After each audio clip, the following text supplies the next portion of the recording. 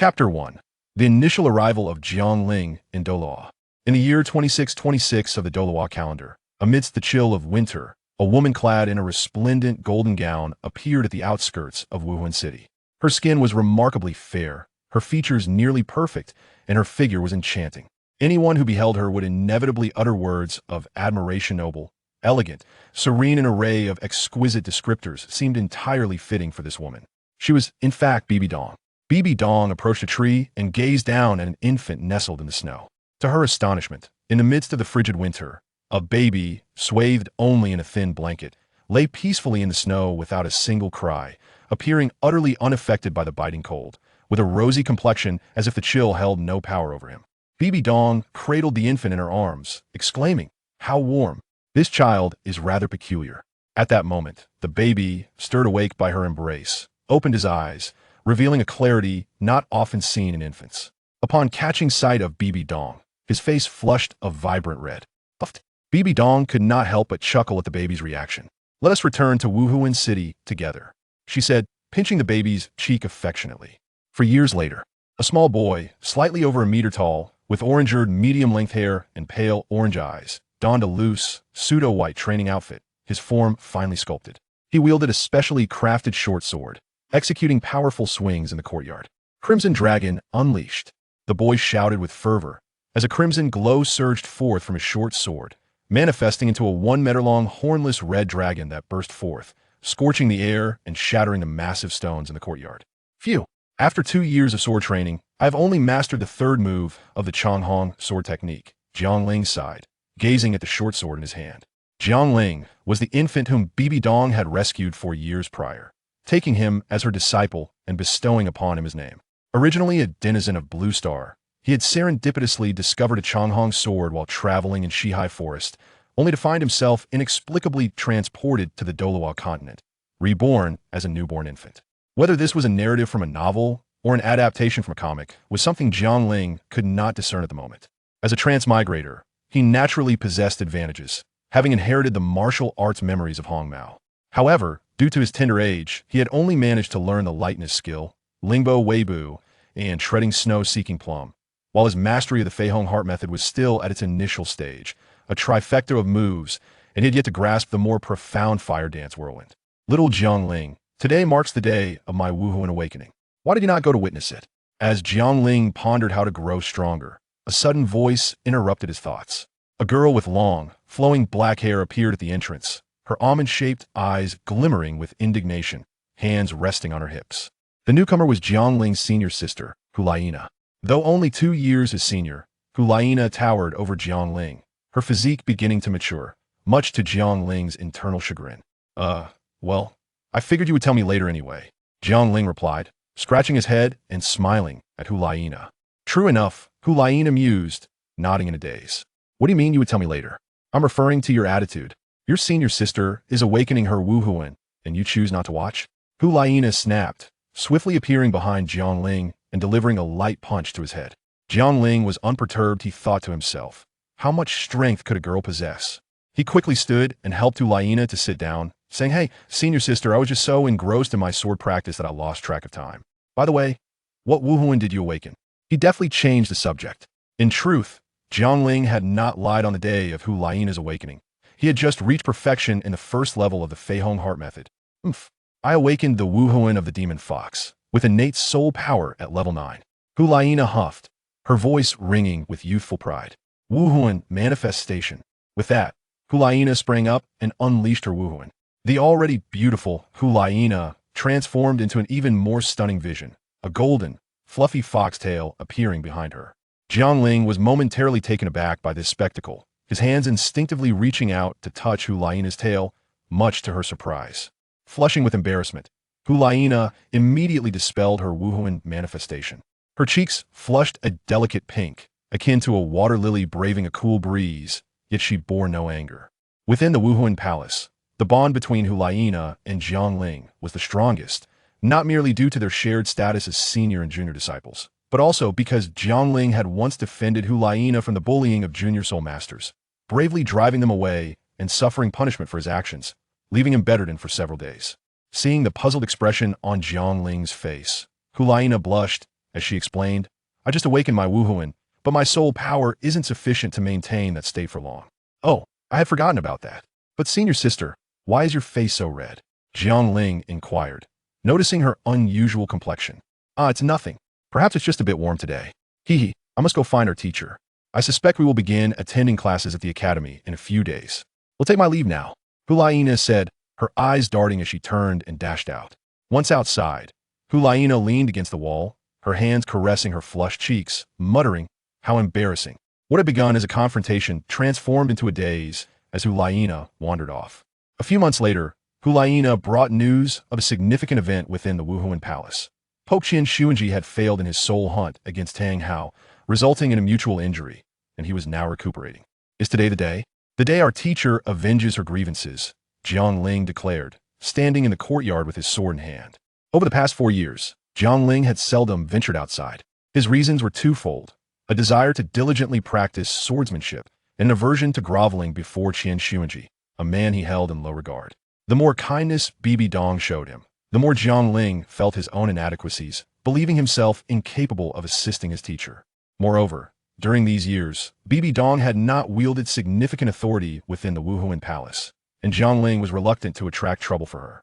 His only act of defiance had been to avenge Hulaina, severely injuring a descendant of an elder before willingly accepting punishment in the Hall of Justice, where he had spent several days recuperating despite his training in internal skills. From that point on, no one dared to bully Hulaina, for they knew she had a formidable junior brother. Teacher, wait for me. Give me 20 years, and no one shall harm you, not even the gods, Jiang Ling whispered, gripping his short sword tightly. A month later, the Wuhuan Palace announced that Pope Qian Xuanji had succumbed to his injuries. 2 months later, Qian Sunji's death thrust the Haotian sect into a maelstrom of turmoil. To protect the sect, Tang Xiao was compelled to publicly denounce Tang Hao, sealing the sect and prompting various affiliated powers to quietly withdraw, establishing their own independence. A year later, with the backing of Qian Douluo, Bibi Dong ascended to the papacy. That year, Jiang Ling turned 5. That year, 1-year-old Tang San and the disheartened Tang Hao concealed themselves in Holy Soul Village, surviving through blacksmithing. Chapter 2. The Awakening of Wuhuan and the Glorious Changhong. Another year passed, and Bibi Dong had gained substantial control over the Wuhuan Palace. Throughout this year, she had scarcely visited Hulaina and Jiang Ling. On this day, Jiang Ling awoke early to wash and prepare, for it was the day of his Wuhuan awakening, a moment when he would finally see his beautiful teacher again. As Bibi Dong's disciple, Jiang Ling held a respected status. His standing had elevated even further following her ascension to the papacy. Yet, within the courtyard, there was not a single servant or maid in attendance. Bibi Dong had arranged for such, but Jiang Ling had declined, citing concerns that a life of luxury might corrupt his martial spirit. The only individuals permitted free access here were his senior sister, Hulaina, and his teacher Bibi Dong. Little Inger, come. We must go to see teacher. She said your awakening will surely surpass mine. I refuse to believe it. Although you can wield a bit of power, Wuhuan is tied to talent. With your dim-witted demeanor, I cannot accept that your talent exceeds mine. Even before entering the courtyard, Hulaina's spirited voice reached Jiang Ling's ears. As Jiang Ling stepped outside, he collided with the rushing Hulaina, who had dashed in with fervor. Who was Jiang Ling? He was a prodigy who had begun training at the age of 2. Hulaina stumbled back from the impact, but Jiang Ling, quick on his feet, caught her by the waist, pulling her close. Fortunately, due to their height difference, their heads did not collide. Unluckily, Hulaina had grown significantly taller over the past 2 years, while Jiang Ling had scarcely grown at all. So, Hulaina hastily pushed Jiang Ling away, her cheeks flushing a deep crimson. Are you all right, senior sister? Why is your face so red? It's nothing, just a bit warm. Hulaina insisted, eager to shield her embarrassment from this dimwit, waving her hands dismissively. Hiss! Hulaina remained still until she moved, the pain in her waist causing her to gasp sharply. Dimwit, how much strength did you use? My waist hurts. Hulaina complained, rubbing her sore back. I didn't use much force, just the usual training, Jiang Ling mumbled, his voice growing softer. Practice. The usual rule applies. If you make a mistake, you must acknowledge it. How do you intend to compensate me? Hulaina spoke with an expressionless face, her arms crossed. This time, it is somewhat excusable after all. It was to save you and prevent you from falling. Seeing Jiang Ling still attempting to explain, Hulaina leaned slightly forward, grasping Jiang Ling's collar, looking down at him with an air of superiority just as he was about to speak. Jiang Ling quickly averted his gaze and replied hastily, "Once the martial soul awakening is complete, I will accompany you on a shopping trip." "All right, senior sister." "Humph, that's more like it. Let us hurry. We wouldn't want to keep the teacher waiting." Satisfied with his response, Hulaina turned with an air of haughtiness, her flowing hair brushing against Jiang Ling's cheek as she spoke. Seeing Hulaina turn away, Jiang Ling quickly touched his nose, relieved that there was no blood. "Was it pink just now? Xiaolingzi, why are you not hurrying?" "Oh, I'm coming." "Senior sister, could you refrain from calling me Xiaolingzi? It sounds like I'm a eunuch." "Then what should I call you?" "Xiao Segui," Hulaina said playfully. Perhaps just stick with Xiaolingzi." "Haha." Hulaina giggled, her hand covering her mouth as she watched Jiang Ling's embarrassed expression. "Senior sister, you shouldn't laugh like a fox. Mind your own business, you fool." Within the hall of the Pope, sitting regally upon her throne, Bibi Dong still possessed an otherworldly beauty, though the power struggles of the past year had imbued her with a greater sense of authority. In addition to Bibi Dong, the two Douluos, Zhu and Gue, were present, alongside the formidable duo of her trusted aides. "Teacher." Hulaina joyfully ran toward Bibi Dong, wrapping her arms around her waist. "All right, Nana." Bibi Dong affectionately stroked Hulaina's hair. Watching Hulaina dash over to act adorably, Jiang Ling took a few steps forward, but ultimately stopped after all. He possessed a 20-year-old soul and found it difficult to express such endearing sentiments. Noticing the gaze directed at him by Bibi Dong, Jiang Ling scratched his head and called out, "Teacher." Bibi Dong approached, crouching down to pat Jiang Ling's head, as he was rather short. Bibi Dong had long since realized that Jiang Ling, despite his desire to embrace her, would shy away whenever he drew near, leaving her quite perplexed. "Today, I am here to conduct your martial soul awakening. Do not be anxious, your talents are quite commendable," Bibi Dong said with a smile. "Yes, I understand, and I will not disappoint you, teacher." "I will certainly surpass senior sister," Jiang Ling replied, his smile radiant. "Humph." Hulaina, upon hearing this, clenched her small fist and waved it at Jiang Ling from a distance. Bibi Dong chuckled softly. "It is about to begin." With a strike of her scepter, a golden awakening array descended slowly, enveloping Jiang Ling in a brilliant light.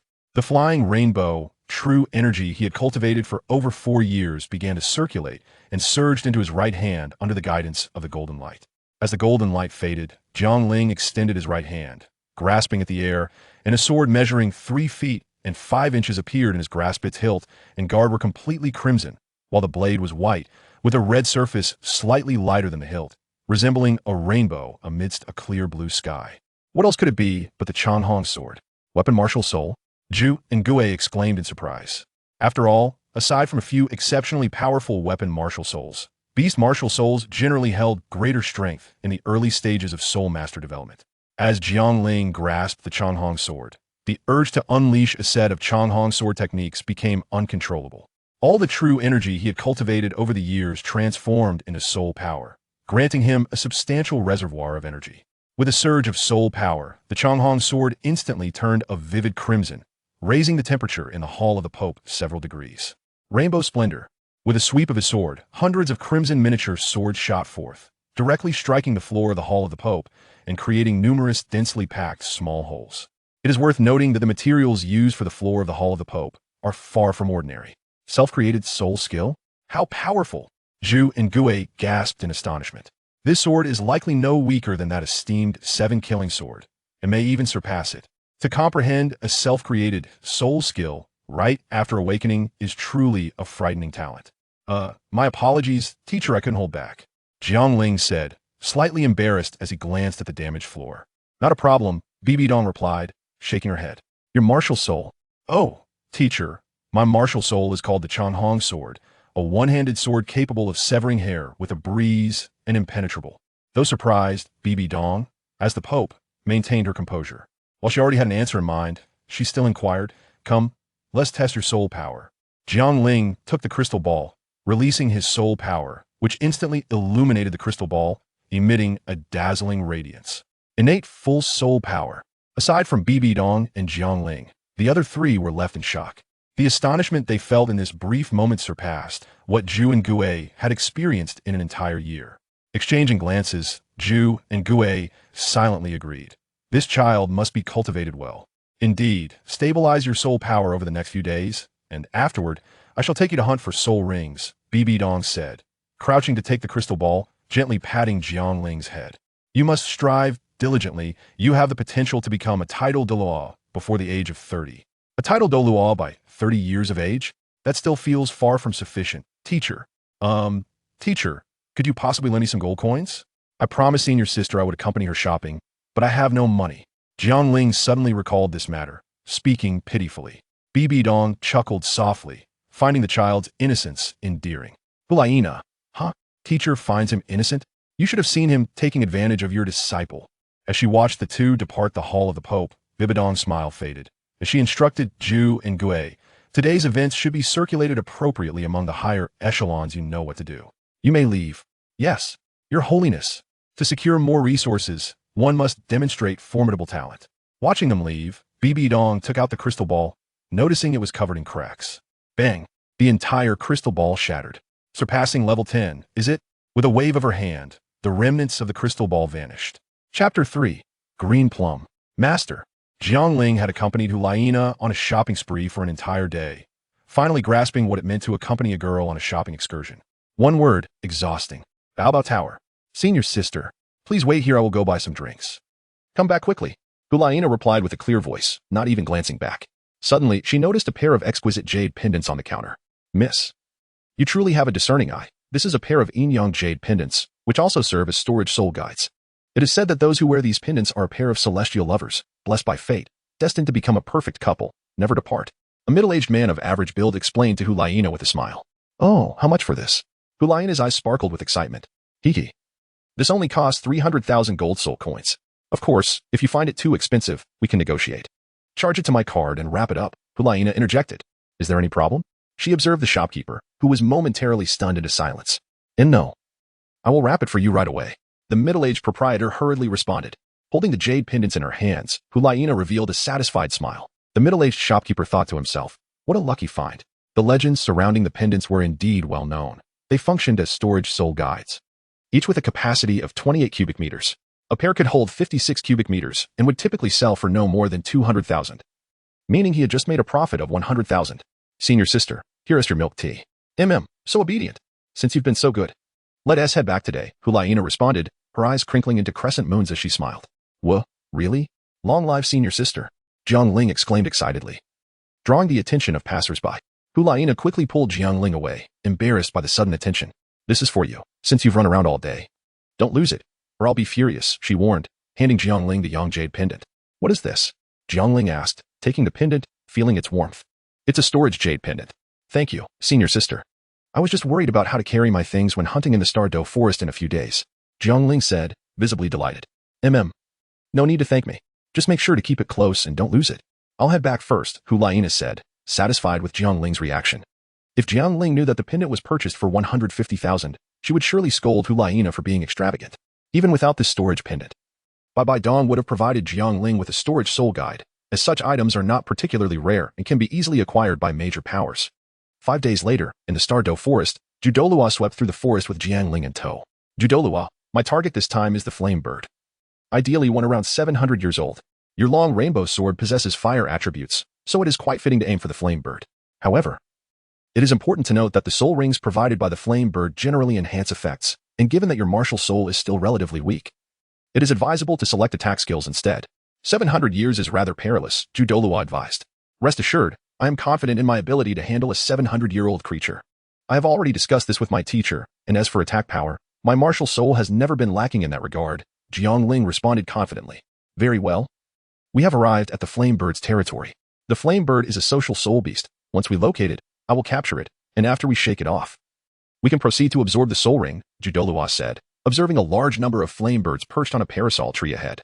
Alas, it seems there are no suitable flame birds here, Douluo sighed. Wait, elder, look at that one. Jiang Ling pointed. Douluo's expression changed as he followed Jiang Ling's gaze. That one won't do. Its flames are already beginning to turn purple, indicating it is at least 900 years old. Generally, the first soul ring has a maximum age of 400 to 500 years. 700 years is already a significant risk, and 900 years is absolutely out of the question. Elder, if it were any other soul beast or attribute, I would concede, but for a fire attribute flame bird that is not renowned for its attack power, I am completely confident in absorbing a 900-year-old one, Jiang Ling stated earnestly. As he spoke, Jiang Ling summoned his soul power, and crimson flames surged forth. while not as intense as that of the 900-year-old soul beast. It was sufficient to contend with the lingering resentment of its spirit. You truly are a prodigy. Very well, I am curious to witness the birth of a genius. Douluo sighed. With a burst of soul power, Douluo charged into the flock of beasts, effortlessly capturing the 900-year-old flame bird. When dealing with soul beasts of less than 1,000 years, a titled Douluo need not even activate their soul skills. Douluo swiftly returned to Jiang Ling, soaring away. The spirit hall strictly prohibited the indiscriminate slaughter of soul beasts, as such actions would lead to self-destruction. At the edge of the Stardow forest, Douluo remarked, "Let us merge the soul ring here. I will protect you." "I appreciate your assistance, Elder," Jiang Ling replied. Jiang Ling summoned a long rainbow sword, and a beam of sword energy swept forth, swiftly vanquishing the already gravely wounded flame bird. Jiang Ling sat cross-legged, placing the long rainbow sword before him as the soul ring of the firebird soared towards him, guided by the force of his soul power. A tremendous pressure descended upon him, yet it remained within the bounds of what years of cultivation had enabled him to withstand. However, the searing sensation within his body posed the greatest threat. Jiang Ling deceived Douluo regarding the absorption of this soul ring. He held only a 60% confidence. Nevertheless, as a swordsman, he was inherently fearless, and that 60% was sufficient for him to proceed. To be free of self is to desire nothing. Fearless and unrepentant, one can wield power with ease. United with the sword, one shall ultimately be invincible. The ethereal energy flowed through his limbs, and the 900-year soul ring descended abruptly from Jiang Ling's head, slowly encircling the Changhong sword. Success. The absorption of the soul ring was complete. And Douluo was even more exhilarated than Jiang Ling. If anything were to happen to Jiang Ling, he could scarcely imagine how to explain it to Bibi Dong. "Thank you for your assistance, Elder," Jiang Ling expressed gratefully. "It is but a formality. This task was entrusted to me by His Holiness the Pope. Let us return swiftly, for the Pope awaits us." Indeed, in the Pope's chamber, Jiang Ling saw his teacher and excitedly rushed forward, only to halt. "Have you already absorbed the first soul ring?" Bibi Dong inquired with a smile. "Yes, indeed, the Changhong sword." A yellow soul ring appeared, but upon closer inspection, one could discern faint purple patterns upon it. An observation that certainly did not escape Bibi Dong's keen eyes. Her expression shifted as she reprimanded, "You Guan, you have great audacity. How dare you capture a soul beast that has lived for nearly 1,000 years for young Ling?" "Forgive me, Your Holiness." Yu Guan hastily bowed. "It is not Elder Ju's fault. I implored the Elder to capture this soul beast." Jiang Ling quickly grasped Bibi Dong's arm to clarify. He then narrated the events that had transpired in detail.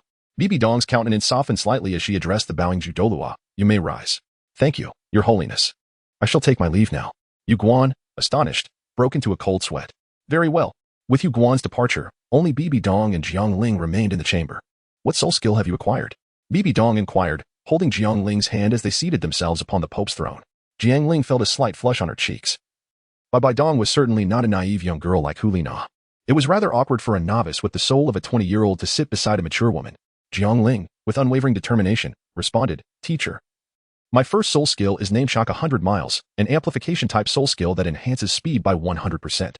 The speed will increase by 1% for each level of soul power I attain.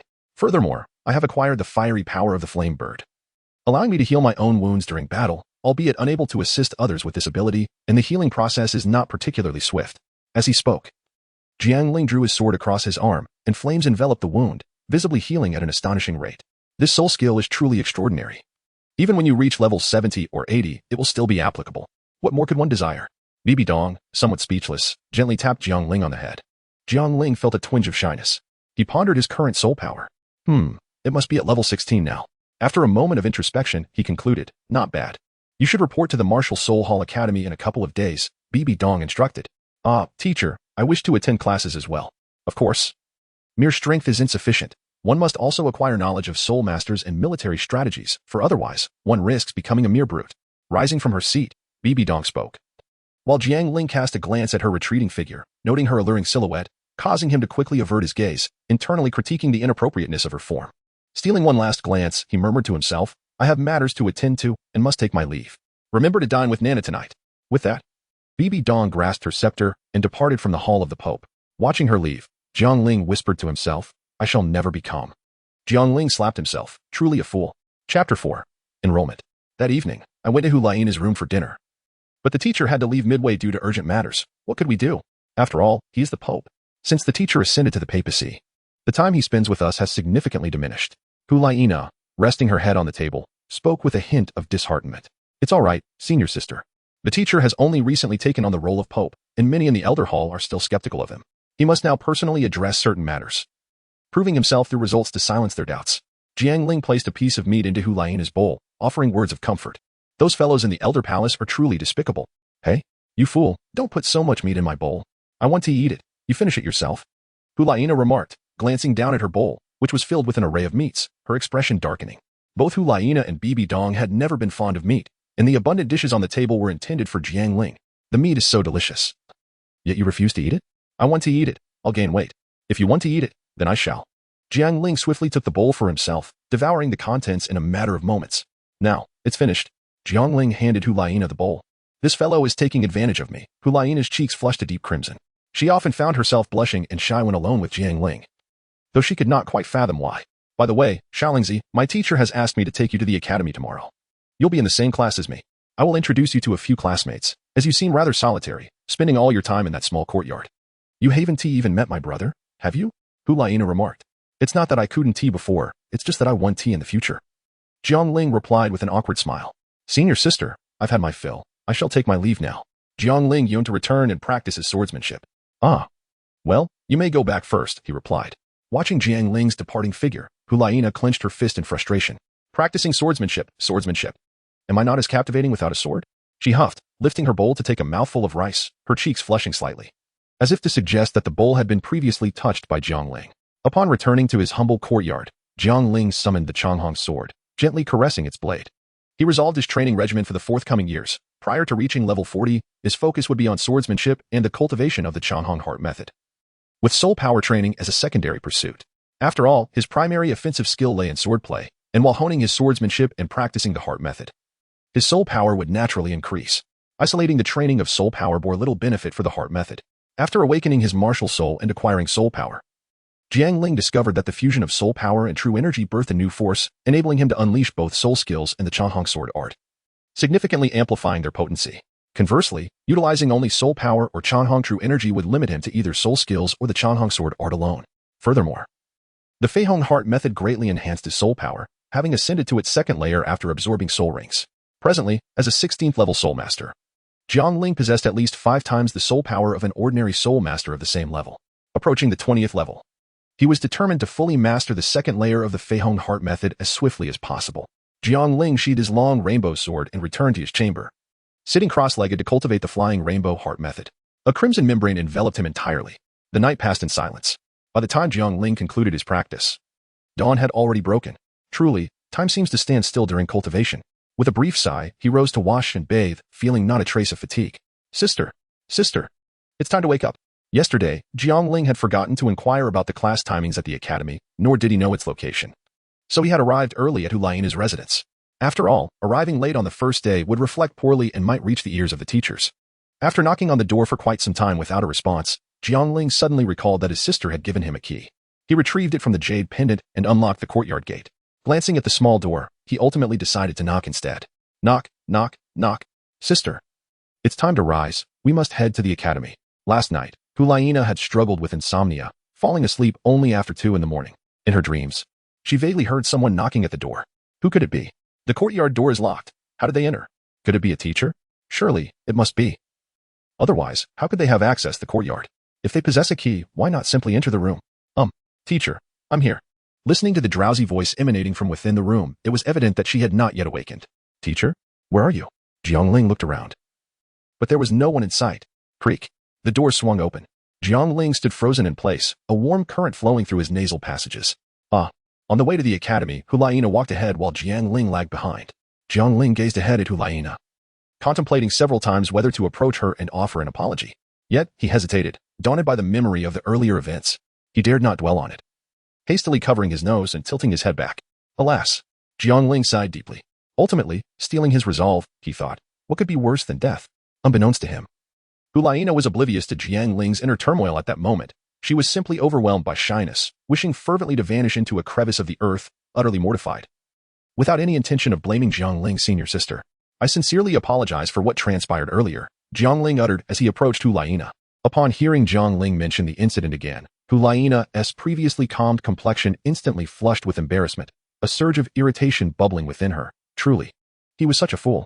Seeing that Hu Laiana remained silent, Jiang Ling continued, how about I marry you when we grow up? You wish. Hu Laiana's already flushed cheeks deepened in hue as she swiftly dashed ahead. Did he just confess to me? A faint sweetness blossomed within her heart, like the long-awaited harvest of a fruit nurtured for years. But did she agree or not? Jiang Ling watched as Hulaina hurried away, scratching his head in confusion. "Hey, senior sister, wait for me.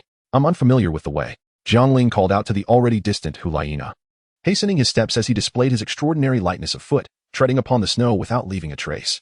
The Spirit Hall Academy encompasses primary, intermediate, and advanced institutions, all situated in the same locale yet distinctly separated to prevent the strong from bullying the weak. Severe penalties are imposed on upperclassmen who dare to act against their junior counterparts. The Spirit Hall advocates for competition among peers, as it is through rivalry that one finds pressure and motivation. As the sacred land for soul masters, Spirit City boasts an abundance of prodigies, each possessing innate soul power of no less than level 6. The graduation requirements are quite stringent. One must reach the second ring by the age of 12 and the third ring by 16. For those in the advanced academy, there are 2 criteria for graduation. First, to eliminate 3 evil soul masters of the third ring or above, employing any means necessary, with the stipulation that each soul master must be dealt with individually. The second is to attain the rank of soul master before the age of 20. Those who excel may be awarded the esteemed Purple Record Medal. Ahead lies our classroom, the primary class of Spirit Hall. Let us proceed. Hulaina pointed towards the open doorway, her cheeks still slightly flushed, but less conspicuous now. Chapter 5. The Golden Generation. The Academy's instructor had yet to arrive, so Jiang Ling followed Hulaina into the classroom and took a seat beside her.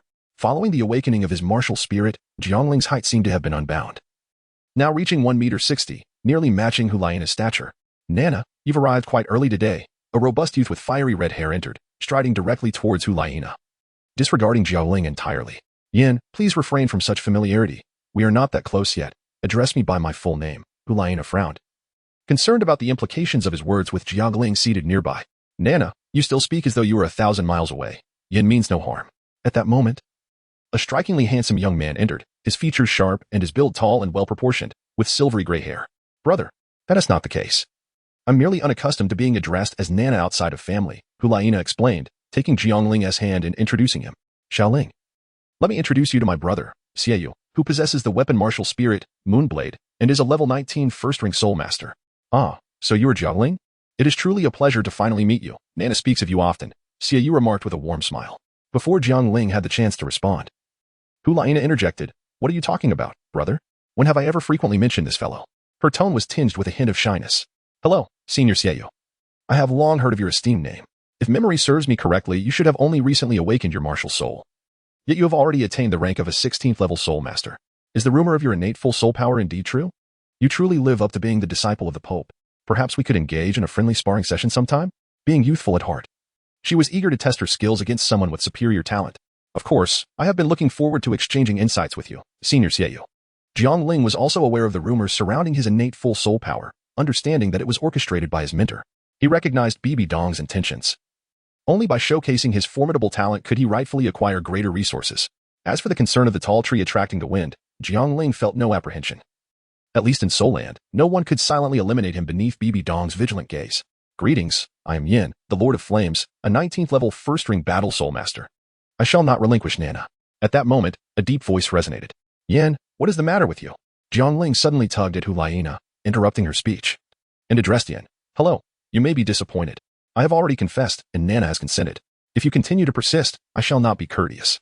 Hulaina's mouth slightly agape, thought this fool, while Xiaoyu was taken aback, glancing between Jiang Ling and Hulaina, puzzled as to when this had transpired, having never heard Nana mention it. "I can't believe it. Nana, is this true?" Yin inquired of Hulaina, observing Hulaina's flushed countenance. Yin's heart began to accept the reality, for he had never witnessed her in such a state. In this world, truth is scarce. A girl's blush speaks volumes beyond lengthy discourse. "Yin, do you not comprehend?" Jiang Ling tightened his grip on Hulaina's hand. Yin, gazing at the two before him, returned to his seat in a daze. Meanwhile, Xiaoyu pondered Jiang Ling's remark, "A girl's blush speaks volumes." Realizing that while Jiang Ling was reputed to be a sword enthusiast, his eloquence was unexpectedly refined, the rumors were not entirely unfounded. As the class was about to commence, Xiaoyu also returned to his seat. Seeing the two depart, Jiang Ling quickly released his hold. Observing Hulaina, who sat with her head bowed, Jiang Ling hastily clarified. "Senior sister, I noticed you seemed displeased with Yan's persistent attention, so I intended to assist you, nothing more." "I understand. All right, class is about to start. Let us cease our conversation," Hulaina replied, casting a glance at him, her tone neutral, devoid of any discernible emotion, as the blush on her face rapidly faded. Witnessing his senior sister's demeanor, Jiang Ling suddenly felt a pang of guilt. In truth, he was uncertain whether his intention was to help Hulaina rid herself of harassment or if it stemmed from his own aversion to Yan's incessant pursuit of her. Alas, how foolish. Shortly thereafter, the instructor entered the classroom. A beautiful woman clad in green, appearing to be in her 30s, ascended the podium. Hello, students. Today, we have a new classmate joining us. Let us begin with a self-introduction, Jiang Ling. The green-clad beauty gazed gently at Jiang Ling, her tone soft and inviting. Jiang Ling, fully aware that avoidance was futile, stepped forward with grace. I am Jiang Ling, a level 16 soul master of the sword martial spirit. I look forward to your guidance in the future. With a fist salute, Jiang Ling addressed his classmates, embodying the chivalrous spirit he had always cherished. Jiang Ling refrained from mentioning their age, as it was rather astonishing. Very well, Jiang Ling, I am your instructor for the introductory class. My name is Zhang Rui, a soul king of the 52nd rank, wielding a healing staff as my martial spirit. I am tasked with imparting knowledge about the history of our continent, common knowledge, soul rings, soul beasts, and soul bones, among other essential subjects. Please return to your seats, Zhang Rui gently instructed. Jiang Ling has come to realize that this Soul King teacher regards them all as children under his care. After a day's lessons, Jiang Ling studied exceptionally diligently, significantly enhancing his rapport with Zhang Rui.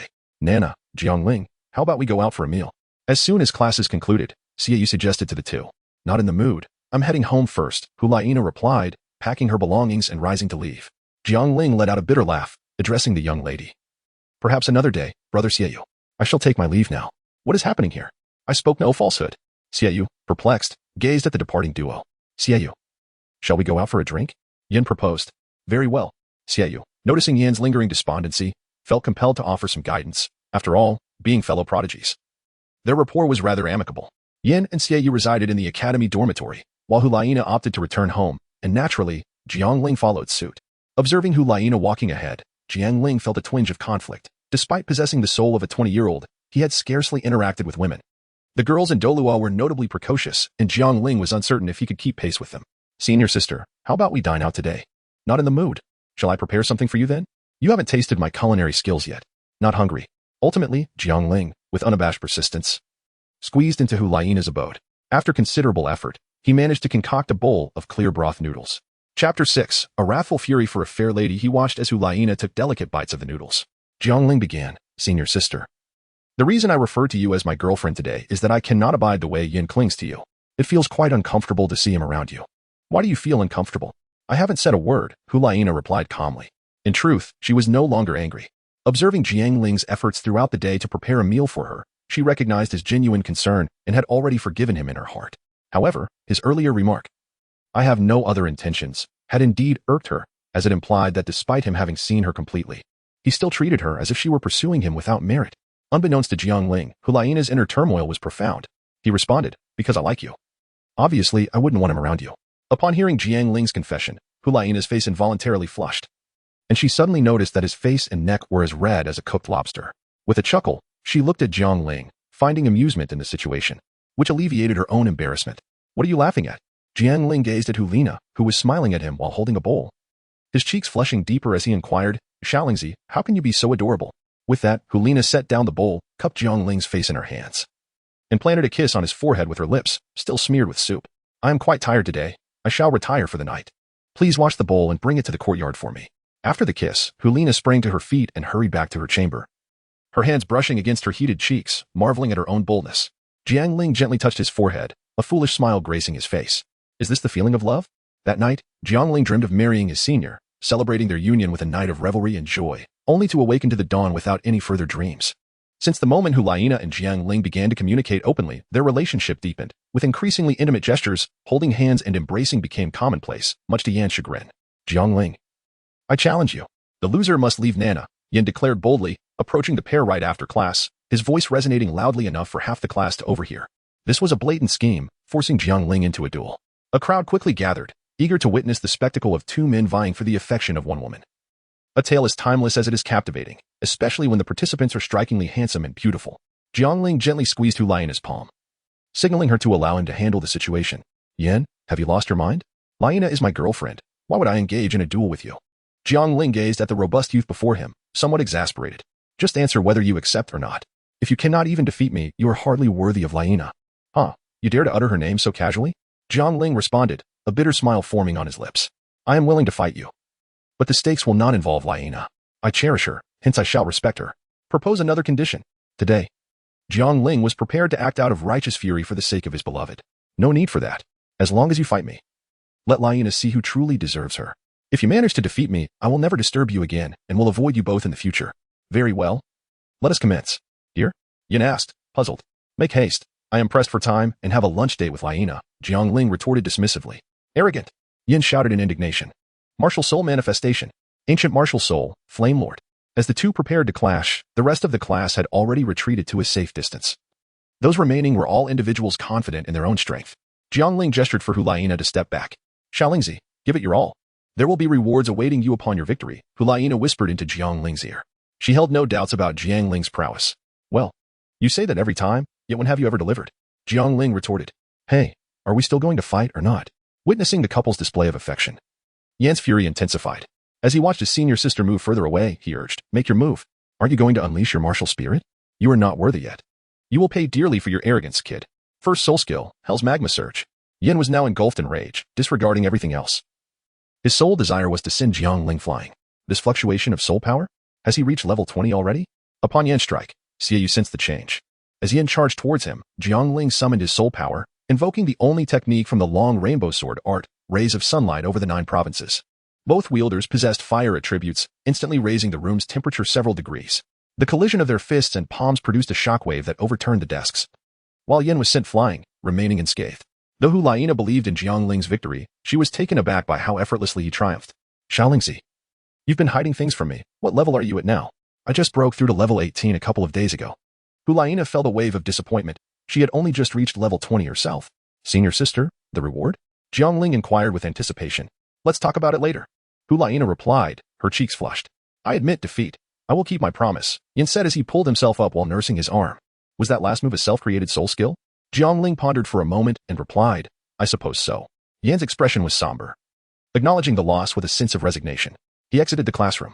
Jiang Ling reflected, in truth, Yin is not a bad person. He merely has his flaws. With a sigh, he added, I shall go and check on him. Xiaoyu, upon hearing this, swiftly followed suit. Jiang Ling is certainly aware that Yin cannot be deemed a truly malevolent individual. His actions are generally conducted with a sense of integrity, albeit his intellect may not be particularly sharp. This latest challenge posed by Yin seems to be orchestrated by higher authorities, aimed at testing whether Jiang Ling, as a disciple of the Pope, possesses the extraordinary talents that legend attributes to him. The rumors circulating within the academy spread swiftly. Both Jiang Ling and Hu Laiina have experienced the fervor of such gossip. Moreover, Hu Laiina, being a prominent figure, only amplifies the intrigue. Jiang Ling has encountered several versions of the tale. It is said that the prodigious Yin and another student engaged in a duel over the affections of the Pope's disciple, resulting in Yan's unexpected defeat at the hands of this lesser-known student. Furthermore, it is rumored that Hu Laiina's boyfriend, upon discovering Yan's pursuit of her, retaliated by breaking Yan's arm, vowing to confront him at every opportunity. Additionally, whispers suggest that the one who assaulted Yin is also a disciple of the Pope, harboring feelings for Hu Laiina, and could not tolerate Yin's advances, leading to a severe beating from which Yin could scarcely recover. In the chamber of Jiang Ling, Hu Laiina lamented, it is all your fault. My reputation is utterly ruined, as she buried her face in the quilt. Jiang Ling, seated at the edge of the bed, sighed wearily. I never anticipated that there would be so many busybodies in the academy. Ultimately, it was the higher-ups of the academy who intervened, quashing the malicious rumors. In the hall of the Pope, Bibi Dong chuckled softly upon hearing these tales, then considered that Qian Douluo and his faction must also be aware of Jiang Ling's prodigious talents. Thus, they could not hinder her cultivation of him any longer. In the Hall of Elders, a man who appeared to be in his 30s, tall yet not robust, with a handsome visage and a faint smile, posed the question. What are your views on Jiang Ling, esteemed elders? An extraordinary genius. A talent of remarkable distinction, though slightly inferior to that of the young master. His future achievements will surpass mine, came the unanimous evaluations from 4 voices, while the remaining 2 elders chose to remain silent. Chapter 7, The Art of Swordsmanship. 8 years in a fleeting moment. Life at the Spirit Hall was always tranquil and serene. Jiang Ling needed not inquire about anything nor concern himself with matters outside his training. His days were filled with sword practice, companionship with Hu Laiina, and casual conversations with his teachers. Time flowed swiftly, and thus, 8 years slipped away. Jiang Ling is indeed exceptionally gifted, even with a sole focus on martial arts. His soul power has reached an impressive level of 40, hardly differing from that of the Golden Generation. Once he acquires his soul ring, he shall ascend to the rank of Soul Master. Furthermore, his internal cultivation, the Feihong Heart Method, has achieved the 4th stage of consummation, allowing him to break through to the supreme level, the Horizon Transcending Technique, upon obtaining the soul ring. He has also mastered the entirety of the Long Rainbow Sword technique, and successfully practiced the golden bell shield and sword control techniques. The only remaining challenge is the fire dance whirlwind, which he has yet to master, likely requiring the complete perfection of the Fei Hong heart method to do so. On a peak of the spirit hall stood a pair, a man and a woman. The man possessed strikingly refined features, with brows like distant mountains and eyes resembling stars, his slender frame clad in a flowing white robe. His orange-red hair casually tied behind him, exuding an air of carefree elegance. The woman, undoubtedly a beauty of unparalleled grace, was draped in a black attire that concealed her perfect figure, yet she radiated an irresistible charm, as if born with an enchanting allure. Senior sister, I plan to venture out for a while after acquiring my 4th soul ring in a few days. Would you accompany me on my journey across the continent? Jiang Ling said, wrapping his arms around Hulaina's waist from behind, resting his chin on her shoulder. Certainly. I have already attained the rank of Soul Master and can graduate from the academy at any time. I, too, yearn for some exploration, Hulaina replied, tilting her head slightly, feeling Jiang Ling's breath tickle her ear. I knew you would accompany me, so during dinner with our teacher today, let us inform him. Jiang Ling remarked with a smile. What could be better than wandering the world with a beautiful companion? By the way, senior sister, I have recently mastered a new skill. Would you care to experience it? Jiang Ling suddenly inquired. No, little Lingzi, are you trying to get me killed? Those bizarre sword techniques of yours could overwhelm even a soul king. Do you wish to use them on me? Hulaina retorted, playfully tugging at Jiang Ling's ear. Not at all, senior sister. Please let go. It's not an offensive technique. It's the sword control technique, which allows one to fly. Jiang Ling quickly pressed her hand down, explaining. Sword control technique? It enables flight? Long rainbow sword. Jiang Ling unleashed his martial spirit, and the Changhong sword suddenly expanded severfold. Jiang Ling, standing upon the blade, addressed Hulaina. Come, my dear lady, let me take you aloft. Hulaina, somewhat astonished, recognized that within the Douluo continent, apart from certain flying martial spirits, the majority found soaring through the skies exceedingly difficult. Positioned before Jiang Ling, she clasped his arm tightly with both hands. A flicker of anxiety evident in her demeanor. Do not fear, my esteemed sister, it is quite stable, Jiang Ling reassured her with a smile. Who is afraid? I am merely a tad nervous, she retorted. Haha, dear sister, allow me to show you the grand vista of Spirit City. With that, the long rainbow sword ascended abruptly. Jiang Ling enveloped Hulaina in his arms, providing her with a sense of security. Meanwhile, in the Popes Hall, Bibi Dong emerged, gazing contemplatively at the sky, murmuring. Have they mastered the art of flight? These two youngsters possess quite the audacity, daring to soar above Spirit City. Yet her tone bore no trace of concern. For the past 8 years, Jiang Ling has diligently honed his swordsmanship, a fact well known to Bibi Dong. Initially, she vehemently opposed Jiang Ling's negligence in cultivating his soul power. However, upon witnessing his formidable combat prowess and seemingly inexhaustible soul power, she allowed him to pursue his path. Fortunately, even under such circumstances, Jiang Ling's rate of soul power cultivation has not lagged behind that of Hulaina and others. Is the Elder Hall developing yet another soul skill? This young lad possesses remarkable creativity, crafting intricate techniques with a mere sword. If he were to devote himself to cultivating soul power, he might have already surpassed the rank of Soul King, rather than merely being at the Soul Master level. What do you think, Golden Crocodile? Qian Dallo inquired with a smile at the tall man to his left. Although his soul power cultivation has slowed, the attack potency of his self-created soul skills is indeed impressive, with a plethora of combat strategies at his disposal. Rapid cultivation may not always yield a solid foundation, which is not necessarily advantageous, Golden Crocodile remarked with a composed demeanor. In the skies, Jiang Ling remained oblivious to the thoughts of the esteemed figures at the Spirit Hall. Captivated instead by Hulaina's enchanting demeanor, transformed by the beauty of the heavens, he felt an overwhelming desire to remain aloft forever. However, he tightened his embrace, holding her a bit closer. Senior sister, though I hesitate to interrupt your enjoyment, we must descend. Our soul power is running low. Such a short time? Very well. Let us descend, Hulaina replied, a hint of reluctance in her voice. Not so short. I am merely a soul master. And flying with 2 people significantly depletes my soul power, Jiang Ling replied, his expression darkening. That evening, at Bibi Dong's residence, Jiang Ling gazed at her serene countenance as she ate, reflecting on how, stripped of her papal authority and donned in a simple palace dress, she appeared to be just a beautiful, ordinary woman. Noticing Hulaina's repeated gestures towards him, Jiang Ling cleared his throat and said, Teacher, I wish to embark on a journey for training once I obtain my 4th soul ring. Bibi Dong paused to swallow her food and after a moment of contemplation replied, Linger may go, but Laina cannot accompany you. Teacher, why not? I am also a soul master now, Hulaina interjected, her urgency palpable. Do I need to explain further? Are you two going out for training or for leisure? While you remain under my watch at the Spirit Hall, you can still focus on your cultivation. If you venture out together, it would be utterly chaotic, Bibi Dong stated, casting a glance at the two of them. Observing Hulaina in that moment, Bibi Dong couldn't help but recall her own youth. Laina, you are far luckier than I ever was. Rest assured, teacher, I will ensure that senior sister remains diligent in her training, Jiang Ling assured Bibi Dong, turning to the anxious Hu Laina. You? Can you truly keep Laina in check? Bibi Dong quipped, raising an eyebrow. Even if Linger did not voice it, I had already planned for you to undergo training. Flowers nurtured in a greenhouse cannot thrive in the wild. Only through the trials of life and death can one truly mature, she continued. Teacher, Hu Laina began, but was interrupted by Bibi Dong. Upon Jiang Ling's return from training, I shall officiate your wedding. The duration of the training will be 3 years. Teacher, who would want to marry him? Hu Laina murmured, her cheeks blooming like a peach blossom. Jiang Ling's expression brightened with joy as he remarked, thank you, master. However, he had yet to finish his thought. The prerequisite is that during these 3 years, Nana, your soul power must ascend to the level of Soul King. As for Linger, your soul power must reach level 55. Bibi Dong, observing the two with a smile, added, if either of you fails to achieve this, the wedding shall have to be postponed. As he gazed at the beaming Bibi Dong, Jiang Ling couldn't help but silently muse, Master, you are quite the enchanting figure.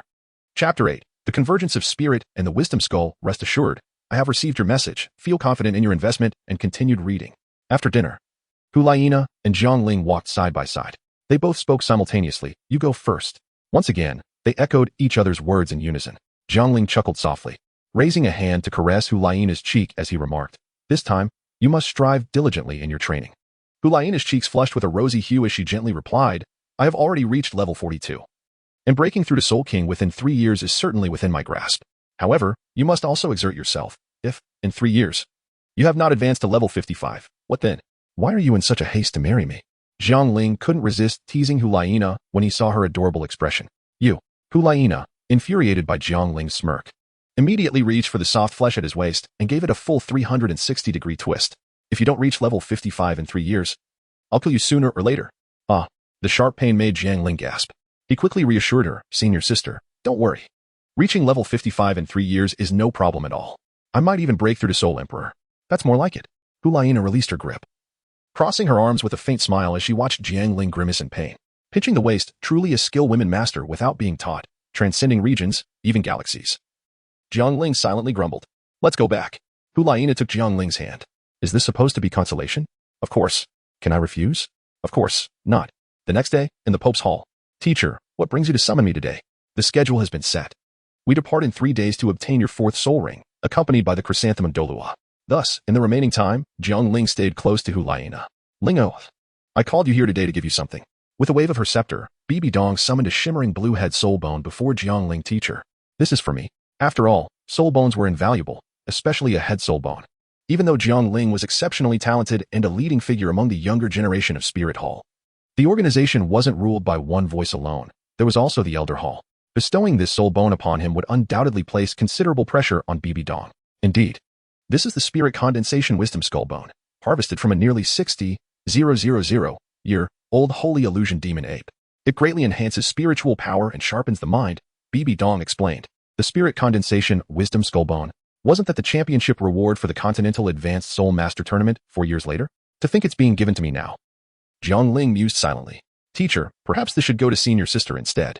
My spiritual power is already strong, whereas she specializes in charm techniques, which demand high spiritual control, Jiang Ling suggested after some thought. In the realm of dual existence, Jiang Ling's mental prowess surpasses that of his peers by a considerable margin. As for Nana, I have my own plans. The most suitable for her is undoubtedly the illusion-type skull, which you should absorb. Bibi Dong spoke softly. Witnessing Jiang Ling's profound care for Nana filled her with a sense of solace. Although your mental strength is formidable, encountering a soul master skilled in illusions may prove challenging. At this moment, can you withstand Nana's enchanting allure? Jiang Ling remained silent, acknowledging that Bibi Dong's words held truth. In his childhood, with the mental fortitude acquired from 2 lifetimes, he could effortlessly withstand the allure of Hu Laina, who had just embarked on her journey as a soul master. However, after surpassing the 30th level, he found himself somewhat powerless in the face of her captivating presence. Following Hu Laina's ascension to the rank of Soul Emperor, Jiang Ling realized that only by wielding the Chahong sword and uniting his essence with the blade could he truly harness his potential. It appears that mental strength is indeed my current vulnerability. Furthermore, I must contend with Tang San in the future, whose mental prowess is formidable as well. I am grateful for your guidance, Master, Jiang Ling remarked as he accepted the soul bone before him. Bibi Dong smiled warmly and replied, Go to the back hall and absorb it. I shall safeguard you. Very well, Master. Jiang Ling followed closely behind Bibi Dong, his gaze firmly fixed on the floor, suppressing the urge to look up. In Bibi Dong's office, there was nothing but a pair of desks and chairs, while the rest was an expanse of bare, polished flooring. This was his first visit to the rear hall, and he was taken aback by its remarkably simple arrangement. Jiang Ling's lips quivered, and he prepared to sit cross-legged on the floor. "What are you doing?" Bibiong inquired, turning to observe Jiang Ling, who was now seated. "I am absorbing the soul bone," Jiang Ling replied. Bibiong paused momentarily in surprise, but soon a charming smile graced her lips, captivating all who beheld it. "Not here, move over there." She gestured towards a partition nearby. Her voice brought Jiang Ling back from the enchantment of her smile. "Oh, right," he exclaimed, hastily rising to his feet and walking over.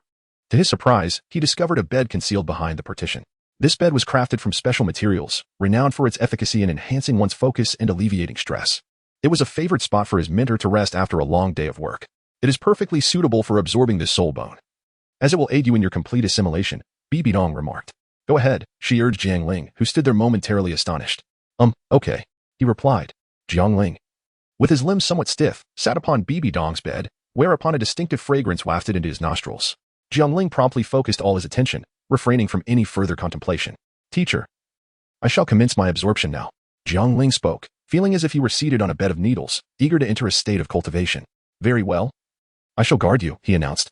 Although the absorption of the soul bone bore minimal risk, the well-being of her disciple was of utmost importance to Bai Bai Dong, who remained deeply invested in the process. The azure skull gradually merged with Jiang Ling's head, and simultaneously, a powerful mental force radiated outward. With a mere gesture, Bai Bai Dong caused this mental energy to vanish instantaneously. "Lingo, harness your own will to control and master it." Her voice resonated within Jiang Ling's mind. "Control?" Jiang Ling silently activated the Fei Hong Heart method. The soul bone flickered in and out of visibility, its hue slowly shifting from deep blue to a vibrant crimson. This absorption would take 3 days, during which Hulaina also arrived, standing vigil. The soul bone at his head transformed entirely into a rich crimson, gradually embedding itself within Jiang Ling's mind. As he slowly opened his eyes, a fleeting flash of red light sparkled within. He had not anticipated that his Longhong True Qi could actually alter the quality and attributes of the soul bone, rendering it more suitable for himself. Longhong True Qi. Indeed a universal remedy. Jiang Ling opened his eyes to find Bai Bai Dong and Hulaina beside him. He was uncertain when Hulaina had arrived, as she was already asleep, leaning against the bedpost on his right. Bai Bai Dong sat on his left, clearly more comfortable seated than standing. "You are awake," she remarked, her keen senses detecting his consciousness the moment he opened his eyes. After all, she was a titled Douluo. "Let us speak outside," Bai Bai Dong whispered, casting a glance at the still slumbering Hulaina. "All right, teacher," Jiang Ling replied. Jiang Ling gently lifted Hulaina and placed her on the bed, tucking her in before following Bibi Dong out of the room. Chapter 9. On the eve of departure, following Bibi Dong to the other side of the partition, Jiang Ling noticed she had shed her papal attire, now clad in a flowing white gown that made her seem less like a queen and more like an ethereal fairy, gentle and serene. "How much has the spirit bone enhanced you? What abilities does it grant?" Bibi Dong sat down and regarded Jiang Ling. "Master, after absorbing this spirit bone, my spiritual power has increased 100-fold. The innate ability it bestows is a form of ocular technique, one that pierces illusions and falsehoods, while also emitting a divine light capable of harming both the mind and body of an enemy. I've named it Eyes of Truth." "Oh, it possesses physical offensive capabilities as well? That is unexpected," Bibi Dong remarked with intrigue. "Use it against me at full strength. I wish to gauge its power." Seeing Jiang Ling hesitate, frozen in place with an odd expression, she repeated, "Go on." "Ah, Eyes of Truth." Jiang Ling's eyes suddenly burned crimson, twin beams of red light lancing toward Bibi Dong. With a mere lift of her hand, the beams halted mid-air. Closing her eyes briefly, she flicked her fingers, shattering the light effortlessly. Both the spiritual and physical assaults are formidable. It should withstand the soul tremors of a 10,000-year spirit beast. A faint smile graced her lips. "Master, how did you know I intended to absorb a 10,000-year spirit ring?" Jiang Ling scratched his head awkwardly. "Humph. You risked absorbing a 900-year ring for your first, then millennia for your second and third. Did you truly think you'd settle for less now?" Her tone carried both exasperation and concern. 10,000-year rings differ from their lesser counterparts. The soul tremors are far more violent. But fret not. With your heightened spiritual power, absorbing one should be perilous only in appearance. Her voice softened again, the conflict within her evident, wanting her disciple to grow stronger, yet unwilling to see him endangered. "By the way, this skull bone is hailed as the skull of wisdom. Have you noticed any other changes in your body?" she inquired suddenly. "Indeed, my thoughts flow with greater clarity now. Contradictions and uncertainties in my cultivation that once baffled me have become transparent upon reflection." "Good." Bibi Dong nodded in approval. "Very well, Linger, you may retire now. I too am weary. Tomorrow, Yuguan shall accompany you to obtain your spirit ring. I will not see you off." Though her demeanor remained composed, Jiang Ling detected the faintest trace of reluctance in her voice. "Master, we shall meet again in 3 years." Suddenly, he stepped forward and embraced Bibi Dong where she sat. Though her delicate frame rested in his arms, not a trace of impropriety stirred within him. Her body stiffened momentarily before relaxing. Linger is my disciple, after all. Gently, she patted his back. Take care on your journey. Trust not too easily in all things. I understand, master. It's just, I shall miss you all dearly. He murmured against her shoulder. After a long moment, they parted. Then, master, I shall take senior sister back now. Go. With a light touch on his arm. She bid him farewell. It seems senior sister has kept vigil over me for quite some time. Jiang Ling cradled Hulaina as he made his way home from the Pope's palace, while she remained peacefully slumbering in his arms. Jiang Ling gently placed Hulaina upon the bed and observed her for a moment. Suddenly, it struck him that she would surely be hungry upon awakening. It was not until 8 o'clock in the evening that Hulaina finally stirred from her slumber. Where am I? She murmured to herself, taking in the familiar yet puzzling surroundings of her own home. Sister, you are awake. Come, it's time to eat. The meal is ready just in time. The sound of Jiang Ling interrupted her contemplation. Xiaolingzi, have you finished absorbing? Are you okay? Hulaina exclaimed, rushing over and grasping Jiang Ling's arm with eager concern. Observing Hulaina's anxious demeanor, Jiang Ling couldn't resist the urge to tease and feign sorrow. I'm fine. You. Humph. Upon seeing this, Hulaina stepped on Jiang Ling's foot. Ouch, ouch, ouch. I was wrong, sister. Humph. Please don't be angry. Look at what I've prepared for you. You must be hungry, so hurry and taste it. Jiang Ling led Hulaina to the dining table. Since the last time he had spent hours preparing a bowl of clear soup noodles, Jiang Ling had earnestly devoted himself to improving his culinary skills. The sound of a grumbling stomach broke the silence as Hulaina's belly protested. Her cheeks flushed as she picked up her chopsticks and began to eat. Jiang Ling, standing beside her, served her dishes while admiring her adorable appearance. Indeed, a girl's appetite is quite modest. Even with her stomach growling, she ate little. Sister, I will set off for the Douluo forest tomorrow. Hulaina paused, her eating hand still, falling into silence. Typically so chatty, they found themselves at a loss for words in the face of impending separation. Jiang Ling gazed at Hulaina as she bowed her head, delicately consuming her rice grain by grain. In that moment, he was suddenly reminded of a saying from his past life. When couples find themselves in an unexpected silence or embroiled in conflict, one need say nothing at all, simply lean in and kiss. Jiang Ling intends to put theory into practice, for it is through experience that true knowledge is attained. Jiang Ling suddenly grasped Hulaina's shoulder. What are you doing? Hulaina was startled by Jiang Ling's action, causing the bowl in her hand to tumble onto the table, resembling a frightened little rabbit. Jiang Ling did not respond to Hulaina's inquiry. As Jiang Ling's hands moved incessantly, it wasn't long before Hulaina found herself utterly depleted of strength, slowly leaning against the edge of the bed, half supported by Jiang Ling. Enveloped in a tumult of emotions, Hulaina began to counterattack in response to Jiang Ling's advances. Jiang Ling removed the cumbersome black attire from Hulaina, and thereafter, there was nothing more to recount. He was unceremoniously pushed out by Hulaina. Jiang Ling forcefully struck his right hand, cursing himself. Within the room, Hulaina buried herself beneath the covers, her hand pressed against her flushed cheeks, lamenting, "What have I just done?" The following day, Bibi Dong did not come to bid him farewell, yet Jiang Ling was certain that his teacher was watching him from somewhere. Indeed, this was the case. No one relishes the scene of parting, not even the Pope. However, Hulaina's absence left Jiang Ling somewhat anxious. She isn't upset, is she? Xiaoling. It is time to depart. Elder Yueguan, please wait a moment. After a pause, Jiang Ling sighed. Alas, Elder, we should take our leave. It seems my senior sister will not be coming. Xiaoling, please hold on for a moment. As Jiang Ling took only a few steps, a clear and pure voice resonated from behind. Senior sister. Jiang Ling turned back and ran towards Hulaina. Only through mutual effort does it hold significance. Cherishing one another is the key to longevity. Chapter 10. Jiang Ling's fourth soul skill. Gazing at Hulaina in his arms, Jiang Ling smiled. I thought you were upset and wouldn't come to see me. I am upset. You have gone too far. Yesterday you actually. Hulaina retorted, her brows furrowed in anger, yet coupled with her slightly flushed cheeks, she exuded a unique charm. Jiang Ling embraced Hulaina tightly and declared, Wait for me for 3 years. After 3 years, you shall be my wife. I shall take my leave now. Jiang Ling gently leaned down to kiss Hulaina's forehead and said, Travel safely. Hulaina, feeling a bit shy, replied, Understood. Jiang Ling responded earnestly, As you command. My beloved wife. Jiang Ling must inevitably bid farewell to the spirit hall, where he has resided for 14 years. Outside the spirit city, he cast a lingering glance back. What, are you reluctant to leave? Moonguan inquired, his voice surprisingly more melodious than that of any maiden. It is not that. I simply find it a bit disconcerting to depart so suddenly after such a long time, Jiang Ling replied with a smile. It is time to embark on a journey across the continent. That is where true prodigies flourish.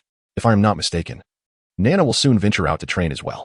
Perhaps fate will allow you to cross paths on the continent, Moonguan remarked as he patted Jiang Ling's shoulder. Indeed, Elder, let us set forth to the Douluo forest. The Douluo forest, home to the lair of the Crimson Arm Lion, which is the objective for Jiang Ling's fourth spirit ring. The first 3 soul rings of Jiang Ling serve to enhance his own abilities. The first amplifies speed. The second augments strength, and the third fortifies defense.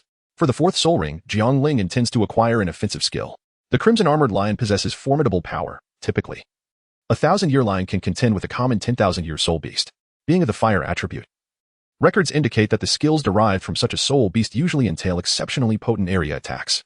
This is precisely why Jiang Ling has chosen it. As he currently lacks a wide-range offensive capability, he fervently hopes that this lion is of sufficient age. The two have been scouring the Star Doe forest for over 10 days. Given the rarity of the Crimson Armored Lion, locating one of the appropriate age is exceedingly challenging. Xiaoling, wait here. I will investigate, he declared. As soon as the words left his lips, his soul power surged, and in an instant, Yu Guan vanished from sight. If this one is still inadequate, I shall seek another soul beast. The divine fire demon wolf would also suffice. Jiang Ling seated himself upon a nearby rock, meditating while pondering. Suddenly, a massive soul beast was hurled down. The dust had stirred, enveloping Jiang Ling in an instant. Cough, cough, cough. I ask you, Elder Yu Guan, were you aiming at me? Jiang Ling remarked with a scowl. Ah, I was merely swept up in the moment, after such a long search. I finally found one suitable, approximately 11,000 years old, Yu Guan replied, observing Jiang Ling's disheveled state with a hint of embarrassment. Oh, truly. Jiang Ling's eyes brightened. He summoned his long rainbow sword, ready to claim the beast. Wait, Xiaoling, let us retreat a bit. We are too close to the center. Just as Bibi Dong had stated, Jiang Ling's absorption of this soul ring indeed proved to be both thrilling and perilous. The soul shock from the 10,000-year beast inadvertently aided Jiang Ling in solidifying his rapidly expanding mental strength. With a sigh of relief, he expelled the stagnant air from his chest, and the black soul ring descended with great force. Elder Yu Guan, shall we test my 4th soul skill? Jiang Ling rose, smiling at the protective Yu Guan beside him. What? Eager to try it out? Come forth, Yu Guan responded, observing Jiang Ling's confidence. Although he recognized that this soul skill was undoubtedly remarkable as a title Douluo, he still held a dismissive view of the prowess of a mere soul master as 4th soul skill. Be cautious, Elder Yu Guan, the 4th soul skill. Barbaric Heavenly Fire Crash. Jiang Ling wielded the long rainbow sword, thrusting it fiercely into the earth, whereupon a fiery red, semicircular barrier materialized around Yu Guan. Yu Guan summoned his soul power and struck the barrier with a fist, which merely rippled with crimson waves. Quite resilient, Yu Guan refrained from further assault, keen to observe what other tricks lay in store. Xiaoling, your 4th soul skill cannot merely be for ensnaring foes, can it? Of course not, Elder Yu Guan. Just watch. Heavenly Fire Meteor. Above the barrier, thousands upon thousands of fire meteors emerged, cascading down towards Yu Guan. The 6th soul skill, Defensive Disc. Confronted with the onslaught of countless fire meteors, Yu Guan promptly unleashed his 6th soul skill. 5 minutes later, witnessing that his meteors could not penetrate Yu Guan's defense, Jiang Ling chose not to squander any more soul power. Is this 4th soul skill only capable of sustaining itself for such a brief duration? If it lasted a moment longer, my defensive disc would surely shatter. Observing the cessation of the assault, Yu Guan also retracted his martial spirit. Jiang Ling, no, Elder. My 4th soul skill has no time limit. As long as I possess sufficient soul power, it can be sustained indefinitely, and I can even expand the barrier's range. Though it will consume more soul energy. Such an extraordinary soul skill? Yu Guan exclaimed in astonishment. My soul skill, aside from requiring time to unleash the fire meteor, allows the barrier to be released almost instantaneously. It serves remarkably well for both trapping enemies and defense. And its resilience is capable of withstanding a full-force strike from a soul master 30 levels higher than myself, Jiang Ling elucidated. The only drawback is the exorbitant consumption of soul power. Jiang Ling felt a pang of regret. Merely maintaining the 4th soul skill for 5 minutes, with a limited range, had consumed 2/3 of his soul power. It is worth noting that Jiang Ling's soul power, amplified through the Feihong Heart method, which has now reached its pinnacle at the 5th level, is equivalent to 25 times that of an ordinary soul master. If he were merely an ordinary soul master, he would likely be unable to unleash this soul skill at all. Even extraordinary soul skills bear some imperfections. And given the high soul power consumption, it hardly qualifies as a flaw, especially considering you are only at level 40. Yu Guan truly felt an urge to reprimand this individual, who was blissfully unaware of his fortune, for lamenting over such an incredible soul skill. Elder Yu Guan, I have advanced to level 42. Is this the world of geniuses? Yu Guan was deeply disheartened. Yet, he maintained the demeanor befitting an elder. Indeed. You are worthy of being the disciple of His Holiness the Pope. It is getting late. We should depart from here. Let us first go to the Spirit Hall for some rest. I will return to report to His Holiness the Pope afterward, and your journey of experience has now begun. Yu Guan patted Jiang Ling's shoulder, and a fleeting glimmer of golden light vanished. Jiang Ling's expression shifted subtly, though he maintained an impassive demeanor as he spoke. Very well. I happen to have certain matters to attend to myself. I shall rest in the Hall of Martial Souls for a couple of days. Archbishop Xiao Mike of the Provincial Hall of Martial Souls, I charge you with the task of discreetly assigning 2 soul Douluos to safeguard the young man accompanying me. His status is exceedingly esteemed, and should any misfortune befall him, I would find myself unable to bear the consequences. Seated at the head of the table, Yuguan instructed the attentive Jiang Ling standing nearby. Yes, your highness. Jiang Ling responded, taken aback yet resolute. Meanwhile, in the guest quarters of the Hall of Martial Souls, in the depths of Jiang Ling's inner contemplation, he focused on the luminous point upon his shoulder, contemplating whether it was a means of tracking him. I apologize, dear teacher. But only through the trials of life and death can one acquire the power to protect you. He channeled his mental energy, gradually dissipating that radiant point. Chapter 11. Starry Array. Never mind. Kiyomic, it is best you personally oversee this. We have known each other for many years, and I trust no one else. Yuguan pondered for a moment before speaking. Who exactly is this Jiang Ling? Kiyomic inquired, curiosity piqued by the gravity with which even a titled Douluo regarded him. He has the potential to become the next pope. Yuguan whispered. This was, of course, merely Yuguan's speculation, yet it was not without foundation. Though Bibi Dong had 2 disciples, and while Hu Laina possessed considerable talent, they paled in comparison to Jiang Ling. After all, he was one of those who had watched Jiang Ling grow. Let this matter remain confidential. I have placed a mark on Jiang Ling, and now I shall impart to you the means of sensing that mark, Yuguan said, clearing his throat. Your grace. That won't be necessary. As an 88th level soul Douluo, it would be a trivial matter for me to track a soul master, Kiyomic retorted, feeling somewhat underestimated. Although the other party was a titled Douluo, he too held a sense of dignity as a soul Douluo. It is not that I underestimate you. It is merely that this young man is exceptionally cunning. If I do not employ certain measures, even I would hesitate to guarantee success. Yuguan, having lived many years, was well aware of Kiyomic's sentiments. Very well, it is settled then, Yuguan affirmed, placing his finger upon his brow. The mark has vanished? Yuguan's expression shifted. This is not good. He swiftly summoned his soul power and dashed towards Jiang Ling's chamber. Your grace. Kiyomic, noticing Yuguan's unusual behavior, hurriedly followed suit. Outside the city, a crimson figure soared swiftly in the southeastern direction, standing upon a sword. In the guest quarters of the Spirit Hall, Yuguan held a letter and a note in his hands. Elder Yuguan, my journey is a solitary endeavor. If I remain under your wing, no matter how great my talent, I shall never become a true powerhouse. I am aware you are acting under orders, hence I have left a letter for the teacher. Please deliver it to her upon your return. She will not hold it against you. I implore you, Elder, let me go. Yuguan sensed the mark he had left behind and confirmed its disappearance, sighing, what an odd individual. Your grace, what has transpired? Kiyomic, arriving late, inquired. Jiang Ling has slipped away unnoticed. What? Kiyomic's countenance faltered, for it was a grave embarrassment for the esteemed Spirit Hall to allow a soul master to escape in silence. Very well, I shall report this to the Pope before making further decisions. I must take my leave. With that, Yuguan's figure vanished. Kiyomic exhaled deeply. Someone. Summon the captain of the guard. He bellowed in anger. What laxity among the guards. If this reaches the Pope's ears, Yuguan traveled through the night. Gazing at the spirit city before him, he glanced down at the letter in his hand, forcing a bitter smile. Jiang Ling, oh Jiang Ling, you have truly put me in a predicament. Jiang Ling, naturally, could no longer be heard. He was now desperately soaring towards the southeast, when his soul power waned. He resorted to running on the ground, gradually regaining some strength before resuming his flight on the sword. Although he had left a letter for Yuguan, he could not guarantee that Yuguan would refrain from pursuing him. Your Holiness. What? Lost track of him? You, a titled Douluo, have lost track of a soul master. He explained the situation to Bibi Dong, who was now burdened with unspoken troubles. Here is the letter, Your Holiness. Yuguan said respectfully as he presented it to Bibi Dong. Bibi Dong accepted it, the envelope inscribed with, to the esteemed teacher. A faint smile graced Bibi Dong's lips. A teacher remains a teacher, yet adorned with such a title. The letter read, Esteemed teacher, please do not blame Elder Yuguan. He has provided me with considerable support along the way. I understand your concern in dispatching someone for my protection, fearing that my unique soul ring configuration might attract envy. Rest assured, I grasp the ways of the world. Moreover, if one does not endure the solitude of the 7 trials, how can one emerge as a true champion? How then can I protect you and senior sister in the future?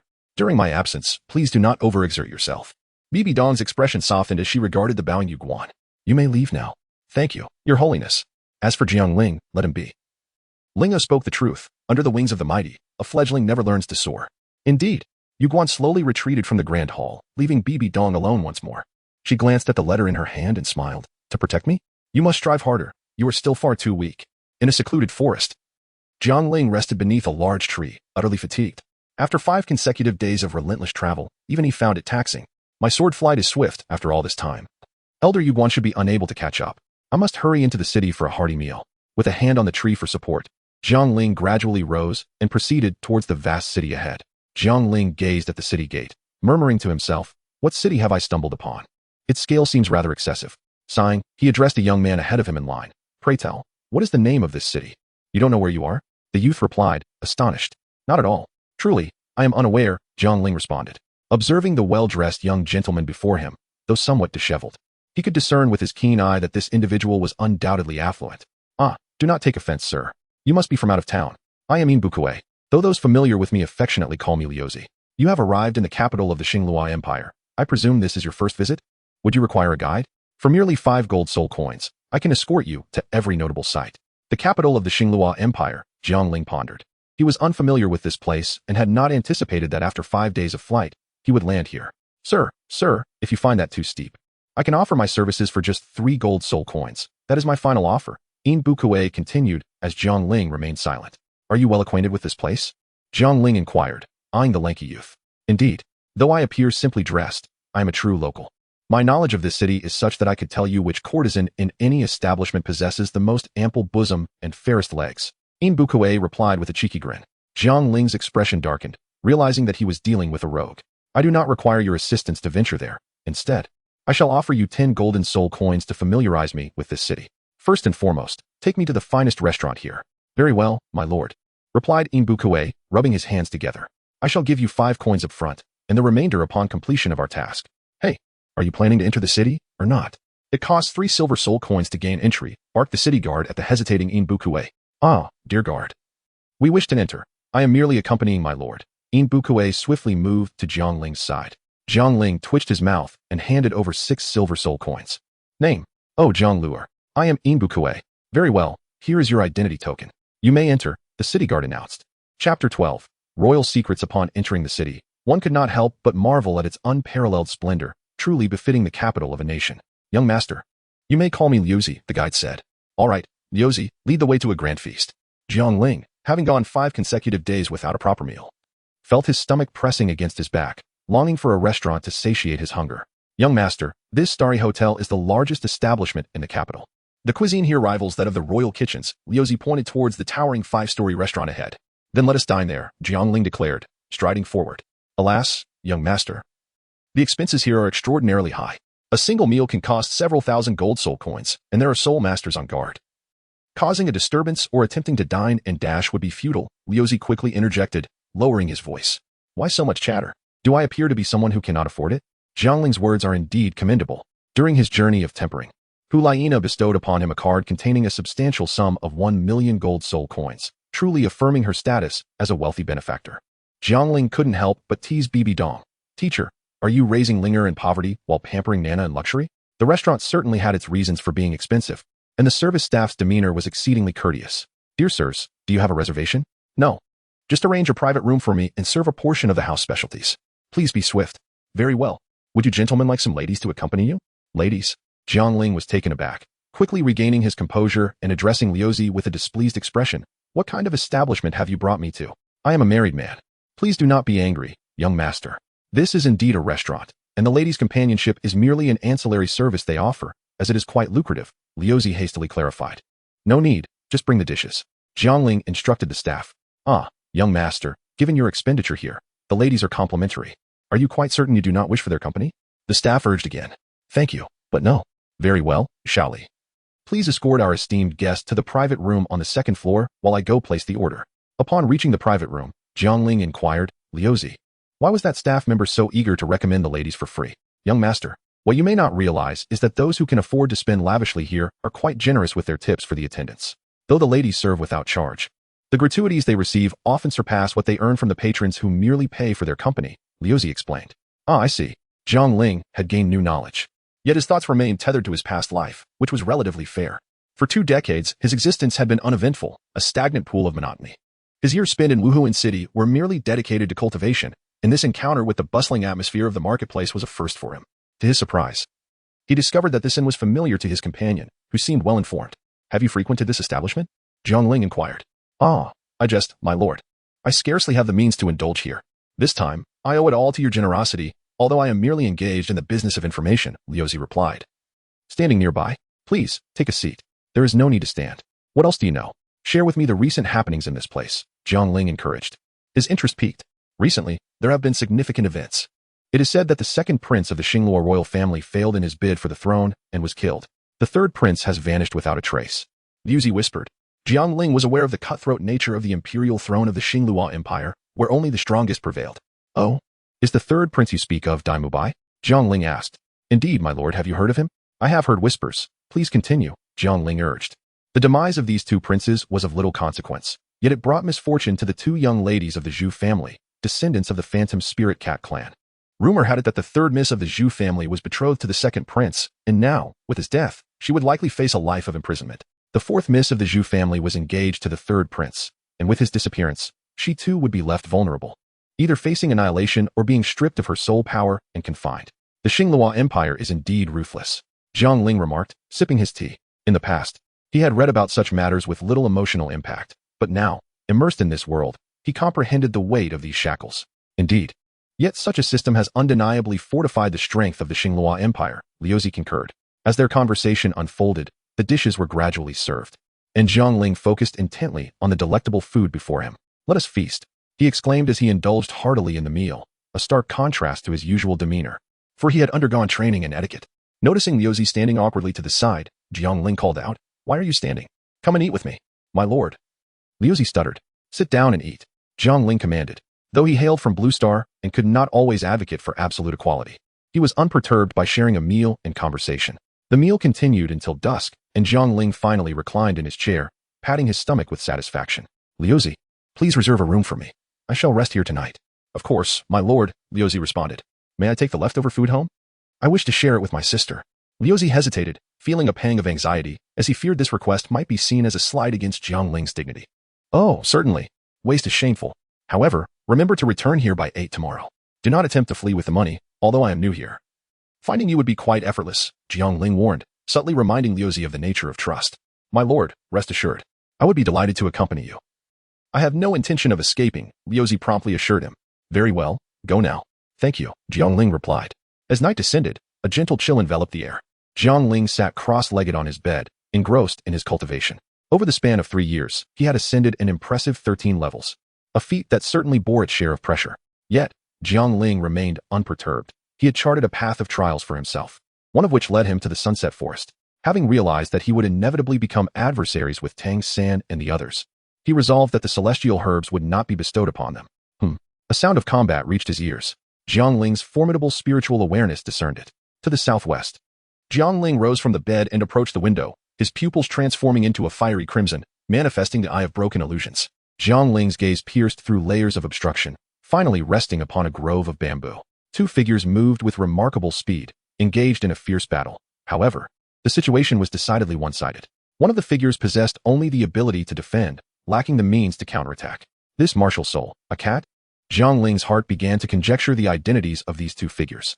The Yuming Spirit Cat Clan, the Zhu sisters, Zhu Zhuqing and Zhu Zhuyun. Chapter 13, To Save or Not to Save. When Jiang Ling arrived at the bamboo grove, he practiced the art of turtle breathing. Gradually approaching the area where the two were engaged in battle, Jiang Ling remains uncertain whether there are any old fellows observing this place. It is better to err on the side of caution. Jiang Ling gazed downward. The two individuals bore a certain resemblance to one another, both possessing remarkably alluring physiques. The elder of the pair, Zhu Zhuyun, sported a crisp, short hairstyle. Judging by the fluctuations of her soul power, she was at least above level 35. Jiang Ling gazed at the relatively younger Zhu Zhuqing, her long black hair cascading over her shoulders, her fair skin radiant. Clad in a fitted outfit, her already striking physique appeared even more formidable. Despite enduring Zhu Zhuyun's tempestuous onslaught and bearing numerous injuries, her expression remained remarkably tranquil and distant, a profound chill emanating from within, a pristine coldness. Her dark eyes revealed not a trace of anger, starkly contrasting with her exceptionally beautiful visage. At this moment, her soul power was merely at the 20th level, likely still lacking her second spirit ring. Observing the perilous battle below, Jiang Ling shook his head. He recalled that Zhu Zhuyun was 7 years her senior. Such familial rivalry was exceedingly unreasonable, as the advantages of the eldest son and daughter were overwhelmingly significant. Zhu Zhuqing was perilously close to being slain, leaving Jiang Ling in a moral quandary: should he intervene or not? To rescue her could expose him to the watchful eyes of powerful figures, potentially tarnishing his reputation with accusations of undermining the imperial family's selection of a crown princess. Conversely, not aiding her weighed heavily on his conscience, leaving him with an unsettling sense of guilt, reminiscent of the saying, "A man of valor wields his sword and roams the world." As Jiang Ling wrestled with his dilemma, Zhu Zhiyan spoke. Fourth sister, Dai Mubai has already surrendered. Why do you persist in this struggle? You are 7 years my junior, and no matter how hard you strive, you cannot surpass me. Today, there is no chance for your survival. Her voice, akin to a celestial melody, belied the frigid nature of her words. I am who I am. I will not concede, for I seek to master my own fate, not to become a mere victim of this heartless family. Zhu Zhuqing retorted defiantly. Alas, regardless of the circumstances, it is time to conclude, fourth sister. In your next life, may you not be born into the Zhu family. Zhu Zhiyan replied, taking a deep breath and speaking slowly. Second soul skill, Netherworld 100 Claws. Is it truly coming to an end? Though a sense of reluctance lingered. Perhaps this was for the best. Living had become unbearably exhausting. Zhu Zhiqing turned to face the advancing Zhu Zhiyan, slowly closing her eyes, utterly depleted of soul power. Aware of the insurmountable gap between them, confronted with impending death, the only image flashing through her mind was that of her third sister. Perhaps, only her third sister would shed tears for her demise. Suddenly, a red dragon, 3 meters long and devoid of horns, emerged with a terrifying heat, propelling Zhu Zhiyan away. Who is it? Zhu Zhiyan swiftly extinguished the flames enveloping her and assumed a defensive stance. In response, there was only the boundless silence of the bamboo forest. Zhu Zhiqing, having resigned herself to her fate, awaited the final blow with closed eyes. A wave of warmth washed over her, and upon reopening her eyes, she saw Zhu Zhiyan sent flying, while a young man clad in white appeared before her. Ultimately, he could not bear to stand idly by. This place is no longer safe. We must depart. Jiang Ling turned around, the long rainbow sword in his hand gradually dissipating. He lifted the stunned Zhu Zhuqing and, employing the art of lightness, glided effortlessly towards the bamboo forest edge. Simultaneously, he executed the turtle breathing technique, concealing their presence. Meanwhile, in a nearby estate, a middle-aged man lay in a reclining chair, his eyes suddenly snapping open. Whose aura was that fleeting moment? And then it vanished. As soon as the thought crossed his mind, the chair was devoid of any presence. Jiang Ling did not head directly back to the hotel. Instead, he took a detour to evade any potential pursuers. Who are you? Inquired Zhu Zhuqing weakly, nestled in Jiang Ling's embrace, freed from the imminent threat of death. The myriad of injuries on Zhu Zhuqing's body began to manifest painfully. A kind-hearted gentleman, she attempted to query further, but the agony overwhelmed her, causing her to faint. It seems we can no longer delay. We must hasten back to the hotel. Jiang Ling pondered as he looked at the unconscious Zhu Zhuqing. Without pausing, he swiftly made his way toward the hotel. Upon returning to the room, Jiang Ling retrieved various healing medicines from his storage pendant. Here, he must commend his senior sister, the adorable Xiao Ku Ai. A few days prior to his departure, Hulaina had taken his pendant, ensuring he had clothing, money, healing potions, soul power restoration elixirs, and provisions. Everything Jiang Ling could possibly need was meticulously prepared by Hulaina. Observing Zhu Zhuqing lying on the bed, with numerous wounds on her thighs, abdomen, chest, and back, Jiang Ling found himself in a predicament. While her fitted combat attire was undoubtedly effective in battle, it posed a challenge for treating her injuries. He noticed the furrow in Zhu Zhuqing's brow, a testament to her suffering. Jiang Ling, with a resolute heart, decided that he could no longer hesitate. If this injury were left untreated, she might perish from excessive blood loss.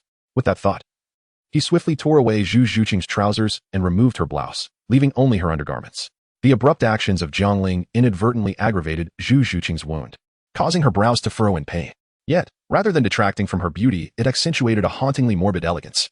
Jiang Ling gazed upon the stunningly beautiful form before him, nearly succumbing to a nosebleed, swiftly shutting his eyes while repeatedly murmuring the phrase, "Do not gaze upon the improper." He draped a blanket over Zhu Zhuqing and busied himself for the better part of half an hour to administer the necessary medicine. During the process of bandaging, unavoidable contact stirred a flurry of thoughts within Jiang Ling. Finally, after administering the restorative potions for her soul power and internal injuries, he deemed the sensual healing session complete. Meanwhile, Zhu Zhiyun, having been repelled by Jiang Ling's sword, chose not to return to the Zhu family but instead endured her pain to seek out her betrothed, Davis. In the palace, are you suggesting that someone is secretly protecting Zhu Zhuqing? Is it possible that the third brother has not yet departed? Davis, with his long golden hair swept back, exuded an aura of dominance and nonchalance. It was not Dai Mubai. This individual possesses formidable strength, having repelled me with a single strike, and the intensity of the heat within their soul power suggests they are a fire attribute soul master, Zhu Zhiyan remarked, caressing her arm in an attempt to alleviate the pain. Oh, it is of no consequence. The third brother has already fled, leaving behind a threat that she cannot pose to us. If someone wishes for her to survive, then let it be so. You are injured? Allow me to summon the imperial physician to treat you, Davis said, regarding Zhu Zhiyun's arm as he embraced her tenderly. No, she is unlike my third sister. If she lives, I shall find no peace in my meals or slumber. Jiang Ling carefully tucked Zhu Zhuqing under the covers and settled onto a stool in the room to rest for the night. Throughout this night, Zhu Zhuqing slumbered deeply and peacefully, perhaps the most tranquil sleep she had ever experienced. Ironically, it was only through her grave injuries that she could finally rest soundly. However, many others found themselves unable to sleep. For instance, Jiang Ling, struggling to doze off, could only see the pale visage of Zhu Zhuqing whenever he closed his eyes. Similarly, a middle-aged man in the manor harbored doubts after fruitless searches for the sudden appearance and disappearance of a mysterious aura. Or perhaps, in the palace? Zhu Zhiyun and Davis were equally restless. Chapter 14. The incomplete plaque. The following day, sunlight streamed into the room, awakening Zhu Zhuqing. As she slowly opened her eyes, confusion filled her gaze. Upon attempting to sit up, the bandage wounds ached subtly, causing her to frown involuntarily. Soon, Zhu Zhuqing noticed something amiss with her attire. Upon lifting the covers, she was greeted by a stark white sight, clad only in a noticeably altered undergarment. Turning her head, she spotted Jiang Ling, who had fallen asleep at the table, and a crystalline tear slipped from the corner of her eye. "You're awake. Do you feel any better?" Jiang Ling inquired. Having just roused from a late sleep, approaching the bedside, he immediately noticed the traces of Zhu Zhuqing's tears and promptly explained, "You were gravely injured yesterday. We needed to apply medicine and bandage your wounds. That attire was unsuitable for your recovery." "I understand. I'm not so naive. Thank you for rescuing me yesterday," Zhu Zhuqing replied. Her voice, somewhat childlike, contrasted sharply with her extraordinarily alluring physique, yet her tone was notably frigid. The presence of these three disparate traits within one individual was uniquely captivating. Thankfully, Zhu Zhuqing possessed a level of reason. Had she been the type to despair over her exposed form, Jiang Ling would have turned and left without hesitation. He held her composure in high regard. "Miss, you are too modest. As soul masters, it is our duty to assist those in need," he asserted, "to stand against injustice and lend a helping hand." Zhu Zhuqing echoed softly. Living amidst endless conflicts of interest, this phrase was unfamiliar to her, striking a chord deep within. Suddenly, a rumble from her stomach caused Zhu Zhuqing's cheeks to flush crimson, the color creeping up to her ears and delicate neck. "Oh, I happen to be quite hungry. I shall fetch some food," Jiang Ling remarked upon noticing her embarrassment, then turned and exited the room. As Jiang Ling departed, Zhu Zhuqing mustered her strength to rise. Donning the fitted garments Jiang Ling had cast aside the previous day. Though tattered from the previous day's battle, she deemed them preferable to the undergarment. Just as she finished dressing, Jiang Ling re-entered, carrying a tray of food. Having recently sustained injuries, he selected the dishes with care. However, as soon as Jiang Ling stepped through the door, the atmosphere grew awkward. In his words, wearing such attire was hardly better than being unclad. It was an invitation to temptation. The previous night had been manageable, but in the harsh light of day, the contrast was overwhelming. Zhu Zhuqing, noticing Jiang Ling's gaze upon her, quickly covered the exposed parts of her body and urged, "You, please turn around." Jiang Ling swiftly turned around and said, "My apologies. I completely forgot about the matter of the clothing. Please wear mine first." Jiang Ling retrieved a set of garments from the jade pendant and placed it behind him. After a moment, he said, "Thank you. You may turn around now." Zhu Zhuqing, having changed into the new attire, spoke with a slightly softened tone, though it remained decidedly frigid in comparison to the warmth of ordinary conversation. "Well, this is the food I selected for you. It will aid in your recovery. Please eat. And I shall step out to procure some clothing for you. Are you going to eat? I do not particularly enjoy such bland fare. I will have something while I am out buying clothes." "Thank you. No need for thanks. You have expressed gratitude quite enough already," Jiang Ling remarked with a smile, observing the icy beauty before him. Zhu Zhuqing ate her meal slowly, speaking little, as she was genuinely inexperienced in the realm of social interaction. Jiang Ling smiled upon realizing this. If memory serves correctly, Zhu Zhuqing should have just turned 10 years old this year. As Jiang Ling departed from the hotel, he fortuitously encountered In Bukue. In order to prevent Zhu Zhuqing from being discovered, he sent him home. After all, residing within the Douluo Empire, the spirit hall's influence here was somewhat limited, necessitating a more discreet approach. Observing Jiang Ling's departure, Zhu Zhuqing, while consuming her meal, felt tears cascading down her cheeks uncontrollably. She had always presented a facade of strength to her family, fully aware that even in her moments of sorrow, no one would extend compassion towards her. It was only in solitude that she allowed herself to succumb to melancholy. She never anticipated that a mere stranger would exhibit greater kindness towards her than her own blood relatives. A realization that filled her with both gratitude and a profound sense of sadness. Meanwhile, at the clothing store, Jiang Ling found himself in a predicament, uncertain of how to purchase the clothing. "Young sir, are you buying clothes for your girlfriend?" the saleswoman inquired with a smile. "Oh, no, it's for my sister," Jiang Ling replied. "What size does your sister wear?" She continued. "Well, I'm not entirely sure. She stands about 165 centimeters tall. As for the rest, I'm quite uncertain," he admitted. "Oh, and by the way, her bust is approximately 3 times the size of yours," Jiang Ling remarked, glancing at the saleswoman's chest, seemingly struck by a sudden realization. Hee.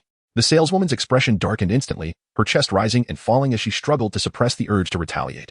Jiang Ling remained oblivious to the gravity of the situation and continued, "You two are of similar height. However, her posterior is more pronounced, and her legs are longer, approximately that much. Jiang Ling gestured to indicate the length, completely unaware that the female clerk was on the verge of an emotional outburst.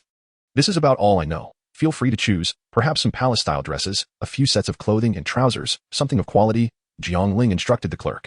Very well, sir. Does your younger sister have any preferences regarding the color of the garments? The clerk inquired, suppressing her frustration for the sake of sales and the sole currency. Perhaps lighter shades, Jiang Ling replied. Understood. Please hold on a moment. Shortly thereafter, the clerk had selected a variety of options. Jiang Ling pretended to scrutinize them before placing them into his jade pendant. Now, procure some women's undergarments in the sizes I specified, along with a few pieces one size smaller and one size larger. After concluding his purchases, Jiang Ling departed, leaving the clerk with a look of profound exasperation. Sha Yuan, today was splendid.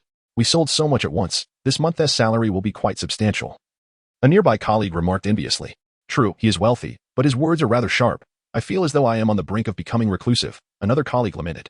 Jiang Ling was, of course, oblivious to the conversation between the two individuals. He initially intended to return home after purchasing some clothes. But as he passed by a treasure shop, curiosity compelled him to step inside. He wished to ascertain whether they sold disguising masks. Good sir. What can I assist you with? Inquired a kindly old man at the counter as Jiang Ling entered. Esteemed shopkeeper. May I inquire if you have any disguising masks for sale? Jiang Ling asked. Disguising masks, you say? Such items are quite rare. However, I believe I may have acquired one some years ago. Please allow me a moment to search, the old man replied after a brief contemplation. Thank you for your assistance. Kind shopkeeper, Jiang Ling responded. As Jiang Ling wandered through the shop while searching for a disguise, he took a leisurely stroll around. But regrettably, there were few authentic items. Suddenly, his gaze fell upon a wooden plaque, albeit marred and incomplete. This plaque emanated a distinct aura of spiritual energy. Esteemed sir, might I inquire if this plaque could be relinquished to me? A youth clad in a blue robe and wielding a folding fan asked as Jiang Ling inspected it. The youth possessed an extraordinary charm, perhaps too captivating to be merely described as handsome. Enchanting would be a more fitting term. Chapter 15, The Past of Zhu Zhuqing, 1. Jiang Ling glanced at the young man in the blue robe, who stood around 1.70 m. With a slender physique and fair skin. I apologize, but I intend to purchase this wooden plaque, Jiang Ling said with a hint of regret. Oh, I see. Might you be aware of the provenance of this plaque? Inquired the young man in blue. As for that, I'm afraid I do not know. However, it appears quite ancient. And my elders have an affinity for antiques. I plan to acquire it as a gift. Is there perhaps another story behind this item? A glimmer of brilliance flashed in Jiang Ling's eyes as he responded with a counter-question. I cannot say for certain. I merely sensed a trace of mental energy emanating from it. My curiosity was piqued, and I trust you, my dear brother, have perceived it as well. Jiang Ling smiled in silence. Very well, this matter bears no relevance to me. I am Lan Xingchen. Might we forge a friendship? The young man in the blue robe clasped his hands together in greeting. I am Jiang Lua. Jiang, I shall take my leave now. May we meet again in the future. Until we meet again. As he watched Lan Xingchen depart, Jiang Ling sank into contemplation, pondering the enigma of this individual, whose depths he could not fathom. Surely, he must be adorned with an artifact that shields his mental prowess. Young master, shall we proceed? A servant trailing Lan Xingchen made a gesture akin to drawing a blade. No need. Arrange for someone to follow him, ensuring we remain undetected. Investigate whether he is aware of the secret of the wooden plaque. Understood. Young sir, we have located the mask. Please take a look. Jiang Ling ceased to contemplate matters concerning Lan Xingchen. He accepted the mask and donned it upon his visage. The once dashing Jiang Ling was instantly transformed into an ordinary youth, with even his signature long orange-red hair metamorphosing into a shade of black. Brother. This disguise mask is of a rather sophisticated variety.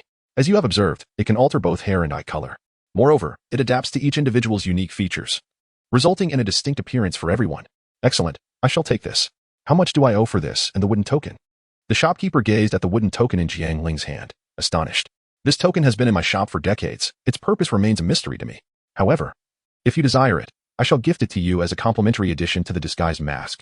The total comes to 100 gold soul coins. Then I extend my gratitude, esteemed shopkeeper. With that, Jiang Ling completed his transaction, stowed the items within his jade pendant, and hastily departed. He had lingered outside for a considerable time and, to prevent any issues for Zhu Zhuqing, deemed it prudent to return promptly. As Jiang Ling entered, he immediately beheld Zhu Zhuqing diligently cultivating her soul power. What a fiercely determined young lady, he thought, shaking his head in admiration. Upon sensing Jiang Ling's arrival, Zhu Zhuqing concluded her soul power training, yet found herself at a loss for words. Jiang Ling broke the silence and said, by the way, I have brought you some clothes, shirts, trousers, and skirts. I advise you to wear a skirt. Wearing trousers may hinder the healing of your wound. Jiang Ling retrieved the clothing from the jade pendant and handed it to Zhu Zhuqing. Observing Zhu Zhuqing's dazed expression, Jiang Ling suddenly realized, I shall step outside. Wait. That's not what I meant. I simply want to say thank you. Please remain here. I will merely let down the curtains. Zhu Zhuqing hastily interjected as Jiang Ling turned to leave. Although Zhu Zhuqing was somewhat unfamiliar with social interactions, the fact that Jiang Ling had saved her life and assisted in her recovery compelled her to act with kindness, lest she appear ungrateful. With that, she lowered the curtains by the bedside and began to change her attire. Jiang Ling was momentarily taken aback, swiftly turning around to sit back on the stool, facing away from the bed. However, the soft rustling sound of clothes being removed left him in a state of disarray. Truly, she was a captivating enchantress. Jiang Ling promptly closed off his ears. Within the curtains, Zhu Zhuqing removed her undergarments and selected a few garments from those purchased by Jiang Ling to try on. After several attempts, each piece constricted her, until she finally found two of the largest ones that she could barely wear. Zhu Zhuqing then picked up a light green long dress. Gazing at the dress in her hands, she felt a sense of unfamiliarity. Since the age of 6, she had only worn fitted clothing suitable for training. For reasons unknown, she suddenly desired to wear a dress today, unsure if it was for herself or someone else. Emerging from behind the curtains in her gown, she saw Jiang Ling seated with his back to her. She contemplated calling out to him, but realized she did not even know his name. Master, Zhu Zhuqing softly uttered. Noticing Jiang Ling's lack of response, she approached him. Master? Ah, I'm all dressed. This outfit looks quite nice. Upon seeing Zhu Zhuqing beside him, Jiang Ling quickly opened his ears and replied. Zhu Zhuqing in a flowing green gown, exuding elegance, though her expression remained aloof, her gaze softened slightly as she looked at him. Zhu Zhuqing felt her cheeks flush slightly, only for it to vanish, her hands gripping the hem of her dress, revealing her inner turmoil. My name is Zhu Zhuqing, but I still do not know your name. After a moment of silence, she spoke. I am Jiang Ling, known in the martial world as Jiang Luo. Henceforth, I shall call you Zhu Qing. Jiang Ling replied, finding her presence delightful and feeling it respectful to share his true name. Zhu Zhuqing nodded gently, falling silent again. An atmosphere tinged with awkwardness enveloped the room. Well, today's weather is quite pleasant, I assent it, Jiang Ling said, scratching his head with a smile, feeling the need to break the tension. Zhu Zhuqing looked at him in confusion. Observing her innocent demeanor, Jiang Ling found himself charmed by her naivety. All right, Zhu Qing. I have heard of you and some matters concerning your family. Jiang Ling felt it necessary, as a friend, to advise her regarding certain issues. Zhu Zhuqing fell silent upon hearing this. I am aware of the circumstances surrounding your family and its ties to the imperial family of the Xinglua Empire. I recognize your indomitable spirit, yet life is such that many things do not yield to mere effort. Leaving this place and seeking a different life may not be a bad idea, Jiang Ling urged. Many matters are not as simple as you think. The Xinglua Empire and my family may not annihilate their competitors, but they will certainly strip away one's soul power and confine them. The imperial and familial powers are overwhelming. Where could I possibly escape? Zhu Zhuqing spoke, her tone still cold, yet tinged with an undercurrent of despair. How can you know unless you try? You are not a timid girl. In the perilous realm of familial competition, you have never shown fear. Would you truly fear pursuit? Jiang Ling questioned, puzzled. Dai Mubai chose to abandon hope and succumb to despair, while you have never given up. Is there something more to your resolve? Chapter 16. Zhu Zhuqing's past. 2. Brother Jiang, I know you mean well, but I have my reasons to fight on. Zhu Zhuqing suddenly lifted her gaze to Jiang Ling. Jiang Ling gazed at the unwavering determination and resolve reflected in Zhu Zhuqing's eyes, profoundly shaken by such a gaze from a mere 10-year-old girl. Zhu Zhuqing continued, seemingly addressing both Jiang Ling and herself.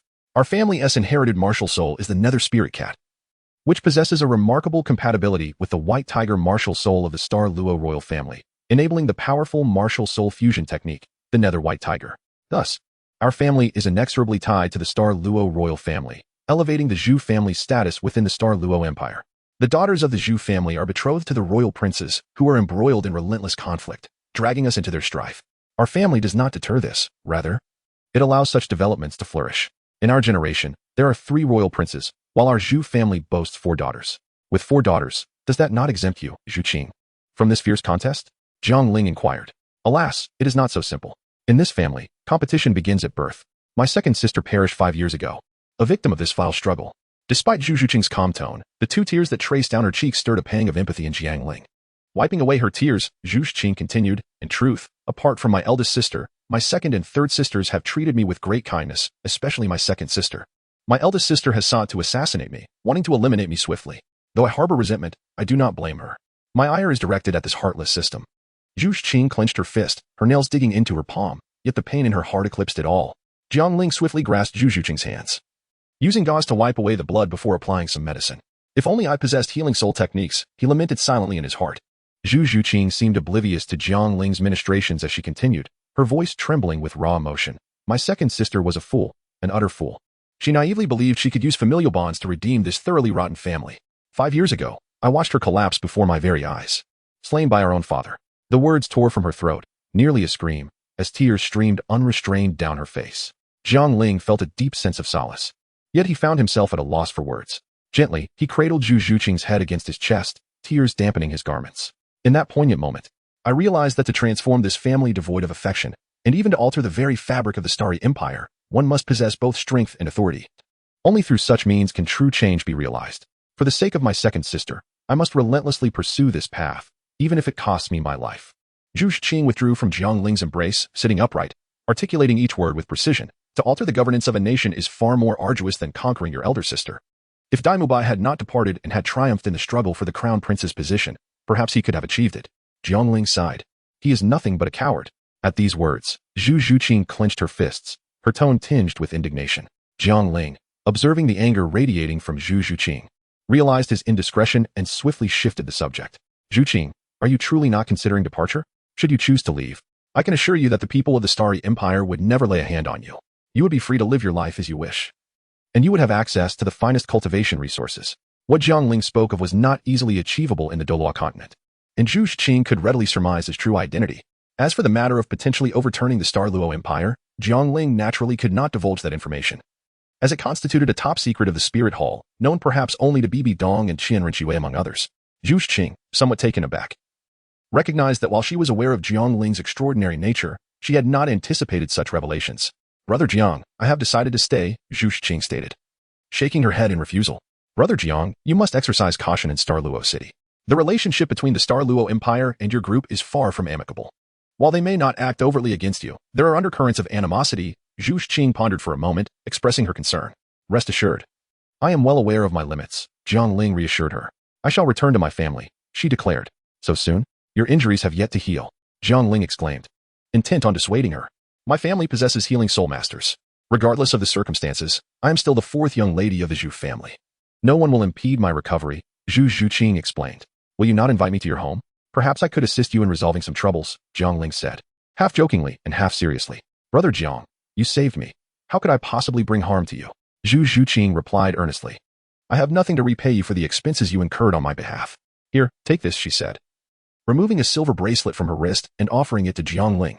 We are friends. It is only natural to spend a little for a friend. Jiang Ling declined. Then consider this a gift from me to a friend, Zhu Zhuqing insisted, firmly grasping Jiang Ling's hand and placing the bracelet in his palm. I shall return now. With that, Zhu Zhuqing moved to open the door and leave. Wait, Jiang Ling called out, stepping into the curtain to retrieve some clothing. Take these clothes with you. No one here will wear them. Thank you, Brother Jiang. Take care, Zhu Zhuqing replied, accepting the garments. Take care. Jiang Ling continued to watch as Zhu Zhuqing's figure vanished before finally returning to the room.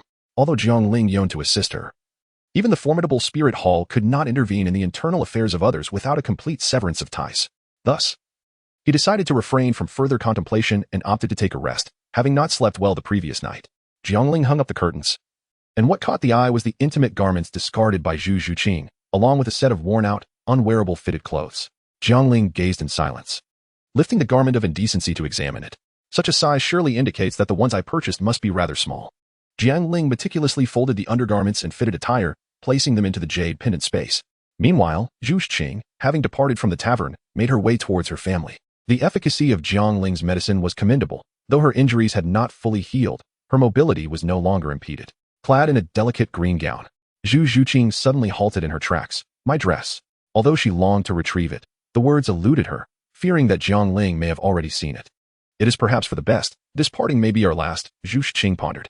Soon, she arrived at the grand entrance of her family estate. Gazing at the prominent characters emblazoned above, she murmured softly, Elder sister, I shall carry forth our shared dreams and continue to fight. With that, she hesitated no longer and stepped inside, unafraid even of the depths of hell.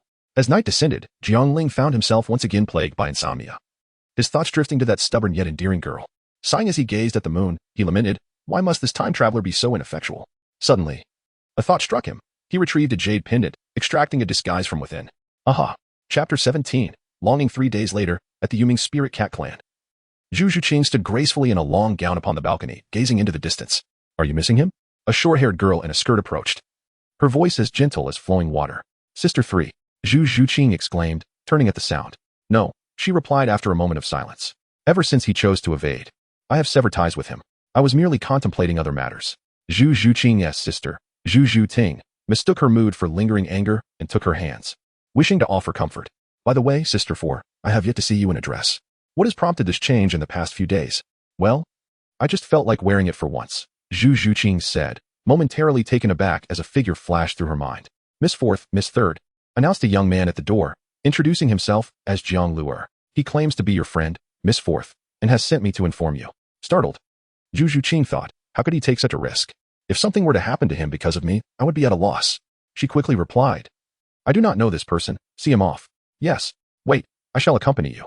I must clarify the situation with him to prevent any potential chaos. Zhu Zhuqing was also concerned about Jiang Ling's encounter with Zhu Zhuyun, her elder sister, who, due to her influence, had left Zhu Zhuqing without a single confidant in the family. Those who grew close to her either met with assassination or betrayal. Noticing her sister's peculiar demeanor upon hearing the name Jiang Ling, Zhu Zhuting grew quite curious. Upon reaching the family's entrance, Zhu Zhuqing was confronted with a scene she dreaded most. Miss Fourth, this is the person who claims to be your friend. The guard indicated a young man clad in black robes, his ordinary features framed by dark hair. Zhu Zhuqing remained silent, despite the stark difference in appearance. She recognized Jiang Ling at once, for he bore a jade pendant at his waist, his distinct emblem. A disguise, perhaps? Miss Fourth, shall we approach? The guard suggested. Wait a moment. Zhu Zhuqing observed Jiang Ling engaged in lively conversation with Zhu Zhuyun, an unsettling sense of betrayal washing over her. After a while, Zhu Zhuyun departed with a smile.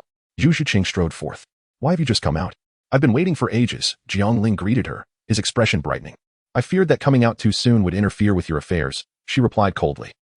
What troubles you? Today seems rather unusual. What affairs could I possibly have? Look at my attire and appearance. Do I not seem entirely different from before? I am surprised you showed no sign of astonishment upon seeing me like this. Although Jiang Ling was puzzled by Zhu Zhuqing's strange behavior today, he did not delve deeper. Jiang Ling, what is it that you wish to discuss with me? Zhu Zhuqing inquired directly, disregarding Jiang Ling's words. Jiang Ling observed that Zhu Zhuqing no longer addressed him as big brother and spoke rather bluntly. Realizing the gravity of the situation, Zhuqing, what troubles you today? Is there a misunderstanding between us? However, upon uttering these words, Zhu Zhuqing immediately regretted them. Jiang Ling had once saved her life, and it was not her place to cast blame upon him for any of his actions. I apologize, my tone was somewhat harsh. Zhu Zhuqing's voice softened slightly as she continued. Brother Jiang, since you have chosen to align with Zhu Zhuyun's faction, it would be prudent for us to minimize our contact. Nevertheless, I must advise you, your current affiliation is at odds with Xingluo, with Davis and Zhu Zhuyun's ascension to prince and princess seemingly assured. Regardless of any dealings you may have with them, it would be wise to reconsider, as Xingluo still upholds the supremacy of imperial authority. Jiang Ling, perplexed, exclaimed, What on earth is this? When did I ever join Zhu Zhuyun's faction? Where did you get that idea? He then smacked his forehead and continued, You've been here for quite some time, haven't you? Did you just witness my conversation with Zhu Zhuyun? Jiang Ling cast a playful glance at Zhu Zhuqing and inquired. Zhu Zhuqing, feeling somewhat impatient under his gaze, turned her face away and coldly huffed. Did I say something wrong?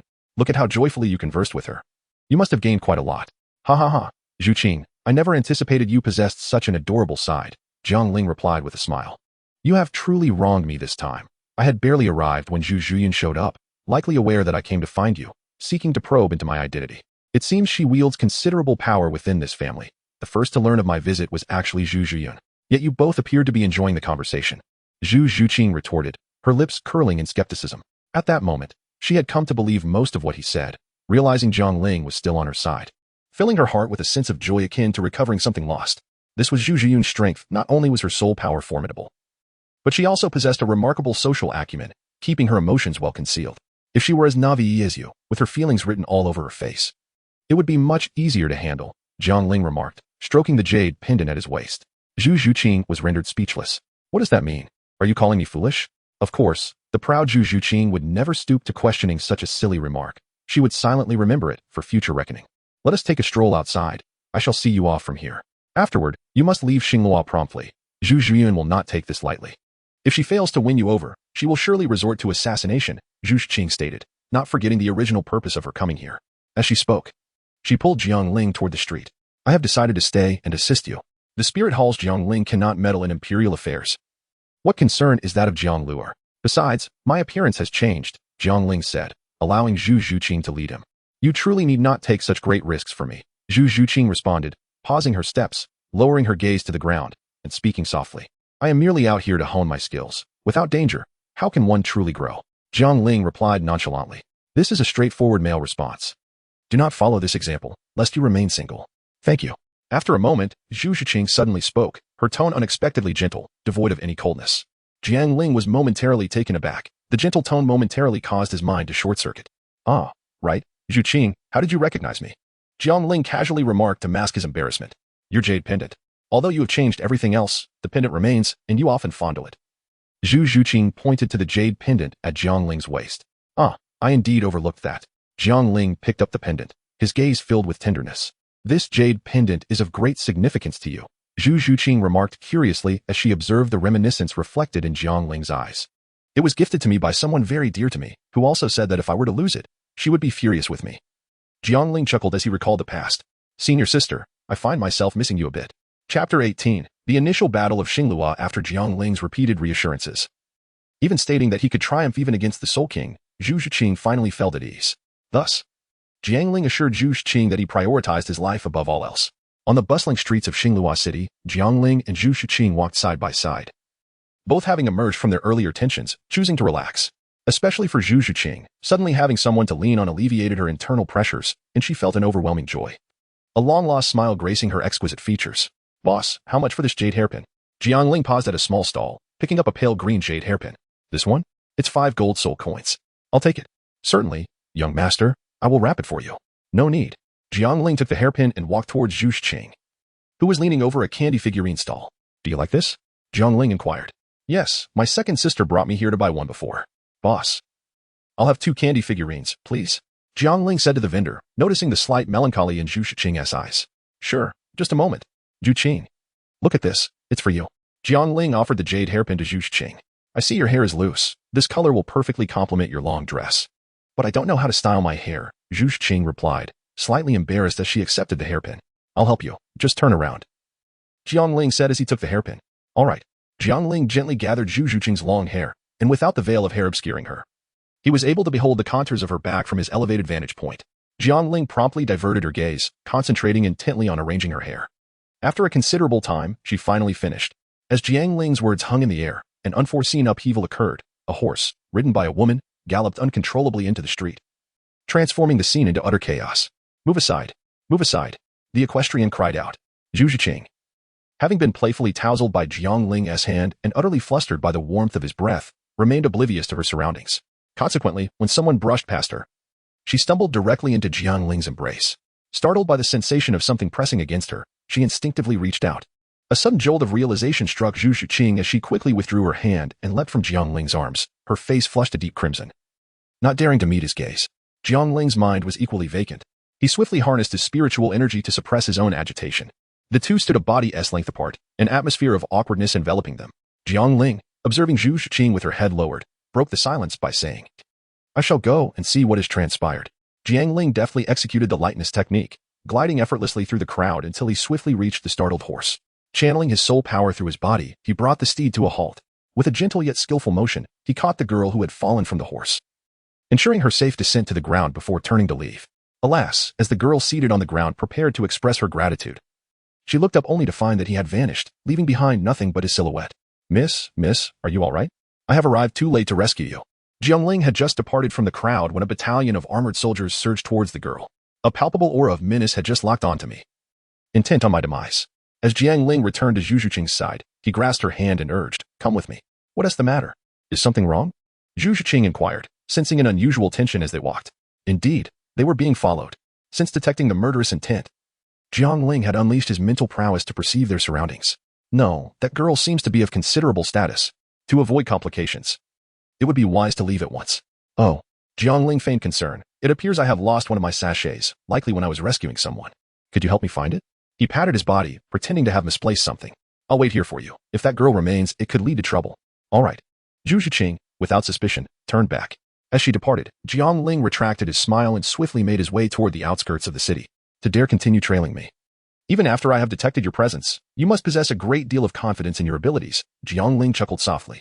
I shall increase my speed. Outside the city, amidst the forest, Jiang Ling called out to the emptiness behind him. You followed me long enough. You may reveal yourself now. A tall man descended from the trees, declaring, You have chosen a fine location. The scenery is exquisite, perfect for your final resting place.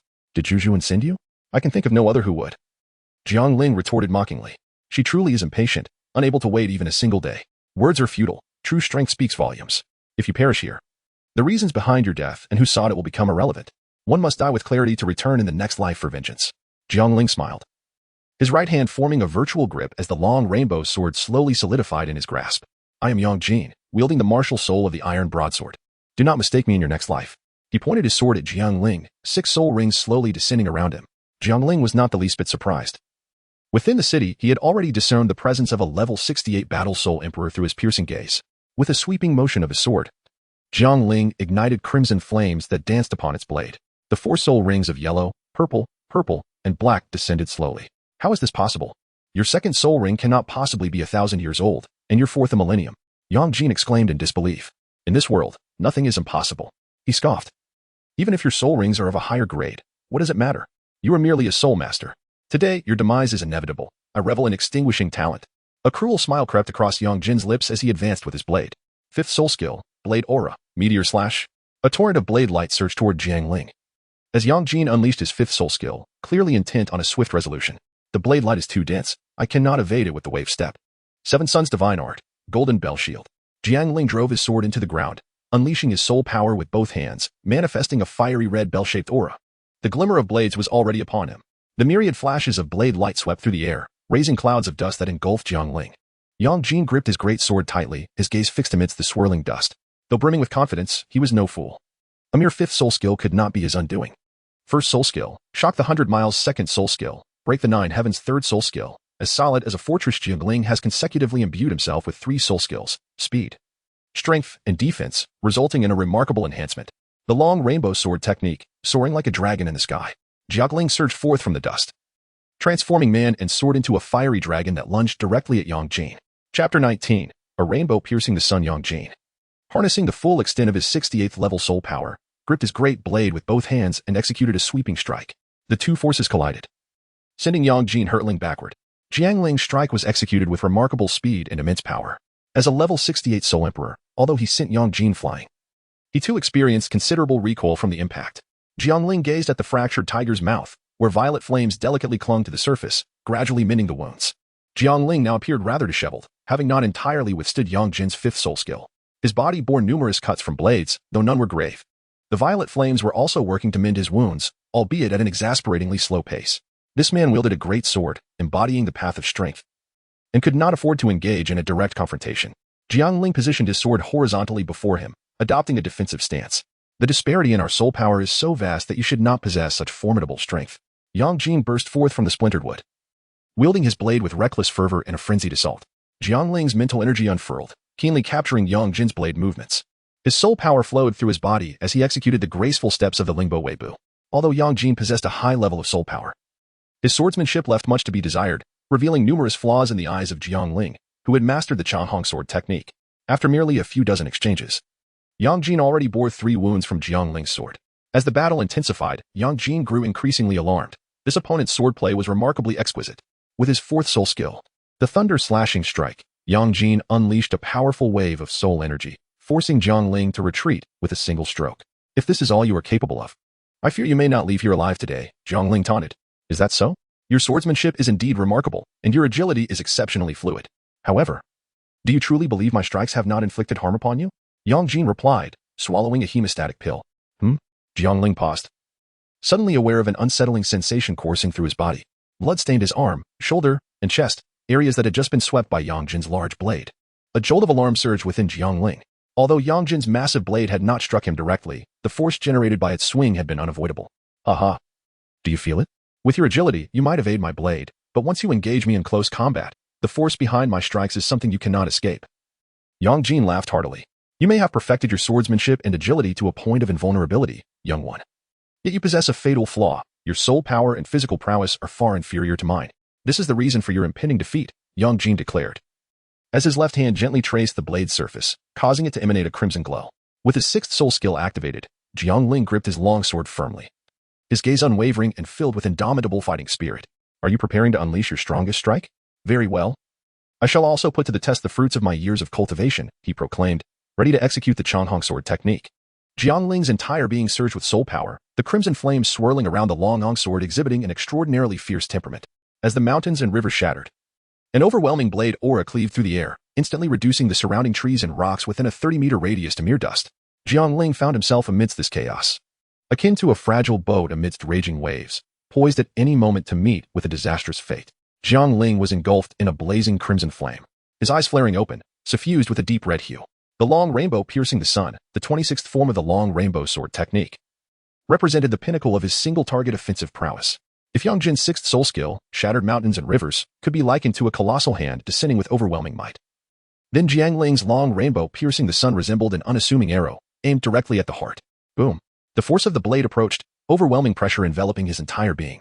As Jiang Ling's bones creaked ominously, as if they might shatter at any moment, Jiang Ling, leaning on his sword, boldly withstood the force of the blade.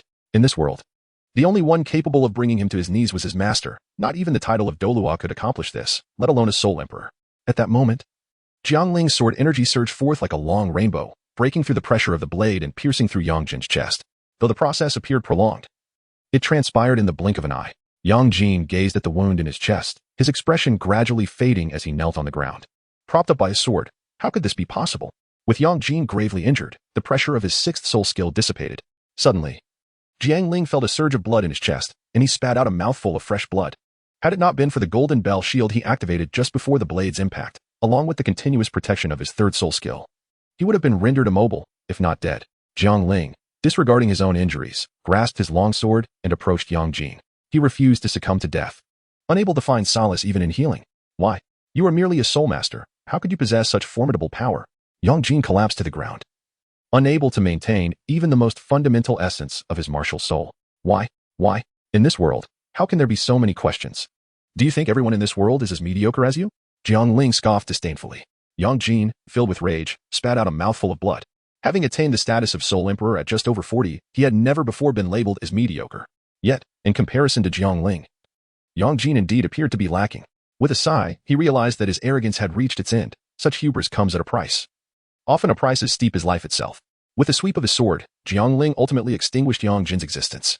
Jiang Ling, feeling a surge of spiritual energy, hastily settled into a cross-legged position, channeling his inner power to regulate his breathing. Though Jiang Ling presently appears fearsome, drenched in blood, his injuries are not as grave as they seem. He merely suffers from superficial wounds. The impact of enduring the sixth soul skill has caused some internal disturbance and fractured a few bones. In this battle, Jiang Ling did not reveal his trump card, the Eye of Falsehood, nor did he utilize his fourth soul skill. He relied entirely on the swordsmanship honed over many years, supplemented by the enhancements from his first 3 soul ranks. The outcome seems promising. Fortunately, Yang Jin also possesses a weapon spirit. Had it been a beast spirit, the endeavor to vanquish him would have proven exceedingly challenging. After Jiang Ling completed his meditation, although his wounds had yet to heal, he found himself able to move without hindrance. Glancing at the setting sun, he murmured to himself, fearing that Xu Qing might be anxious. He collected the useful belongings from Yang Jin, disposed of the corpse, and then swiftly made his way toward the city. Meanwhile, Xu Qing squatted at the spot where she had parted ways with Jiang Ling, her arms wrapped around her knees, her head buried deeply, her shoulders trembling slightly. After several fruitless searches for the sachet, she came to the grim realization that she had been deceived. In a hurry, she returned, only to find that Jiang Ling had indeed vanished from his original location. As astute as she was, she could not help but deduce that something had gone awry. Jiang Ling must have discovered the lurking assassin and sent her away to confront the danger alone. Frantic, she searched everywhere, every street, the Zhu residence, and all conceivable locations where he might have appeared. In a moment of turmoil, she lamented, "Brother Jiang, it is my fault that you are in this predicament. I should not have entertained any false hopes. Rest assured, I shall avenge you. I will kill Zhu Zhuyan. I swear I will." Rising to her feet, a torrent of spiritual energy surged uncontrollably around her, and her pupils gradually turned crimson. Chapter 20. Jiang Ling and Xu Qing. Xu Qing, what troubles you? Jiang Ling, having rushed over, noticed something amiss with Xu Qing. He gently shook her shoulder and inquired. Suddenly, Xu Qing coughed up a mouthful of blood, her body collapsing into Jiang Ling's embrace. Xu Qing. Xu Qing. Jiang Ling swiftly grasped Xu Qing's wrist. How could her breath be so erratic? Jiang Ling glanced once more at Xu Qing's pupils. It was a manifestation of obsession. Gazing into Xu Qing's crimson eyes, Jiang Ling exclaimed in astonishment. Without further delay, he lifted Xu Qing into his arms and swiftly made his way toward the starry pavilion. At this moment, Jiang Ling had cast aside her disguise, revealing her true form. Jiang Ling gently placed Xu Qing upon the bed his right hand channeling internal energy as he lightly rested it upon her forehead, allowing his life force to traverse through her body. The stagnation of her vital essence necessitated the expulsion of the accumulated blood. With that, he assisted Zhu Zhiqing into a seated position. Once more, he summoned his internal power, preparing to press upon the Tanzhong acupoint. Jiang Ling hesitated momentarily, caught in a web of uncertainty. The Tanzhong acupoint, a vital root of the Juyin, is situated at the Dedun, connected to the Yuing, and linked to the Tanzhong, which serves as the periphery of the heart, acting in place of the heart's commands, nestled within the pleura. This acupoint resides in the chest, positioned between the two breasts, where the pericardium is located. During their first encounter, when he had saved Zhu Zhiqing, he had already seen her form in its entirety, and subsequent misunderstandings had led to moments of ambiguity. Now, even if Zhu Zhiqing chose not to mention the incident, Jiang Ling could not simply regard her as a mere friend any longer. As Jiang Ling pondered, Zhu Zhiqing unconsciously let out a low moan. Observing the furrowed brows and the clenched hands of Zhu Zhiqing, who was evidently in pain, Jiang Ling cast aside his doubts. Human life was at stake. Matters of the future could be addressed later. The imperative was to save her. Any delay on his part would only increase her peril. With renewed determination, he gently placed his hand upon her Tanzhong acupoint, which was adorned with a delicate green gauze dress. Zhu Zhiqing's breaths came in heavy waves, a result of her overwhelming emotions, causing Jiang Ling's hand to tremble slightly. Focus, concentrate, he urged himself, biting the tip of his tongue. Channeling his long rainbow qi, he slowly infused it into Zhu Zhiqing's body. An hour passed. Jiang Ling was drenched in sweat, his complexion slightly pale, feeling even more fatigued than when he battled a Soul Emperor. As he tended to Zhu Zhiqing's injuries, Jiang Ling summoned all his focus, meticulously controlling the long true energy within her body. Any slight miscalculation could result in her immediate demise. Had it not been for Jiang Ling's formidable mental strength, he would not have been able to endure this hour of healing. Jiang Ling gently laid Zhu Zhiqing upon the bed, covering her with a blanket. At last, he had pulled her back from the brink of a perilous state, where she could have succumbed to madness at any moment. Although he remained unaware of the events that had transpired, he whispered softly, "Rest well, and tomorrow will bring clarity." Observing the serene visage of Zhu Zhiqing as she drifted into slumber, he eventually returned to his seat, his own exhaustion overtaking him, and he succumbed to sleep. Meanwhile, Zhu Zhiqing, resting upon the bed, abruptly opened her eyes. Slowly, she propped herself up, her gaze directed at Jiang Ling, filled with a complexity of emotions. Upon closer inspection, a faint blush adorned her cheeks. Though her consciousness had been clouded during her state of madness, she would not forget the occurrences that unfolded around her upon her return to awareness. As she regained her faculties, she became acutely aware of all that had transpired within the past hour. Jiang Ling's hand remained in place for an hour, then two, once the healing was complete. If Jiang Ling had been attentive, he would have noticed that upon regaining consciousness, Zhu Zhiqing's heartbeat had noticeably quickened. Whether this was due to the considerable energy Jiang Ling expended during the healing process, rendering him incapable of sensing this subtle shift, or if he was deliberately feigning ignorance to spare both from any awkwardness, remains a mystery only Jiang Ling could unravel. The night passed in silence. The following morning, as Jiang Ling gradually awakened, he gazed at the quilt draped over him and offered a faint smile. "Are you feeling all right now? Is there any discomfort in your body?"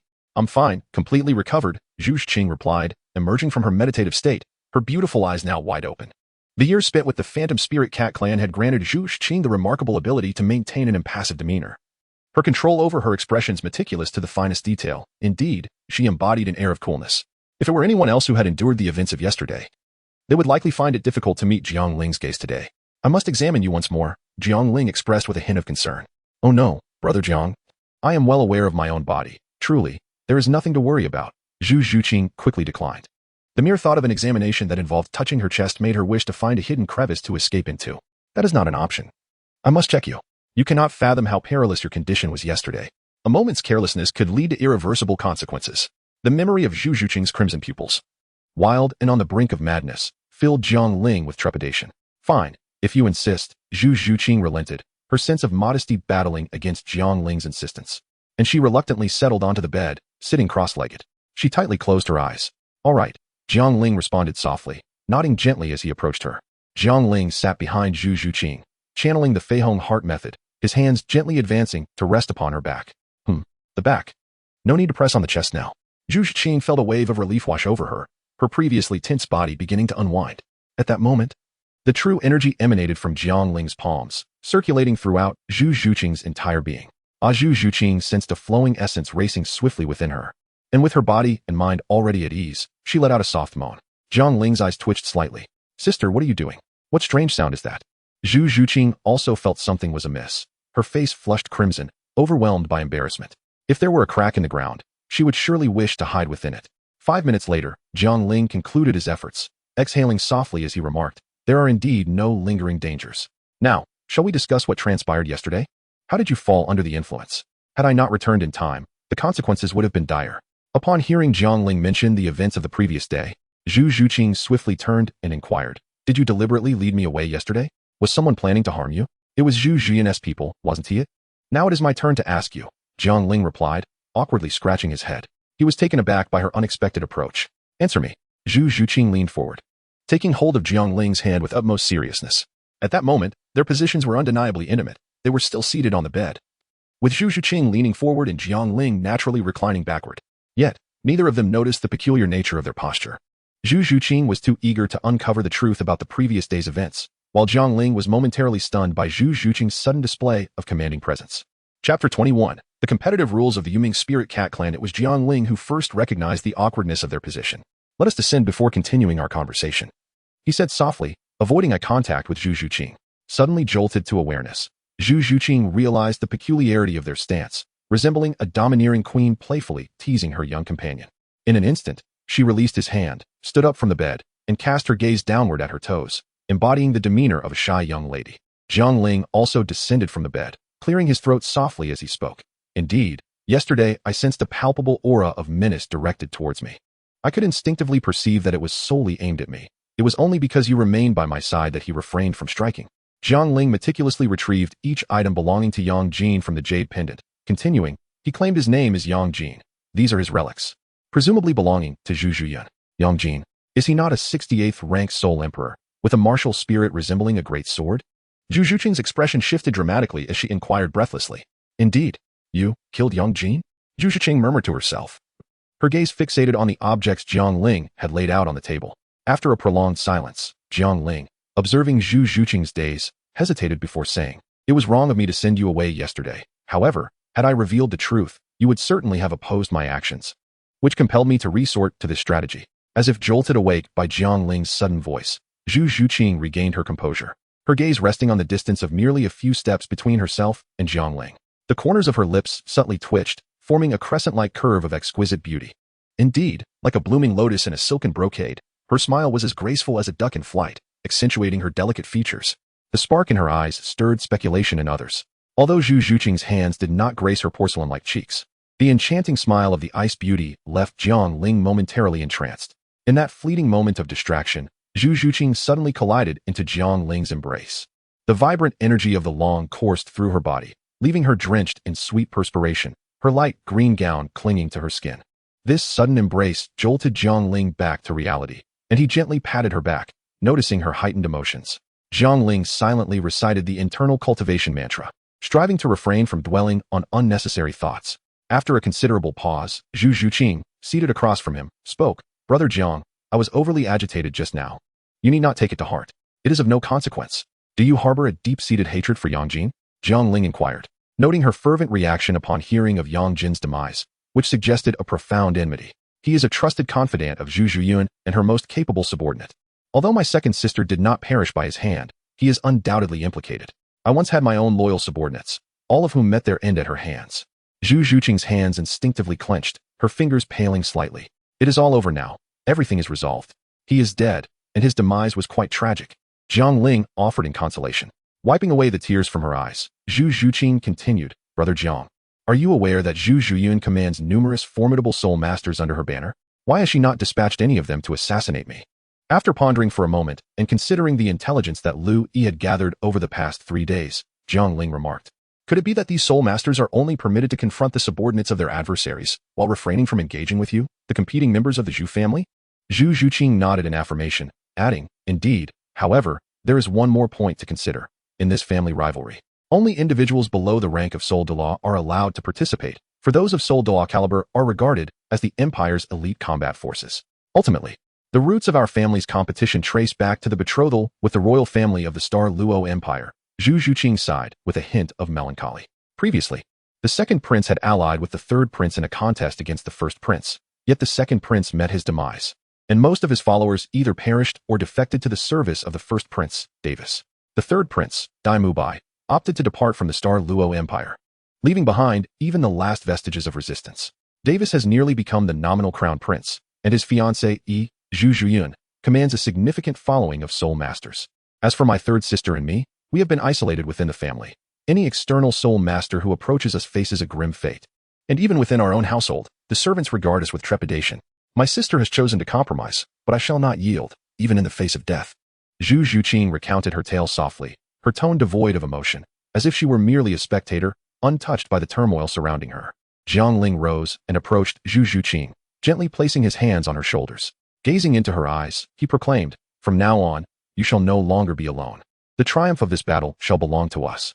Jiang Ling has come to realize that Zhu Zhuyun stands as a formidable mountain over Zhu Zhuqing. Unless this mountain is removed, Zhu Zhuqing will not only face obstacles in her cultivation, but will also endure a lifetime of inner turmoil.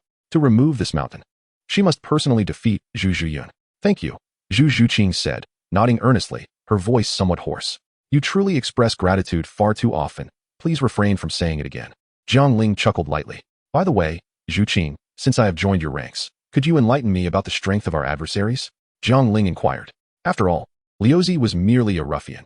He wouldn't be able to uncover such intelligence even for 100 gold coins. Zhu Zhuyun possesses a soul power of 35, and she has a soul saint under her command, though I have yet to encounter him.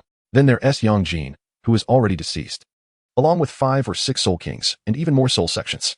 Although this is a competition among our Yuming spirit cat clan, we cannot dismiss the possibility of Davis intervening. His strength is even greater, and he commands a more formidable following. As for the abilities and soul ring skills of those high-ranking soul masters, I am at a loss. Zhu Zhuqing shook her head. Indeed, a formidable opponent, Jiang Ling sighed. So it appears that we are the only two on our side, correct? Zhu Zhuqing glanced at Jiang Ling and nodded. No hidden trump cards or anything. Jiang Ling persisted. Very well. It's not a major issue, Jiang Ling said, observing Zhu Zhuqing's lowered gaze. You are currently at level 20. While I am at level 44 in the soul sect, having leveled up 2 ranks after defeating Yang Jin, I will handle the matter of Zhu Zhuyun as soul saint. Your primary task now is to cultivate to perfection at level 20 and swiftly attain your second soul. Wait, you're only at level 44? Zhu Zhuqing interrupted. Disbelief etched on her face. Is 44 considered low? I am merely 14 years old, Jiang Ling replied, somewhat exasperated. No, I meant to say you defeated Yang Jin, who is at level 68.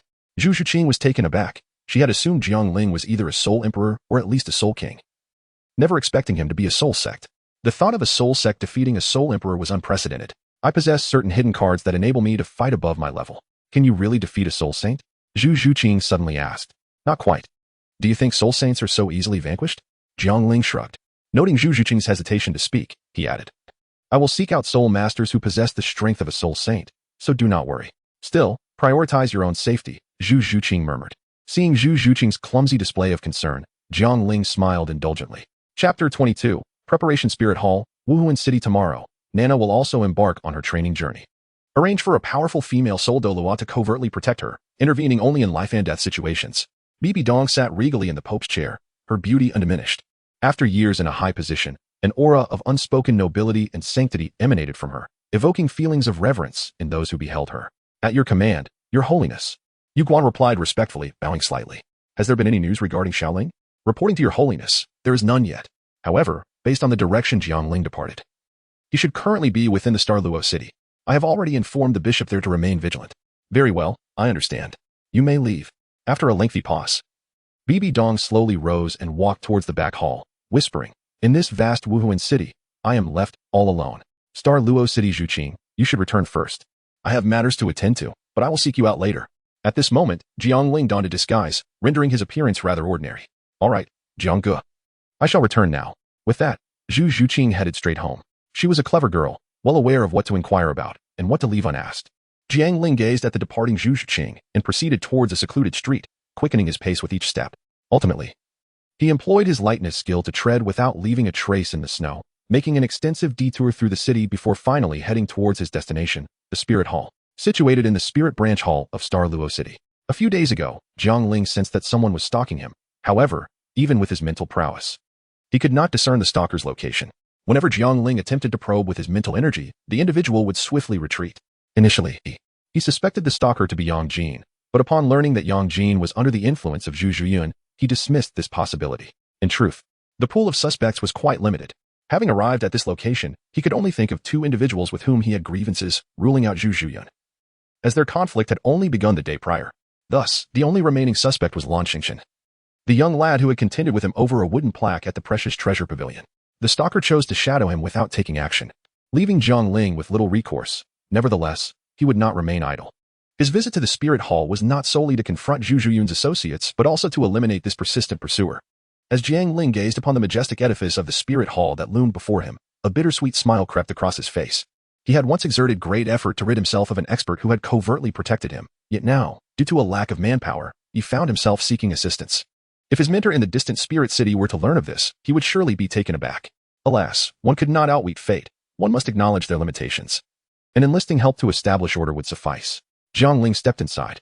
Utilizing certain means, Jiang Ling soon found himself in the presence of the higher-ups of the spirit hall. "I demand to see your platinum bishop," he commanded, brandishing a token. The token bore 6 distinct symbols: a sword, a hammer, a crown, an incomplete humanoid figure, a dragon, and a chrysanthemum. It was unmistakably the Pope's decree. Any bearer of this token possessed the authority and respect of an elder within the spirit hall, akin to the Pope's personal presence. The token in Jiang Ling's possession was, in fact, BB Dong's. "As you wish, my lord," came the reply. Shortly thereafter, the platinum bishop Marcin appeared before him, a somewhat stooped and ancient-looking man. "There is no need for formalities, Bishop Marcin. I have come to request your assistance in locating several soul masters of level 70 or above, ideally possessing identities linked to the Douluo Empire and appearing to have no connection to the spirit hall," Jiang Ling stated forthrightly. "May I inquire as to the purpose of this request?" Marcin asked, somewhat perplexed. "To establish order," Jiang Ling replied succinctly. Marcin was at a loss for words. "Please arrange this for me as swiftly as possible.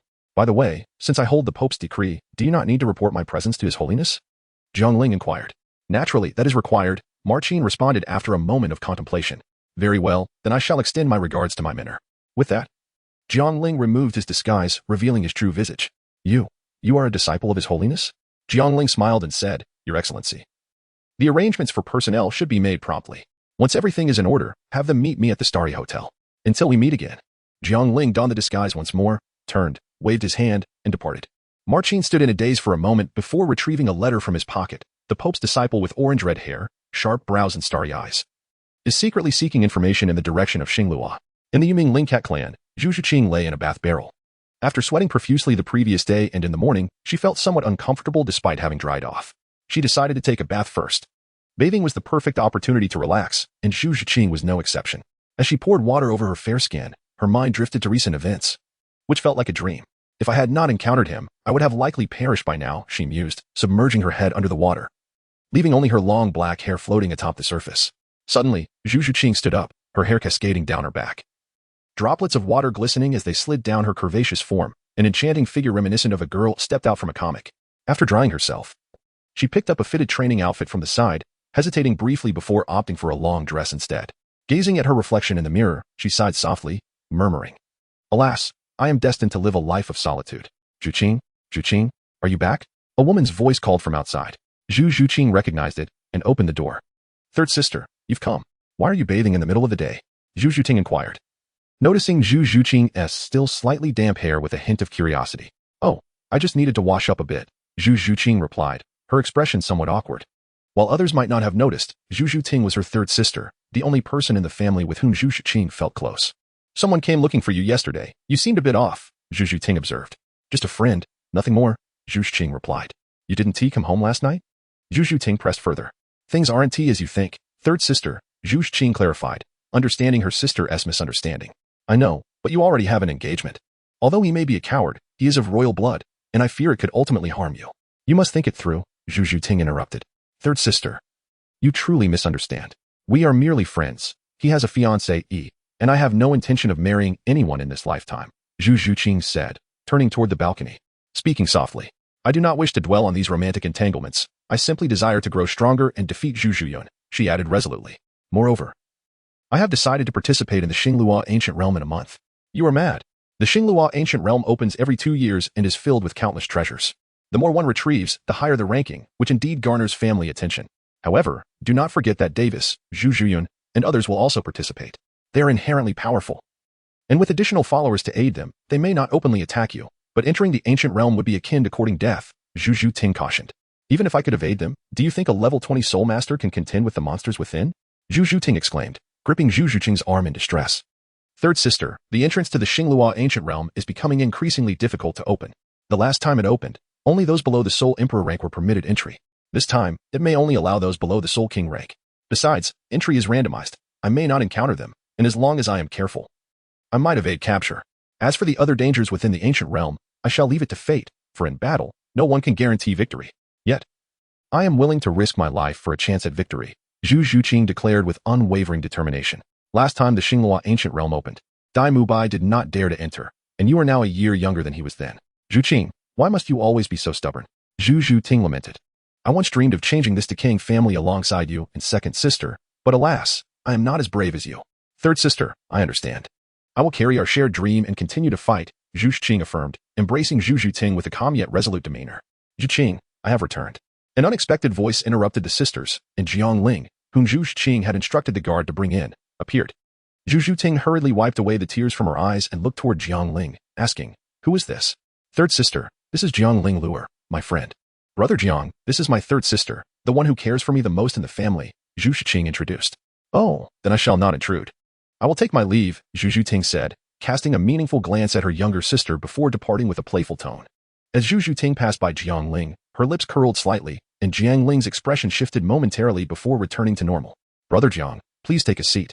Do not mind my third sister, she tends to be like that. I will fetch you some tea, Zhu Zhuqing said as she moved to retrieve the tea set. There is no need for that. I came to inform you that the high-end combat forces have been dealt with in no more than 3 days. We need not worry about your elder sister's soul sage anymore, Jiang Ling said with a hint of joy as he settled down. Ah, all right, thank you, Zhu Zhuqing began. But upon seeing Jiang Ling feigning anger, she quickly fell silent. The two fell into a comfortable silence, with Jiang Ling feeling slightly awkward as he sought topics to discuss, eventually resorting to questions about Zhu Zhuqing's family and the royal affairs of the Xingluo Empire. Zhu Zhuqing responded succinctly to his inquiries, avoiding any unnecessary chatter. In this atmosphere, Zhu Zhuqing felt no embarrassment. Rather, she found it warm and comfortable. By the way, Zhuqing, you should focus on your training. Once you reach level 20 soul power, I will take you to hunt for your second soul ring, Jiang Ling suggested. My soul power is already at full capacity. The family will arrange for the absorption of the first 4 soul rings. I intend to rest well and absorb the second soul ring tomorrow. Our martial spirit. The Yuming Lingcat is considered a family legacy martial spirit. Through years of exploration, we have developed a comprehensive understanding of the types and ages of soul beasts available for selection. The 4 soul rings will differ slightly, after all. A 10,000-year soul ring undergoes a qualitative change, Zhu Zhuqing explained as she poured Jiang Ling a cup of tea. Oh, I see. As the sun gradually set, the dying light cast a crimson hue over the entire Xingluo city. Jiang Ling spent an entire afternoon in Zhu Zhuqing's room, consuming 18 cups of tea and making 5 trips to the restroom. Zhuqing, I shall take my leave for now. I will return tomorrow. And once you have absorbed the soul ring, I will teach you a special technique, Jiang Ling stated as he rose to bid farewell. Very well. We shall meet again tomorrow, Zhu Zhuqing replied, her demeanor remaining as cool and composed as ever. In the Zhu family's garden, a woman gazed at Jiang Ling as he approached. You have arrived. I was beginning to wonder if you would come, she remarked. Miss Zhu. May I inquire what brings you to seek me? This individual was none other than Zhu Zhuting. Why do you address me as fourth sister? Zhu Zhuting asked with a smile. Ah, Zhuqing, Jiang Ling corrected himself. You may call me Zhu Ting, as that suffices. Has Zhuqing informed you about the Douluo ancient realm? Zhu Zhuting inquired. Douluo ancient realm? What is that? Jiang Ling responded, puzzled. It seems she has not shared this with you, Zhu Zhuting sighed. The Douluo ancient realm is a secret domain that unexpectedly appeared 14 years ago within the Douluo Imperial Palace. To be precise, it is merely an entrance. Entering it leads one to a strange place filled with numerous rare treasures. Due to its sudden emergence, the Douluo royal family sealed all information regarding it. And even the Spirit Hall remains unaware. Because of our familial ties to the royal family, only members of the royal family and our Zhu clan are permitted entry whenever the ancient realm opens, and there are limitations on the number of participants. This is a secret domain not open to the public, serving as both a trial and a rite of passage for the royal offspring and our Zhu clan members. Those who manage to return alive and bring back precious items will receive significant cultivation and recognition from the family. However, the treasures within are accompanied by unimaginable dangers. Even powerful Soul Douluo warriors may find it challenging to return unscathed if they recklessly charge in. Does Zhuqing wish to venture there? Jiang Ling queried. She has already applied. Zhu Zhuting replied. You want me to assist Zhuqing in entering alongside her? No, I wish for you to help her leave instead. I share with you the matter of the Douluo ancient realm not to have you accompany her, but to make you aware of the inherent dangers. Persuading her to abandon the idea. Living grants hope, while death offers nothing. I can see that she harbors feelings for you. I hope you can counsel her. If you can help her escape from the Douluo Empire, that would be even better, she would thrive more in the outside world. Zhu Juting's gaze drifted, lost in thought, towards the direction of Zhu Juqing's room.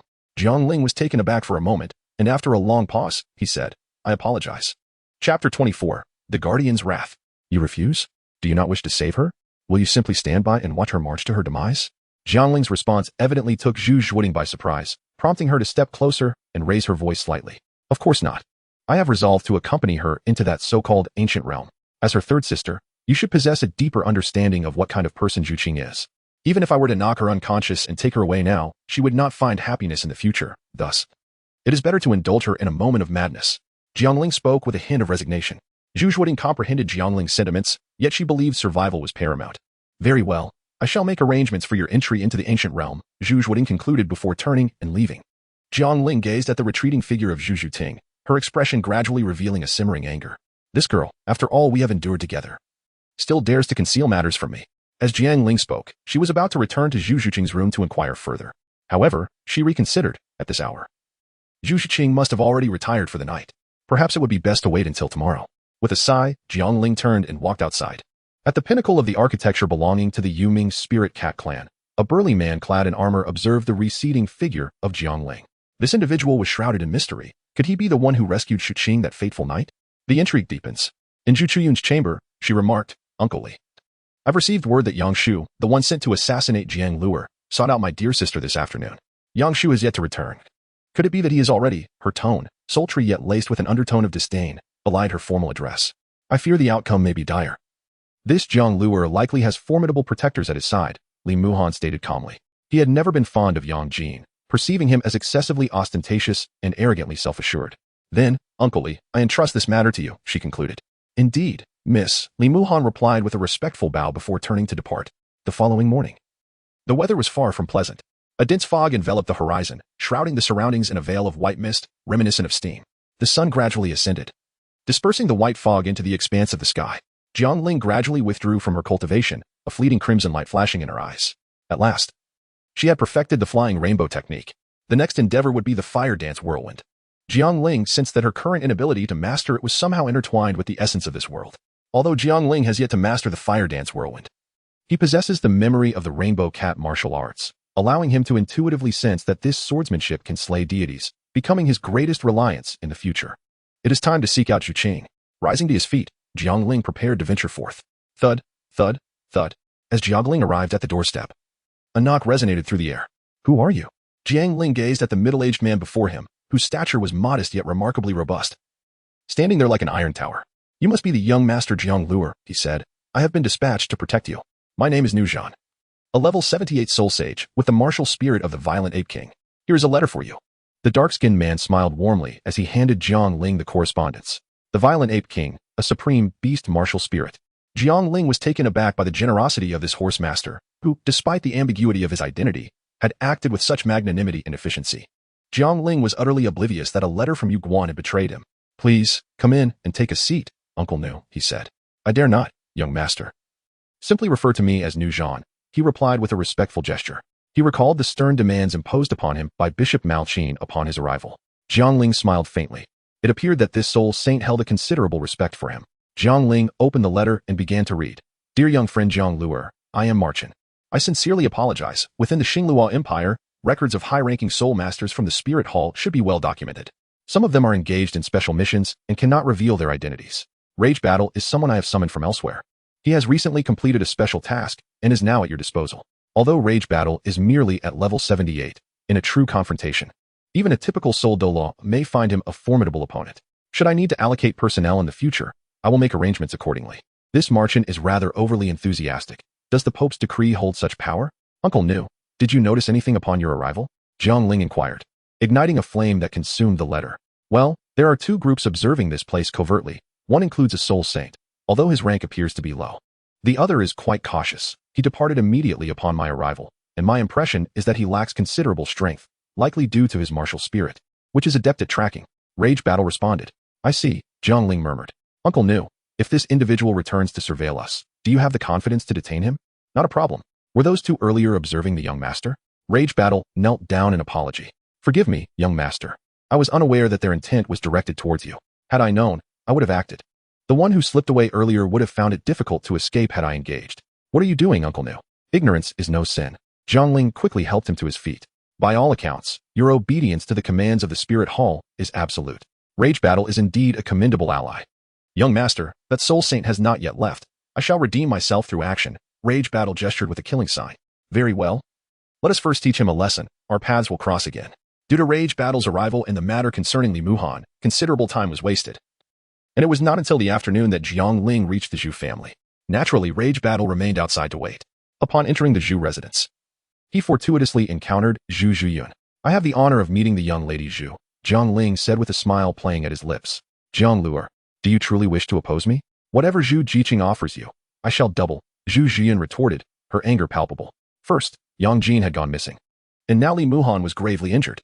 Since encountering this seemingly ordinary man, her fortunes had taken a turn for the worse. As the fourth lady's guest, the remuneration she provides is beyond your means, Jiang Ling sighed. Should you desire my assistance, it shall only be under certain conditions. His gaze lingering on Zhu Zhuyun's chest for a moment longer. Do you know my identity? To humiliate the royal family so brazenly. Do you not fear for your head? Zhu Zhuyun exclaimed furiously. Miss, you seem to have misunderstood. I have said nothing at all, Jiang Ling replied innocently. You have nearly caused Zhu Qing's demise. To tease you is merely a means of venting my frustrations. Is that too much to ask? You, humph. Zhu Zhuyun, disregarding Jiang Ling further, strode ahead, intent on finding Davis. Jiang Ling also made his way towards Zhu Zhuqing's room. Wait a moment, it was you who acted that night, wasn't it? Zhu Zhuyun paused in her steps and inquired. Jiang Ling remained silent, his footsteps unwavering as he continued onward. Zhu Zhuyun's countenance was as dark as the depths of water. In the hall of the Pope at the Martial Soul City, Bibi Dong gazed at the letter pinned by Ma Qin, her expression momentarily lost in thought. Has Lingo encountered trouble? In a certain location within the Douluo city. Lan Xingchen inquired of the frail figure kneeling before him. Are you saying that a formidable expert has appeared by his side? Enough. Let us set this matter aside for the time being and prepare for our entry into the ancient realm. Lan Xingchen gestured dismissively. Chapter 25. The confrontation with Zhu Zhiqing. Along the way, Jiang Ling did not encounter anyone else who greeted him. Within the family, every individual was bustling with urgency. When Jiang Ling arrived at Zhu Zhuqing's courtyard, she was in the midst of her training.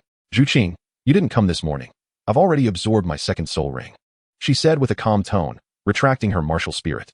Although she felt a surge of joy upon seeing Jiang Ling, her words betrayed a hint of reproach for his absence earlier that day. I had some matters to attend to at noon. How did it go with your second soul skill? Jiang Ling inquired as he settled onto a stone bench. Not bad.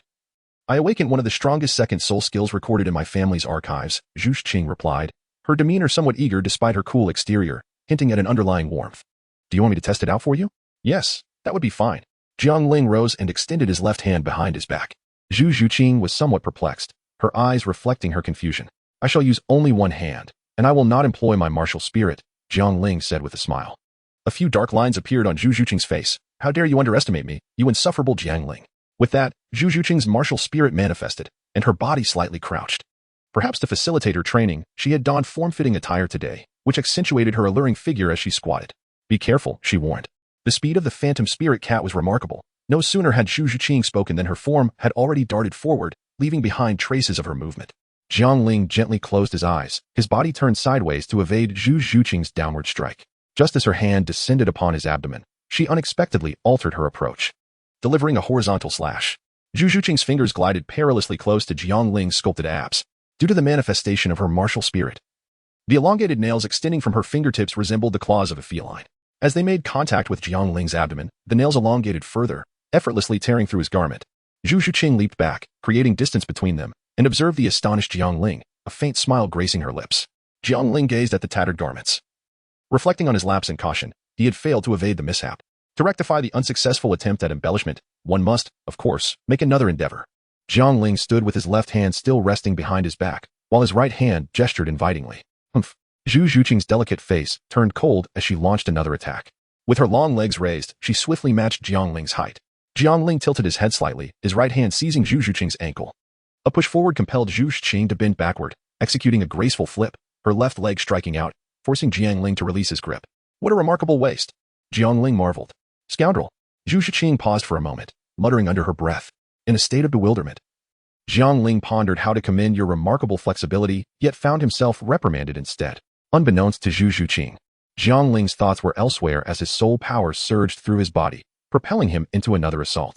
The relentless strikes of his sharp feline claws came in a continuous barrage, with Zhu Zhuqing focusing solely on offense. This young lady seems intent on compelling me to use both hands.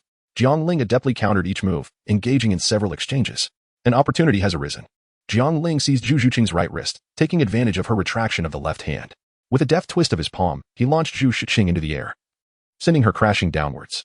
In midair, she found herself unable to exert any force. Fortunately, Jiang Ling exhibited a sense of chivalry, extending his foot to cushion her descent against her lower back. The softness of her form absorbed the weight, leaving Zhu Zhuqing blushing as she hastily extracted her right hand from Jiang Ling's grip and stood upright. The moment Zhu Zhuqing rose, a peculiar sensation surged through Jiang Ling's feet, causing a fleeting disorientation. Ahem. While your prior strategy of offense as defense was commendable, your eagerness to attack has betrayed your vulnerabilities, Jiang Ling remarked, stealing a glance at the bashful Zhu Zhuqing. It's not over yet. I have yet to deploy my soul skill, she retorted, her eyes widening with determination. Until now, she had not compelled Jiang Ling to use both hands. Very well, let us continue, Jiang Ling replied with a smile. Indeed, she is a stubborn girl. Zhu Zhuqing unleashed her first soul skill, the phantom piercing strike. Her speed suddenly amplifying as she lunged at Jiang Ling. Faced with her soul skill, Jiang Ling could not afford to be careless, employing the light step to evade her assault. Observing this, a smile crept across Zhu Zhuqing's lips. This is not the first soul skill, it is the second, Jiang Ling exclaimed in surprise. Behold, a flurry of claw strikes cascaded toward Jiang Ling. Given their relatively equal strengths, this attack would indeed pose a challenge for Jiang Ling to evade, leaving him with no choice but to withstand it. However, he was resolute in his decision to confront it head-on. With both hands coming together, he invoked the Seven Sons' divine art, Golden Bell Shield. What? You must dodge. Zhu Zhuqing gasped in alarm, witnessing Jiang Ling's unyielding stance. The vast expanse of soul power demanded concentration, channeling momentary strength to its utmost potential. Once a soul skill is unleashed, retracting it becomes a formidable task, often resulting in backlash. Zhu Zhuqing's second soul skill, the Phantom 100 Claws, was freshly acquired and not yet mastered. Upon a slight attempt, she felt a sweet taste in her throat. No. The layers of claw strikes battered against Jiang Ling, manifesting a transparent bell-shaped barrier around him. Well done. You've compelled me to utilize my soul power and hands. The offensive strength of your second soul skill is commendable, Jiang Ling remarked, retracting the golden bell shield with a smile. You're unharmed? You nearly scared me to death. I thought your soul skill had concluded. Zhu Zhuqing rushed over to check on him. What do you mean? Could you actually injure me? Jiang Ling chuckled, unable to resist, gently tapping her delicate nose at the sight of her concerned demeanor. By the way, Zhuqing, as a sensitive attack-type soul master, I possess a footwork technique that would suit you perfectly. Moreover, you lack defensive skills and viable means of protection. What I just demonstrated is something you could learn as well, Jiang Ling continued, oblivious to Zhu Zhuqing's peculiar state beside him. Having studied the martial arts techniques from his memory, Jiang Ling had imparted knowledge to Hu Liena and Bibi Dong, though neither had successfully grasped it. He speculated that this might be linked to the Rainbow Sword. Only by possessing the Rainbow Sword could one learn the rainbow martial arts from his memories. Techniques such as light step, snow treading, and golden bell shield, however, were unrestricted and could be activated with soul power. Zhuqing, take a moment to rest. I shall teach you shortly, Jiang Ling instructed, turning to face her. All right. Zhu Zhuqing felt a wave of dizziness wash over her, forcing herself to interrupt her soul skill, triggering a backlash. Zhuqing, Jiang Ling exclaimed, alarmed at the sudden paleness that overtook her features. Just before Zhu Zhuqing succumbed to unconsciousness, she vaguely sensed a figure cradling her. Though the touch felt peculiar, as if it had been placed near her chest, Jiang Ling gently carried Zhu Zhuqing to the bed, utilizing his vital energy to soothe her soul power, confirming that she was not in serious danger. Jiang Ling, upon feeling her pulse, instantly discerned the nature of her injuries. Shaking his head with a wry smile, burdened by a sense of guilt, she truly was a girl of strong exterior yet gentle heart, possessing a kind spirit. Observing Zhu Zhuqing, who lay upon the bed, Jiang Ling sighed, contemplating the necessity of consulting Old Ma for a healing soul master. Zhu Zhuqing remained in slumber until the afternoon. Chapter 26. Cooking porridge. Zhu Zhuqing gradually opened her eyes. Her injuries were not as severe as initially presumed, merely a slight internal injury with some turbulence in her vital energy. After resting throughout the afternoon, she felt only a hint of weakness, with no significant concerns remaining. Tilting her head slightly, she gazed at Jiang Ling, who had fallen asleep at her bedside. A fleeting thought crossed her mind, and the corners of her mouth curled into a delicate smile. You are awake. Are you feeling better? Jiang Ling sat up, their gazes meeting. Let me check your pulse again, he said, averting his eyes, a hint of embarrassment coloring his voice. All right. Her response was as melodious as a lark, imbued with an undeniable warmth. Jiang Ling paused for a moment, a gentle smile gracing her lips as she took hold of Zhu Zhuqing's delicate wrist. Perhaps it was only in moments of vulnerability that she would shed her stubbornness. Though her condition had improved significantly, she still felt somewhat weak and required ample rest. Indeed, Zhu Zhuqing nodded softly in agreement. You must be hungry. Allow me to prepare something for you, Jiang Ling offered as she rose to her feet. You can cook? Zhu Zhiqing inquired, her curiosity piqued. But there is no food in my courtyard, nor have I ever lit a fire. She expressed her surprise at Jiang Ling's culinary skills, yet shook her head in response. You need not concern yourself with that. Simply await your meal in peace, Jiang Ling reassured her, affectionately ruffling Zhu Zhiqing's hair. Half an hour later, the meal was ready. Given her frail state, it was advisable to avoid greasy food. Thus, Jiang Ling presented her with a bowl of porridge. With one hand holding the bowl and the other supporting Zhu Zhiqing's back, she assisted her in sitting up. Zhu Zhiqing, aided by Jiang Ling's arm, gradually rose. Her cheeks tinged with a faint blush. The warmth of Jiang Ling's palm, seeping through her fitted attire, rendered her face aflame with heat. Jiang Ling observed as Zhu Zhiqing delicately sipped her porridge, and before long, the bowl was nearly empty. Jiang Ling took the bowl of porridge and smiled as he inquired. Would you care for a bit more? No, thank you, Zhu Zhiqing replied, her cheeks slightly flushed. Is it not to your liking? He asked. No, it is quite delicious. I simply find myself unable to consume any more, Zhu Zhiqing quickly clarified.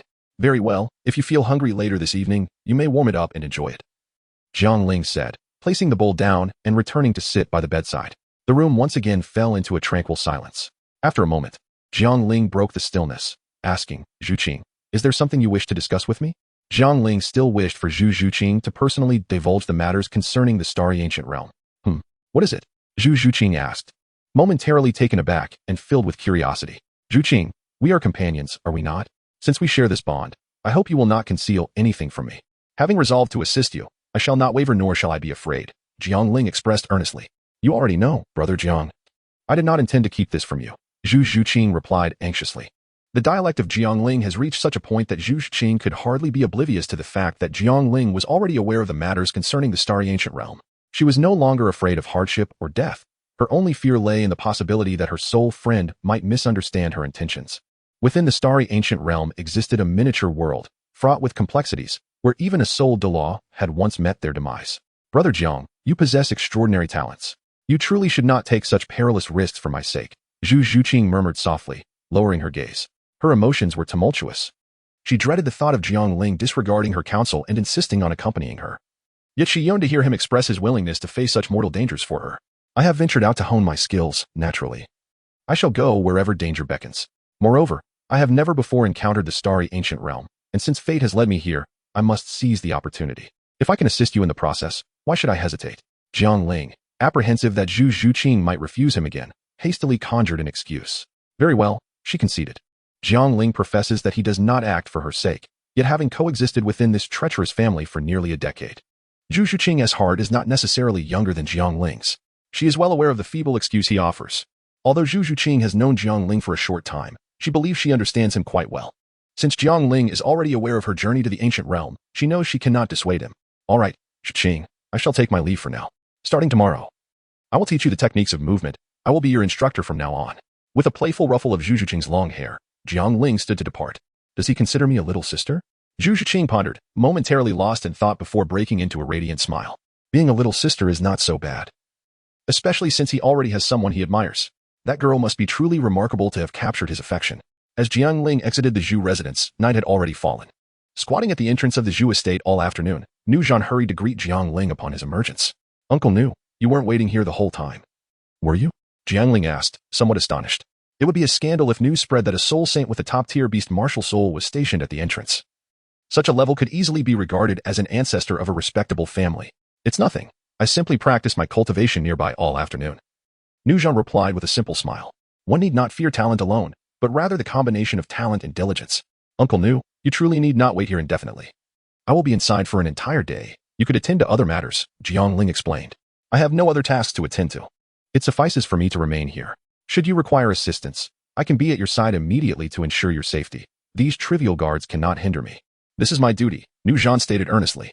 Very well, let us return. We should eat first. I assume you have not had a meal yet. Jiang Ling remarked with a hint of exasperation. Inside Zhu Zhiqing's room, Zhu Zhiqing entered. He has left? Yes. It smells delightful, Zhu Zhiqing inhaled deeply. Making her way directly to the porridge. Did he prepare this for you? It is delicious, she remarked after taking a sip. Third sister, you mentioned the ancient realm. Did you not? Zhu Zhiqing said, her tone tinged with resignation. More people, more opportunities. His strength should be considerable. I wish for your safe return. Third sister is of no assistance. I cannot help you, Zhu Zhiqing replied. With the death of the second prince, Zhu Zhuting's soul power had also been lost. Third sister. I harbor no blame towards you, Zhu Zhuqing hastily interjected, only to feel weak and fall back onto the bed. What transpired? How are you injured? Zhu Zhuting rushed over to support Zhu Zhuqing upon seeing her condition. It is nothing serious. My soul power has merely rebounded. A night's rest will suffice. Zhu Zhuqing reassured her, grasping Zhu Zhuting's hand. Third sister, please stay and talk with me tonight. That evening, the two sisters conversed for an extended period, with the name that frequently graced Zhu Zhuqing's lips being Jiang Ling, in a certain inn within the towns of the Tiando Empire. Hulayina surveyed the verdant vegetables on the table. Waiter, why is there only greens?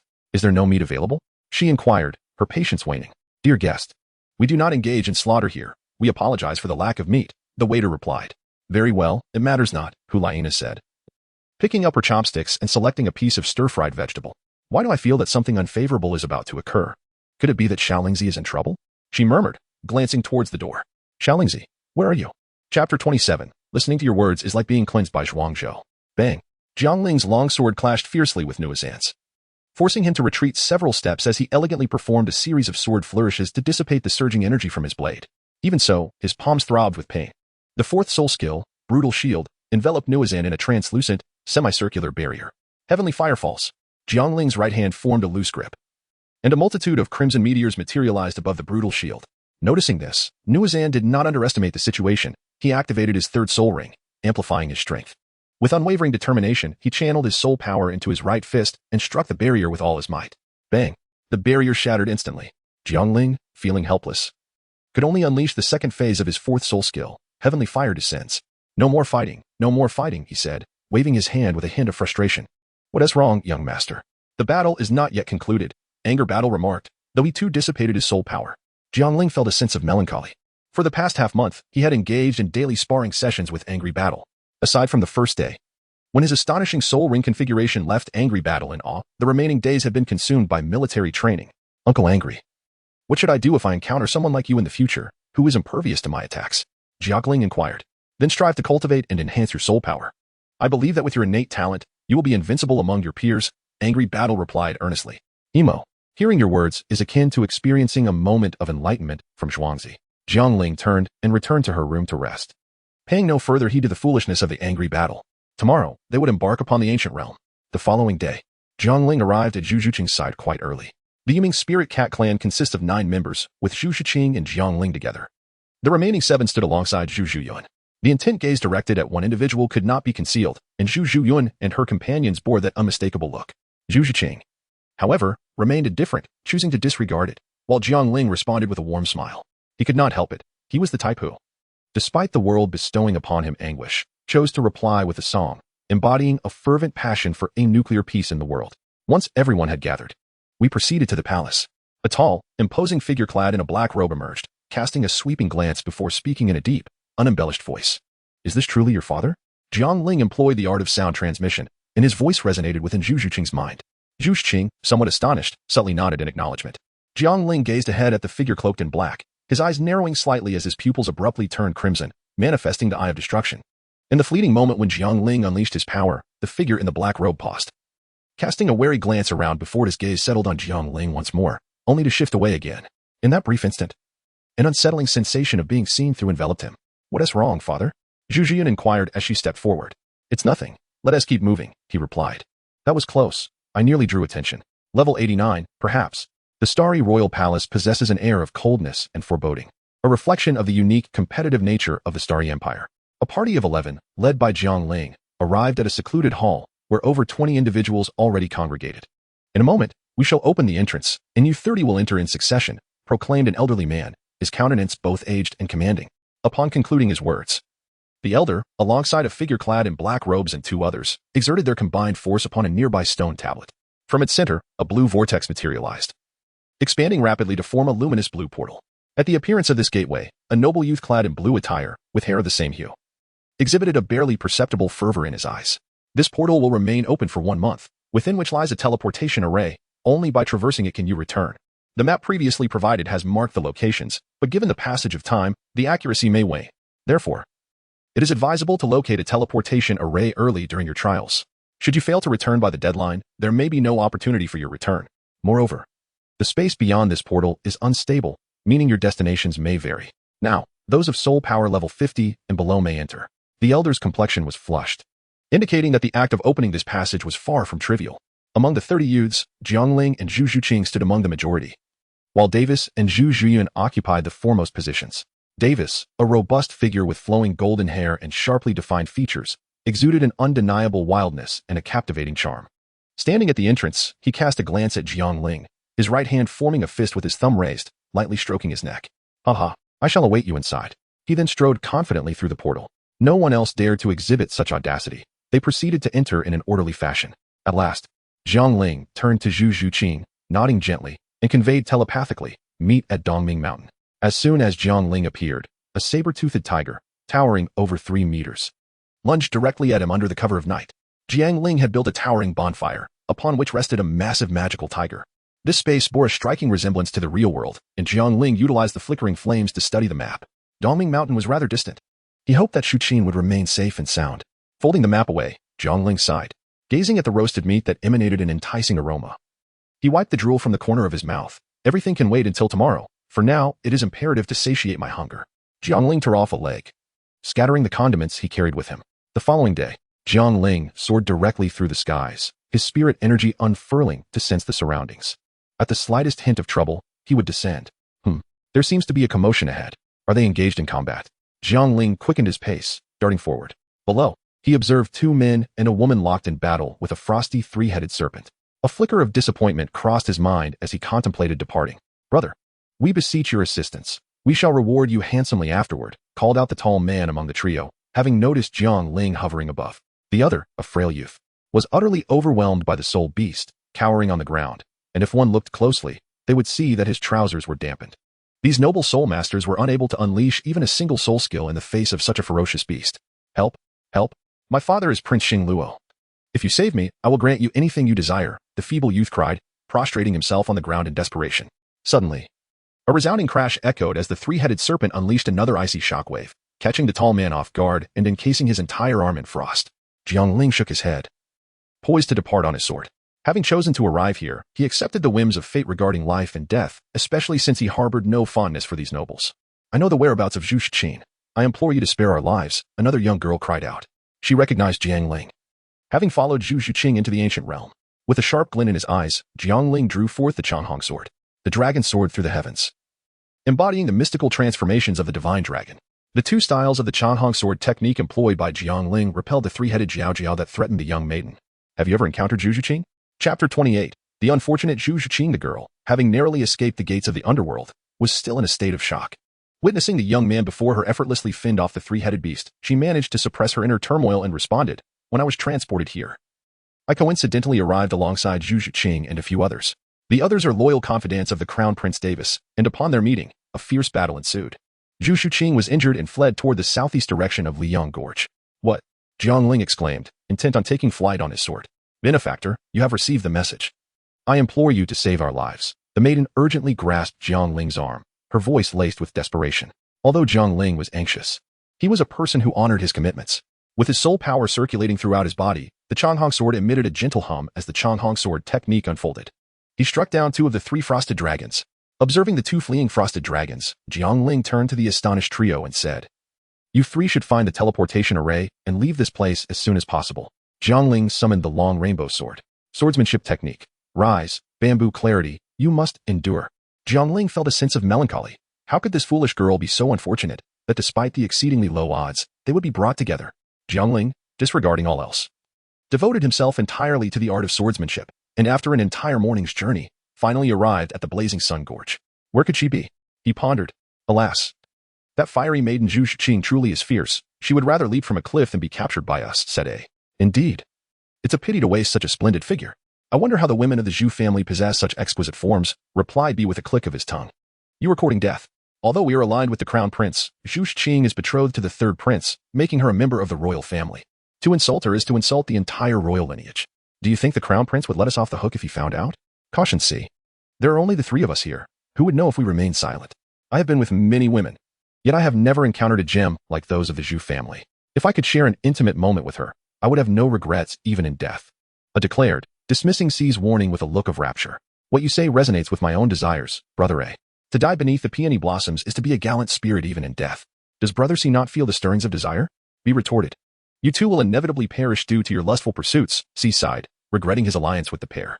Just as the three conversed, a searing sword chi shot forth, cleaving A in two. Brother A, Jiang Ling emerged from behind the trees, his countenance as dark as the depths of water. You are the one who is with Zhu Zhiqing, gasped Ian Bing, astonished. Prepare to meet your end, Jiang Ling declared, his voice resonating as though it had risen from the depths of the abyss. He was consumed by an overwhelming fury. Ian Bing exchanged a glance, understanding that their only recourse was to fight valiantly to the death. Summoning their martial spirits, the two unleashed their powers, for soul rings of yellow and purple descending upon them, signifying their rank as soul masters.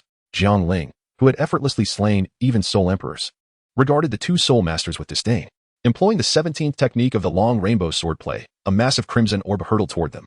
Ian Bing dared not underestimate the threat. They channeled all their soul power to unleash their fourth soul skill in a desperate attempt to counter the assault. The two forces collided, resulting in a momentary stalemate, neither side yielding. Upon witnessing the situation, Jiang Ling abruptly altered his approach, executing the 14 forms of the Divine Dragon's 9 transformations. Jiang Ling's transformation of techniques left Yi and Bing momentarily incapable of executing their soul skills. 9 streams of power pierced through both of them. Yi was struck in the forehead, resulting in his immediate demise. Bing was also penetrated in his limbs, collapsing helplessly to the ground. Jiang Ling pointed at Bing and commanded, "Take me to the place where Zhu Qing leapt off the cliff. I will lead you there. But will you spare my life?" Bing, though engulfed in terror, sought to negotiate for his survival. "Do you truly believe you are in a position to bargain with me?" Jiang Ling retorted sharply, as a surge of soul power erupted from his fingertips, piercing through Bing's kneecap. "Ah, stop. I will take you there." Bing's face contorted in agony. Jiang Ling cast a glance at the two individuals, a flicker of crimson light igniting in his eyes. He swiftly incinerated the corpse to ashes, and with a mere flick of his right hand, summoned a tempest that scattered the remains into the air. Bing's eyelids twitched. This person was exceedingly ruthless. "Let us depart." Jiang Ling lifted the handle and proceeded towards the place where Zhu Zhiqing had vanished. Jiang Ling gazed at the unfathomable abyss of the cliff, his heart swelling with a tempest of rage and sorrow.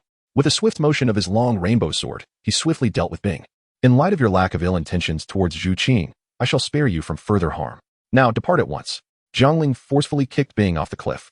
One must see a living person in life and a corpse in death. The ethereal energy of Jiang Ling enveloped his entire being as he leapt gracefully into the abyss. With each descent of Jiang Ling, her heart grew heavier. The chasm was not only unfathomably deep, but the further she fell, the more oppressive the heat became. Just moments ago, she had witnessed with her own eyes that the one she had cast down, Bing, ignited spontaneously in the midst of his plummet. Regardless of the circumstances, she resolved to reach the bottom of the abyss. Clenching her fists, Jiang Ling was determined, until she beheld the truth with her own eyes. She could not accept that Zhu Zhiqing had perished. The flying rainbow heart technique, cultivated by Jiang Ling, is a martial art of unparalleled resilience and solar fire attributes. Thus it remains unperturbed by such temperatures. It is unclear how much time has elapsed in Jiang Ling. All that is known is that his spiritual energy was nearly depleted before he finally made contact with the ground. Jiang Ling stumbled momentarily, taking a while to regain composure. Jiang Ling unleashed his mental energy, seeking to sense Zhu Zhiqing's location, only to discover that his mental force could not extend beyond its confines. Was this place also endowed with the ability to suppress mental power? Without dwelling on thoughts, Jiang Ling resolved to rely on his legs to search. Zhu Qing. Although he was aware that the chances of receiving a response from Zhu Zhiqing were slim, he called out repeatedly. "There." Jiang Ling directed his gaze towards a pale figure lying on the ground. Zhu Qing. He dashed forward with all his might.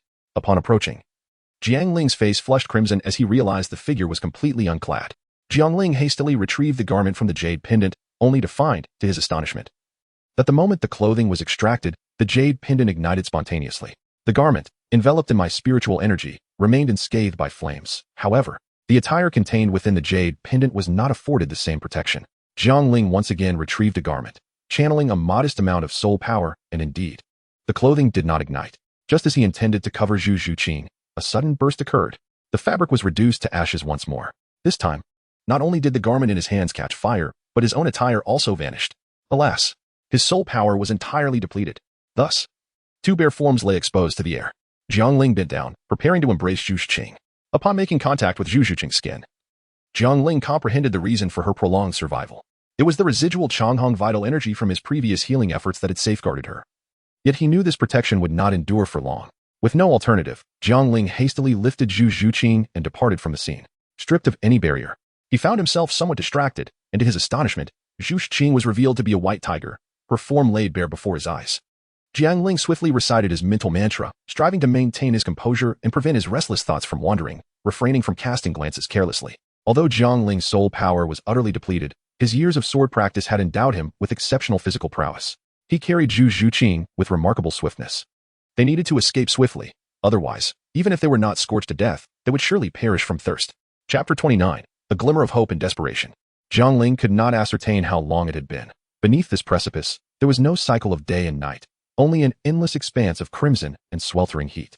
Jiang Ling gazed at the unconscious Zhu Zhuqing cradled in his arms, moistening his cracked lips. After such a prolonged journey, even he found it arduous. Despite Zhu Zhuqing's body lying limply against him, not a flicker of desire stirred within Jiang Ling. The temperature here had dropped significantly. Jiang Ling retrieved a garment from the jade pendant and adorned himself, subsequently wrapping a black cloak around Zhu Zhuqing's delicate form. Water, water, Zhu Zhuqing murmured unconsciously. Her lips somewhat parched and chapped. Where can I find water? Jiang Ling gently lowered Zhu Zhuqing and surveyed the surroundings. There, grass. Haha. The heavens do not abandon me. Where there is grass, there is likely water nearby. With the last vestiges of his strength, Jiang Ling lifted Zhu Zhuqing and began to search the vicinity. After a considerable time, as Jiang Ling's hopes dwindled, a small lake emerged before him. Zhuqing, there is water. Jiang Ling exclaimed with delight.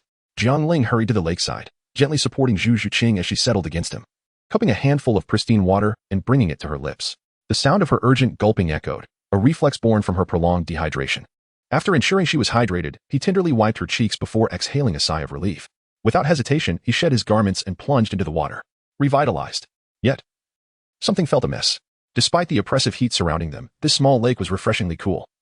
Not only soothing the burns on his skin, but also gradually replenishing the parched soul force within him. Jiang Ling hastily climbed ashore, casting a glance at Zhu Zhuqing. Silently reflecting that having witnessed it numerous times before, this occasion was inconsequential. The priority lay in tending to the wounds. Jiang Ling stripped Zhu Zhuqing bare and embraced her in the water, aiding in her recovery from injuries. Jiang Ling lay in slumber upon the shallow waters of the lake. Utterly exhausted, he had soared through the skies with his sword, battled the formidable frost three-headed serpent, and confronted three soul masters, ultimately arriving at the cliff's base. Despite the immense soul power coursing through him, he found himself utterly depleted, both physically and mentally at his limits. Meanwhile, the unconscious Zhu Zhuqing gradually stirred, her prolonged slumber leaving her visage pale as parchment. Her long lashes quivered slightly, and her eyes, long shut, slowly opened to adjust to the blinding crimson light. As her gaze fell upon Jiang Ling, seated across from her, her cheeks flushed a deep crimson, and she quickly averted her eyes, mortified by the sight of her own alluring self, hastily covering herself. Zhu Zhuqing's movements inadvertently roused Jiang Ling from his rest. Jiang Ling opened his eyes and quickly got up to prepare to approach. Zhuqing, you have finally awakened. How? Ah, don't look, turn around. Zhu Zhuqing was on the verge of losing her mind, curling her body and using her arms to shield herself from the imposing figure before her. Oh no. Jiang Ling hurriedly turned around, glancing at himself, cursing inwardly. How could I have fallen asleep? With a swift motion, he summoned his clothes from the shore and hastily donned them. He then extended another set of garments behind him, saying, Zhuqing, please put on your clothes first. Zhuqing gazed at Jiang Ling, who had already dressed and was turned away from her, feeling a sense of relief. All right, you must not turn back. Rest assured, I won tea, Jiang Ling replied with a wry smile. Zhuqing slowly rose, her fair body, adorned with striking curves, exposed to the air. Although her injuries were no longer serious, having been unconscious for such an extended period caused her to stumble a few steps before regaining her balance. She reached for Jiang Ling's clothes, ready to put them on. Wait, what is it? Jiang Ling suddenly appeared, startling Zhu Zhuqing, who hurriedly covered her chest with her clothing. Jiang Ling presented a black robe, handing it behind him while saying, please dry yourself first before wearing it. It will be more comfortable. All right. Zhu Zhuqing sighed in relief, accepting the black robe and swiftly drying her body. Jiang Ling felt a wave of exasperation as he listened to the voice behind him. Could you not stand so close? You are literally changing right behind me. I am still a virgin, and to make matters worse, I have remained so for 2 lifetimes. My resolve is not particularly strong. A sense of impotent fury welled up within him. I have changed. You may turn around now, he finally managed to say. Zhu Zhuqing, with her head bowed, refrained from meeting Jiang Ling's gaze as she spoke. Zhuqing, I can explain, Jiang Ling stammered, feeling a flush of embarrassment. The situation was such that my soul power was completely depleted, and I was left with no choice. He recounted the events in their entirety, carefully omitting the details regarding the 3 soul sect members and their lewd comments about Zhu Zhuqing, knowing well that they were dead and that revealing such information would only serve to anger her further. So, you were saying that you saw everything? Zhu Zhuqing murmured softly. Indeed. And you also saw mine, she replied, her cheeks flushed to the point of nearly bleeding from embarrassment. Jiang Ling was momentarily taken aback, and it took him a while to realize that the reference was to the white tiger. Jiang Ling, his body somewhat rigid, nodded slightly. He had resolved that, regardless of Zhu Zhuqing's actions, he would acquiesce. Zhu Zhuqing's delicate form trembled as she asked in a quavering voice. Do you harbor any dislike for me? Jiang Ling was about to nod, but then she realized. How annoying. Why should one feel disdain? It is quite beautiful indeed. Jiang Ling, upon uttering those words, wished to slap himself in the face. If one day I were to meet my demise, it would surely be due to this reckless tongue of mine. Indeed, as soon as Jiang Ling's words left his lips, Zhu Zhuqing buried her head even lower. A voice emanated from her chest. It is said that such ominous utterances may even bring about subtle calamities to those in proximity. Jiang Ling finally comprehended the situation. He had not anticipated that such rumors existed even in the Douluo continent. This revelation stunned him for an entire year. What legends? These are mere rumors. Zhuqing, how can a girl as headstrong and defiant of fate as you still believe in this? Jiang Ling exclaimed urgently. Of course, I do not believe. Zhu Zhuqing replied, lifting her gaze. I only fear that you might take offense. Yet, this last sentiment remained unspoken. Then that is settled. Jiang Ling gently ruffled Zhu Zhuqing's hair. Once I help you defeat Zhu Zhuyuan, you should come with me and not linger in Xinghua. There is no need to worry about your engagement. I will handle that. Amidst the turmoil, the girl's innocence had been entirely compromised, and Jiang Ling was not one to shirk responsibility. His primary sentiment was affection. If the opportunity arises, I will. Brother Jiang, you need not overthink it. You do not owe me anything. Rather, I owe you much, Zhu Zhuqing stated earnestly.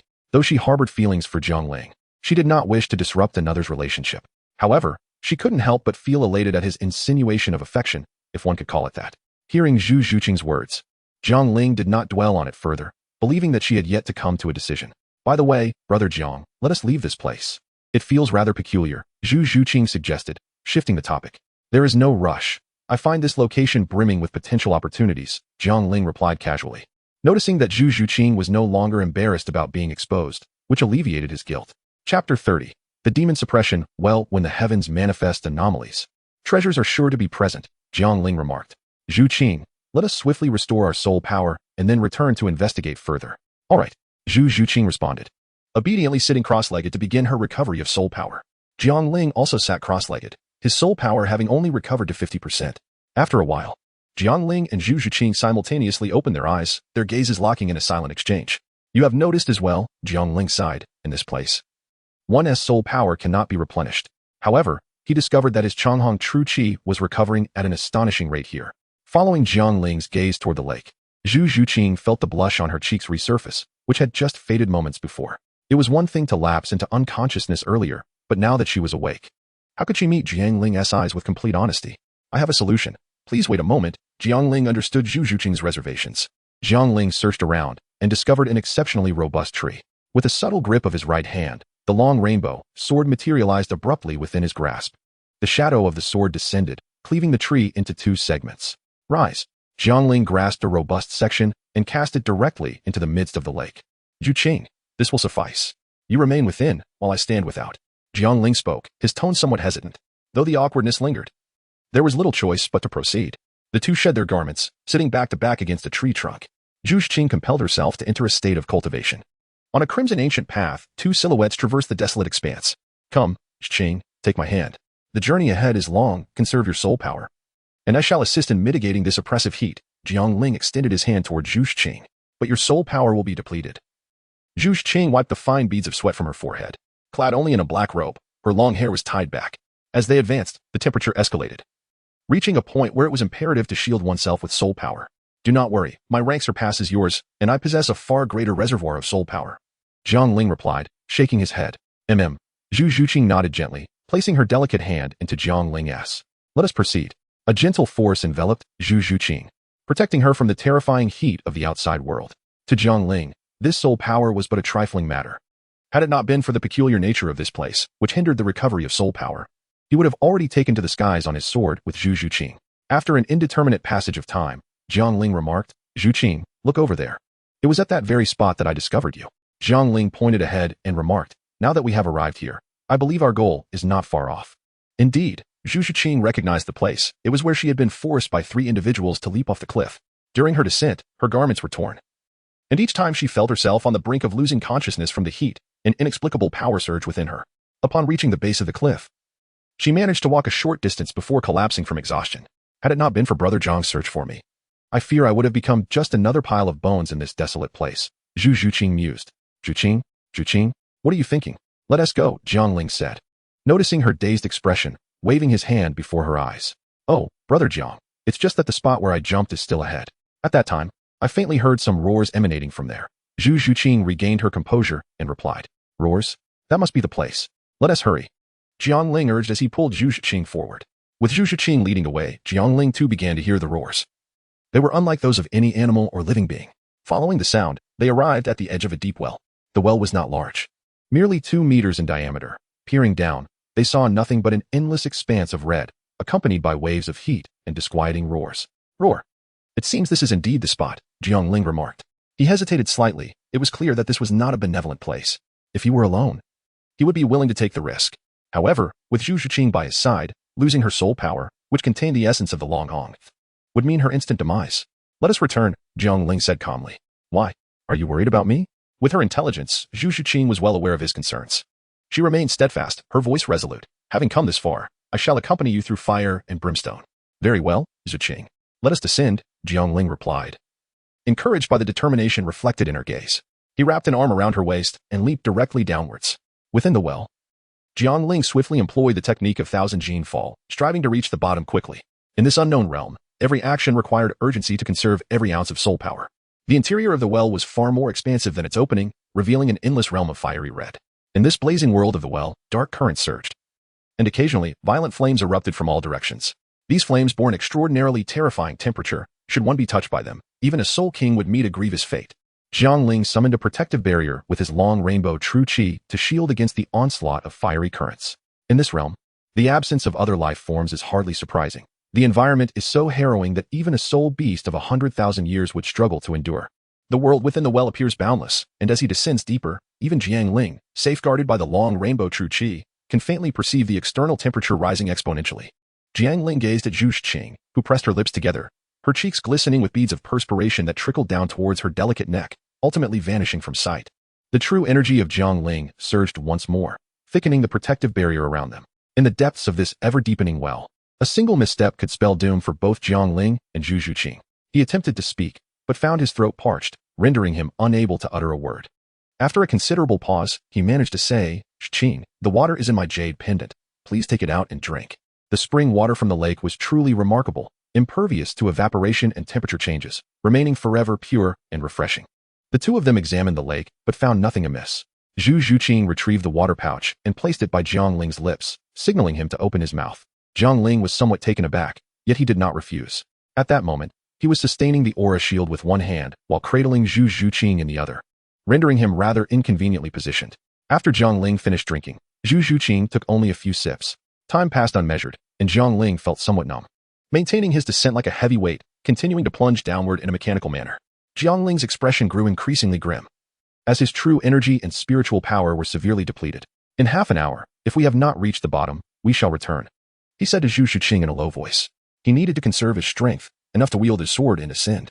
15 minutes later, Jiang Ling gazed at the endless expanse of crimson, a slight twitch at the corner of his eye. After another 10 minutes, he sighed, Zhuqing, let us return.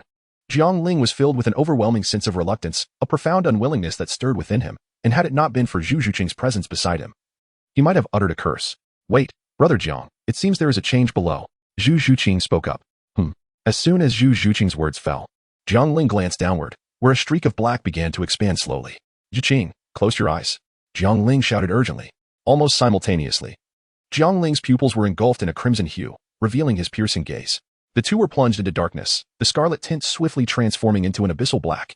Had it not been for Jiang Ling's warning, Zhu Zhuqing might have faced imminent blindness. The weight of Jiang Ling's burden was soon lifted, and before long, it descended gently to the ground. The earth was no longer sweltering nor shrouded in darkness. Instead, it was suffused with a soft, silvery hue of moonlight, accompanied by a gentle breeze that carried a refreshing chill. Zhuqing could finally open her eyes. Jiang Ling, giving a slight shake of her waist, spoke. The two gazed ahead, where an enormous stone door loomed before them, inscribed with 3 ancient characters. The demon suppression well, Zhuqing murmured softly. Chapter 31. The innate fire essence. The demon suppression well? Upon hearing Zhuqing's words, memories began to surface in Jiang Ling's mind. Recalling the tomes he had perused in the spirit hall, yet ultimately, he could only shake his head in disappointment. Jiang Ling moistened her somewhat parched lips and gazed at the colossal stone gate ahead, saying, Zhu Qing, stay behind me. Let us venture forth to behold. Upon arriving at this location, her soul force and mental energy were no longer suppressed. Jiang Ling remained vigilant, acutely aware of her surroundings. For the name demon suppression suggested a place of peril. Zhu Qing understood that this was not the moment for bravado. She summoned all her focus. Walking closely behind Jiang Ling, the area was exceedingly vast, surrounded solely by stones and springs, with an atmosphere steeped in serene stillness. As the two approached the stone gate, they discovered intricate murals etched upon its surface. What is this? Jiang Ling exclaimed, struck speechless. How could such things exist in the Douluo continent? Brother Jiang, what troubles you? Do you recognize these murals? Zhu Qing inquired, noticing Jiang Ling's unusual demeanor. Recognize them? How could I not? They depict a divine beast. One that surely no one in this realm is unfamiliar with. It exists in legends, powerful beyond measure, revered by all. When it closes its eyes, the world is cloaked in darkness. When it opens them, daylight reigns. It neither consumes food nor requires rest or breath, capable of summoning storms and illuminating the abyss. Its name is Zhu Long. Jiang Ling gently traced the mural depicting a creature with a human-like face, a serpentine body, and a vivid crimson hue. Its vertically slit eyes and the flame it clutched in its mouth lent it an air of mystery. With a somewhat somber tone, he remarked, If the legendary Zhu Long is indeed imprisoned here, I shall depart without hesitation. The mention of a divine beast, Zhu Long, left Zhu Qing perplexed. She pondered why she had never encountered such tales before. Although curiosity swirled within her, she refrained from interrupting Jiang Ling, who was engrossed in studying the mural. After a moment, a smile gradually illuminated Jiang Ling's face. Haha, Zhu Qing, fortune is on our side, he exclaimed, lifting her off her feet and twirling her around before gently setting her down. Zhu Qing's cheeks flushed a deep crimson, clad only in a loose black robe. Jiang Ling's sudden embrace shattered her long-held, icy demeanor. Did you comprehend the story depicted in the mural? She inquired, smoothing the now wrinkled fabric of her attire in an effort to regain her composure. This mural primarily narrates the tale of a remarkably potent divine beast, Zhu Long, who, after enduring grave injuries in a great battle, vanished, and with it, the primordial flame it once held. Jiang Ling grasped Zhu Qing's hand and walked forward, pointing at several murals on the left. The images depicted the candle dragon in battle, slaying enemies, suffering injuries, losing its innate fire essence, departing, and ultimately falling into slumber. Jiang Ling explained to Zhu Qing, the innate fire essence is also a divine entity. Without the suppression of the candle dragon, after countless years, it gained sentience but wreaked havoc across the land, leading to chaos and suffering among the people. Continuing to pull Zhu Qing to the right, he recounted how the rulers of that time dispatched their two daughters. The water goddess of Xiaxiang subdued the innate fire essence and sealed it away. The two goddesses created a realm of their own, imprisoning it within the demon suppression well, and established a powerful formation to cleanse the innate fire essence of its malevolence and rage. Jiang Ling pointed at the two exquisitely beautiful goddesses depicted in the mural. Zhu Qing, gazing at the women in the mural, found herself momentarily entranced. She had never encountered such stunning beauty, not merely in appearance but in an indescribable aura. Thus, this starry ancient realm is the small world created by the water goddess of Xiaxiang. For reasons unknown, it has formed a connection with Douluo, likely akin to the future collision and merger of the Sun and Moon continent with Douluo continent.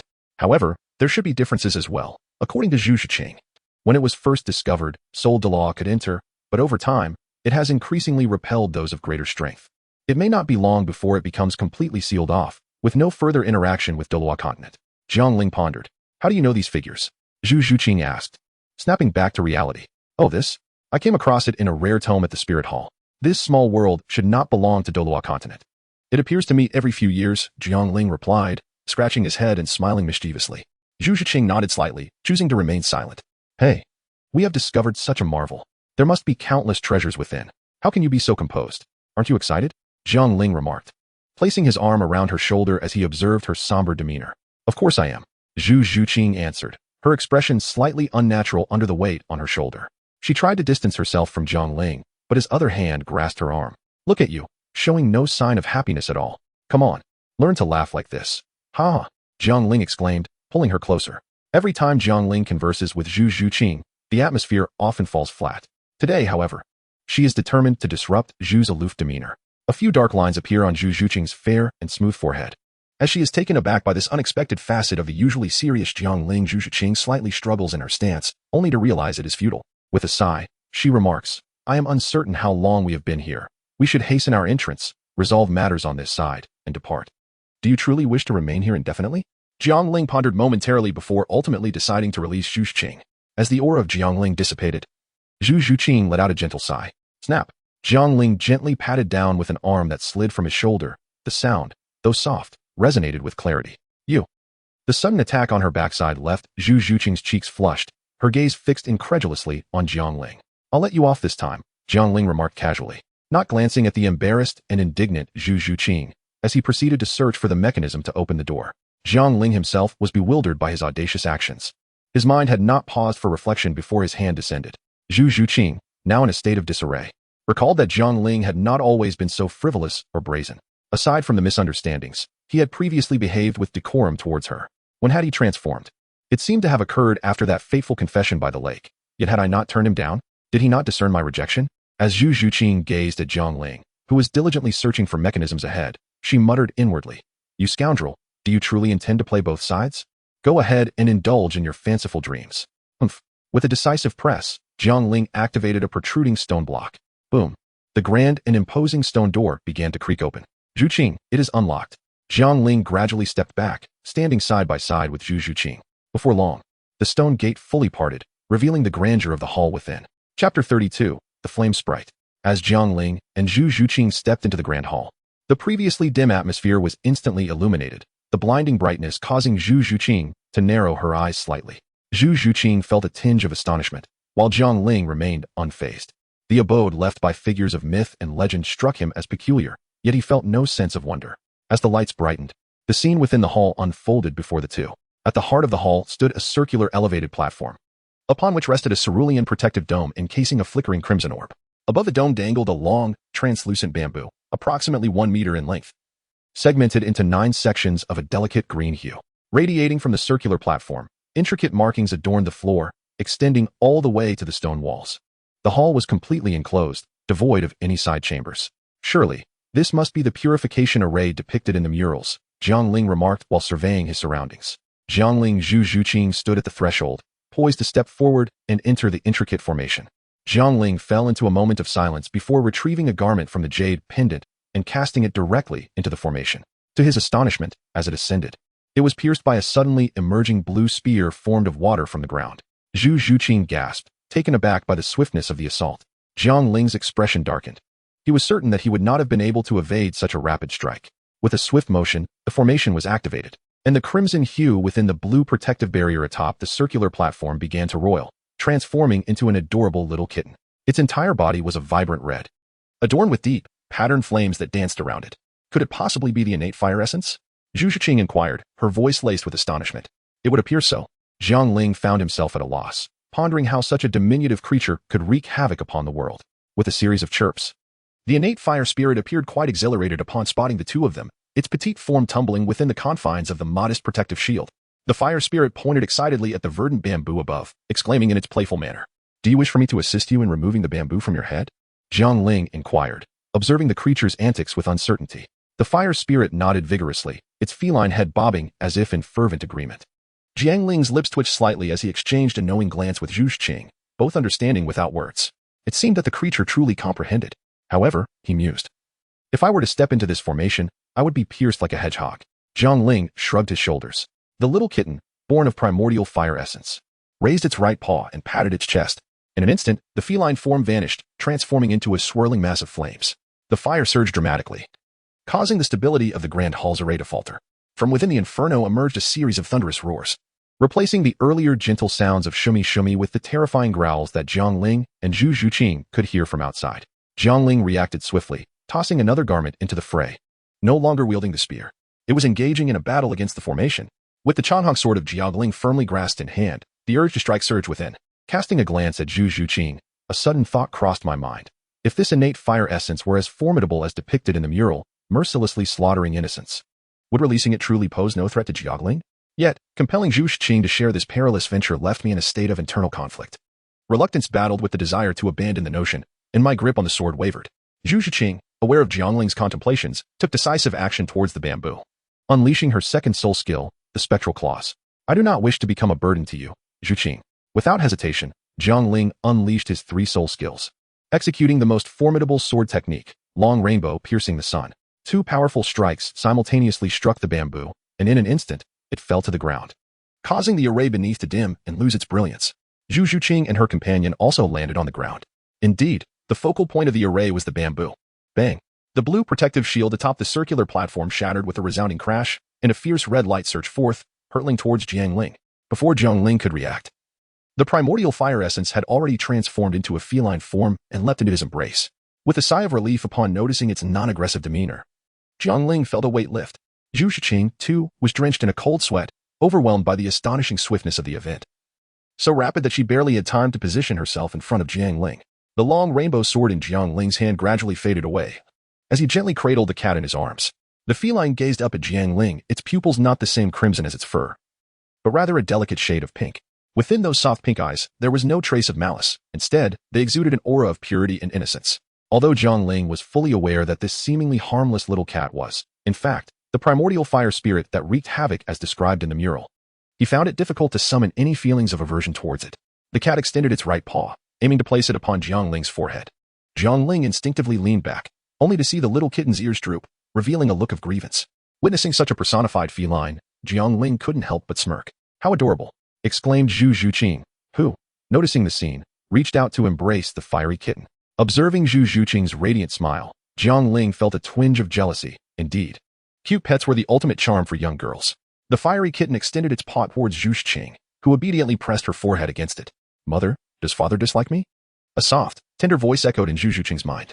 She instantly froze, her cheeks flushing crimson, utterly taken aback by the unexpected utterance. "What's wrong? Why does your face look so strange?" Jiang Ling inquired, observing the dazed Zhu Zhuqing. "And nothing. If you want tea, I'll do it myself." Jiang Ling, noticing her stammering, picked up another paw and placed it against his forehead. "Father, do you dislike me?" "Goodness, a cat just called me father," Jiang Ling thought, bemused. "Wait, why do you call me father?" "Because you saved me, along with mother." The fiery kitten's voice resonated in their minds. Zhu Zhuqing held the little kitten close, one paw resting on her forehead, while Jiang Ling mirrored the gesture with another paw. They were so close that their noses nearly touched as they exchanged glances, only to lose their grip and send the kitten tumbling to the ground. "Woo-woo, mother doesn't want me anymore." The kitten lamented, sprawled on the floor. "No, I would never abandon you." Zhu Zhuqing hurriedly scooped it up, positioning herself a bit farther from Jiang Ling. "Hey, why don't you need to place your hand on your forehead? We can still hear you speaking." Jiang Ling redirected the conversation. "Shumi shumi." The four words reached Jiang Ling and Zhu Zhuqing's ears, automatically converting in their minds to "because we just pressed our foreheads together, we've established communication." "Can you change into other forms?" Jiang Ling pondered, as being called father by a cat was indeed quite peculiar. Zhu Zhuqing glanced at Jiang Ling, internally questioning. "Isn't the little kitten just perfect?" "Of course. I have another form, but maintaining that shape consumes more energy," the kitten responded. Leaping from Zhu Zhuqing's embrace and gradually enlarging into a little girl adorned in red, delicately crafted like a figurine, approximately 50 to 60 centimeters tall. In that instant, Jiang Ling understood the allure of doting on daughters. "Father, mother, is this all right?" The little girl in red twirled cheerfully, her voice ringing pure and clear. "That is absolutely delightful." With that, Jiang Ling stepped forward to lift her up, declaring, "From this day forth, I, Jiang Ling, am a proud adoptive father." "What is your name?" Zhu Zhuqing, now holding the innate fire essence in the form of the little girl, asked, drawing closer. I don't know either. Father and mother, please name me." The little girl replied, scratching her head in frustration, her entire form nestled against Zhu Zhuqing's chest. Zhu Zhuqing glanced at Jiang Ling, signaling him to choose a name. "Seeing that you're all aglow, how about we call you Little Fire?" Jiang Ling suggested, gazing at the innate fire essence snuggling close to Zhu Zhuqing. Jiang Ling pales in comparison to the elven series. Zhu Zhuqing, feeling a sense of dismay, realized that the flawless persona she had crafted for Jiang Ling was gradually being dismantled by his every playful jest. "Father is bad. I don't want this name," she whimpered, revealing her inner child. Jiang Ling, amused by her adorableness, reached out to gently touzle her cheek, unable to bear the sight of him teasing the girl. Zhu Zhuqing swatted Jiang Ling's hand away, playfully chiding, "Let us speak seriously. Just a joke, just a joke. How could I name my daughter so casually?" Jiang Ling replied with a smile, casting a glance at Zhu Zhuqing. After a brief silence, he turned to the little girl and suggested, "How about we call you Juling? From now on, we shall refer to you as Lingo, shall we?" "Good. Thank you, father, and thank you, mother." The innate fire spirit exclaimed joyfully. "What do you think of this name?" Jiang Ling inquired, looking toward Zhu Zhuqing. As long as the child likes it." Zhu Zhuqing hastily responded, snapping back to reality. "Juling? He wouldn't really." Zhu Zhuqing pondered, her thoughts drifting. Jiang Ling was utterly unaware of the secret calculation swirling within Zhu Zhuqing's heart. The name Candle Spirit was derived from the primordial fire essence, intrinsically linked to the candle dragon, thus incorporating the character for Candle. Now imbued with sentience, it resembled an ethereal fire sprite, hence the addition of the character for spirit. Linger, may I hold you? My dear? She mused. Mother's embrace is far more comforting than father's. It is soft and fragrant, while father's arms feel so rigid. In the hall of Jiang Ling Petrochemical, Linger exclaimed, don't speak nonsense.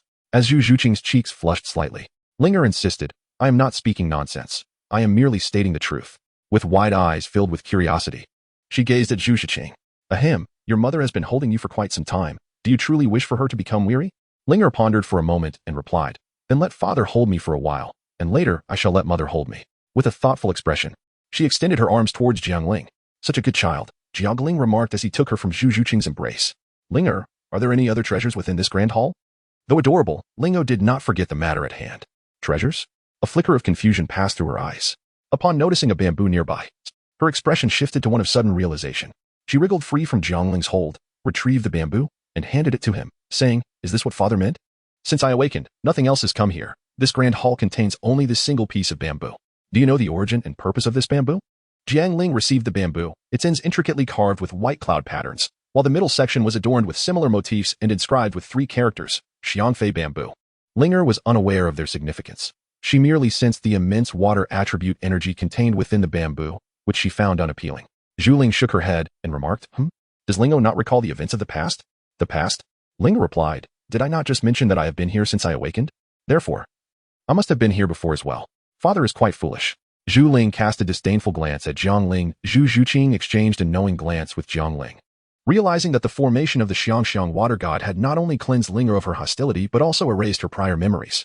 Alternatively, it seemed that the consciousness of her innate fire essence had dissipated. Now, Lingo was a new being, apart from her exceptionally pure fire attribute energy. Her thoughts resembled those of a mere child. Jiang Ling watched the candle spirit frolic with Zhu Zhuqing and smiled, concentrating on the Xiangfei bamboo in his hands. This bamboo was undeniably extraordinary. Indeed, there was something amiss. Jiang Ling grasped the middle section with both hands, twisting them. Crack! The Xiangfei bamboo opened, revealing a droplet of water suspended within, resembling a tear. Such pure water energy. How vexing. It is this very force that binds me, humph. The candle spirit remarked disdainfully at the droplet. However, this substance would be immensely beneficial for Mother if she were to consume it. She could undergo a transformation and become extraordinarily powerful. The candle spirit tugged at Zhu Zhuqing's sleeve, speaking in a sweet voice. Such remarkable properties. Zhuqing, you should consume it at once, Jiang Ling exclaimed in astonishment. This is far too precious. I have not exerted much effort since arriving here, and instead, I have burdened you. This item should be. Zhuqing, please do not be so courteous with me in the future. There must not be a next time. Jiang Ling interjected, speaking earnestly. The candle spirit looked at her suddenly moody father and mother with confusion, wondering if she had said something wrong. But you are inherently gifted. If you absorb such a divine object, you will surely reach greater heights. I, on the other hand, while not lacking in talent, cannot claim to be formidable. Even with this droplet, my future achievements would likely be limited. Zhu Zhuqing stubbornly shook her head. Perhaps she would accept 2 droplets. But one was unacceptable. The effort was Jiang Ling's, and she could not bring herself to partake in something that she had not earned. No way. Before Jiang Ling could speak, Zhu Ling leaped forth, her petite form positioned between the two. This cannot be used by father, she declared. Although the energy contained within is exceedingly gentle, it is incompatible with fire and water. Just like Linger, father possesses a formidable fire attribute within him. If he were to consume this, it would surely lead to his demise. See, Linger has stated that I cannot use it. Can you now accept this? Jiang Ling offered the Xiangfei bamboo forward. Zhu Zhuqing hesitated before accepting it. It is quieter here. Let us consume it now, and I shall protect you. Jiang Ling remarked as he surveyed their surroundings. At that moment, Zhu Ling suddenly transformed back into a cat. Father, I am feeling a bit hungry and weary, her voice, tinged with fatigue, echoed softly. Upon hearing the soft, tender voice of Zhu Ling expressing her hunger, Jiang Ling's gaze instinctively fell upon Zhu Zhuqing's chest. What are you looking at? Lingo is hungry, Zhu Zhuqing remarked as she picked up Zhu Ling. Oh, it's nothing. He understood the basic knowledge that having never given birth, he could not provide milk. It was of no use, regardless of how much larger he grew. Then, Linger, would you like to take a nap first? Once we ascend, I shall procure some beast's milk for you. Beast's milk? What is that? Lingo wants what father held moments ago. Jiang Ling was taken aback. The object in my hand, just now, was it the long rainbow sword? Jiang Ling summoned the Changhong sword, raising it and inquiring, this one? Indeed, came the reply. The candle spirit leapt from Zhu Zhuqing's embrace, charging directly towards the Changhong sword. The moment it made contact, the candle spirit vanished in an instant, disappearing entirely from sight. Chapter 34. A Dream of 10 Levels. Linger. 2 voices echoed simultaneously. What is it, father and mother? The voice of the candle spirit emanated from within the sword. Linger, how did you end up inside your father's sword? Zhu Zhuqing asked, a hint of urgency in her tone. Upon hearing that Linger was unharmed, Jiang Ling, who held the sword, regained his composure. For he noticed a transformation in the Changhong sword. The areas around the blade, once white, had turned red, and the center, previously red, now resembled flowing magma, with flames swirling around the sword's body. Jiang Ling recognized this as Linger's fire. The sword's power had significantly increased. Had he possessed this blade during his battle with Yang Jin, victory would have come with far less difficulty, and he would have effortlessly breached Uncle Nu's defenses. Jiang Ling felt a sense of familiarity, as if she had transformed into a sword spirit. Mother, father, the environment within the sword is quite splendid. I shall reside here from now on. By the way, father, I do not desire beast's milk. I crave flames. The higher the quality, the better. I shall rest now, for I feel rather fatigued. Observing the silent Changhong sword, Jiang Ling pondered for a moment before speaking. Zhuqing, you need not worry. It seems that Lingo has just exerted considerable energy in her confrontation with the Xiangfei bamboo. Once we exit, we shall seek out high-quality flames to nourish her. That should suffice. Then I shall consume the divine liquid now, and we will depart from this place, hoping to discover some unique flames here. Zhu Zhuqing responded, turning to find a suitable spot and sitting cross-legged. Jiang Ling sat nearby, primarily to safeguard Zhu Zhuqing and to restore his soul power. Simultaneously, he contemplated the gains and losses of this journey. Although it appeared that Jiang Ling had returned from the demon suppression, well, empty-handed, the reality was that he had reaped immense benefits, even surpassing Zhu Zhuqing, who had absorbed the divine liquid. Linger's augmentation of the Changhong sword was extraordinarily potent. This was merely a subconscious enhancement. Should the two of them collaborate intentionally, their combined might could potentially rival that of gods, a notion beyond the comprehension of mere mortals. After some time, Jiang Ling had fully recuperated and ascended to a new level of soul power, reaching the impressive rank of 45. This achievement was likely a result of the intense pressures endured over the past few days. Jiang Ling slowly opened his eyes, gazing at Zhu Zhuqing, who remained in slumber. It was hardly surprising. If it were so effortless to absorb, it would hardly be deemed a divine entity. Fortunately, there were no adverse signs from Zhu Zhuqing. Rather, her soul power was escalating at an astonishing rate. From a mere level 20, she had now ascended to level 28. Indeed, this water power epitomized the softest force in the world, aside from fire attribute soul masters like Jiang Ling. Any other attribute or non-attribute soul masters could likely absorb this energy. Time passed unmeasured, and Zhu Zhuqing's soul power had already surpassed level 30. Yet she remained in her tranquil state. Jiang Ling was momentarily taken aback, truly experiencing a dream of the highest caliber. After a while, Zhu Zhuqing finally awakened. Her eyelashes fluttered gently as her eyes slowly opened, revealing a vast ocean within her gaze, boundless and infinite. What are you staring at? Is there something on my face? Upon opening her eyes, Zhu Zhuqing noticed Jiang Ling gazing at her in a daze. This fellow couldn't have been watching me throughout my meditation, could he? A slight blush crept across Zhu Zhuqing's cheeks. Oh, it's nothing. How do you feel? Have you noticed any changes in your body? Jiang Ling, coming back to his senses, inquired in return. Over the years of battling with Zhu Zhuyun, all the hidden injuries within his body had healed completely, and he had successfully reshaped his martial soul. The nether spirit cat had become purer, with its speed, strength, and physical condition elevated to an immeasurable extent. His soul power had also risen to the 30th level. In truth, it was far more than that. However, he had yet to absorb the third soul ring, which left a significant portion of his power within him. He believed that his cultivation speed would quicken in the future. Once he acquired the third soul ring and faced Zhu Zhuyun again, he should be able to defeat her with ease. That would be splendid. Zhuqing, I have no doubt that you will achieve the rank of title Douluo before the age of 30, Jiang Ling remarked in admiration. As soon as Jiang Ling's words fell, Zhu Zhuqing leaped directly into Jiang Ling's embrace, resting her head on his shoulder. Jiang Ling was momentarily taken aback. It seemed to be the first time she had taken the initiative to embrace him. In truth, my decision to enter the ancient realm stemmed from a desire for oblivion. I was truly weary, fatigued by the relentless cycle of effort and disappointment. Zhu Zhuyun had seemingly become my inner demon, and I yearned to overcome her. Yet, an insurmountable chasm lay between us. But you did not succumb to fear or retreat, did you? You steadfastly remained on the battlefield, though perhaps you chose an erroneous path. Jiang Ling gently wrapped his arms around Zhu Zhuqing in a gesture of comfort. I too am afraid. Perhaps my stubbornness is merely a fade. Thank you, Brother Jiang, for helping me bridge the chasm I have gazed upon for a decade. The road ahead now appears to be unimpeded. Zhu Zhuqing buried her head even deeper. Jiang Ling felt his clothing dampen. Zhu Qing was weeping. What you exhibit is not mere stubbornness, but courage. None of this has changed because of me. It is you who has never given up. Jiang Ling gently lifted Zhu Zhuqing from his embrace. Observing the slight swelling around her eyes, he tenderly wiped away the remnants of her tears with his hand and smiled, saying, Smile, for it is delightful. Your elder brother Jiang will cherish someone as courageous as you. Zhu Zhuqing gazed at Jiang Ling, and suddenly her face broke into a radiant smile. closing her eyes. She rose on her toes and kissed him softly. The demon suppression well. Jiang Ling and Zhu Zhuqing ascended into the heavens on their swords. However, Jiang Ling was still somewhat dazed, pondering the recent events. How could it be that I was forcefully kissed? This is outrageous. At such a critical moment, I, for some inexplicable reason, forgot to respond. Observing the silence that followed the kiss, he turned his gaze elsewhere, leaving Jiang Ling with the sight of his elegantly sculpted nape. Jiang Ling found himself in a state of melancholy, forced to wield his sword with a heavy heart. Fortunately, the long rainbow sword housed an innate fire spirit, and with Zhu Zhuqing by his side, who had consumed the essence of water, the journey back was not as arduous as the one that had preceded it. Jiang Ling wielded his sword with great determination, ascending rapidly. Soon, the two reached the ground. Due to Ling Air's departure, the surface temperature had yet to return to normal. The lingering presence of the magic suppression, while might have been a result of the natural environment. Let us proceed and find someone to inquire how many days we have been here, Jiang Ling remarked, glancing at the magic well. All right, Zhu Zhuqing responded obediently, seemingly softened by the absorption of water energy. It remained unclear whether this gentleness was solely for Jiang Ling or if it extended to others as well. Chapter 35. A confrontation on a narrow path. If we follow this path, we should reach the center of this realm, the land of rising clouds. According to previous records, it is abundant in resources, and the map indicates a teleportation array. I believe Zhu Zhuqing and the others will also be there. Zhu Zhuqing unfolded the map, studying it intently. Oh, so we need not return to the fierce sun gorge. That is splendid.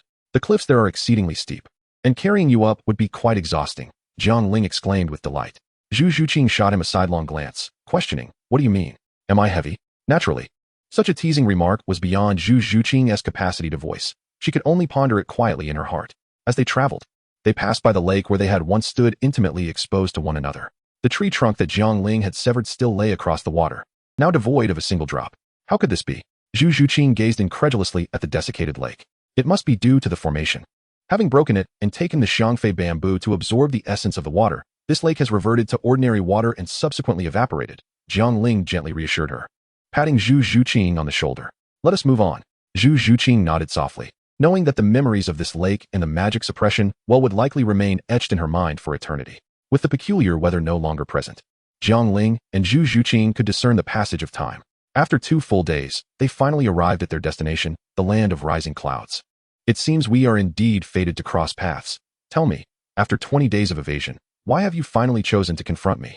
In the presence of Jiang Ling, Zhu Zhuqing, a robust man with golden hair, laughed heartily. If not for the harshness of his words, one might have mistaken him for an old friend reunited. The speaker was none other than Davis, accompanied by Zhu Zhuyun, with 8 others trailing behind. Among them were 3 individuals. Unmistakably the ones Jiang Ling had rescued from the frost 3-headed serpent, their eyes filled with astonishment. The fact that both he and Zhu Zhuqing stood there while the 3 who had pursued her had yet to appear signified that Jiang Ling had vanquished them. Yet, those 3 were members of the Soul Sect. Under Jiang Ling's gaze, the 3 averted their eyes, unable to meet his, and dared not engage in conversation with him in Davis's presence. Jiang Ling cast a fleeting glance, choosing to disregard the noble. After all, the elite are adept at preserving their own interests, and he could not be bothered to engage in a dispute. Turning to Davis, who stood with arms crossed in a languid manner, he remarked, I do not perceive this as a case of enmity. Your capabilities hardly warrant such a designation, for you are merely a buffoon at best. As for hiding, that notion is utterly preposterous. Davis, interrupting the conversation with a dismissive wave, fixed his gaze upon Jiang Ling and retorted, Young man, do you grasp the disparity between our standings? How dare you label me a mere buffoon? Are you aware of the consequences of your words? Initially deriding Zhu Zhuqing, Davis had always viewed Jiang Ling as nothing more than a guardian.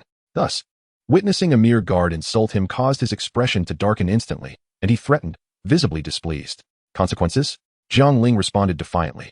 I am indifferent to the repercussions. I only pursue what pleases me. What I wish to do now is to strike you. As Jiang Ling raised his hand, the long rainbow sword materialized instantaneously, unleashing a crimson sword aura that sliced through the air. How audacious, to dare lay hands on the crown prince. The one who struck was precisely the soul master who had just spoken, eager to showcase his prowess before Davis. As you wish, Jiang Ling unleashed another crescent-shaped sword aura, arriving before the first, with both energies colliding upon the Xuanjia shield formed by the soul master's arms almost simultaneously. The shield shattered instantaneously, and the flames entwined with the sword aura cascaded onto the soul master's right arm. Ah, my hand. Your Highness, save me. The young soul master frantically attempted to extinguish the flames on his arm, but the more he struggled, the more ferocious the fire became. Beside them, Zhu Zhuqing raised an eyebrow in surprise, recognizing the flames as those of Linger. Davis's eyelids twitched, and he summoned a blade of soul energy, severing the Soul Master's right arm with a decisive stroke. Your methods are indeed ruthless, seeking to take an arm with your very first move.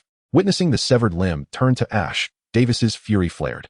Let us not speak so. It was your blade that severed his arm, not mine, Jiang Ling retorted, resting his long sword upon the ground. Very well, then allow me to experience your esteemed technique, Davis replied, his anger morphing into a sinister smile. With a surge of power, he invoked his second soul skill, the White Tiger's Radiant Wave. A formidable golden beam surged towards Jiang Ling. A mere parlor trick, Jiang Ling countered, invoking the Seven Suns' divine art, Golden Bell Shield. The golden light halted mere inches from Jiang Ling, unable to advance further. Davis's gaze sharpened as he unleashed the Radiant Slash. Oh, an original soul skill? Quite impressive, it bears a certain elegance. Jiang Ling gazed at the dimmed golden bell, teasingly remarked, allow me to show you a couple of moves. Soon it will be my turn to strike. The long rainbow surged like a wave, its sword light intensifying as it aimed straight at Davis. The White Tiger's protective barrier stood firm. The tip of the sword halted an inch from Davis's neck. It was not that Davis's soul skill had thwarted Jiang Ling's blade, but rather that Jiang Ling hesitated, contemplating whether to pierce downward. Davis, activate your second soul skill. Ethereal Claws. Zhu Zhiyun, witnessing Davis in peril, hastily intervened. Jiang Ling seized the opportunity to retreat.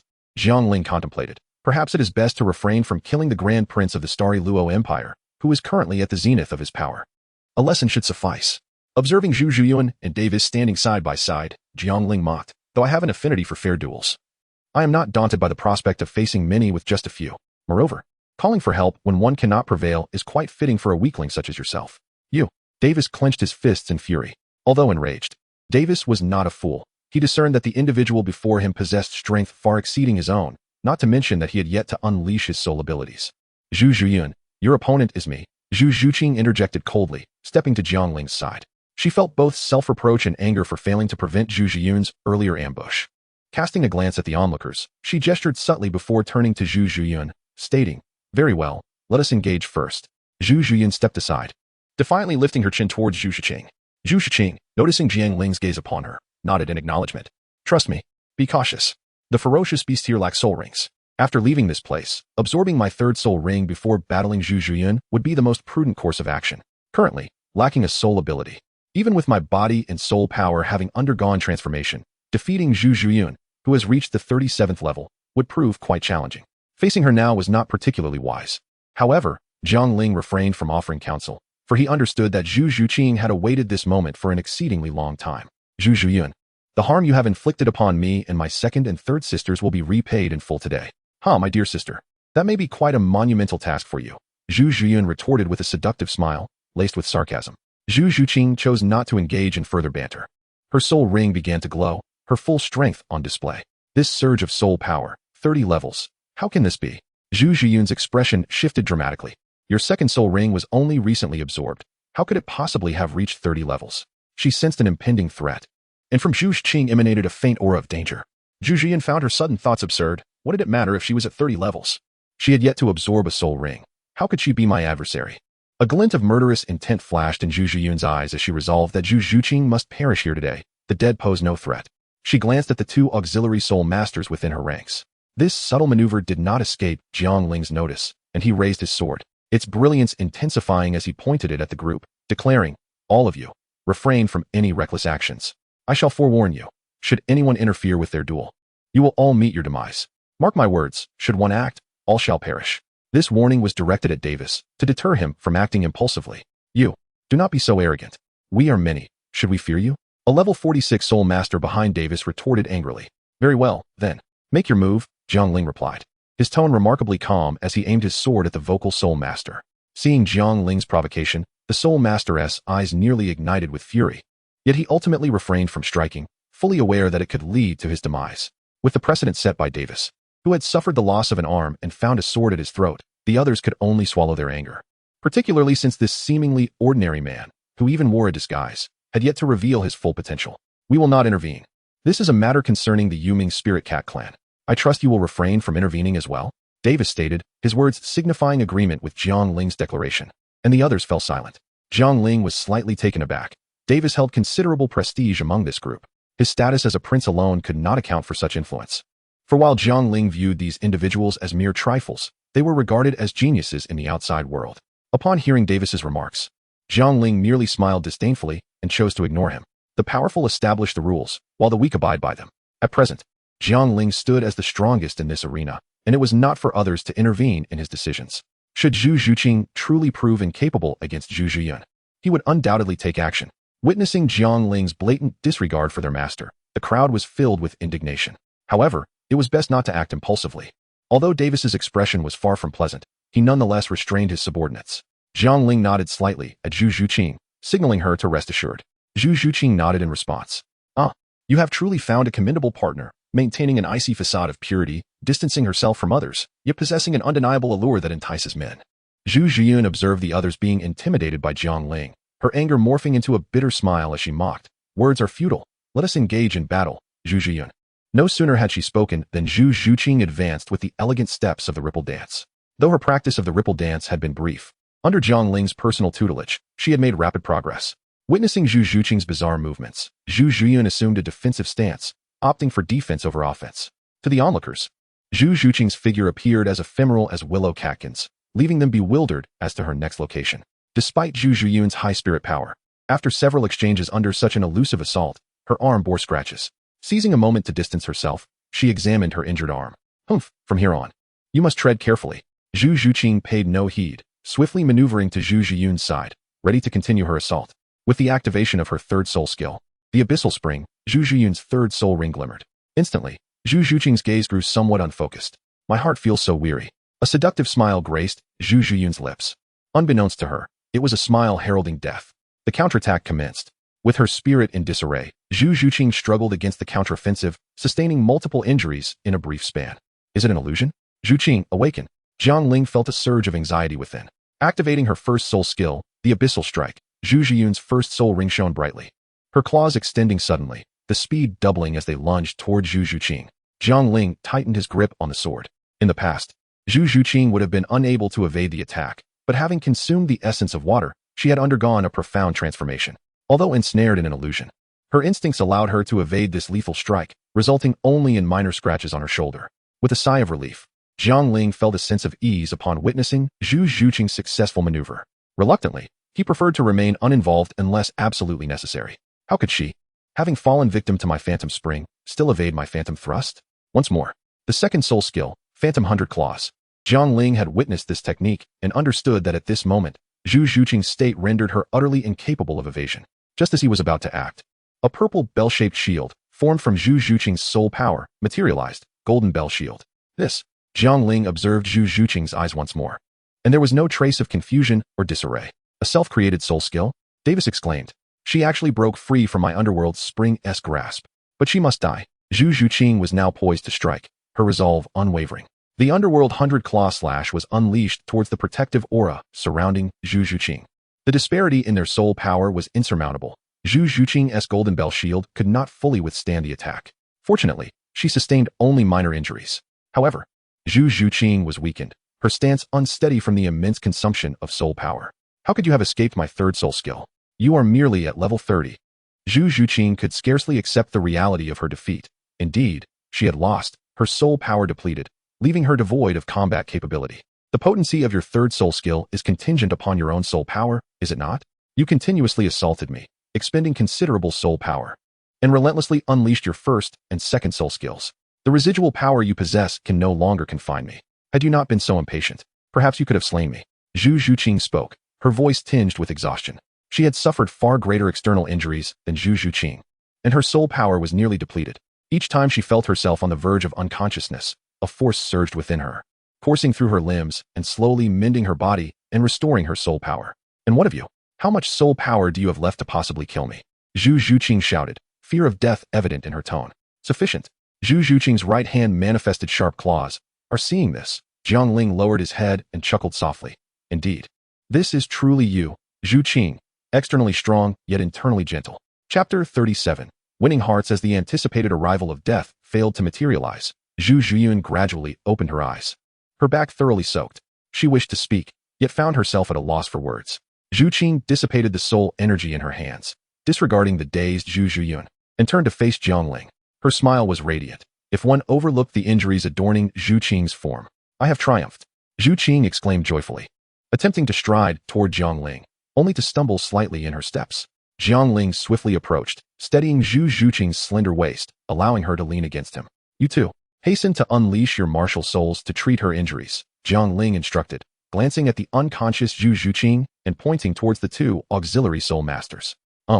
While we are indeed auxiliary soul masters, we are not healing soul masters, the two auxiliary soul practitioners replied with forlorn expressions, wary of provoking this formidable figure. With so many of you here, is there truly no healing soul master among you? I implore you not to deceive me, Jiang Ling inquired, his brow furrowing in concern. There are two, but they have already perished at the hands of the soul beasts here, Davis lamented, his tone tinged with bitterness. Of the 30 who entered, those still alive are likely among us. Then you shall relinquish everything you possess here. You have provoked me and injured my friend. There must be a price to pay. Mustn't there? Jiang Ling observed that they did not appear to be lying. In another manner, he ignited the fury of the crowd with a single remark. Your Excellency, I must confess, our expedition has yielded nothing. The soul beasts here are exceedingly formidable. Even with the combined efforts of the three of us from the soul sect, we are unable to subdue an ordinary millennium soul beast. Furthermore, treasures are guarded by these soul beasts, making them nearly impossible to seize. I possess a piece of 10,000-year fire rock, which is remarkably beneficial for fire attribute soul masters in their cultivation. I am willing to offer this in recompense for the recklessness I have displayed towards you and my brethren. Davis sought to calm the agitated crowd behind him, presenting a fist-sized crimson stone as he spoke. Your Highness, this fire rock is of immense value. It must not be given to him. If it comes to that, we shall fight to the bitter end, even if it means our mutual destruction. The others, witnessing their prince lowering himself to such levels for their sake, were consumed with indignation. They seemed to forget that it was Davis who had provoked Jiang Ling's silence. Davis bellowed in anger. Do my words hold no weight? Jiang Ling observed with great interest Davis's performance. He had just examined Zhu Zhuqing's injuries, which were not severe, and sensed a force within her that was aiding in her recovery. According to Jiang Ling's estimation, she would awaken by dusk. May I have a word with you? Davis inquired. Certainly. Jiang Ling gently lifted Zhu Zhuqing, placing her hand on her lower abdomen, resting her head against his chest, striving to ensure her utmost comfort. Once settled, he spoke. Davis observed the entire scene. May I inquire how to address you? Jiang Luer. Very well, Brother Jiang. As we are among friends here, I shall speak candidly. I trust you are aware of the alliance between the Zhu family and our royal lineage. Zhu Zhuqing is betrothed to my younger brother, Dai Mubai. Oh, and what of it? Jiang Ling raised an eyebrow slightly. Brother Jiang, please do not misconstrue my intentions. We are not adversaries. Rather, we have the potential to be allies. It appears you and Zhuqing share a genuine affection for one another, and my ineffectual younger brother truly does not deserve her. However, the engagement presents certain complications. Even if you do not mind, it still tarnishes Zhuqing's reputation. Brother Jiang, if you trust me, once I ascend to the throne of the Starry Empire, I can help you annul this engagement, Davis said with a smile. Do you wish for me to assist you as your subordinate? Jiang Ling retorted. I dare not impose. Nor do I require Brother Jiang to do anything. I merely wish to forge a friendship with you, Davis replied, extending the fire rock toward him. I understand your intentions. However, I must state my conditions up front. How you vie for power is of no concern to me, nor do I harbor any interest in it. But you must not cause harm to Zhu Zhuqing or her friends, otherwise. Jiang Ling grasped the fire rock firmly, causing it to suddenly crack. Davis's eyelids twitched, and he thought to himself how fortunate he was not to have made an enemy. Moreover, your Highness seems to be calculating rather astutely. With this single fire rock, you not only earn the unwavering gratitude of your subordinates, but also eliminate my threat towards you, Jiang Ling remarked as he placed the fire rock into his jade pendant. Davis's lips twitched, and he took a deep breath, saying, in addition, I shall grant Brother Jiang 500,000 gold soul coins. 1 million. It's a deal. How tedious. Indeed, you are a seasoned negotiator. Once we exit, have the money delivered to the Starry Grand Hotel. Until we meet again. Until we meet again. Jiang Ling cradled Zhu Zhuqing as they departed from that place. Your Highness, have you truly given the fire rock to him? There is no need for you to go to such lengths for us. We can simply provide him with the treasures he seeks, remarked a tall soul master from the group. How could that possibly be acceptable? Those treasures were painstakingly acquired by all of us, and many of us nearly lost our lives in the process. This matter concerns me, and I cannot allow my brothers to bear this burden, Davis reassured, patting the soul master's shoulder. Your Highness's great kindness will forever be etched in my memory. From this day forth, my family and I shall wholeheartedly support you, declared Xiong Beitian. We are all willing to pledge our lives in loyalty to your Highness, the others echoed in agreement. As for the subsequent events, Jiang Ling remained unaware. After Jiang Ling departed with Zhu Zhuqing, he carved out a stone chamber within a rocky wall. He gathered some thatch and laid down several black robes upon it, carefully placing Zhu Zhuqing atop the makeshift bedding. A fire was kindled, and he roasted a deer he had hunted. As the sun gradually descended, Zhu Zhuqing awoke. Whether from the natural recovery of her injuries or the enticing aroma of the venison, she could not tell. Zhu, come, have some water, Jiang Ling said, approaching her with a water skin in hand. Where are we? She inquired, her voice filled with confusion. We remain in the land of Yunxi, where I have fashioned a cave dwelling for your recuperation, Jiang Ling replied, gently wiping the remnants of water from the corner of her mouth with a smile. A faint blush crept across Zhu Zhuqing's cheeks. Let us eat something. Out here we must subsist on meat alone, Jiang Ling said, tearing off a leg of the deer and offering it to her. Oh, brother Jiang, what transpired after I lost consciousness? Zhu Zhuqing asked, taking small bites of the food. Nothing much, just a bit of extortion, and now Zhu Zhiyun shall never dare to harm you again, Jiang Ling replied, adding more firewood. He also recounted the events involving Davis. What's wrong? Are you unhappy? Is it about the betrothal? Jiang Ling inquired, noticing Zhu Zhuqing's somber demeanor. Certainly not. My ties with Dai Mubai have long since severed. I merely find it perplexing how they engage in daily schemes and power struggles, living behind masks. Do they truly find joy in such a life? That is the disparity among individuals. Chapter 38. Linger reappears and the beast-tide nightfall enveloped the sky, where countless stars twinkled, and occasionally, a shooting star streaked across the clouds. Jiang Ling and Zhu Zhuqing sat at the mouth of the cave, gazing at the night sky. The last time I felt this comfortable watching the stars was quite a while ago. Jiang Ling reclined on the grass, tilting his head to catch a glimpse of Zhu Zhuqing seated beside him. Brother Jiang, do you think I am weak? Zhu Zhuqing stared dreamily at the stars. Not at all. Why would you ask such a thing? Zhu Zhiyun had committed numerous excessive acts and indirectly caused the death of my second sister. Yet I am unable to bring myself to harm her. Does that make me particularly useless? Zhu Zhuqing sighed softly, cradling her knees as she spoke. I have long known you lack the heart for such actions. Though you appear cold on the surface, your inner self is tender, sensitive, and kind. You are diligent and steadfast, with a resolute spirit and a resilient character. To quote something I once heard, the world kisses me with pain, yet I respond with song. That is indeed quite gentle. Jiang Ling's eyes fluttered closed, his voice languid. The world kisses me with pain, yet I respond with song. Zhu Zhuqing murmured to herself, her cheeks slightly flushed, feeling a touch embarrassed by Jiang Ling's praise. By the way, has Linger still not awakened? Perhaps we should find her some fire seeds tomorrow.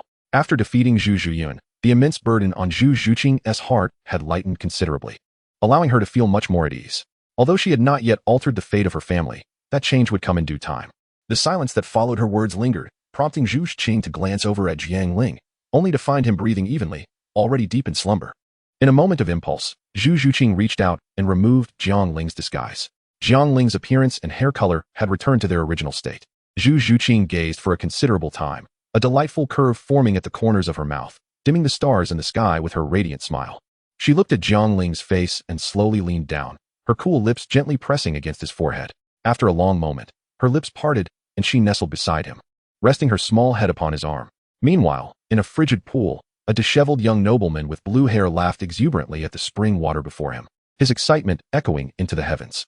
The following day, at the cave entrance, Jiang Ling awoke and stretched lazily. Hiss! Why does my right arm feel so sore after just one night's sleep? It feels as if something pressed down on it all night. Jiang Ling pondered in confusion. He noticed a disguised mask on the ground, his surprise evident. Could it be that someone visited yesterday? That can't be. Those few individuals would never manage to come here without my notice. Zhuqing, Jiang Ling called into the cave. What is it? Zhu Zhuqing emerged from the stone cave at that moment. Did you notice anything unusual yesterday? Jiang Ling inquired, his brow furrowed in curiosity. Zhu Zhuqing, observing the mask in Jiang Ling's hand, quickly fabricated a lie. Not at all. I returned to the cave quite early yesterday. Oh, well then, it's nothing. Jiang Ling responded, putting the mask back on. Perhaps it was just that the mask wasn't worn properly, and it fell off while I was sleeping. What Jiang Ling failed to notice was the fleeting blush that appeared on Zhu Zhuqing's face at the moment of his inquiry. By the way, brother Jiang, in just a few days, shall we embark on a treasure hunt? We could search for a unique flame for Linger, Zhu Zhuqing suggested, wishing to divert the conversation away from the matter of the mask.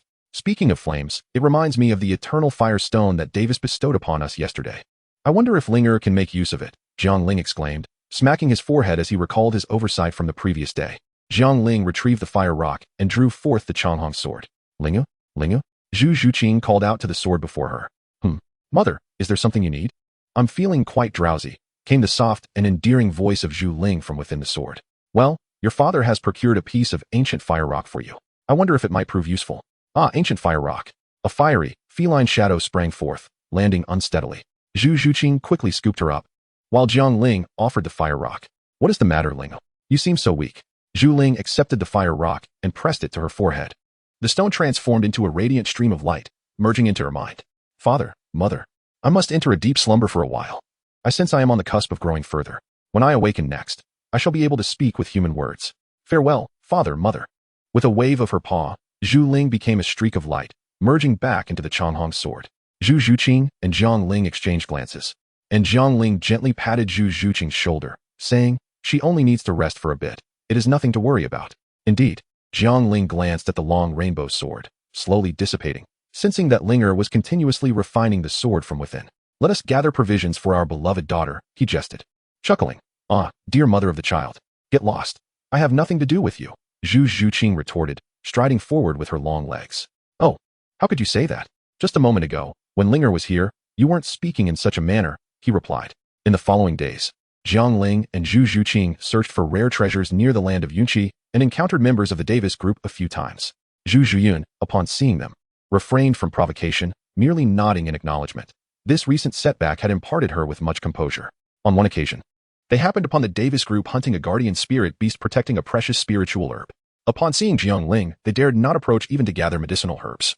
Leaving Jiang Ling speechless, am I truly that fearsome? Over the past few days, their bounty had been plentiful. With Jiang Ling's formidable combat prowess and Zhu Zhuqing's swiftness, they faced no obstacles. Most of their harvest consisted of rare herbs and fruits, along with some unique minerals. As the final day of this realm's closure approached, a blue-haired noble youth stood atop a mountain, gazing below. From his vantage point, he could clearly see Davis and Zhu Zhuqing among others. I hope you are pleased with the gifts I leave behind. Farewell, he murmured, touching the ring on his right index finger, before turning to the teleportation array behind him.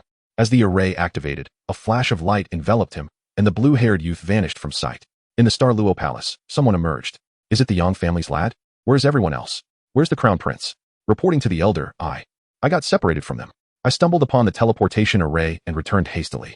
When I arrived, the spirit beasts went into a frenzy. The crown prince and the others might have encountered a beast tide, the blue-haired youth exclaimed, terror evident in his voice, as if deeply shaken. What? Gather all spirit masters below the spirit king rank to rescue the crown prince. Elder Xiong, calm yourself. The Douluo ancient realm is closing imminently. Sending people now would only increase casualties. Another elder in black robes interjected, blocking his path. Chapter 39. The surge of beasts at this moment. The Douluo ancient realm's Yunqi region had finally come to an end.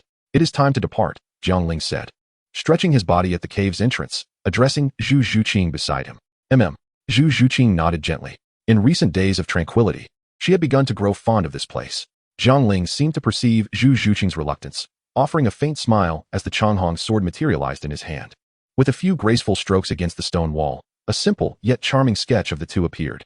Huh, what do you think? Jiang Ling inquired, amused by Zhu Zhuqing's barely contained laughter.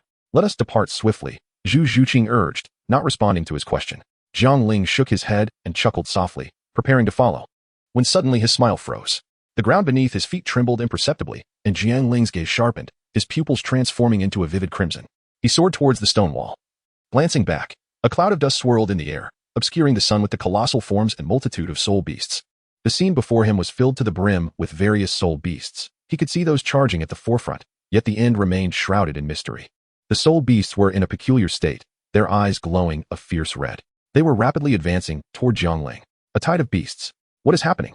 Zhu Zhuqing inquired, observing Jiang Ling's unusual demeanor. We must leave at once. Jiang Ling leaped down from the cliff, the Longhong sword suddenly manifesting beneath his feet. He swiftly approached Zhu Zhuqing, lifting her effortlessly into his arms as they soared towards the teleportation array. 3 minutes later, this place was reduced to mere rubble. Jiang Ling and Zhu Zhuqing arrived on their swords, only to find Davis and his companions already awaiting them at the teleportation array. Davis, why have you not departed yet? Jiang inquired. Brother Jiang, the teleportation array has been damaged, and we are currently seeking a way to repair it, Davis replied. In the secret passage of Jiang Ling, Davis, initially wearing a face of anxiety, brightened upon seeing Jiang. Brother Jiang, for some unknown reason, the soul beasts here have gone into a frenzy. I believe you have inspected the teleportation array. It remains intact. Moreover, there is a protective formation surrounding it, which is impenetrable to those unfamiliar. Now, with these two events occurring simultaneously, I feel that someone is intent on our demise. Davis had harbored suspicions towards Jiang, but considering Jiang's formidable strength, such doubts seemed superfluous. Who seeks to bring about our end? Once we return, we shall discern who arrived before us. For now, our priority is to repair the teleportation array. I just observed with Zhu Qing above, The surrounding soul beasts are converging here in a circular formation and will arrive within 5 minutes. Jiang spoke solemnly. Daijia, how long will it take to repair the teleportation array? Davis inquired, glancing towards the woman near the array. This woman, whom Jiang recognized, was the one who had informed him of Zhu Zhuqing's peril upon entering the ancient realm.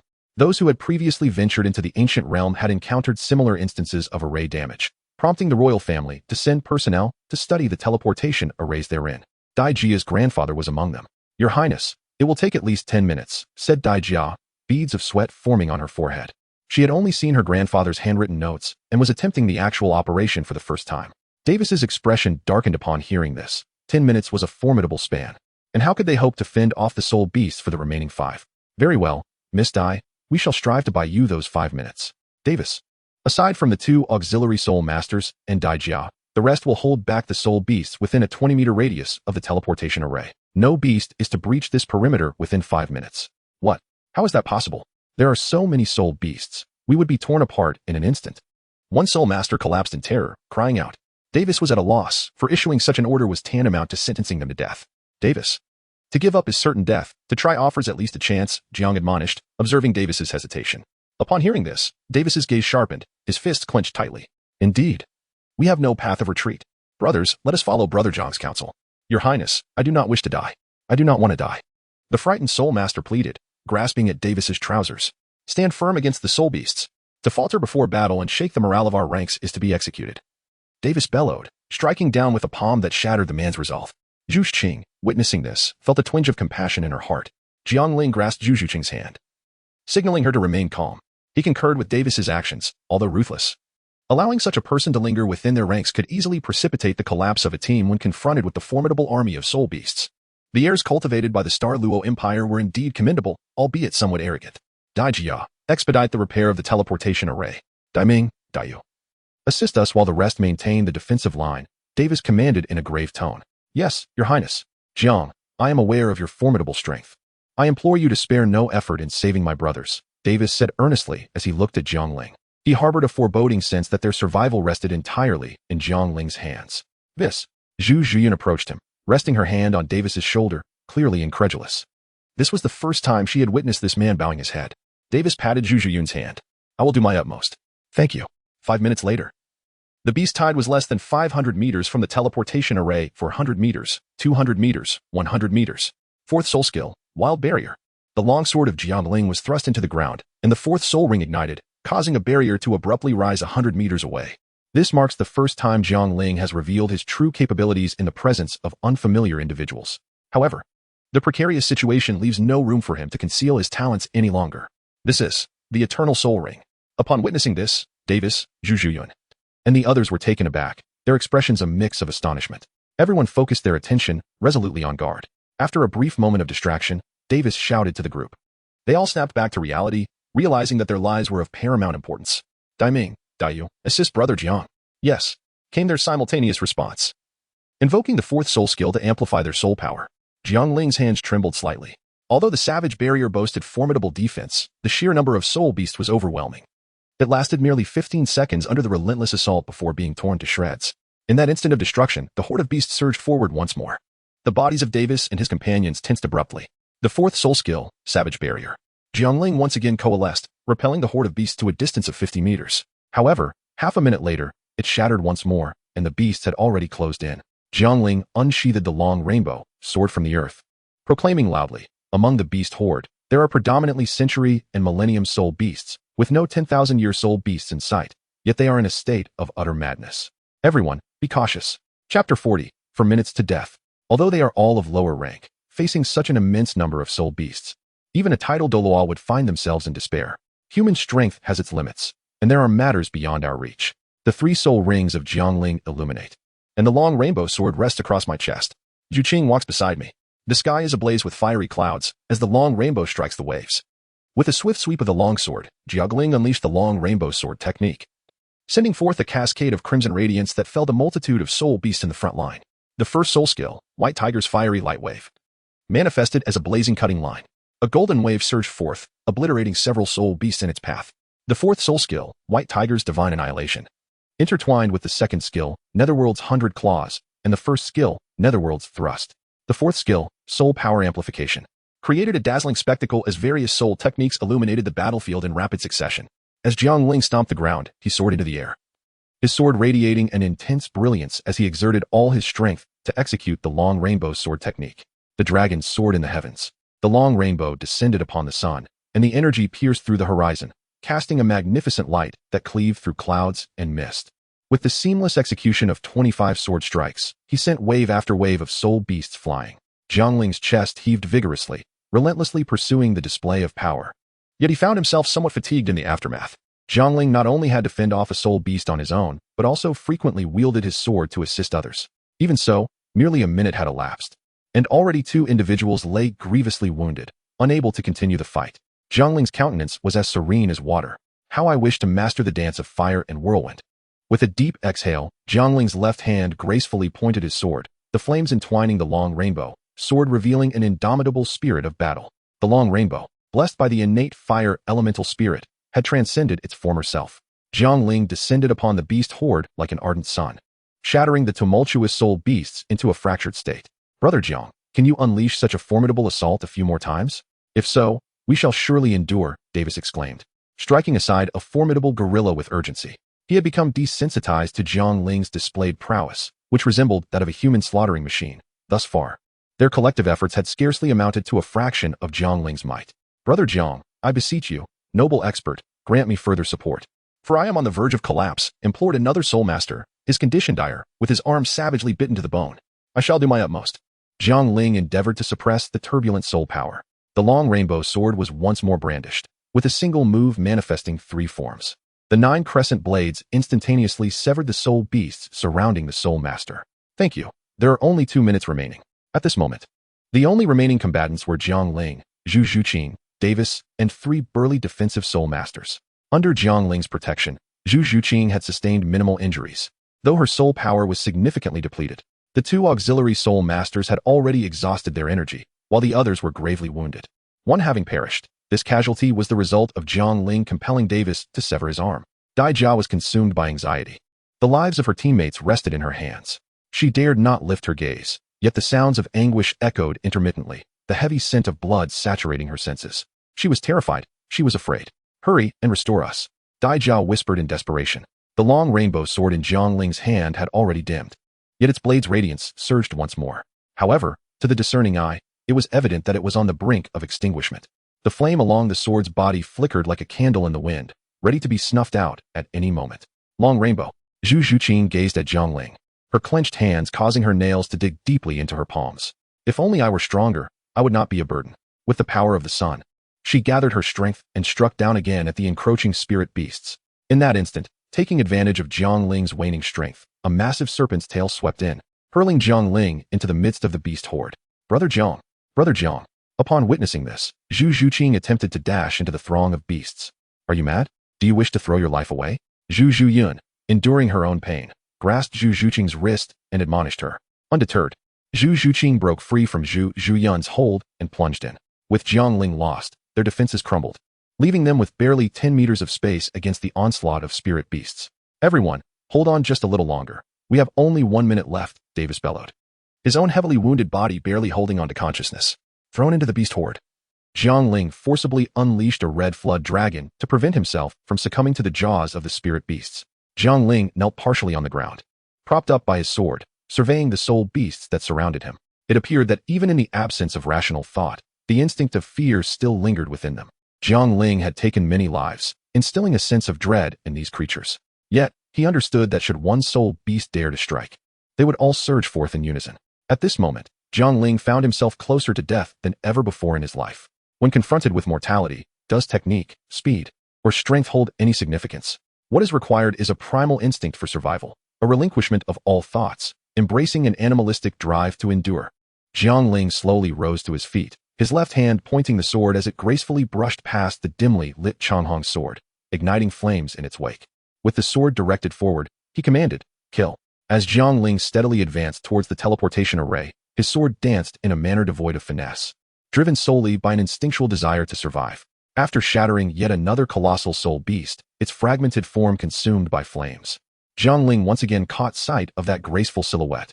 Brother Jiang, Zhu Qing exclaimed, her eyes glistening with tears as she rushed into his embrace.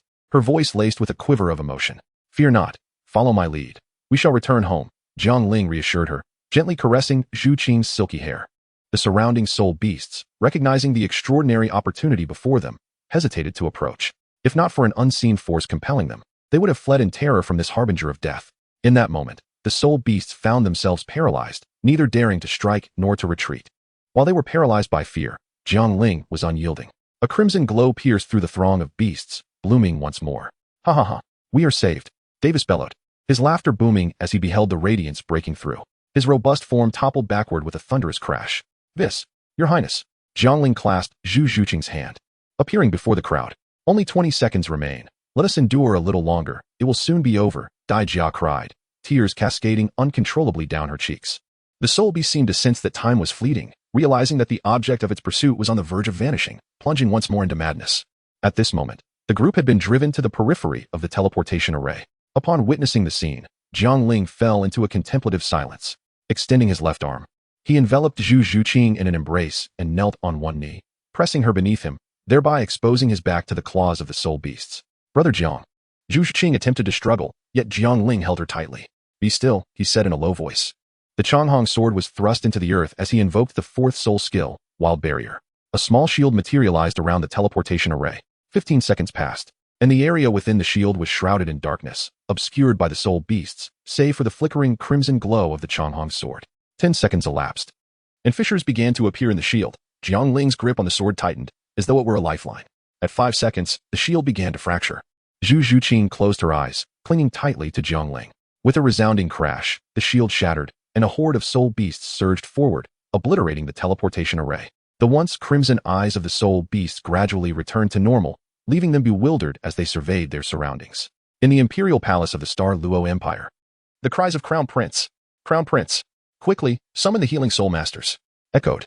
Chapter 41. Alliances and Affections. Observing the frantic efforts to tend to those who had returned alive, the azure-clad noble youth looked on in astonishment. They actually survived? Truly, life is resilient, he mused, before turning to depart the grand hall. All eyes were drawn to the injured, unaware that the architect of this turmoil had quietly slipped away. 5 days later, due to his injuries, Jiang Ling deemed it unwise to remain in a hotel and instead sought refuge in a secluded courtyard. Jiang Ling was cultivating within his chamber, his injuries long since healed. As the saying goes, one cannot establish something new without dismantling the old. On that fateful day, his soul power, physical strength, and mental fortitude had all reached their zenith. Upon recovery, his soul power ascended to the impressive level of 47. "Young master, Davis wishes to see you," announced Nu Zhan with a gentle knock on the door. "Very well, Uncle Nu, please escort him to the hall and await my arrival," Jiang Ling responded, concluding his meditative state. "Prince, have you come to fulfill your promise?" Jiang Ling inquired with a smile as he approached. The hall was adorned with freshly brewed tea, and Jiang Ling poured a cup for both Davis and himself. Although he did not regard Davis as a friend, he understood the importance of hospitality. After all, the Spirit Hall was not solely dedicated to the cultivation of strength. The courtyard maintained Jiang Ling's traditions, with no attendants present, leaving only Jiang Ling and Nu Zhan together. "Brother Jiang, I have come to express my gratitude for your life-saving assistance. Without you that day, we would likely have become prey for the soul beasts," Davis said, bowing slightly, having already set aside his previous arrogance. "It was merely a matter of everyone doing their part," Jiang Ling replied in a calm tone. "This is 2 million gold soul coins. 1 million is our agreed-upon sum. And the other 1 million is a token of my gratitude for your life-saving grace," Davis said, presenting a card, having discerned that Jiang Ling had little patience for pretense. Jiang Ling raised an eyebrow and declared, "I have accepted. Furthermore, I have already informed those who witnessed your fourth soul skill that they must keep it confidential. Additionally, regarding the misunderstanding between Zhu Yun and Zhu Qing that turned us into adversaries, I have spoken to Zhu Yun, advising her to cease hostilities against Zhu Zhuqing. You can rest assured about this matter. Rest easy, Your Highness. I shall fulfill my promises and will not jeopardize your endeavors." Observing the situation, Jiang Ling lifted his teacup and took a sip, clearly indicating his wish for the guests to take their leave. Davis, noticing this, furrowed his brow slightly. After a moment of contemplation, he finally spoke. "Brother Jiang, would you be willing to remain and assist me? Let us refer to each other as brothers. Once I ascend to the throne, I promise to grant you a position beneath one, yet above all others." Jiang Ling was momentarily taken aback. He had not anticipated Davis's overture of alliance. Jiang Ling struck his subordinate, bullied his fiancée, and even placed a sword against his throat. The fact that both parties could reach a reconciliation speaks volumes about Davis's remarkable magnanimity. Who would have thought he could achieve such a feat? Apologies. But I cherish my freedom and wish to abstain from these power struggles. Moreover, with Dai Mu by having already fled, who remains your rival? Jiang Ling retorted. Very well. Since you are disinterested, we shall let this matter rest. Dai Mu by has merely departed. He has not met his demise. Some of the old-timers within the court still use him as a shield to obstruct my ascent. However, it matters not. This situation requires only a modicum of effort. A cold smirk flickered across Davis's lips as he drained his cup of tea. By the way, Jiang brother, I have made some progress regarding that incident. There was an individual who exited the ancient realm before us, named Yang Yi. Upon further investigation, I discovered Yang Yi's corpse, deceased for over a month. Therefore, the ambush we faced that day was likely orchestrated by an impostor posing as Yang Yi. Beyond that, my inquiries have yielded no further results. I have conveyed all I wish to say, Jiang brother. I shall take my leave now. Until we meet again. As Jiang Ling gazed at Davis's departing figure, he pondered, should he ascend to the throne of the Starfall Empire, the annihilation of the Starfall would indeed pose a significant challenge in the future. Perhaps it would be better to never mind. Since a promise was made, I shall grant him this one reprieve. After all, it is not an insurmountable dilemma. Jiang Ling retrieved a porcelain bottle, uncorked it, and a wave of frenzied, malevolent energy surged forth. What on earth could this be? The liquid within the bottle was what had fallen into Jiang Ling's hands during the transmission that day, and he suspected it to be the root cause of the turmoil among the spirit beasts. Never mind, he thought, as he was destined to depart soon. It was time to seek out Zhu Qing, who was likely on the verge of absorbing her third spirit ring. Stretching lazily, Jiang Ling rose and set off towards the residence of the Ym spirit cat clan. Young master, Miss Zhu Qing has arrived in the garden. As Jiang Ling rose, Angry Battle hastened to speak. This uncle, whose combat prowess rivaled that of Contra, felt a tinge of frustration at finding himself in the role of a steward. Have they arrived? I shall go over now. Jiang Ling's eyes sparkled with anticipation. In the garden, Zhu Qing donned a flowing white dress, her skin as pristine as freshly peeled water chestnuts, and her figure remained alluringly voluptuous. She sat gracefully upon a stone bench, and Jiang Ling could distinctly observe that today, a light touch of makeup adorned Zhu Qing's face, lending an enchanting allure to her otherwise cool demeanor. The sight of Zhu Qing adorned in makeup was indeed an unprecedented occurrence.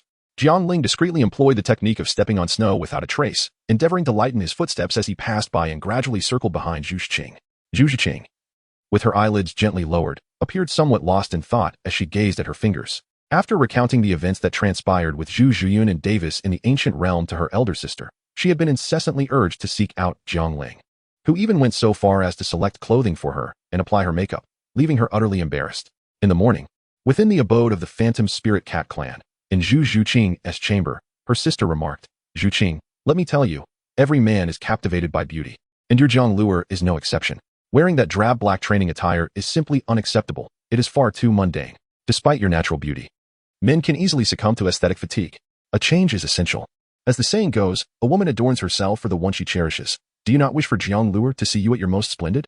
Zhu Qing hesitated, feeling a deep embarrassment at the suggestion that she should dress up to please Jiang Ling, just as she was about to protest. The fear of her sister abandoning her and refusing to assist loomed large. Come to my room. I shall help you, Zhu Qing declared after a moment's contemplation, pulling Zhu Qing toward her own chamber. In that fleeting moment of distraction, Zhu Qing was suddenly enveloped in darkness. A pair of large hands covered her eyes, causing her body to tense instinctively.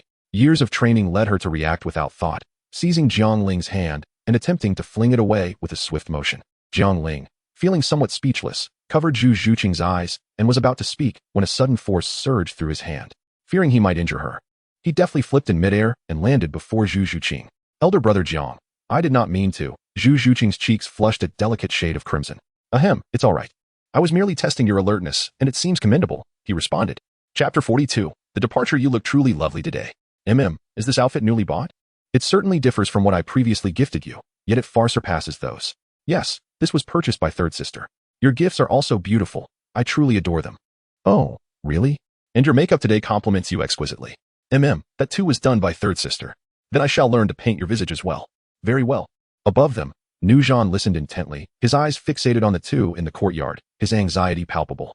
Having come to understand Jiang Ling's character, he felt a sense of liberation. Alas, my young master, your conversation is so awkward it could elicit embarrassment in a 3-bedroom apartment. You seem so clever. Yet your approach to courting a lady is less refined than my own brutish demeanor. Why waste words? It is evident that Miss Qing harbors feelings for you. Simply embrace her and kiss her. Nuzhan murmured, exasperated. No, I must assist my young master. Nuzhan slowly gathered a sphere of soul power in his right hand, intending to send it towards Jiang Ling. However, he hesitated, realizing, no, my young master is too alert. I may not succeed. Instead, I shall target Miss Zhu. Pardon my intrusion, dear young master, but this is for your lifelong happiness. Nuzhan muttered to himself. With determination, he hurled the soul power sphere, which burst apart as it neared Zhu Zhuqing. Suddenly, Zhu Zhuqing felt a tremendous force from behind, propelling her toward Jiang Ling. Ah, she gasped softly. Zhuqing. Jiang Ling quickly wrapped his arms around her slender waist, his gaze inadvertently catching the still visible Nuzhan. Uncle Nu, Jiang Ling acknowledged, somewhat bemused by Nuzhan's covert observations. Although he felt a mix of resignation and gratitude for Nuzhan's facilitation of the moment, he would not let the opportunity slip away. Zhuqing, are you all right? Jiang Ling inquired, his left arm encircling her waist while his right hand supported her shoulder. I'm fine, just feeling a bit weak, Zhu Zhuqing replied softly, attempting to break free from his embrace, yet finding herself without strength. Feeling weak, Jiang Ling, without a moment's hesitation, recognized the troublesome presence of Nuzhan. Let us take a brief respite, Zhuqing, he suggested. As he spoke, Jiang Ling gently assisted Zhuqing to sit down. A fleeting glance revealed Nuzhan's sneaky demeanor. Still wishing to spy, that unscrupulous old man, he thought. Zhuqing, there is a breeze outside. Let us return to our chamber. With that, Jiang Ling effortlessly lifted the weakened Zhuqing in a princess carry. A breeze? But the sun is shining brightly today, Zhuqing mused internally. Nevertheless, she refrained from voicing any objections. Nuzhan, witnessing Jiang Ling carry Zhuqing away, seethed with anger. It was I who created this opportunity for you. Yet you swiftly abandoned me, not even allowing a glance back? Such behavior is unbecoming of a young master. Upon returning to their room, Jiang Ling gently placed Zhuqing on the bed, his palm resting on the nape of her neck. A surge of energy flowed through Zhuqing's entire being. Do you feel better? He inquired. Zhuqing clenched her hands, sensing the return of her strength. She nodded softly in response. Jiang Ling felt a sense of relief as he reclined onto the bed, yet his hand lingered, sliding from Zhu Zhuqing's waist down to her thigh. What just happened? Why do I suddenly feel so weak all over? Zhu Zhuqing contemplated removing Jiang Ling's hand, but found herself motionless. Could it be a side effect of the essence of water? Jiang Ling stated with conviction. But isn't that a divine object? Could there really be after effects? Zhu Zhuqing questioned, her brow furrowed in confusion. Indeed, being a divine object, it possesses immense energy, which your body might not fully withstand, leading to occasional fatigue. But fret not, once your body acclimatizes, it will be fine, Jiang Ling fabricated. Oh, I see. By the way, Zhuqing, I plan to leave Douluo City. Would you accompany me? Zhu Zhuqing's heart tightened. What was destined to come had finally arrived. I want to go with you. I intend to stay and train hard within my family to bring about change. If you have time, please remember to visit me, she said, gripping her skirt tightly, remaining silent for a long while before forcing a smile. In Douluo, she could always be close to Jiang Ling. But what would happen once she left? She would inevitably encounter Jiang Ling's fiancé.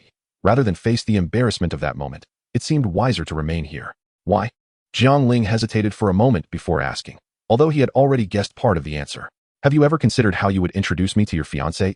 If I were to say who Lieno wouldn't mind, Jiang Ling found that utterly implausible. The space fell into silence for a while. Zhu Zhuqing seemed to be waiting for something. In that moment, she would believe anything Jiang Ling said. Even if he chose to say nothing and simply pushed her down, she might not refuse. Yet Jiang Ling remained silent. Perhaps this was a manifestation of his love for her, proving it was not merely her beauty that attracted him. Though this was not what Zhu Zhuqing desired at that moment. She removed Jiang Ling's hand from her thigh, rising to say, Brother Jiang, I'll be leaving now. With a creak, the door closed behind her, and silence enveloped the room once more. Jiang Ling remained motionless on the bed. As Zhu Zhuqing exited, she coincidentally encountered Nuzhan in the courtyard. Miss Zhuqing, have you finished your conversation with our young master? Would you care to stay for dinner? I've already made arrangements, Nuzhan said with a warm smile. No, I must return, Zhu Zhuqing replied, her tone flat, though her eyes had turned red. Nuzhan observed Zhu Zhuqing hastily departing and wondered aloud. What happened? Did Miss Zhuqing just cry? Did our young master act too aggressively, upsetting her? Young master, pursuing a girl isn't done this way. You can't be so impatient. Nuzhan shook his head and sighed at the closed door. Miss Zhuqing is so beautiful. It's only natural for our young master to be unable to control himself. Leaving the courtyard, Zhu Zhuqing quickened her pace towards her family. A single crystalline tear slowly sliding down her cheek. If I had met you first, would we be in this situation? That night, Jiang Ling grasped a jar of wine, pouring it greedily down his throat, holding a sword in his hand. It was his first experience with alcohol. Young master, that is not how you drink. Uncle knew today. Just leave me be. He took another large swig of wine and brandished the sword forward. Life is a dream. In dreams, one relishes vengeance and camaraderie. After drinking, he sang loudly while honing his sword. As Jiang Ling danced and wielded his sword, Completing a series of sword techniques, the iron sword shattered with a resounding crack, and the wine jar was already empty. Jiang Ling then fell backward. At that moment, Nuzhan quickly caught him, and, observing the inebriated Jiang Ling, remarked, "Do not worry. Young master, it is not solely Zhu Qing who possesses beauty and allure.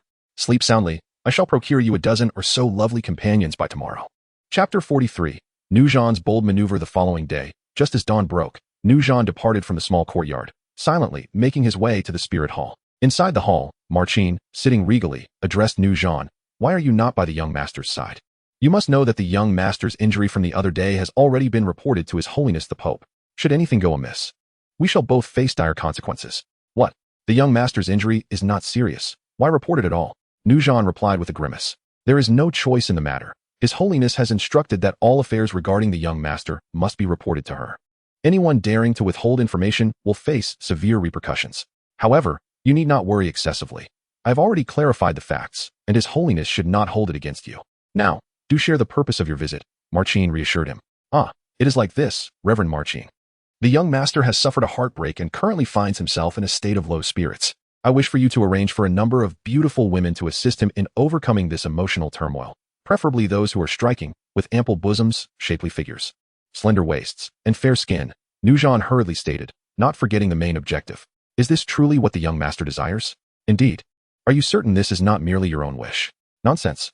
I, Nuzhan, cherish my wife above all. I would never seek to stray," Nuzhan exclaimed, his face reddening with indignation. "Very well, I understand. You may return now and ensure the young master's safety," Marcin gestured dismissively. "Yes." As Nuzhan departed, Marcin stroked his not-so-long beard, pondering, "How shall I convey this matter to His Holiness?" In the early morning, shortly after Nuzhan returned to the courtyard, the women were brought in, exactly 8 of them. Even Nuzhan couldn't help but marvel at the swiftness of this arrangement and the exceptional quality of the ladies, all of whom met his specifications and were clearly not from the brothels. "Follow me. The young master you are to serve is inside and yet to awaken. Please, do not disturb him.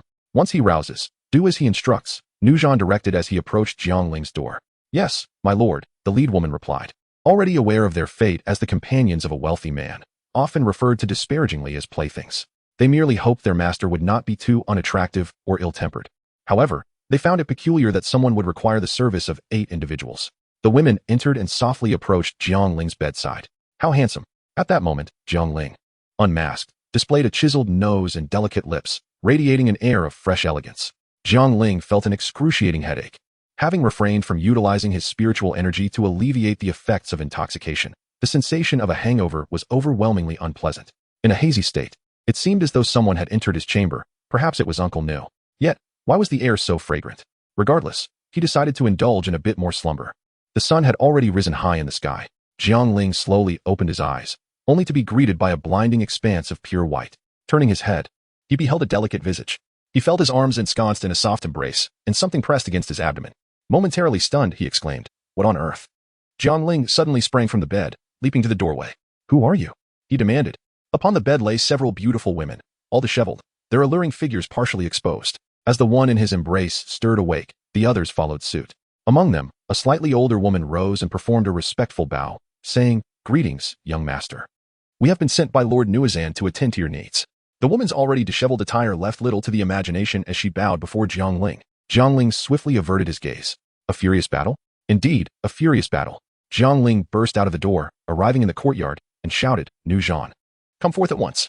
The women in the room were utterly bewildered, wondering if they had erred in any way. Young master, I am here." "You emerged so swiftly. Damn you," Jiang Ling retorted, his eyes blazing with fury. "What on earth is happening in my room? Did you orchestrate this?" He glared at the affable Nuzhan, who stood there chuckling innocently. Jiang Ling seldom loses his temper. "Young master, did not Miss Zhu Qing refuse you yesterday? I noticed your despondency, drowning your sorrows in wine, and grew somewhat concerned for you. Hence I devised this plan.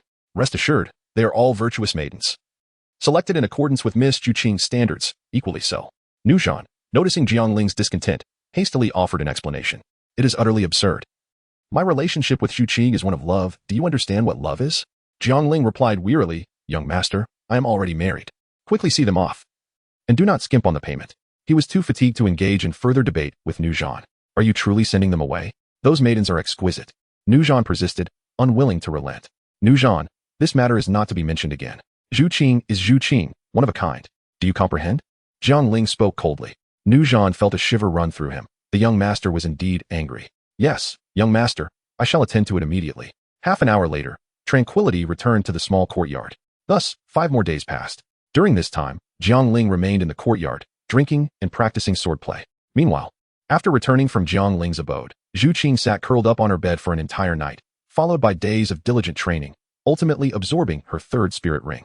At the spirit hall, Bibi Dong furrowed her elegant brow as she glanced at the letter in her hand. Heartbroken? 8 maidens. How could Linger possibly be heartbroken?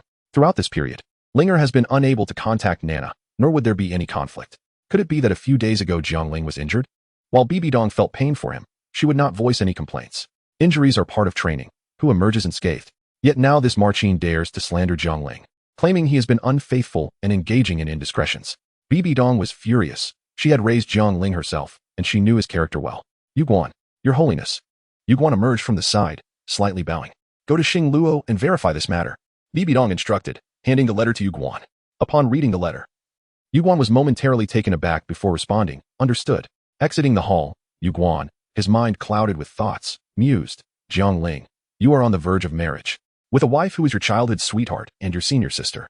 Are you not aware that the Pope dotes on this senior sister of yours? How could you? During your training period, engage in such reckless behavior, and with 8 maidens no less? Little Jiang Ling, you present a fa of abstinence in the spirit city, yet venture out to revel so wildly. TSK, how troublesome this will be for me, a title Douluo, as I am about to become your full-time caretaker, managing both your spirit ring and your romantic affairs. Despite his grievances, Yu Guan understood that the task must still be fulfilled. Jiang Ling also realized that continuing down this path was untenable. Evasion would not resolve the issues at hand, and persisting in this manner would only lead to self-destruction. Jiang Ling resolved to seek out Zhu Qing that evening. Regardless of the outcome, departure was inevitable on the morrow. Chapter 44. For him, it was but a dream. For me, it was a lifetime. Jiang Ling opted not to pay a formal visit. Instead, he chose to stealthily enter Zhu Qing's chamber after nightfall. As Jiang Ling approached the door, poised to enter, he was suddenly met with the sound of voices emanating from within the room. It was Zhu Qing. Zhu Qing, are you still contemplating the Jianglu heir? Jiang Ling paused with his hand raised to knock on the door, allowing it to gently fall to his side as he stood at the threshold. Thoughts swirled in his mind, lingering on unspoken sentiments. Yet he was acutely aware of the actions he ought to take in the present moment. Zhu Qing, having concluded her soul power cultivation, stretched her body and spoke with a sense of calm. Her composed response left Zhu Qing somewhat flustered, as she recalled her sister's historically shy demeanor when it came to matters of the heart. Why not seek him out? What purpose does it serve to remain cooped up in your room, cultivating? Despite Zhu Qing's unusual behavior, Zhu Qing did not lose sight of her original intention for being there. He has a fiancée, as you well know, and I wish not to place him in a difficult position. Besides, he likely has already departed, and affection does not necessitate union. Zhu Qing fell into a contemplative silence before speaking softly. His talent for cultivation is remarkable. I can sense it. He will undoubtedly become an extraordinary individual, though he will also attract many adversaries. I hope to possess the strength to stand by his side, aiding him rather than being perpetually under his protection. Zhu Qing took out the xiangfei bamboo, meticulously polishing it, a gift from Jiang Ling. You, Zhu Qing, must understand that sensible girls go uncherished, while those who are a bit coy find themselves adored. I have not seen his fiancée, yet I am confident in your beauty. If you were to boldly compete for his affection, you would surely have a chance. Zhu Qing sat across from her sister, exuding a frustration akin to that of a blacksmith disappointed in iron. What are you saying? How can you encourage your sister to vie for another's man? Zhu Qing was taken aback, a wry smile escaping her lips. Moreover, he likely would not reciprocate your feelings. Zhu Qing felt her patience waning, silently lamenting her sister's predicament. You might hold on to this fleeting memory, but he may not even remember you in the days to come. Recently, I received news of several beautiful women visiting Jiang Luer's courtyard, emerging only when the sun was high. Can you guess what they were doing inside? This occurred the very day after you sought him out. He appears to be quite the libertine. Perhaps it's best to forget him. Jiang Ling, standing outside, cursed inwardly. Anger war, you have truly led me astray. Zhu Qing had intended to spur Zhu Qing toward her own happiness. Yet Zhu Qing's stubbornness necessitated tarnishing Jiang Luer's image in her sister's eyes, hoping to help her let go. Zhu Qing had already conducted her inquiries. Jiang Luer's steward had orchestrated the visit unbeknownst to him, who had even declined to partake in such frivolities. Nevertheless, Zhu Qing was oblivious and seized the opportunity to elaborate. This is inconceivable. While he may have his flaws, he would never stoop to such behavior. Zhu Qing vehemently denied. Should you doubt my words, there were indeed witnesses, and those women can confirm the tale. Zhu Qing pressed. Zhu Qing, it is time to forget him. He may have harbored feelings for you, yet for him, This ancient realm might merely be a fleeting chapter in his life, a mere dream. Observing her sister's despondent expression, Zhu Zhuqing felt a pang of sympathy, but steeled herself to speak further. To cling to what ought to be severed only invites chaos. The anguish of longing is a bitter torment, and I would not see you ensnared in such a fate. For him, this period may be but a dream. Yet for me, it is a lifetime. Regardless of Jiang Luer's character, my affection remains steadfast. I, Zhu Zhuqing, am devoted solely to him. Zhu Zhuqing grasped the Xiangfei bamboo firmly, her tone resolute. I understand, third sister, that you mean well, but I cannot forget him. Please, do not urge me further. It is late, and I wish to rest. You should return now. Rising, Zhu Zhuqing assisted Zhu Zhuqing to her feet, gently ushering her toward the exit. Outside, Jiang Ling observed the unfolding scene and leapt onto the rooftop. Zhuqing, sighed Zhu Zhuqing, gazing at the closed door with a heavy heart. This fellow is not even particularly handsome. How does he possess such allure? Leaning against the door for a long while, Zhu Zhuqing's eyes glistened with unshed tears as she quipped to herself. The tears shed during this period could rival those of the past decade. She ambled toward her bed. Creak. The door swung open once more. Sister, I have declared my commitment to him. Please do not persuade me further, Zhu Zhuqing stated with resignation. I too am steadfast in my resolve. You are not a mere dream to me, but rather my entire existence. A voice, achingly familiar, resonated through the air. Zhu Zhuqing turned in disbelief to find Jiang Ling standing just behind her. This time, Jiang Ling did not await her approach. In a swift motion, he stepped forward and removed his disguise. You. Without granting Zhu Zhuqing the opportunity to speak, Jiang Ling pressed his lips against hers. Words and explanations pale in comparison to actions. He had absorbed every syllable she uttered, and he had no reason to let this girl falter. This time, he did not forget to extend his tongue. A young man, when kissing, possesses a precision surpassing that of even the most sophisticated navigation maps. And Jiang Ling proved this to be true. After what felt like an eternity, Zhu Zhuqing experienced a sensation of suffocation, desperately breaking free from Jiang Ling's embrace. Gasping for breath, her complexion flushed, and her body glistening with sweat, Jiang Ling swiftly lifted Zhu Zhuqing and carried her towards the bed. No, Zhu Zhuqing exclaimed in a fluster, her hands tightly clutching her disheveled attire. What are you thinking? I merely intend to rest on the bed for a while. Do you truly believe I am so desperate? With both hands occupied, Jiang Ling gently nudged Zhu Zhuqing's delicate head with his own. Third sister mentioned that several women visited your courtyard a few days ago and left quite late. Zhu Zhuqing emphasized the words several with palpable intensity. Jiang Ling's eyes twitched slightly, revealing the unease that lingered within him regarding this matter. This furious conflict had been executed with such a lack of discretion that it had become common knowledge. Very well, I shall indulge in beastly behavior today, Jiang Ling remarked with a mischievous smile curling at the corners of his lips. Upon witnessing this, Zhu Zhuqing gasped in alarm, exclaiming, no, that could lead to pregnancy. Jiang Ling gently placed Zhu Zhuqing onto the bed, extending his right hand to lightly graze her delicate nose. With a playful smile, he remarked, I was merely teasing you. We must wait until you are 16. He added, as for those women, they were compelled by the demands of battle. I was entirely unaware and had no involvement with them. Henceforth, do not jest about this, lest I be compelled to devour you. As he spoke, Jiang Ling tenderly nibbled on Zhu Zhuqing's earlobe. Ah, she gasped, her sensitive spot unexpectedly assaulted, causing her to soften and recline upon the bed. Jiang Ling, having lost the support of Zhu Zhuqing, now bears the weight of that loss directly upon Zhu Zhuqing. So this is your vulnerability. I shall remember it. Ah, umph. Zhu Zhuqing coldly huffed, her fingers loosening their grip around Jiang Ling's waist. Jiang Ling and Zhu Zhuqing engaged in playful antics for quite some time before finally lying down on the bed, still clad in their garments. Yu Qing. Tomorrow we shall embark on a journey together to explore the vast continent. However, there were countless buts to consider. Yet, because you are Zhu Zhuqing, you must accompany me.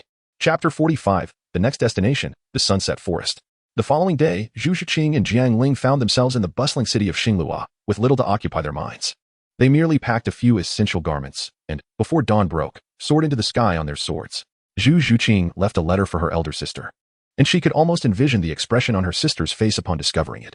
After all, just the night before, Zhu Zhuqing had maintained a demeanor of mutual support, preferring to forget the world beyond their companionship. Yet, by the break of dawn, she had eloped with her youthful paramour. Jiang Ling also left a letter for Nuizan. Despite having been wronged by him, Jiang Ling understood that his intentions were ultimately good. He felt a twinge of sympathy at the thought of Nuizan facing punishment because of his actions. Furthermore, he took the time to visit Inbu Kuei, whose sister was blind, which motivated him to work diligently for financial support. Jiang Ling secretly left a portion of his gold soul coins for him. Outside the star Luo city, Jiang Ling soared through the skies on his sword alongside Zhu Zhuqing. Unbeknownst to them, their abrupt departure disrupted the plans of certain individuals. Zhu Zhuqing's astonishing leap of 10 levels caught the attention of her father, aware that directly questioning his daughter would yield little due to her temperament. He sought information from Zhu Zhuyun. He received hints that may be related to Jiang Lu heir and was about to commence an investigation, unaware that Zhu Zhuqing and Jiang Ling had already slipped away. While Zhu Zhuqing's father was preoccupied with the secret of her remarkable ascent, another individual, a blue-haired youth named Davis, lingered in Douluo City for the sake of the wooden tablet in Jiang Ling's possession. However, for the time being, all matters concerning Douluo were irrelevant to Jiang Ling, as he was currently traversing the continent in the company of beauty. Jiang Ling, fearing the wrath of the pursuing enemies, resolved to take flight on his sword, distancing himself from Xingluo before continuing on foot. Jiang Ling cradled Zhu Zhuqing's waist with his left arm while wielding a sword with his right. Zhu Zhuqing, in turn, half-embraced Jiang Ling with both arms, resting her petite head against his chest.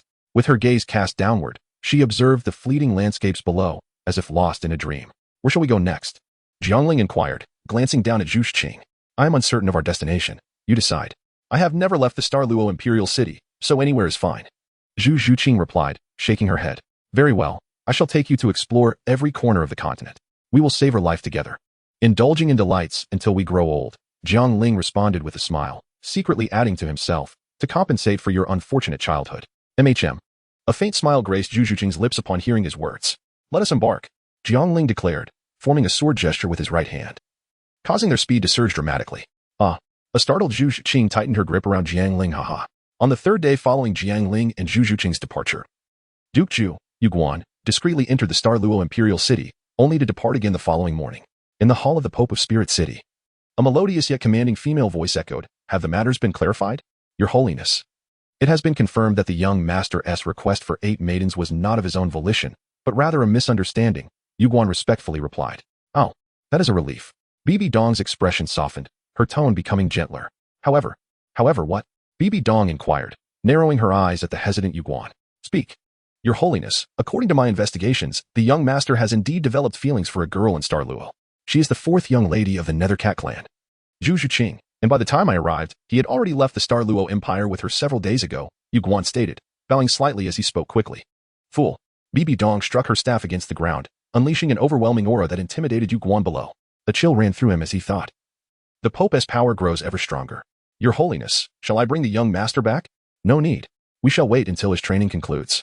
You may leave now. Bibi Dong pondered for a moment before responding. Understood. Nana, Linger, you have truly disappointed me, Bibi Dong lamented as she settled back into her throne, resting her forehead in her hand with a sigh. Achu. On a bustling street, Jiang Ling held several skewers of candied hawthorn, rubbing his nose. How strange. Who was thinking of me? What is it? Zhu Zhuqing approached, having set aside her chosen trinkets, her expression filled with concern. Alas, beautiful lady.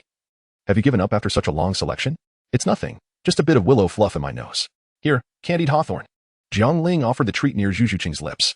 Zhu Zhuqing turned her head away, grasping Jiang Ling's sleeve, and whispered, Let us depart. Just take a bite first. Jiang Ling extended the treat towards her again. With a reluctant sigh, Zhu Zhuqing, despite being older, found his cuteness irresistible and took a small bite. Is that enough? Let us go. With a gentle tug, Zhu Zhuqing led Jiang Ling away from the bustling street.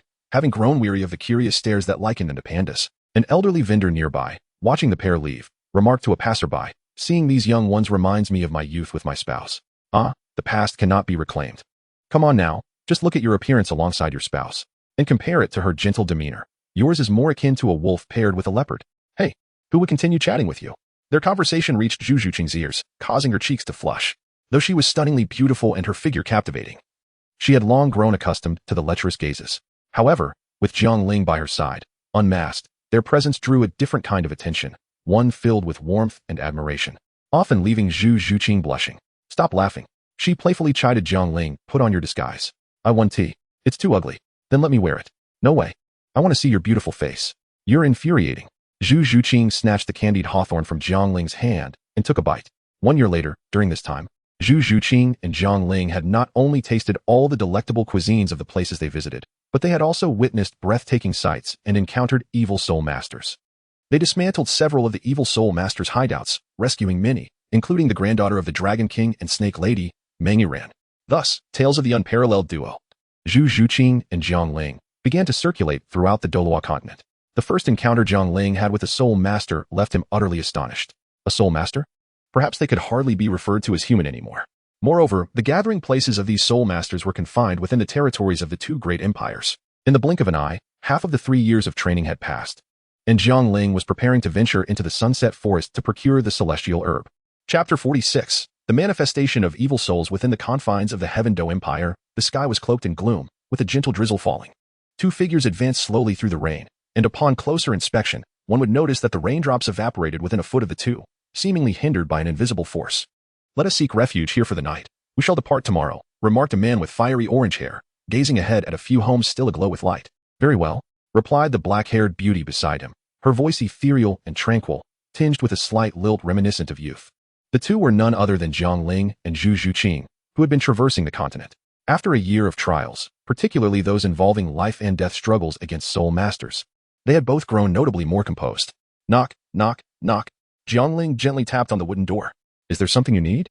A small girl cautiously peered through a crack as the door creaked open, her eyes filled with wariness. "Little sister, where are your elders? It's quite late, and we have nowhere to go. May we stay the night?" Jiang Ling squatted down, smiling gently. "My brother is out. I'm home alone," the girl replied. "Are you soul masters?" Her eyes darted inquisitively. "Indeed, we are soul masters. How did you know?" Jiang Ling and Zhu Zhuqing exchanged surprised glances. "Because it's raining outside. Yet you are not wet at all. Only soul masters can achieve that. My brother can do it. When it rains, my clothes don't get wet beside him." The girl said, her admiration for her brother evident. "Your name is Yaya, then? Would it be possible for us to stay the night?" Jiang Ling asked warmly, gently ruffling Yaya's hair. He was reminded of Linger, still lost in slumber. "Oh, of course. Soul masters are all good people. I'm not afraid." Yaya eagerly opened the door. "Have you met many soul masters?" Zhu Zhuqing inquired, unable to suppress her curiosity. "Wow, this sister is so pretty. I want to be as beautiful as her when I grow up," Yaya exclaimed. Zhu Zhuqing smiled tenderly and caressed the girl's small face, saying, "You will be even more beautiful than me. But you haven't answered my question yet. I've only met 2 soul masters, my brother and Grandpa Zhang.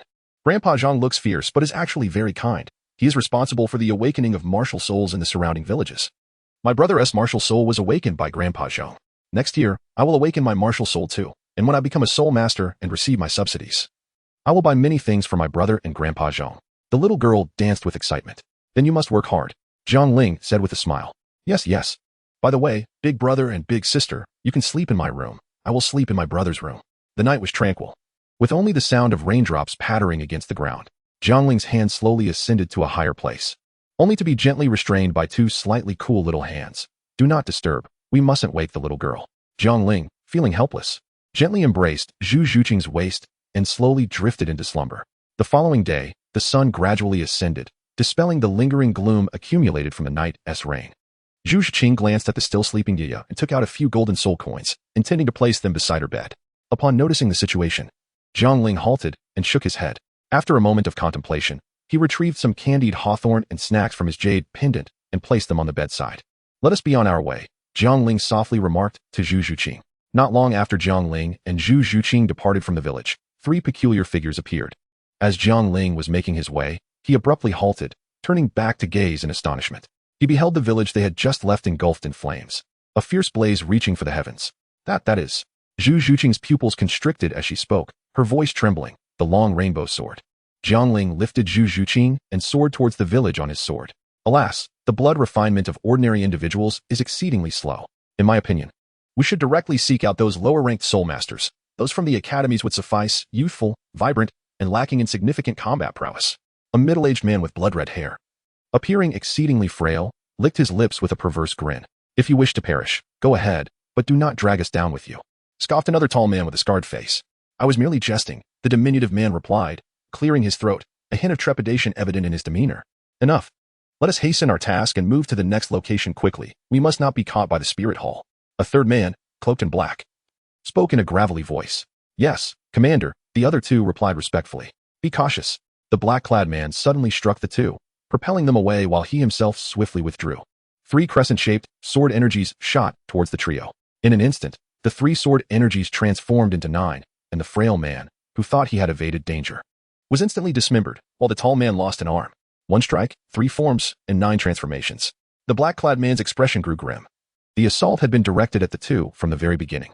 Jiang Ling Zhu Zhuqing descended slowly, observing the current state with a countenance as dark as a stormy sky. A thin mist of blood permeated the air, gradually flowing into the orb held by the figure in the black robe. The orb was 2/3 crimson, with the remaining third a stark white. The long rainbow sword in Jiang Ling's hand surged with fiery brilliance, unleashing the 10th form of the long rainbow sword technique. The Buddha's light illuminates all, which instantaneously dissipated the blood mist. The unparalleled heroes? The figure in black robe chuckled softly. Do you truly believe that by slaying a few insignificant foes and receiving a few compliments, you have become invincible in this world? Today, I shall test the potency of my blood pearl on the two of you. In an instant, the figure in black activated the blood pearl in his grasp, and a crimson mist began to rise anew, denser than before, while a heavy stench of blood permeated the air. Ugh! Zhu Xuqing furrowed her brow, covering her mouth and nose, feeling a wave of nausea wash over her. Upon witnessing the scene, Jiang Ling once again unleashed the radiant light of Buddha. Yet it failed to yield the previous results. The dissipated blood mist swiftly coalesced. Ha, futile effort. Allow me to demonstrate its true power. The luminous blood orb surged once more. Lord Hall Master, please do not, cried the man with a severed arm, frantically attempting to escape. Zhu Xuqing then soared forward in pursuit. Jiang Ling also sensed something amiss, and, wielding his sword, charged towards the figure clad in black robes. Almost as soon as he made his move, he felt his blood boiling uncontrollably, as if it were yearning to escape his body, threatening to culminate in his own destruction. The spiritual energy surged in Jiang Ling, suppressing the restless blood within. At the same time, the towering figure erupted dramatically. Zhu Qing, are you unscathed? Jiang Ling swiftly approached Zhu Xuqing. I am fine, what about him? If it weren't for Zhu Xuqing's quick reflexes, blood would have splattered all over. Are you truly unharmed? Do you experience any other sensations? Jiang Ling inquired with concern. No. Zhu Xuqing reassured him. That is good. Zhu Qing, please check on the villagers. I will handle this scoundrel. Relieved to hear Zhu Xuqing was safe, Jiang Ling spoke with a sense of ease. Be careful. A fleeting worry gleamed in Zhu Xuqing's eyes. After over a year of companionship, their understanding had deepened significantly. Impossible, impossible. How could you both be unscathed? In my realm of blood, why have you not perished? This cannot be. The cloaked figure raved as he beheld the two unharmed individuals. Realm? You dare to claim such a thing? As the blood mist dissipated, the sunlight would soon illuminate your corpse. Jiang Ling's left hand wielded the sword, flames once again swirling around the blade. I shall slay you, he declared to the figure in the black robe. As the soul rings descended, 6 radiant rings of yellow, purple, and black, signifying the Soul Emperor. Chapter 47, The Light of the Corona. Jiang Ling gazed at the figure in the black robe with indifference, merely a Soul Emperor. Today, I shall use you to commemorate my newly acquired 5th soul skill, Jiang Ling declared coldly. Jiang Ling, with the long rainbow sword firmly held before his chest, unleashed a brilliant red radiance that soared towards the heavens, dispersing the blood mist in its wake. How is this possible? My domain cannot be shattered by a mere soul king. The figure in the black robe trembled violently, clutching the blood orb in his hand. Light of the Corona. The 5 soul rings of Jiang Ling gently descended, and the 5th soul ring illuminated. This is impossible. How could the 2nd soul ring absorb a millennium's worth of energy? And how could the 4th soul ring be a 10,000-year one? How could this occur? The figure in the black robe below widened his eyes in disbelief, manifesting an expression of utter astonishment. Go to hell and question the king of hell. Jiang Ling's statement holds considerable truth. Apart from Jiang Ling's companions and a few individuals such as Davis, those who have witnessed his unique soul ring configuration have all perished. Jiang Ling raised his hands high, wielding the long rainbow sword. As the sky transformed into an inferno, an enormous crimson sword emerged from the flames, aiming directly at the figure in the black robe. Flash! Jiang Ling pressed his long sword downward, and the blade plunged fiercely into the sea of flames. I want you dead. The figure in the black robe, already psychologically unstable, suddenly produced a vial of potion and consumed its contents with reckless abandon. What was it? As the vial opened, Jiang Ling detected an exceedingly familiar, frenzied aura. It was the spring water he had acquired in the Douluo ancient realm. Had an evil soul master infiltrated the Douluo ancient realm? There was no time for Jiang Ling to ponder, as the black-robed man, after consuming the potion, experienced a surge in soul power, his eyes turning a menacing crimson, clearly indicating a loss of sanity. With a fierce roar, he unleashed his 6th soul skill, Fierce Fangs. For massive fangs, shrouded in dark energy, lunged toward the descending giant sword. Upon their initial contact, the black-robed man emitted a sound of anguish that was anything but human. In an instant, the fierce fangs were obliterated. With a final, decisive strike, the sword descended, and the black-robed man fell, leaving behind nothing but a single blood droplet. The 5th soul skill of Jiang Ling does not originate from any soul beast. Rather, it is a millennium soul ring he recently refined himself after breaking through to level 50 with the long rainbow sword. Jiang Ling suspects a connection to Ling Air. Yet she remains unawakened, rendering him unable to inquire further. The 5th soul skill, Radiance of the Sun, possesses immense power and also inflicts a burning effect on mental energy, proving exceptionally effective against malevolent and dark martial souls. It is evident that the fangs of the cloaked figure embody such malevolence. It seems I have overlooked a significant matter. I must present this to my teacher. Jiang Ling withdrew a porcelain vial from his jade pendant. Its aura strikingly similar to that of the substance consumed by the cloaked figure. Jiang Ling picked up the blood droplet from the ground, and in an instant, a torrent of negative emotions, resentment, hatred, fear, and sorrow, overwhelmed his spirit. Jiang Ling was initially taken aback, only to be soon engulfed by an overwhelming fury. Jiang Ling could envision the anguish and despair of these innocent souls at the moment of their demise. As the spiritual energy surged within, he yearned to obliterate the blood bead, yet was utterly powerless to affect it in the slightest. Jiang Ling let out a long sigh, enveloping the blood bead with his soul force, temporarily sealing it away. It appears that only by purifying the resentment can it be destroyed. Yuqing, ya. Without further delay, Jiang Ling surged into the village. At this moment, the already small settlement had been ravaged by flames, with more than half reduced to ashes. Jiang Ling rushed towards the courtyard that was familiar to him. Upon reaching the entrance, he hesitated for a moment, his steps weighed down as he entered. Zhu Zhuqing crouched down, cradling the still figure of Yaya in her arms. Jiang Ling gently placed his hand on Zhu Zhuqing's shoulder, yearning to offer words of solace, yet finding himself rendered speechless. The harshest aspect of life lies in its inevitable conclusion, returning to dust, to the embrace of rain and dew. Jiang Ling gently cradled Zhu Zhuqing's head and remarked, "At least we have avenged Ya." In the entire village, there were no survivors. These scoundrels deserve to descend into the depths of hell, Zhu Zhuqing lamented. When I arrived, Yaya still had a breath of life left. She implored us to deliver this string of bracelets to her brother. Zhu Zhuqing lifted her head, raising a wooden bracelet in her right hand. The bracelet was crafted from commonplace maple wood, and the carving technique appeared somewhat rudimentary. Jiang Ling grasped the bracelet tightly and spoke earnestly, "We shall fulfill her wishes. Let us first lay Yaya to rest." After the burial of Jiang Ling and Zhu Zhuqing, the personnel from the spirit hall arrived belatedly. Jiang Ling's surface is as still as water, resembling an active volcano, teetering on the precipice of eruption. Jiang Ling swiftly evaded and seized a 30-level soul master, coldly inquiring, "Where is your leader? Do you not feel that your arrival is rather tardy? Boldly, release him at once." The remaining members of the spirit hall shouted loudly, scanning the crowd. Jiang Ling icily demanded, "Where is your branch hall master?" An elderly man, with white hair and a rank of 59 in battle spirit, stepped forward, declaring, "I am he. I implore you to release him." Jiang Ling refrained from unnecessary words, releasing the soul master and producing the papal order, stating, "I require an explanation. Why have you arrived so tardily? Are you here to eliminate the malevolent soul masters, or to retrieve the bodies of the villagers?" As he uttered the final two sentences, his voice resonated with soul energy, causing the gathered crowd to recoil in astonishment. Subordinate, Master Fan Liang of the Martial Soul Branch, pays his respects to the elder. Fan Liang bowed respectfully. In response to the elder's inquiry, "It is not that we have arrived late. Rather, it is the deliberate hindrance imposed by the Tiando Empire. Upon receiving the news, I promptly assembled my team and rushed here, yet the city guards obstructed our passage. We were powerless in the face of their resistance. Numerous assaults by malevolent soul masters on innocent civilians could have been averted, but due to the delays caused by the Tiando, many innocent lives have been tragically lost." Fan Liang declared with bitterness. Jiang Ling's expression darkened. He had initially believed that the heavenly empire was merely plagued by a fragmentation of power, with the nobility indulging in hedonism, yet he never anticipated that the situation had deteriorated to such an extent. What of Salus? Does he remain indifferent in the face of such events? He inquired. Returning to the elder, "We have reported the situation, but have yet to receive a response." Fan Liang replied respectfully. "Nonsense." Jiang Ling's soul power erupted suddenly, causing everyone present to stagger back several paces. Zhu Zhuqing hurriedly stepped forward, grasping Jiang Ling's arm and shaking her head. Jiang Ling's expression softened as he gently patted Zhu Zhuqing's small hand and said, "I am perfectly fine. Saras, it would be best if you remained uninvolved in this matter. Otherwise, we may need to consider a different high priest. Master Fan, there is a little girl in this village, about 5 or 6 years old, named Yaya. She has an older brother. Please assist me in uncovering the whereabouts of her brother. Once you have any information, relay it to me at the Tiando Martial Soul Temple.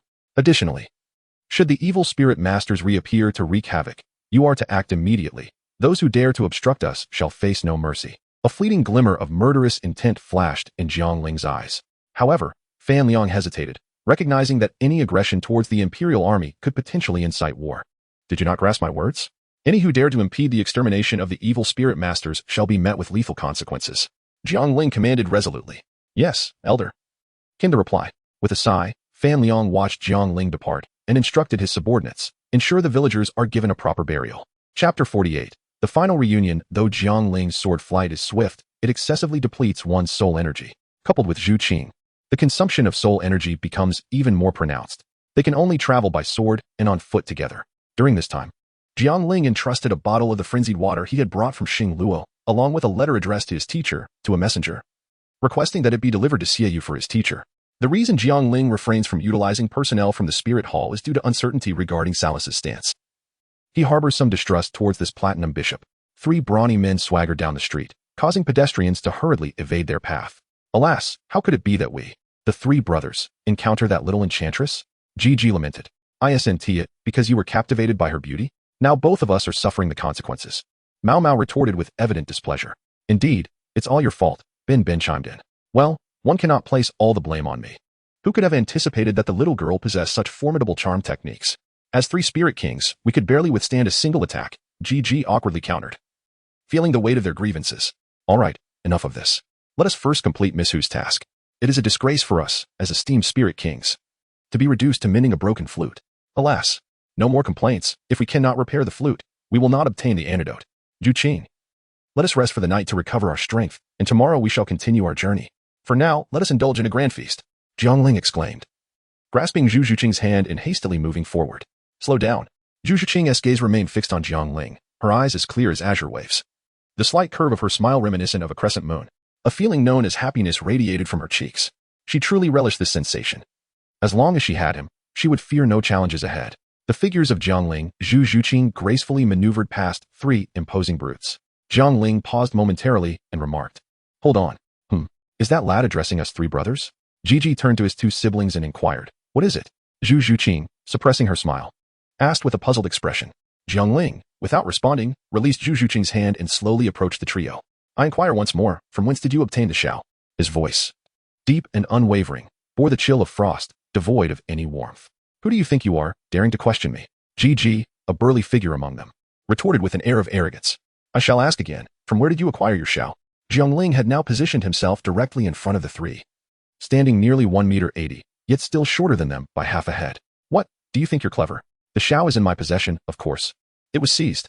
Even a clay figurine possesses a measure of indignation. The trio, already irked by being interrogated by an unknown individual, were now filled with rage. Is that all you have? Just us. In unison, their soul rings descended, showcasing the white, yellow, purple, and purple of a soul king. Upon witnessing this, pedestrians on the street scattered in an instant. Jiang Ling's pupils constricted, and in a voice as cold as ice, she inquired, And what of Zhao's master? Of course. They must be killed. Gigi replied with a teasing tone. Bang. Jiang Ling suddenly unleashed a punch, sending Gigi flying with a single blow. I will eliminate you all. Upon witnessing this, Zhu Qing manifested her martial spirit and charged at one of her assailants. Although she was merely at the 36th level, she displayed no fear in the face of a soul king, for she understood precisely for whom she was fighting. Jiang Ling seemed to have lost all reason, not even summoning his martial soul as he rained blows upon the 2 with his bare fists. With another kick, he sent Gigi sprawling to the ground, planting his right foot on the latter's face while his left hand seized Mao Mao by the throat, lifting him effortlessly. A slight tightening of his grip, and Mao Mao's eyes rolled back, consciousness fading fast. Beside them, Bung Bung writhed in distress, desperate to intervene but utterly outmatched by this breathtakingly beautiful woman whose speed defied comprehension. Just as Mao Mao teetered on the brink of suffocation, a voice echoed from behind, a voice long absent yet impossible to forget. Shaolingzi. The tone carried a sliver of reproach, but drowned in an ocean of affection. Only upon reunion does one realize how impossible it is to let go. Jiang Ling released his grip, disregarding the labored breaths of Mao Mao, and slowly turned around. Senior sister. The moment the voice resonated, Jiang Ling had already appeared beside Hulaina, embracing the enchanting figure before him with such fervor that it seemed he wished to meld her into his very being. Shaolingzi, please let go. I can hardly breathe. Hulaina exclaimed, her face flushed. Observing this scene, Zhu Qing could not help but recognize the identity of the alluring woman before her. A wave of bittersweet emotions stirring within her heart. Jiang Ling, responding to her words, gently loosened her grip, yet her arms remained entwined around Hulaina's slender waist. Lowering his gaze to the flushed cheeks of Hulaina and her rosy, delicate lips, he felt an urge to lean down and bestow a kiss. Startled, Hulaina swiftly recoiled, playfully chiding, there are others nearby. Upon hearing this, Jiang Ling was taken aback, momentarily lost in the joy of reuniting with her senior sister, forgetting that Zhu Qing was still by her side. Hastily, she turned her gaze towards Zhu Qing, only to find her right hand gently grasping her naturally drooping left arm. Her head bowed in contemplation, seemingly lost in thought. With a sigh, Jiang Ling acknowledged that what was destined to happen would inevitably come to pass. Chapter 49. Parting Beneath the Cold Stars. 1. By the way, senior sister, how did your flute come to be in their possession? Jiang Ling released Hulaina's grasp and, taking her hand, turned to inquire of the 3 burly men who were supporting one another as they rose. Jiang Ling devoted himself to the pursuit of knowledge and the mastery of swordsmanship within the Soul Palace Academy with unwavering enthusiasm. However, Hulaina, with a different disposition, insisted on cultivating other interests alongside him. While Hulaina played the flute, Jiang Ling strummed the guqin. They had previously intended to confront me, but their lack of strength led them to become my subordinates instead. The flute, having been damaged during a previous skirmish, was entrusted to them for repairs. With a charming smile, Hulaina winked at Jiang Ling and remarked, "What is the matter with you three? Even when tasked with repairs, you managed to engage in a brawl. Do you not wish to forsake your wicked ways?" She admonished the trio. "Alas, Miss Hu, we were merely walking peacefully when this young master accosted us, demanding to know the origins of our musical instruments. Fearing he was an enemy of yours, we dared not reveal the truth and falsely claimed that we had slain you." Gigi lamented, his visage resembling that of a swollen pig. "Indeed, we never anticipated that Miss Hu and this young master were acquainted. It is as if floodwaters have swept through the Dragon King's temple, rendering Qin unrecognizable. Just moments ago, I was nearly throttled by Jiang Ling," Mao Mao chimed in. "Moreover, upon hearing unfavorable news regarding you, this young master was exceedingly furious. Had you arrived even a second later, I might never have seen you again. We envy your affection, for we remain single and yearn to experience the sweetness of love." Gigi and Mao Mao, two burly men, lamented, embracing one another in tears. Observing their exaggerated antics, Jiang Ling mused, "Life is but a stage, and all depends on one's acting skills. If one cannot excel, do not blame the uneven path." Suddenly, Hulaina rose on her toes and delicately brushed her lips against Jiang Ling's cheek. "Your performance has pleased me, senior sister, and I shall reward you." Although her tone remained haughty, the blush adorning her cheeks betrayed her shyness. Zhu Zhuqing clenched her arms more tightly, turning her head slightly away, refusing to look on. The display from Hulaina left Gigi and Mao Mao, who were still locked in their embrace, utterly astonished, momentarily forgetting their sorrow, for they had never witnessed Hulaina in such a manner. Meanwhile, Ben furrowed his brow, pondering, but I clearly saw the young master holding this lady's hand. Jiang Ling cast a glance at the peculiar trio. The once upright Bang was now pinned beneath the two brothers. "What troubles you?" Hulaina inquired, her mood seemingly buoyant. Her tone considerably softened. "Oh, it's nothing, Miss Hu. Please, continue with your matters. My third brother's old ailment has flared up. It shall pass shortly," chuckled Gigi, his laughter lighthearted. "Well then, I have found the person I was seeking. You may take your leave, but remember, do not bully others, or else, humph." With a swift motion, Hulaina summoned Xiao back into her grasp. Miss Hu, might you alleviate our affliction?" "Affliction? There is no poison. You merely fell victim to my illusion. Should you wish to linger, you are welcome to follow," Hulaina replied with a charming smile. "We shall depart at once." The two burly men nodded fervently, seizing the still Bang and fleeing like the wind. "What did you do to instill such fear in them?" Jiang Ling observed the departing trio with amusement, pondering how, despite nearly killing them moments ago, he could not evoke such a reaction. "Would you like to give it a try?" Hulaina teased mischievously. No. Jiang Ling hastily declined, recalling the dread he experienced under Hulaina's enchanting influence prior to absorbing the head spirit bone. "Just jesting with you. And who might this young lady be?" In truth, Hulaina had long taken notice of Zhu Zhuqing, whose striking figure and beauty were remarkable, especially in her proximity to Jiang Ling, making it difficult to overlook. Jiang Ling's body stiffened, caught in a moment of uncertainty. To speak would undoubtedly inflict deep hurt upon Hulaina, yet to remain silent would be a disservice to Zhu Zhuqing. "Sister, allow me to introduce her. This is Zhu Zhuqing, whom I rescued in the Douluo Empire." Before Jiang Ling could finish his halting words, he was interrupted by Zhu Zhuqing. "You must be Jiang's fiancée, Hulaina, right? Brother Jiang saved my life in the Douluo Empire. I came to Heaven Do to seek my family, and it happened to be on the way, so I decided to travel together. It is a pleasure to meet you, Sister Hu." Zhu Zhuqing greeted Hulaina with an aristocratic bow. Jiang Ling paused, gazing in astonishment at Zhu Zhuqing, who, however, did not return his glance, but instead focused on Hulaina. "I am also delighted to meet you, Zhuqing," she said. "You two should cease your conversation for now. Let us find a place to stay, as I am nearly starving," Jiang Ling interjected. "Very well, let us proceed," Hulaina replied, naturally linking her arm with Jiang Ling's as they turned to walk side by side, while Zhu Zhuqing trailed slightly behind them. After dinner, the trio secured 2 rooms, with Zhu Zhuqing occupying one. At Hulaina's request, Jiang Ling shared a room with her. Jiang Ling found it rather peculiar that Hulaina, so audaciously bold, had stirred such thoughts within him. After much contemplation, he attributed it to the lengthy period of their separation. As the saying goes, a full stomach breeds desire. Yet, gazing upon Hulaina clad in nothing but a delicate pink tank top and matching ultra-short shorts, he discerned no palpable longing within himself. Under ordinary circumstances, he would have lunged forward without hesitation. Could it be that the presence of Zhu Zhuqing next door weighed heavily on his conscience? "What are you pondering?" Hulaina inquired. as she nestled into the bed, wrapping her arms around the shirtless Jiang Ling. The moment their skin made contact, even in the absence of romantic inclinations, his body inevitably responded. I was wondering if time could hasten, so that I might bring you home as my bride, Jiang Ling declared, rolling over to pin Hulaina beneath him. With her entire form ensnared beneath Jiang Ling, only her petite head remained visible, her cheeks, ears, and neck blushing like a perfectly ripened shrimp. There is still a year, it cannot be now. We can only embrace and share this moment in slumber, Hulaina murmured, burying her head into his chest, her hands attempting to cradle his abdomen, though the pressure was somewhat discomforting. Jiang Ling turned over, tightly embracing Hulaina, and said, Sister, I have a question for you. I have a friend who is about to marry. He loves his fiancée dearly. Yet one day, he found himself enamored with another woman. He does not wish to lose his fiancée. What do you think my friend should do? Your friend is quite the scoundrel. You must swiftly distance yourself from him, Hulaina replied, seemingly missing the point. Very well, I shall cease all contact with him, Jiang Ling declared after a brief pause. Sister, if you were the fiancée, what would you do? I would have him castrated, Hulaina said, resting her head on Jiang Ling's arm, her eyes closed. If he is sincere, silence. Go to sleep, it is late. Do not dwell on such trivial matters, Hulaina interjected, pulling the blanket over her head. A single tear trickled down Hulaina's cheek, landing on the bedsheets. Chapter 50. Farewell beneath the cold stars in the dead of night. Zhu Zhuqing sealed the letter, staring at it for a long while before placing it on the table. She opened the door and stepped outside. On the deserted streets of the small town, Zhu Zhuqing paused, looking up at the night sky. The bright moon illuminated the surroundings, with only a few stars twinkling above. She recalled the evening spent with Jiang Ling in the starry ancient realm, when she had stolen a kiss and lay in his embrace. With those memories lingering, she did not linger any longer and departed with resolute steps. The following day, Jiang Ling awoke to find that Hulaina was no longer by his side. Senior sister? Senior sister? Jiang Ling called out several times, but received no response.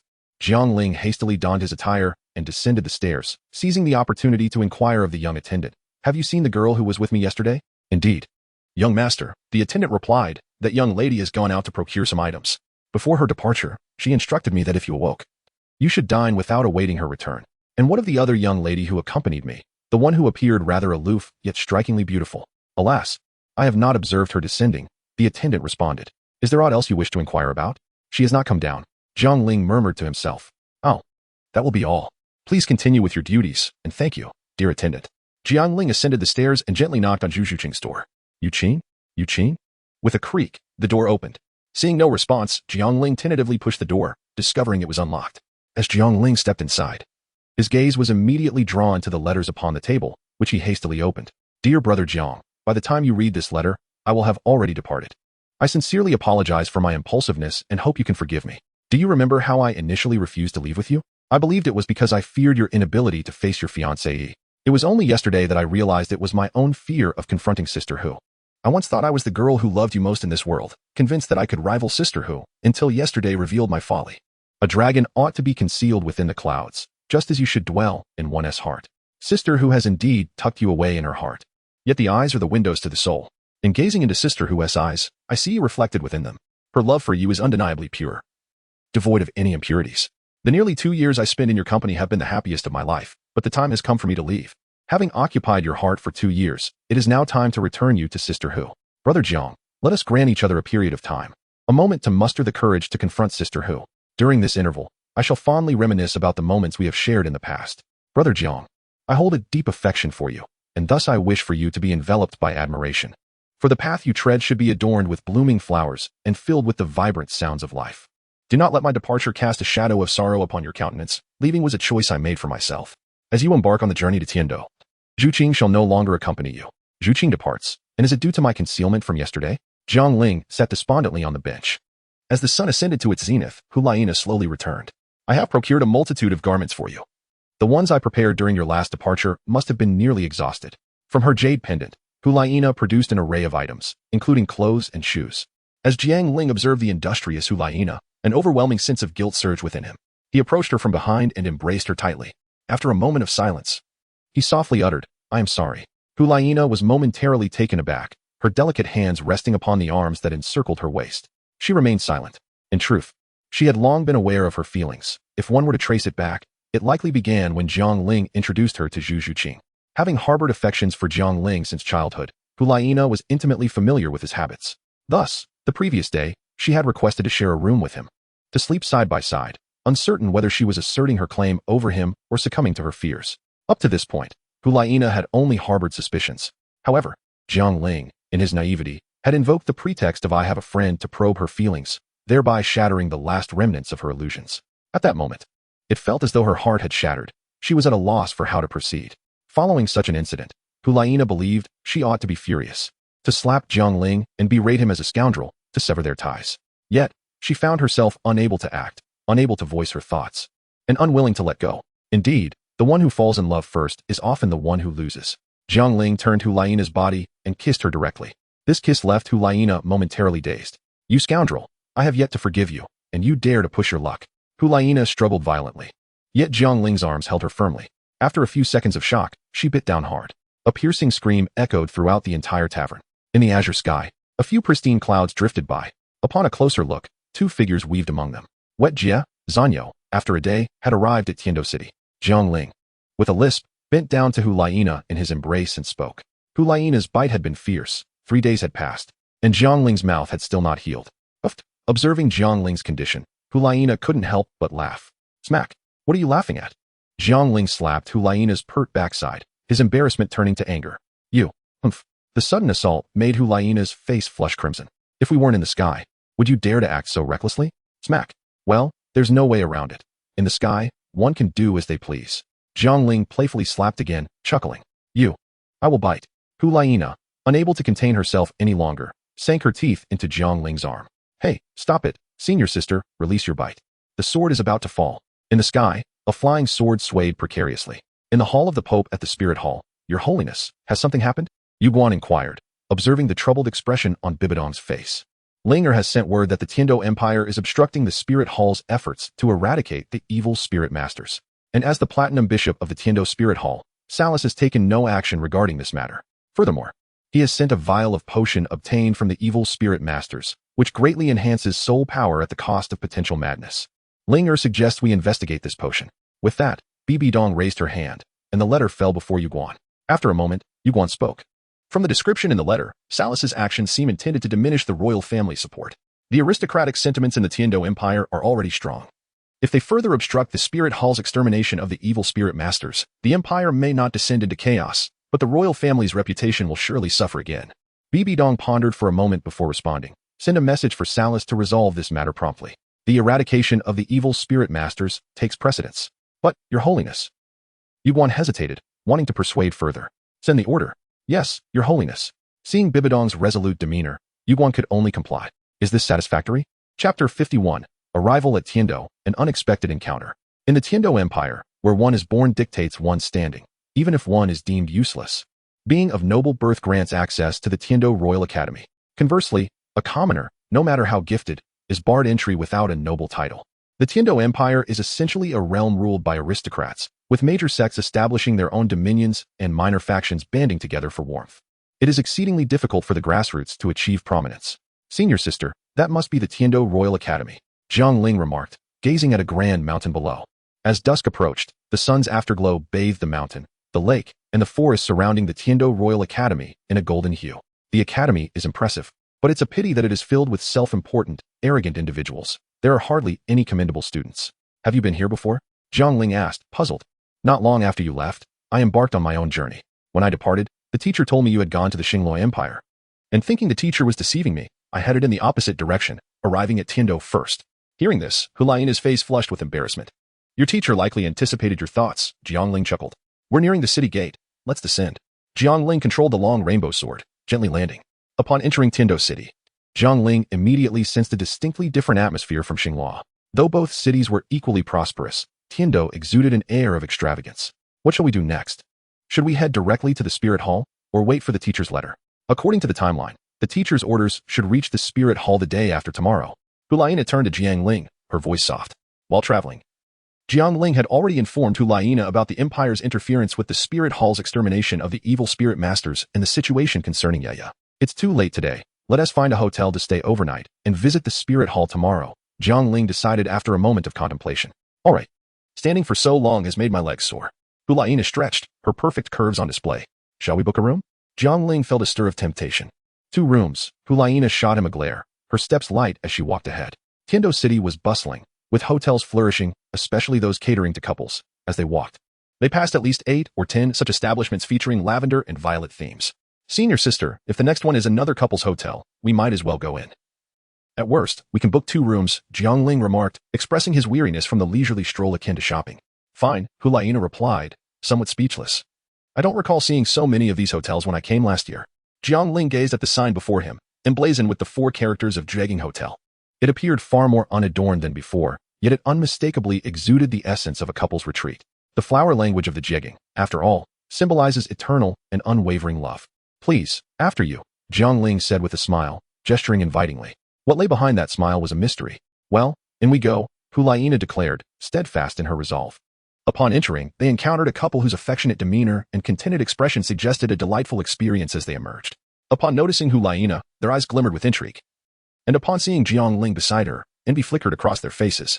As they passed, they remarked, brother, you are indeed fortunate. Make the most of it. Jiang Ling was taken aback, as both Jiang Ling and Hulaina were soul masters. Upon hearing this, Hulaina naturally heard it too, and, in a fit of anger, turned around to give the person a kick. Enjoy your sister. Jiang Ling quickly intervened, realizing that with such force, an ordinary person could very well perish on the spot. Please prepare 2 rooms, Hulaina declared, her irritation evident as she approached the front desk and rapped on the table before the attendant. Certainly, the attendant, upon glancing up, found himself momentarily entranced by Hulaina's striking visage. Noticing her furrowed brow, Jiang Ling promptly cleared his throat and urged, please expedite the process. Ah, yes, of course. The attendant stammered, regaining his composure. Are you certain you require 2 rooms, not just 1? He inquired, looking up at the handsome couple with a perplexed expression. Jiang Ling gazed at Hulaina with a smile, and without further ado, simply stated, 2 rooms. Hulaina felt a tinge of shyness under his watchful eyes. Very well. Please register your names. Jiang Ling and Hulaina, upon providing their names, were directed by the attendant, you may proceed to the 3rd floor. Jiang Ling naturally took Hulaina's hand as they made their way towards the staircase. Excuse me, I would like to book a room. Not far along. Jiang Ling heard the voice of a man. Name? Yu Xiaojiang. Jiang Ling paused, the smile on his face fading entirely as he turned to look back. There stood a middle-aged man, approximately in his 40s or 50s, clad in a blue robe, emanating an air of despondency. What is the matter? Hulaina inquired. Following Jiang Ling's gaze, yet seeing nothing particularly noteworthy. It's nothing. Let us proceed upstairs, Jiang Ling replied with a faint smile. After dining in Hulaina's room, he lingered until the stroke of midnight before taking his leave. Jiang Ling departed from Hulaina's chamber, not returning to slumber, but instead following the spiritual mark he had left on Yu Xiaojiang during twilight. His gaze was frigid, with a fleeting glimmer of murderous intent flickering within his eyes. It is evident that Jiang Ling harbors a disdain for Yu Xiaojiang. In Jiang Ling's perspective, Yu Xiaojiang embodies the essence of a coward, one who refuses to acknowledge his own ordinariness and shies away from accepting his mediocrity. Such a feeble individual holds no value. If Yu Xiaojiang is unwilling to embrace the mundane, he ought to achieve something noteworthy to earn the recognition of others, rather than complacently rehashing the insights of predecessors and reveling in his own self-satisfaction. When faced with skepticism, he adopts a nauseatingly self-deceptive demeanor, as if he alone possesses clarity amidst a world of intoxication. The history of Douluo continent spans numerous years, and the understanding of martial spirits and the selection of soul rings has attained considerable maturity, which esteemed family is unaware of the criteria for choosing soul rings. Furthermore, the notion that plant-type soul masters can absorb animal soul rings and vice versa is hardly novel. Jiang Ling scoffs at this. The realm of soul masters is replete with eccentrics, and many have already experimented with such ideas long before Yu Xiaojiang's proclamation. The archives of the Martial Spirit Hall document thousands of instances where beast martial spirits have absorbed plant soul rings. Often, the majority of soul masters lack the prowess to select their soul rings. They expend every ounce of energy merely to obtain one, irrespective of whether it is of beast or plant origin. The correlation between innate soul power and the strength of martial spirits appears to be a universally acknowledged truth on the continent. In summary, Yu Xiaojiang's theory, or rather, the theory he has merely transcribed, fails to garner respect from powerful soul masters, while the common soul masters find it unnecessary. Only novices like Tang San would deign to regard him as a mentor. Had it not been for Tang San's radiant protagonist aura, he would have been rendered ineffective by Yu Xiaojiang long ago, despite the myriad of fortuitous encounters. Even in the later stages, the blue-silver grass proved to be remarkably lackluster. In battles of equal footing, reliance on brute strength is imperative. Had it not been for the awakening of the blue-silver emperor's bloodline, his limitations would have been starkly revealed. All of this merely underscores Yu Xiaojiang's questionable character, prompting Jiang Ling to disdainfully turn away, choosing not to spare him a second glance. It was not until 2 years later, during the prestigious Continental Advanced Soul Master Tournament, that Jiang Ling felt a surge of murderous intent. Chapter 52. and utter madness. During the tournament, Yu Xiaojiang audaciously approached his teacher, Bibi Dong, to demand a solution for the matter of twin martial spirits, exhibiting an air of arrogance as though he were owed something, ultimately resorting to threats against his own mentor. Jiang Ling truly yearns to ask him one question. Is it the courage bestowed upon you by Liang Jingru? Or is it the audacity derived from your lofty pinnacle of level 29 soul power? Thud, thud, thud. Jiang Ling ascended to the second floor and rapped upon the door of Yu Xiaojiang. Who is it? A scruffy middle-aged man clad in casual attire opened the door. May I inquire if you're the esteemed master, Yu Xiaojiang? Jiang Ling asked with a smile, seeking confirmation to avoid any unfortunate missteps. Indeed, that is I. Yu Xiaojiang replied, gazing at the dashing and radiant youth before him, mistaking him for an admirer, and spoke kindly. That is reassuring. Jiang Ling's tone shifted to one of coldness. With his right hand, he seized Yu Xiaojiang by the neck and lifted him off the ground, stepping into the room. With a casual flick of his left hand, the door slammed shut with a resounding thud. Oh, wait. Yu Xiaojiang struggled violently, veins bulging on his forehead.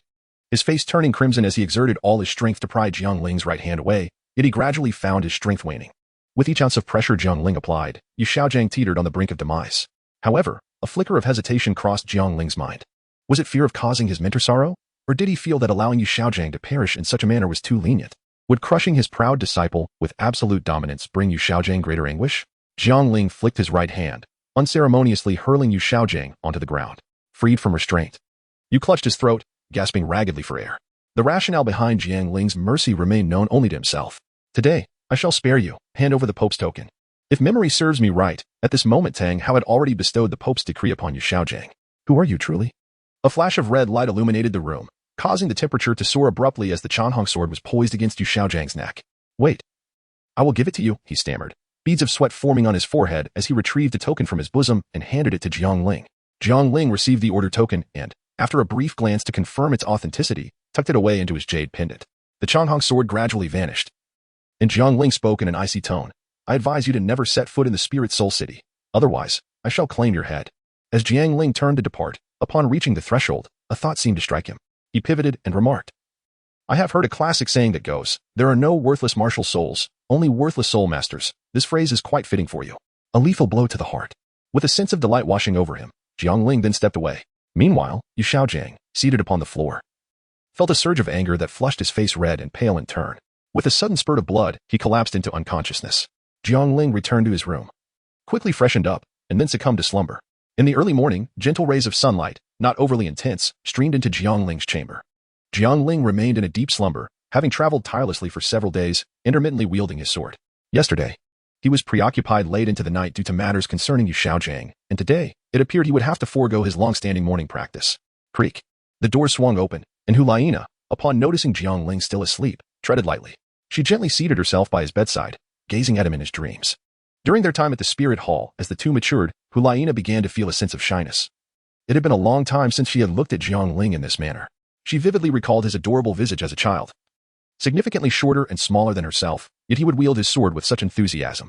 16 years flew by in the blink of an eye. And the once young boy had blossomed into a graceful youth, even surpassing her in height, which she had previously held as an advantage. If only he were not so strikingly handsome, perhaps he would not attract the affections of so many young ladies. Hulaina sighed softly, her hand instinctively brushing against Jiang Ling's face, a sweet smile gracing her lips. The sun continued its westward journey, and perhaps due to his exhaustion, Jiang Ling did not awaken until midday. Upon opening his eyes, he was met with the sight of Hulaina, peacefully asleep at his bedside. Jiang Ling sat up, intending to assist Hulaina in finding some comfort. However, the moment his hand brushed against her shoulder, she awakened. I initially came to rouse you from your slumber, but upon seeing you sleep so peacefully, I decided to wait a while, she said, a hint of shyness in her voice as she noticed Jiang Ling's gaze upon her. One who harbors a guilty conscience fears the knocking of ghosts.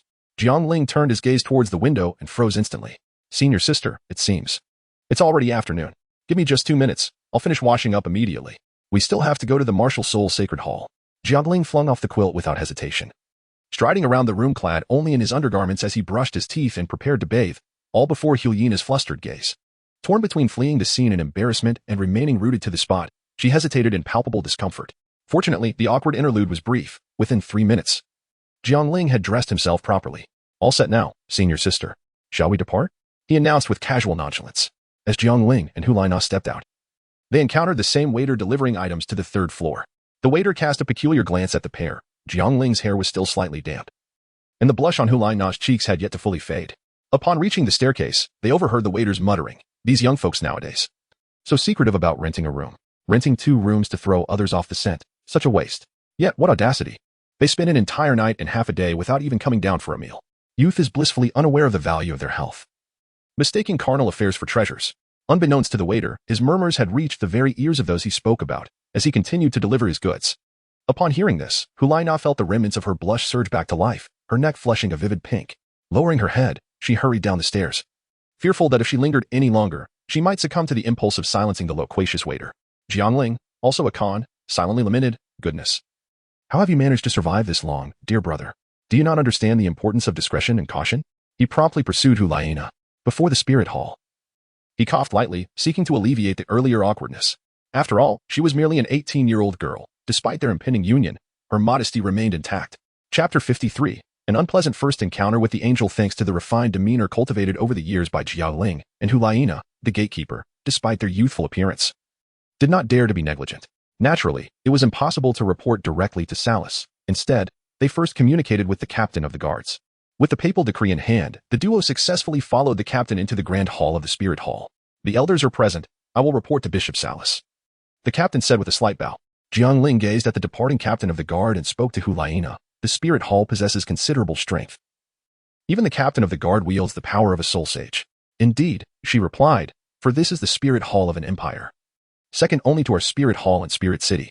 Aside from the temple situated in the capital of Xinglua, only a few provincial branches can rival it. It is imperative that we showcase the might of our spirit hall. Having spent so much time in Spirit City and perused countless texts. Are you truly unaware of your own family's prowess?" Hulaina stepped forward, took a seat beside him, and flashed a radiant smile at Jiang Ling. Jiang Ling found himself in an awkward predicament. He had lingered in this place for over a decade, perusing a considerable collection of books. Yet his readings had primarily revolved around the evolution of Douluo continent and other esoteric texts. He had little affinity for the art of political maneuvering. And although he had observed his teacher handle matters alongside Bibi Dong, he would typically succumb to slumber after no more than 5 minutes. His understanding of the overall strength of the spirit hall was rather superficial, relying on the presence of his teacher for assurance. Jiang Ling's thoughts were uncomplicated. Armed with a 3-foot green blade, he aspired to transcend all. As long as he possessed sufficient strength to dominate the world with a sword, all other concerns would pale in significance. It was during a casual conversation between Jiang Ling and Hulaina that Salas finally made his tardy entrance. Salas appeared quite aged. His eyes clouded and lacking luster, exuding an aura of rigidity and aloofness. "Young master?" Salas's murky gaze ignited with a flicker of recognition upon spotting Hulaina ahead. "Archbishop Salas," Hulaina replied with a slight nod. "The captain of the guard just informed me that 2 young individuals were bearing the Pope's decree. I was curious about their identities. I never imagined it would be the 2 of you. I presume this is the esteemed second disciple of His Holiness." "Young Master Jiang Ling?" Salas remarked, managing a somewhat stiff smile. "Do you know each other?" Jiang Ling inquired, puzzled. "We crossed paths 10 years ago at the Spirit City during a visit to my teacher. Unfortunately, you were being punished that day and did not meet with us." Hulaina informed Jiang Ling, winking playfully. "It is a rarity for the young master to remember an old man like me," Salas said.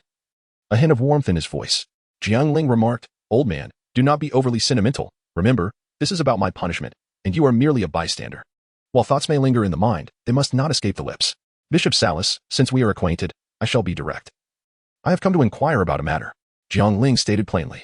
"Please, young master, ask away. Are you aware that the Heaven Do Empire is obstructing the Spirit Hall's efforts to eradicate the evil soul masters?" Jiang Ling's tone turned grave. His gaze fixed intently upon Salas. "I am aware," Salas replied after a prolonged silence, his voice low. "Then why take no action? Why not report this?" Jiang Ling pressed. Salas bowed in apology, about to speak, when a voice emerged from the back hall. It was I who instructed him to do so. A calm, indifferent voice resonated from the rear. The 3 turned towards the source of the voice to behold a woman stepping forth. She appeared to be in her early 20s. With skin as pale as snow, a straight nose, and delicate, slightly slanted eyes, exuding an ethereal beauty. Clad in a golden palace gown, woven with golden threads. It bore no excessive embellishments, with a design both ancient and elegant. A golden collar framed her slender, alabaster neck, while her long golden hair cascaded down her back. Graceful and aloof, she embodied nobility and authority. Some women, simply standing in silence, are as beautiful as poetry, Jiang Ling mused upon first encountering Qian Renxue. If Hulaina was a temptress of formidable allure, then Qian Renxue was a flawless celestial being. A sharp pain in his waist jolted Jiang Ling back to reality. He noticed Hulaina glaring at him, and an awkwardness ensued. He quickly straightened his posture, averting his gaze. It is instinctive to glance at beauty. Yet it is decorum to avert one's gaze thereafter. He had not forgotten his purpose for being there. Why? After much deliberation, Jiang Ling finally inquired in a measured tone. After all, she was the daughter of his mentor. There is no why. The evil soul masters have resurfaced, and the spirit hall is doing its utmost to suppress them, yet the Heaven Do Empire impedes us, and we are guiltless in our conscience, Qian Rinxue stated. Approaching the main seat of the great hall and sitting down, her expression remaining unyieldingly indifferent. Yet you possess the means to avert tragedy, yet choose to stand idly by. Is that not akin to complicity in murder? Jiang Ling's tone sharpened. Are you implying that I am a murderer? Qian Rinxue's countenance turned cold at his words. Indeed. Meanwhile, Salas maintained a neutral demeanor, observing in silence. He dared not offend either the daughter of the Pope or the Pope's disciple. Hulaina attempted to speak but was silenced by Jiang Ling's gesture. The spirit hall enjoys the support of the populace, yet is feared by the royal family and nobility, leading to years of overt and covert conflict. This situation is inherently directed against the spirit hall. Salas cannot resolve it, Qian Rinxue stated coolly. If Salas cannot resolve it, can Chuechingha? Jiang Ling challenged. Huh, of course he can. But on what grounds? I arrived here at the age of 9, assuming the guise of others, engaging in deceit and strategizing meticulously, eliminating adversaries one after another. Why should I compromise my position for the sake of those uninvolved, thereby complicating my own ascent to the throne? I have already devoted 13 years to this endeavor, Qian Rinxue said, her gaze unwavering as she regarded Jiang Ling, her tone devoid of any emotional nuance. After speaking those words, Jiang Ling felt a pang of regret. He had committed a grave error, one he ought not to have made. Indeed, what right did he have to impose expectations upon Qian Rinxue? He had grown up in the spirit hall, sheltered and carefree, while she, as a mere child, had been forced to leave her homeland and infiltrate a vast royal family, where her every thought was consumed by political intrigue. Unable to live for herself, the disparity in their environments inevitably shaped their characters differently. Morality serves as a guide for oneself, not a tool for judgment against others. I apologize. I lost my composure, Jiang Ling said, lowering his head in contrition. Jiang Ling's apology left Qian Rinxue momentarily taken aback. Senior sister. Tomorrow we shall depart from this place and venture into the territories frequented by evil soul masters to hunt them down, Jiang Ling declared as he turned away. The strength of an individual may indeed be feeble, yet it suffices to exert one's utmost effort. Very well. Hulaina instinctively grasped Jiang Ling's hand. For at that moment, his heart must surely be heavy. By the way, Qian Rinxue, there is something I must convey to you. What seems devoid of threat is often the most perilous. Jiang Ling uttered a statement that seemed ambiguous. He recalled Avalanche, who had disguised himself as a debauched young master. This fellow emerged as the greatest beneficiary thereafter. Thank you. Upon hearing this, Qian Rinxue pondered for a moment, a silhouette flashing through her mind. Wait, I would like to exchange a few words with Hulaina, Qian Rinxue said, gazing at the two who were preparing to depart. Jiang Ling cast a glance at Hulaina, who nodded gently in response. Then I shall await you outside, he remarked, gently squeezing the delicate hand he held. I take my leave as well, Salas said, bowing respectfully to Qian Rinxue and Hulaina. Outside the grand hall, he continued, Young master, do not be too harsh on young master Qian. The nobility of the Heaven Do Empire are rather dim-witted. They have never been well regarded by the common soul masters and have now engaged in such self-destructive actions. Were it not for the support of the 7 Treasure Glazed Tile School, countless rebellions would have already erupted. However, this move does indeed benefit the Spirit Hall, as the prestige of the Snow Knight Emperor has been significantly diminished. With young Master Qian's profound strategies and military prowess, seizing the throne will be a mere formality. Salas elucidated. Jiang Ling nodded, and given the circumstances, he chose not to elaborate further. Chapter 54. Who in the world does not recognize you? It's been a long time, Hulaina remarked, gazing at Qian Rinxue, who had changed so much. Indeed, we have crossed paths a few times in our childhood. It has been quite a while, Qian Rinxue replied as she descended and stood beside Hulaina. The latter observed the silent Qian Rinxue with curiosity. There was nothing of particular significance. It was merely the longing to converse with an old acquaintance after a prolonged separation. Sensing Hulaina's gaze, Qian Rinxue spoke. Her tone softened, shedding some of its indifference. Oh, is that so? No problem. I thought you had completely transformed, but it seems that this aspect of you remains unchanged. Hulaina relaxed her tone upon hearing this. I have indeed changed. I have become hardened, prioritizing interests above all else, Qian Rinxue said while taking a seat beside her, a touch of self-mockery in her voice. Please do not hold Jiang Ling's words against him. He recently lost a friend to the hands of an evil soul master, which has made him particularly intolerant of wickedness. She continued. You still speak of your junior brother just as you always have. Rest assured, I understand, Qian Rinxue nodded. However, your junior brother does not seem to be molded by that woman. He exhibits a hint of compassion, Qian Rinxue observed Hulaina seated next to her. Xiaoling was always quite opinionated as a child, and his teacher allowed him a great deal of freedom. He is not truly compassionate. He simply shows pity towards the innocent, possesses a broad perspective, distinguishes right from wrong, and is decisive in action, fiercely protective of those around him. Compassion is not necessarily a derogatory term. is it? As for embellishing his character to the point of floral comparisons, Qian Rinxue responded, somewhat speechless. Hulaina stammered momentarily. By the way, is there truly no way to resolve the issue with the evil soul master? There is a solution, but it is unnecessary. It may not be as severe as previously stated, yet it provides me with no tangible benefits, Qian Rinxue replied, leaning back in her chair with an air of languor. Consider this a request. Please assist me with this matter. Hulaina suddenly grasped Qian Rinxue's arm earnestly. Qian Rinxue regarded Hulaina with surprise. Pondering for a moment before responding, very well. However, you now owe me a favor. Jiang Ling's innate talent is truly remarkable. Since Hulaina has made her request, it would be no trouble to lend assistance this once. Although Qian Rinxue has been away from the Spirit Hall for 13 years, Qian Douluo still keeps her informed of the happenings within the Spirit Hall. She is aware of several individuals with considerable potential in the hall. Yet only Hulaina and Jiang Ling have captured her attention. Jiang Ling waited outside for quite some time until Hulaina finally emerged. Salas had already departed, as a platinum bishop is invariably occupied with various affairs. Shall we go? Hulaina said, naturally linking her arm with Jiang Ling's. Do you know her? Jiang Ling inquired, puzzled. Indeed, we have met a few times in our childhood. By the way, she has promised to address the interference from the Heaven Do nobility regarding the Spirit Hall matter. How do you intend to express your gratitude to me? Hulaina gazed at Jiang Ling, her lips curving into a crescent-like smile, exquisite in its perfection. Jiang Ling feels somewhat fragmented. Despite being disciples of the same pope and residing in the Soul Master City, is there such a vast disparity in social circles? While others embody a dynamic of strong men and weaker women, in his case, the roles have been reversed. Jiang Ling, with ears shut to the world outside. My heart is solely devoted to the long rainbow sword. Hulaina, who in this realm does not recognize you. I am grateful to you. Allow me to carry you back to the hotel. Jiang Ling reluctantly acquiesced. Hulaina released Jiang Ling's arm, took a few steps forward, and teasingly remarked, though your appearance is quite unappealing, your thoughts are rather beautiful. Jiang Ling was taken aback for a moment, then quickly regained his composure. Am I truly unattractive? I am a refined talent, a distinguished young gentleman in this chaotic world. How can you claim that I am unsightly? He called out, stop. Do not flee. Jiang Ling stepped forward in pursuit. Just as his hand was about to touch her shoulder, Hulaina's figure flickered, appearing 3 meters away. You leave no trace in the snow? She teased, tossing her long hair playfully. If you can catch me, I shall allow you to carry me back.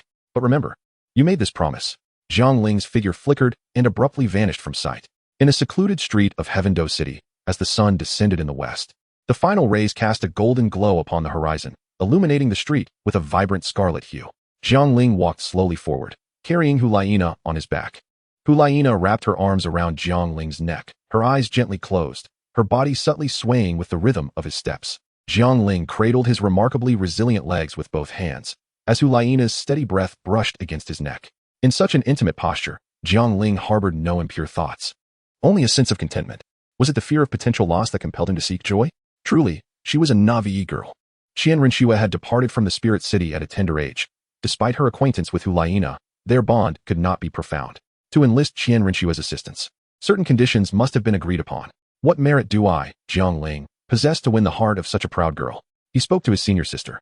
I have inquired with Salas, and the Spirit Hall sub-branch has yet to relay any news regarding my friend's brother. It seems I shall remain here for a few more days. Tomorrow, I will accompany you to explore this city of Heaven Do. As he turned, he caught a glimpse of Hulaina's adorable appearance, feigning sleep. That sounds delightful, she exclaimed, suddenly opening her eyes and sitting upright with excitement. With her movement, Jiang Ling felt a sudden emptiness at his back as Hulaina's entire weight bore down upon the hands he had been using to support her thighs. Reacting swiftly, Jiang Ling managed to halt her descent, but his hands, which had originally cradled her legs, now pressed firmly against Hulaina's full and rounded form. The atmosphere became instantly awkward as Jiang Ling hurriedly adjusted Hulaina's position. With her rear under attack, Hulaina's face flushed crimson, and she quickly bent down, refraining from any erratic movement, her body tensing as her cheeks nestled within Jiang Ling's fiery orange locks. The air fell into a profound silence, punctuated only by the sound of Jiang Ling's footsteps. In the Spirit Hall, after the departure of Hulaina and Jiang Ling, Qian Rinxue lingered for a moment before preparing to return to that place she loathed. Hulaina had miscalculated, as Bibi Dong's command had arrived a day earlier than anticipated. Young Master, a letter from the Supreme Pontiff requests your attention regarding the matter of the evil soul masters. Just as Qian Rinxue was about to leave, Salas entered, holding a sealed letter. Taken aback, Qian Rinxue accepted the correspondence and, upon reading it, remarked, I understand. You may leave now. Once Salas exited, a strand of golden energy promptly shredded the letter into fragments. Ah, how dearly you cherish your disciple. aware of its futility for the spirit hall. Yet you send your daughter into peril for the sake of your apprentice. Do you truly favor those foundlings? Qian Rinxue gazed at the emblem of the spirit hall, her body quivering slightly, evidently consumed by intense rage. She bore no animosity towards Hu Laiina or Jiang Ling. Her ire was solely directed at Bibi Dong. It took her a considerable time to regain her composure. Chapter 55, Purification of the Blood Pearl. The following day, Senior Sister.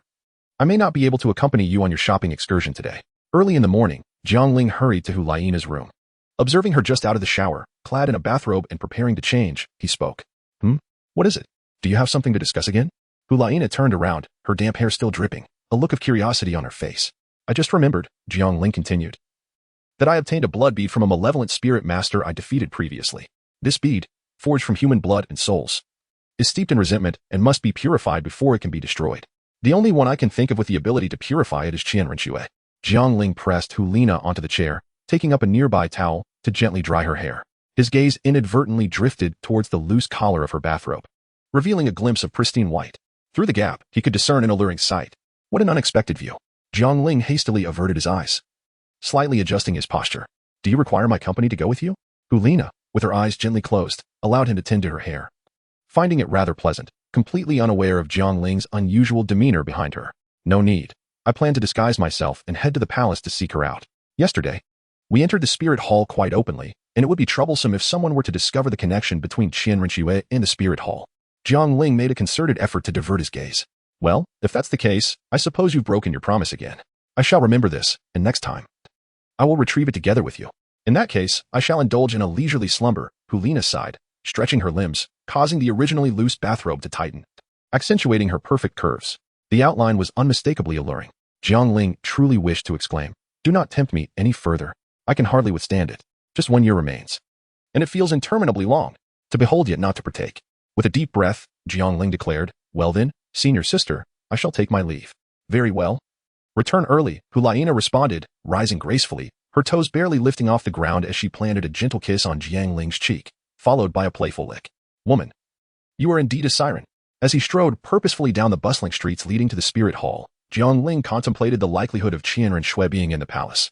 Nevertheless, he resolved to first search the spirit hall to avoid a wasted trip to the palace. Half an hour later, an unremarkable young man made his way towards the palace. Qian Rinxue was indeed not at the spirit hall. After donning a disguise and changing his attire, Jiang Ling departed. Although he had come up empty-handed, he learned from Salas that the master's orders had arrived the previous night. A wave of warmth surged within him upon learning this, and he felt a twinge of pity for Qian Rinxue. It was all due to Qian Senji's mischief. He was no longer the indignant youth of yore. He understood that Bibi Dong's actions were motivated by her concern for him. Not long thereafter, Jiang Ling arrived at the palace. The heavily guarded premises demanded the swift departure of any idlers. My esteemed brothers, I have heard that the Crown Prince of Tiando is in search of talents, and I have come here to seek my fortune. I am Jiang Luer, and I kindly ask you to relay my name, Jiang Ling said, producing 2 bags of gold soul coins and presenting them to the 2 guards before him. The guards hesitated as they gazed at the coins, one finally uttering, I can only pass your message to the guards of the prince's residence. I cannot guarantee the outcome. As he spoke, he tightened his grip on the coins, fearful that Jiang Ling might request them back. Fear not, simply inform them that a soul master named Jiang Luo wishes to pay a visit to His Highness, the Crown Prince. Regardless of whether he receives me or not, the coins are yours, Jiang Ling replied with a cheerful smile. Please wait here, young master, the guard said, clasping his hands together in respect before turning to enter the palace. Watching the departing guard, Jiang Ling mused to himself, let us see if I can procure a plaque from Qian Rinxue. I cannot believe I spent 40 gold soul coins just to enter the palace. Jiang Ling is currently in dire straits. The 2 million gold soul coins extorted from Davis have all been bestowed upon his beloved pet, Zhu Qing. How could he allow his girlfriend to be without funds? The 1 million gold soul coins given to him by Hu Laiina have also been significantly depleted during his recent endeavors. At the prince's residence, an old servant bowed deeply and reported, Your Highness, a soul master by the name of Jiang Luo seeks an audience with you. Snow Qinghe, who was practicing calligraphy, paused momentarily, contemplating Jiang Luo. Let him in. With that, he resumed his writing, his right hand gliding gracefully across the paper. Jiang Ling followed the servant from the prince's residence into the study of Shui Qinghe, and for the first time, he beheld the visage of Qian Rinxue, who was assuming the identity of Shui Qinghe. The figure appeared to be around 27 or 28 years of age, strikingly handsome, clad in a pristine, tailored long robe, which imparted a refreshing aura. You may leave now, Shui Qinghe instructed the servant. As the servant departed, Jiang Ling waved his hands, sealing the study. He removed his disguise, reverting to his dashing and graceful appearance. It is I, he declared. I am aware that I have already acquiesced to your request. What more do you seek? Upon seeing Jiang Ling unveil his true self, Qian Rinxue remarked with an expression of indifference, what further matter do you wish to discuss? Jiang Ling, feeling a twinge of embarrassment, responded, there is indeed one more thing I wish to request. Qian Rinxue furrowed her brow upon hearing this. Jiang Ling feigned ignorance of Qian Rinxue's impatient expression. He produced the blood bead, and as soon as the seal was lifted, the room was immediately filled with a tumult of negative emotions, resentment, hatred, fear, and sorrow. Qian Rinxue's countenance changed. This is a malevolent artifact forged by the evil soul master from ordinary people. Its grievance is too overwhelming for me to destroy. I am aware that angels possess the ability to purify, and I wish to request your assistance. As Qian Rinxue took the blood bead, she could sense the countless souls it had harmed, and she muttered under her breath, the evil soul master truly deserves to be obliterated. Although she prioritized her own interests, she could not remain indifferent in the face of so many wronged souls. The energy within the blood bead was immense. I can only strive to purify it, but I cannot guarantee success. Qian Rinxue released the blood bead, allowing it to hover in midair, as a dense stream of golden soul power flowed ceaselessly into it. At that moment, her appearance shifted from Shueqinghe back to her true form, with the ethereal figure of a six-winged angelic spirit flickering behind her. Fortunately, the area had been sealed off, otherwise, it would have been a grave predicament. Time passed slowly, and Qian Rinxue's body began to tremble slightly. Her cheeks glistened with sweat, and her clothes clung damply to her skin. At that moment, a third of the blood bead remained unpurified. Jiang Ling watched anxiously from the side.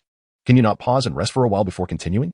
No, if I stop now, I will suffer a backlash, Qian Rinxue replied, her voice slightly labored. Ultimately, her soul power was insufficient. Had she not been undercover, her soul power would not have progressed so slowly.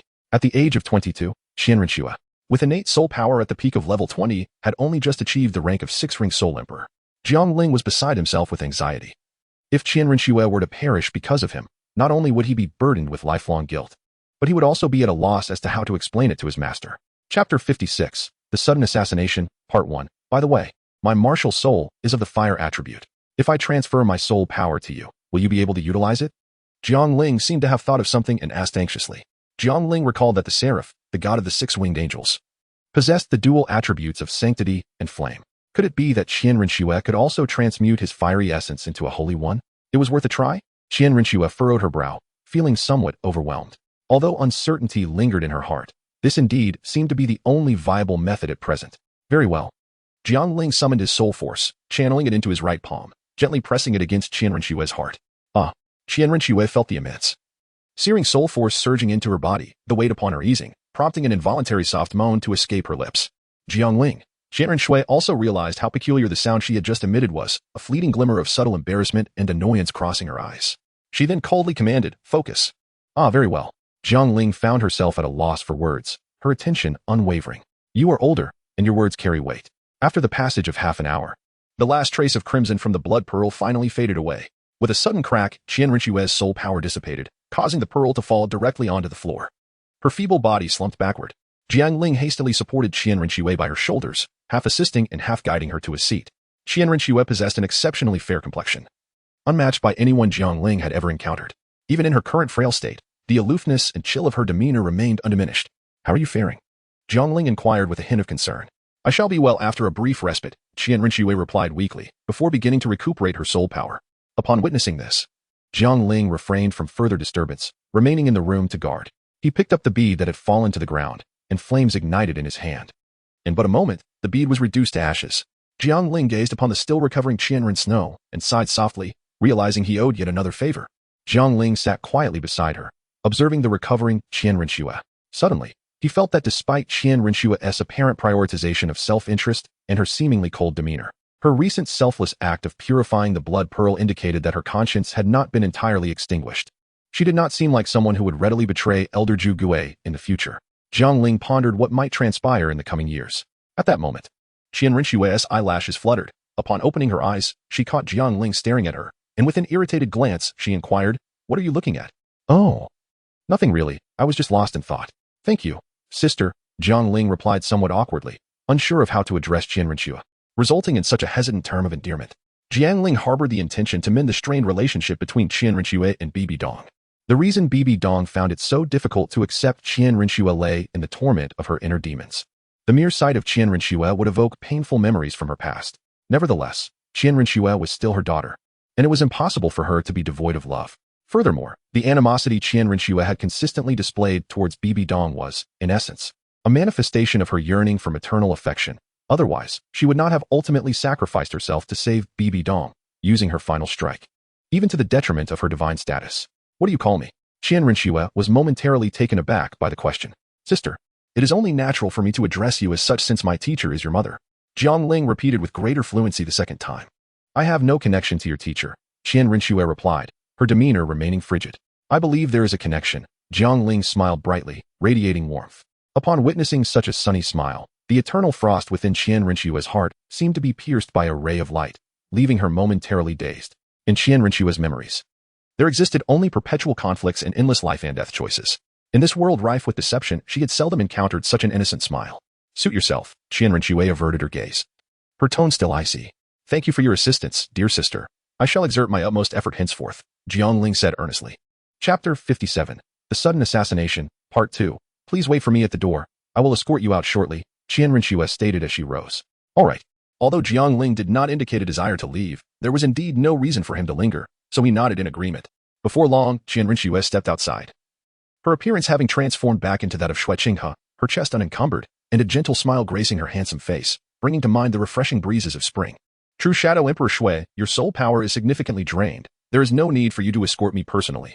Simply arrange for a servant to lead me out of the palace, Jiang Ling conveyed telepathically. It is well known that I cherish talented individuals. Having spent so much time in your company, if I were not to personally see you off, it would surely reveal a flaw, Qian Rinxue replied, disregarding Jiang Ling's form of address. Ahem, let us go, dear younger brother. I shall escort you out of the palace, Qian Rinxue announced with a light cough. Then I am deeply grateful to His Highness the Crown Prince. Upon Jiang Ling's arrival, his heart was burdened with unspoken thoughts, and as he traversed the path, he scarcely afforded a glance at the splendor of the imperial palace. Now, with the blood pearl shattered, his relationship with Qian Rinxue had also taken a turn for the better. In this fleeting moment, Jiang Ling felt a sense of ease wash over him, his eyes meandering casually through the surroundings. The palatial edifices shimmered with resplendence, epitomizing opulence and regal grandeur, radiating the majesty of the sovereign. The golden tiles and crimson walls exuded an air of magnificence. Yet, the path leading from the palace appeared desolate, cold, and solemn. Beneath these towering palace walls, countless souls remained ensnared, their fates unknown.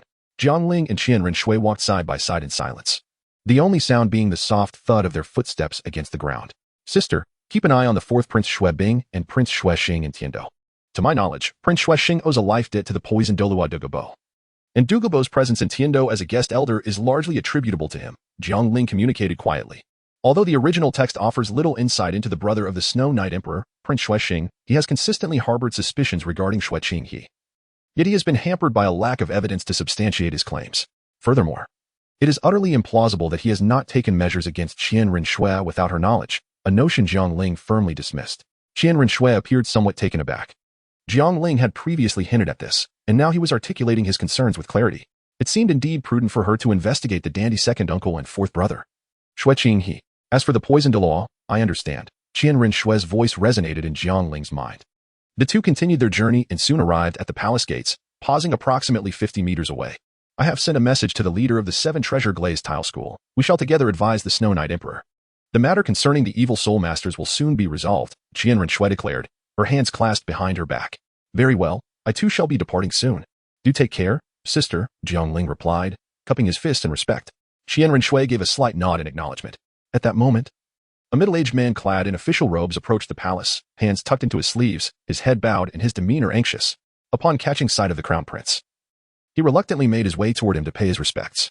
In the instant the middle-aged man lowered his head, a flash of silver gleamed, and a sharp dagger shot forth from his long sleeves, aimed directly at Qian Rinxue's heart.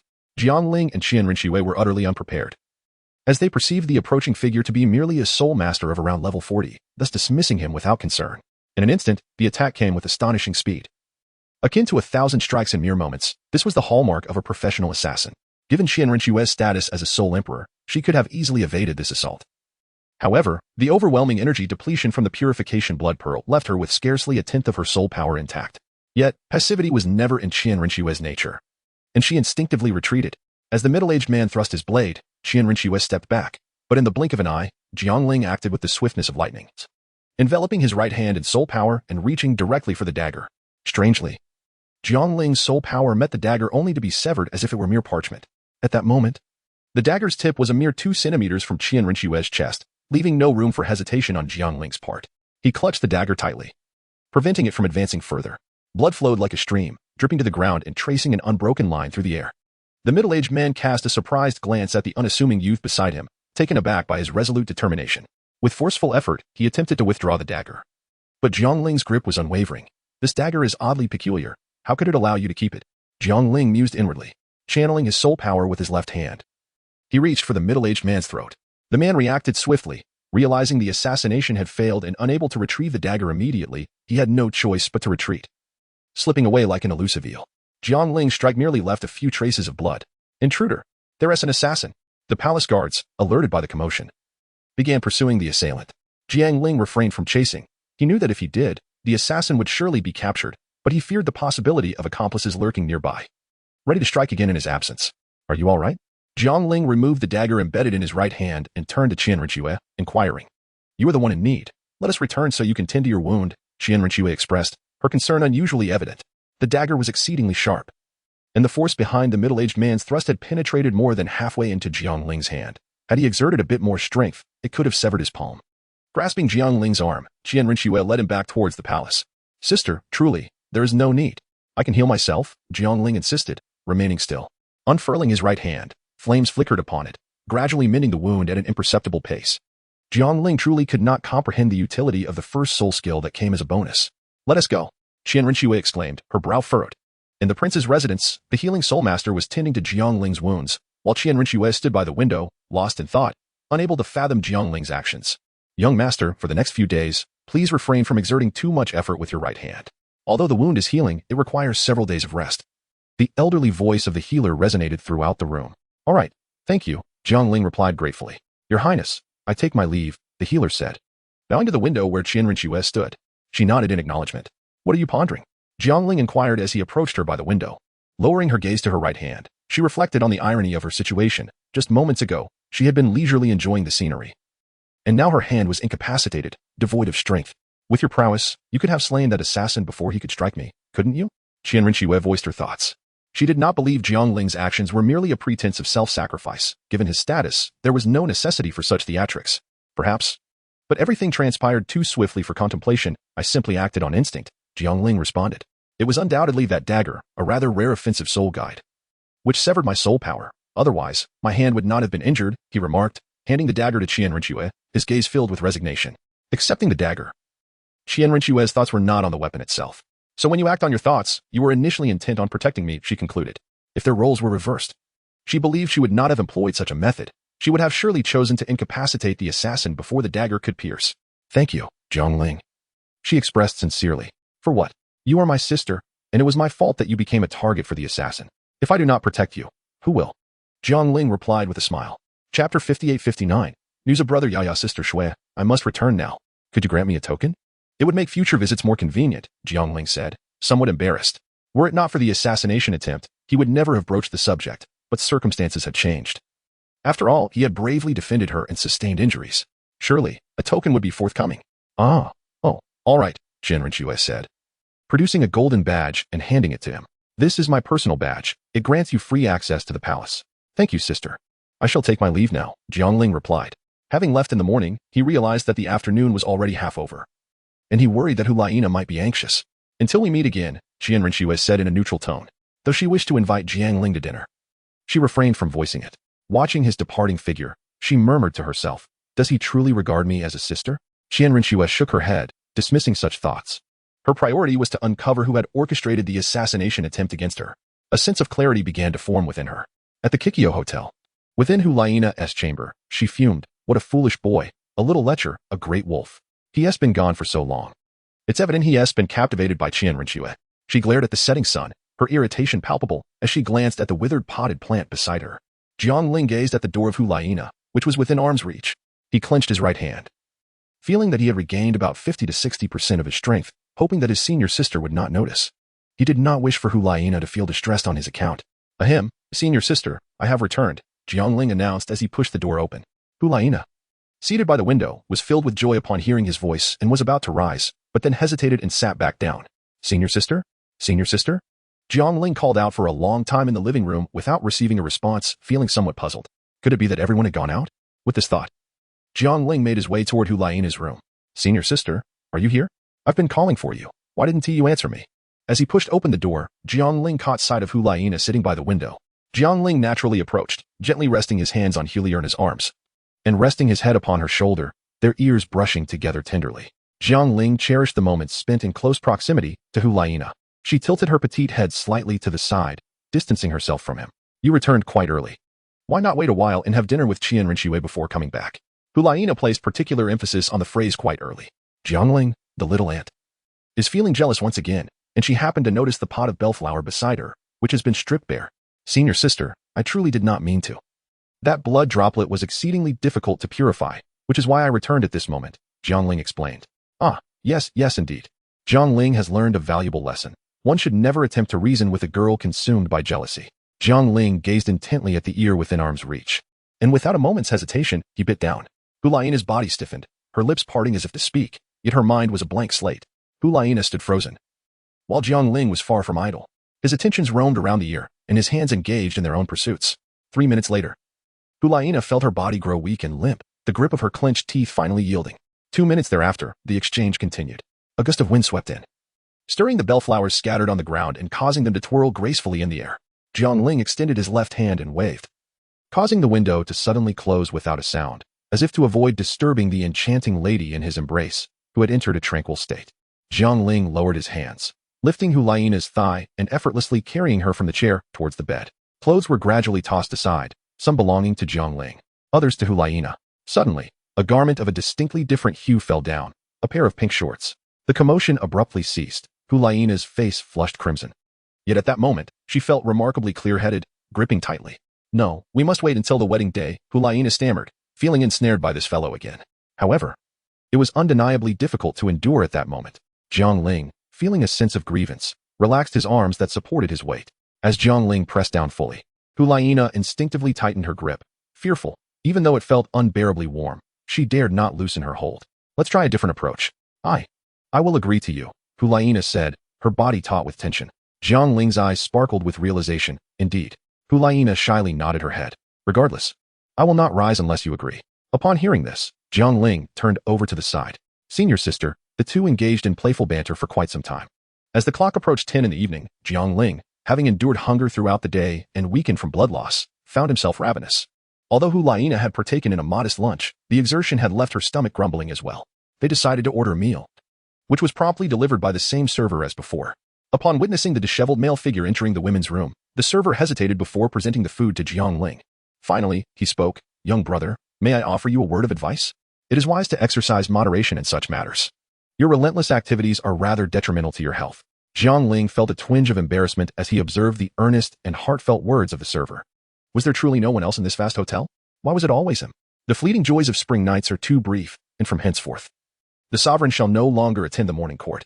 Jiang Ling is not a monarch. However, in this tender haven of heroes, the awakened Jiang Ling gazes upon Hu Laina, who slumbers peacefully with her head resting on his arm. The blanket covers their waists, leaving the remaining skin exposed to the cool air. Hu Laina appears to be in restless sleeper, her limbs sprawled like those of an octopus. Jiang Ling could not help but feel a surge of desire. However, upon gazing at the peacefully slumbering Hu Laina, he extinguished the thoughts that ignited within him. It would be best to allow his senior sister to enjoy a restful sleep. After all, they had dined late into the night and had been engaged in various activities until the early hours. Although he could not enter, he still found solace outside. Moreover, what imperfection could be found in sisterhood? As Jiang Ling pondered these thoughts while fixated on Hu Laina, she gradually awakened. Sister, you are awake. Jiang Ling exclaimed with joy. Observing the expression on Jiang Ling's face, Hu Laina was well aware of his musings and scolded playfully. Xiaolingzi, cease your wandering thoughts and get up to freshen up. But rising early is rather uncomfortable, Jiang Ling replied, turning onto his side. The proximity of the bedding to Hu Laina's abdomen made it all the more unbearable. Hu Laina's cheeks flushed as she remarked, her confidence evidently wavering. At this moment, Jiang Ling felt that a gentle kiss would suffice. He lowered his head and pressed his lips against Hu Laina's cheek, gradually shifting to the side. After that, there was nothing more to say. First, go brush your teeth, Hu Laina declared, cradling Jiang Ling's face in her hands. Yesterday, that mouth explored every corner, even tasting my delicate areas. Now you wish to kiss? Not a chance. Brush your teeth. Wash up? Jiang Ling's eyes sparkled with delight. He swiftly got out of bed and, in a prince-like fashion, lifted Hulaina into his arms, exclaiming, "Let us take a bath." Before Hulaina could fully comprehend the situation, the bathroom door had already swung shut with a resounding bang. In the span of 10 minutes, Jiang Ling bathes, while Hulaina indulges for an entire hour. Together, their bathing rituals extend to 2 hours. Is there any issue? None at all. Human desires, akin to boulders cascading down a mountain, once ignited, cannot be easily quelled. Jiang Ling stands as a testament to the veracity of this statement. Albeit this desire differs from that. At noon, Jiang Ling receives a meal tray amidst the peculiar and silating gazes of the hotel staff. Knock, knock, knock. Just as Jiang Ling and Hulaina savor their lunch, a knock resounds once more. "Young master, there is a letter for you," calls out the voice of the service staff, whom Jiang Ling finds irksome. "Xiaolingzi, whose message is it?" Hulaina inquires, her curiosity piqued as she tackles her meal. "It's from Salis. Yi's brother has news," Jiang Ling replies, taking a sip of kanji, though his brow furrows slightly. "Oh, where is he?" she asks eagerly. "In the kingdom of Balak, Soto City, at Shrek Academy." "Shrek Academy? I've never heard of it. Is that where Yi's elder brother went?" Hulaina questions, observing Jiang Ling's troubled expression. "Indeed, there are issues, and significant ones at that. If my memory serves me well, this year Shrek Academy will be enrolling. And Tang Sen along with his companions will also submit their applications." Since Jiang Ling broke through to the Soul King, he began his practice of the fire dance whirlwind, having already cultivated it to the 6th level. However, the flaw in the fire dance whirlwind sword technique is that unless one reaches the 10th level, using the technique with full power will result in a backlash that could be fatal. Given Jiang Ling's current strength, he had little fear of Shrek Academy. Rather, his true concern was Tang Hao, the Haotian Douluo. After Tang San was bullied by Zhao Wujin, he was subsequently beaten by Tang Hao. It was evident that Tang Hao had been keeping a close watch on Tang San since his enrollment. As long as they did not reveal their identity as members of the Spirit Hall, they should be safe. Any conflict that arose would be attributed to Shrek Academy, thus leaving them blameless. Jiang Ling mused to himself. Regardless, a visit to Shrek was imperative. He could no longer stand by while Yi's brother was being mistreated. Jiang Ling had long been displeased with Shrek's cowardly nature that preyed on the weak. "Senior sister, we must conceal our identity as members of the Spirit Hall while at Shrek Academy," Jiang Ling said, glancing at the puzzled Hulaina. "To my knowledge, there exists a titled Douluo there who is not on good terms with the Spirit Hall." Hulaina's expression sharpened, and she nodded slightly. "Shall we set off now?" she inquired. "Tomorrow," Jiang Ling replied, feeling somewhat fatigued. He also wished to bid farewell to Qian Rinxue. Hulaina, not being naive, noticed Jiang Ling's discomfort. Recalling the frenzy of the previous day, her cheeks flushed slightly as she shot him a glare and muttered, "Philanderer." In the afternoon, Jiang Ling found an excuse to discreetly bid farewell to Qian Rinxue, cautious not to mention it to his senior sister. For he knew that the little jealous pot had already been stirred. Jiang Ling merely informed Qian Rinxue of his departure from the heavenly, a fleeting moment amidst the night. Undeterred, he brazenly climbed into Hulaina's bed, embracing the beauty as he succumbed to slumber. Chapter 60. The wind stirs outside the city of Tiando, long rainbow sword. Jiang Ling declared, grasping Hulaina's delicate hand. "Let us depart." "All right." Hulaina cast a lingering glance back at Tiando City, feeling that her days with Jiang Ling had passed all too swiftly. "Rise." Jiang Ling encircled her slender waist, standing atop the sword, executing a spell with a commanding shout. Within the imperial palace of the Tiando Empire, Qian Rinxue paused, her gaze penetrating through layers of obstruction to rest upon Jiang Ling and Hulaina. "Go forth and hone your skills. Remember, this world is one where the weak are devoured by the strong. Only the powerful can survive. You must relinquish compassion, for one cannot maintain their position with a heart full of pity." "Your Highness." A servant beside her bowed respectfully. "What news?" "The Ning sect leader has arrived. Let us proceed." Qian Rinxue nodded, turning away to walk into the distance. In an unknown cavern, a burly man clad in crimson robes addressed a blue-haired youth seated before him with reverence. "My lord, the Spirit Hall's assault on the Holy Soul Masters has intensified. Not counting the cannon fodder, we have lost the Black Robe Hall Master in Tiando, 2 Hall Masters in Xingla, and 1 Guardian has fallen to a Spirit Douluo from the Spirit Hall. I fear the Holy Soul Masters may be exterminated."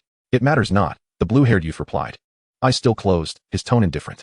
"Since my father's death, they have never acknowledged me. If they perish, so be it. They thrive on chaos. Let them cause a greater uproar to divert the Spirit Hall's attention. How is my desired item progressing?" "My lord, it is nearly prepared. However, the remaining tasks are quite challenging and may easily attract the Spirit Hall's scrutiny. Utilize the spring water obtained from the Star Luo ancient realm, and have some Soul Masters consume it to draw the Spirit Hall's focus. Also, distribute a portion to the other Hall Masters and Guardians." "As you command, my lord." The crimson-clad man remained respectful, though a hint of sorrow and regret crept into his voice. He understood the peril of the spring water and felt no pity for the expendable Soul Masters, yet he could not help but feel compassion for his former comrades. If they were to suffer great losses, would the Holy Sect endure? Blood Cloak. Remember that the fate of the holy sect rests solely on the strength of its upper echelon. If I achieve the rank of title Douluo through this method, who in this world could rival me? The holy sect would no longer need to skulk in the shadows, devouring human blood in secrecy. The blue-haired youth seemed to sense the crimson-clad man's reluctance and opened his eyes to speak. Understood, my lord. I shall take my leave. Blood Cloak bowed and withdrew. Young Shan, follow him. If he deviates from my instructions, take care of him. Additionally, has there been any news regarding that wooden tablet? The blue-haired youth inquired, his tone unyielding as if extinguishing a mere insect. Understood, my lord. There has been no news regarding the tablet, but the individual who purchased it has acquired some information. There are a male and female known as the unmarked. Jiang Ling's right hand swiftly grasped the small hand at his waist as the sword wavered slightly upon his release. All right, I shall not twist you anymore. Focus on wielding the sword properly. Hu Laiina tightened her embrace around Jiang Ling, striving to maintain a tone of calm detachment. Jiang Ling's lips curled into a slight smile. Senior sister, hold on tight, we're about to descend. With his left hand firmly embracing Hu Laiina's waist, the sword plunged downward. Let us find a place to stay first, Zhu Zhuqing suggested as they strolled through the streets. That Rose Hotel looks quite appealing. Yi Lingling pointed to a uniquely designed hotel ahead. Why does the Rose Hotel feel so odd? Zhu Zhuqing glanced at the establishment, her brow furrowing in confusion. What is so strange about the hotel? You're being overly sensitive, Jiang Ling said, pulling Zhu Zhuqing inside. It was no surprise that the two were feeling this way. Jiang Ling had never taken Zhu Zhuqing to such a hotel before. Although Yi Lingling had many admirers, she remained single and had never encountered such an establishment, making it difficult for her to discern its nature just by its exterior.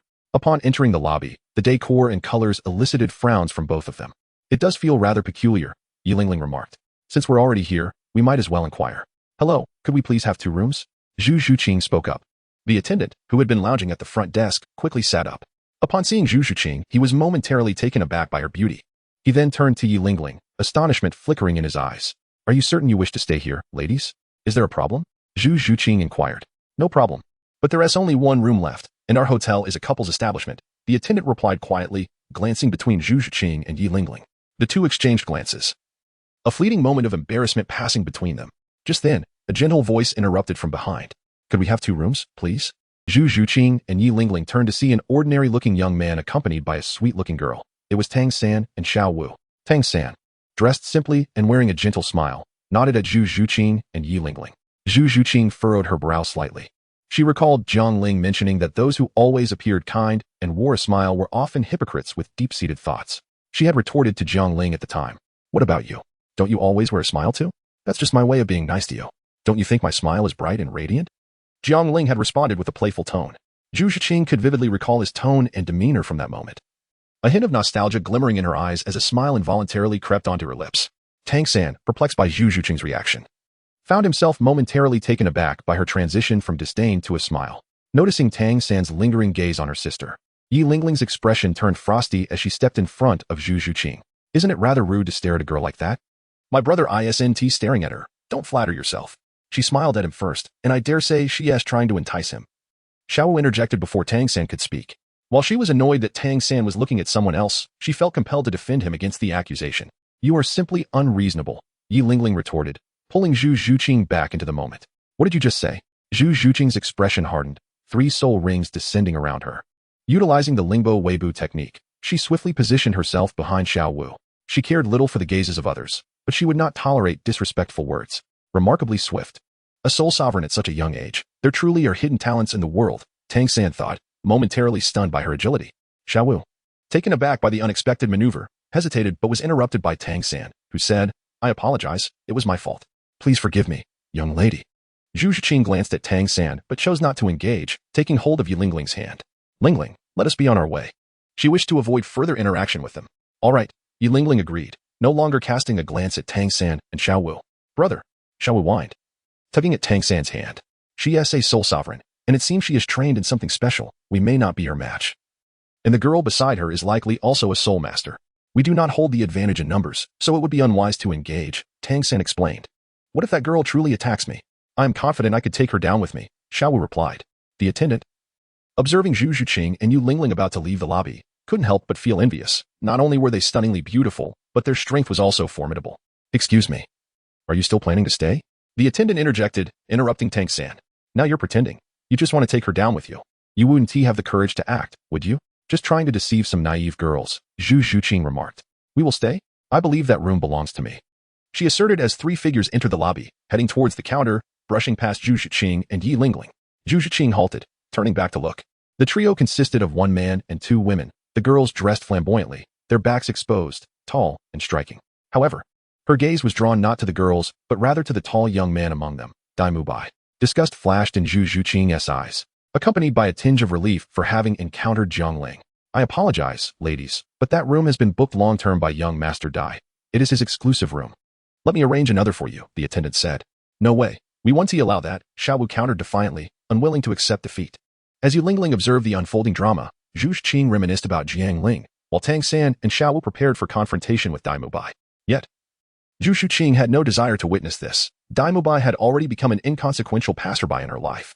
Lingling, let us depart, Zhu Xiqing urged. Shouldn't we at least take a look? It would be quite entertaining to see those two insufferable individuals receive a lesson. No. Finding a place to stay is our priority, Zhu Xiqing insisted, tugging at Yi Lingling's hand. Dai Mubai remained oblivious to Zhu Xiqing and Yi Lingling, still contemplating how to teach those two audacious individuals a lesson before joining his twin. Chapter 62. A world apart, Hulaina and Jiang Ling visited the Spirit Hall, where they penned a letter to be delivered to their teacher. They then continued on their journey to Soto City, expecting to arrive by nightfall. Jiang Ling initially intended to take a day of rest, but Hulaina, fully aware of his inner thoughts, resolutely declined. What brings you to seek out the teacher again? Xiaolingzi? In the lofty skies, Hulaina made a concerted effort to avert her gaze from below and tightly grasped Jiang Ling as she inquired. Once we locate Yi Yu's elder brother, Zhang Yuhao, we will hand over the items to him and ensure everything is settled. We need to make a trip to the Setting Sun Forest. We require assistance. I will send a message to the teacher to arrange for a skilled combatant at the Seoul Douluo level. Jiang Ling inhaled the fragrant scent emanating from Hulaina as he spoke.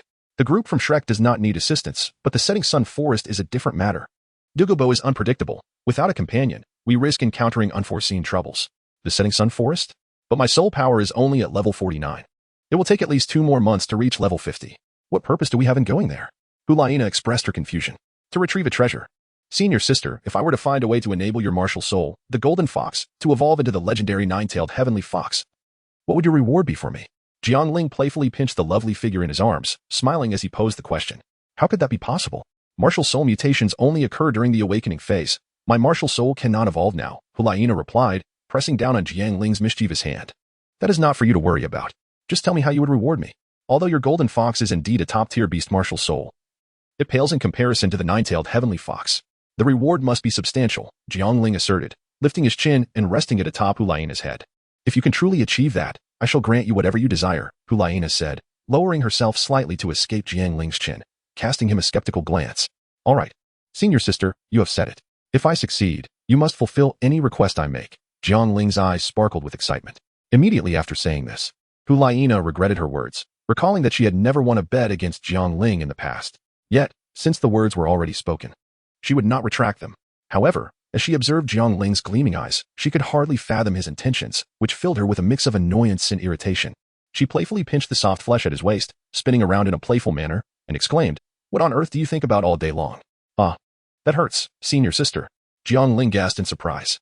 For Hulaina, twisting his waist was an act of little consequence, while for Jiang Ling, climbing into senior sister's bed remained an elusive endeavor. In youth, one often fails to recognize the value of their elder sister, mistaking a rainbow for treasure. Jiang Ling, just a jest, Changhong will forever be divine. Yiling, Lingling, let us reside here. Zhu Xiqing gazed at the elegantly constructed hotel before her. Although it lacked the opulence of the Rose Hotel, it exuded a sense of normalcy, and at the very least, it was a pleasing sight. Let us go inside. Yiling nodded in agreement. Boss, please prepare 2 rooms. Certainly, ladies. You arrived just in time. We have 2 rooms available on the left side of the 3rd floor. Here are your keys, said the amiable, slightly portly middle-aged man at the front desk with a smile. Thank you. As the 2 young ladies ascended the stairs, the innkeeper couldn't help but reflect, the young girls these days are truly remarkable. If only my son could marry someone like that, I would be most grateful.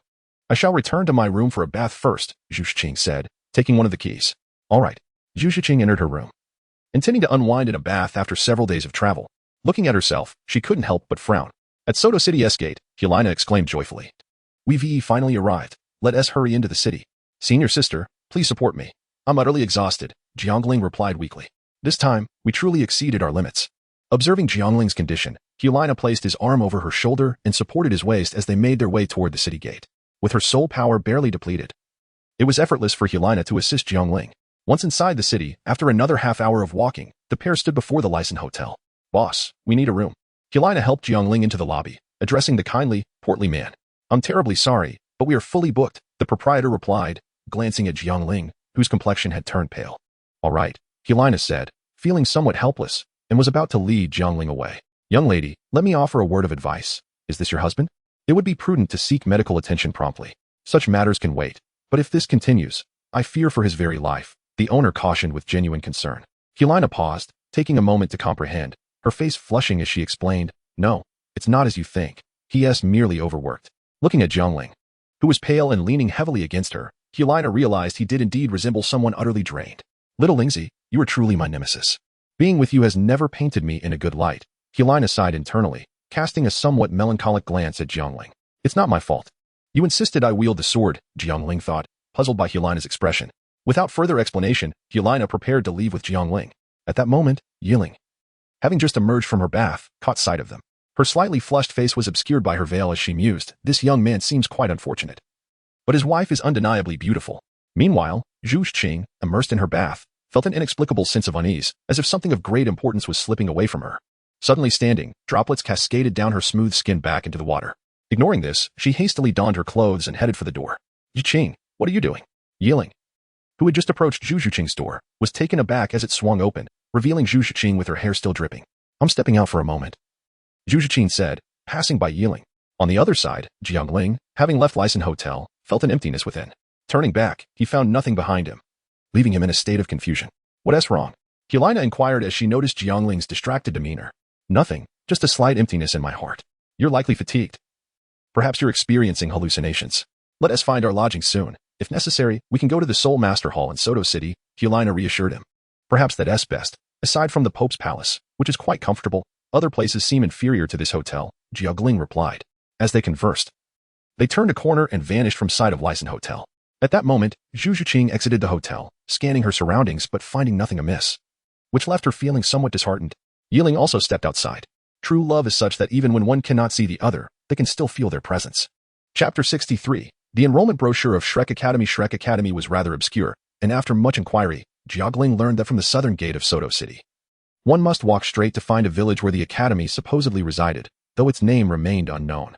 "Little Lingzi, how curious it is that an academy would be established in another's village," Helena remarked with curiosity, her spirits lifted by the vast fields of wheat surrounding them. "We shall soon discover the truth. Here, this is for you," Jiang Ling said, raising a handful of freshly picked wildflowers. "Ah, delightful. The air in the fields is refreshing. And these wildflowers possess a unique fragrance." Helena smiled as she accepted the bouquet, bringing it to her nose. Her sweet smile seemed to captivate time itself, enchanting the very essence of youth. "Let us make haste." Helena eagerly took Jiang Ling's hand as they proceeded toward the village. The village was modest, indeed, even small, consisting of merely over 100 households. Yet, at the entrance, a line of over 100 people awaited, indicating that the scale was not insignificant. However, when compared to a mid-level Soul Master Academy, it seemed rather trivial. Among the crowd, a few individuals stood out due to their distinct attire and demeanor: Ning Rongrong, Xiao Wu, and the ordinary youth beside Xiao Wu, likely Tang San. The burly youth seated next to the enrollment teacher was presumably Dai Mubai. Jiang Ling's gaze did not linger excessively, for there was no necessity. Jiang Ling and Hu Laina naturally did not queue. Instead, they stood aside. Jiang Ling pondered how to locate Zhang Yu. How should he simply call out? "Xiao Lingzi, take a look at this," Hu Laina said, picking up a piece of paper from the ground. Jiang Ling leaned in to observe as well. The paper bore the bold inscription Shrek Academy, accompanied by a green avatar that resembled the head of a humanoid monster, cute in its own peculiar way. Beneath it, the text introduced Shrek Academy, causing Jiang Ling to furrow his brow. He was aware that it only accepted monsters. However, the claim that one could become a Viscount of the Empire upon graduation, personally acknowledged by the Spirit Hall, seemed rather dubious. Did the Spirit Hall and the Tiando Empire even know of this academy's existence? Jiang Ling and Hu Laina exchanged glances, both comprehending the unspoken sentiment. This must be a fraudulent institution. Jiang Ling initially believed that Shrek was merely deceiving students for the registration fee, but he was astonished to find such manipulation at play. However, considering that the academy's principal, Flander, was notorious for his cunning and miserly nature, Jiang Ling was not entirely surprised. Among the queue of applicants, disputes had already erupted over the non-refundability of tuition fees. Although Jiang Ling wished to assist, he recognized that Shrek was home to many skilled individuals. Aiding one might be feasible, but aiding a multitude would certainly disrupt the proceedings. "Sister, I will now seek Ye's brother, and afterward, I shall depart from this place, Jiang Ling remarked, gently squeezing Hulaina's hand. Very well, Hulaina replied, eager to leave. Had it not been for Xiao Lingzi's admonition to conceal their identity as members of the Spirit Hall, she would have demanded answers regarding this academy and questioned when the Spirit Hall had ever provided assurances for it. Is there a Zhang Yuhao here? I have been sent by your sister to find you, Jiang Ling announced, his voice imbued with soul power, resonating throughout the venue. Jiang Ling and Hulaina, already a strikingly handsome pair, naturally attracted numerous gazes. With Jiang Ling's proclamation, all eyes in the crowd turned toward them. Not only were the applicants taken aback, but the Shrek members also stood in astonishment, collectively looking in Jiang Ling's direction. Hulaina sighed, realizing that his method of searching was rather loud. Disregarding the gazes of those around him, Jiang Ling called out once more when no one responded. It is I. Pray tell, sir. What has happened to my sister? A robust young man approached, exuding an air of earnestness. Zhang Yuhao regarded Jiang Ling, adorned in splendid attire and possessing an extraordinary demeanor, with a hint of wariness in his eyes. Jiang Ling was taken aback to realize that the individual he had just quarreled with was Ye's brother. With a single glance, he discerned that Zhang Yuhao possessed the bone age of 13 and was a 15th level soul master. Yuhao, we are friends of Ye. Not long ago, a malevolent soul master caused havoc, and unfortunately, Ye met with tragedy. Jiang Ling stepped forward and produced a wooden bracelet. Crafted from the commonplace material of maple wood, its carving technique somewhat rudimentary. He extended it to Zhang Yuhao, who stood frozen in place. Zhang Yuhao gazed blankly at the bracelet in his hands, his thoughts consumed by memories of his sister, Yaya. Overwhelmed with emotion, he knelt upon the ground, weeping uncontrollably. Jiang Ling knelt down and gently patted Zhang Yuhao's shoulder, turning his gaze towards Hulaina. Senior sister, go ahead. Hulaina approached and softly spoke. The petal-scaled flower withers and blooms anew, yet some who depart shall never return. While we cannot safeguard those who have left, we can assist the living, guiding them to better institutions and preserving their dignity. Jiang Ling remained silent as he approached the wooden box containing the golden soul coins, reaching out to seize Zhang Yuhao's coin. However, his hand was promptly grasped by the elders seated at the table. The academy had its regulations. Once enrolled, there were no refunds or exchanges. A formidable surge of soul energy emanated from the elder, who brandished a dragon-patterned staff, adorned with 6 soul rings, 1 white, 1 yellow, 3 purple, and 1 black, marking him as a soul emperor. A soul emperor?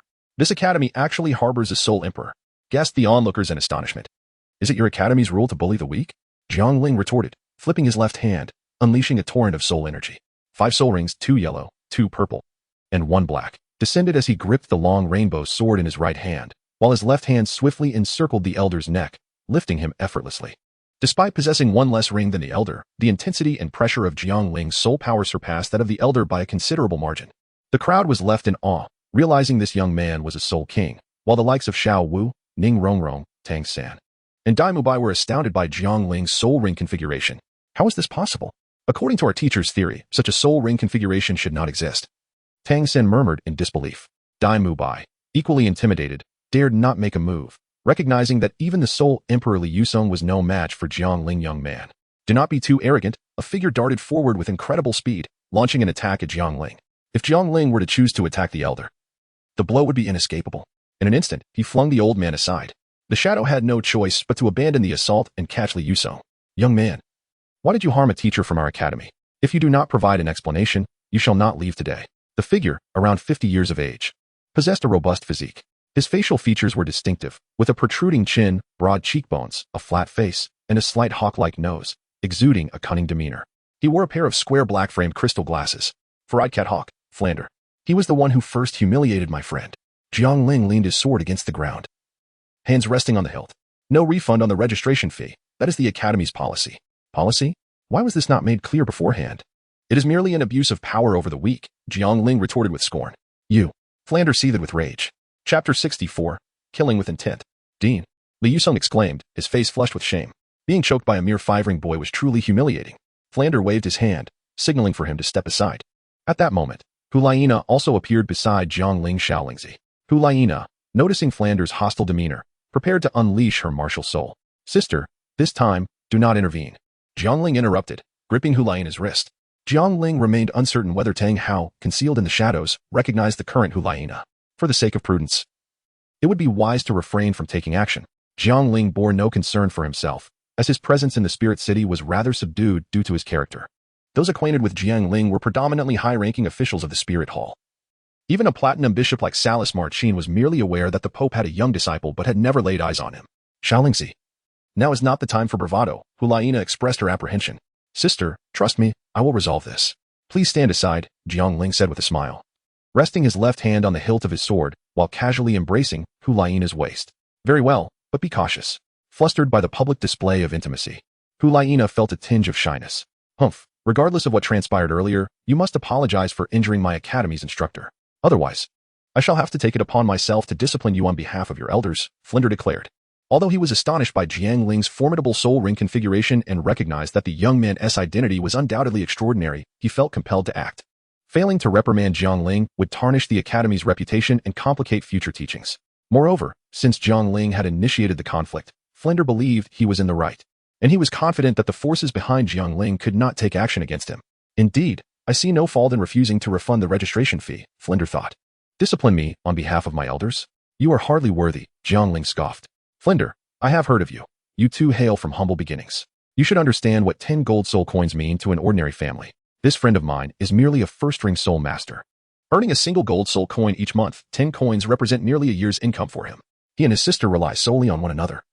You cannot fathom their living conditions or the food they consume. You cannot comprehend the longing in the eyes of a girl under 6 when she sees beautiful clothing but restrains herself from asking for it. I once believed that those who have endured the rain would wish to shelter others. Yet, after gaining strength, you resort to deceiving these common folk. Do you not feel ashamed? You have failed to clarify your admission criteria, not only deceiving the money of these commoners, but also hindering their applications to other academies. Is this how you aspire to be a model for others? And what of your claim to only accept monsters? A genius, regardless of its nature, is still a genius. Why would they come to you? It seems that Shrek Academy has fallen to the level of swindling registration fees. I doubt you can even provide a basic training environment for your students. Without integrity, how can you set an example for your students? Establishing an academy, yet failing to provide the necessary educational environment. This is tantamount to leading them astray, Jiang Ling said. Locking eyes with Flinder and delivering his words with piercing clarity. The crowd waiting to register whispered among themselves, indeed, I've never heard of this academy. I only saw some flyers and a few comments. This place appears dilapidated. It hardly seems like a legitimate institution. Will graduating here truly grant one the title of a viscount in the empire? Surely that cannot be true. Has anyone heard anything from the spirit hall? I don't know. I have no idea where that rumor originated. Let's leave quickly. Perhaps we can still make it to the Soto Intermediate Soul Master Academy. Before long. Only a handful remained from the crowd of over 100. Xiao San, perhaps we should also depart. This academy seems utterly inadequate. Xiao Wu suggested to Tang San. The teacher must have had his reasons for sending me here. Let us wait a bit longer, Tang San replied. Meanwhile, a girl in a blue dress observed Jiang Ling and Flinder with keen interest. Young man, do you truly believe that I, as an elder of Shrek Academy, would hesitate to take action against your blatant disrespect? Flinder's face fluctuated in color, his voice cold as he absorbed the murmurs of the crowd. Disrespect? If you perceive this well-intentioned admonition as an affront, I have no further words, Jiang Ling retorted. Well-intentioned? Your mockery is laughable, Flinder shot back, his anger bubbling. Mubai, unleash your martial soul. Yes, White Tiger, manifest. You claim we lack teaching capabilities? Dai Mubai, 15 years old, rank 37 battle spirit. Flinder pointed at the tall youth. Ah, the White Tiger martial soul, one of the top beast martial souls. Is it impressive to reach rank 37 at 15? Your foundation appears unstable, your steps uncertain, and your complexion darkened. It is evident that the time spent training is far less than that spent in the company of women. If this is your teaching methodology, it is indeed quite unique. Jiang Ling cast a fleeting glance at Dai Mubai, who was commenting. Behind Jiang Ling, Hu Laiina regarded him with an odd expression. You. Dai Mubai exclaimed in anger, yet he dared not act against him. Amidst the crowd, Ning Rongrong stifled a laugh, seemingly unfazed by Dai Mubai's predatory glare. She was well aware of the wolfish look he had just directed at her. Wow, this handsome guy with the orange-red hair has made quite an accurate guess. Xiao Wu, who already harbored a dislike for Dai Mubai, readily concurred upon hearing Jiang Ling's taunt. Tang San's brows slightly furrowed, with the spirit of a cat-eagle.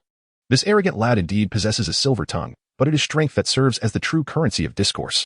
Hubris demands a price. Flinder, with a solemn expression, unleashed his martial spirit, unfurling a pair of massive wings from his back, his entire form enveloped in a layer of feathers. His orange-yellow eyes showcased slit pupils as 7 rings. Yellow, yellow, purple, purple, black, black, black, slowly descended. Flinder's countenance was as unyielding as water. He was determined to crush this arrogant youth in one fell swoop, capturing him first before addressing anything else. Jiang Ling felt an abrupt surge of pressure, the longsword pointing ahead, as he yearned to ascertain the extent of his power following his ascension to the Soul King. In his previous state as a soul sect, he had found himself utterly powerless against the wrath of the furious battle, struggling immensely even to breach the defenses of his opponent. Although Flinder's cat-eagle martial spirit lacked the brute force of the furious ape king, its singular advantage lay in its ability to soar through the skies. Yet, Jiang Ling possessed his own strategies to contend with this challenge. Jiang Ling's gaze sharpened as the 3 soul rings illuminated. And with a graceful step akin to gliding on waves, he effortlessly appeared behind Flinder. Sword 19 strikes with the force of a soaring rainbow. As Jiang Ling unleashed the formidable final techniques of the Changhong swordplay, his footwork mirrored that of the young maiden from days past, yet possessed an eerie swiftness and complexity. At this moment, Tang San's eyes had transformed into a deep violet. As the purple hue faded, he could not help but compare his own ghostly shadow pursuit with Jiang Ling's steps, revealing a faint smile of resignation. He had been utterly outmatched. Even with the prowess of his purple extreme demon eye, he could merely catch glimpses of afterimages. Chapter 65. This sword, once renowned as the mightiest. With a single stroke, Jiang Ling aimed his sword downwards, yet Flander stood firm, showing no signs of retreat. Just as the long rainbow sword was about to make contact with him, Flander erupted in a brilliant yellow radiance that enveloped his form. Jiang Ling was forcefully propelled away. As he plummeted like a 1,000-pound weight, Jiang Ling's body descended rapidly, leaving him vulnerable in the air. The director had unleashed his 6th soul skill with such swiftness. Li Yusong, witnessing the event, expressed his astonishment. The 6th soul skill? Damubai echoed in disbelief. Young man, surrender obediently, Flander declared, and with that, his speed surged dramatically, producing a sonic boom. He activated his 1st soul skill. Eagle soaring through the sky. Jiang Ling stood resolutely, his spirit intensely concentrated.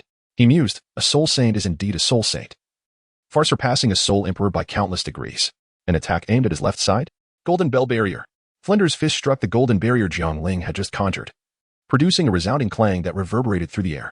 The barrier shattered, and Jiang Ling was sent sprawling 10 meters away. Ah. So this is the true strength of a soul saint. It seems Uncle Nu has been rather lenient during our sparring, Jiang Ling thought, as he leaned on his sword. Crouching on the ground, wiping the blood from the corner of his mouth, Xiaoling, Hulaina tightened her grip. Observing Jiang Ling rise once more, Flinder scoffed. Apologize and retract your slander against Shrek Academy, and I shall allow you to leave. The battle, however, was far from over. Flinder's confidence seemed excessive. Jiang Ling stood tall again, flames swirling around his long rainbow sword, igniting once more. 5th soul skill, Corona of Light. A colossal sword, magnified exponentially, manifested in the sky, its crimson blade staining the heavens. The 5th soul ring that materialized from the long rainbow sword bestowed a soul skill of such might that it surpassed the long rainbow's piercing sun, falling only short of the fire dance whirlwind. This was no ordinary 10,000-year soul ring. Flinder's expression grew grave, sensing the peril emanating from the sword. It was imperative to interrupt him.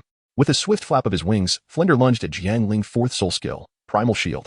Jiang Ling swiftly conjured a shield, no more than 2 meters in diameter. Cursed be it. The Primal Shield would not withstand Flinder's onslaught, yet in a life-or-death struggle, victory could often be determined in mere seconds. Moreover, given the Primal Shield's strength, Flinder could not break it in an instant. The time gained by the Primal Shield was sufficient for Jiang Ling to channel his energy. With a mighty slash, the colossal sword descended. Flinder's eyelids twitched as he instantaneously unleashed his 6th soul skill, enveloping himself in a golden glow. Cough, cough, cough. The dust kicked up by the giant's sword obscured even those far away. Hulaina, aware of the power of this maneuver, had already pulled the dazed Zhang Yuhao back to safety as Jiang Ling initiated his attack. The others in line, however, were not so fortunate, emerging covered in dust and grime. Such a lad. After years of being a soul saint, I have never been cornered like this by a soul king. If this is the extent of your abilities, then you shall remain here today. No one could discern whether Flinder's remain implied staying as a human or as a life. For who among the ranks of soul saints was truly benign? Emerging from the swirling dust, Flinder appeared quite disheveled, his glasses shattered and his garments tattered, resembling a beggar. Yet Jiang Ling understood that Flinder's injuries were not severe. His corona of light had been largely mitigated by the protective golden aura. If this were all, I would certainly not dare engage with a soul saint of your caliber. But remember, this maneuver can only be unleashed, not retracted. Flinder, you must tread carefully. With a cold chuckle, Jiang Ling hurled the Changhong sword into the air. Flames of crimson erupted from his hands, and with a deft motion, he split the sword into 2, then into 4, which began to whirl around him at a dizzying pace. With a powerful stomp of his right foot, he propelled himself into the air, and with a swift gesture, the Changhong sword reappeared in his grasp. The flames danced around the sword, its momentum continuously ascending. Was this the caliber of power befitting a soul king? Flinder, suspended in midair, wore a grim expression. He hadn't anticipated that a mere 10 soul coins would attract such a formidable opponent. Despite the turmoil in his heart, he prioritized defeating Jiang Ling above all else. Employing his 4th soul skill, Blade of Qi, he unleashed 10 razor-sharp blades of energy aimed at Jiang Ling. However, upon making contact with the scarlet whirlwind generated by Jiang Ling's swordplay, they dissipated instantaneously. This whirlwind. At that moment, Jiang Ling's sword intent reached its zenith. Flinder's palms became clammy. Should he be struck by this blow, he would either perish or suffer grievous injuries. He sought to evade, to escape the impending strike. Yet it felt as though his very essence was ensnared. Nearly 4 decades of combat instinct prompted him to make a swift decision, activating his 7th soul skill. The true body of the martial soul, Flinder transformed into a colossal owl and lunged at Jiang Ling's sword. The Soul Sage represents a pivotal threshold for soul masters, as the 7th ring grants them the true body of the martial soul, significantly enhancing attributes such as strength, speed, and attack power. However, this was a desperate gambit, a last resort that many soul masters hesitated to employ unless in dire straits. To force the Dean to resort to his martial soul's true form, could this individual truly be that powerful? Can a Soul King possess such prowess? Daimubai. Watching Jiang Ling in the sky, clenched his fists tightly, murmuring to himself, if only this person could take Grandmaster Jian as his mentor. Our 7 treasure glazed tile school would surely gain another title Douluo. Beside him, Ning Rongrong, covered in dirt, expressed her shock, while Tang San stood somewhat withdrawn. Though he often jested with Xiao Wu about his mediocre talent and the notion that the early bird catches the worm, he took pride in his dual martial souls and innate full spirit power. Yet, the young man before him, who appeared only slightly older, had utterly shattered his pride. This sword strike would be etched in his memory for a lifetime. Tang San clutched his belt tightly, which contained the crafting methods for Tang Sect's hidden weapons. Ignoring the thoughts of those around him, the clash between Jiang Ling and Flinder reached its conclusion. Flinder lay in a pitiful state, bloodied and weakened. While Jiang Ling held the Cha Hong sword poised against Flinder's neck, with a mere flick of his wrist, he could extinguish Flinder's life. Arrogance demands capability, and I possess it in abundance. Jiang Ling sheathed the long rainbow sword and approached the box containing the registration fee. He retrieved 10 golden soul coins and tucked them away. Then, he picked up the box, glanced around, and turned his gaze towards Ning Rongrong beside him. My dear lady, could you kindly deliver the money in this box to the villagers? Jiang Ling approached and placed the box at Ning Rongrong's feet before turning to leave. Alas, you. Chapter 66, Spirit Trauma? Senior Sister, Yu Hao, let us depart. Brother Fu, halt. You intend to leave after injuring someone? At that moment, Zhao Wujia, disturbed by the commotion, hurried over. Upon witnessing the severely wounded Flanders, he barked at Jiang Ling and his companions. What's this? Unable to defeat one, resorting to a wheel battle? Jiang Ling regarded the robust middle-aged man before him, knowing perfectly well who he was without needing to guess. The unmoving king, Zhao Wujia. Old Zhao, come back. Let them go. But, Brother Fu, let them go. Flanders staggered to his feet and insisted. With so many witnesses present, a soul sage losing to a soul king had already tarnished their reputation. Engaging in a wheel battle would only invite further ridicule. Most importantly, he was uncertain whether Jiang Ling could still wield that sword technique. If he could, Zhao Wujia might not be able to contend with him, and even if he could, it would do nothing to salvage their reputation. Furthermore, he had no means to deal with him, cultivating such a prodigy. The forces behind Jiang Ling were not something he could provoke. Since a fight is off the table, I shall take my leave then. Jiang Ling chuckled softly. Long rainbow sword. Senior sister, we shall leave. Yu Hao, stand behind me and hold on tightly. Jiang Ling stepped onto the sword's body while Hulaina positioned herself in front of him. Rise. Jiang Ling wielded his sword with utmost determination, and despite carrying 3 individuals, his speed remained remarkable. The sound of dripping echoed plop, plop. Hulaina sensed something trickling down upon her. She extended a hand to touch it, only to catch a glimpse of the glaring crimson hue. In an instant, Hulaina's gaze shot up towards Jiang Ling. Xiaolingzi, you. The brevity of her words belied the depth of emotion as her eyes began to cloud with tears. At that moment, Jiang Ling appeared terrifying. Blood streaming not only from his mouth but also seeping from his nose, eyes, and ears. Zhang Yuhao, standing behind Jiang Ling, remained oblivious to any peculiarities. Jiang Ling exerted himself fully, unleashing the fire dance whirlwind, which had yet to be cultivated to the 10th layer. Miraculously, he escaped the backlash of the sword technique, sustaining only severe injuries with blood streaming from his orifices, a stroke of immense fortune. Sister, please do not make a commotion. I am fine. We must depart from here at once. The battle had unfolded in a manner that took Jiang Ling by surprise. He had anticipated a less intense confrontation, yet he did not foresee Flanders' relentless pursuit to defeat him. With too many of his trump cards revealed, he understood the saying. When a tree stands out in the forest, the wind will surely uproot it. Although his identity as a member of the Spirit Hall remained concealed, he needed to remain vigilant against Tang Hao's potential interference and hasten their escape. Hulaina, struggling to hold back her tears, gently embraced the trembling figure of Jiang Ling. Jiang Ling did not return directly to Soto City, but instead took a considerable detour before soaring to the vicinity of Soto City on his sword. As the long rainbow sword dissipated, Jiang Ling staggered, coughed up blood, and fell unconscious. Xiaolingzi, Master. Today, Soto City was shrouded in a misty rain. As a nation abundant in grains, Soto City, one of its 2 major cities, naturally enjoyed ample rainfall. The fine drizzle wove through the air, quietly intertwining, creating an atmosphere conducive to slumber, despite the lack of sound. In a certain location within Soto City, there was an exquisitely decorated small courtyard. It was modest in size, containing only 2 rooms. Inside one room, A boy with fiery orange hair lay quietly on the bed, his complexion pale. Beside him sat a remarkably beautiful girl. Though she appeared somewhat haggard, she held a steaming bowl of porridge, her face etched with concern. Both appeared to be no more than 20 years of age. Standing nearby was another young woman, around her 20s. Though not as stunning as the girl by the bed, she was nonetheless strikingly beautiful. The girl placed the porridge aside. Gently propped the boy up, resting his head against her soft bosom, striving to make him comfortable. She then picked up the porridge, blew gently on it, and, after testing its temperature with her delicate tongue, began to feed the unconscious boy. With each careful step, the girl was meticulous, anxious that the temperature might be too cool or too hot. Soon, the bowl was emptied, and she set it down, carefully wiping the remnants of porridge from the boy's lips before gently laying him back on the bed. The attendant, named Mengyun, looked at the unconscious boy with a tinge of envy, admiring how such a beautiful girl devoted herself to him. Mengyun was unaware of their identities, only knowing that the girl held a high status, commanding the respect of even the black-robed bishop.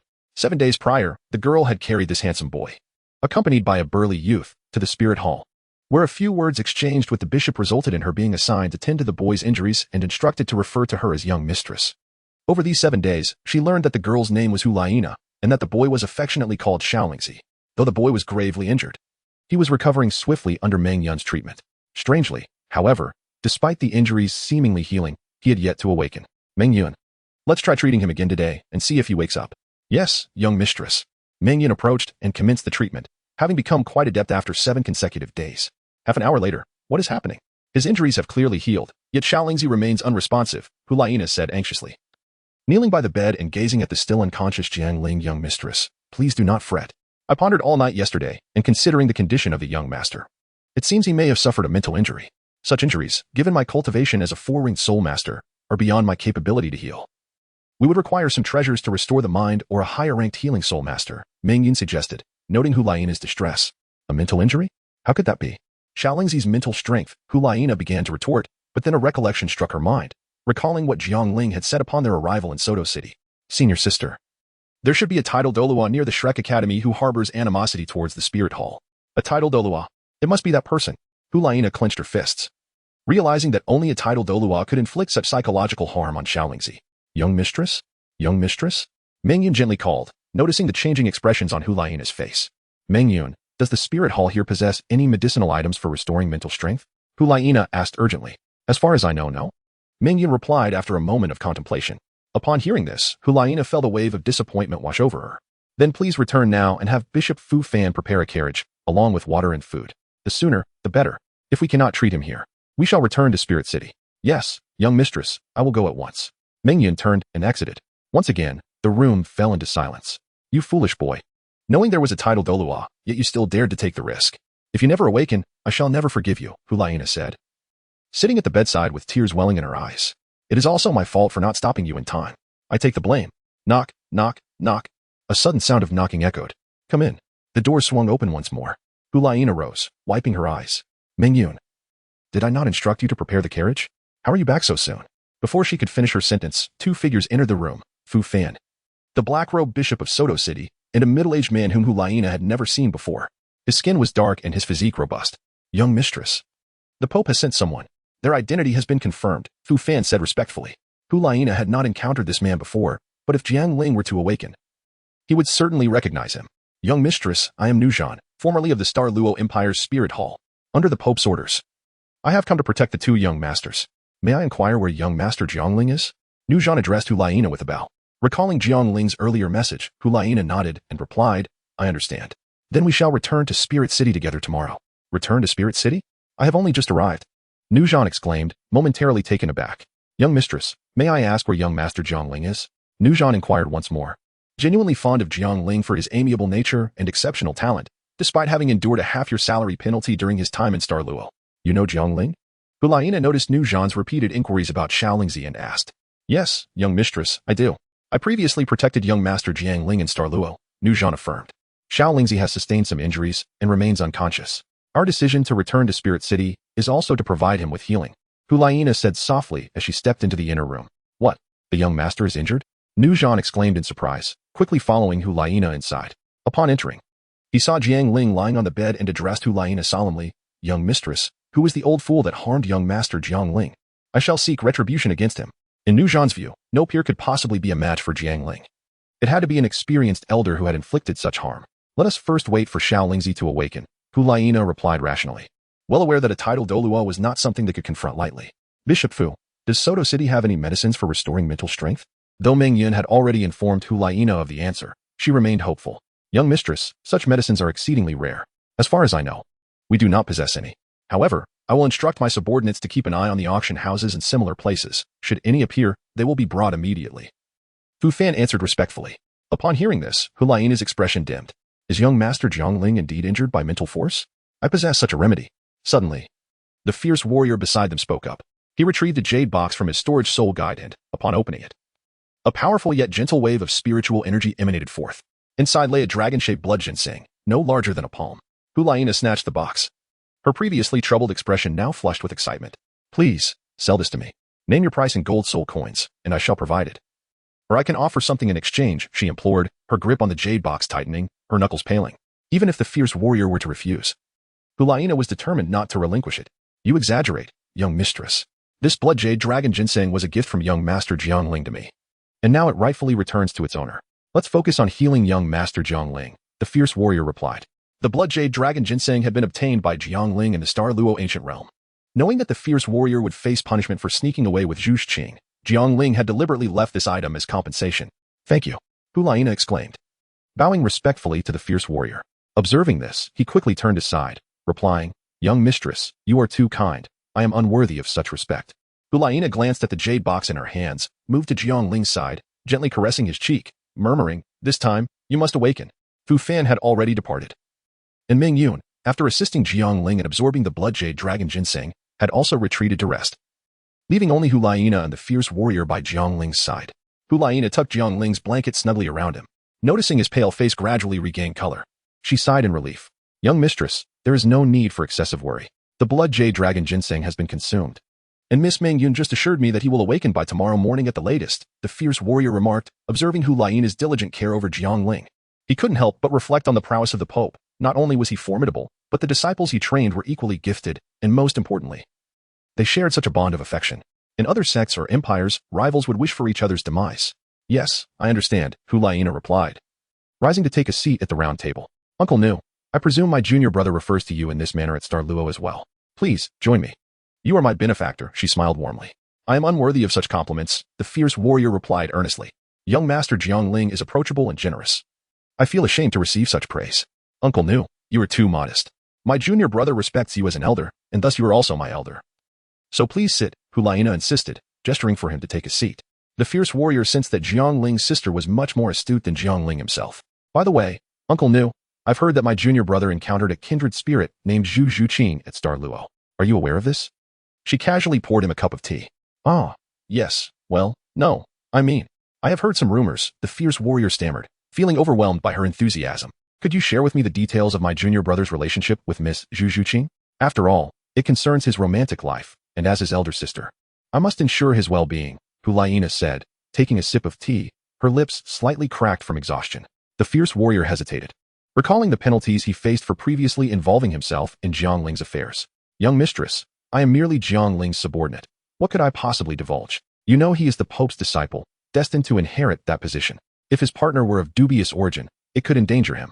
Seeing the fierce warrior still wavering, Hulaina pressed on. With little Ling by her side, I refrained from questioning him to avoid discomfort. Now that there is someone informed, I cannot let this opportunity slip away. You misunderstand. Miss Zhu Qing is certainly not the kind of person, the fierce warrior quickly defended. Chapter 68. With General Nu Zhan by my side, why should I fear being single? Meng Yun was right. Jiang Ling indeed awoke the following morning. As soon as Jiang Ling opened his eyes, an expletive escaped his lips. Tang Hao, you scoundrel. On that fateful day at the city gates of Soto, Jiang Ling collapsed, bloodied and unconscious, not due to the backlash from the fiery dance of the whirlwind sword technique, nor from the exertion of sword control following grievous injuries. Rather, it was the explosive mental shockwave left within Jiang Ling by Tang Hao that proved fatal.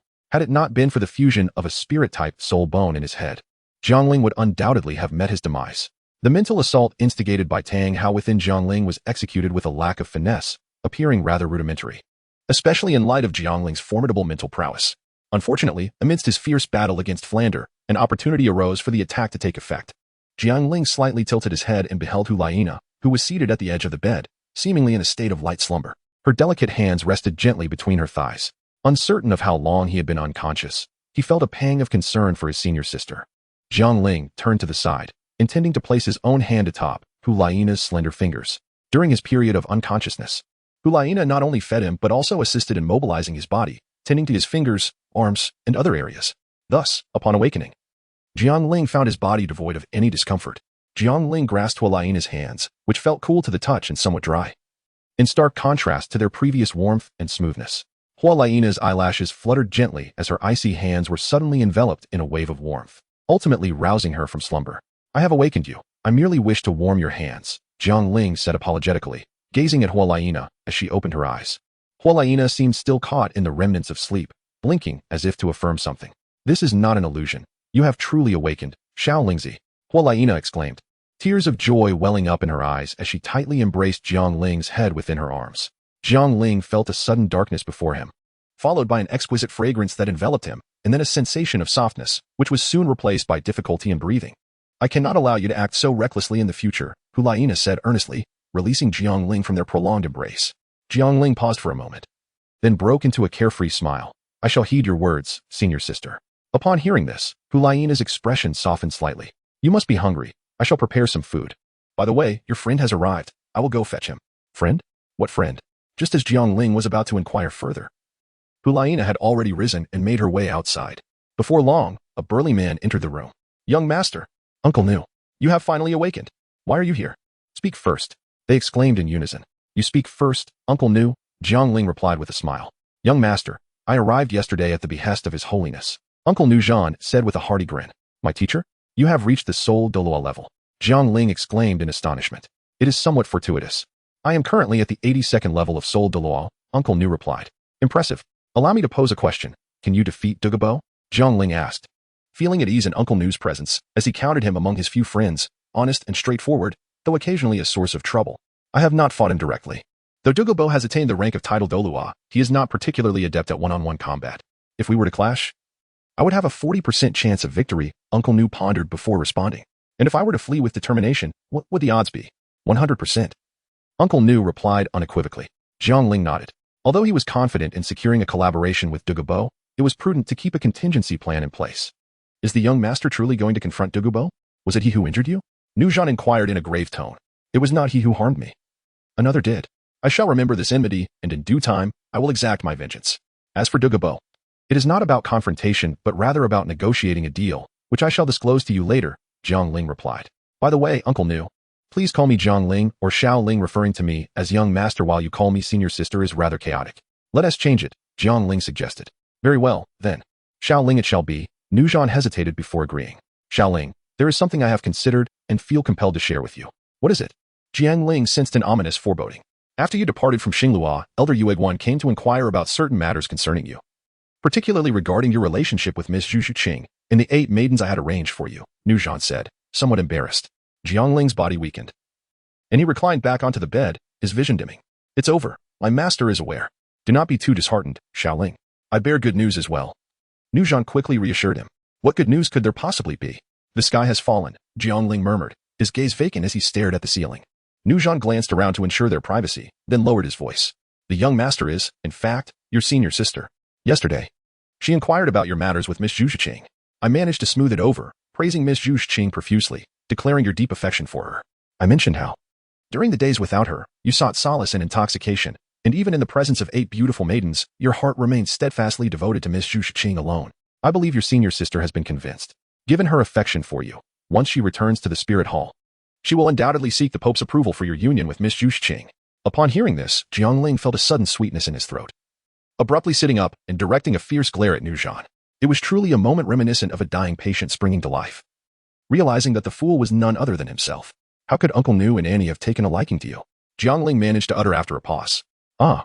She mentioned that she simply adores my silly demeanor, Nu Zhan replied, a hint of a dreamy smile gracing his lips as if recalling a fond memory. Jiang Ling found himself at a loss for words. Rest assured, Xiao Ling, I even inquired with Meng Yun, the young lady who has been tending to your wounds these past few days. Your senior sister holds you in high regard. She feeds you porridge daily and assists you in moving your body. She has gone several nights without sleep, and she would never allow you to suffer the torment of yearning. Jiang Ling's complexion turned a shade reminiscent of liver as he suppressed his anger and swung a fist, murmuring, Uncle Nu, Have you ever considered the possibility that my senior sister could very well be my betrothed? Nuzhan's form froze, his smile faltering on his face. Is this truly the case? Do I appear to be jesting?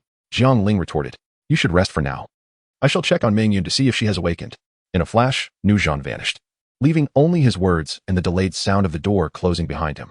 With the unparalleled General Nuzhan by my side, what reason have I to fear solitude? Creak. After a considerable time, the door was opened anew, and Hulaina entered, bearing food. Are you able to rise? Would you prefer to dine at the table or remain seated on the bed? Chapter 69, Departure. Upon hearing this, Jiang Ling quickly rose from his bed. He could not afford to provoke Hulaina at this moment. Although Jiang Ling's injuries have healed, his internal spiritual energy remains depleted, coupled with prolonged bed rest. He finds that while simply sitting up presents no issue, standing abruptly leaves him somewhat unsteady. As his legs give way, he stumbles forward. Goodness! Jiang Ling had seemingly resigned himself to close his eyes. Suddenly, a wave of fragrant aroma enveloped him. Sister Jiang Ling glanced at Hulaina, who was supporting his shoulder, and awkwardly remarked that if he was still unable to rise from bed, he could simply eat while seated. Hulaina frowned, clearly displeased with Jiang Ling's display of bravado, and spoke with a hint of reproach. It's nothing. I just need a moment to adjust. Let us proceed. Jiang Ling, observing Hulaina's unwavering concern for him, took her delicate hand and smiled. During the meal, Jiang Ling felt as though he were sitting on pins and needles, yet Hulaina, seated across from him, showed no inclination to revisit past matters. She quietly consumed her meal, occasionally offering him some dishes. This gesture greatly relieved Jiang Ling. By the way, Xiaolingzi, Yaya's brother has returned. He mentioned his desire to go back and pay respects to Yaya. He left a note before he departed, Hulaina suddenly stated, rising from her seat to approach the nearby table cabinet. Upon hearing this, Jiang Ling's gaze followed Hulaina. Today, Hulaina donned a simple white long dress, her hair cascading freely without any adornments. Unlike her previous proud and alluring demeanor, she now exuded an air of gentleness and elegance. Here you go, Xiaolingzi. Hulaina waved the note in front of the dazed Jiang Ling. Oh, very well, senior sister. Jiang Ling received the note, which was merely a simple fold, not confidential. And Hulaina must have already seen it. Brother Jiang, I have departed. You have been injured because of me, and I should have waited for your recovery before leaving. However, I cannot wait any longer. I truly wish to return and see Yaya. After I pay my respects, I shall seek you out. My life from this point onward belongs to you. I will toil for you and repay your immense kindness. The note contained little, devoid of ornate flattery, only simple sincerity. Senior sister, what arrangements have you made? Jiang Ling inquired as he tucked away the note. I instructed the Spirit Master Hall in Suatua City to send some personnel to escort him back, after which I plan to enroll him in a commendable intermediate Spirit Master Academy.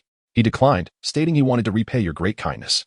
I did not respond, saying we would discuss it once you awaken.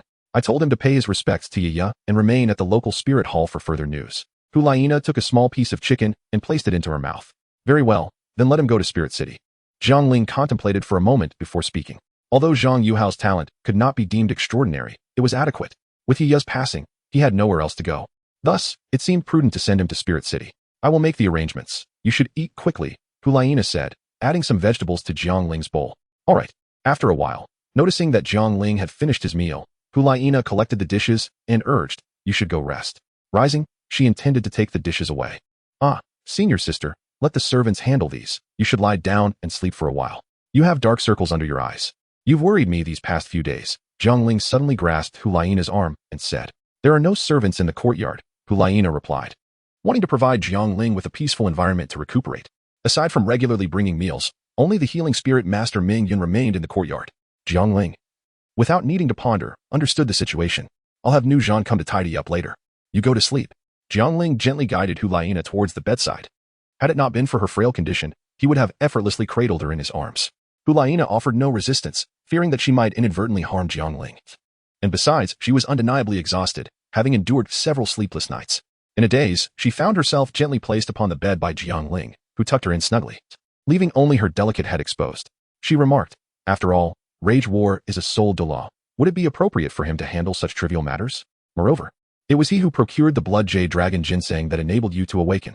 Jiang Ling is not particularly well known in the Spirit Soul City, with his most notorious claim to fame being the rumors surrounding his relationship with Hulaina. He has not managed to attract high-ranking soul masters. Yet Hulaina is still intent on making plans for Jiang Ling's future. Despite Jiang Ling's exceptional talent and his mentor being the Pope, he still faces considerable pressure as he aspires to succeed the Pope, particularly with the presence of the elders from the Douluo Hall. Over the years, Hulaina has garnered a substantial following among the younger generation, though the mid-level and senior ranks of the Spirit Hall remained somewhat lacking. It is fair to say that, aside from his slight deficiency in cultivation, Jiang Ling pales in comparison to her in most respects. The soul Douluo, Nu Zhan, possesses formidable strength, which causes Hulaina some concern about whether her actions might provoke him. Rest assured, we share a good rapport, it will not be an issue. Jiang Ling reassured her with a smile, leaning down to plant a gentle kiss on her forehead. Indeed, Hulaina replied, truly weary. Scarcely had she spoken when she fell into a deep slumber within mere moments. Jiang Ling yearned to caress Hulaina's cheek, yet fearing to awaken her. He exhaled softly and withdrew his hand. Turning around, he carried the dishes out of the room, only to encounter the furious Uncle Nu at the door. Uncle Nu, please take care of these, he said. No problem, Xiaoling.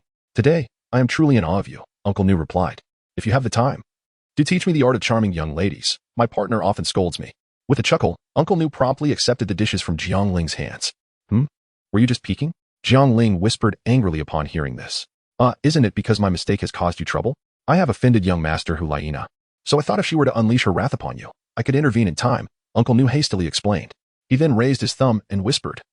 I never expected that not only are you exceptionally gifted, Xiaoling, but your skills in charming young ladies are also remarkable. It seems the flag at home remains steadfast while the banners outside flutter brightly. Jiang Ling's expression darkened. How is it that the vibrant banners fluttering outside take on an entirely different meaning when they pass through your lips? Jiang Ling took a deep breath and said, Uncle Nu, please refrain from prying into my affairs, and do not spread rumors about me. Consider this a humble request. Do you only find joy in my demise? This thought lingered unspoken, as Jiang Ling feared it might wound Nu Zhan's tender spirit. The trials posed by the elder sister were manageable, but the challenges from the teacher loomed insurmountably difficult. Jiang Ling sighed quietly. By the way, Uncle Nu, I appreciate the blood jade dragon ginseng. Although it was a gift from me, Nu Zhan's willingness to present it so readily reflects his genuine character. Little Ling, you exaggerate. It rightfully belongs to you. Nu Zhan chuckled. 5 days later, Jiang Ling and Hulaina boarded a carriage driven by Nu Zhan, departing from Suatua City and heading towards the Sunset Forest. Why not use a sword for travel? Jiang Ling replied, I apologize, but 3 people would be too cramped. It would be inconsiderate to take advantage of my elder sister. So flying is out of the question. Chapter 70. Jiang Ling's sword formation concept. Nu Zhan drove the carriage with remarkable steadiness, ensuring that Jiang Ling felt no jolt. Inside the carriage, Hulaina sat cross-legged while Jiang Ling, with unabashed boldness, reclined before her, resting his head upon her lap. Little Ling, why not take a few more days to rest? It wouldn't be too late to visit the Sunset Forest later, Hulaina said, gently brushing Jiang Ling's long hair from his forehead, a hint of concern in her voice. Despite possessing the miraculous blood jade dragon ginseng, Tang Hao's strike had been overwhelmingly forceful. It would be prudent to recuperate for a few months. Elder sister, it's quite all right. With Uncle Nu here, I need not lift a finger, and besides, my injuries are not as grave as they once were. With his eyes closed, Jiang Ling reached out to grasp the hand that Hulaina had placed upon his cheek, gently guiding it to his nose. Sister, after our expedition to the Sunset Forest, let us return to the Spirit City, he murmured, inhaling the fragrant scent lingering on Hulaina's hand. Isn't it a bit premature to return now? We still have nearly a year left in our 3-year training, and I have yet to attain the rank of Soul King, Hulaina replied, feeling a slight tickle in her palm from Jiang Ling's breath. If our journey in the Sunset Forest goes well, I will reach the rank of Soul King.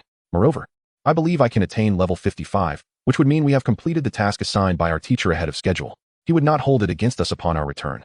Additionally, I have conceived a method that, if successful, would significantly enhance the power of our Spirit Hall. I long to return and delve into this research. Jiang Ling, having finished speaking, immediately sat up and retrieved a dagger from the jade pendant, exclaiming, Senior sister, take a look at this. It was unmistakably the very dagger used by the assassin in the attempt on Qianren Shui's life. Hulaina took the dagger, scrutinizing it for a moment, and then delicately traced her fingertip along the blade. Jiang Ling, alas, it is too late. A blush of crimson seeped from Hulaina's fingertips.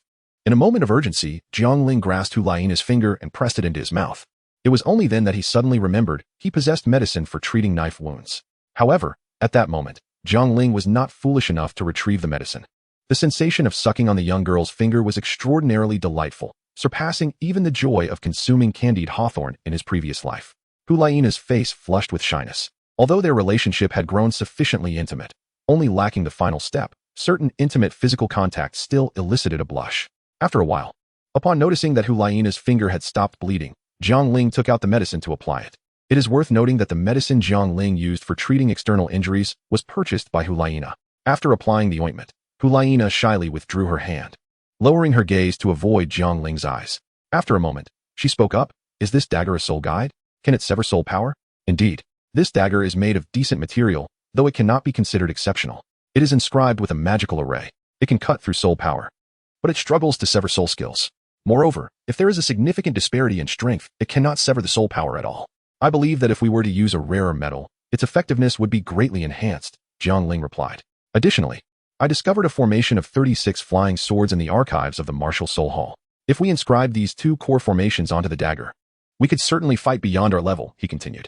However, ordinary metals cannot withstand the attacks of soul masters and are easily destroyed by brute force. Those extremely hard metals are in limited supply, making it impossible to forge that many swords. Hulaina frowned and remarked, but I have obtained something of great value. Jiang Ling stated, producing an object the size of a human head, with a golden crow hue, its shape irregular and exuding an aura of slaughter. What is this? Gingjin. The treasure of sharp metal. As long as a little gingjin is mixed in when forging weapons, the resulting arms will be utterly indestructible, Jiang Ling declared, his eyes ablaze with fervor. Gingjin? Hulaina shook her head, looking at Jiang Ling. I have never heard of such a metal. Where did you acquire this? Jiang Ling hesitated, his mind racing. He knew he could not reveal that he had obtained it from the Douluo secret realm. I found it in a very small treasure pavilion. The owner did not recognize it, and I happened to have seen it in an ancient text, so I purchased it. Jiang Ling said, scratching the back of his head with a smile. Hulaina nodded, yet internally sighed. Jiang Ling had a habit of scratching the back of his head and grinning when he lied. Setting aside Jiang Ling's personal quirks, his explanation was riddled with inconsistencies. For instance, even if the owner did not recognize it, its peculiar nature would likely reveal that it was no ordinary item, since Jiang Ling was unwilling to elaborate. Hulaina chose not to press further, for she already had her suspicions. If that is the case, there is indeed a possibility of success. Hulaina nodded in agreement. Right? I think so too. Sister, would you help supervise then? Jiang Ling implored, grasping Hulaina's hand. Are you trying to avoid work again? Hulaina attempted to pull her right hand free, but to no avail. Let go. Help me. You let go first. You promised to help me. Fine. You can hold on. Jiang Ling. 3 days after the trio departed from Soto City, a figure arrived at Shrek Academy. Teacher, you have returned, exclaimed a boy of unremarkable appearance. Incredulity evident in his voice as he spotted the middle-aged man at the entrance. Xiao-san, the man replied with a faint smile, albeit one tinged with reluctance. It was Yu Xiaojing, back from Tiando City. Originally, he should not have returned so soon. In the original narrative, he only came back after Tang San acquired his third spirit ring. However, due to his encounter with Jiang Ling and the retrieval of the papal order, his return was expedited. The reputation of Shrek Academy had significantly declined because of Jiang Ling, and Dean Flander's authority had evaporated completely. Xiao Wu remained purely for Tang San, while Ning Rongrong stayed out of her father's insistence and with a casual attitude. Ma Hongjun continued his indulgent ways, and Dai Mubai persisted in his twin pursuits. Only Oscar could be deemed normal. One could say that the Shrek Six had become a mere puddle of mud. Inside a certain room at Shrek, Yu Xiaojing sat, hand pressed against his forehead. He was already aware of the events that had transpired at Shrek and speculated that the one who caused the uproar was indeed the person who had assaulted him. Even now, he found it hard to believe that a mere boy could have so decisively overpowered Flander. A gust of wind swept through, and suddenly, a towering middle-aged man appeared in the room. He looked to be in his 50s, clad in gray, with disheveled hair cascading over his shoulders. His weathered face bore the marks of time, and his murky eyes seemed to reflect the fragility of life as final moments. Master, Yu Xiaojing gasped, rising hastily. You sought this academy for Xiao-san? Tang Hao inquired with a furrowed brow. The instructors here possess commendable strength, yet their pedagogical standards leave much to be desired. I have observed Oscar, Ma Hongjun, and Dai Mubai. One is lazy and the other two are lecherous, he remarked. Tang Hao, I will manage the academy's affairs. More pressing matters demand our attention, Yu Xiaojing responded promptly. What matters? Tang Hao queried, noting Yu Xiaojing's uncharacteristic distress as he seated himself in a nearby chair. The one who caused the disturbance at Shrek previously stole the papal order you entrusted to me in Tiando City, threatening my life if I ever set foot in Wuhuan City. I suspect this individual not only belongs to the Wuhuan Palace, but may also be a disciple of Bibi Dong, Yu Xiaojing analyzed. Apprehensive about revealing his own predicament, but fearing Tang Hao would not believe him. Surely you have witnessed that person's extraordinary talent. Even Xiao San's twin spirits pale in comparison, and they far exceed your own prowess from years past, Yu Xiaojing stated, bowing respectfully. Tang Hao's brow furrowed at this, while he acknowledged the truth in Yu Xiaojing's words. Hearing a comparison of his son's capabilities to his own did not sit well with him. Although Yu Xiaojing was unaware of the specifics of Tang Hao's history with the Wuhuan Palace, he surmised that animosity existed, an irreconcilable enmity. Tang Hao could not allow such a prodigy to flourish unchecked. That day in Tiando City, Yu Xiaojing had seen the murderous intent in that person's eyes, an intent to kill him then and there. If he could enlist Tang Hao to eliminate this threat, not only would his own safety be secured, but his disciple would also shine in the limelight. You wish for me to take action and eliminate him? Tang Hao's gravelly voice broke the silence after a prolonged pause. Indeed. Yu Xiaojiang lowered his head, speaking somberly, although it felt morally dubious. For the sake of his own life and Xiao San's potential to validate his theories, Jiang Ling must perish. After all, in a generation where one individual shines too brightly, it is a tragedy for the others. The second and final places are indistinguishable. People will only remember the first. You need not concern yourself with this. I have left a mental attack within him. He should already be dead, Tang Hao declared as he rose, preparing to depart. Tang Hao, this individual is, after all, a disciple of Bibi Dong and is likely to possess life-saving artifacts. It is prudent to witness it for yourself, Yu Xiaojiang urged urgently, his concerns not unfounded. Are you questioning me? Tang Hao turned to face Yu Xiaojiang, a portion of his formidable presence bearing down upon him, being doubted repeatedly. Even a mere clay figurine would have its temper flared, let alone a super Douluo like Tang Hao. Dare not. Yu Xiaojiang lowered himself further. When he looked up again, Tang Hao had vanished from the room. Yu Xiaojiang collapsed back into his chair, drenched in sweat, forcing a rueful smile. Strength. Everything hinges upon strength. Having departed from Shrek Academy, Tang Hao set his course towards Soto City. We are nearing the Sunset Forest. We shall be walking shortly, Nuzin called from the carriage. At Hulaina's insistence, Nuzin had adjusted his form of address. All right, Uncle Nu, Jiang Ling replied, though his tone was laced with a sense of reluctance. It was not the life of nobility that had corroded Jiang Ling's heart, but rather the comfort of his senior sister's leg. During the journey, Jiang Ling had never used a pillow, resting instead upon his senior sister's leg, indulging in grapes she fed him, occasionally nibbling at her fingers. By the way, how does one execute the first move of the long rainbow sword technique? Reflecting on his arduous life of sword mastery, he felt as though he had traversed from heaven to hell. Sighing, Jiang Ling remained prostrate. We have arrived. Get up, Hulaina exclaimed, tugging at a tuft of his orange-red hair.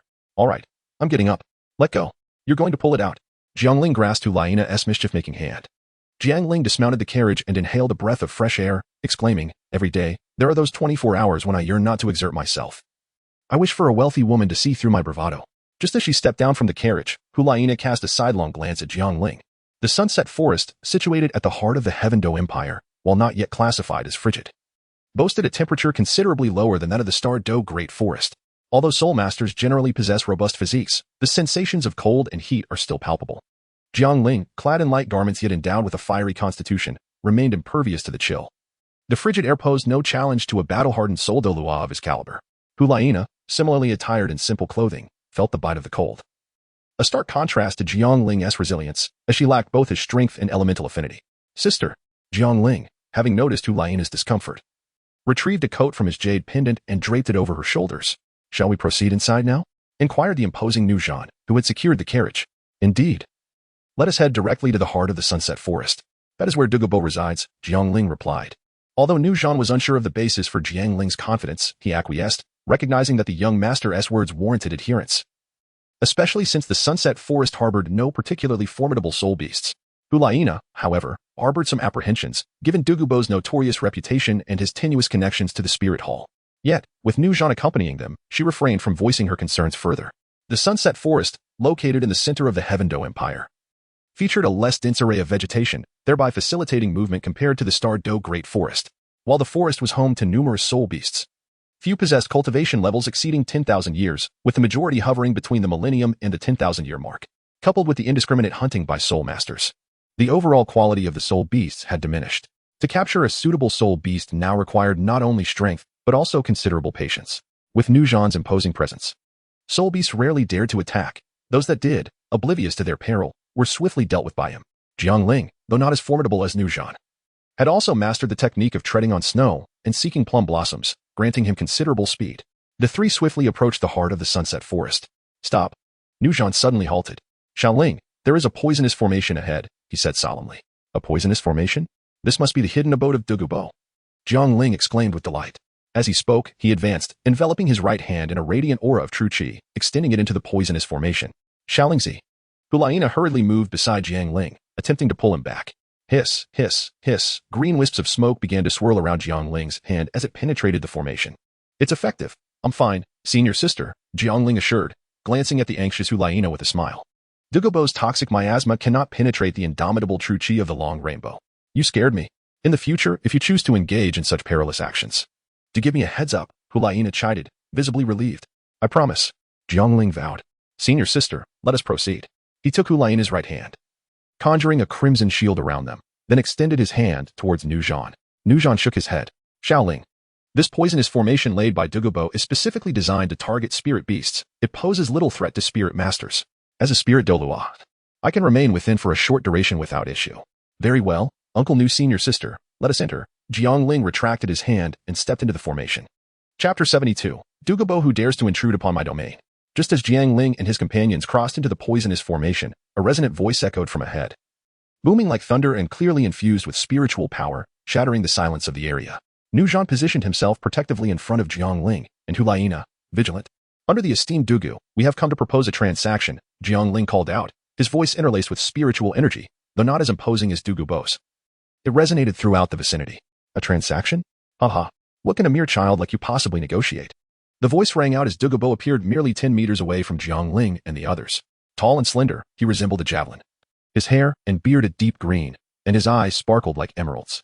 Although he laughed, his expression remained devoid of emotion, his cheeks sunken, and his disheveled green hair framed a simple gray robe. A spirit Douluo, a spirit king, and a spirit ancestor. Quite the talent you possess. Able to withstand my poisonous formation. What is your purpose here? Douluo inquired mildly. I have come to assist you, knowing that you are afflicted by an ailment. Jiang Ling replied respectfully. Having a spirit Douluo as your guard, does that mean you are from the spirit hall?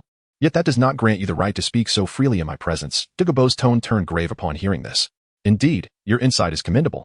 We are indeed from the spirit hall. I am Jiang Ling, and this is my senior sister, Hulaina. Our mentor is the Pontiff Bibi Dong. Jiang Ling responded with a smile, producing a pontiff's token from his robe, maintaining a tone of utmost respect. In order to negotiate fairly, the strengths of both parties must be equal. Otherwise, it is merely a unilateral proclamation.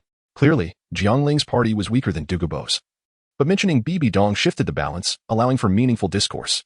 Douluo's eyelids twitched upon seeing the pontiff's token, and he laughed ominously. Ah, young lad. You realize that your formidable companion cannot protect you, so you resort to revealing your identity to instill caution in me. However, should you fail to articulate the nature of my affliction, even as a disciple of the pontiff, you will still face considerable repercussions. Senior, do not be angered. I merely seek to ensure my own safety and harbor no intentions of threatening you. As for your ailment, I am not speaking recklessly. Is it not true that during overcast and rainy days, you experience a tingling sensation in your sides that intensifies, lasting over an hour, occurring twice at noon and midnight? And during the witching hour, you feel a prickling pain in your head and soles, accompanied by spasms throughout your body for at least half an hour? Senior, you are exhibiting symptoms of poisoning, Jiang Ling stated firmly, gazing at Douluo.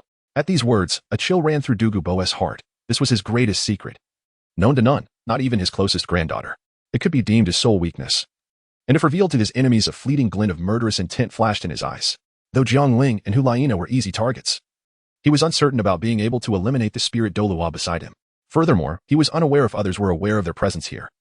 If they could not silence them, he would face relentless pursuit. While he had the power to evade, his granddaughter did not. Though the murderous glint in Douluo's eyes vanished in an instant, it was still caught by Nuzhan, who immediately tensed, wary of Douluo. Hulaina glanced at Jiang Ling, curious about how he had discerned such a hidden matter. Jiang Ling seemed to sense Hulaina's gaze, turning his head playfully to wink at her while gently pinching her palm. This scene was precisely observed by Douluo, who thought to himself, what a young rascal. Even in the presence of a titled Douluo, he still finds time for romantic gestures? Ahem. Douluo cleared his throat. I can alleviate the poison afflicting you. And I shall also relieve your granddaughter's affliction, Jiang Ling declared as he turned his head. What are your terms? Douluo inquired, having conceded. While he could disregard his own life, he could not ignore the future of his granddaughter. Douluo was still under 20, with a promising future ahead. Moreover, having already tasted the bitter sorrow of losing loved ones, he was resolute in preventing such a tragedy from befalling him again. Thus, he would acquiesce to any conditions Jiang Ling proposed, even if it meant sacrificing his most cherished freedom. I wish to gather some herbs from your medicinal garden, Jiang Ling stated. Very well, I consent to your request to join the spirit hall. You only seek some herbs? You do not wish for me to join the spirit hall? Douluo was momentarily taken aback. For years, the spirit hall had sought his allegiance, only to be rebuffed. And now, they held a leverage over him merely for the sake of his medicinal garden's herbs. Senior, you yearn for unrestrained freedom and dread limitations upon it. How could I possibly impose upon you? It is merely a matter of gathering some herbs. I wonder if you might grant your approval, Jiang Ling said with a smile. Agreed. It is settled, Douluo replied readily. Gentlemen, let us discuss this within. With a snap of his fingers, 3 medicinal pills soared before the trio. These are detoxification pills, capable of neutralizing poison arrays. Jiang Ling gazed at the ammunition before him, hesitated for a moment, and then swallowed it down. Upon witnessing this, Hulaina followed suit. However, Nuzhan merely stored it away without partaking. Such courage. No wonder he is a disciple of the Pope, praised Douluo. Disregarding Nu Zhan's choice, indifferent to his appetite. Young man, how will you cure the poison within me? Jiang Ling queried as he walked alongside Douluo towards the apothecary. There are 2 methods to cleanse the poison from my esteemed predecessor. The first method may not guarantee a complete cure. I would use medicinal substances to force the toxins into the soul bone within your body. This method does not enhance your soul power, but is safe. The second method involves my guidance to completely expel the toxins into the pearl condensed from your Lin snake's transformation into the Queen of Serpents. This not only eradicates the poison, but also significantly enhances your strength, albeit the process is rather painful and carries considerable risk, Jiang Ling explained. You even know about the pearl within my body? Douluo remarked with an odd expression. Ah, Elder Yuedwan informed me, Jiang Ling replied with a chuckle. Beside them, Hulayina observed Jiang Ling's actions, thinking to herself, little Ling is lying again. Douluo nodded. Having engaged in combat with Jihuaguan multiple times and having witnessed the technique used before, so it was no surprise to him. Then, esteemed Douluo, which method do you choose? Jiang Ling inquired once more. The second, Douluo asserted firmly. At his level, making further advancements in strength is nearly impossible. And the second method could completely eradicate the toxins from his body. No matter how he contemplated it, his choice was clear. What are the odds of success with the second method? 70%. That is sufficient. Chapter 73. Treatment. Where shall we conduct the treatment? Near your medicinal garden. Young man, do you fear that I might renege on our agreement? It is merely that within my garden lies a spring. If you venture too close, you may incur injury. Douluo cautioned. His concern was not for Jiang Ling's well-being, but rather the fear that if Jiang Ling were to perish, no one would be left to cure his own poison. The younger generation has ways to withstand it. Rest assured, esteemed predecessor. Jiang Ling naturally understood that what Douluo referred to was the extreme powers of ice and fire surrounding the eye of ice and fire. However, having cultivated the long rainbow heart method to its utmost rigidity and brilliance, and with the spirit of the candle, born of the innate fire essence from the mouth of the Zhu Long, residing within his long rainbow sword, he felt sufficiently protected from harm. Under Douluo's guidance, the trio arrived at the medicinal garden, and Jiang Ling could even sense the aura of the eye of ice and fire. Sister, Uncle Nu, please wait for me outside. It suffices for me and Senior Douluo to enter. Jiang Ling suddenly halted and declared. Jiang Ling possesses the long rainbow heart method and the flame of candle spirit, while Douluo is enveloped in poison, allowing him to traverse the realm of ice and fire. However, Hulayina is unable to do so, even if she were to survive. The repercussions would inflict irreparable harm upon her cultivation. The same applies to angry battle. There exists a future opportunity to ascend to a titled rank. Thus it is unnecessary to jeopardize their foundational strength here. Jiang Ling is confident in managing Douluo, even if he does not consider his own interests. He must take into account those of Duguian. How could Hulayina acquiesce to Jiang Ling being alone with Douluo? Just as she contemplated voicing her dissent, Jiang Ling covered her mouth. Senior sister, as the esteemed Douluo just mentioned, the environment within greatly influences soul masters. I can protect myself, yet lack the strength to shield you from its effects. Jiang Ling whispered softly in Hulayina's ear. Upon hearing this, Hulayina bit down on Jiang Ling's palm. Jiang Ling winced in pain, yet did not withdraw his hand. After a considerable moment, Hulayina released her grip, leaving a row of neat bite marks and glistening liquid on Jiang Ling's palm. You promised me before that you would not engage in reckless endeavors. I shall remain outside while Uncle Nu and you venture within, Hulayina murmured, her head lowered, her tone laced with a hint of grievance. She had faith in Jiang Ling, yet her trust in Douluo was tenuous, for his reputation in the outside world was indeed far from commendable. Jiang Ling gently cupped Hulayina's face with both hands, noticing the slight redness around her eyes. In a soft voice, she reassured, Senior sister, do not worry, everything will be just fine, I promise. The environment inside, influenced by Uncle Ru's soul Douluo level, necessitated that they wait outside. Little Ling can accompany you, said Nu Zhan from the side. Uncle Ru, please take good care of my senior sister. Jiang Ling shook her head in refusal. Be cautious. Seeing Jiang Ling's resolute attitude, Nu Zhan ceased his insistence. Enough of this melodrama, as though we are parting from life and death.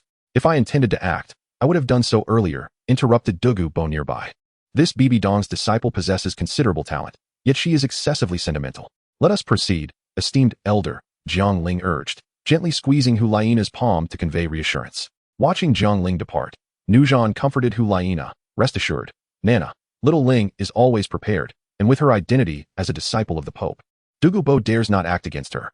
Although Jiang Ling understood that the eye of ice and fire was extraordinary, its initial sighting nonetheless left her profoundly astonished. Her gaze soon fell upon the myriad of celestial herbs and high-grade medicinal materials. Young man, do you recognize these herbs? Douluo asked, noting Jiang Ling's eager expression that seemed to wish to claim them all for himself. I recognize some, Jiang Ling replied, but tone down that gaze. My poison has been cured, and you may harvest at will. Douluo playfully patted Jiang Ling on the back of her head. After the pat, Douluo momentarily paused, recalling that this had indeed been the condition of their transaction. Moreover, I have contributed significantly as well, Jiang Ling countered. Producing a jade box, she opened it, and an unusual fragrance and chill wafted forth, revealing a viscous, emerald green substance that was slowly writhing. This is Bodhi transformation saliva, no less valuable than any item here. If consumed, it will facilitate a rebirth of sorts and improve any abnormal physical constitution, making it ideal for your poisoned body. I searched long and hard to find it. Jiang Ling explained. This treasure, along with the blood jade dragon ginseng Jiang Ling had consumed, had been acquired in the ancient realm, and upon obtaining it, she had intended it as a trade with Douluo.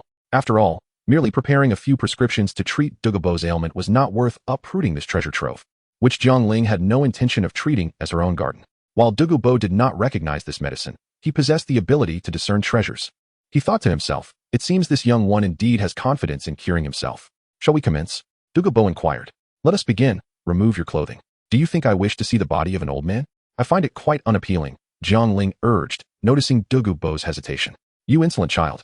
Do you not fear that I might strike you dead with a single blow? Douluo's tone turned frosty.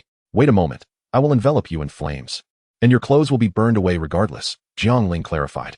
Esteemed elder, I will force your toxins to the Danju using flames. The process may be somewhat painful, so please endure, Jiang Ling said, gazing solemnly at Douluo, who sat cross-legged. Child, proceed with your methods. I have endured many years of suffering. What pain can I not withstand? Douluo declared with a hearty laugh. Excellent. Upon hearing this, Jiang Ling was engulfed by a crimson blaze, the primordial fire of the candle spirit. As the candle spirit lingered within the long rainbow sword for an extended period, the flames at Jiang Ling's disposal grew increasingly abundant. The right hand of Jiang Ling, enveloped in flames, struck fiercely against the chest of Douluo as the fire encased him, relentlessly penetrating into his very being. Jiang Ling unleashed the eye of illusion, his crimson gaze penetrating through the skin of Douluo, observing the toxins being expelled from within, gradually converging near the Dan Pearl. Almost there, Jiang Ling mused, his palms slightly curling as he absorbed the Bodhi essence into his hand, encasing it in the innate fire to commence the refining process. Upon completion, the refined Bodhi essence continuously shed emerald dust, slowly coalescing into a verdant orb that detached itself from the essence. Bodhi seed. Jiang Ling rejoiced. The flames are indeed not deceiving me. He promptly placed it into a jade box, securing it within his jade pendant.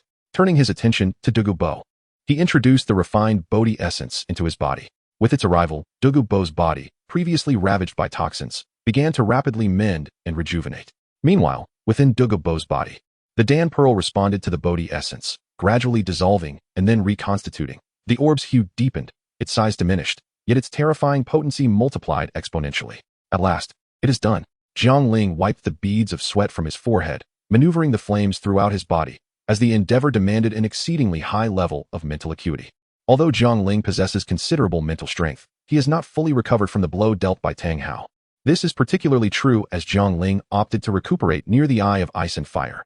The poison within Douluo has been suppressed. Otherwise, it is uncertain whether Jiang Ling would have been able to endure. Chapter 74. Jiang Ling, appealing to all ages and genders. Jiang Ling, seated cross-legged beside him, took a moment to recover. Upon reopening his eyes, he observed that Douluo showed no signs of awakening. Rather, his soul power was steadily increasing. Is he on the verge of a breakthrough? It is no wonder, for the Bodhi transformation essence is indeed a divine substance, Jiang Ling pondered. Senior, I wonder how long your breakthrough will take. I shall not wait for you any longer and will first claim my reward, he said, rising and addressing Douluo. He then retrieved a black robe from his jade pendant, draping it over Douluo's form. Turning his gaze towards the surrounding medicinal herbs near the Eye of Ice and Fire, Jiang Ling felt the innate fire enveloping his entire being. At that moment, he dared not recklessly employ the long rainbow true chi to withstand the ultimate forces of ice and fire. A slight increase in intensity would be manageable, but not more than that. In Jiang Ling, the initial task at hand was to harvest the star anise ice grass and the blazing apricot flower, not for personal use, but for his esteemed teacher, Bibi Dong. The consumption of the star anise ice grass and the blazing apricot flower not only renders one impervious to fire and water, as well as resistant to all toxins, but most significantly, these two potent forces would refine the body anew, enhancing its overall constitution. The foremost drawback of possessing twin martial souls lies in the excessive augmentation of one's attributes due to an abundance of soul rings, which the body is often unable to withstand. Although his teacher had devised a method to avert the backlash of the twin martial souls, The prospect of further refining his physique to bolster its strength would undoubtedly elevate his prowess, granting him a more adept control over his dual martial capabilities. While Jiang Ling contemplated this, he made his way to the vicinity of the blazing apricot flower, retrieving the jade knife and jade box he had prepared in advance. With swift precision, he severed the flower and placed it within the jade box. He then proceeded to the star anise ice grass, extracting the gilded box and golden knife to commence the harvesting. Jiang Ling devoted considerable time in preparation for this journey into the forest at sunset, gathering an array of tools for collecting celestial herbs, and even discovering the yin-yang qi bottle capable of containing the waters from the dual springs of ice and fire. Jiang Ling arrived at the confluence of the ice spring and the fire spring, where the two opposing forces were considerably diminished. Channeling his spiritual energy, he studied the base of the yin-yang qi bottle and commenced the extraction of the spring water. The space within the yin-yang qi bottle was limited, merely 10 cubic units. Thus, the teacher would be able to consume these two types of herbs. After filling the yin-yang qi bottle, Jiang Ling tucked it into his bosom and remarked. Jiang Ling gazed at the spring water, hesitating over whether to venture down for a closer inspection. The Eye of Ice and Fire was formed from the simultaneous demise of the Ice Dragon King and the Fire Dragon King, their colossal bodies interred beneath the depths of the sunset forest. These were not mere divine soul beasts, but rather the great dragon lords. The thought stirred something within Jiang Ling. The allure of the divine bones alone was enough to drive one to madness.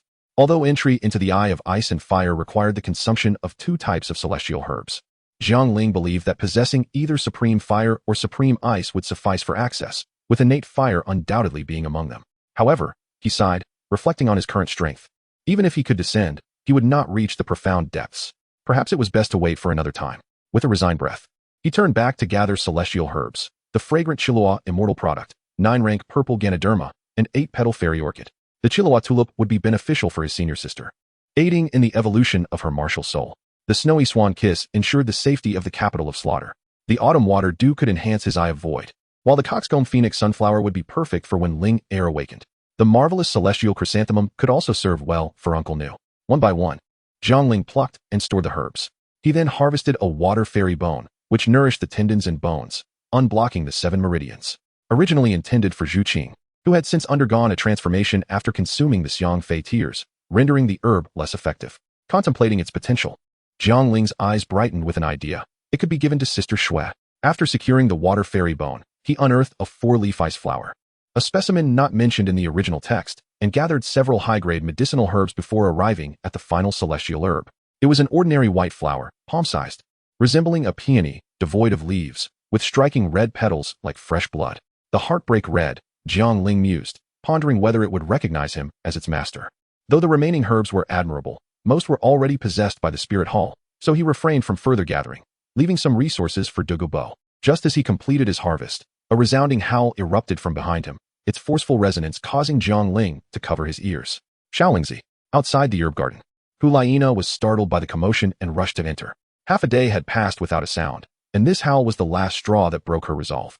Beside her, Nuzhan quickly intervened, urging, "Young master, please remain calm. Xiaoling has instructed that you must not enter.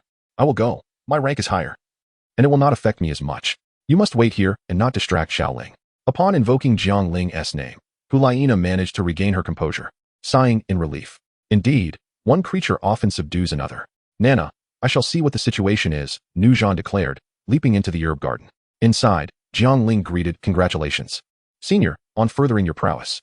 Though he possessed the Eye of Void, the disparity in their levels was too great for him to discern how strong Douluo had become. Perhaps after consuming the celestial herbs, he could gauge it. "Youth, I owe you for this.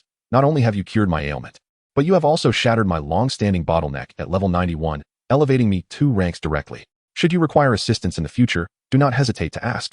I, Douluo, shall give my utmost effort," he said, bowing respectfully to Jiang Ling. This scene was witnessed by Nuzhan, who was taken aback. What was happening? The once headstrong Douluo, who had lived by his whims, was treating Xiaoling with such deference. Nuzhan's worldview shattered. Moreover, the style of Douluo's attire bore a striking resemblance to that previously worn by Jiang Ling. Not only is the young master a heartthrob for young women, but he also poses a formidable allure to the elderly, Nuzhan muttered to himself. Meanwhile, Jiang Ling replied with a smile, "There is no need for formality, Senior. We are merely fulfilling our respective needs. I have already gathered the herbs, and I trust you will not mind the quantity I have taken." Douluo glanced over, noting that not much was missing. "You are indeed the disciple of the Pope. You are neither arrogant nor greedy. Regardless, I am a man of my word." Although my reputation on the continent may be tarnished, I honor my commitments. I owe you a favor, and I shall fulfill it. Very well. I shall comply with your request, senior, Jiang Ling responded with a salute. He understood that while Douluo might not join the spirit hall, he would not oppose it either. Xiaoling, is it acceptable for me to address you thus? Of course, senior. I am pleased you like it. Haha, splendid. When shall you assist in treating my granddaughter? Douluo inquired. To be frank, senior, the body transformation saliva has been exhausted on you. For Miss Douluo, we must resort to the method of soul bones, Jiang Ling explained, raising his hands in a gesture of helplessness. Where does one typically find such a substance? I am determined to seek it, Douluo replied, unwilling to give up. Having tasted its benefits, he naturally wished for his granddaughter to experience the best. Such treasures are rare and cannot be sought after. Even I have no means, Jiang Ling said, producing a jade box. This 9-rank purple Ganoderma, once consumed by Miss Douluo after her recovery, will strengthen the foundation, replenish vitality, and enhance her abilities without leaving any hidden dangers. This is the finest herb among those I have gathered, aside from the celestial ones. Very well, it must suffice for now. Had I known, I would have utilized that soul bone method and let Yin consume the body transformation saliva, Douluo sighed. Chapter 75. The Nine-Tailed Celestial Fox, Transcendent Arts. Master of Enchantment. Outside the herb garden, Jiang Ling instructed, Senior, please prepare the medicine for Miss Douluo according to the prescription. She must not consume the 9-rank purple Ganoderma until her body's toxins are completely eliminated. We shall take our leave now. He glanced at Hulaina beside him and bowed to Douluo. Very well, Xiaoling and all of you. Do visit often. Here's an antidote I have prepared that can immunize against toxins. While you may not need it, it will conserve some soul power while you remain inside. I shall not see you off, Douluo said, tossing a porcelain vial to Jiang Ling, eager to find his granddaughter and restore her health. Thank you, senior. The three of them turned and departed from the toxic array. Jiang Ling gazed at the porcelain bottle in his hand, pondering whether this signified that he could enter this place at any moment. He then tucked the bottle into his jade pendant. Xiaolingzi, what has transpired within? Why has Douluo shown you such courtesy? Hulaina, having escaped the poison array, inquired of Jiang Ling beside her. Naturally, I successfully assisted him in detoxifying his body. And moreover, his strength has significantly increased. Does detoxification require disrobing? It seems that the clothes he wore were purchased by me for you, Hulaina remarked. Her brow furrowed in confusion. Jiang Ling was momentarily taken aback upon witnessing Hulaina's mischievous smile. He gently patted her pert rear and inquired, Sister, what are you thinking about? Hulaina quickly grasped Jiang Ling's hand. Had they been in a private room, it might have been a different matter. But the fierce battle was still nearby. Nevertheless, seeing you safe and sound genuinely brings me joy, she remarked, her cheeks tinged with a faint blush. Yes.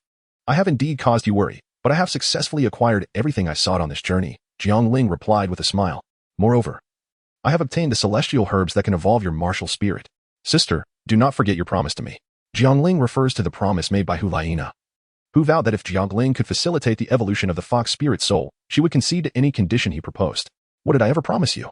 I've long forgotten. How could Hulaina be unaware of the thoughts swirling in Jiang Ling's mind? Releasing her grip on his hand, she darted ahead, her voice lingering in the air. Oh, senior sister, danger lurks. Although the soul beasts of the setting sun forest are not particularly formidable, there are still many that could pose a threat to Hulaina, a soul master of rank 49. Jiang Ling gathered his strength and hurried after her. Angry battle. Do you all think I've perished? Furious, he swiftly pursued the two. As darkness descended, the trio ultimately failed to escape the setting sun forest before nightfall.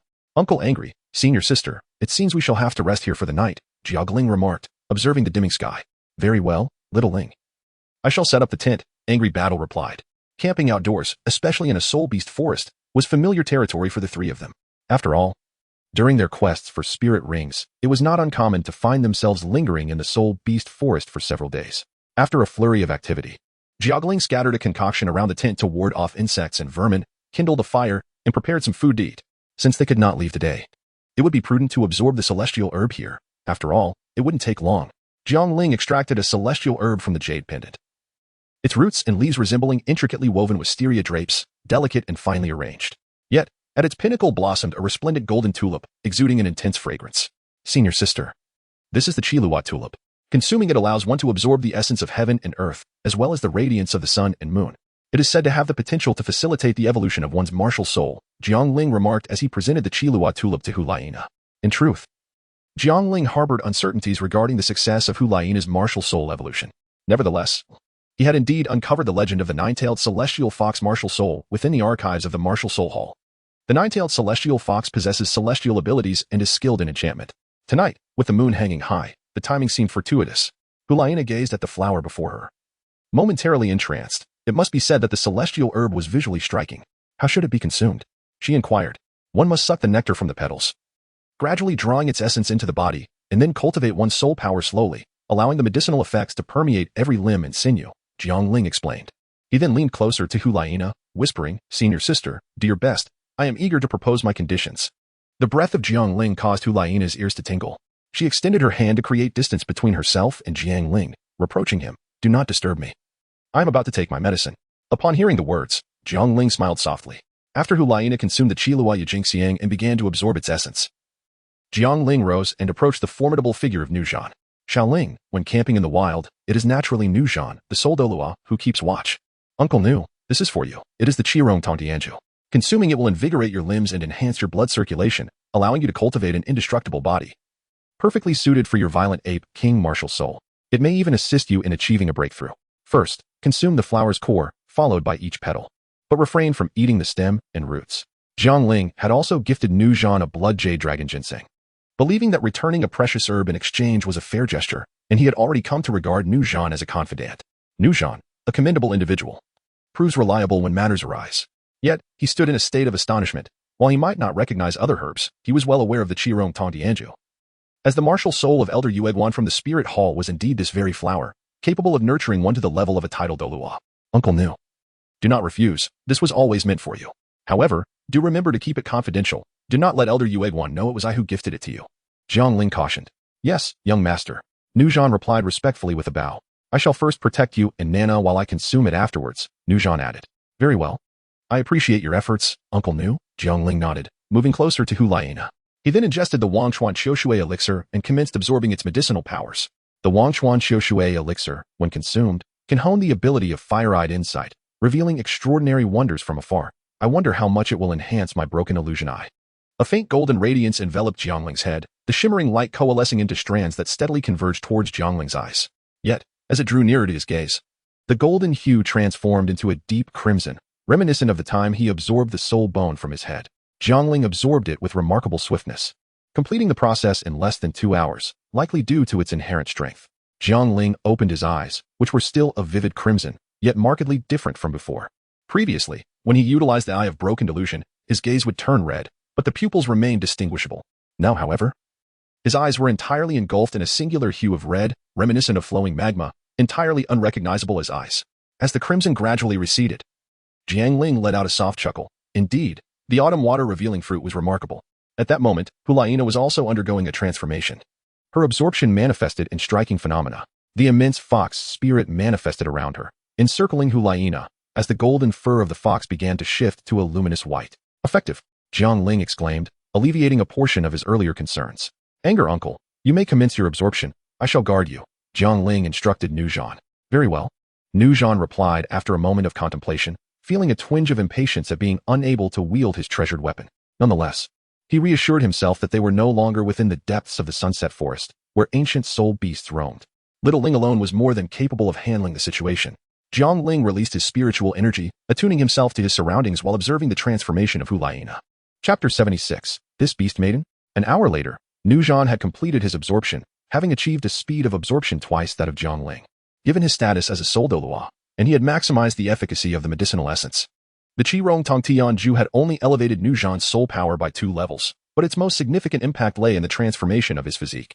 Uncle Nu, Jiang Ling called out as he approached. Why don't you take a moment to rest? I can keep watch here. The evolution of one's martial soul requires considerable time. Nuzhan responded in a low voice. It was now deep into the night, yet the moon hung high, casting its silvery light that pierced through the thick darkness of the sunset forest. No need, Uncle Nu. I am not weary yet. You should rest, Jiang Ling replied, though his gaze remained fixed on Hulaina. Then I shall stay with you. I have just absorbed the celestial herb and am brimming with energy, Nuzhan said with a wry smile. Suddenly, an unexpected change occurred. The last vestige of gold from Hulaina's demon fox martial soul faded, replaced by a completely snow-white fox. Hulaina's form gradually became ethereal, merging into the white fox. The white fox hovered gracefully in the air, gazing up at the moon. What is this? Nuzhan exclaimed in astonishment. No, it is not. This is the moon worship of the fox immortal, Jiang Ling murmured. In Jiang Ling, the memories of the 9-tailed celestial fox emerged. There exists a fox beneath the moon, gazing upwards towards the horizon. With a breath exhaled, a sphere emerges from its mouth, ascending directly into the moonlight, With an inhalation, it descends once more, to be caught in its mouth, only to be exhaled again, and thus the cycle continues. What it exhales and inhales is a golden elixir, and its actions resemble a reverent homage to the moon. Hence it is referred to as the fox spirit venerating the moon. Jiang Ling swiftly ascended into the sky with his sword. Indeed, there exists a golden elixir. Douluo's phosphorescent serpent evolved into the phosphorescent serpent monarch, culminating in the formation of a precious elixir. Huaina's golden fox transformed into the nine-tailed celestial fox, resulting in the condensation of a golden elixir. As Jiang Ling returned to the ground, he felt no apprehension regarding the possibility of reckless soul beasts causing disruption. Although the intellect of these soul beasts was rather primitive, they possessed an inherent sense of fear. At this moment, the white fox transformed from Huaina emanated an undeniable aura of dominance akin to that of an emperor-level soul beast. Xiaoling, the white fox, oh no. Nana, was absorbing the moonlight. The moonlight, cascading evenly from the moon, converged entirely towards the white fox, creating a swirling vortex of silvery luminescence around her while the surroundings were engulfed in darkness. The sight was unprecedented for Nuzhan, leaving him astounded for an entire year. Jiang Ling remained silent, his astonishment mirrored in the expression of the bewildered Nuzhan, who fixated intently on the ethereal white fox above. Is the final evolution commencing? He pondered. Once it grows its 9 tails, the transformation will surely be complete. Surely, Luo Eugene Xiang lacks such formidable power. The tails elongated at a languid pace, and it was not until the dawn's light began to illuminate the sky that the 9-tailed celestial fox fully emerged. As the majestic creature descended from the heavens, its form gradually became translucent, revealing a humanoid silhouette. To Jiang Ling's astonishment, one of the fox's paws morphed into a delicate human foot, skin as smooth as cream. A foot? But where are the shoes? Jiang Ling was momentarily taken aback. In that fleeting moment of distraction, a shapely calf began to materialize. Goodness! Jiang Ling suddenly realized, glancing at the dazed Nuzhan beside him. He swiftly retrieved a black cloak and tossed it into Nuzhan's arms, exclaiming, "Cover your head and turn away." Jiang Ling swiftly sprinted towards Huaina below. The fourth soul skill, Savage Shield, manifested as Jiang Ling's fourth soul ring appeared, enveloping both Jiang Ling and Huaina within a semicircular barrier. This shield was unlike any translucent ones from before. This time, the barrier he conjured was a resplendent crimson, obscuring the outside world from view, just as it shrouded them within. Oh dear! Observing the sudden emergence of the shield, Nuzhan finally regained his senses and hastily turned to shield his eyes with his black cloak. This was disastrous. He had lost composure. Within the confines of the fourth soul skill, Jiang Ling exhaled in relief, awaiting Huaina's descent. At this moment, the 9-tailed celestial fox had already partially reverted to Huaina, with her arms, upper body, and legs restored to half their former state. Yet Huaina's eyes remained tightly shut, still in slumber. Jiang Ling initially intended to turn away, yet he hesitated, fearing that Huaina would be left unattended. Moreover, he was compelled to ascertain the well-being of his wife. Jiang Ling gently touched his nose, inhaling deeply before shaking his head. Undoubtedly, after the evolution of his martial spirit, it had become more exquisite, with an undeniable air of elegance. Previously, Huaina's every smile and frown, while captivating, could never quite reach such heights. Even with his eyes closed, she could render Jiang Ling utterly entranced. Author's note: if you were a Taoist tasked with capturing a vixen spirit, you would merely become a prey to temptation instead. The 9-tailed fox finally shed its guise, and Jiang Ling leaped forward, embracing Huaina's snow-white form. The essence of his merged spirit, embodying the wisdom of his skull, flickered faintly, and his eyes transformed to a striking crimson, overwhelmed by the moment. Although Jiang Ling managed to preserve his mental clarity and avoid the snares of confusion, the visual impact was no less potent than the psychological one. At this moment, Huaina stood before him, completely unclad, adorned only with 9 ethereal tails of the celestial fox, each a pristine white. While they were not as grand as when she assumed her fox form, each tail still measured over a meter in length. This enchanting creature undeniably exerted a tremendous influence on Jiang Ling. After all, who could resist the allure of such soft and fluffy tails? Jiang Ling stood in a daze for a moment, reluctantly draping his robe over Huaina's form. However, he found himself powerless against the allure emanating from her tail and entire being. To avoid any potential misunderstandings, Jiang Ling resolved to wait for Huaina to awaken before venturing outside. That tail? Could it possibly be an external soul bone? A sudden thought struck him, and he reached out to touch it. It felt incredibly soft. What are you doing? A feminine voice suddenly interjected, laced with a hint of shyness. I'm touching the tail. Jiang Ling replied absent-mindedly, still contemplating the matter of the soul bone. Senior sister, you're awake, he exclaimed joyfully, embracing Huaina. The moment Jiang Ling grasped her tail, Huaina was already quite embarrassed, but now being held so closely, with only a thin black robe separating them, her chest was instantly compressed, intensifying her modesty. Xiaolingzi. Let go of me, Huaina struggled to say. How do you feel? Jiang Ling asked, not intending to take advantage but rather expressing his excitement. Loosening his hold on her. Turn around. I need to change my clothes. Is it alright if I change with you watching? We're practically engaged, she replied. No. I'm too shy, she countered. I want to see. Jiang Ling insisted, to which Hulaina suddenly smiled, a hint of pink flickering in her eyes. Turn around, and when we get home, I'll show you. All right, Jiang Ling said, dazed, as he too Jiang Ling turned around and gazed at the impeccably attired Hulaina. A fleeting sense of disappointment crossing his face. Sister, has your enchanting power vanished?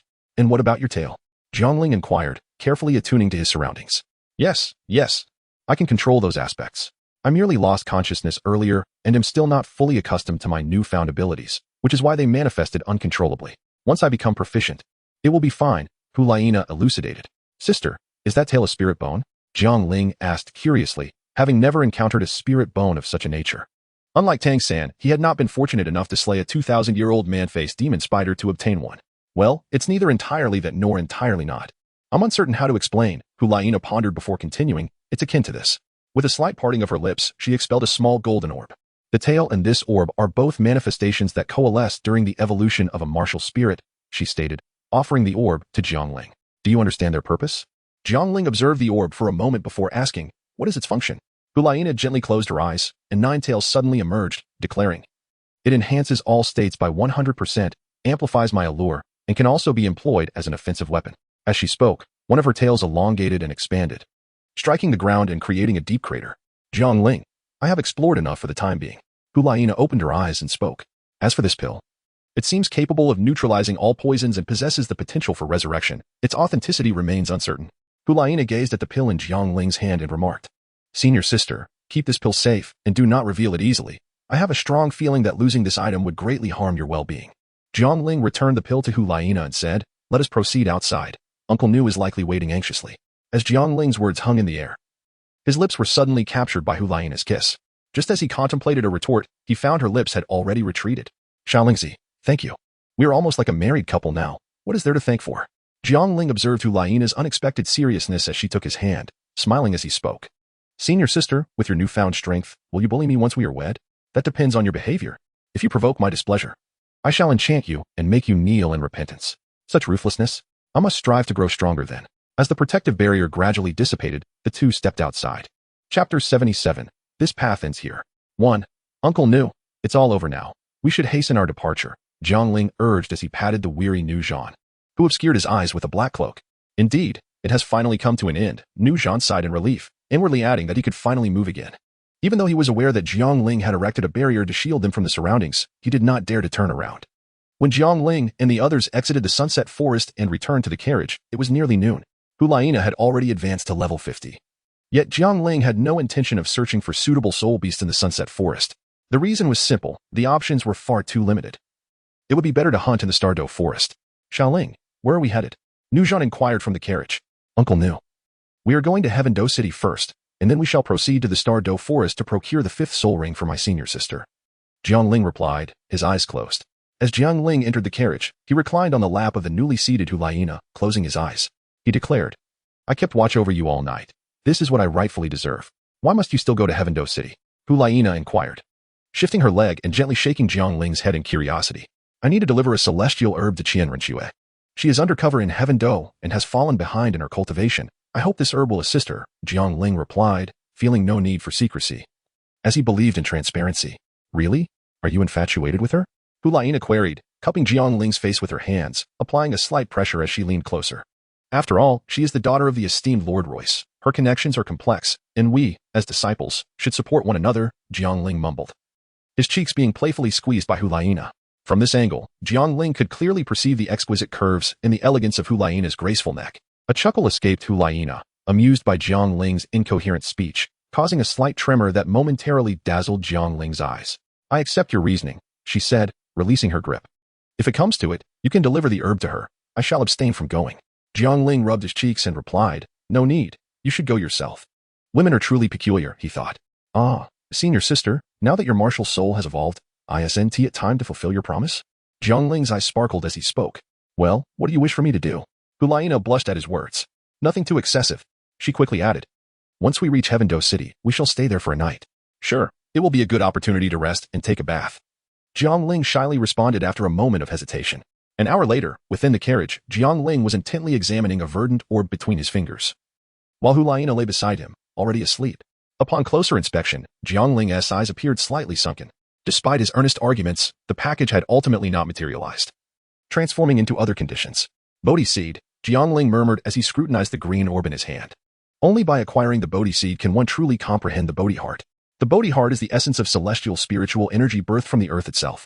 This divine object, if ingested, is said to gradually replace the human heart. Thus, even if the heart suffers a fatal blow, one's life may still be preserved.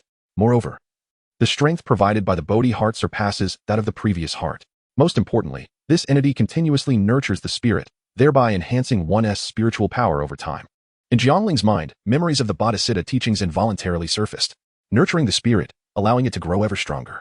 A spark ignited in Jiang Ling's eyes as he recalled a potent elixir hidden within the vast forest of stars. If I were to consume the Bodhi seeds and comprehend the essence of Bodhisattva, I should be able to harness its immense energy. With this thought, Jiang Ling hesitated no longer. He placed the Bodhi seeds into his mouth and assumed a posture of 5 hearts directed towards the heavens, commencing his alchemical practice. It was not until nightfall that Jiang Ling awakened. It appears that grasping the essence of Bodhisattva is not an endeavor to be accomplished in a single day. Jiang Ling sighed. Fortunately, having ingested the Bodhi seeds, his spirit, once shattered, had been wholly restored, and his spiritual prowess had ascended to a new echelon, likely reaching the level of a titled Douluo. Most importantly, the Bodhi seeds had granted Jiang Ling an opportunity to understand Bodhisattva. It remained to be seen when he would unlock this door. Hyena was no longer within the carriage, and Jiang Ling rose to descend. You are awake. Here. Have something to eat, Hyena said, extending her hand with sustenance as she gazed at Jiang Ling. The night had fallen, and as Jiang Ling accepted the food, he observed the pitch-black surroundings. The radiant moonlight was indeed filtered through layers of leaves. It seems that in the pursuit of cultivation, one loses all sense of time. You say that, yet when I awoke, I found you sitting there with your eyes closed, too timid to disturb you. We originally intended to pass through a small town to rest for the night and take a bath, Hyena chided. Meanwhile, beside them, Nuajan bowed his head, consuming his own meal. After such an extended period of companionship, he understood that only by striving to remain inconspicuous could he live more comfortably. Speak less, act more.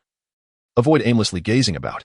Senior sister, if you wish to bathe, it is quite simple. Allow me to assist you. Upon hearing this, Jiang Ling's gaze sharpened, his eyes suddenly resembling molten lava as he surveyed his surroundings. The crimson hue in his eyes faded as he grasped Hulaina's wrist and urged, Senior sister, come with me.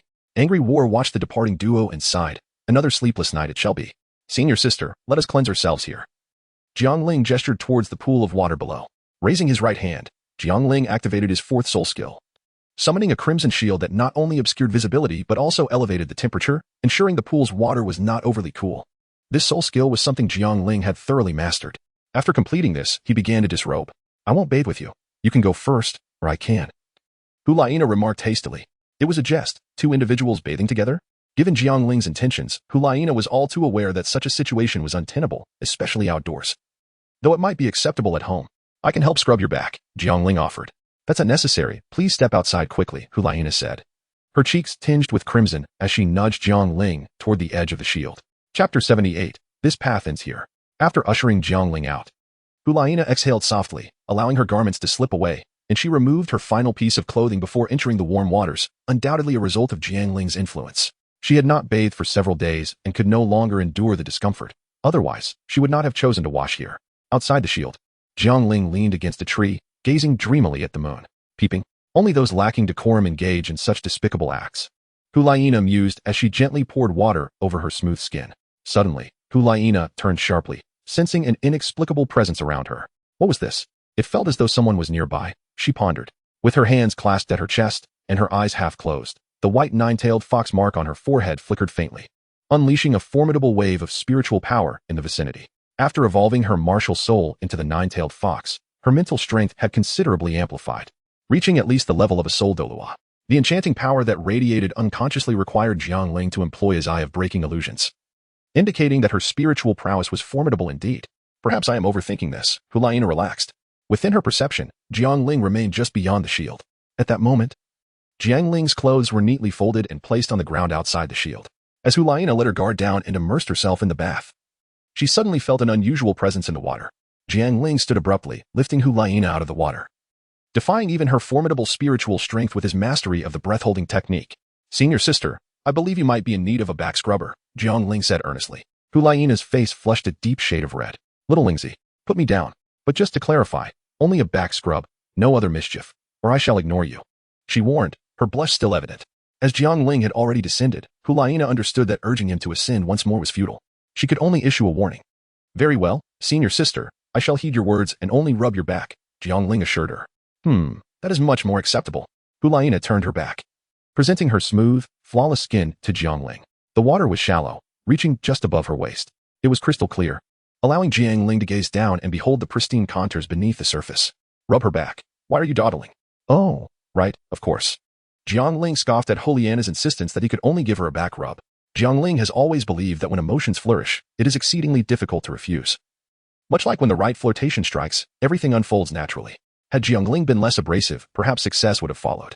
Jiang Ling blindly molded the mass into bizarre shapes, reminiscent of his childhood days spent playing with modeling clay. Perhaps it was this very act that elicited a fleeting sense of pain within the already entranced Hulaina, awakening her from her stupor. Ah, my tongue. Senior sister, you are too cruel, Jiang Ling exclaimed, covering his mouth. Humph, you deserve it, Hulaina retorted, breathless and indignant. The following day, Jiang Ling, Hulaina, and the third companion continued their journey towards Tindo City. Sister, have some grapes. Sister, eat a banana. Sister, take a sip of water. Sister, allow me to massage your shoulders. Sister, you have disregarded me for 4 consecutive hours, Jiang Ling remarked, resting his chin on Hulaina's shoulder as she sat cross-legged. Sighing, Jiang Ling observed the still-closed eyes of Hulaina and exited the carriage, taking a seat beside Nuzhan. Upon witnessing Jiang Ling's departure, Hulaina opened her eyes, playfully huffing in response, inwardly resolving to punish him for last night's teasing. She cherished the significance of their first experience together and hoped to reserve it for their wedding night. A narrow escape from being lost the previous evening. Uncle Nu, have you angered Auntie? What transpired? Jiang Ling casually inquired. Me? I never provoke my wife. Nuzhan replied with a chuckle, brimming with pride. Then, if Annie were to become upset, how would you soothe her? Jiang Ling pressed on. That would depend on who caused the trouble. I'd bring that person in for a proper scolding until my wife was satisfied, and then I'd let them go. 5 minutes later, Jiang Ling returned to the carriage, fearing that further conversation might induce a fit of rage. Meanwhile, a tall and robust middle-aged man, clad in gray and appearing to be in his 50s, appeared at the spot where Jiang Ling had camped out the previous night, gazing at the direction in which the trio had departed, before vanishing once more. An hour later, Hulaina, softened by Jiang Ling's diligent massage of her shoulders and legs, was on the verge of forgiving him when the carriage unexpectedly came to a halt, causing her to lurch forward. Jiang Ling instinctively caught her, his hands inadvertently resting on her chest. Yet, his expression was devoid of any levity, replaced instead by a grave demeanor. This road comes to an end here, a hoarse voice announced. Jiang Ling hastily exited the carriage, his already grave expression further darkened. How Tian Hammer, Tang Hao, Jiang Ling spoke in a low voice. Indeed, you have not perished, but this time, fortune shall not favor you. Tang Hao's voice echoed once more, accompanied by the descent of 9 soul rings. Yellow, yellow, purple, purple, black, black, black, black, and red, intensifying the pressure on Jiang Ling and his companions. Martial soul manifestation. Jiang Ling and Hulaina shouted in unison. Upon unleashing their martial souls, the situation improved slightly. It was indeed your hand that struck at Shrek Academy, employing the strong to bully the weak. Do you not feel it dishonors the title of Haoyan Douluo? Jiang Ling spoke, seeking to buy time while contemplating strategies, yet found himself at an impasse due to the vast disparity in strength. Titles matter not to me anymore. What I care about is that you shall all perish here, and no one will ever know, before you meet your end. I would kindly ask you to return that Pope's order to me. Tang Hao extended his left hand and said, though he looked down upon the Pope's order. It was of significance to Yu Xiaojiang. The Pope's order. It was Yu Xiaojiang who incited you to come here. Jiang Ling's gaze sharpened upon hearing this. A hypocrite with a familiar face but a malicious heart truly lacks the grace to stand in esteemed company. You allow your son to take such a man as his master, expecting this inept fool to resolve the issue of twin martial souls? Jiang Ling mocked. You know. Tang Hao exclaimed in shock, his breath locking onto Jiang Ling as he spoke coldly. Upon encountering Yu Xiaojiang in Heaven-Do City, Jiang Ling immediately sensed something amiss. Not only was his soul power feeble, but he also exhibited a cowardly disposition, overly concerned with appearances. Such a person. How could Tang Hao possibly permit Tang San to take him as a mentor? Jiang Ling even harbored suspicions that there were unseen influences manipulating the relationship between his master and Yu Xiaojiang. After much contemplation, it became evident that the only reason Yu Xiaojiang could catch Tang Hao's attention was his potential to provide a solution to the issue of twin martial souls. After all, his master was the sole individual who possessed knowledge on how to resolve the predicament of twin martial souls, and Tang San himself was a bearer of such a duality. For Tang Hao to strengthen Tang San and ensure his survival, addressing the matter of twin martial souls was an unavoidable challenge. Chapter 79. Regret. Uncle. It is evident that Tang Hao's target is me. When the confrontation ensues, you must take my senior sister and flee. It is imperative that you ensure her safe return to Spirit City, I implore you, Jiang Ling conveyed telepathically to Nuzhan. Meanwhile, Nuzhan appeared oblivious to the conversation. his gaze gradually intensifying as if he had reached a significant resolution. Jiang Ling gradually released Juliana's hand, with his right hand now empty. Juliana looked at Jiang Ling in confusion, feeling an emptiness deep within her heart. Jiang Ling turned his head and smiled at Juliana, his grin still radiant and brilliant. You don't need to say it. I know a better way to ask. Tang Hao's hoarse voice rang out once more as he swung the clear sky hammer to his side. Jiang Ling leaned slightly forward, having already amassed a considerable force in his hands. To be candid, he had no confidence in countering Tang Hao's impending strike. As a level 96 Super Douluo, Tang Hao is renowned for his formidable offensive capabilities. Suddenly, as he approached Jiang Ling and his companions with deliberate strides, Tang Hao accelerated. And the Haotian hammer dramatically expanded, crashing down towards the trio. The innate fire of the sword body in Jiang Ling surged forth, and behind Juliana. Her 9 tails expanded severfold. Just as they were about to advance, a powerful surge of soul energy swept them back. The true form of the Ape King. 10 flames breaking the wind. Xiaoling, nah. I have promised the Pope to protect you, and I will certainly fulfill that promise. Now, hurry and leave, roared Nuzhan. Uncle Nu. Jiang Ling grasped Juliana tightly, channeling all his strength to flee with the sword. In a critical moment, everything transpired too swiftly. The abrupt strike from Nuzhan shattered Jiang Ling's original plan. The opportunity was fleeting, and if not seized, all 3 would perish here. Had there been even a shred of certainty for victory, or if Juliana were not at his side, Jiang Ling would never have chosen to escape. Tang Hao, I shall surely avenge you in due time. Jiang Ling clenched his teeth, a trickle of blood seeping forth. Juliana held Jiang Ling's tightly clenched hands. Her eyes filled with compassion. She understood the significance of Nuzhan to Jiang Ling. I must admit, I am somewhat impressed by your loyalty, but alas, those who are loyal often lead brief lives. Tang Hao remarked blandly, gazing at the gravely wounded and dying Nuzhan. What a pity for a fine man like you. Once my idol in youth, to reveal himself as a villain who would strike at the younger generation. Nuzhan, lying on the ground, mocked Tang Hao, his voice weak and weary. With a resounding thud, Tang Hao swung the Haotian hammer, sending Nuzhan flying, crashing through several large trees before coming to a halt, motionless. Humph, a fool seeking his own demise. Tang Hao disregarded Nuzhan, continuing his pursuit towards Jiang Ling's fleeing direction. Xiaoling, I hope you understand that fleeing is not an act of cowardice, but a means to achieve ultimate victory. With your talent, you will surely avenge me in the future. I hope this ordeal does not become a burden on your heart. Nuzhan lay trapped beneath a large tree, lost in thought, his eyelids growing heavier. Meanwhile, Jiang Ling urged the Chanhong sword with all his might. Faster, we must reach Trendo City. Safety awaits, he cried. I have told you, you cannot escape. The hoarse voice echoed behind them as a massive hammer blotted out the sun, crashing down upon Jiang Ling and Juliana. Fall. Jiang Ling maneuvered the Chanhong sword to evade the strike, but still felt the fierce wind from the hammer sweep over him. Xiaoling, are you all right? Juliana anxiously inquired, seeing Jiang Ling use his body as a shield. I'm fine, Jiang Ling replied, though the force of the fall stirred his blood. And despite his efforts to protect himself, he felt a sweetness in his throat upon impact. Senior sister, it seems we may not escape this time. I have brought you into this predicament. I should have eliminated you Xiaojiang when I had the chance. Jiang Ling's expression darkened as he looked towards Tang Hao ahead. He had never felt so powerless. One misstep led to another, and now they found themselves in dire straits. Jiang Ling finally comprehended the meaning behind the saying. Indecision could very well become your final choice. Juliana remained silent, her right hand grasping Jiang Ling's left, their fingers entwined. Senior sister, if fortune allows us to survive, I, Jiang Ling, vow never to place you in danger again. The long rainbow sword re-emerged in his right hand, pointing menacingly at Tang Hao. Come, let us battle. Tang Hao, without uttering a word, swung his hammer with force. Corona of light. The colossal sword shattered upon contact with the Haotian hammer, fragmenting into pieces. Sword 22.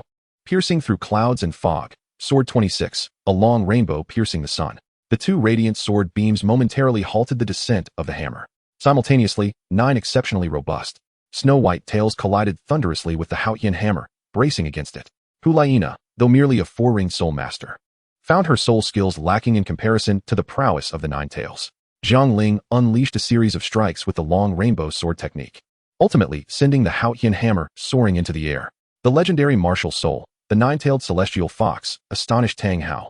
Just moments ago, he had harbored doubts upon observing Juliana's martial soul, but now, in combat, he was certain. Indeed, Bibi Dong had a keen eye for selecting disciples. A twinge of jealousy stirred within Tang Hao. He had initially believed Jiang Ling to be the most exceptional individual within the spirit hall, only to discover that there was yet another who wielded a fabled martial soul. Simultaneously, he felt a flicker of relief, recognizing that he was facing an unrefined Jiang Ling and Juliana. Haotian 9 absolutes.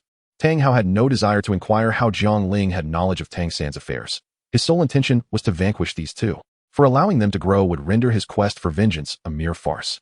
Bewitch, A layer of pink mist enveloped Hulaina, not a result of her spirit ring's abilities, but rather an innate skill of the nine-tailed celestial fox. Even the formidable Haoyan Douluo found himself momentarily dazed. The disparity in soul power between Hulaina and Tang Hao was vast. Her enchantment sent ripples through the surrounding mist, dimming the light in his eyes. Meanwhile, Jiang Ling, having gathered ample energy for his fire dance whirlwind, seized the opportunity to strike. He swiftly clasped Hulaina and soared skyward towards Heavendo City. By the time Tang Hao regained his senses, the fire dance whirlwind had already arrived before him, barely providing a shield for his body. With a swift motion of his right hand, the Haoyan hammer slipped from his grasp, hurtling toward the fleeing Jiang Ling and Hulaina. In midair, with the long rainbow sword beneath his feet, there was no time for evasion. The hammer was unavoidable. Jiang Ling abruptly clutched Hulaina to his chest, bracing himself to absorb the impact of the Haoyan hammer with his back. The only defensive skill Jiang Ling could muster in time was the Seven Sons' divine art, Golden Bell Shield. Little Lingzi, control the flying sword well, he urged. Hulaina tightened her grip around Jiang Ling's waist, and from behind her, Nine Tails lashed out once more, deflecting the Haoyan hammer, while the long rainbow swords surged forth propelled by their formidable strength. In a moment of panic, Tang Hao aimed to pursue, but his steps faltered, his face flushing with color. He absorbed the fire dance whirlwind with his body, and even a titled Douluo could not emerge unscathed. He had underestimated the situation. After slaying the angry battle, he had not taken Jiang Ling and Hulaina seriously, even contemplating capturing them for information, until he witnessed Hulaina's nine-tailed celestial fox martial soul, which ignited his lethal intent. Ah, senior sister, we have escaped. Tang Hao has been struck by my fire dance whirlwind. He won't catch up with us in the short term, giving us ample time to enter the city. Once inside, we shall be safe. Then we will return to the spirit city. I will surely avenge Uncle Nu, Jiang Ling murmured, seemingly addressing Hulaina while also reminding himself. Yes, let us return to the spirit city together, Hulaina replied softly. Senior sister, what is wrong? You're injured. Noticing something amiss with Hulaina in his embrace, Jiang Ling quickly glanced down, only to find her face ashen. Little Lingzi, I am fine. It is merely a shock to my internal organs. I just need a moment to rest. Focus on guiding the sword. We will return home together, Hulaina smiled, though her expression betrayed an indescribable fatigue. Senior sister, how could this be? Jiang Ling attempted to speak, but his voice caught in his throat, failing to emerge. He beheld small red flowers blooming upon Hulaina's form. The backlash from Hulaina's forced illusion against Tang Hao had already taken a toll, but the most severe impact was from the hammer strike. Although Hulaina had managed to deflect it with her tails, her internal organs were shattered. She had not perished on the spot, sustained only by her fervent will, a resolute desire to remain by Jiang Ling's side. Senior sister, how could this happen?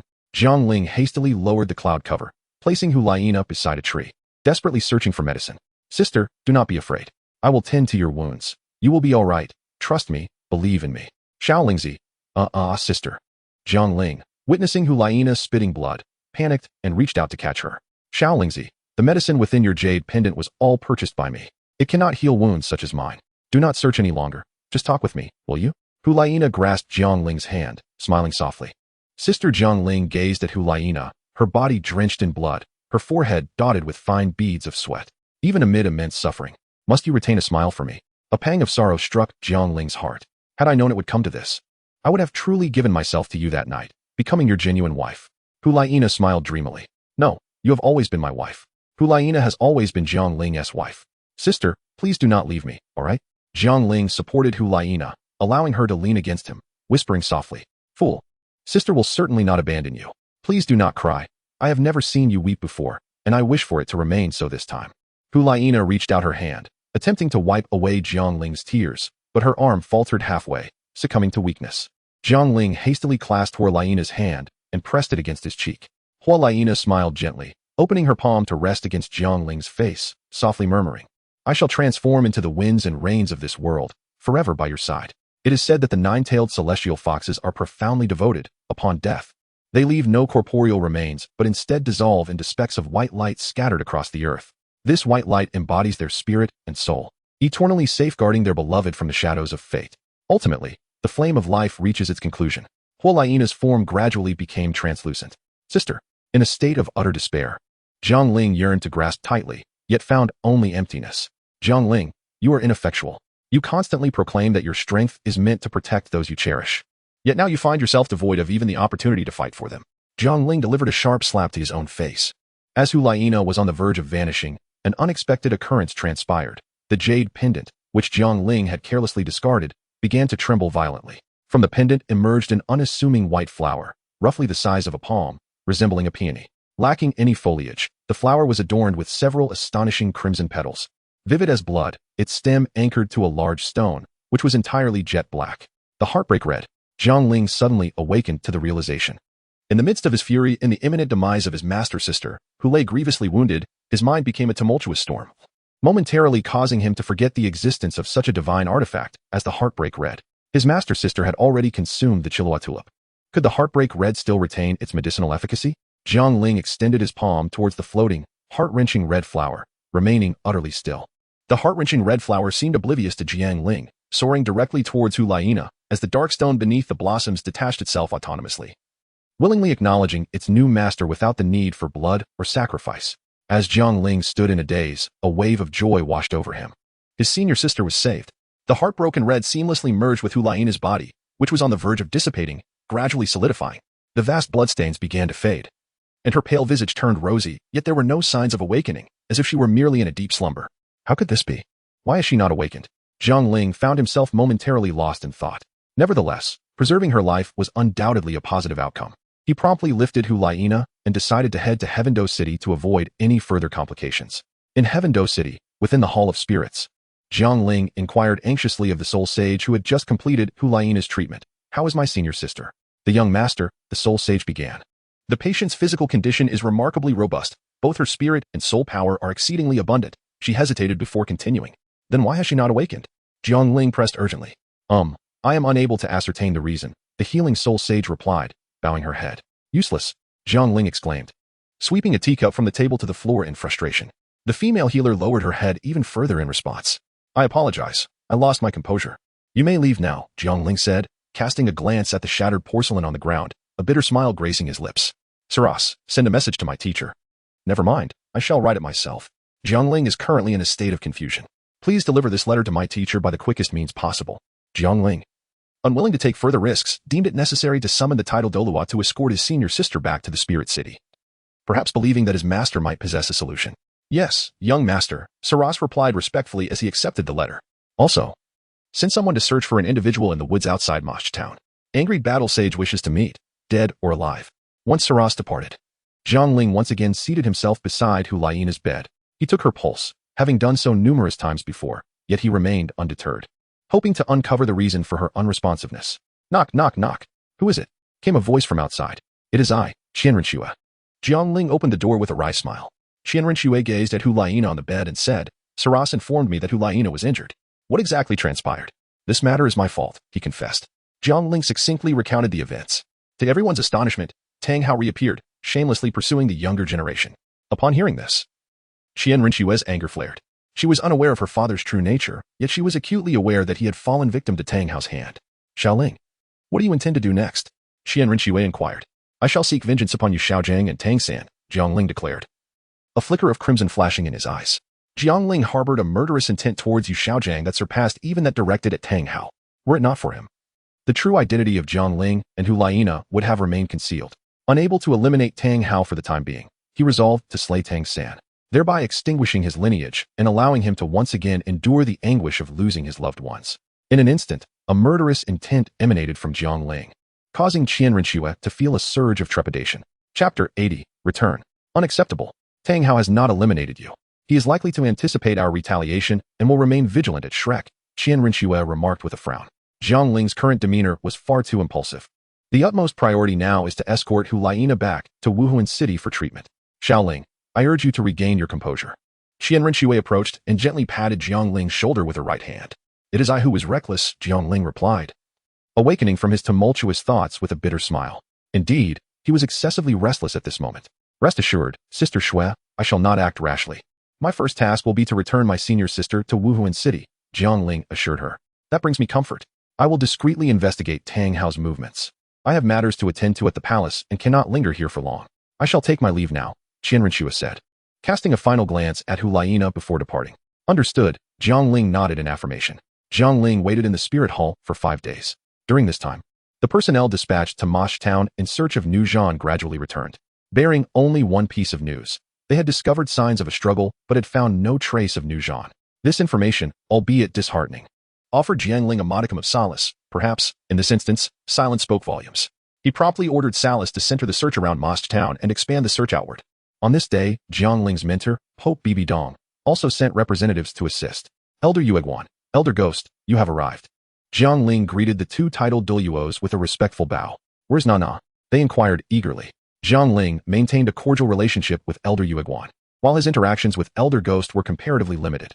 In contrast, Hulaina shared a close bond with both elders, particularly with Elder Ghost, who cherished her as if she were his own granddaughter. Upon hearing of Hulaina's injury, he had insisted on coming to escort her back. Both elders, my senior sister is resting in her chamber. Allow me to fetch her. Since you are here, we should not delay. Let us set off for Spirit City at once.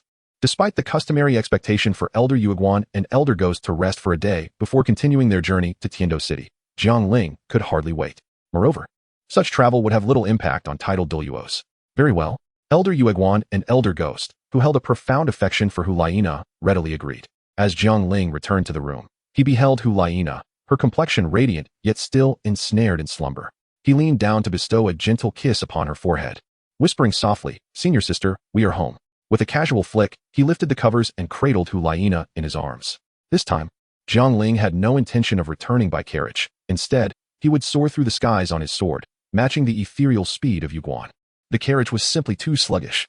Tang Hao seemed to be regressing with each passing day.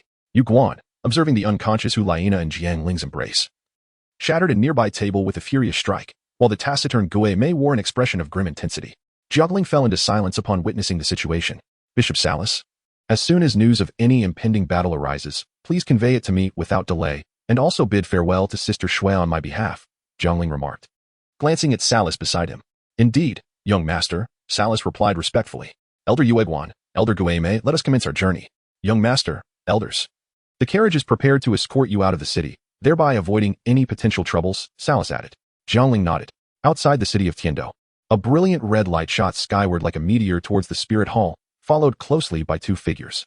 In a nearby grove, a middle-aged man clad in a gray robe observed the departing trio. In order to ensure that Hulaina would not be disturbed, Jiang Ling enveloped himself in a protective shield to fend off the fierce winds generated by his rapid speed.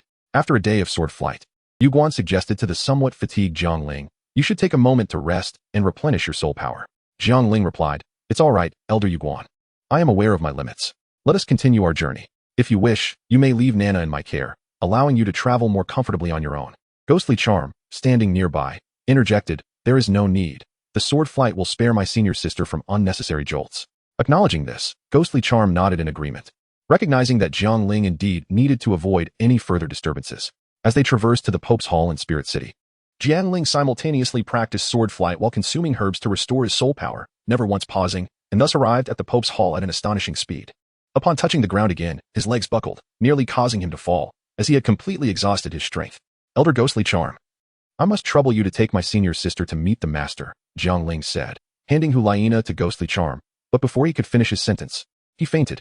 Yuguan quickly supported Jiang Ling and said to Ghostly Charm, Old Ghost, you go to see His Holiness the Pope. I will attend to Xiao Ling understood. Ghostly Charm replied without further ado. After diagnosing Hulaina, Bibi Dong gazed at the sleeping figure of her disciple, her eyes filled with compassion. Had it not been for the ongoing trials of the Rakshasa, Tang Hao, for injuring my disciple, I would not have let you go unpunished. However, your arrogance will not last much longer. I shall remember this grudge. Bibi Dong gently adjusted Hulaina's blanket before stepping outside.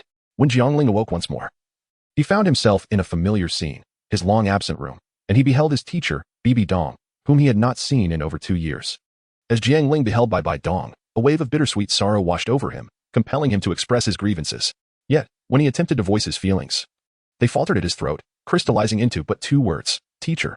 Startled, Jiang Ling abruptly sat up and embraced Bai Dong, who sat at the edge of his bed, his eyes glistening with unshed tears.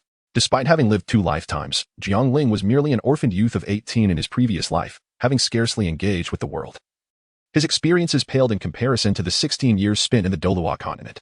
Bai Dong permitted Jiang Ling to hold her, gently placing her hands upon his back. Teacher, I am so sorry. I failed to protect senior sister, he murmured, burying his face in her shoulder. Bai Dong stiffened momentarily, acutely aware of her shoulder becoming increasingly damp. Is he crying? This was the first occasion Bai Dong witnessed her mature disciple shed tears. It is not your fault.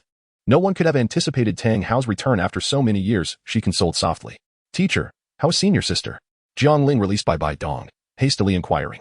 Xiao Ling. First tell me how Nana was injured, and what transpired thereafter, Bai Dong asked in return. Upon her examination, Hulaina appeared to be no different from an ordinary person, yet she remained unresponsive. Jiang Ling recounted the evolution of Hulaina's Qilua tulip martial soul and her subsequent fierce battle with Tang Hao, which left her gravely injured. He detailed the incident of the heartbroken red automatically recognizing its master and the restoration of her body, leaving no trivial detail unmentioned.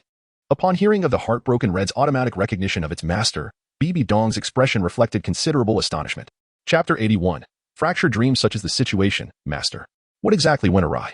My senior sister's life force was undoubtedly robust, Jiang Ling inquired as he placed his hands on Bibi Dong's shoulders. Immortal herbs should not be consumed excessively. Not long after Nan had ingested the Qilua tulip, she also took the heartbroken red. Although the heartbroken red willingly recognized her as its master and endeavored to mitigate the clash of their powers, thereby mending Nanan's grievous injuries. The two forces have formed a cage that now ensnares her. Only Nanan herself can shatter this confinement. We are powerless to intervene. Bibi Dong said softly after a prolonged silence.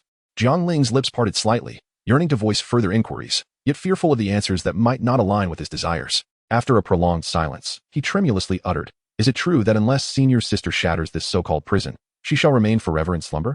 Bibi Dong nodded in silence. Jiang Ling's hand, grasping Bibi Dong's arm, hung limply by her side. The Spirit Hall. In a quaint courtyard in Jiang Ling, a young man fervently practiced his swordsmanship. The blade slicing through the air with rapidity and urgency, revealing the tempestuous turmoil within his heart. At that moment, a woman of ethereal grace, radiating an aura of divine nobility, appeared within the courtyard, observing the boy as he wielded his sword. After a prolonged silence, she spoke. The sea may rage with tumultuous waves, yet the depths remain forever tranquil. To command your sword, your heart must mirror the calmness of the ocean's abyss. Such restless agitation renders your practice futile. Master, Jiang Ling said, dissipating his martial spirit and bowing respectfully to the woman beside him. Go and accompany Nana, Bibi Dong sighed. Advising him, Master, I beseech you to allow me to venture forth. Jiang Ling implored, kneeling on the ground. This marked the 7th day since Jiang Ling's return to the Spirit Hall. Upon learning of Hulaina's dire condition, he had requested Bibi Dong to send the elders Yue Guan and Gue Mei to accompany him to Shrek Academy. While it is often said that a gentleman's vengeance is best served after a decade, Jiang Ling was no gentleman and could not afford to wait that long. He was determined to make Tang Hao pay the price. Bibi Dong, however, denied Jiang Ling's request, forgiven Hulaina's injuries. The only titled Douluos she could dispatch were her trusted subordinates, Yue Guan and Gue Mei. The Elder Hall was firmly under Qian Daoliu's control. And apart from matters beneficial to the Spirit Hall, it was exceedingly difficult for Bibi Dong to assign anyone from the Elder Hall to other affairs. Alone, Yue Guan and Gue Mei were no match for Tang Hao, and with Nana in her current state of unconsciousness, she would not risk placing another of her disciples in peril. Jiang Ling knelt before the Pope's palace for an entire day and night, yet Bibi Dong remained unmoved. Jiang Ling returned to the courtyard, planning to stealthily depart from the Spirit Hall that night.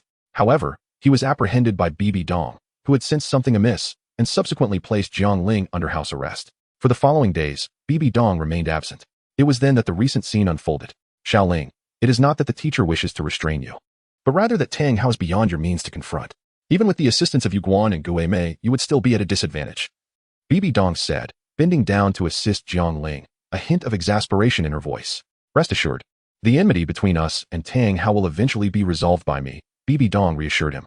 Teacher, my intention is not to kill Tang Hao, at least not at this moment. Elder Yu Guan and Elder Gue may only need to divert Tang Hao for a brief while. And I am confident in my ability to eliminate Tang San. Since Tang Hao has harmed my senior sister, Jiang Ling did not bring up the matter of Yu Shaojiang, for he deemed him a person of mediocre talent and questionable character. It is indeed perplexing that Bibi Dong once held him in esteem. There must be some hidden circumstances surrounding this. Before Jiang Ling uncovers the truth, he is reluctant to evoke Bibi Dong's painful memories. It is unthinkable. Tang Hao had already achieved the title of Douluo more than a decade ago, and he had absorbed 100,000-year spirit ring for his 9th spirit ring, rendering his strength immeasurable. This endeavor is far too perilous, especially since Nana has already been injured. I cannot allow you to take such risks again.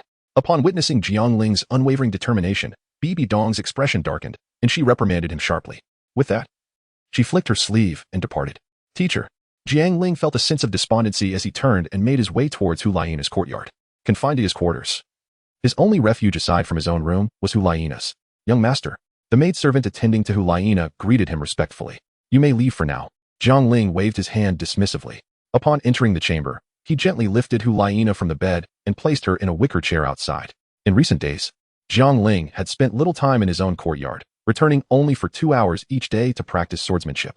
while the rest of his hours were devoted to Hulaina. He would engage her in conversation, assist her with physical exercises, and help her with grooming and personal care, all the while yearning for the moment she would awaken.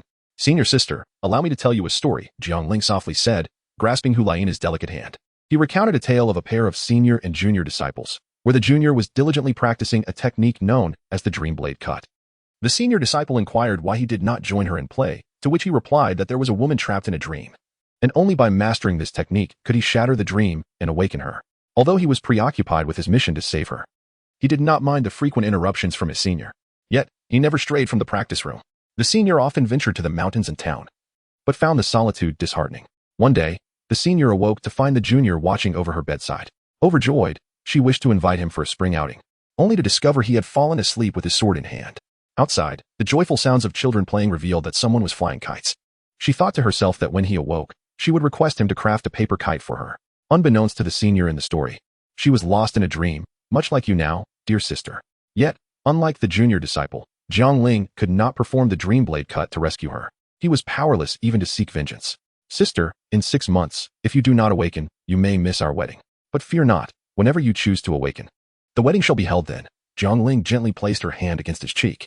In the courtyard beyond, Bibi Dong let out a soft sigh. "Moonlight and ghostly shadows. You shall accompany Jiang Ling beyond the city tomorrow. Ensure his safety," she commanded from the Pope's throne, her right hand propping her weary head as she closed her eyes. Moonlight and ghostly shadows exchanged knowing glances, aware of Jiang Ling's kneeling presence in the Pope's hall. "Yes, Your Holiness," they replied respectfully. "I hope my decision proves wise." In the Elder Hall, Douluo read a letter from Shuer, requesting assistance for Jiang Ling. Should Jiang Ling depart from the Spirit Hall, ensure his safety? He stated after reading the note. An elderly figure in the hall expressed confusion. "Isn't Shuer uninvolved with Bibi Dong?" "I cannot say for certain, Qianjun. If Jiang Ling leaves, follow him discreetly. As for Tang Hao, eliminate him if possible," Douluo instructed. "Understood," replied Qianjun, the 6th elder of the Elder Hall. The following day, as Jiang Ling prepared to return to his courtyard for sword practice after leaving Hulaina's room, he was approached by the 2 elders. "Moonlight and ghostly shadows. Little Ling, the Pope has granted permission for your outing." Jiang Ling was momentarily taken aback, then joyfully exclaimed, "Really?" "Yes. We are commanded to go together. His Holiness the Pope also mentioned that you may leave directly, without needing to see her." Yuguan added, "Is the teacher angry with me?" The joy on Jiang Ling's face gradually faded. "There is no time to waste. We shall set off at once." He adjusted his mindset and declared. Half an hour later, Jiang Ling had departed from the Spirit City. In the Elder Hall, the Grand Priest, Jiang Ling, Yuguan, and Gue Mei had already left the Spirit City. A titled Douluo reported, "Yes, Qianjun, you may go." Douluo replied calmly, "Understood." This journey was for vengeance. And naturally, there would be no delays along the way. Though the pace was not as frantic as when he had escorted Hulaina back to the Spirit City, it was hardly any slower. Outside Soto City, "Shall we enter the city?" Yuguan inquired, gazing at the nearby city gates. "We shall not enter. We will head directly to Shrek. Elders, I will need you to divert Tang Hao for at least a quarter of an hour, ensuring he does not return to Shrek." Jiang Ling instructed. "That is no problem. With the fusion technique of my martial soul and old Gui's, the dual polar stillness domain, we can easily hold back Tang Hao. The challenge lies in how to lure him out, and even if Tang Hao leaves, there are still 2 soul saints and several soul emperors." "Xiaoling, do you have confidence?" Yuguan expressed his concerns. "Should we summon a few soul masters from the Spirit Hall to assist you?" Gue Mei suggested solemnly. "No. I have a special method to conceal my aura from Tang Hao. The highest in the Spirit Hall are merely soul saints, easily detectable by him. Rest assured, elders. I will not engage in a head-on confrontation. My aim is to take Tang San's life, and I am confident in delivering a fatal strike." Jiang Ling shook his head resolutely. "Very well," Yuguan and the others nodded, acknowledging that this was their only viable plan. Outside Shrek Academy, old Gue, "Do you sense how many soul masters are in the village?" Yuguan closed his eyes to sense and softly exclaimed. "There is only 1 soul saint and 2 soul emperors fluctuations," Gue Mei responded. "Tang San and the others are not in the academy? Could they have already surpassed level 30? Or has Oscar broken through and ventured into the Star Doe Forest to hunt for the 3rd spirit ring?" Jiang Ling pondered. "Elders, we should head to the Star Doe Forest. Tang San was previously at level 29, so he must have gone to hunt for his spirit ring." He concluded and turned towards the Star Doe Forest. Though the Star Doe Forest was vast, knowing Tang San's party had departed from Shrek Academy made their search quite manageable, as it was merely the 3rd ring they were after. Within the Star Doe Forest, a team of 9 was searching for suitable spirit rings, 3 middle-aged men and 6 youths. "Director, since Xiao Ao has broken through, couldn't you just take him to hunt for the 3rd ring? Why bring us along? Dub Bai is at 37, and I am at 26. Our presence is pointless." A plump youth grumbled, his eyes occasionally drifting towards 2 beautiful girls in the group. revealing a glimmer of lust.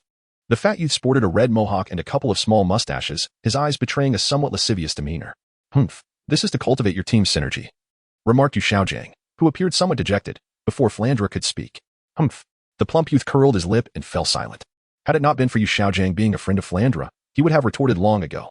Yu Xiaojiang frowned slightly, recalling his promise to Tang how to reform Shrek Academy. However, these students were indeed difficult to manage. "All right, plump one, consider this a training exercise," a robust youth interjected. Although Dai Mubai felt it was a waste of time to rush through 2 outings in one day, he could hardly refuse the director's request. The girl in green, meanwhile, curiously surveyed her surroundings, while the most handsome boy in the group lavished her with attention. The girl in pink whispered with a seemingly ordinary-looking boy beside her. They were indeed the Shrek team on a quest for spirit rings. Due to Jiang Ling's circumstances, Zhu Shiqing had not gone to Shrek, while Dai Mubai remained in a state of neglect. Ma Hongjun had spent more time in indulgent pursuits than at the academy. However, recently, due to Yu Xiaojiang's influence, the academy's rules had suddenly become stringent. The two of them could only sneak out, which was also a source of Ma Hongjun's dissatisfaction with Yu Xiaojiang. Habits formed over a long period could not be easily altered by a teacher's intervention. Oscar, on the other hand, had become diligent in his training due to Ning Rongrong's arrival, though she still retained her enchanting demeanor. Something is amiss. Suddenly, Flandra halted and announced, "A phoenix-tailed coxcomb snake. With its speed, Oscar, if you acquire this spirit ring, your next spirit skill should relate to speed. Whether to enhance your own speed or to augment others. It would be an excellent choice," Yu Xiaojing stated, evidently suggesting that Oscar absorb this spirit beast's ring. "I will catch it.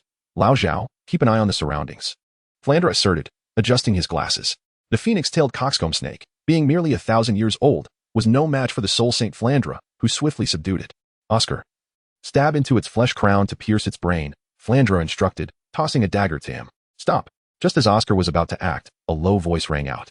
5 figures appeared before the Shrek group, a man and 4 women, 2 elders and 3 youths. The elder appeared to be in his 60s or 70s, with neatly combed white hair, while the 3 young women were all strikingly beautiful. A flicker of astonishment and admiration crossed Tang San's eyes, while Oscar and Ma Hongjun wore lecherous expressions, and Dai Mubai's face paled. The figures were Long Gong, Mingshu, Shipa, and Ming Yiran, who had been rescued by Jiang Ling and Zhu Shiqing. Alongside them was Yu Lingling. Zhu Shiqing, having consumed the Xiangfei tears, had experienced an extraordinary pace of progression and was now at level 40, preparing to obtain her 4th spirit ring when she happened to encounter Ming Yiran, who was out for leisure in Soto City. Ming Yiran had originally intended to hunt for her 3rd spirit ring, and upon learning that Zhu Shiqing was also seeking a spirit ring, she decided to accompany her. The Dragon Gong and Snakepool were more than willing to join, for Zhu Shiqing had done them a favor, and her exceptional talent made them eager to cultivate a relationship with her. As Mingshu's 8 spirit rings descended, the countenance of the Shrek group instantly darkened. Meanwhile, Jiang Ling and the others had also reached the edge of the Stardow Forest. Upon entering the forest, Jiang Ling concealed his aura. Chapter 83, Confrontation. Zhu Shiqing and Yu Lingling naturally noticed the group of youths ahead, yet they merely glanced past without pausing. Flandra, observing the dragon-headed and snake-headed staffs, spoke in a grave tone, "Might I inquire what brings the esteemed dragon and snake elders here? We have come for this phoenix-tailed coxcomb snake. Could you allow us to have it? We were the first to discover and initiate the hunt for this spirit beast," Mingshu stated. As the prospect of losing his spirit ring loomed, Oscar couldn't help but interject. "How can you prove that you were the first to initiate the hunt? We did not see you when we found it." "Oscar, do not be disrespectful," Zhao Wujia spoke, asserting that the formidable Long Gong alone, as a soul Douluo, was beyond their capacity to confront, especially with Shipa by his side. Their martial soul fusion technique could rival a title Douluo. Flandra intended to gracefully follow Mingshu's lead, acknowledging that confronting a soul Douluo over a millennium-old soul beast would be unwise. However, Oscar's interjection rekindled his concerns. Having already lost face to Jiang Ling, demonstrating excessive fear now would complicate the management of the academy further. Thus, he reluctantly conceded, though the young one is impudent. His words hold some truth. Hearing this, Mingshu frowned. Initially, they had encountered an 8,000-year-old ghost tiger soul beast, perfectly suited for Zhu Shiqing. As Mingshu prepared to capture it, the appearance of the phoenix-tail coxcomb snake complicated matters. After a brief discussion, Long Gong and Shipa split up. Long Gong took Zhu Shiqing and Yu Lingling to pursue the ghost tiger, while Shipa accompanied Ming Yiran to capture the phoenix-tail coxcomb snake. Long Gong's pursuit of the ghost tiger was almost certain to succeed, as Zhu Shiqing had absorbed her 4th soul ring and reached the rank of soul master. Yet, the phoenix-tail coxcomb snake was exceedingly swift, and Shipa, momentarily careless, allowed it to escape. Shipa, noticing Mingshu's growing impatience, remarked, "Young man, there is no need to rush. Observe the belly of this phoenix-tail coxcomb snake. It bears 2 scars inflicted by my staff. There are also marks beneath its wings. I merely allowed this slippery little creature to slip away. My granddaughter has just reached level 30 and greatly needs this soul ring. As you can see, She has inherited my weapon martial soul, the snake staff. A high-level serpent martial soul is best suited for her. Shipu elucidated. Wishing to avoid the stigma of exerting pressure through her status, Zhao Wujie stood and inspected the evidence, nodding at Flandra, indicating the validity of her words. Flandra coughed softly and stated, since the soul beast was first discovered and injured by the two esteemed elders, I shall. But before he could finish, Yu Xiaojiang interrupted. In the Star Doe Forest, all soul beasts are considered unclaimed. Perhaps this millennium-old phoenix-tail coxcomb snake was indeed first discovered and injured by you. Yet it is ultimately we who will capture it. To assert it is solely yours seems rather unjust, although it suits your granddaughter well. It equally benefits one of my students. This relatively gentle soul beast would greatly aid my student's martial soul. Flandra's expression darkened. Everyone seemed rather resolute. If a confrontation ensued, would they dare to challenge a soul Douluo? There were plenty of millennium soul beasts. If this one slipped away, another could be sought. He couldn't fathom why Yu Xiaojiang, usually so composed, was now so reckless. Yu Xiaojiang, however, believed this was an opportune moment to rally support. Preserving Oscar's claim to the soul beast would enhance his standing among the students, facilitating management. Most importantly, he was aware that Tang Hao lurked in the shadows, confident that they would not be at a disadvantage. As for whether this would incur Tang Hao's displeasure, he gave it little thought. Humph. I extend my explanations out of goodwill. Do not mistake us for a couple easy to bully, Long Gong said coldly, exerting pressure with his 8 soul rings. Flandra released his martial soul to counter and spoke. Meanwhile, Xiao Wu trembled more fervently in Tang San's embrace. From the moment Long Gong appeared, she had nestled behind him. As Flandra began to speak, preparing to apologize, the pressure from Long Gong suddenly dissipated. A flicker of surprise crossed Long Gong's rugged visage. There are experts hidden among you. Very well, I, Long Gong Mingshu, shall not take advantage of my stature. We shall proceed according to the rules of the Soul Master community. Since all parties desire this soul ring and have contributed to the capture of the phoenix-tail coxcomb snake, let us determine its ownership through strength. If your disciple defeats my granddaughter, I shall depart without further ado, Long Gong proposed after a moment of contemplation. Old man, Shipu interjected, perplexed by their apparent advantage. Long Gong gestured for her to remain calm. Flandra was astonished. Was the renowned Long Gong truly so amenable? He then replied, agreed, however, I have a request. This disciple is not a combat soul master. He is merely an auxiliary soul master, specifically a food system soul master. I ask that my other disciples fight in his stead. That is acceptable, Mingshu nodded. Xiao San, you shall step forward. Yu Xiaojiang suddenly declared. Oscar gave Tang San a discreet thumbs up, whispering, good brother. Rest assured, this soul ring will surely be yours. Tang San smiled confidently, I am Tang San. With the martial soul blue silver grass, a 29 level 2-ring battle soul master. As Tang San stepped forward, 2 soul rings, 1 yellow and 1 purple, descended. Meng Iran, already agitated, was ready to unleash her martial soul on those attempting to claim her soul ring. Wait, we too must switch out, Mingshu interjected. Grandpa, Meng Iran pouted in dissatisfaction. Mingshu affectionately patted her head, turning to Zhu Shiqing. Would you be willing to assist your sister in this battle? Zhu Shiqing nodded affirmatively. With Mingshu's discerning eye, he could see the exceptional talent among the group of youths opposite them. They were likely to face formidable challenges. While surprised, he remained unfazed. Both Jiang Ling and Zhu Shiqing were prodigies among prodigies. How often does one encounter a 12-year-old soul master? Tang San's expression darkened upon realizing Zhu Shiqing was the opponent. He knew the seemingly younger girl was a soul respect.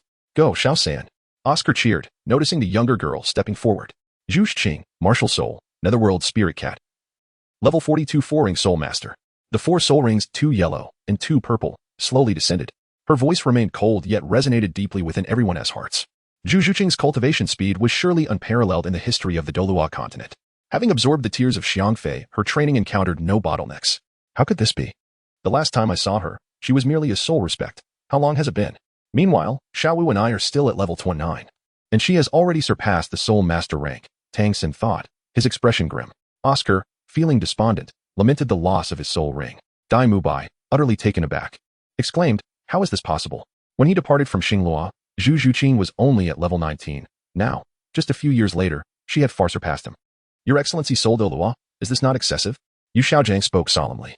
Oh, how is this unfair? You have switched out, and so have I, besides. They are of similar age, contemporaries. If you find this unsatisfactory, I shall graciously allow you to switch again, Mingshu replied coldly. Dai Mubai, you shall step forward. Flandra announced, as he recognized Dai Mubai as the highest-ranking student among them. Mubai. When there was no response, Flandra called out again, yes, Dean. Dai Mubai approached. Refraining from summoning his martial soul, after a prolonged silence, he declared, Zhuqing, if we are to fight, let us do so. If not, I concede. Zhu Zhuqing glanced at the nearly lifeless phoenix-tail coxcomb snake, her gaze not lingering on Dai Mubai, as if he were a stranger. I concede. Dai Mubai clenched his fist and spoke softly. Dai, the leader, The crowd looked on in confusion, wondering if they were acquainted. Upon hearing this, Zhu Shiqing chose to ignore them and made her way back to Meng Yiran and Yi Lingling. "Zhu Qing, you are formidable," Meng Yiran exclaimed, holding on to Zhu Shiqing in admiration. "Since you have conceded, hand over the phoenix-tailed coxcomb snake," Meng Shu stated. "Yes, esteemed senior," came the response. This moment could only be described as self-inflicted humiliation. Meng Shu did not allow Meng Yiran to absorb any further, instead taking the soul beast away. Although the intentions of the hidden figures remained unclear, their strength was evidently at the soul Douluo level, making it wise to depart. In the shadows, Jiang Ling gazed at the enchanting figure departing from view, yearning to reveal his identity, yet he understood that the moment was not ripe. "Xiaoling, that girl is a soul beast with an existence that has transcended 100,000 years. Yue Guan was filled with astonishment. Although Tang Hao's efforts to conceal his aura might deceive Meng Shu, they would certainly not fool Yue Guan, who is also a titled Douluo. Rest assured, esteemed elders, she cannot escape," Jiang Ling declared. Yue Guan nodded in acknowledgement. "Xiaoling, just moments ago, Tang Hao neutralized Meng Shu's soul power, old ghost, and I have pinpointed his location. Shall we strike now?" Yue Guan communicated telepathically. "Let us wait a moment longer," Jiang Ling replied, wishing to ensure Zhu Shiqing was far from this place, not wanting to involve her in the turmoil. Below, the members of Shrek Academy were in disarray. "Principal, Teacher Zhao, are we truly the Monster Academy? I feel so utterly mediocre," Oscar lamented. "Ahem, little Ao, this is merely an exception," Flinder reassured him. "Big brother Dai, do you know that girl?" the rotund student inquired, leaning on Dai Mubai's shoulder, raising an eyebrow. The others also turned to Dai Mubai, eager to discern the identity of such an extraordinarily gifted young lady. Dai Mubai merely lowered his head, ignoring their curious gazes. "All right, it is still early. Let us continue our search for soul beasts," Flinder announced. "Esteemed elders, now is the time to act." As Jiang Ling's voice fell, the spectral figure of Yu Guan shot forth like an arrow released from its bow, targeting Tang Hao. In no time, the formidable aura of a tidal Douluo emanated from the battlefield, leaving the Shrek 7 momentarily stunned. Chapter 84. The kill given Jiang Ling's prowess as a soul king. Executing a kill or capturing a great soul master in the presence of two soul saints posed a considerable challenge. Yet, as the ancient saying goes, one must attack where the enemy is most vulnerable. At this moment, the 9 members of Shrek were strategically positioned, with Flander at the forefront. Zhao Wujie stood at the rear, while Ning Rongrong and Oscar occupied the center. Dai Mubai and Ma Hongjun were situated on one flank, and Xiao Wu and Tang San on the opposite side. Yu Xiaojiang positioned himself near Tang San in the center. The sword of the Divine Dragon's 9 transformations unleashed 9 streams of sword energy, 3 directed at Ning Rongrong and Oscar, while 6 surged towards Ma Hongjun and Dai Mubai. With Dai Mubai's strength, he could not withstand these 6 sword energies. If Flander and Zhao Wujie refrained from intervening, whoever faced those 6 strikes would surely meet their demise. Not to mention that Dai Mubai, as Flander's disciple, would not be left to fend for himself. Given Ning Rongrong's identity as a member of the 7 Treasure Glazed Tile School, Zhao Wujie was bound to take action. Almost instantaneously upon the activation of the sword energy from the Divine Dragon's 9 transformations, Zhao Wujie and Flander sprang into motion. In the art of the Jiang Ling sword, the technique piercing clouds and breaking mist unfolds. With agile steps akin to dancing on rippling waves, the sword lunges directly at Tang San. The entire sequence transpires with astonishing swiftness. For one of Tang San's esteemed soul master caliber, the arrival of the long rainbow sword is almost instantaneous. Simultaneously, Jiang Ling's left hand strikes towards Xiao Wu's nape, employing the Xian Yuhan technique. A fierce individual himself, Tang San, faced with the specter of death, resolutely grasps the long rainbow sword with both hands. Alas, the innate flames that entwine the sword are beyond the defense of the Xian Yu hand. Upon contact, Tang San's hands are shattered by the long rainbow sword. Just as the blade is poised to pierce his chest, a shadow emerges, seizing Tang San and pulling him back, delivering a counterstrike that repels Jiang Ling, a soul sage, an evil soul master. The moment they engage, Jiang Ling's spirit sharpens. He is all too familiar with the aura of an evil soul master. Moreover, being able to elude the detection of the titled Douluos, Yue Guan, and Gue Mei, is a feat only an evil soul master could achieve. The shadow evidently seeks not to prolong the battle, retreating with Tang San in tow. Jiang Ling was not one to insist. If a single strike could not ensure a kill, he would lose the advantage. The piercing gaze of the broken illusion unleashed 2 crimson beams that shattered the shoulder blade of Yu Xiaojiang, while he cradled the unconscious Xiao Wu under his arm. With a swift motion, he lifted Yu Xiaojiang and soared away on his sword. Although the process appeared lengthy, it transpired in but a few breaths. "Leave him to me." Cat Eagle possession. Flander bellowed, unleashing 6 strands of sword energy. The wings of the Cat Eagle martial soul flapped vigorously, giving chase to Jiang Ling. "Who might you be?" "Sir, time and again, you have targeted our Shrek Academy. First, you disrupted our enrollment, and now you have grievously injured our disciples and taken our teachers. Do you truly believe us to be so easily bullied?" Flander recognized Jiang Ling as the one who had previously wreaked havoc at Shrek Academy, his voice laced with fury. "Flander, I advise you to refrain from meddling. My enmity with him runs deep. You may consider him a friend, but he may not share everything with you. Jiang Ling warned. Due to Jiang Ling's involvement, Tang San had not been tested by Zhao Wujing upon his enrollment, nor had Tang Hao troubled Zhao Wujing. Flander was only aware that Tang San was Yu Xiaojiang's disciple and knew nothing beyond that. Regardless, today you must leave with him. Flander's countenance darkened as he prepared to unleash his martial soul's true form. The crimson gaze of Jiang Ling reemerged, akin to the flow of molten lava. He must not allow Flanders to unleash his martial soul's true form. Otherwise, escape would be impossible. The eye of breaking illusions.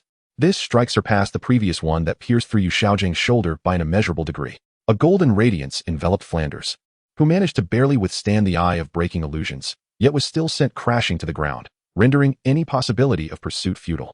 Infuriating. Flanders slammed his fist into the ground, his unwilling roar echoing in the air. Having faced repeated setbacks at Jiang Ling's hands, Flanders was driven to the brink of fury. Jiang Ling sighed in relief upon witnessing the downed Flanders, his expression weary from excessive mental strain. Meanwhile, Ning Rongrong had yet to emerge from the shadow of death that loomed over her. As the little princess of the Seven Treasure Glazed Tile School and the cherished jewel of the Sword Bone Douluo, she had never encountered a situation like this before. Shortly after, Flanders returned, his face ashen as he surveyed the shaken crowd. Zhao Wuji, the first among them, spoke up. Flanders waved his hand wearily and said, "Let us return to the academy." At that moment, Tang San, rendered unconscious by Jiang Ling's actions, was being whisked away by a shadow cloaked in black robes. Meanwhile, the battle among the titled Douluos escalated to a fever pitch. Tang Hao, the renowned Haotian Douluo, valiantly faced off against the 95th-ranked Moonlight Ghost Douluo, complemented by a 96th-ranked Peak Do wielding the Panlong staff, holding his ground without faltering.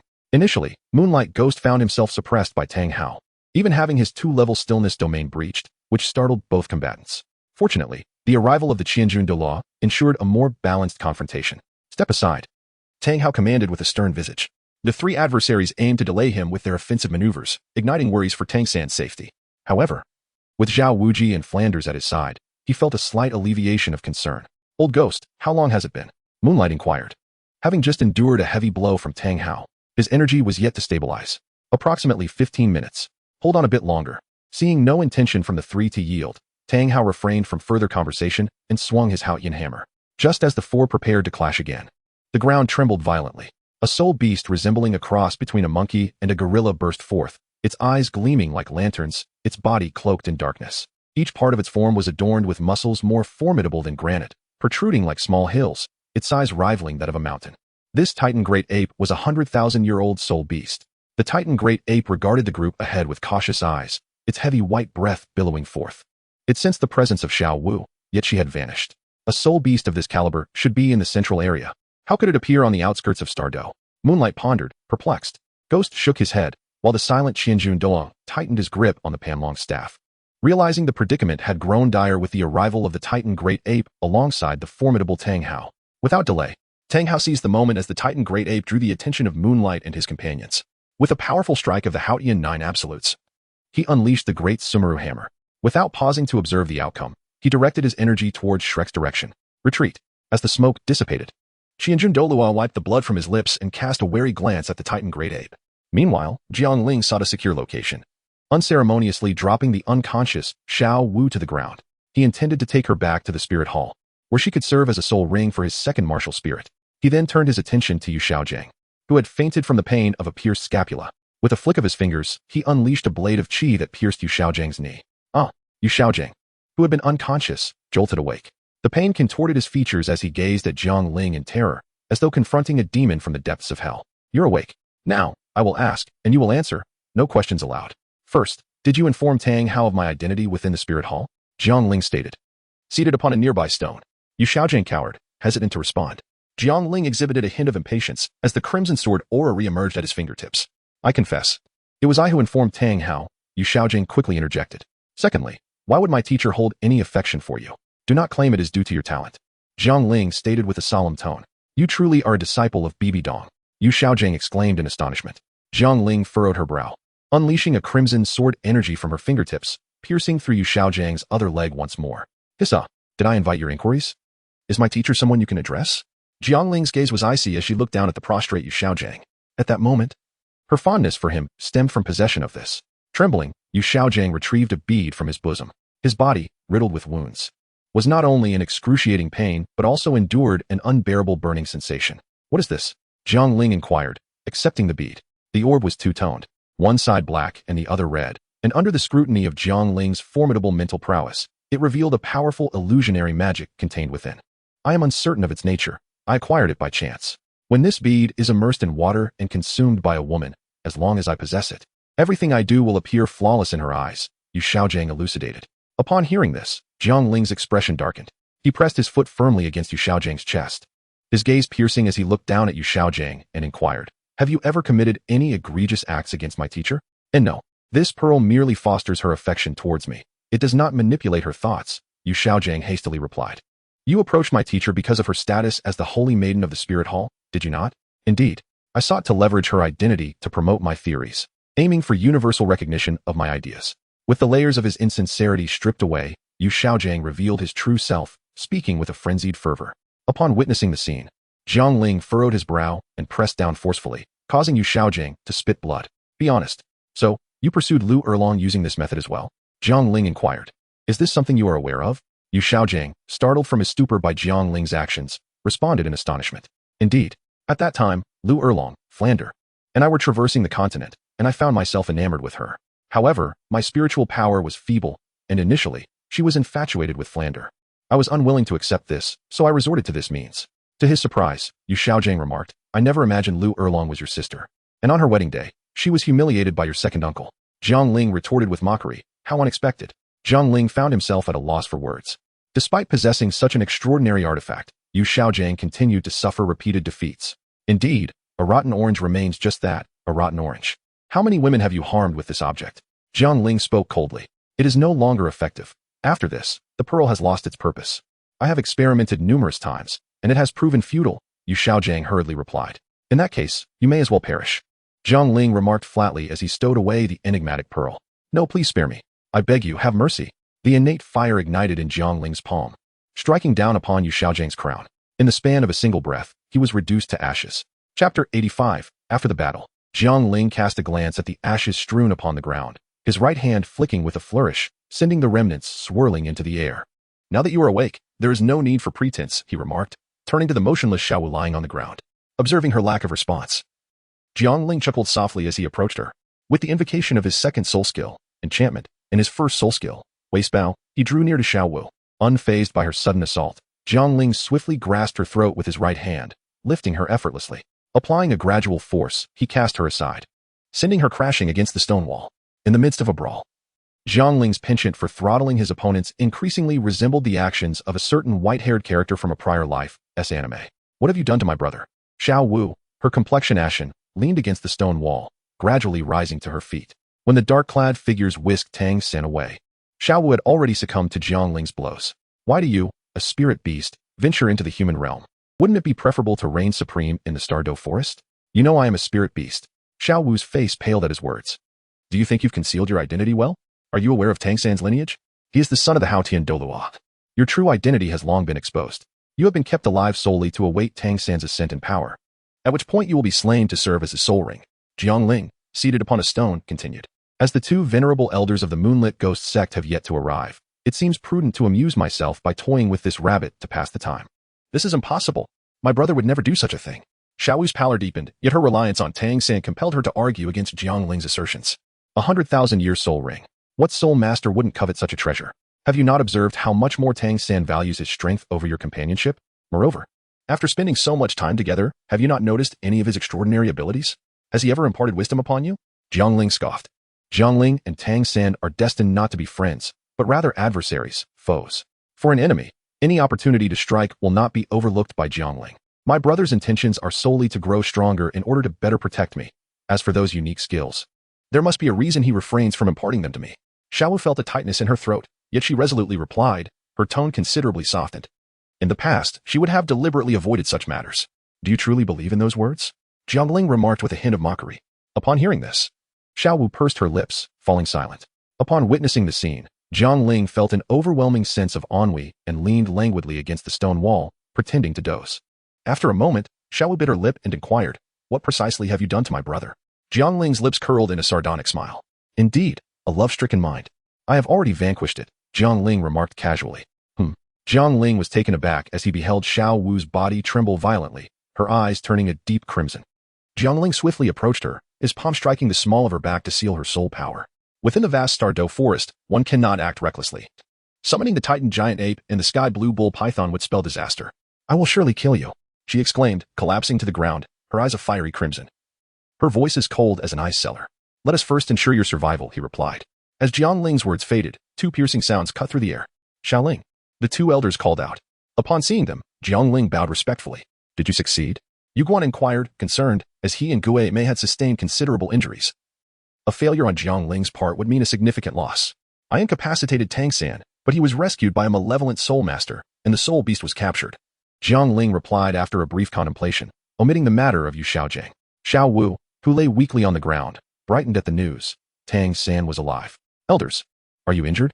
Jiang Ling, though aware of Tang Hao's formidable strength, had not anticipated the difficulty Yu Guan and Gue Mei would face in holding him off for even a quarter of an hour. "Tang Hao's power has indeed surprised us. Had it not been for the intervention of the sixth elder, Old Ghost, and I might not have made it out," Yu Guan confessed. A hint of trepidation in his voice.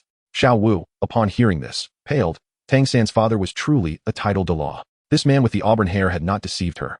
The sixth elder? After a brief contemplation, Jiang Ling's mind was graced by a fleeting vision of a golden figure. "Where is he?" Jiang Ling inquired. "He did not accompany me. After exchanging blows with Tang Hao, he departed," Yu Guan replied. "It is unexpected that Tang Hao, or Tang San, has affiliations with the evil soul masters. Nevertheless, having incapacitated Tang Hao's offspring and captured a soul beast of 100,000 years is indeed a significant gain. Xiao Ling, now that the task is accomplished, to avoid prolonging the night with dreams, let us hasten our return to Spirit City," Yu Guan suggested.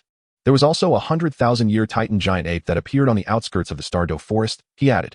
Ming. The eyes of the small dance on the ground narrowed in focus. Jiang Ling paused for a moment before speaking. "Elder Yu Guan, Elder Gue Mei, please return to the Spirit Hall and deliver the soul beast to my master. I have matters to attend to, and I shall hasten back to the Spirit Hall afterwards." Although Jiang Ling was aware that Hulaina remained in a state of unconsciousness, he understood that he should not linger outside. It had been over a year since he last saw Zhu Zhiqing, and he could not fathom how long he would have to wait if he missed this opportunity again. "Sister, just 2 days, only 2 days, and then I shall return." "No, it is too perilous to leave you here alone. If Tang Hao discovers you," Yu Guan interjected, refusing to entertain the notion. "Rest assured, Elder," Jiang Ling responded, retrieving a disguise mask to dawn upon his face while simultaneously employing the turtle breathing technique. In an instant, the soul power emanating from Jiang Ling vanished without a trace. On the streets, even if he were to brush past Tang Hao, he would likely be perceived merely as an ordinary individual. Thus, the two elders may rest easy. With a sigh, Yu Guan remarked, "You have always been resolute in your decisions. I know that neither I nor the old ghost can sway you. Regardless, please take care." "Thank you." Jiang Ling offered a respectful bow in gratitude. Nodding, Yu Guan picked up the diminutive Xiao Wu from the ground and instructed Jiang Ling, "Return swiftly, otherwise we shall be unable to contain the wrath of His Holiness the Pope." Observing Yu Guan and the departing ghostly figure, Jiang Ling wasted no time and hurriedly made his way towards Douluo City.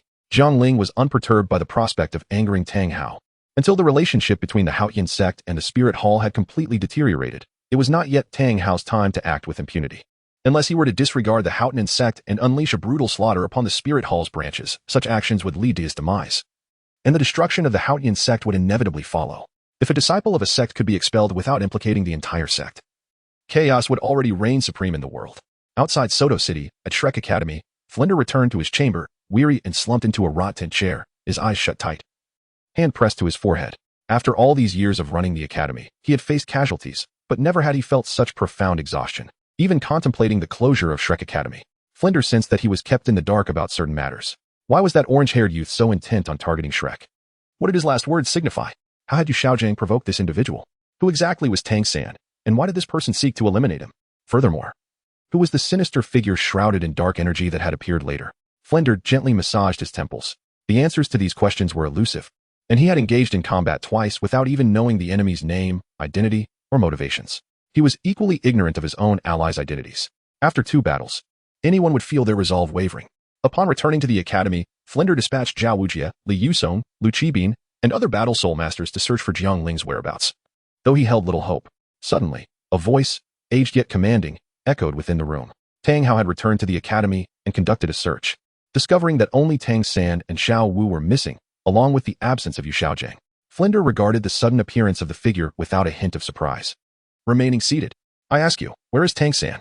Tang Hao repeated. Who are you? Flinder was aware that the individual before him possessed far greater strength. Yet he felt no fear, his expression betraying a flicker of anger. I am Tang Hao. Tang Hao's brows furrowed slightly, having noticed the fury in Flinder's gaze. Tang Hao. The Haotian Douluo, is Tang San your son? Flinder asked, momentarily taken aback, yet he remained seated. Now it is my turn to ask, where is Tang San? Tang Hao. Sensing Flinder's nonchalance and his own concern for Tang San, exerted a pressure that made Flinder's bones creak under the strain.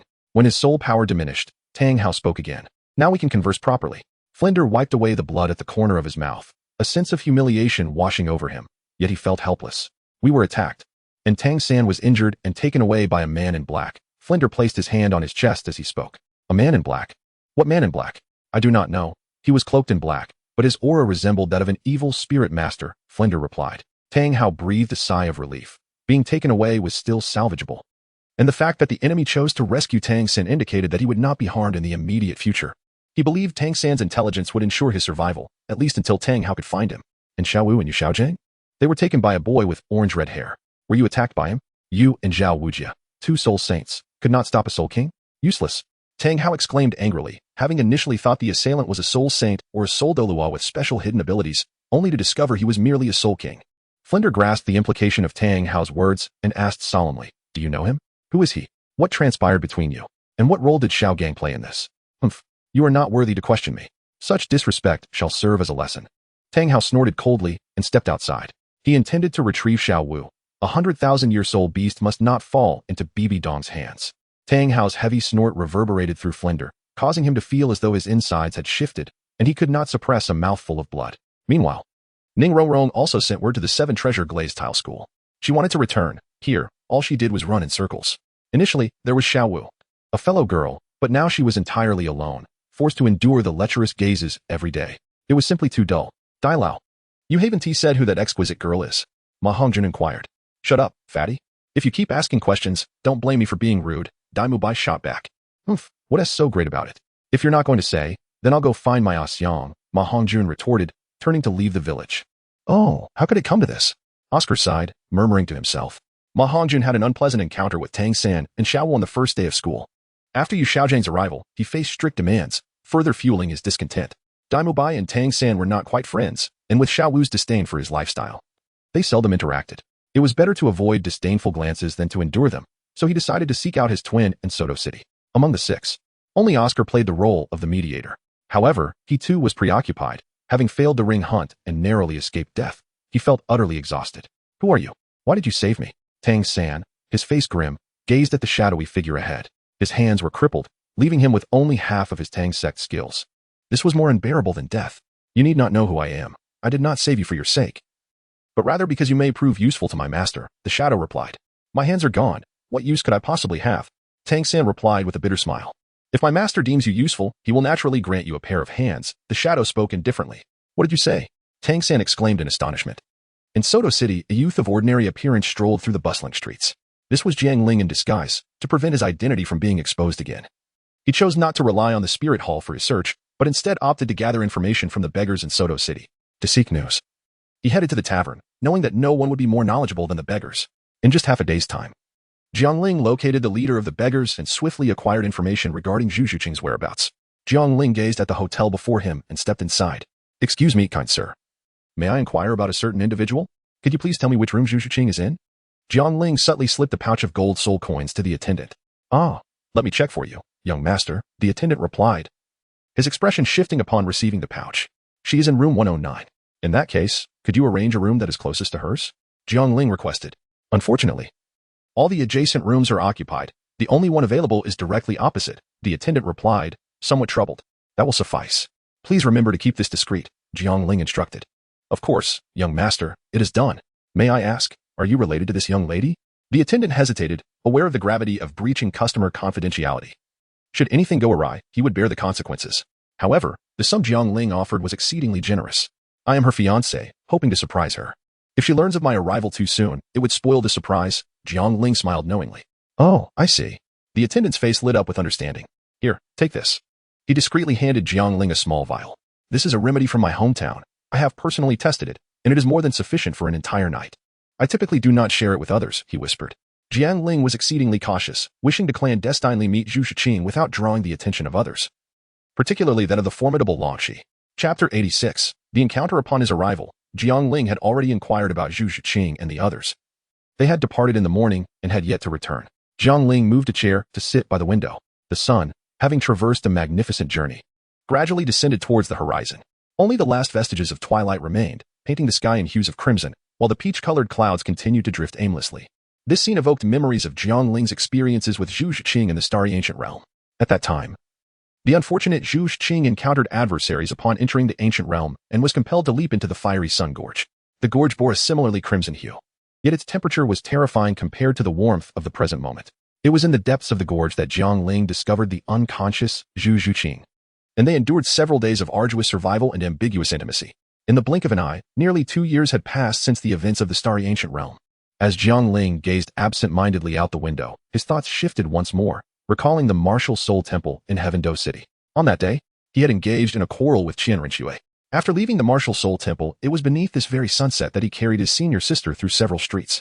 He had also promised her to accompany her for shopping the following day, yet alas, he had once again broken his word. Jiang Ling shook his head, dispelling the thoughts swirling in his mind, and let out a soft sigh. The twilight gradually faded, and the night enveloped the last remnants of daylight. Zhu Qing. Ling truly cherishes you both, but I must depart with my grandparents tomorrow. You two must come to visit me when you have the time. Let those arrogant classmates witness what true genius looks like.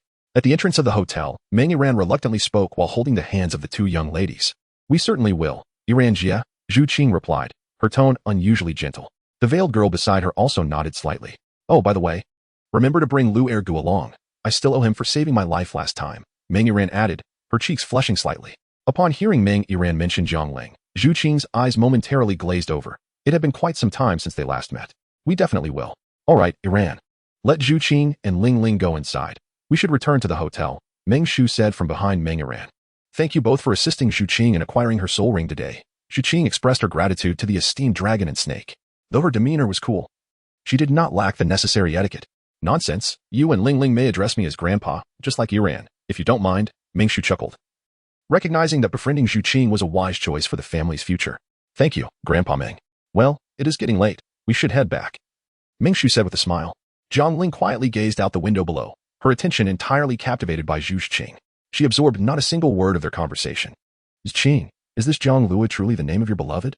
As she watched the extraordinary figure of the dragon snake fade away, Ling nudged Zhu Shiqing and inquired. Since when did you become so inquisitive, Ling? Zhu Shiqing teased in response. I have no interest in others, but you are a different matter entirely.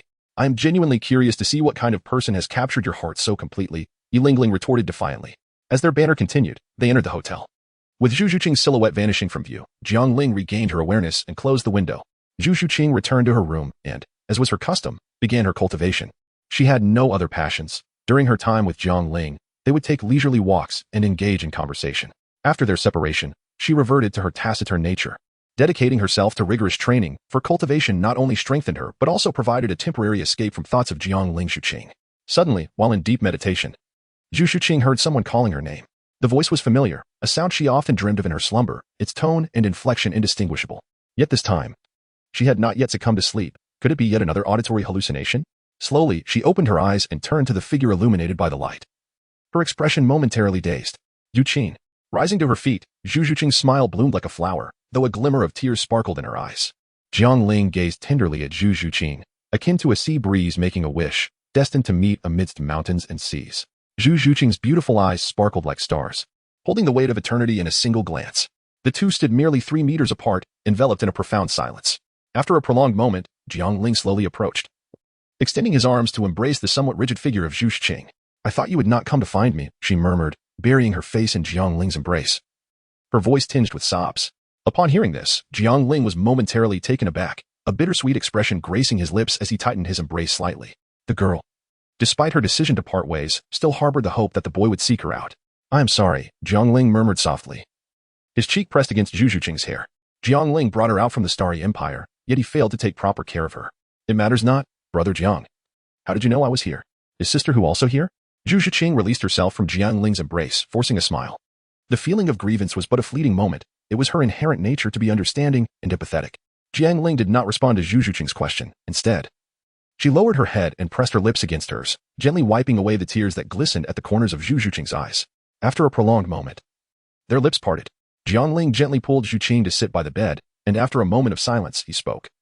A great many events have transpired since your departure. It is only today, amidst the stars of the great forest, that I encounter you once more. As he spoke, Jiang Ling clasped Zhu Qing's delicate hand tightly. Zhu Qing turned slightly, enveloping Jiang Ling in her embrace, wishing to provide him with warmth. Zhu Qing, return with me to the spirit hall. I fear for your safety should anything befall you due to my presence, Jiang Ling murmured softly, nestled within Zhu Qing's arms. After a year of traversing the continent with Jiang Ling, Zhu Qing pondered the possibility of Tang Hao uncovering their whereabouts. She felt a twinge of uncertainty in her response. To agree might seem disloyal to sisterhood, yet to decline would mean parting from Jiang Ling, who she knew would soon return to the spirit hall. May I enter the spirit city without proceeding to the spirit hall? After a moment of contemplation, Zhu Qing inquired. Fear gripped her at the thought of encountering Jiang Ling's mentor, fully aware that the engagement between Jiang Ling and Hulaina had been sanctioned by his teacher. Of course. As long as you remain in the spirit city, I can ensure your safety, Jiang Ling replied joyfully, having anticipated that this headstrong girl might refuse him. By the way, Brother Jiang, during this time, I have befriended someone named Yi Ling, whose martial spirit is the 9-heart sea buttercup. I wish to invite her to treat sisterhood and see if it proves beneficial, Zhu Qing remarked, seemingly struck by a sudden thought. Yi Ling? The girl in the veil who accompanies you? Jiang Ling exclaimed in surprise. Could this truly be the same unfortunate Zhu Qing who had, during their separation, encountered the only person in the entire continent with a 9-heart sea buttercup? Indeed, my teacher did not mention it, but I am willing to explore every possibility. Zhu Qing replied, nodding. Then I shall seek out Ling tomorrow. Very well, let us rest now, Jiang Ling said, gazing at her enchanting visage just within reach. His intention had been to persuade Zhu Qing to return with him, and with that objective achieved, he felt a wave of relief and relaxation wash over him. A blush crept onto Zhu Qing's cheeks at his words, and she softly admonished, do not engage in mischief. P.S. If in this life, one clings to illusions, having turned into fallen petals, then may you in the next life have snow-swept brows, hand in hand across the realms. Would you be willing to adorn your tresses and smile like a flower, granting me a lifetime of grace? Chapter 87. It is you. 1. Jiang Ling enveloped Zhu Qing in a warm embrace, binding her body tightly within his powerful hold. The words she had yet to finish were drowned in a kiss brimming with affection, greedily capturing her essence. This moment of exhilaration left Zhu Qing momentarily stunned, causing her to forget everything around her. With their bodies pressed closely together, Jiang Ling inhaled the faint fragrance emanating from Zhu Qing, his breath growing heated, rendering words superfluous. The sudden kiss struck her like a tempest, catching her off guard. Her mind went blank, and she instinctively closed her eyes. She could not recall the last time they had shared such a kiss. She merely held Jiang Ling tightly, responding to her instincts. That night marked the most restful slumber Jiang Ling had enjoyed in days. The following morning, Zhu Qing's long eyelashes fluttered as she slowly awakened. Her beautiful eyes still sleepy. Slightly tilting her head, she glanced at Jiang Ling, who was still fast asleep beside her, a sweet smile unconsciously gracing her lips. As she gazed at him in slumber, she found herself leaning closer, pressing her lips against his cheek. Her face flushed a deep crimson. She did not mind Jiang Ling's forwardness, but initiating a kiss herself was bound to leave the shy Zhu Qing blushing. With delicate movements, Zhu Qing carefully lifted the covers and slipped out of bed, her flawless form instantly exposed to the cool air. Clad only in a pair of black shorts that had become somewhat crumpled.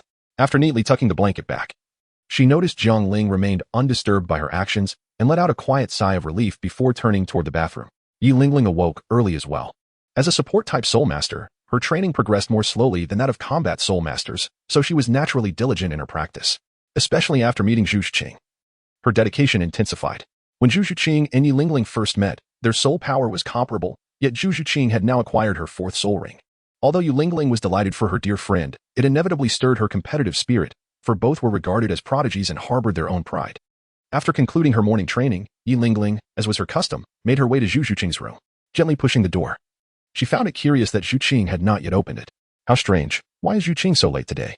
Yi Ling pondered, retrieving the key to Zhu Qing's room from her belongings. Yes, Yi Ling possessed a spare key as well. Upon opening the door, she found their hotel to be of high quality and spacious. The bedroom and living area were substantial, with the bedroom featuring an ensuite bathroom and excellent soundproofing. Yi Ling, familiar with the layout, walked directly to Zhu Qing's bedroom, where the door was ajar. She pushed it open, having done so numerous times before. However, this time was different. As she entered, she was immediately taken aback by the sight before her. There lay a man on the bed, though she could not discern his features. The exposed arm and the scattered clothes on the floor spoke volumes of a tumultuous night. Just as Yi Ling questioned whether she had entered the wrong room, the bathroom door swung open, revealing a familiar figure clad in a bathrobe stepping out. Seeing Yi Ling at the door, Zhu Qing froze, her face instantly flushed. She hurriedly gestured for silence. It would be extremely awkward if Jiang Ling were to awaken at that moment. Barefoot, she quickly approached Yu Lingling and pulled her outside, shutting the door behind them. Zhu, what on earth is going on? Who is he? Yu Lingling could not contain her curiosity as she looked at Zhu, who was still in her bathrobe. He's Jiang Ling, also known as Jiang Luer, Zhu replied shyly. After all, she felt somewhat caught in a compromising position with her best friend, which filled her with embarrassment and a desire to vanish. But he wasn't supposed to be here. How could this happen overnight? Yu Lingling struggled to accept the situation. Yesterday in the Douluo forest, he saw us and found out where I was staying. So he came to visit me at night. Zhu confessed, not one to lie, especially to her closest friend. Since you met in the Douluo forest, why not just reveal himself directly? Why sneak into your room at night and do something so improper? Yu Lingling's anger grew, recalling the chaotic scene she had just witnessed in the room. Initially curious about the man who had captured her friend's heart, Yu Lingling's interest transformed into disdain. To her, Jiang Ling now appeared as a man who took advantage of Zhu innocence. Lingling, you misunderstand. It's not what you think, Zhu said, aware of her friend's frustration. How is it not? You both did that. You're only 13, and he could take advantage of you. Yu Lingling pointed back toward the bedroom. Glancing at Zhu bathrobe, the implication clear. Zhu found herself at a loss for words. Claiming that nothing had happened would be futile. Yu Lingling clearly would not believe her.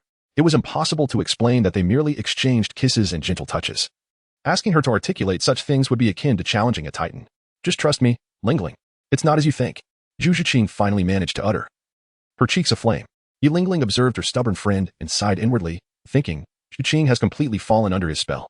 In Yu Lingling's eyes, Zhu was too cold and reclusive, disinclined to socialize, and had little experience with boys, making her susceptible to flattery. Rest assured, I will ensure you do not suffer any further. I will help you see his true nature, Yu Lingling vowed silently. First, put on some clothes. We can address everything else later, she reminded Zhu, noticing her friend's exposed skin beneath the bathrobe. Oh, right? Zhu exclaimed, relieved that Yu Lingling had ceased her inquiries. However, her gaze fell upon her attire, and her face flushed once more. The bathrobe was quite short, barely covering her rear. Retrieving her clothes from her storage soul guide, she prepared to return to the bedroom to change. What are you doing? You're not going back to change in there, Yu Lingling exclaimed, grabbing Zhu arm in exasperation. What do you mean? He's a guy, and I can't change in front of him? Zhu protested. You can change right here. Yu Lingling insisted firmly. Fine, Zhu relented, feeling somewhat defeated. Lingling, could you please turn around? Zhu hesitated before asking. Still not accustomed to being seen while changing, especially by anyone other than Jiang Ling. I am not a flower wilting in my homeland. Lingling, I have a favor to ask of you, Zhu said after she had dressed, taking a seat beside her friend. I won't help. Yu Lingling replied without lifting her eyes, still harboring resentment from the earlier incident. Zhu struggled to find the right words, and silence enveloped the room. Lingling, Zhu began, only to be interrupted by Yu Lingling. I was just teasing you. Go ahead. What do you need? Yu Lingling smiled, well aware of the adage that seeking favors is akin to swallowing a 3-foot sword. Zhu was her dear friend. Naturally, she felt compelled to assist her in times of need. One could only hope it concerned Zhu herself, rather than a nefarious man. I have a friend who is injured and unconscious, and I would like your help in treating them, Zhu exclaimed with delight upon hearing this. Is this friend yours? Or does it pertain to that Jiang Luo? Yu Lingling reclined back, her petite form sinking into the sofa as she casually inquired. It's one of my friends, Zhu replied, her expression momentarily faltering before she hastily added. But Lingling, you are not adept at lying. Yu Lingling sighed, observing the silent Zhu, feeling a mix of fatigue and frustration. With such remarkable cultivation talent, how could she be so clumsy in matters of the heart? Very well, I shall assist you. Though I cannot guarantee a cure, Yu Lingling finally stated. Thank you, Lingling Jia, Zhu murmured softly. At this, Yu Lingling smiled gently. It was the first time Zhu had referred to her as sister, albeit regrettably in the context of another. While Zhu and Yu Lingling were engaged in casual conversation in the living room, Jiang Ling also regained consciousness. Noticing the emptiness beside him, he sat up and retrieved a pristine set of clothing from his jade pendant. However, he remained oblivious to the 2 or 3 red marks upon his neck, resembling strawberries. Jiang Ling called out as he stepped through the door, instantly spotting Zhu seated in the living room alongside the dark-clad maiden, Yu Lingling. Jiang Ling revealed a self-proclaimed radiant smile and nodded. At that moment, Yu Lingling, not wearing a veil, sat beside Zhu. She possessed a slender figure, a lovely countenance, and an elegant demeanor. However, her gaze towards Jiang Ling bore a hint of hostility and confusion. When her eyes fell upon the red marks adorning Jiang Ling's neck, her expression shifted, a faint blush appearing on her cheeks. She grasped Zhu delicate wrist and leaned closer to whisper in her ear. You told me nothing happened yesterday. Zhu face flushed crimson as well, Those strawberry marks adorning Jiang Ling's neck were indeed her handiwork from the previous day. Additionally, several marks on Zhu Zhuqing's chest were the result of Jiang Ling's actions, which stubbornly refused to wash away even after a lengthy scrubbing during her bath. She had asked Yi Lingling to avert her gaze while changing clothes, wishing to conceal these marks from her view. Brother Jiang, this is Yi Lingling, Sister Lingling. Zhu Zhuqing introduced, her cheeks still aglow. Jiang Ling regarded the two individuals before him with a hint of curiosity. Yi Lingling whispered something into Zhu Qing's ear, causing both their faces to flush a deep crimson. Greetings, Miss Yi. I am Jiang Ling, the Jiang Ling renowned for its 1,000-mile stretch, he said with a warm smile. Hello, Yi Lingling replied with a mere nod. She observed Jiang Ling, feeling an inexplicable sense of familiarity, though she could not recall where she had encountered him before. Are you hungry? Let us dine first, Jiang Ling suggested. He intended to broach the subject of requesting Yi Lingling's assistance in treating Huliena during their meal. Regardless of the outcome, he planned to depart no later than tomorrow. Jiang Ling remained unaware that Zhu Zhuqing had already spoken. Very well, let us be on our way. Lingling, Zhu Zhuqing gently urged, tugging at Yi Lingling's sleeve. Upon witnessing the situation, Jiang Ling turned and walked ahead. Yi Lingling gazed at Jiang Ling's silhouette, feeling an uncanny familiarity, particularly with that vibrant orange-red hair. Upon reaching the entrance, Jiang Ling retrieved a disguise mask, instantly transforming his demeanor and presence. What is this? Yi Lingling inquired, perplexed. Due to certain matters, one cannot reveal their true identity, Jiang Ling elucidated. Upon hearing this, Yi Lingling fell silent. Yet her assessment of Jiang Ling expanded by 4 words, concealed yet evident. The Lyson Hotel, where Zhu Zhuqing and Yi Lingling resided, offered meals as well, though the flavors were rather mediocre. Jiang Ling escorted 2 individuals to the finest hotel in Suotua City, requesting a private room. Typically, such establishments boast commendable sound insulation. However, Jiang Ling discreetly ensured that the surrounding noise was further muted to prevent any eavesdropping. After a long and arduous day, hunger gnawed at him. As the dishes were served, he eagerly began to eat, generously serving Zhu Zhuqing as well. Yi Lingling observed from the side. Zhu Zhuqing, her cheeks flushed, remained quiet, yet she also indulged considerably. Zhu Zhuqing's increased appetite further convinced Yi Lingling of the events that transpired the previous night, for how else could such an immense expenditure of energy be accounted for? Jiang Ling consumed his meal swiftly, yet his actions were far from crude. Indeed, they could be described as exceedingly graceful. This peculiarity left Yi Lingling with a sense of astonishment. At a glance, he appears to be a refined gentleman, but alas, appearances can be deceiving. To act in such a manner towards a 13-year-old girl reveals a lack of character. If it were true love, one would surely wait until the age of 16. Miss Yi, I have a request of you. I wish for you to attend to a patient, regardless of whether you can cure him. I shall bestow upon you a generous reward, Jiang Ling stated after a moment of silence. Zhu Qingqing had already informed me, and I shall do my utmost. Yi Lingling nodded in response. Zhu Qingqing, blushing under Jiang Ling's gaze, found herself unable to meet his eyes, her attention inevitably drawn to his neck. Recalling the events of the previous night. Thank you, Miss Yi. I assure you, I shall not take up too much of your time. Jiang Ling expressed his gratitude. Yi Lingling acknowledged his words with a nod. Zhu Qingqing had indeed briefed her. The patient resided in Spirit City, and she was quite surprised to learn Jiang Ling was affiliated with the Spirit Hall. She had presumed him to be a carefree individual reliant on his looks, not realizing he hailed from such a prestigious background. By the way, I once stayed at the hotel you frequent, but unfortunately, it was fully booked at the time, Jiang Ling remarked, visibly relieved that the arrangements were made. Upon hearing this, an image flashed in Yi Lingling's mind. That night, in the lobby of the Lyson Hotel, a remarkably beautiful woman was half embracing a man. She had not seen the man's face, only his hair color and silhouette. She recalled the conversation between the hotel owner and them. Miss, if I may offer a word of advice, it would be prudent to take your husband to a doctor at once. Such matters can wait, but if they continue, I fear for your husband's life. The hotel owner's words echoed in her memory. No wonder he looked so familiar to me. It is you. But weren't you already married? Yi Lingling exclaimed in anger. Chapter 90. Yi Lingling in disarray. Just as Yi Lingling prepared to berate Jiang Ling, Zhu Qingqing grasped her hand and led her back to the hotel. For a public quarrel was hardly dignified. Jiang Ling found himself at a loss, having forgotten to inquire when Zhuqing would arrive in Suotua City. At the Lyson Hotel. In the Yi Lingling room, Zhuqing questioned, "Why are you stopping me? Are you not aware that Jiang Ling is married? I witnessed it myself. On the very night we checked into the inn, Jiang Ling and his wife sought accommodations there as well. This fellow is clearly deceiving your affections." Yi Lingling glanced at Zhuqing, who was fervently defending Jiang Ling, and could only express her frustration. "I am aware of this matter," Zhuqing replied. A hint of resignation in her tone, not wishing to elaborate on the complexities of their relationship. "That's good. Rest assured, leaving him behind, what will happen next? You know." Yi Lingling's words left her momentarily dazed. Thus, the words "you are the other woman" lingered unspoken as she placed the back of her right hand against Zhuqing's forehead. "What are you doing? I'm checking if you have a fever. Perhaps you've lost your mind, Yi Lingling retorted with disdain. It must be this Jiang Ling, who, despite having a wife, still dares to pursue you. It is indeed true that he is a facade of gold and jade, hiding rot within. Yi Lingling firmly believed that this situation was not Zhu Qing's fault. It was undoubtedly Jiang Ling's lustful intentions that had led to this entanglement. Sister Lingling, our situation is somewhat complicated, but I assure you, Jiang Gu is not the kind of person you think he is. He is truly the best for me in this world. Zhu Qing gently embraced Yi Lingling, her voice soft. Seeing Yi Lingling defend her and attribute all blame to Jiang Ling filled Zhu Qing's heart with both amusement and warmth.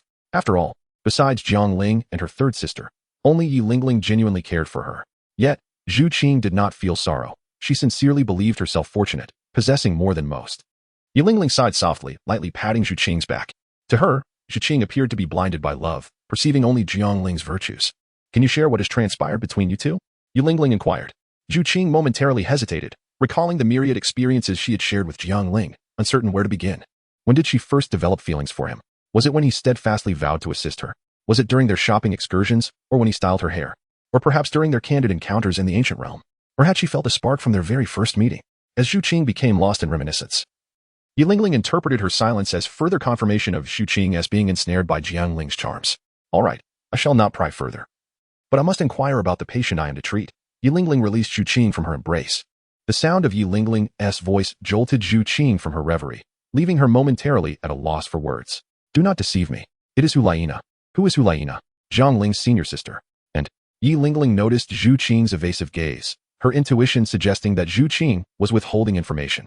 She is still Jiang Ling's fiancée, the very wife you mentioned, Zhu Qing said, turning her head away, unable to meet Yi Lingling's gaze, fully aware of the implications. The room fell silent for 3 seconds. Zhu Qing, are you all right? He sent you to seek me out to save your rival, and you agreed? Yi Lingling's tone rose slightly. Yi Lingling felt utterly bewildered by the melodrama unfolding around her. Sister Lingling, Hu Jie is a very kind person. I also consider her a friend, Zhu Qing admitted, a hint of awkwardness in her voice, acknowledging the tangled nature of their relationships. Yi Lingling chose not to pursue the matter further. In her eyes, Zhu Qing had completely succumbed to Jiang Ling's enchantment. Furthermore, Jiang Ling had gained yet another disparaging descriptor in Yi Lingling's mind. Shameless. I understand all of this now. Do not worry, I promise to do my utmost. However, I have one condition. You must sleep with me tonight, Yi Lingling declared. Zhu Qing had become entranced, and it was evident that urging her to leave Jiang Ling would be futile. A gradual approach would be necessary. Nevertheless, with Yi Lingling by her side, Zhu Qing would remain safeguarded from any harm Jiang Ling might inflict. If you refuse, I shall not visit the spirit hall, Yi Lingling threatened, crossing her arms. Very well.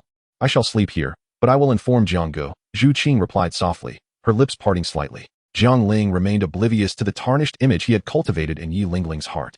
After taking a refreshing bath in Zhu Qing's room and engaging in some cultivation to mend his hidden injuries, he concluded his practice with a soft sound as the bedroom door swung open.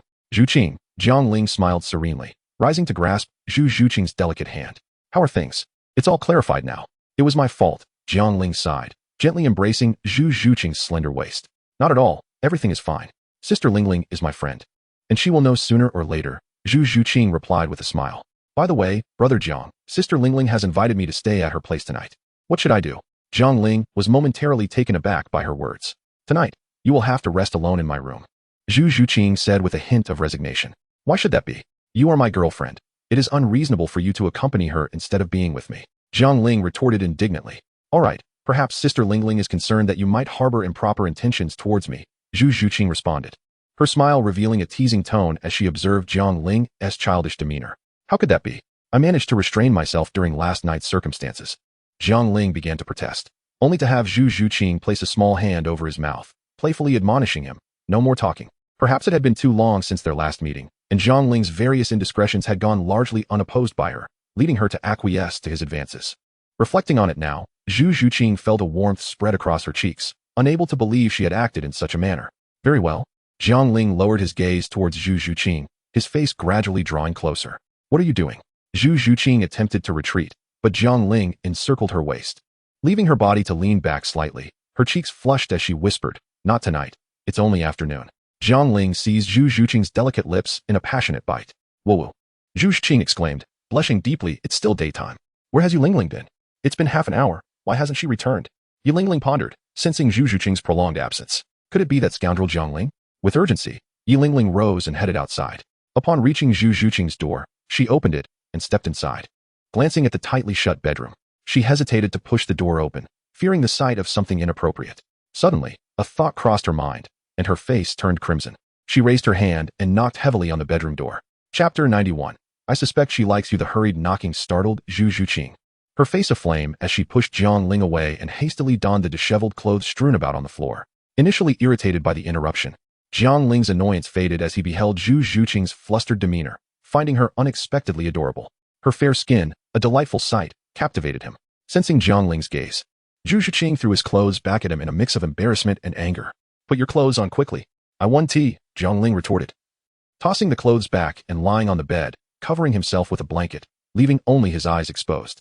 Were it not for Yi Lingling being Zhu Zhuqing's close friend and his own need for her, Jiang Ling would not have indulged her so. Zhu Zhuqing, observing Jiang Ling's childishness, felt a mix of amusement and exasperation. She decided to ignore him, swiftly dressing herself, regaining her composure as she prepared to exit the bedroom.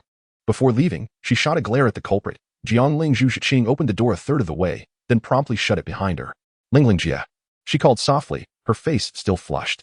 Upon seeing Zhu Zhuqing's disheveled appearance and rosy cheeks, Yi Lingling immediately understood what had transpired and inwardly cursed Jiang Ling, labeling him a glutton. Where is he? Yi Lingling inquired, noticing only Zhu Zhuqing had emerged. It's nothing. Lingling Jia, let's go back, Zhu Zhuqing replied. Grasping Yi Lingling's wrist, her face still burning. Ever since Jiang Ling's arrival, she realized her blush had yet to fade. Let us go, Yi Lingling sighed. Observing the drastic change in Zhu Zhuqing, who seemed a far cry from the person she once knew.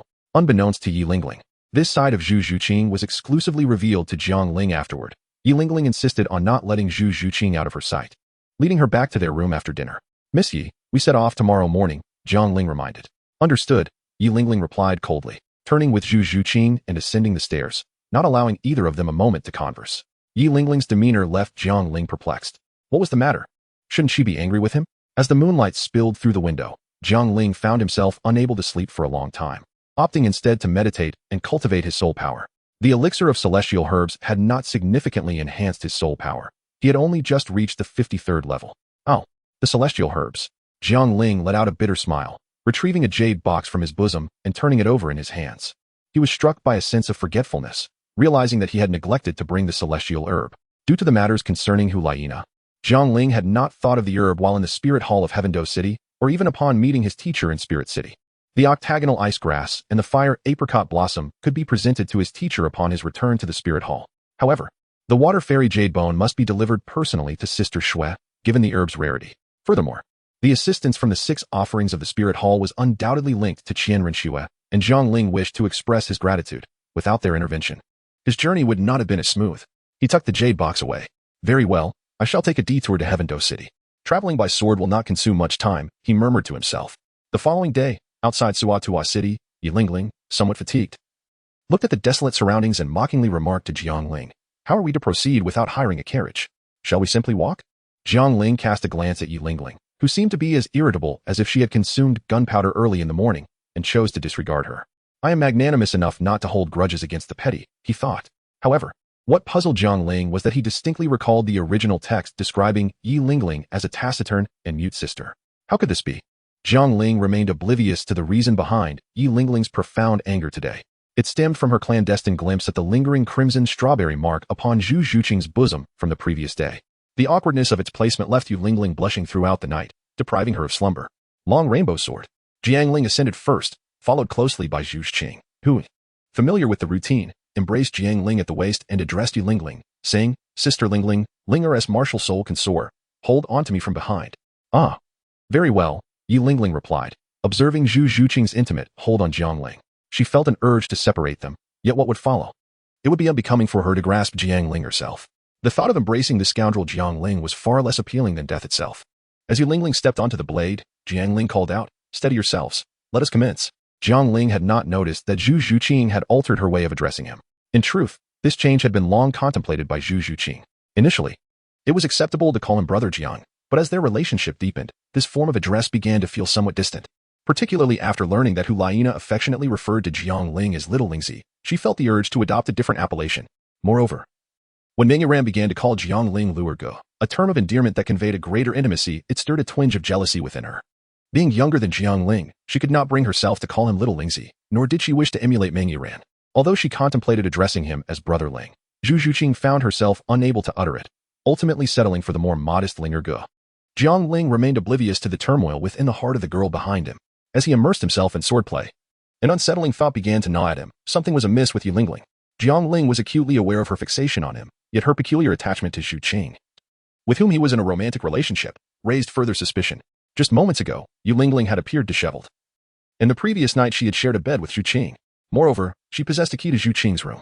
The more Jiang Ling contemplated, the darker his expression became. It was not mere self-aggrandizement, with his striking features resembling distant mountains and adorned with a jade-like visage. He exuded an elegance akin to a gentle breeze and brilliance like the stars. Even without innate talent for cultivation, his looks alone could secure him a princely status. Yet, Yulingling expressed nothing but disdain for him. Could it be that Yulingling harbored an attraction to women? As Jiang Ling pondered, the possibility grew increasingly apparent. He continued his journey until dusk, pausing only then to rest.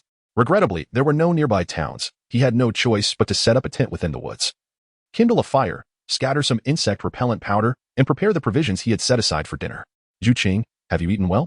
Shall we return and rest? Yulingling inquired, glancing towards Zhu Zhuqing beside her. Meanwhile, Jiang Ling felt a twitch in his eyelid, realizing that he was afforded no opportunity for solitude whatsoever. The journey on his sword was one matter entirely. In Jiang Ling, while setting up the tent, Zhou Qing invited him to join. But Yulingling disagreed and insisted on gathering branches together. Just after finishing their meal, they were urged to rest, which was simply intolerable. Jiang Ling slightly lifted and lowered his right foot, and suddenly a gust of wind swept through, causing a wisp of black ash from the fire to fly out and land directly on Yulingling's cheek, instantly transforming her into a visage reminiscent of a calico cat. Ah! Yulingling exclaimed as she touched her face, smearing the ash further. Miss Yi, there is a small stream over there. You should wash your face. Jiang Ling promptly suggested. Upon hearing this, Yulingling quickly rose and took a couple of steps before turning back, saying, Zhu Qing, come with me. Jiang Ling, hearing this, broke into a cold sweat, desperately signaling to Zhu Qing. Lingling, I need to use the restroom. You go ahead, and I'll catch up with you later, Zhu Qing replied. All right, Yulingling said impatiently, eager to clean her face. Before Zhu Qing could say anything further, Jiang Ling rose and sat down seriously, stating, Zhu Qing, I suspect that Yulingling has feelings for girls, particularly for you. Chapter 92. Xian Rinxue Zhu Qing was taken aback by Jiang Ling's words. Huh? Zhu Qing, haven't you noticed how clingy Yulingling is towards you? She wants you to accompany her for everything.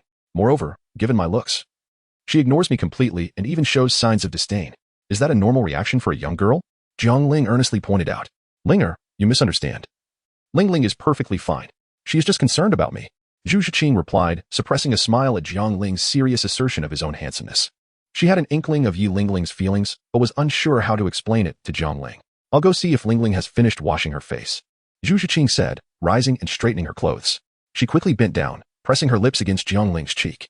You've had a tough few days. I appreciate your patience, she murmured before hastily departing towards the stream. Jiang Ling gently touched his cheek where he had been kissed, helplessly uttering, Is this a form of consolation? Since Zhu Qing asserted that Yulingling was not the one, he chose to trust her judgment wholeheartedly. By the stream, Zhu Qing took a moment to compose herself after the stolen kiss, allowing the flush on her face to fade before approaching. Sister Lingling. The journey was tedious and monotonous. Fortunately, the speed of sword flight significantly alleviated the tedium of the process. By the time Jiang Ling arrived at Tiando City, it was already afternoon. Zhu Qing, Miss Yi, please seek out a place to rest for the night. We shall depart tomorrow morning. I have some matters to attend to and will return later, Jiang Ling said gently. Glancing at Zhu Zhuqing. Is it safe? Zhu Zhuqing inquired, a hint of concern in her voice. Do not worry. I am merely visiting a friend. Jiang Ling reassured her with a smile, gently ruffling her hair. Yulingling, observing this, furrowed her brow but ultimately restrained the urge to swat Jiang Ling's hand away. After giving his instructions, Jiang Ling turned to leave. Stop staring. He's already far away. It's not as if we won't see him again. He will return tonight, Yulingling said, waving her hand in front of the dazed Zhu Zhuqing with a hint of exasperation. Zhu Zhuqing's face flushed as she replied. Let us go and find a place to stay. Indeed, let us freshen up and rest well for the night. As a healing soul master, I feel as though I am on the verge of being worn out by you all. In a swift motion, Jiang Ling donned his disguise and made his way towards the royal palace. Time was of the essence, and he was reluctant to squander it. With the golden badge from Xue Qinghe in his possession, he could easily gain access to the prince's residence. Unfortunately, fate had other plans. Xian Rinxue was not present in the palace. Jiang Ling had no choice but to exit, remove his disguise, and head to the spirit hall. Is Bishop Salas here? Sister Xue is inside, right? Jiang Ling had become quite familiar with the spirit hall in Heavendo City. Yes, I am here. I will escort you, replied Salas. Please, call me Xiao Ling, Jiang Ling insisted. Is there any news regarding Nuzhan? Jiang Ling inquired in a low voice during their journey. We have located him and returned him to Spirit City. I transmitted the message to you. Did you not receive it? Salas responded, perplexed. Found him? Jiang Ling's expression brightened. I have not been at the Spirit Hall these past few days. How is Nuzhan's condition? He asked anxiously. When we located him, his injuries were grave. Had he been an ordinary soul Douluo, he would not have survived such wounds. Yet, Nuzhan's body was sustained by a mysterious force, holding his shattered form together. We exerted all our efforts to save him. His life is secure, but we cannot restore him fully here. He was sent to Spirit City 3 days ago, Salas explained. The mysterious force Salas mentioned must have been the effect of the rare fungus heavenly chrysanthemum, for it was indeed resilient. As long as he is alive, I will ensure he returns to his former self, Jiang Ling declared earnestly. With that, Salas led Jiang Ling to the door of a room and said, Xiao Ling. The young Master Shui is inside. I shall not enter. Did Sister Shui know I would come? Jiang Ling asked, momentarily taken aback. I cannot say. It was the young master's instruction, Salas replied. Then, I shall take my leave, Salas said with a bow. Safe travels, Bishop, Jiang Ling nodded in acknowledgement. As Jiang Ling pushed open the exquisitely crafted and rather expensive door before him, he stepped inside. Upon entering, he beheld Qianrenxue reclining partially in a rocking chair. Her loosely cascading golden hair fell gracefully down her back. Her skin as pale as frost, emanating a delicate blush reminiscent of cherry blossoms. Her rosy cheeks glowed softly, and her oval face bore a serene expression, with her phoenix-like eyes gently closed, giving the impression that she was in slumber, revealing a rare and charming innocence. The impression Qianrenxue had always left on Jiang Ling was one of intelligence, striking elegance, and a hint of aloofness. Thus, witnessing her endearing side caught him off guard, rendering him momentarily spellbound. The arrival of Jiang Ling did not disturb Qianrenxue. Jiang Ling initially intended to call out and awaken Qianrenxue, but the words lingered on the tip of his tongue before he ultimately refrained. It was still early, perhaps it was best to wait a little longer. Jiang Ling delicately draped a black robe over Qianrenxue, emerging from the jade pendant. He then quietly made his way to the balcony. The chamber that Qianrenxue inhabited was situated on the highest floor of the Spirit Hall, offering a sweeping view of the majority of Heaven Do City. The outlines of the Heaven Do Imperial Palace were discernible with striking clarity from Jiang Ling's vantage point. Jiang Ling suddenly comprehended why Qianrenxue would choose to retreat to the Spirit Hall rather than remain in the prince's mansion. Perhaps for Qianrenxue, the Imperial Palace of Tiando was the very place she yearned to escape from. Jiang Ling stood on the balcony for over an hour. From the radiant sun to the setting sun behind the mountains, Qianrenxue, reclining on a lounge chair, stirred slightly. Her eyelids, which had been gently closed, slowly opened, revealing her drowsy yet enchanting eyes. Glancing at the dimly lit room, Qianrenxue could not help but sigh. I have fallen asleep again. She despised sleeping during the day, for awakening at dusk, watching the sky darken outside, enveloped her in a sense of solitude, giving rise to an inexplicable sorrow deep within her heart, one that even her formidable strength could not overcome, leaving her to be consumed by loneliness. As Qianrenxue sat up, her black robe slipped from her shoulders, rendering her momentarily speechless. Sister Shui, you are awake, Jiang Ling remarked upon noticing her consciousness return. As he turned on the lights and approached her, the dim room suddenly brightened, causing Qianrenxue to squint slightly. Jiang Ling's figure appeared somewhat blurred in the light. Yet she distinctly perceived the smile playing at the corners of his mouth, dispelling the loneliness that had surrounded her. Xiao Ling, when did you arrive? Qianrenxue inquired. Now adjusting to the illumination, a faint blush barely visible on her cheeks. She felt somewhat embarrassed for having dozed off in front of a man. Hoping that Jiang Ling had only just arrived. I have not been here long myself. Upon seeing you still resting, I chose not to disturb you. Jiang Ling replied with a smile. He was no longer the emotional novice he once was. He understood that a strong woman often wished to conceal her vulnerable side from others. Qianrenxue's expression softened as she nodded slightly, and once again, silence enveloped the room. Sister Shui, thank you for persuading Lu Gongfeng to intervene. Had it not been for your assistance, my journey might have encountered numerous unforeseen complications. Jiang Ling, seated nearby, expressed his gratitude, thus shattering the silence that enveloped the room. It is nothing. Tang Hao is, after all, an adversary of the Spirit Hall. And it is only fitting that the 6 elders take action. Qianrenxue rose from her reclined position, now sitting upright opposite Jiang Ling. The previous air of innocence vanished, replaced by an unwavering poise. Jiang Ling understood that this was not a deliberate act by Qianrenxue, but rather a habit cultivated over the years through the subtle influence of her disguise as Shui Qinghe, perhaps even unbeknownst to Qianrenxue herself. By the way, Sister Shui, I have brought something for you on this occasion. With that, Jiang Ling brushed his right hand over the jade pendant at his waist, and a jade box materialized in his grasp. As Jiang Ling flicked his fingers, the jade box opened, revealing a pristine white flower that resembled a pure lotus in its immaculate beauty. Sister Shui, this is the water immortal's jade skin herb, a celestial treasure.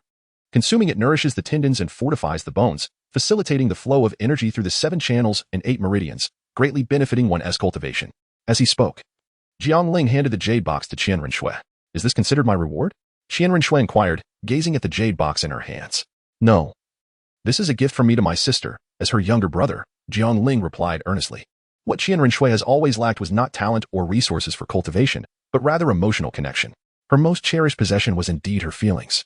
Jiang Ling believed that if he were to frame this as a token of gratitude for her assistance, Qian Renshui would certainly refuse it, for she had not helped him for the sake of reward. Upon hearing this, Qian Renshui was momentarily taken aback. Then a radiant smile graced her lips as she said, "Sister accepts." This marked the first time Qian Renshui responded to Jiang Ling's call of sister. Apart from her grandfather, he was the only one she considered a younger brother, albeit one she had reluctantly accepted. In the north resides a beauty, unparalleled and independent. With a single glance, she captivates the city. With another, she enchants the nation. The sudden bloom of a smile on Qian Renshui's face captivated Jiang Ling completely. Is my sister beautiful? Qian Renshui teased, noticing Jiang Ling's captivated expression. Beautiful? Well, Sister Shui, it seems I have lost my composure, Jiang Ling stammered, quickly clasping his fist in apology as he regained his senses. Jiang Ling was taken aback to see the typically serious and dignified Qian Renshui displaying such charm. Noticing this, Qian Renshui offered a faint smile, revealing that she was still just a young girl. Sister Shui, it's getting late, so I shall take my leave. I will be departing for the spirit hall tomorrow, so I want to bid you farewell, Jiang Ling remarked, glancing at the pitch-black night outside the window. Why not stay here? Surely it would be more comfortable than finding accommodation elsewhere, Qian Renshui inquired, observing the solitary bed in the room. Of course, I didn't mean here. What are you thinking? I was referring to the spirit hall, Qian Renshui replied, noticing Jiang Ling's expression. With a gentle wave of her right hand, she summoned a soft surge of soul power and playfully tapped Jiang Ling on the head, chiding him. I think I will still head outside. I have 2 friends accompanying me back to the spirit hall, Jiang Ling stated. Oh, I see. Very well then. Be cautious on your journey, Qian Renshui nodded in understanding. Then, Sister Shui, I shall take my leave, Jiang Ling said as he rose to depart. Qian Renshui replied, watching Jiang Ling's figure fade away before turning her gaze back to the celestial herb in her hand. She stood, approached the chaise lounge, and tucked away her black cloak before returning to the bed, delicately plucking the petals of the water-fairy jade bone flower and savoring them one by one. As Jiang Ling left the spirit hall, he followed the lingering sensation left by Zhu Zhuqing, but the closer he got, the more peculiar his expression became. Could it be this coincidental? Upon reaching his destination, he stared at the hotel before him, and his lips involuntarily twitched. The Bellflower Hotel, where he and Hu Laina had once stayed during their time in Heavendale. He found it puzzling that Zhu Zhuqing and Yi Lingling had chosen a couple's hotel. And rather ironically, it was the very same one from before. Jiang Ling stepped inside and gently tapped the table before the slumbering attendant, inquiring, "Excuse me, sir. Are there 2 young ladies who have taken 2 rooms here, one named Yi Lingling and the other Zhu Zhuqing? Please hold on for a moment, let me check," replied the attendant, glancing at the records. Ah, yes, indeed. You must be Jiang Luo, correct? Yes, Jiang Ling affirmed. Jiang Ling, upon recognizing the visage of the attendant, felt a sense of relief wash over him. Thankfully, it was not that peculiar individual from before. The 2 young ladies are in room 104. You may go and find them there. The key to the adjacent room 105 is also in their possession, the attendant informed him. Thank you, Jiang Ling replied, turning to ascend the stairs. Knock, knock, knock.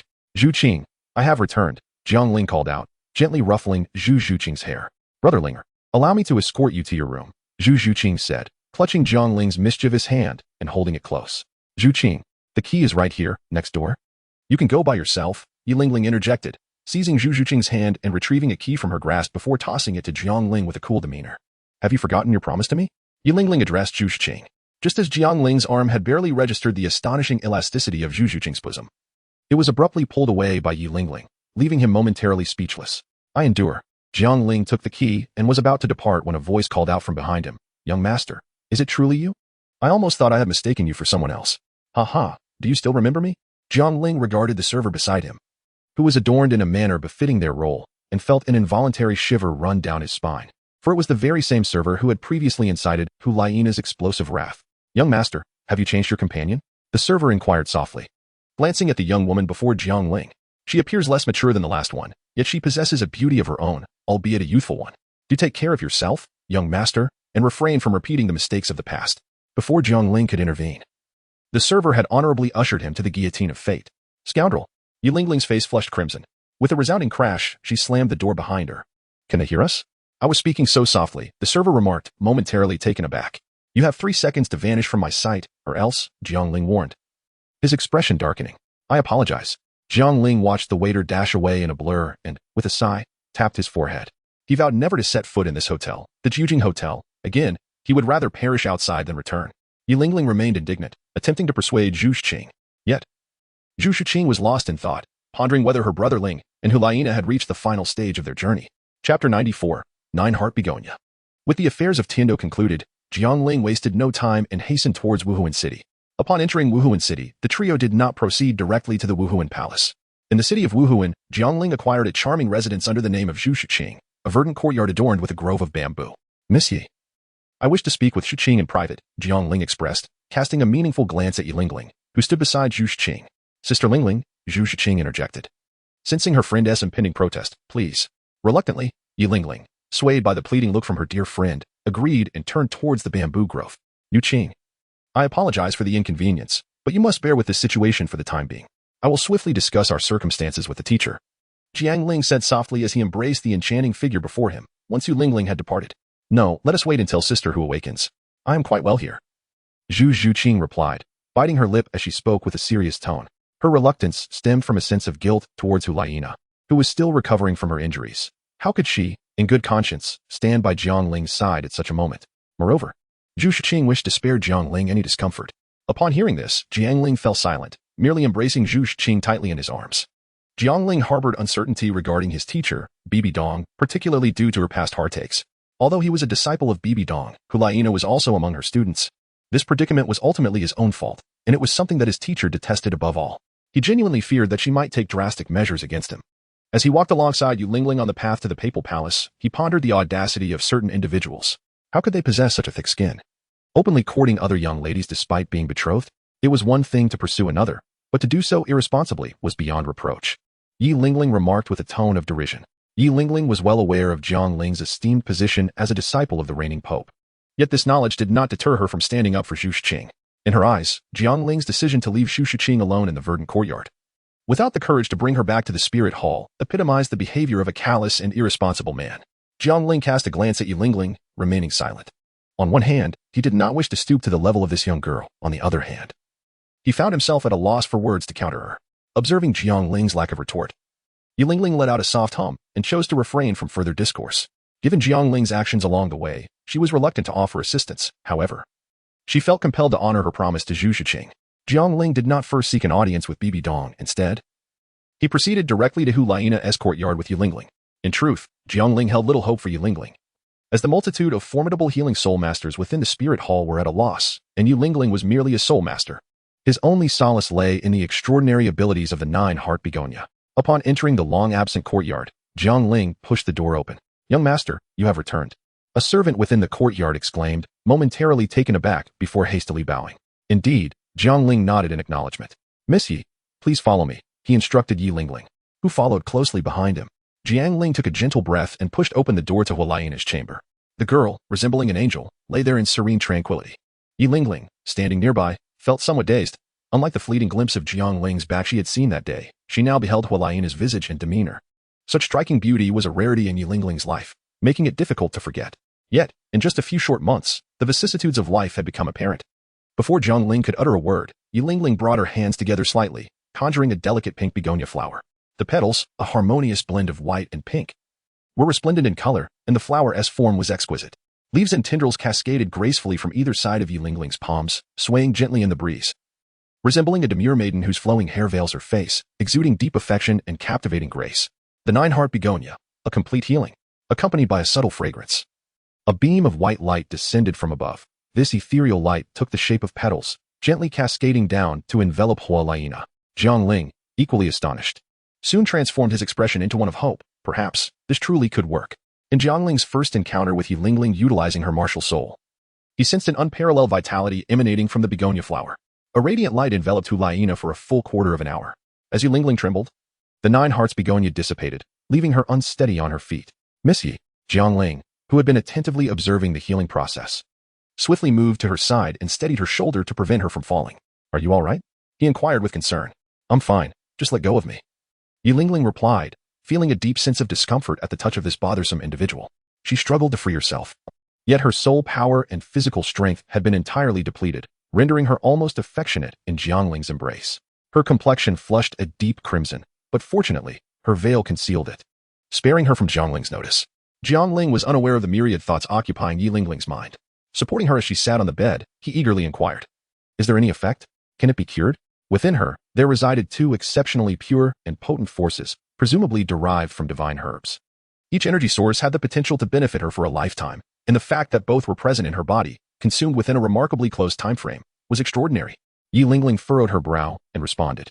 Due to her martial spirit, she possessed considerable knowledge of pharmacology and was aware of the existence of divine herbs. Yet she had never encountered them in person. "Miss Yi, do you have a solution?" The tremor in Jiang Ling's voice went unnoticed by him. Their own high-healing soul master from the martial spirit hall had been unable to reach a conclusion after prolonged examination, only deducing the result upon learning from the teacher that Hu Laina had consumed 2 divine herbs. Yet, Yi Lingling had diagnosed it in a mere quarter of an hour. "It can be cured, but the process will take a considerable amount of time," Yi Lingling replied weakly.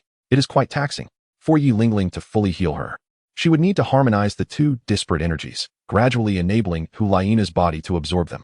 The prolonged duration was due to her insufficient strength. Had she been a soul Douluo or even a tidal Douluo, awakening Hu Laina would have taken but a breath. A bit of a wait is acceptable, as long as it can be cured. Thank you. Jiang Ling, relieved to hear that it could be treated, expressed his gratitude, his gaze shimmering with appreciation towards Yi Lingling. Observing Jiang Ling's uncharacteristic display of emotion, Yi Lingling felt a flicker of surprise. He did not seem like the type to be easily swayed. "Prepare a room for me. I need to recuperate my soul power," Yi Lingling stated calmly. "Of course. The guest room is right next door. I will assist you there," Jiang Ling offered, reaching to support her. At that moment, Yi Lingling would have welcomed any assistance, even a massage, without a hint of complaint. "Please have a servant assist me instead," she said, slightly leaning back to evade Jiang Ling's outstretched hand. "All right." Jiang Ling withdrew his hands, feeling no embarrassment. Chapter 95, The Silhouette. After seeing Yi Lingling off, Jiang Ling gazed at Hu Laina on the bed, squatting beside her with immense joy. "Senior sister, you have hope now. You will awaken soon. Do not be afraid." Jiang Ling placed his hand gently on Hu Laina's cheek, his eyes glistening with unshed tears. "Senior sister, I shall convey this splendid news to our teacher. Wait for me. I shall return promptly." With that, Jiang Ling turned and swiftly made his way toward the papal hall. Upon his entry into the Hall of Spirits, news of Jiang Ling's return was immediately relayed to Bibi Dong. She felt no anger over his choice to visit Hu Laina before paying her respects. Instead, a sense of relief washed over her. However, upon learning that he was accompanied by a woman, Bibi Dong's brow furrowed in concern. Suppressing her urge to summon Jiang Ling for clarification, she continued her administrative duties. As anticipated, Jiang Ling would soon arrive at her side without the need for a summons. Within the hour, Teacher! Jiang Ling exclaimed as he rushed into the papal hall, only to find it empty. Jiang Ling swiftly made his way to the rear hall, where Bibi Dong was indeed attending to her affairs. "Teacher!" Jiang Ling respectfully bowed and addressed her. Indeed, half an hour, Bibi Dong seemed to mutter to herself. What about half an hour? Jiang Ling was momentarily taken aback by Bibi Dong's unexpected remark. "It's nothing. Why the urgency? What do you need?" Bibi Dong set aside her tasks and inquired, raising her gaze. "Teacher, senior sister has been rescued." Jiang Ling replied with a smile directed at Bibi Dong. "What did you say?" Bibi Dong looked momentarily stunned. Jiang Ling recounted the situation regarding the 9-heart sea star in detail. "No wonder, I nearly forgot." Bibi Dong nodded in acknowledgement. "It is indeed because Yi Lingling's soul power is still too low, not yet within my purview." However, she was aware of Yi Lingling's mother, the previous bearer of the 9-heart sea star. "Let us go see Nana," Bibi Dong declared as she rose. "All right," Jiang Ling nodded in agreement. On the way, Jiang Ling asked, "Teacher, has the 100,000-year humanoid soul beast soul ring been absorbed?" Naturally, he was referring to Xiaowu. "Not yet. It will require some additional time for absorption," Bibi Dong replied, shaking her head. "You bringing back this 100,000-year soul beast is a tremendous help to me," Bibi Dong praised, causing Jiang Ling to smile shyly. "Teacher, is the delay in absorption due to the burden this soul ring imposes on your body because of your second martial soul?" Jiang Ling inquired. Bibi Dong appeared slightly surprised at his question but nodded in affirmation. Indeed, it was through divine means that she resolved the conflict between her twin martial souls. However, Jiang Ling pondered how far along she was in that process. "Teacher, I possess 2 items that can refine your body and forge a golden physique, enhancing your constitution: the octagonal ice grass and the fiery apricot blossom. I forgot to present them to you last time." Jiang Ling produced a golden box and handed it to Bibi Dong. "This is one of them, the octagonal ice grass, the epitome of icy power. Teacher, allow me to assist you in consuming these 2 herbs," Jiang Ling proposed. Upon opening the golden box, an intensely chilling aura spread forth. Bibi Dong's soul power surged to contain the coldness, yet she could still feel the temperature around her drop significantly within a 5-meter radius. You should consume these yourself. I do not require them, Bibi Dong replied, closing the jade box and returning it to Jiang Ling. It was not that she truly did not need them. Rather, she believed it would be more fitting for Jiang Ling to take them. Given Jiang Ling's martial soul, his physical constitution was weaker than that of a beast soul master. The 2 herbs would significantly compensate for this shortcoming. As for herself, she could similarly resolve the issue of her twin martial souls through the Rakshasa divine trial. Jiang Ling gazed at the golden box in his hands, momentarily lost in thought, his steps faltering as he fell behind Bibi Dong. Watching her figure ahead, his gaze naturally settled upon her graceful silhouette. He quickly regained his composure and hurried to catch up, holding the jade box. Teacher, I have already consumed one of the divine herbs. I cannot use these 2 again. If you do not take them, they will go to waste. Jiang Ling explained as he ran alongside Bibi Dong. You truly consumed one? Bibi Dong halted and turned to question him. I truly did, Jiang Ling affirmed, his eyes sincere, betraying no hint of deceit. Bibi Dong nodded, reaching out to grasp Jiang Ling's wrist, a gentle wave of soul power coursing through him. There was indeed a force within him, balanced and tranquil, unlike the overwhelming energy experienced by Nana, and primarily concentrated around his eyes. These 2 herbs do not conflict. Do they? Bibi Dong inquired casually. They do not conflict. Divine herbs should not be consumed in excess. Only the octagonal ice grass and the fiery apricot blossom can be used together in the waters of the ice and fire yin yang well, Jiang Ling replied, somewhat stubbornly. Bibi Dong leaned closer to Jiang Ling, their faces mere inches apart, her gaze fixed upon his eyes. Jiang Ling's attention flickered. Bibi Dong's lips curled into a slight smile as she remarked, You are being untruthful. Do not assume that I am unaware of everything. I have perused the books in the library. Her voice was melodious. Bibi Dong felt a genuine happiness at Jiang Ling's desperate attempts to conceal his consumption of the 2 herbs. The rarity of these herbs was comparable to that of a 100,000-year soul ring or soul bone. Jiang Ling was willing to forego his own benefit to provide her with a glimpse of light, pulling her back from the brink of darkness. Perhaps it was the companionship of Nana and Jiang Ling that had kept her from succumbing to the shadows. Lost in thought, Bibi Dong unconsciously reached out to caress Jiang Ling's cheek. Jiang Ling swallowed, feeling a dryness in his throat. The teacher's lips moved rhythmically, seemingly uttering words. Yet he felt as though he had become deaf, unable to hear a single sound. Gazing at the teacher's ruby lips and pearly teeth, he could not help but recall the figure from earlier. Could it be that he had left?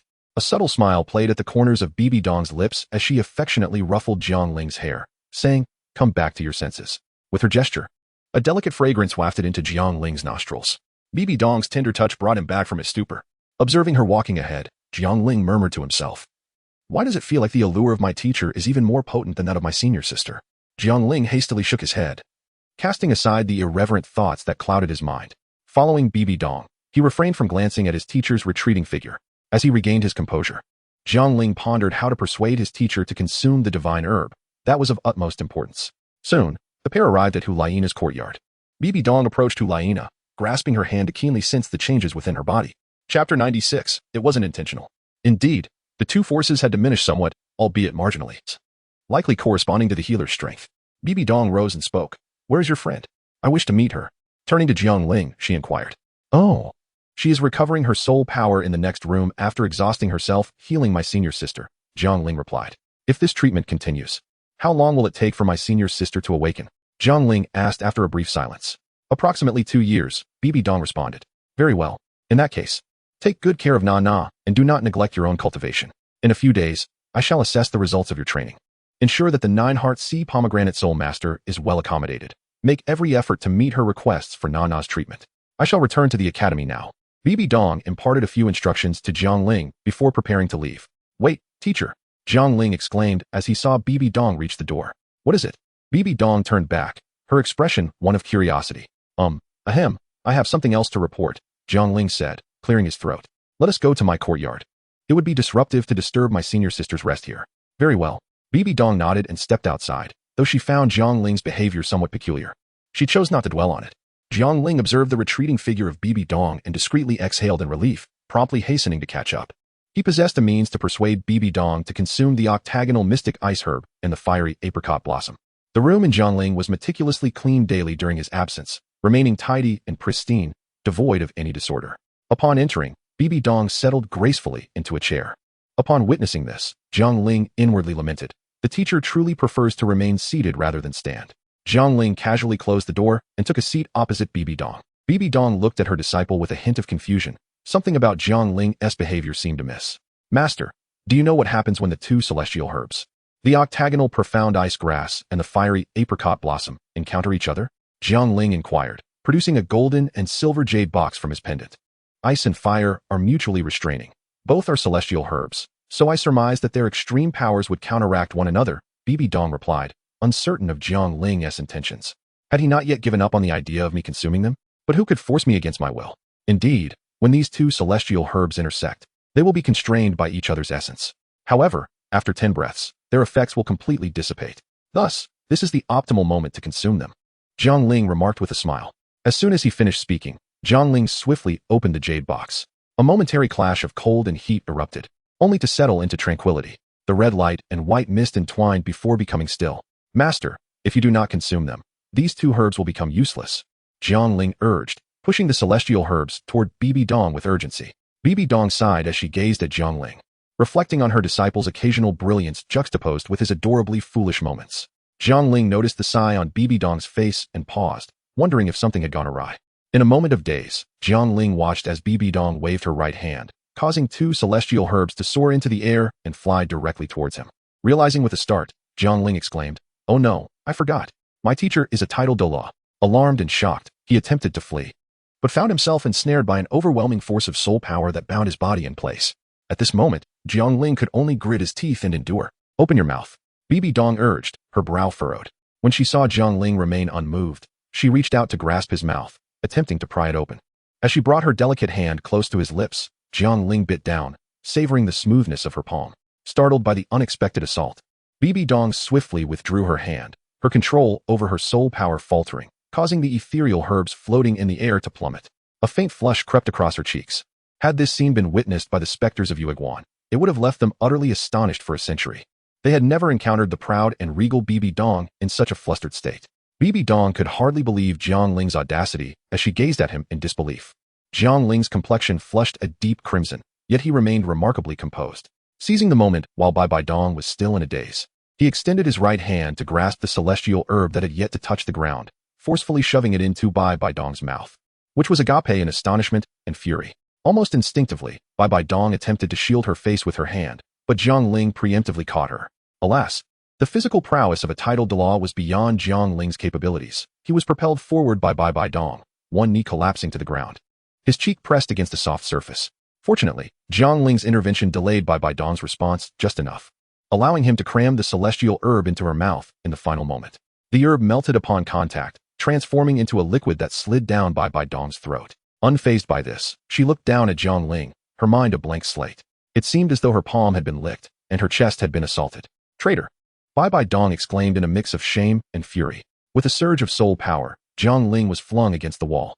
As Bibi Dong contemplated administering a lesson to her wayward disciple, her body was suddenly overcome by alternating waves of heat and cold, two opposing forces clashing within her.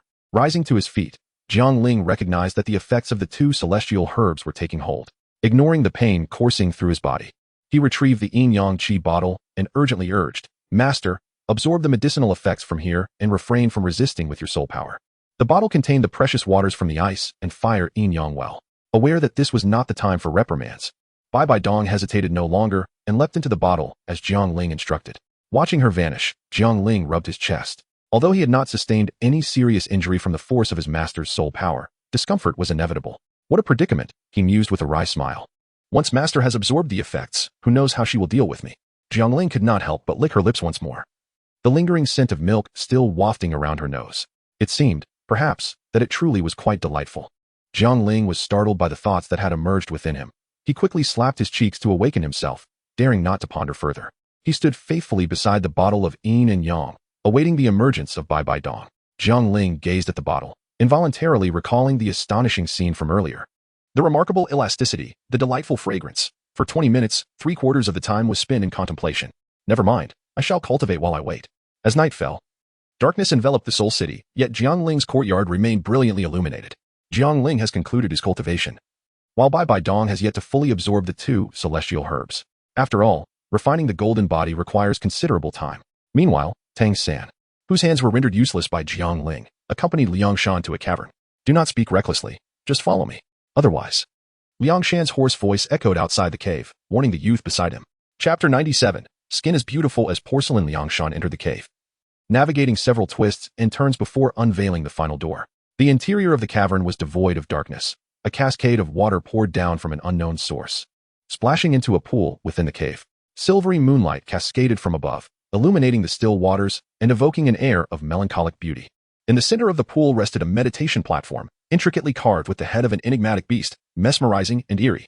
Its overall hue was a strange shade of red, upon which sat an extraordinarily handsome and otherworldly youth, legs crossed in meditation, none other than Lan Xingqian. Had Jiang Ling encountered Lan Xingqian again, he might not have recognized him. The current Lan Xingqian radiated an aura of malevolence, a stark contrast to the refined demeanor Jiang Ling first observed in the dilapidated treasure chamber.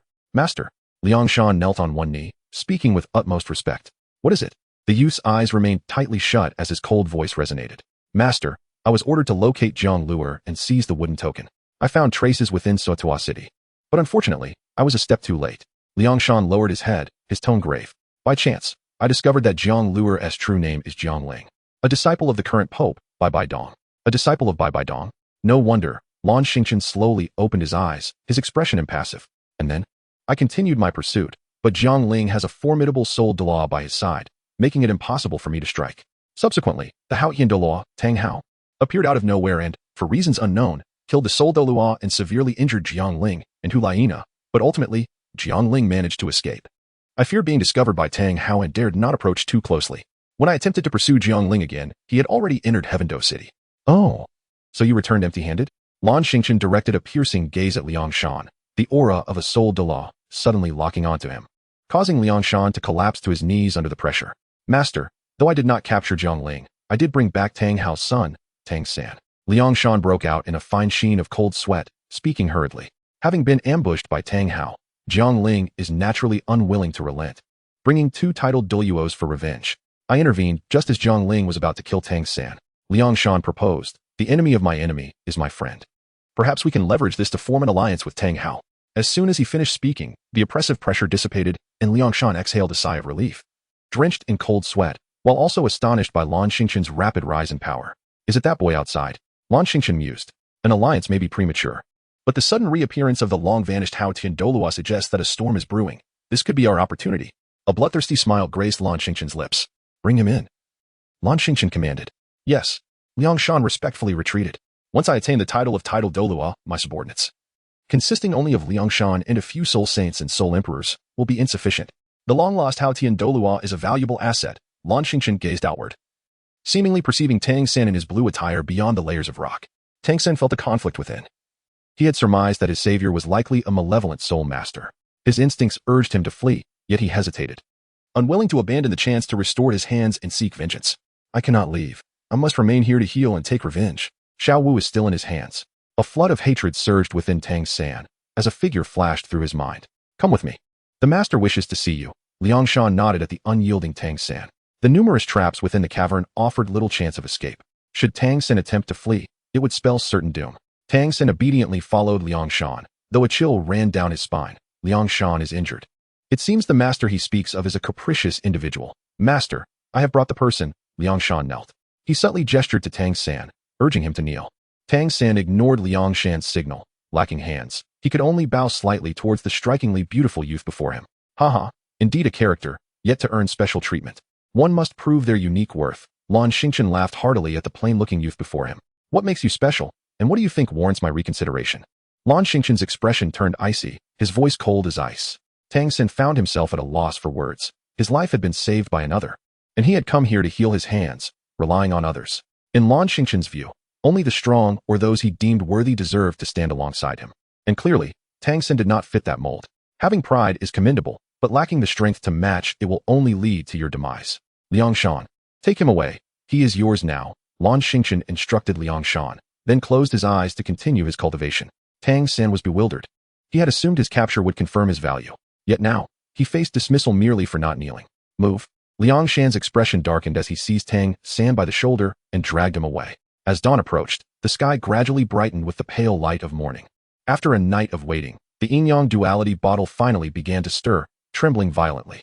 The master had absorbed the energy. Jiang Ling's face lit up with joy as his soul power erupted from his fingertips, wrapping around the bottle and allowing Bibi Dong to emerge. A flash of white light revealed a form of exquisite perfection. Her skin resembled fine porcelain, lips akin to cherry blossoms, bright eyes, and pearly teeth, standing gracefully with a slender waist, exuding an irresistible allure. For a moment, Jiang Ling was entranced, unable to suppress a swallow. Bibi Dong, having emerged from the yin-yang duality bottle, noticed Jiang Ling's astonishment and swiftly struck out, sending him crashing outside without inflicting harm. She leaned against the wall, her body flushed with a layer of cherry pink as her cheeks burned with embarrassment, attempting to retrieve clothing from her storage ring. She realized it had been destroyed by the icy fire of the two-element ice spring. Jiang Ling, toss me a set of clothes, she exclaimed. Jiang Ling, having been propelled outside, contemplated fleeing, knowing that his fate was sealed. Upon hearing the master's voice, he hastily retrieved a black gown he had purchased for Zhu Shiqing from his jade pendant and tossed it into the room before quickly retreating. Bibiong caught the dress and donned it, stepping into the courtyard only to find that Jiang Ling had already escaped. Frustration welled up within her, and her clenched fist relaxed involuntarily. Without further delay, she returned to her quarters to change, realizing that she was still in a state of undress. In a bid to err on the side of caution, Jiang Ling stealthily made his way to the rear mountain of the spirit hall. Meeting his teacher could happen at any time, but now was certainly not the moment. How was he to confront his mentor? He never anticipated that consuming a celestial herb would lead to such absurd circumstances. Lying on the grass, Jiang Ling sighed. Chapter 98, The First Encounter with Qian Daolu. Why the sigh? Just as Jiang Ling was enveloped in his troubles, a calm voice suddenly resonated behind him. Jiang Ling felt a sudden jolt of awareness as he propped himself up with his right hand and swiftly rose to his feet. He gazed at the figure who stood merely 3 meters away, inwardly admonishing himself for his negligence, as he had been approached without the slightest sound. Jiang Ling regarded the newcomer with a discerning eye. The man appeared to be in his 30s or 40s, possessing an undeniably handsome visage, adorned with a subtle smile. His calm and serene aura imparted an exceedingly pleasant sensation. Do not be alarmed. I, too, am a member of the Spirit Hall, serving as an elder in the Elder Hall. My name is Lu Yun. The handsome man spoke with a smile. Lu Yun? I have never heard of you. Jiang Ling replied, though his suspicion began to wane. In the presence of Qian Daolu and Bai Bai Dong, who commanded the Spirit Hall, it was unlikely that anyone could come and go at will without being affiliated with the institution. The young master of Jiang Ling is not particularly concerned with matters within the hall, so it is only natural that you would be unaware. However, your senior sister, Hulaina, is surely acquainted with me, the man said gently. Jiang Ling's expression flickered with a hint of embarrassment as he clasped his hands in a gesture of respect towards Elder Lu Yun, saying, Elder Lu Yun, it seems I have been overly sensitive. Shall we converse for a while? Lu Yun seated himself upon the grass, patting the space beside him to indicate that Jiang Ling should take a seat. Jiang Ling nodded in acknowledgement and took a seat beside her. Why did you sigh just now? Lu Yun continued with her previous inquiry. It's nothing, merely some troubling matters. I have already figured out how to address them. Jiang Ling replied. What a jest. I certainly cannot divulge my personal affairs with my mentor to you. Lu Yun nodded thoughtfully, understanding Jiang Ling's reluctance to elaborate on the subject. What is your perception of the Spirit Hall at present? After a moment of silence, Lu Yun spoke again.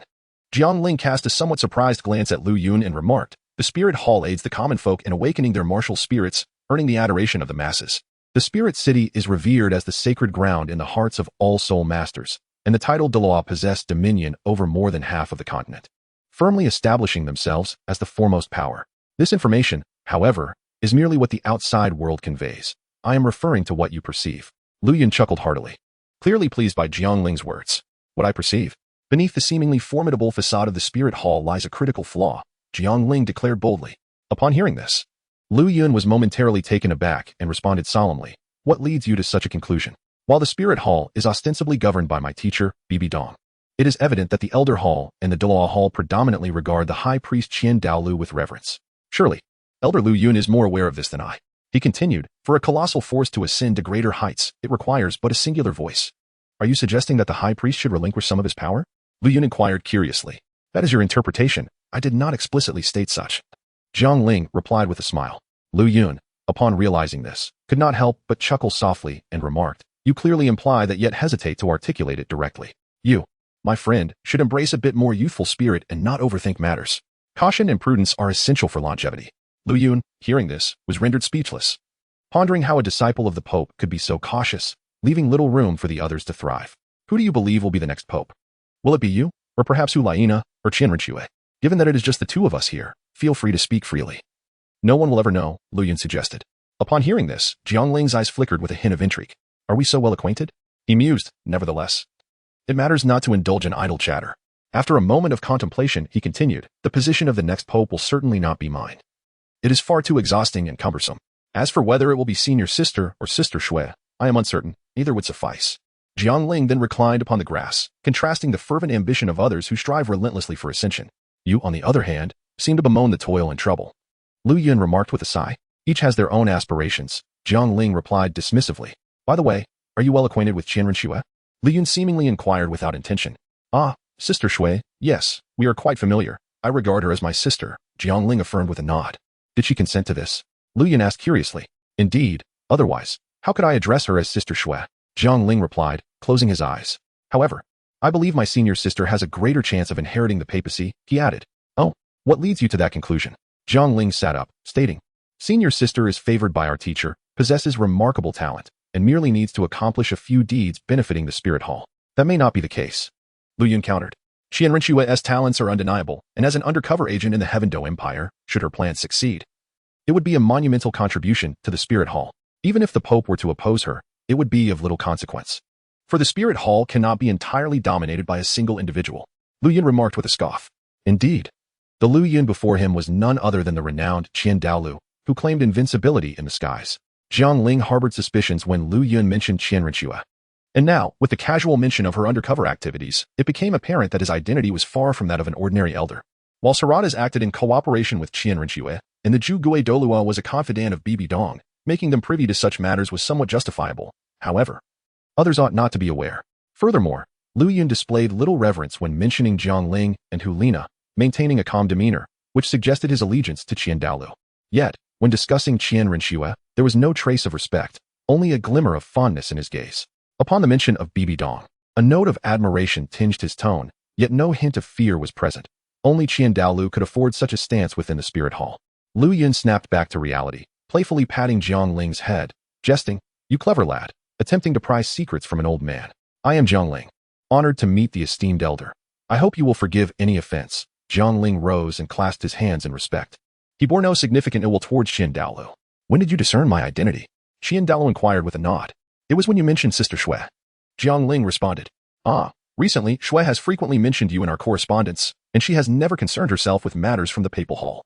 When she unexpectedly wrote asking for my assistance on your behalf, I felt compelled to meet you, Qian Douluo stated, rising and placing his hands behind his back with a serene demeanor. I have learned of this from Sister Shui. I am grateful for your assistance, esteemed elder. Jiang Ling expressed his gratitude. Shui would not disclose such matters to you. You must have deduced it yourself, Qian Douluo observed with a sidelong glance, his tone somewhat reproachful. Indeed, Jiang Ling initially presumed that Qian Douluo, who had lived for over a century, would embody the archetype of a rigid elder. To his surprise, the man appeared not only youthful but also possessed a remarkably candid and amiable disposition. Indeed, had Qian Douluo been a typical old man, it was unlikely that his own master would have survived to the present, nor would Shui Jie have relied on him so profoundly, Jiang Ling pondered. Shui has endured much hardship. Since she regards you as her brother, I implore you to treat her as you would a beloved sister. Abstain from inflicting any harm upon her, Qian Douluo warned, his tone turning grave. Rest assured, esteemed elder, my sword practice is solely for the protection of those I cherish. As long as I draw breath, I shall shield them, Jiang Ling declared, but was abruptly interrupted by Qian Douluo. Jiang Ling, refrain from making promises for that which you cannot achieve. The elder's words left Jiang Ling momentarily stunned. Was the impossibility he referred to concerning the injuries inflicted upon his senior sister?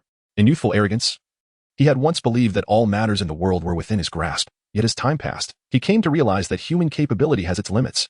I do not expect you to ensure her eternal safety. I merely wish for you to seize every opportunity to be by her side, Qian Douluo concluded. Then, without lingering, he patted Jiang Ling on the shoulder and departed. Genie, do you think that if I were to bestow the authority of the Elder Hall of the Douluo Palace to Bibi Dong, it would elevate the Spirit Hall further? Qian Douluo suddenly inquired. I cannot say. I only know that the young lady would undoubtedly oppose it. The elder behind Qian Douluo responded. Indeed, Shui would never agree. For her sake, I must retain this power, Qian Douluo replied with a smile. Chapter 99. Tenderness bestowed upon passers-by, a blade aimed at Jiang Ling. After Qian Douluo's departure, Jiang Ling lingered in place for quite some time. Recently, he had indeed grown somewhat complacent.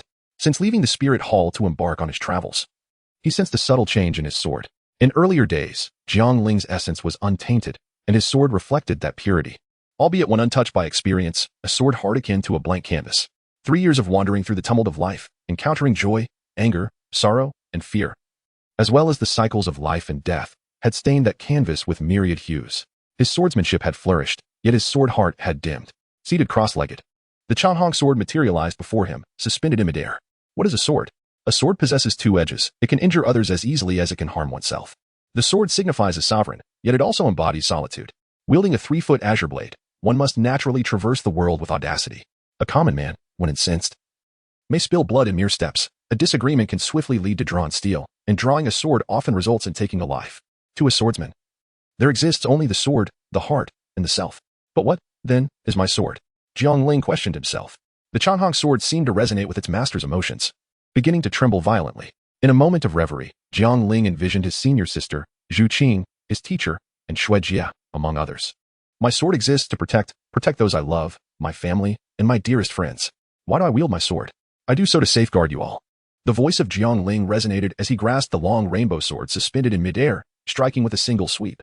No sound of wind, no rumble of thunder, nor the clash of weapons could be heard. Only the majestic sword energy surged forth like mighty rivers.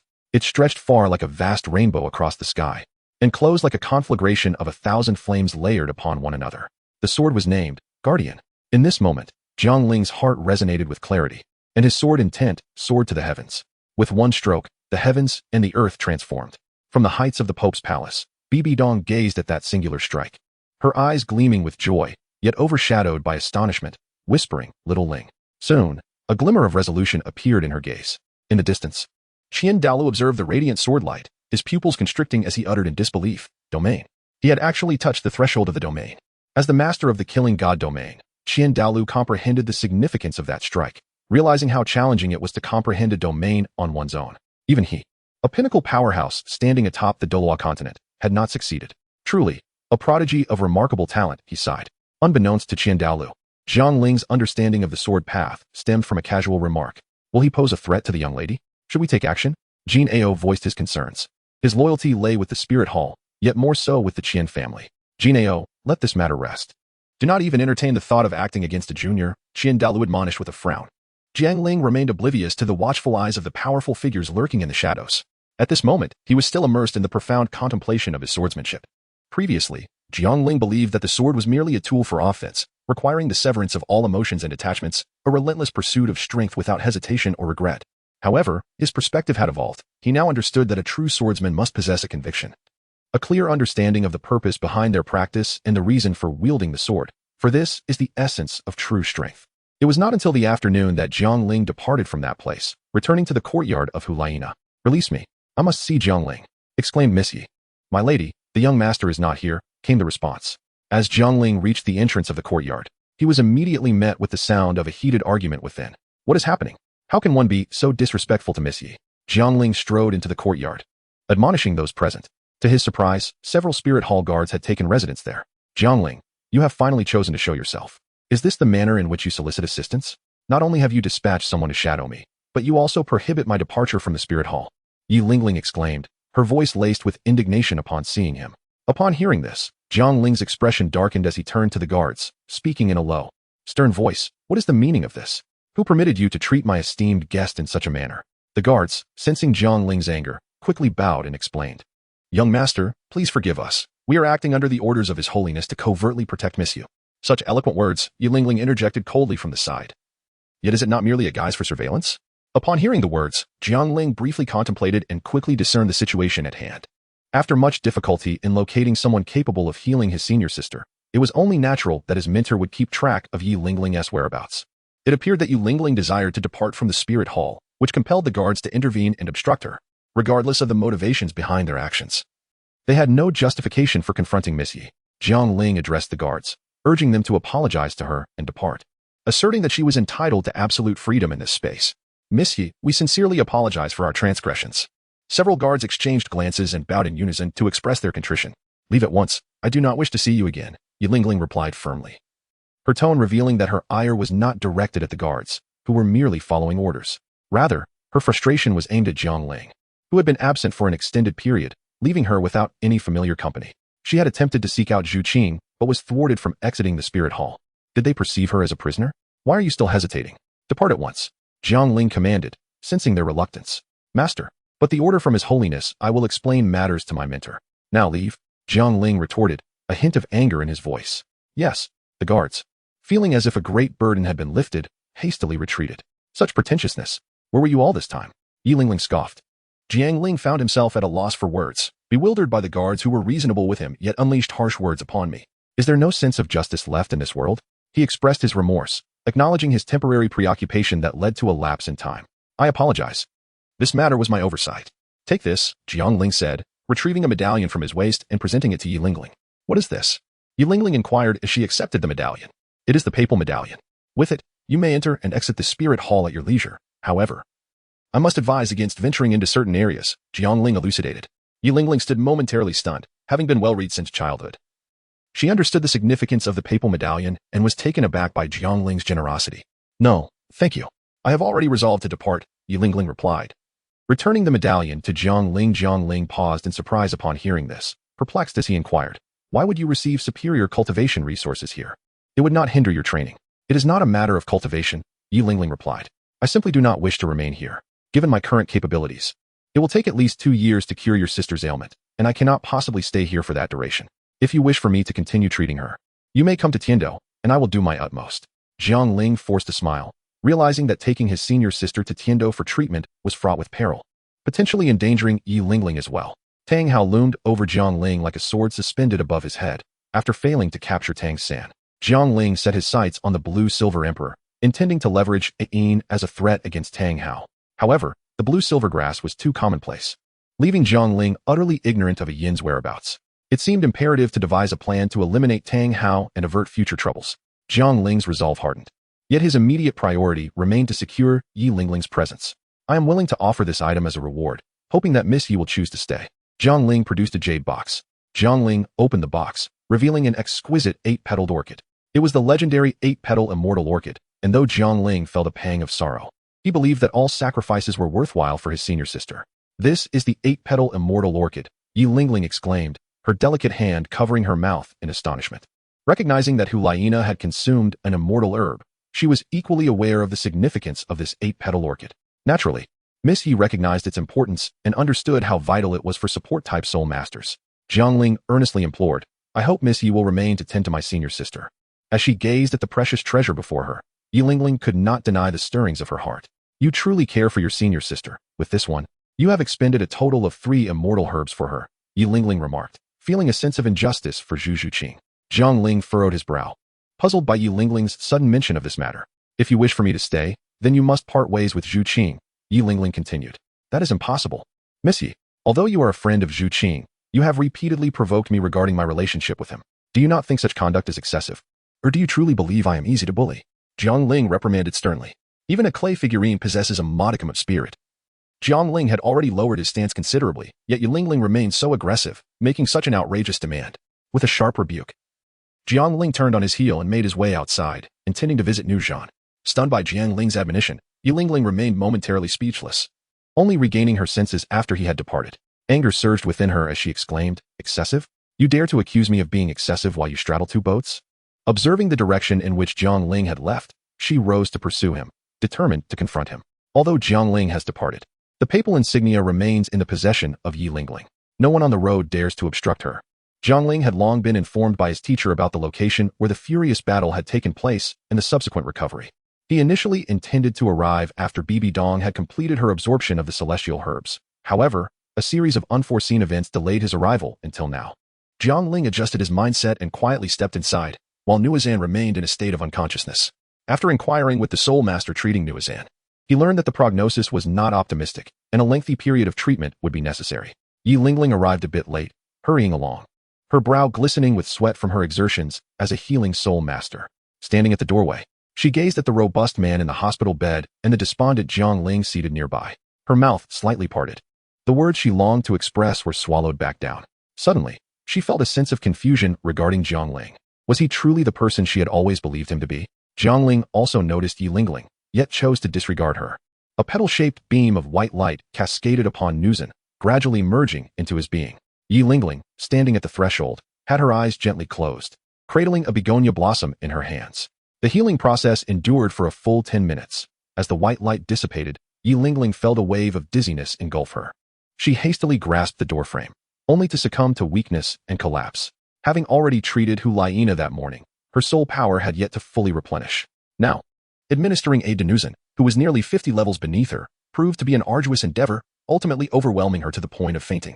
Jiang Ling swiftly positioned himself behind Ling, steadying her shoulder as he noted her unconscious state, a wave of complex emotions washing over him.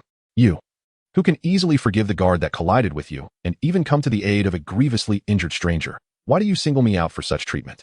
Jiang Ling muttered to himself, his indignation palpable. Truly, he thought, all his tender affections were squandered on the world, while harsh words were directed at him. With Ling in a faint, Jiang Ling could not linger any longer. He lifted her in his arms and stepped outside the courtyard, addressing the healing soul master. Old Fei Lao, I implore you to do everything in your power to treat Nu Zhan, and inform me at the slightest development. Rest assured, young master. Old Fei replied, setting down the herbs in his hands. Known as Fei Ming-song, this elderly gentleman was a seasoned healer, possessing profound knowledge of pharmacology and renowned for his exceptional healing techniques within the spirit hall. Jiang Ling nodded, embracing Ling as he turned to depart. The sun dipped beneath the western mountains, casting a serene glow over the courtyard of Hulaina. Jiang Ling was assisting Hulaina in exercising her muscles, including her fingers, arms, toes, and calves. Even for soul masters, prolonged bed rest could lead to a deterioration of bodily functions. Young master, old Mr. Fei is here to see you, said the maid, Qing'er softly. Qing'er, a delicate and endearing servant girl from the senior sister's courtyard, was around 12 or 13 years old, slender and petite. Old Mr. Fei, has Uncle Nu's condition improved? Jiang Ling pondered. Show him to the living room. I shall be there shortly, he instructed as he rose. Yes. Qing'er replied with a bow before departing. Old Mr. Fei, it is quite late for you to seek me out. Has Uncle Nu's injury improved? Jiang Ling inquired hastily. Indeed, there has been some improvement. Young master, please listen to me first. When you visited Nu Zhan today, what did you do? Fei Ming-song asked with palpable excitement. I did nothing at all. Oh wait, a friend of mine used her martial soul to treat Uncle Nu, Jiang Ling recalled, and quickly added. Where's that person? I wish to meet her, Fei Ming-song exclaimed with delight. She has exhausted herself and fainted. She has yet to awaken, Jiang Ling responded. Noticing Fei Ming-song's agitation and furrowing his brow. The reason Nu Zhan has not yet awakened is not solely due to his severe external injuries. The most critical issue lies with the trauma to his heart, which was struck by a blunt object, nearly shattering it. After medication and treatment by a soul master, his condition has barely stabilized, yet at this moment, his heart flickers like a candle in the wind, barely maintaining its current state. However, upon my recent examination, I found that Nu Zhan's heart vitality has significantly improved, as if it has been rejuvenated, though it still falls far short of a normal state. It is a stark contrast to how he was yesterday. Young master, if we can heal Nu Zhan's heart injury, I am confident I can restore him to his former self, Fei Ming-song declared with fervor. Upon hearing this, Jiang Ling felt his heart momentarily skip a beat. The Nine Hearts begonia truly deserved its reputation as a marvel among martial souls. Once again, he found himself indebted to Ling for a favor. Elder Fei, please return for now. Once she awakens, I shall accompany my friend to treat Uncle Nu, he stated. Very well, I shall take my leave, replied the elderly man. Allow me to escort you. After seeing off Fei Ming-song, Jiang Ling stood outside Ling's room, pacing back and forth. How should I naturally enter? After all, I had just been harsh with her. Jiang Ling felt a hint of distress. Good evening, young master. Just as Jiang Ling pondered how to step through the door, Qing'er spoke softly, her head bowed. Qing'er, what is this? Jiang Ling inquired, noticing the food box in Qing'er's hands. Replying to the young master. This is the dinner for Miss Yi, Qing'er replied in a gentle tone. Oh, let me take it. Jiang Ling's eyes brightened as he reached for the food box. Ah. No need, young master, Qing'er can manage, she quickly declined. I'll take it, you go rest, Jiang Ling insisted, snatching the food box and heading toward Ling's room. Ahem. Knock, knock, knock. Is Miss Yi awake? Jiang Ling cleared his throat and knocked on the door. Chapter 100, the weeping maiden Ling sat on the bed, hugging her knees, having awakened just as the sun dipped below the horizon. Upon waking, she gazed at the quiet, dim room, an inexplicable sadness and loneliness engulfing her heart, prompting memories of her past that were too painful to recall. The Seven Treasures Glazed Tile School and the Nine Heart Sitang were among the most potent auxiliary martial souls on the continent, each with its unique merits. Yet their fates diverged significantly. The Seven Treasures Glazed Tower served as a family inheritance martial soul, allowing direct descendants to awaken it, leading their clan to prosperity and ranking as the second most powerful sect on the continent. Conversely, the Nine Heart Sitang was a lineage passed down singularly. The immense healing abilities it conferred came at a steep price. Only 2 Nine Heart Sitang soul masters could exist simultaneously in the world. This meant that those who awakened the Nine Heart Sitang became coveted targets among various soul master factions, as possessing it equated to holding a life-saving talisman. Lingling's mother, Ding Yingling, was also a Nine Heart Sitang soul master, deeply in love with her father, Zue, the young master of the Yi family. Despite his esteemed lineage, Zue could not protect Ding Yingling. When Lingling was merely 3 years old, on a stormy night, Her parents consoled her as she cried in fear of the thunder. That very night, over 20 masked assailants infiltrated the Yi residence, killing anyone in their path. The patriarch of the Yi family fell amidst the onslaught, and within a single night, over 300 members of the clan were annihilated. By the time the sun rose the next day, the Yi family estate had become a site of death. Whether by design or mere oversight, Ding Yingling and Yi Lingling, hiding in a cellar, narrowly escaped the massacre. Emerging from the cellar with her mother, the scene before Yi Lingling etched itself into her memory, her mother breaking down in tears while she clung to her, weeping alongside her. The mother and daughter spent 7 days burying their kin, her father, her grandfather. Yet the massacre of the Yi family stirred little commotion across the continent. Just a day prior, the current pope of the Spirit Hall had perished, overshadowing the tragedy of the Yi family. Once the Spirit Hall incident subsided, the Yi family's fate became mere fodder for idle conversation. Some sympathized, while others mocked the family for offending the wrong people. In the days that followed, Ding Yingling sought refuge within various sects, only to be turned away or have promises abruptly revoked. She and Yi Lingling lived under aliases, constantly on the run. Yet they were always discovered. When Yi Lingling was 4, their hiding place was found once more. Just as a blade was about to pierce Ding Yingling's flesh, they were rescued by the Blue Lightning Tyrant Dragon family, leading Ding Yingling to join them. Within the Blue Lightning Tyrant Dragon family, Ding Yingling remained by Yi Lingling's side. When Yi Lingling turned 6, she awakened her martial soul, the 9-heart Tang. That night, Ding Yingling gazed at the begonia flower in her daughter's hand. Her expression vacant and sorrowful, silent tears streaming down her face. She held Yi Lingling tightly throughout the night, and at that time, Yi Lingling did not comprehend why her mother wept. By the age of 7, her mother began to leave frequently, her smiles growing scarce. Yi Lingling often witnessed her mother suffering from insomnia. That same year, her mother sent her to study at the Tiando Royal Academy. When Yi Lingling was 8, the Blue Lightning Tyrant Dragon family informed her that her mother had been assassinated. By the time she returned, her mother had already been buried, and she had not even had a final glimpse of her. From that moment on, she became withdrawn, haunted by loneliness, yet yearning for connection. Later, she encountered individuals like Dugu Yin and Yu Feng, especially the bright and sunny Dugu Yin, who radiated warmth like a sunbeam. Eventually, she met Zhu Zhuqing, who saved her. The moment Yi Lingling laid eyes on Zhu Zhuqing, she felt an inexplicable kinship, sensing they were kindred spirits, both burdened by unspoken pasts. Mother. On the bed, Yi Lingling buried her face deep in her knees, her shoulders trembling slightly. "Missy, are you awake?"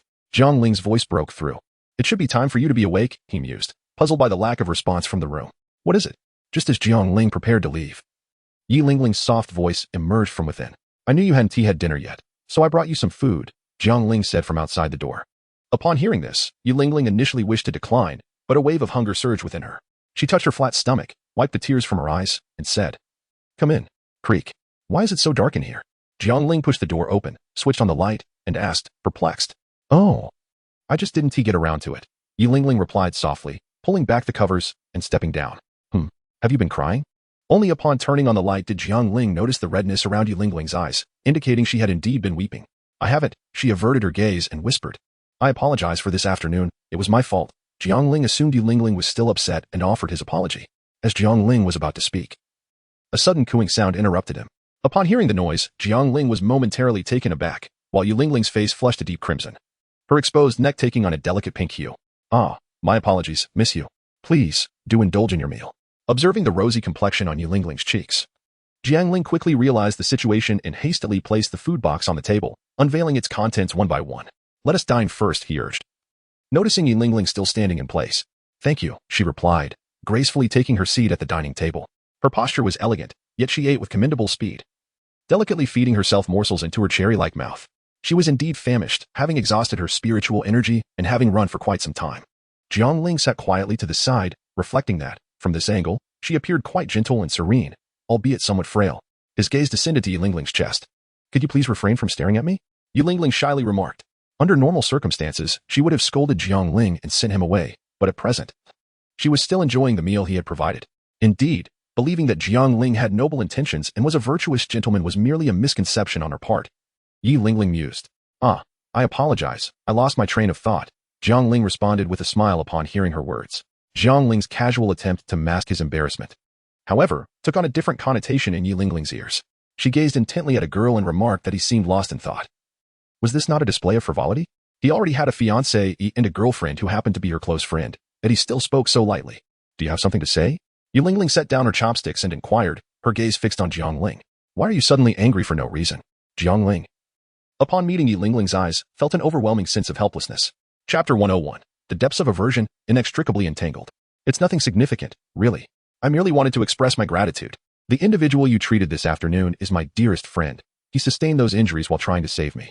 Jiang Ling clasped his fists in salute to Yi Lingling. Speaking earnestly, you need not thank me. I merely intervened because his injuries were severe, and it was unrelated to you, Yi Lingling replied. Lowering her head to resume eating her rice, Jiang Ling sensed that Yi Lingling wished to send him away. He opened his mouth but ultimately refrained from speaking. Yi Lingling owed him nothing. Rather, it was he who owed her. Regardless of the circumstances, Jiang Ling would forever cherish the kindness bestowed upon him by Miss Yi. Please enjoy your meal, Miss Yi. I shall take my leave now, he stated as he rose from his seat. I wish to visit the verdant courtyard tomorrow. Yi Lingling suddenly murmured, her head bowed, just as Jiang Ling was about to exit. Very well, I shall accompany you, Jiang Ling replied. I will have Qing'o come to tidy up the meal, so do take care to rest early. Nodding in acknowledgement, Jiang Ling departed, closing the door behind him. Once Jiang Ling was gone, Yi Lingling exhaled a sigh of relief. Dining under someone's gaze felt rather awkward and restrained. After finishing her meal, she did not wait for Qing'o to arrive for the cleanup, but instead returned the dishes to the food box herself. Miss Yi, let Qing'o handle these. Qing'o said hurriedly as she entered and took the items from Yi Lingling's hands. It is quite all right, Yi Lingling replied with a smile. By the way, Qing'o, do you know who brought me back? Yi Lingling hesitated before inquiring. I am not certain, but I heard from one of the sisters in the courtyard that this afternoon the young master carried a maiden back. Qing'o pondered before responding. Indeed, it was that fellow who brought me back. Yi Lingling's cheeks flushed. She recalled that the journey was not a short one. Miss Yi, I shall take my leave now, Qing'o said with a respectful bow, lifting the food box.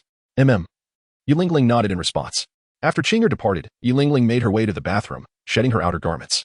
Having run quite a distance in the afternoon, she had worked up a sweat and had been carried by that insufferable fellow for so long. She needed a thorough wash. Though her figure may not rival Zhu Shiqing's in its allure, she was nonetheless slender and graceful, resembling a delicate willow swaying in the breeze, with a waist that could be grasped with ease. As she found the water prepared, she bent down to test the temperature, her form accentuating lovely curves. She shed her close-fitting garments and stepped into the water. In the verdant courtyard, Zhu Zhuqing sat alone, relishing a rare evening away from her training. The moonlight was exquisite tonight, and as she propped her chin in her hand, she gazed at the bright moon, her thoughts drifting to Jiang Ling. The following morning, in the papal hall, Moonlight Ghostly Charm received a decree. Take this edict to Qian Douluo and request his attendance at the ceremony in half a month, said Bibi Dong, as her soul power gently descended before Moonlight Ghostly Charm. Yes, Your Holiness, Moonlight Ghostly Charm replied, accepting the document with both hands. May I inquire as to what ceremony we are inviting the grand offering to witness? Moonlight and Ghostly Charm exchanged glances before hesitantly inquiring. The ceremony for Jiang Ling's promotion to Saint Sun, Bibi Dong replied, her confidence unwavering as she smiled serenely. Upon hearing this, Moonlight Ghostly Charm's pupils contracted. Was it about to begin? I shall proceed at once, they replied in unison before exiting the papal hall. Jiang Ling is a man of his word. When he promised to take Yi Lingling to meet Zhu Qing today, he arrived at her door early in the morning, knocking with determination. Knock, knock, knock. Miss Yi, it's time to set off, he called out. Coming. Yi Lingling replied, a hint of weariness in her voice. Although she had managed to steal a nap the previous afternoon, she still felt fatigued after her bath. It was no surprise, as an auxiliary soul master. Her physique was frail, only marginally stronger than an ordinary person. She had no qualms about sleeping. But last night had been different. It had been filled with an unexpected dream of romance, and the object of her dreams was none other than Jiang Ling. A thought she found perplexing given her deep-seated dislike for him. After waking in shock, she spent the remainder of the night tossing and turning, grappling with disbelief over her dream and a sense of shame regarding Zhu Qing. A beautiful woman had once remarked that enmity could lead to an unbreakable bond. The same held true for hatred. Did you not sleep well last night? Jiang Ling inquired, noticing the dark circles under Yi Lingling's eyes. She hesitated to meet his gaze, nodding slightly as she replied, I must attend to your senior sister's treatment first, and then I will seek out Zhu Qing. Thank you for your efforts, Jiang Ling acknowledged with a slight nod. Yi Lingling lowered her head and proceeded toward Hu Lina's room, with Jiang Ling following closely beside her. After completing the treatment for the day, he guided Yi Lingling out of the Wuhuan palace, with Jiang Ling at her side. They faced no obstacles from the watchful onlookers. In a verdant courtyard, Yi Lingling unlocked the gate, having previously obtained the key from Zhu Qing. Zhu Qing, she softly called as she pushed open the door to the bedroom. Lingling. Zhu Qing, who had been meditating on her bed, opened her eyes in surprise and quickly rose to join Yi Lingling. It's been a few days, did you miss me? Yi Lingling teased, embracing Zhu Qing lightly. Of course I did, Zhu Qing replied softly, though her gaze wandered as if searching for someone. Yi Lingling noticed her distraction, but chose not to mention Jiang Ling. After a moment's hesitation, Zhu Qing blushed and asked, where is Ling? Didn't he come? Oh, you claim to miss me.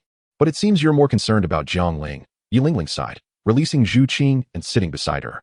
I do not, Zhu Qing insisted, clutching her clothes tightly and averting her gaze. All right, Jiang Ling is here. He merely went to fetch some everyday necessities for you.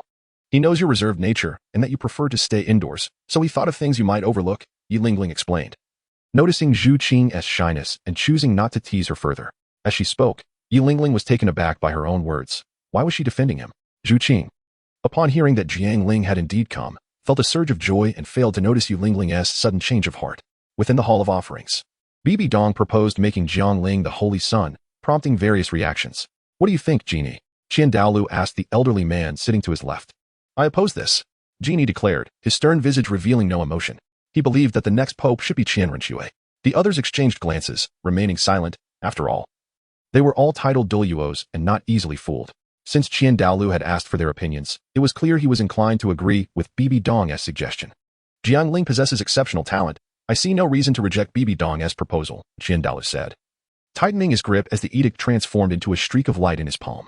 Genie, seemingly anticipating this, showed no surprise, only a sigh of resignation. By the way, Lingling, is Hu Lai's injury healed? Zhu Qing asked anxiously. Yi Lingling shook her head with a wry smile. It won't heal anytime soon. With my current abilities, it will take at least 2 years for her to awaken, but I cannot stay here that long. She explained that Hu Lai was part of a combat team at the Tiando Royal Academy, originally waiting in Soto City for Dugu Yin and others, training to gain practical experience for the upcoming Continental Advanced Soul Master competition.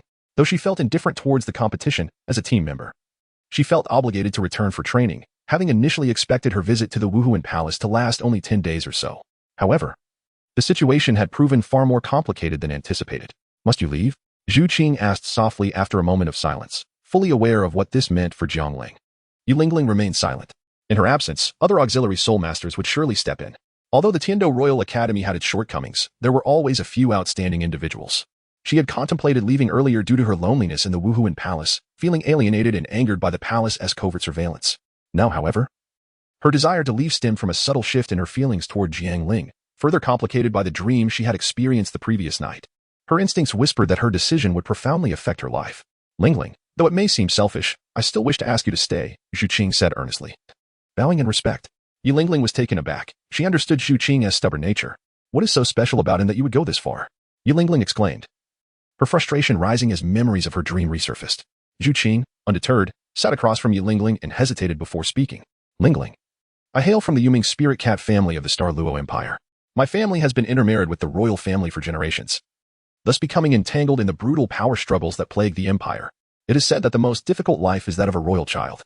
But the cruelty of my family rivals that of the throne. Other families contend for status, yet the worst consequence of my loss is my life. In my family, my elder sister constantly seeks to bring about my demise. 7 years my senior, her power far exceeds mine.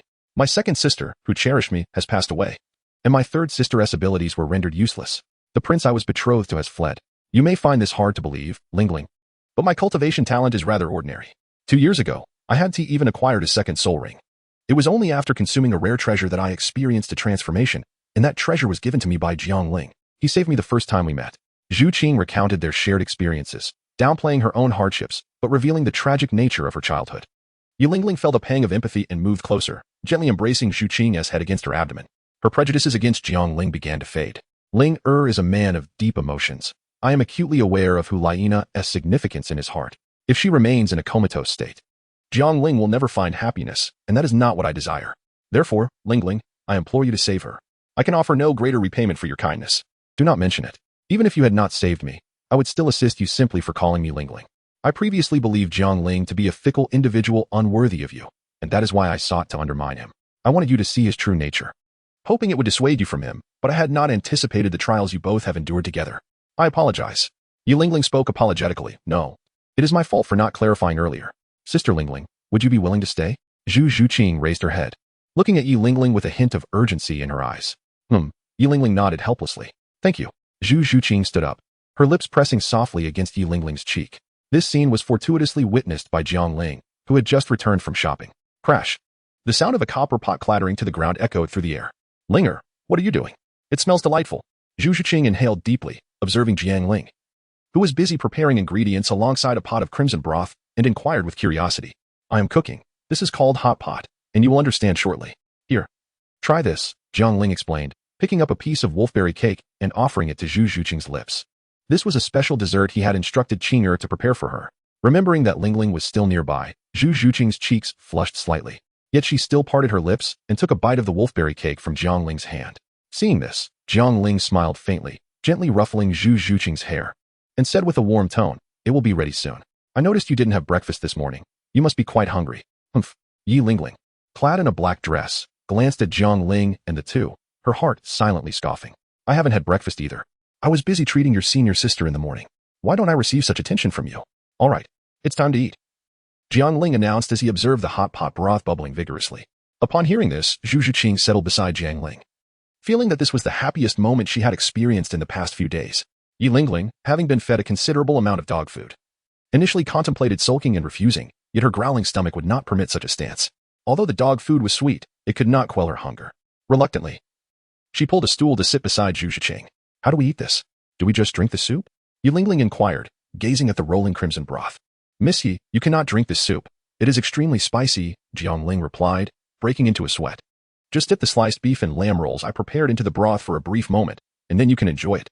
As he spoke, Jiang Ling demonstrated, feeding Zhu Zhuqing a piece. "How does it taste?" Jiang Ling asked with anticipation. In the world of Douluo, the ingredients and seasonings were abundant, yet the cooking methods remained somewhat simplistic. This hot pot base was crafted by Jiang Ling himself, and he eagerly sought his wife's approval. "It's delicious and quite spicy." Zhu Zhuqing licked her slightly reddened lips, her eyes sparkling with delight. "Phew, that's good. Let's dig in," Jiang Ling sighed in relief. "Ah, Miss Yi. The vegetables need to be cooked for a while, simply dipping them one tea suffice." The meal was immensely enjoyable. With Zhu Zhuqing and Yi Lingling's faces flushed from the spice, their lips glistening a vibrant red, Jiang Ling couldn't help but feel an urge to take a bite himself. Jiang Ling, despite his prowess in swordsmanship and knife skills, could not persist until the end and resorted to slicing the remaining substantial piece of beef into thin strips. Chapter 103. Love's affection has not faded with the wind. 1. Jiang Ling remained in the verdant courtyard until the afternoon. During this time, he took out the chain from its jade case and played a piece titled Su Nu for Zhu Zhuqing and Yi Lingling. As the melody faded, Jiang Ling gently caressed the ancient instrument, while the two ladies listened, enraptured. However, Jiang Ling felt a tinge of melancholy. This piece was one he had learned alongside Hulaina, and it was his most proficient composition. Before departing from the spirit hall, he often performed this duet with Hulaina. Awakened by the emotions within the music, Zhu Zhuqing, observing Jiang Ling's somewhat despondent demeanor, understood that he was reminiscing about Hulaina. With graceful steps, she approached Jiang Ling and reached out to clasp his hand. Jiang Ling smiled gently, taking the soft little hand of Zhu Zhuqing in his grasp. His right hand glided over the gu chain, tucking it away within a jade pendant. He then encircled Zhu Zhuqing's slender waist with both hands, applying a gentle pressure, and for a fleeting moment, he cradled the fragrant warmth of her in his embrace. Inhaling the delicate scent that wafted from her hair, Zhu Zhuqing's cheeks flushed, retreating into Jiang Ling's embrace. Yi Lingling, observing the entwined figures of Jiang Ling and Zhu Zhuqing, let out a disdainful lecher before making her exit, leaving this space for the young couple. Naturally, Yi Lingling's departure did not escape Jiang Ling's keen perception. Lowering his gaze, he beheld Zhu Qing's blushing face and leaned in to kiss her dewy lips. Zhu Zhuqing, taken aback, pushed against him in a fluster, yet found herself unable to budge him. As she attempted to summon her strength once more, a hand unexpectedly slipped in, resting upon her delicate form. In an instant, Zhu Qing felt her strength wane. Collapsing softly into Jiang Ling's embrace, her lips parting involuntarily, surrendering to his advances. Inside the room, the image of Zhu Zhuqing and Jiang Ling locked in an embrace replayed in Yi Lingling's mind, along with the dream she had experienced. Her heart felt like a jar of mixed flavors, encompassing the bittersweet pangs of longing, yet her prejudice against Jiang Ling gradually began to dissipate. As the sun began its descent, Zhu Zhuqing stood at the entrance of the verdant courtyard, facing Jiang Ling and Yi Lingling. A closer look would reveal her lips reddened and slightly swollen. "Zhuqing, we shall take our leave for now. I will return another day," Jiang Ling said with a smile, gently squeezing her palm. "You ought not to come back," Zhu Zhuqing retorted playfully, stamping her foot, her lips still tingling. It was not just her lips, her chest ached, and she felt a lingering stickiness. "Zhuqing, I am heading back now, but I shall visit often," Yi Lingling softly reassured her, giving Zhuqing a gentle embrace. "Farewell, Sister Lingling," Zhu Zhuqing said, watching the two depart until they turned a corner and vanished from sight, before retreating to her room to freshen up. "Alas, I promised Zhuqing I would stay to tend to your sister. It has nothing to do with you. I am merely honoring Zhuqing's request," Yi Lingling remarked, her hands clasped before her, gracefully following Jiang Ling on the path back to the spirit hall. Upon hearing this, Jiang Ling was taken aback, pausing in his steps. He never anticipated that the most vexing issue he faced, retrieving the celestial herb, would find resolution here with Zhuqing. Jiang Ling abruptly halted his steps, causing Yi Lingling to nearly collide with him. Just as she was about to speak, Jiang Ling remarked, "Thank you, miss you." Rest assured, the promised reward will remain unchanged. Who cares for your reward? Jiang Ling retorted with irritation, her mood soured by Jiang Ling's words. She brushed past him and continued on her way. Did I say something wrong? Jiang Ling pondered, somewhat bewildered. This woman, with a small heart yet a fierce temper, was akin to a firecracker, ready to explode at the slightest provocation. He assessed Jiang Ling's character as one who was as tranquil as a maiden yet as frenzied as a mad rabbit. Chapter 104. Affection never blows away, too. Must you not hurry? Do you not wish to treat your injured friend? Jiang Ling turned back to gaze at Jiang Ling, gently urging him onward. I'm coming. Jiang Ling responded, his eyes brightening at her words. Sharp-tongued yet tender-hearted. Jiang Ling added in a playful tone as they approached the treatment area for the injured. Master, your friend has awakened. A voice greeted them as they entered. Even at this late hour, Fei Ming-song is still engrossed in researching herbs. Jiang Ling, standing behind Jiang Ling, was momentarily taken aback by Fei Ming-song's words. What does it mean to have awakened? What schemes is Jiang Ling concocting behind my back? Jiang Ling, oblivious to Jiang Ling's thoughts, gestured towards her and said, Fei Lao. This is my friend, the sole master of the Nine-Heart Begonia.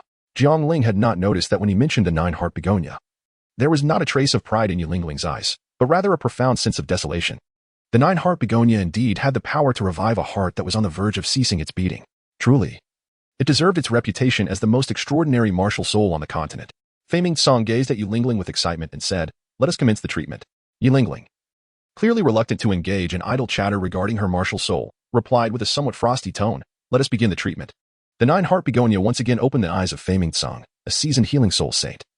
Even she had never before encountered a soul master of the Nine-Heart Begonia. 10 minutes later, Jiang Ling emerged, cradling the unconscious Jiang Ling in his arms. The disparity between Jiang Ling's soul power and that of her adversary was insurmountable. In order to effectuate any healing, she could not afford to hold back. And the consequence of her full exertion was evident in her current state. Jiang Ling was remarkably light, weighing approximately between 80 to 90 pounds, as per Jiang Ling's estimate. The moon had ascended, its luminous rays casting a silvery glow upon Jiang Ling, who was adorned in a flowing black gown. Her porcelain visage and the exposed length of her delicate neck shimmered under the moonlight, enveloping her in a gossamer shroud of ethereal whiteness. As autumn had already set in, the temperature varied significantly, particularly on a breezy night such as this, where the air turned quite chilly. While Jiang Ling, a battle soul master, was unfazed by the cold, Jiang Ling found herself vulnerable, especially in her unconscious state, her immunity compromised. Jiang Ling gently set Jiang Ling's feet upon the ground, wrapping one arm around her waist to draw her close, while with the other hand, he retrieved a garment and draped it over her shoulders before lifting her once more.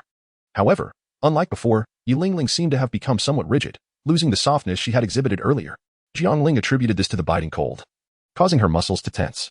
In truth, Jiang Ling had awakened, roused from her state of weakness by Jiang Ling's restless movements. Cradled in his embrace, she felt an unnatural discomfort, yet dared not open her eyes, uncertain whether it was the fear of confronting an awkward situation, a yearning for the warmth of Jiang Ling's presence, or perhaps a momentary forgetfulness of her desire to resist. Fortunately, her embarrassment had rendered her cheeks a delicate shade of pink, which blended seamlessly into the moonlight's gentle glow. Before long, Jiang Ling arrived at the courtyard, pushed open the door to Jiang Ling's chamber, switched on the light, and laid her upon the bed, carefully removing her shoes. He then gathered his own garments, tucked her in, extinguished the light, and stepped back outside. Jiang Ling, what is happening? She pondered, holding her flushed cheeks in her hands, questioning herself. It was only now that her thoughts began to coalesce. She could hardly believe that she had allowed someone to embrace her and remove her shoes. Chapter 105. The Pope rebukes Jiang Ling. The following day dawned beautifully, commencing with morning practice. Alas, fortune did not favor Jiang Ling, as he had barely completed a set of sword techniques when the Pope summoned him. This brought an immediate frown to Jiang Ling's face, reminding him that he had yet to appease his teacher. Has the teacher summoned me for something? Jiang Ling inquired of the soul master delivering the message.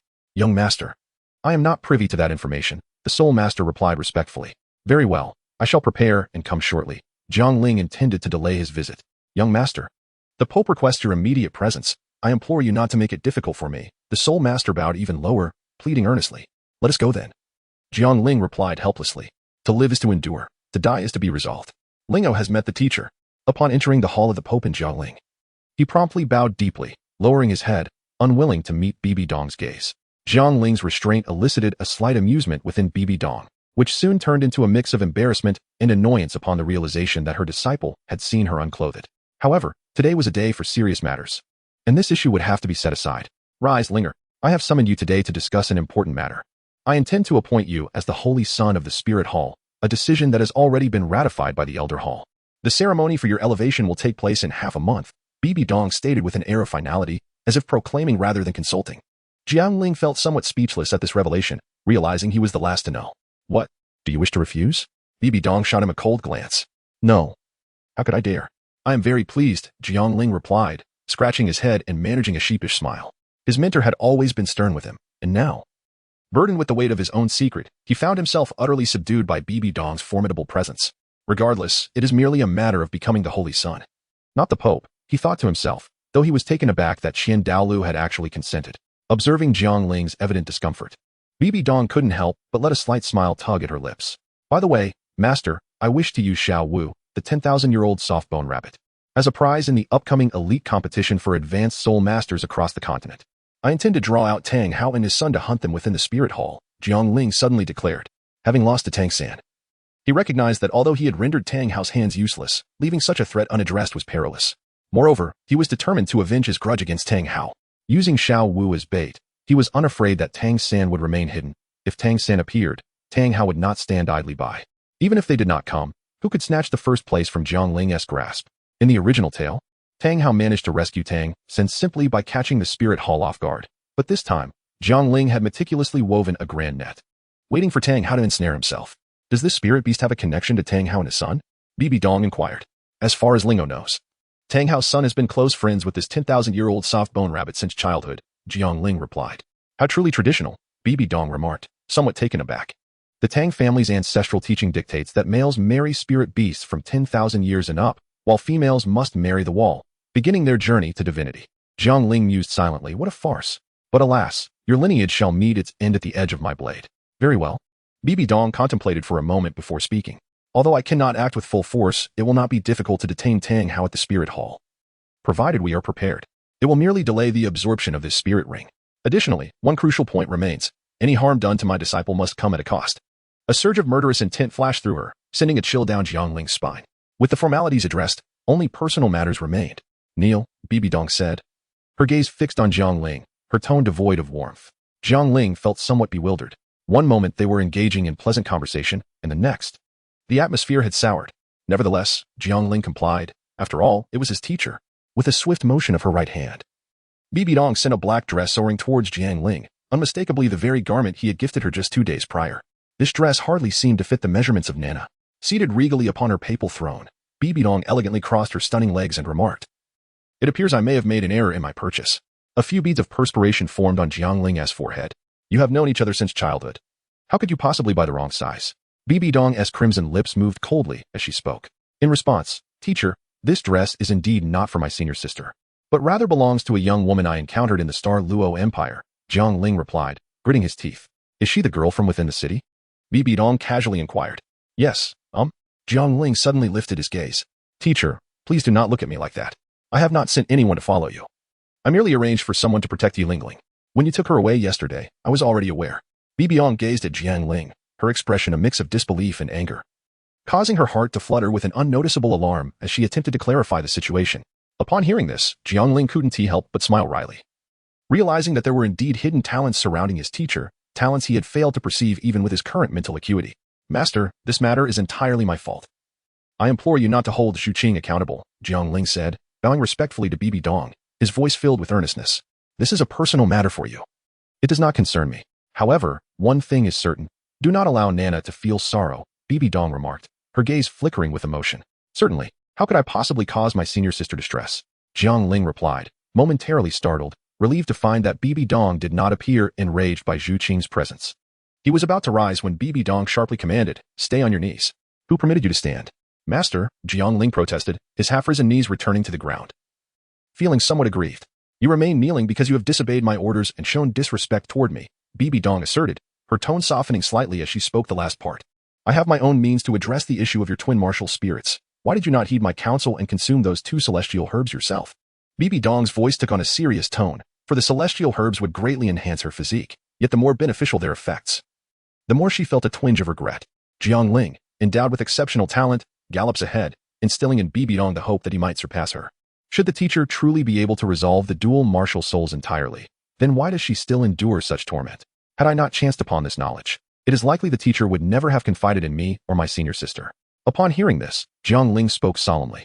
From the moment Bibi Dong began to bestow soul rings upon his second martial soul, the soul-devouring spider emperor, his body has been subjected to immense pressure. Although he has managed to alleviate some of it through alternative methods and the trials of the Rakshasa god, the inevitability of suffering remains. And only by inheriting the divine position might this be resolved. It is merely a trifling pain, one that does not threaten his essence, Bibi Dong remarked, standing and turning away. She had not anticipated that Jiang Ling would uncover this. The teacher may not care, but I cannot bear to see her in pain, Jiang Ling insisted stubbornly. Chapter 106. Teacher, let the past drift away with the wind. Yet I am unwilling. Bibi Dong felt a tremor in her heart at Jiang Ling's words. Her crimson lips pressing together. Her ivory right hand clenched slightly before her abdomen. Regrettably, with her back turned to Jiang Ling, he remained oblivious to these subtle gestures. Very well, what has transpired cannot be undone, and I shall not pursue this matter further. However, let it be known that you must not act independently in the future.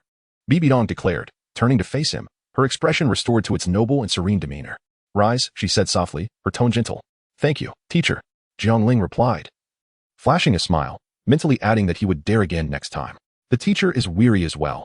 You may return now, Bibi Dong stated. Resuming her seat upon the throne of the Pope, gazing at Jiang Ling stood rooted to the spot, hesitating over whether to reveal the truth about Yu Xiaojing. In truth, concealing the matter might not be so bad. Yu Xiaojing was dead and would never again appear before the teacher. Why should he reopen a wound in the teacher's heart? Yet, the teacher had the right to know the truth that had been obscured all those years ago. To understand that Yu Xiaojing was not worthy. There might be a fleeting pain, but thereafter, there would be no need to be troubled by such a worthless individual. Linger, do you have something to discuss? Bibi Dong inquired gently, noticing Jiang Ling's stillness and the slight curve of his lips. Teacher, Linger has something I have yet to disclose, Jiang Ling replied, clenching and then relaxing his hands, his voice heavy. Ultimately, Jiang Ling resolved to speak the truth.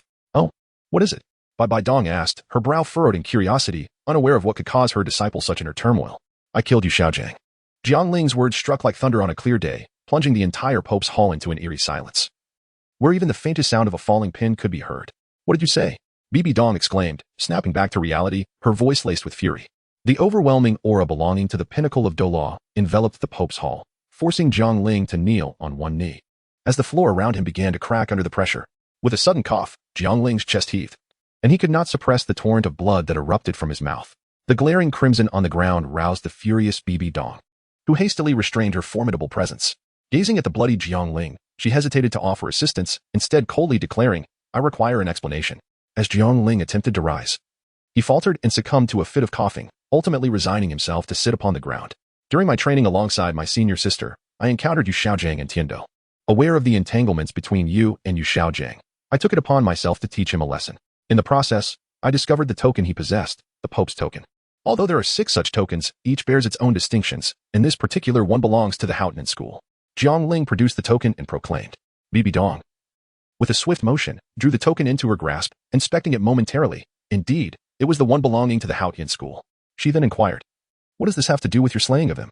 The death of Yu Xiaojing had thrown her into disarray, causing her to neglect the inquiry regarding how Jiang Ling had come to know of her connection with him. This, however, was precisely Jiang Ling's intent. He found himself at a loss for an explanation, as only a handful were privy to this matter. Yu Xiaojing had discerned my identity as your disciple.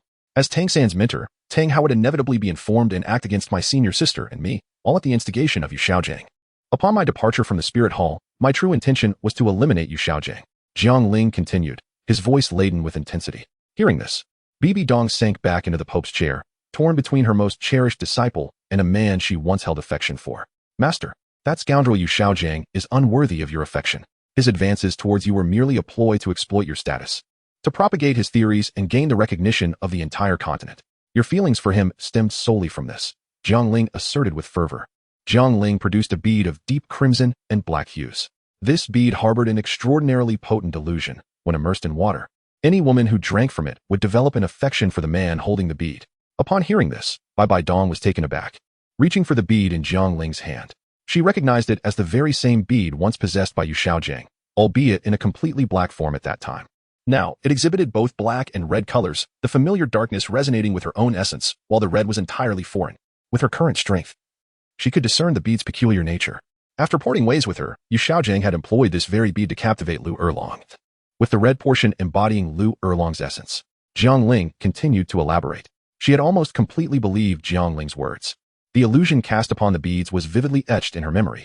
In her earlier days of feeble strength, she had fallen victim to the enchantment, but now, it held no sway over her. Yet, the memories of that past time remained indelibly imprinted in her mind.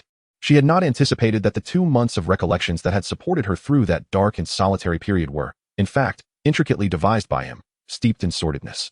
The very person she had been willing to forsake everything to follow. Enduring humiliation to protect him, she had chosen to live a life of subjugation. Only to find that she had saved such a person. With a slight exertion of her hand, Bibi Dong crushed the black-red bead into mere powder. In the city of Tiando, at the Blue Tyrant Academy, a woman in her 30s, donned in a simple blue cloth dress, revealed a figure that far surpassed that of an ordinary maiden. However, at that moment, her expression appeared somewhat vacant, taking a while to regain her senses. In the hall of the Pope, as Jiang Ling observed Bibi Dong, who reclined against the chair, her eyes gently closed. He mustered his strength to rise slowly and exited the papal hall. Some women require a shoulder to lean on in times of sorrow, while others simply seek a tranquil space to be alone, allowing their tears to fall in silence. Undoubtedly, Bibi Dong was such a woman. The moment Jiang Ling stepped out of the papal hall, 2 streams of crystal tears cascaded down from Bibi Dong's closed eyes. Though Jiang Ling's injuries were not critically severe, they were certainly not trivial. His initial intention was to provoke anger in his teacher, diverting her attention to the death of Yu Xiaojiang and away from how he had come to know of her connection with him. Unfortunately, Jiang Ling underestimated Bibi Dong's profound feelings for Yu Xiaojiang. Had it been someone else, they might have been summarily dealt with on the spot. Witnessing his teacher's anguish caused Jiang Ling a pang of sympathy, yet he felt no remorse. Rather than allowing her to cling to nostalgic memories, he believed it better for her to confront the harsh reality of Yu Xiaojiang's true nature. After all, enduring a brief pain was preferable to a prolonged suffering. He had departed in the morning, and by the time he returned, it was already afternoon. Ultimately, Jiang Ling was unable to walk back to his own courtyard and instead summoned a guard he encountered along the way to assist him. Meanwhile, Yilingling, having completed her treatment of Hu Laina in the morning, sat in the courtyard, waiting for Jiang Ling's return. As time passed without any sign of him, a sense of disappointment began to creep into her heart. It struck her as odd. Why should she feel disheartened by his absence? Startled by her own thoughts, she quickly rationalized that she must be feeling this way out of concern for Hu Laina, who lay injured and unconscious, while her fiancé had not come to check on her for the better part of the day. Yet, she failed to recognize that she and Hu Laina were hardly acquainted. Chapter 107. A visitor in the dead of night. As Yilingling wallowed in her melancholy, 2 figures appeared in the distance. Although she could not discern their features clearly, she recognized one of them as Jiang Ling by his silhouette. Hastily, she adjusted her skirt, unsure of why she felt compelled to do so. When Jiang Ling drew nearer, she sensed something was amiss. What happened? How did you sustain such severe injuries? She exclaimed, hastening toward him. However, feeling somewhat inappropriate, she tempered her pace and approached Jiang Ling, speaking in a calm tone. Despite her composed demeanor, her actions were swift. Almost as soon as she finished speaking, the healing light of the 9-heart sea butterfly enveloped Jiang Ling. As Jiang Ling's turbulent vitality gradually subsided, the excruciating pain that had shaken his inner organs began to dissolve. Thank you, Miss Yi, he expressed gratefully, releasing the guard who had been supporting him. I am fine now. You may return. Jiang Ling instructed his attendant, who responded, I take my leave. What transpired? Who would dare to lay a hand on you in the spirit hall? How could you sustain such injuries? Yilingling inquired, her brow furrowed in concern. It's nothing. Just a minor injury from sparring, Jiang Ling replied with a smile, attempting to mask the truth. If you choose not to speak, so be it, Yilingling thought, turning away in mild frustration, her flowing hair brushing past Jiang Ling's nose as she strode towards the courtyard. She was not naive regarding combat. It was evident that the assailant possessed far greater strength than Jiang Ling and had not held back. There was no such thing as a life-threatening spar. Miss Yi, please accept this, Jiang Ling called out, hastening to catch up with her, retrieving the 8-petaled orchid from his jade pendant. What are you doing? I have yet to heal your senior sister, Yilingling replied, glancing at the flower in his hand without taking it. I trust you, and besides, you have chosen to stay, Jiang Ling asserted, grasping Yilingling's hand and placing the jade box containing the 8-petaled orchid into her palm. At this moment, Jiang Ling entrusted the celestial herb to Yilingling, carrying with it a deeper significance. The swifter Yilingling's strength ascended, the sooner her elder sister would awaken. Yilingling gazed down at the jade box in her hands, a wave of inexplicable emotion surging within her. Do you know how to consume it? Jiang Ling inquired, observing the once somewhat headstrong Yilingling now displaying a demeanor akin to that of a young girl, teasingly. Of course, Yilingling, recognizing the herb, replied with a hint of pride. She lifted her gaze, meeting Jiang Ling's enigmatic smile, and suddenly, with a playful scold, she remarked, How dare you mock me? Don't think you know more about the celestial herb than I do. I've perused its details in the compendium, just unlike you. I haven't been fortunate enough to procure one. At this thought, a tinge of envy colored her feelings, for it seemed Jiang Ling possessed more than a single celestial herb. Very well, let us retreat to the room and consume it. We shall postpone the treatment for Uncle Nu today, Jiang Ling stated with a gentle smile. The heart injury of Nujan had stabilized. With just a few more treatments, he would surely recover. Jiang Ling felt no urgency, preferring instead to enhance Yu Lingling's soul power, alleviating the need to carry her back after each session. All right. Yu Lingling obediently replied. With this celestial herb, perhaps she could cultivate to the rank of soul Douluo. Yet, upon attaining such a rank, what would it truly mean for her? She was merely a healing soul master, unable to avenge the deep-seated blood feud, unaware even of her enemies' identities. And a wave of melancholy washed over her. What troubles you? Jiang Ling, sensing her despondency, asked with concern. It's nothing. Let us proceed inside. Yu Lingling forced a smile, turning first to enter the courtyard. Upon witnessing the situation, Jiang Ling had no choice but to follow suit. Observing Yu Ling consume the 8-petaled fairy orchid, Jiang Ling stood by her side for a while. Seeing that there were no unusual reactions, he then exited the room. Qing'e, you shall remain here and ensure that no one enters. Should any situation arise, promptly inform me, Jiang Ling instructed Qing'e in the courtyard. Yes, young master, she replied. Upon witnessing the situation, Jiang Ling nodded and spent some time in the company of his senior sister before returning directly to his courtyard. If circumstances permitted, he owned to personally slay Tang Hao a year from now. Jiang Ling retrieved a piece of metal the size of a human head and a dagger, lost in contemplation. Once Uncle Nu awakened, he would entrust this matter to him, Jiang Ling mused. With a flick of his hand, the items vanished from sight. Long rainbow sword. Jiang Ling sat cross-legged, placing his sword before him, and closed his eyes to deeply comprehend the profound essence of swordsmanship. Ever since that day on the back mountain when he experienced enlightenment and severed the heavens with a single strike, he could no longer unleash such a formidable blow, regardless of his efforts. This meditation extended until dusk. Afterward, he glanced at Yu Lingling, estimating that she would not fully absorb the energy until noon the next day. In the Pope's palace, Bibi Dong remained seated from daybreak until the witching hour, atop the magnificent and imposing Pope's throne. Slowly, she opened her eyes. Her enchanting gaze somewhat vacant yet devoid of sorrow and pain. She was no longer the kind-hearted, fragile woman of over 20 years ago. That version of Bibi Dong had perished 24 years prior. The woman before us now was the Pope of the Spirit Hall, the master of Hulaina and Jiang Ling. Bibi Dong's vacant eyes flickered with a hint of color as they fell upon the glaring bloodstain in the cracked floor, distinctly visible even in the darkness, causing her heart to flutter with unease. In an instant, she dissipated and reappeared at Jiang Ling's residence. Without hesitation, she entered his bedroom. Although the room was unlit, the silvery moonlight poured through the window, dispelling the shadows. As Bibi Dong gazed at Jiang Ling, who lay peacefully asleep, a sigh of relief escaped her lips. She gracefully approached him, sitting beside his bed and gazing at his face in a trance. Was it guilt? Unbidden, she extended her left hand to caress his cheek. Bibi Dong's hand was cool and soft, while Jiang Ling, possessing a natural affinity for fire, radiated warmth. The moment her hand made contact, his body heat enveloped her palm, startling her awake. Feeling a sudden chill on his cheek, Jiang Ling stirred from his slumber. Upon seeing him awaken, Bibi Dong stood to leave, only to have her hand grasped. Teacher, is it you? Jiang Ling, still bleary-eyed, inquired, gazing at the tall figure before him. Simultaneously, with his free hand, he waved, illuminating the room in an instant. It is I. I wish to see how your injuries fared, Bibi Dong replied gently, halting her departure upon realizing he was awake. She slightly tugged at the hand Jiang Ling held, acknowledging that he was no longer the infant she once cradled in her arms. Upon witnessing the situation, Jiang Ling felt a touch of embarrassment and promptly released his grip, the remnants of sleep vanishing in an instant. Please, teacher, take a seat. I am perfectly fine now. Miss Yi has provided me with treatment. Jiang Ling swiftly rose from the bed, supporting Bibi Dong's shoulder to assist her in sitting down, while he poured her a cup of warm tea. Chapter 108. An overnight stay. Jiang Ling observed that Bibi Dong was still adorned in the same papal attire she had worn that morning, a dignified gown of resplendent golden hues, complemented by a 9-curved crown of purple gold. Her countenance bore a hint of weariness, evidently a result of her day spent within the confines of the papal hall.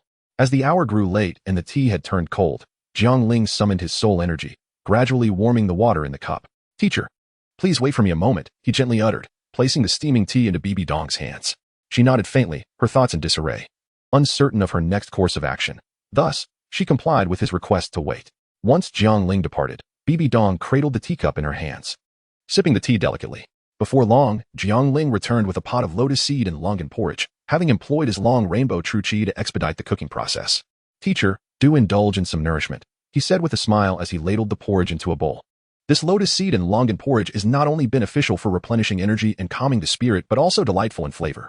Jiang Ling's conjecture was astute. Bibi Dong had not consumed a morsel all day. Even her first sip of water was merely that cup of tea from earlier. Teacher, here, Jiang Ling said as he approached, squatting before Bibi Dong, taking the teacup and offering her the porridge. A strong woman despises the sight of her own tears, yet even after weeping, She yearns for a loved one to soothe her wounded heart. Bibi Dong gazed at the steaming porridge in her hands, her eyes slightly stinging. Unsure if it was the heat that enveloped her or something more profound, but she felt a wave of moisture welling up in her eyes. The mentor she once trusted and revered had proven to be a beast, and the person she cherished most was a despicable hypocrite. Yet, she found solace in the fact that her disciple had not let her down. Bibi Dong lifted the spoonful of porridge to her lips, casting a glance at Jiang Ling, and with a bittersweet smile murmured, "It's quite sweet." Jiang Ling gazed at Bai Dong in astonishment. His teacher had always exuded an air of sternness. Even her smiles were merely a subtle shift in her expression. He had never witnessed such an unreserved and genuine smile from her.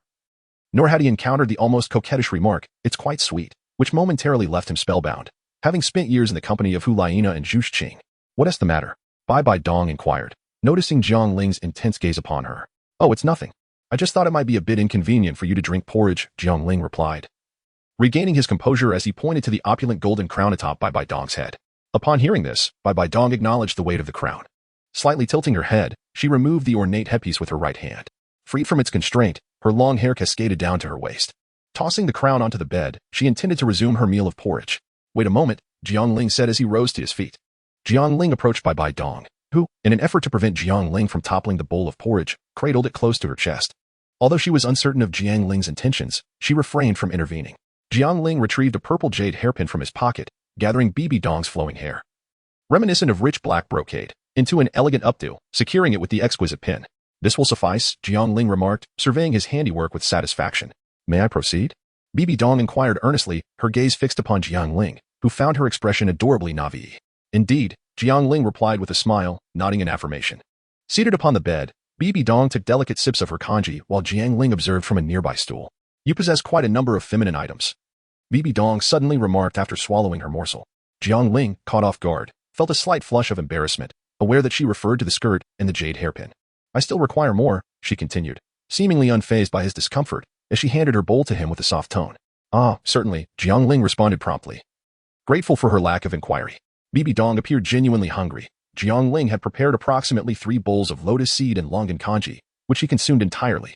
"Teacher, shall I prepare another batch?" he asked, glancing at the nearly empty pot.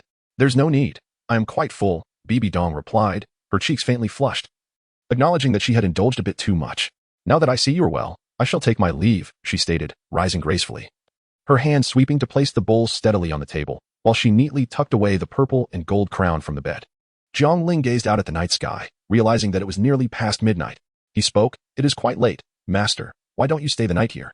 I shall sleep in the outer room and simply lay out another bed."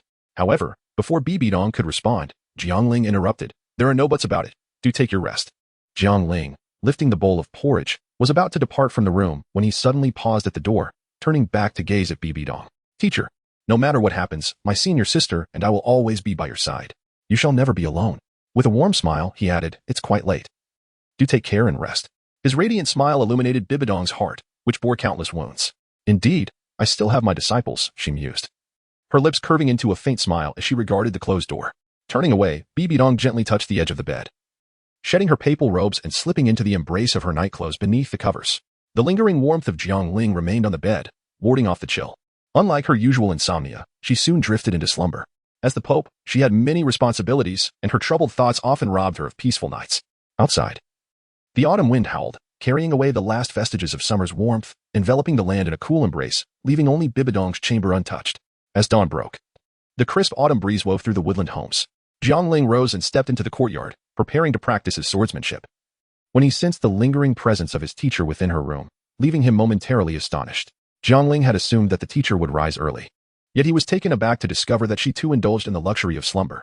With his eyes closed, he took a moment to savor the rhythm of Bibi Dong's breath, which suggested she was still in the depths of a peaceful sleep. A gentle smile graced his lips as he glanced towards the door, then proceeded to the kitchen. Shortly thereafter, he ventured outside to engage in his daily sword training. Half an hour later, Bibi Dong awoke, momentarily disoriented. Sitting up, she stretched languidly, casting off the covers to reveal her exquisite form. Dressed in her papal attire, she settled before the mirror to groom herself, smoothing her hair into a sleek arrangement before summoning pure water to cleanse her face of the remnants of makeup.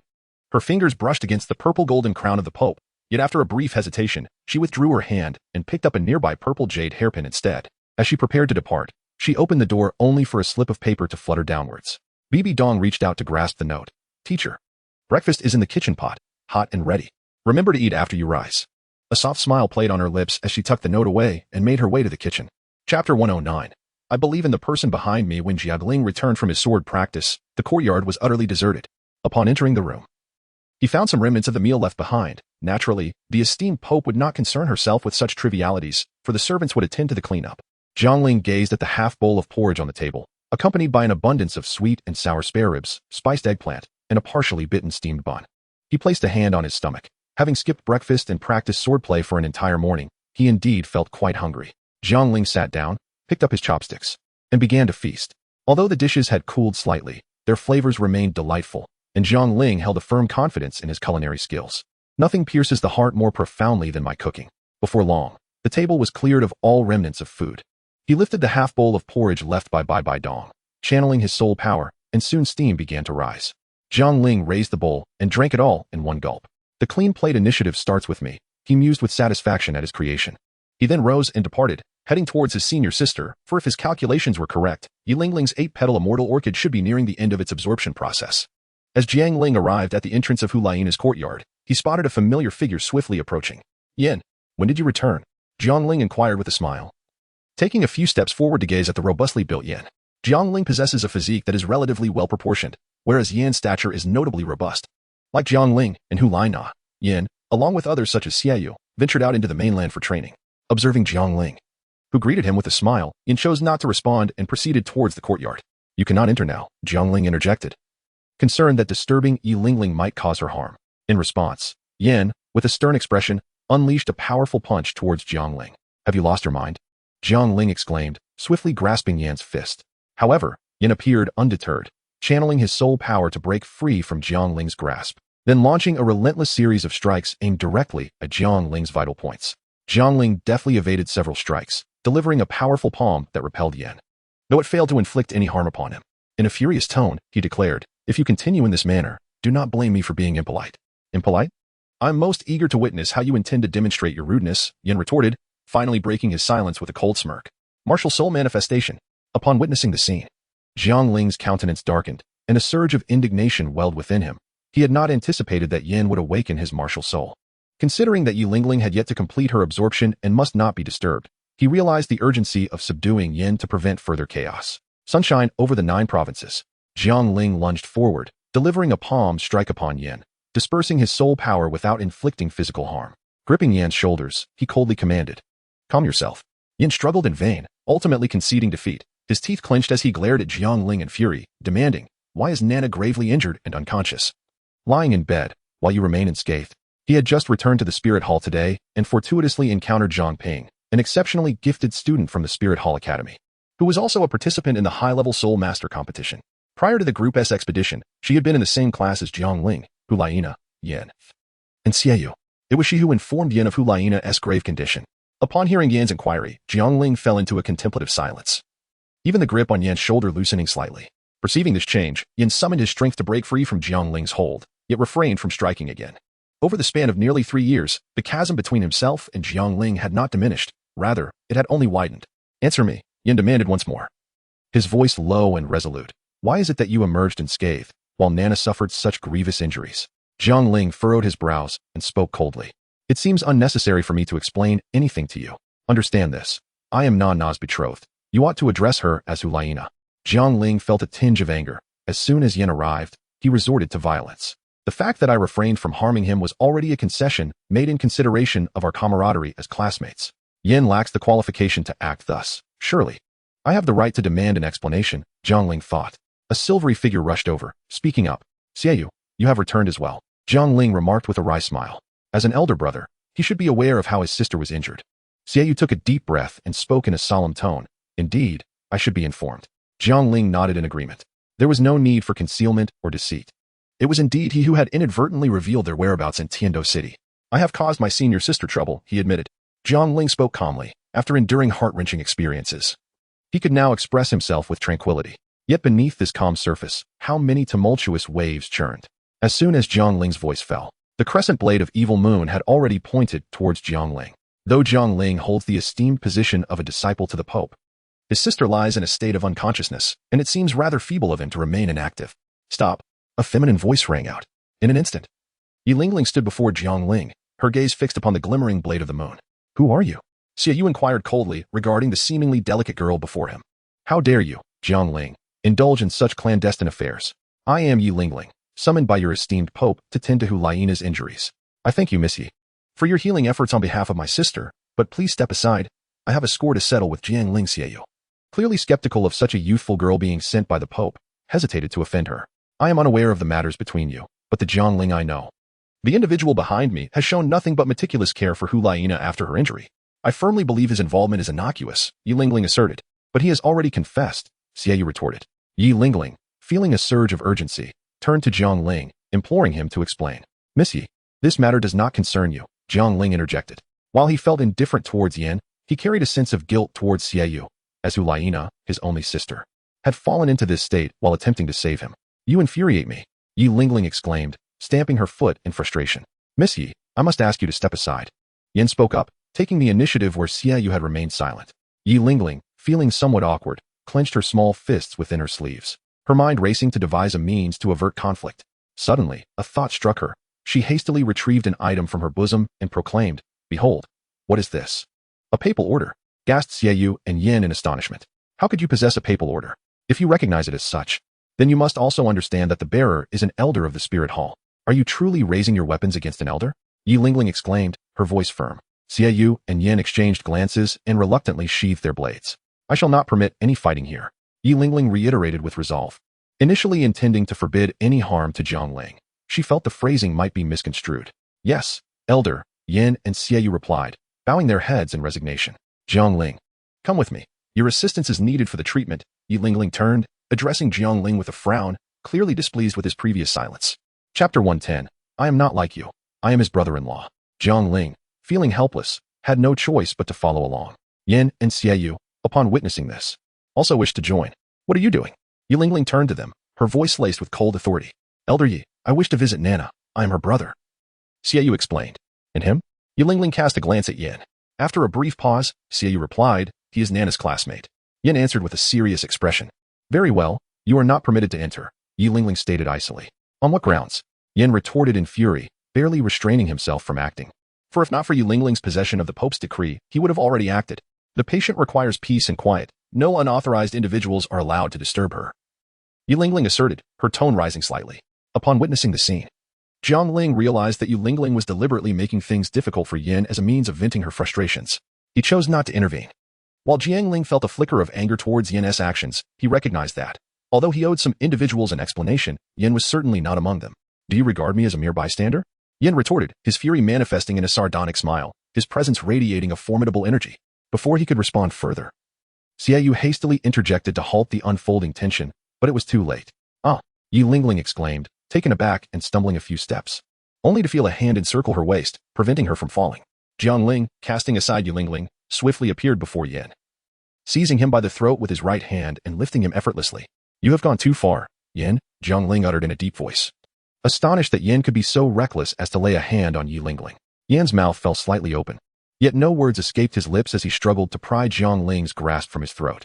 Observing this, Xiaoyu promptly interjected, equally astonished by Jiang Ling's speed and strength, which rendered Yin utterly defenseless. Upon hearing the words, Jiang Ling relaxed his right hand, causing Yin to kneel on one knee, clutching his throat as he coughed violently. In that instant, a suffocating sensation engulfed him, and he truly glimpsed the specter of death. Should you have any matters? Feel free to seek me. I shall be at your service. Lady Yi is the sole chance for my senior sister's awakening. Whoever dares to harm her shall face my wrath, Jiang Ling declared, his gaze icy and resolute. At these words, Xiaoyu felt a chill run through him, and a flicker of resentment towards Yin stirred within him. By the decree of His Holiness the Pope, Xiaoyu and Yin are to proceed to the papal hall immediately, Jiang Ling stated. As his words fell, a female official approached from afar, one Jiang Ling recognized as a companion of his teacher, possessing the strength of a soul Douluo. Knowing that Bibi Dong anticipated a conflict between Xiaoyu and Jiang Ling upon their return to the spirit hall, she had intended to meet them first. However, she did not foresee their swift encounter. We shall comply with His Holiness's command, Xiaoyu replied with a bow. Casting a glance at the courtyard, he sighed inwardly, realizing he would have to wait to visit his sister. He turned to Yin and asked, Can you still walk? Cough, cough, cough. No problem, Yin rasped in response. Watching the two depart, Jiang Ling sighed as well, turning back to Yi Lingling with concern. Are you injured? I am not, Yi Lingling replied flatly. Was that merely an illusion? Why does it seem that Yi Lingling's tone is somewhat off? Jiang Ling mused, momentarily taken aback. Thank you. Jiang Ling nodded in gratitude. There's no need for thanks. I merely fear you might be beaten half to death by others, which would waste my soul energy on healing you. Ling retorted with a cold smile, although the expression seemed tinged with a hint of pettiness. With that, she turned and walked towards the courtyard. Despite Yan's actions, Jiang Ling's intervention and subsequent reprimand had left Ling feeling quite pleased. Yet, the words that followed from Jiang Ling ignited a deep-seated resentment within her, making her feel as though she had rescued an ungrateful wolf. This fellow is utterly detestable, despite my considerable assistance. He views me merely as the last hope for healing Hulaina. Ling fumed inwardly, her grip on the jade fingers in her sleeve tightening until they turned pale. Jiang Ling observed the increasingly irate Ling, somewhat perplexed, but he decided not to dwell on it. After all, this was not the first instance of her inexplicable anger, and he had grown accustomed to her whimsical moods. Your Holiness, we pay our respects, said Xiaoyu as he and Yin knelt before the Pope. Rise. You have met Jiang Ling and Nana, Bibi Dong stated coolly. In response to your Holiness, I have met Jiang Ling, but not Nana, Xiaoyu replied, appearing quite constrained, hesitant to meet Bibi Dong's gaze. Indeed, not everyone was as familiar with Bibi Dong as Jiang Ling. Xiaoyu, being Hulaina's brother, had only encountered the Pope on a handful of occasions. Did you engage in combat? Bibi Dong inquired. Xiaoyu found himself at a loss for words. To say they had not fought would be misleading, as his moonblade had nearly grazed Jiang Ling's throat. Yet to claim they had indeed fought would be inaccurate since he had not struck, and Yin had been swiftly subdued, leaving him no opportunity to act. Enough. Bibi Dong interjected, recognizing Xiaoyu's hesitation.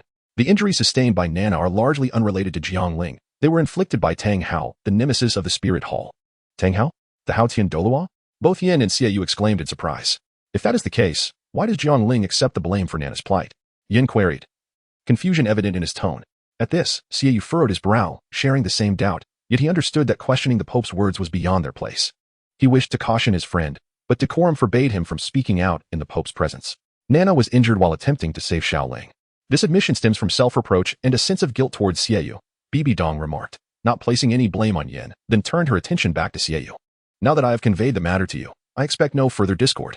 Additionally, Ling, residing in Nana's courtyard, is a sole master treating her. You are to treat her with the utmost respect and deference. You may leave. Bibi Dong's tone grew solemn, imbued with authority. Understood, Your Holiness. We take our leave. Xiaoyu and Yin bowed deeply before exiting the Pope's chamber.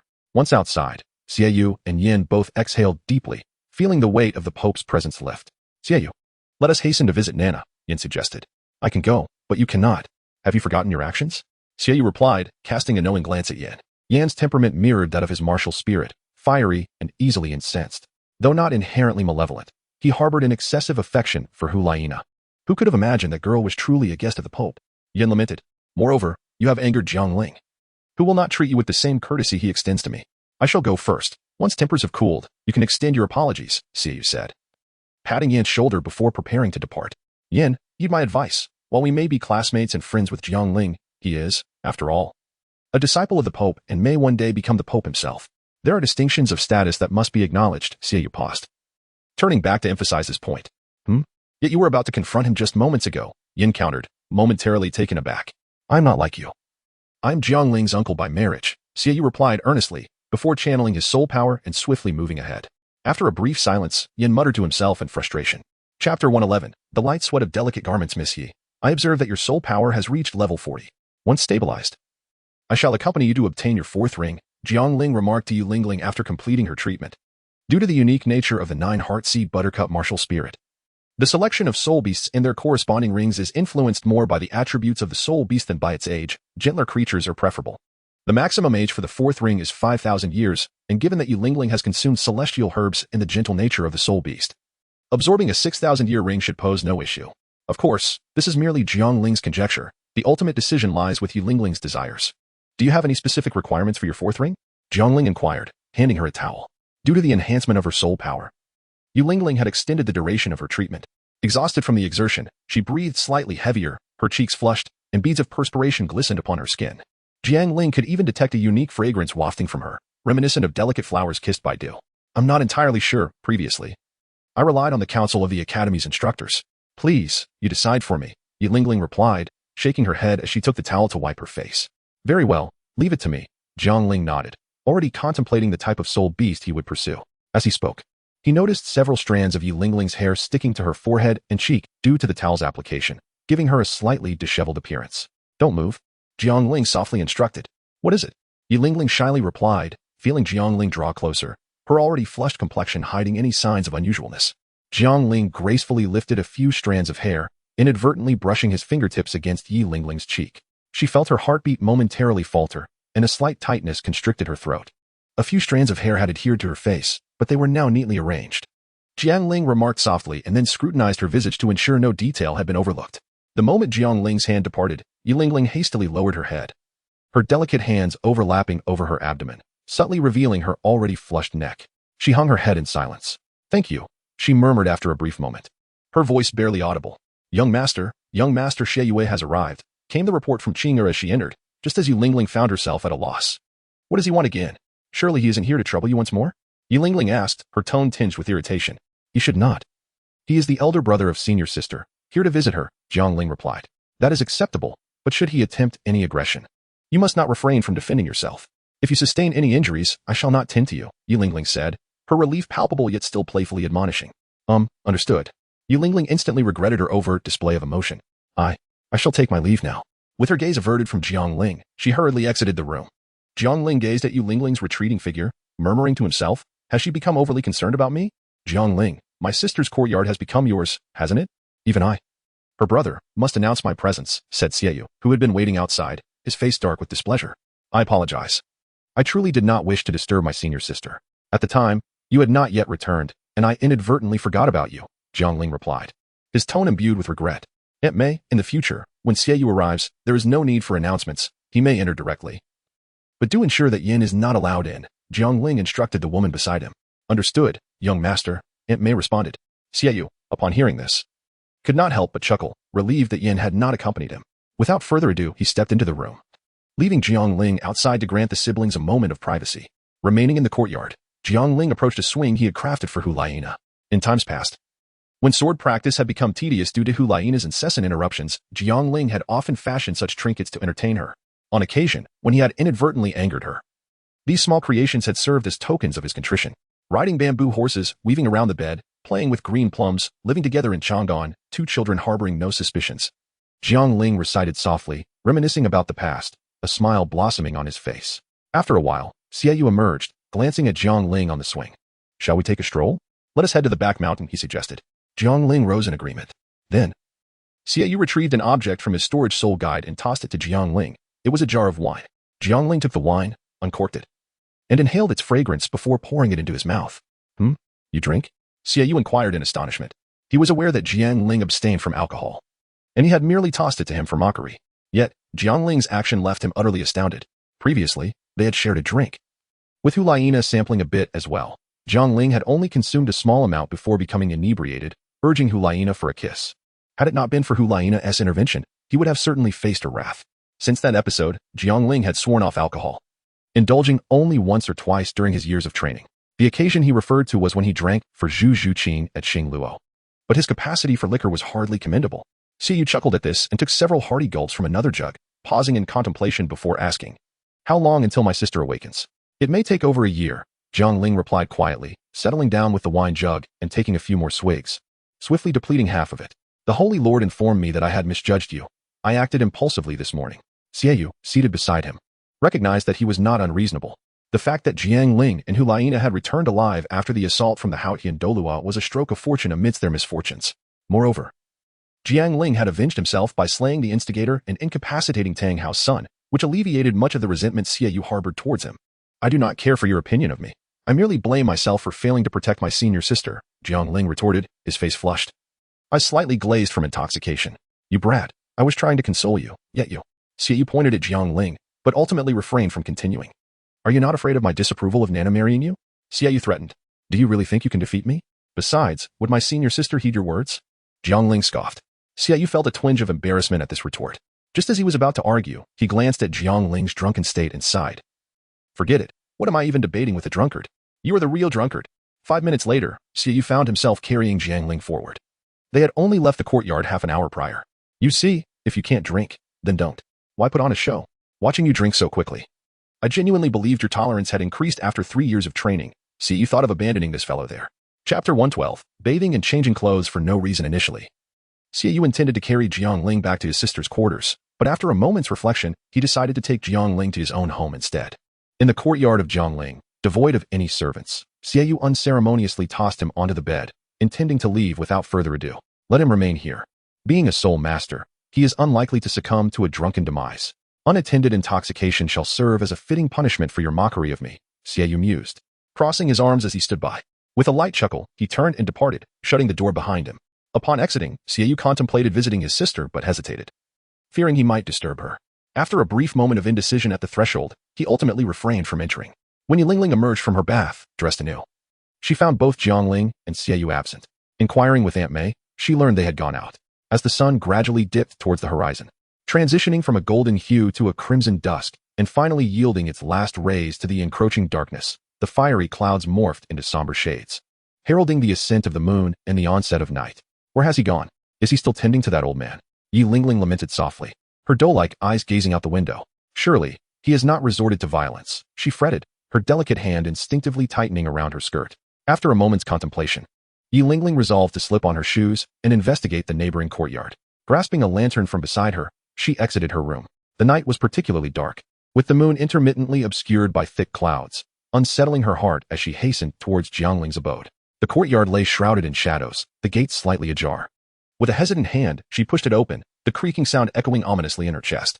Quickly, she slipped inside, shutting the door behind her with a nervous tremor. Her body quaking slightly. Not daring to linger, she sprinted towards Jiang Ling's bedroom, flicking on the light. Her face paled, and the sound of her labored breaths resonated within the room. Jiang Ling harbored a fear of darkness. Should she confess this, Jiang Ling would never believe her, merely scoffing. How could this headstrong girl fear the dark? Yet, the truth remained, she was indeed afraid, particularly of traversing solitary paths under the night sky. A fear perhaps rooted in her temperament or in childhood memories of mourning her family for 7 consecutive days and nights alongside her mother. The experience of darkness often begets two outcomes. It either fortifies one's spirit or instills a deeper dread. Jiang Ling clearly embodied the latter, her childhood shadows casting a long pall over her fear of solitary nights. As the room illuminated, Jiang Ling gradually calmed her racing heart, only then noticing the pervasive scent of alcohol that filled the space. Frowning, she covered her mouth and nose with her hand, circumnavigating a screen. She beheld Jiang Ling sprawled on the bed, not only uncovered but still clad in his shoes, igniting a surge of irritation within her. I worry so much about you. Checking on your return in the dead of night, and here you are, utterly inebriated and sleeping soundly, she thought, her lips pursed in anger. Resolute, she turned to summon someone to care for Jiang Ling, but as her hand hovered over the doorknob, a wave of trepidation washed over her. She lacked the courage to traverse the night once more. Reluctantly, she retreated, seating herself on a nearby stool, gradually acclimating to the lingering odor of alcohol, her hand lowering from her face. At that moment, Jiang Ling's sleeping posture was far from dignified, reclining awkwardly on the bed, most of the blanket trapped beneath him, with his feet dangling over the edge, the right one even brushing the floor. After a prolonged hesitation, Jiang Ling approached, stealing glances at Jiang Ling, her cheeks flushing slightly. You drunken fool, she muttered, crouching down to assist him in removing his long boots. In the stillness of the early morning, Jiang Ling remained enveloped in slumber, his bent legs complicating the removal of her long boots, which proved to be an arduous task for Jiang Ling. After considerable effort, she finally managed to shed both shoes, casting them aside with disdain. She then embraced Jiang Ling's calf and placed it gently on the bed, exhaling a sigh of relief. As she brushed aside the hair that had fallen across her forehead, she suddenly froze, glancing at her hands. Bringing them to her nose, she grimaced in horror. Jiang Ling, you are utterly foolish. Frustration surged within her as she cast a glance at Jiang Ling, her irritation intensifying. Rubbing her hand against his clothing alleviated her distress somewhat. With a mischievous smile, she surveyed Jiang Ling's handsome visage. Consider yourself fortunate today, for you encountered me seeking you. Otherwise, you would have to endure a night in the cold. As she spoke, she inched closer to the edge of the bed, attempting to pull the blanket that weighed down upon Jiang Ling. After a considerable duration, her body grew warm, yet her waist and legs felt weak, and she struggled to make any progress. Despite being a soul healer, her physical strength was not vastly superior to that of an average person. Jiang Ling, though not particularly robust in appearance, had honed his physique through years of martial arts training. I refuse to be deterred, Jiang Ling declared, her cheeks flushed, gritting her teeth. She climbed onto the bed, determined to pull the blanket from within. Summoning all her strength, she found the blanket far easier to tug at this angle. With a huff, she managed to extricate the blanket, though she was left slightly breathless, sitting awkwardly in the depths of the bed. After a brief respite, she intended to cover Jiang Ling with the blanket, convinced that all would be well thereafter. Alas, Jiang Ling exclaimed, startled as Jiang Ling suddenly opened his eyes and grasped her hand. Hey, You little vixen, why do you seek to harm me? He mumbled, his gaze bleary. How could I possibly wish you harm? I merely felt pity and sought to cover you with a blanket. How can you be so ungrateful? Yi Lingling retorted angrily. Huh, you speak falsehoods. I am a celestial being, unafraid of mere cold. Clearly, you, this cunning vixen, intend to do me harm. This blanket must be your enchanted artifact. Watch as I destroy it. Jiang Ling seized the blanket and flung it away, yanking Yi Lingling's delicate wrist to pull her closer. Ouch! You scoundrel! Yi Lingling cried, feeling as if her wrist had been caught in a vice, a wave of pain surging through her. Humph, this is but a taste of pain. The true horror lies ahead. This is the price for your malicious intent. A tearful Yi Lingling realized that Jiang Ling was still quite intoxicated. Oh, no, please, she gasped, hastily shutting her eyes. In a sudden motion, Jiang Ling rolled over, pinning her beneath him. Just as Yi Lingling braced for his impending ferocity, an unexpected stillness enveloped them. Tentatively, she opened her eyes to find Jiang Ling had succumbed to slumber once more. A sigh of relief escaped her lips, though her cheeks flushed a deeper shade of crimson.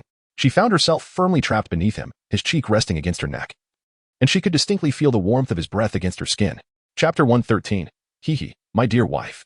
The breath of Jiang Ling caused Yi Lingling's neck to itch, and she longed to push him away. However, her left hand was firmly grasped by him, and her right hand was heavily pressed beneath him, leaving her with no choice but to tilt her head to the side for some relief.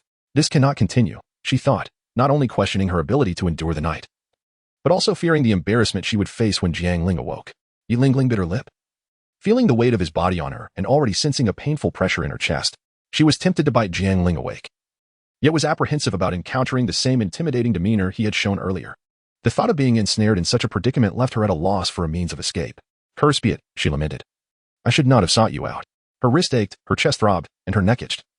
The thought of being pinned for an entire night brought tears to her eyes, filled with a sense of injustice. Unfortunately, no matter how aggrieved Yi Lingling felt, Jiang Ling remained oblivious. Nearly half an hour passed with no sign of him stirring, and she had stifled her sobs, her eyes slightly swollen from her earlier distress. I must rescue myself. Yi Lingling gritted her teeth, gazing at Jiang Ling sprawled atop her. She exerted every effort to twist her body, slowly shifting to the side. Though separated by fabric, the sensation of friction was unmistakably vivid in her mind. With pursed lips, she suppressed her embarrassment and pressed on. She feared that if she paused, she would lose the courage to continue. Alas, even with unwavering determination, her strength was finite, yet the results were evident. Panting, she took a moment to rest. Acutely aware of her heart racing, though her chest refused to rise and fall, her modest bosom felt even more deflated under the weight. As her breathing gradually steadied, Yi Lingling dared not move, distinctly sensing something unseemly between her thighs. She felt herself teetering on the brink of madness. Encouraging herself repeatedly, she closed her eyes, determined to ignore the sensation, and desperately shifted to the side, finally freeing herself from Jiang Ling's grasp. With a forceful effort, she extricated her nearly numb arm and swiftly liberated her wrist from his hold. Once entirely free, Yi Lingling leapt from the bed, not daring to don her shoes, unwilling to approach the bed even a single step further. Finally, she breathed a sigh of relief, having escaped. She patted her now flattened chest, her heart still racing from the ordeal. Jiang Ling seemed to be restless due to Yi Lingling's departure, tossing and turning uncomfortably. This movement startled Yi Lingling, prompting her to retreat a couple of steps. Noticing that he had not awakened, she felt a wave of relief wash over her, only to be struck by an acute thirst. She picked up the now cool tea and took a few sips. The chilled beverage soothed her throat, awakening her senses and reminding her that she could no longer linger. Glancing at the quilt on the floor, she hesitated for a moment before deciding to pick it up, albeit not daring to approach the bed. Instead, she tossed it from a distance of 2 meters, thinking to herself, what it covers will depend on luck. With that, she grabbed her shoes and prepared to leave, dismissing her fear of the darkness. Water, I want water, Jiang Ling mumbled in his sleep. Upon hearing this, Yi Lingling's smile faltered, her grip tightening around her small hands as she turned away, thinking, I refuse to concern myself with you any longer. She lifted her leg, intent on exiting the bedroom, believing that out of sight would mean out of mind. My throat is so dry, it feels unbearable, I need water. Jiang Ling's voice rose slightly. Yi Lingling paused, turning back in anger, exclaiming, I am truly frightened by you. Seizing the teapot beside her, she filled a cup with tea. Here is your water, but know this, I will give you water, and you must not lay a hand on me. Yi Lingling held the cup with both hands, still reluctant to approach, as she spoke. Fine, if you bring me water, I will comply with your wishes, Jiang Ling replied softly, seemingly acknowledging Yi Lingling's words. Relieved, she stepped forward. Come, drink. Jiang Ling, half awake with bleary eyes, propped himself up with his hands and opened his mouth. Yi Lingling, upon witnessing this, felt a tinge of darkness in her expression. She never anticipated that the difference between a person who drank and one who had not could be so pronounced. With a slight sigh, she refrained from engaging with a drunken individual, instead lifting a cup of tea and gently tilting it toward Jiang Ling's lips. Gulp, gulp, gulp. In no time, the water was nearly gone. Cough, cough. Jiang Ling erupted into a fit of violent coughing.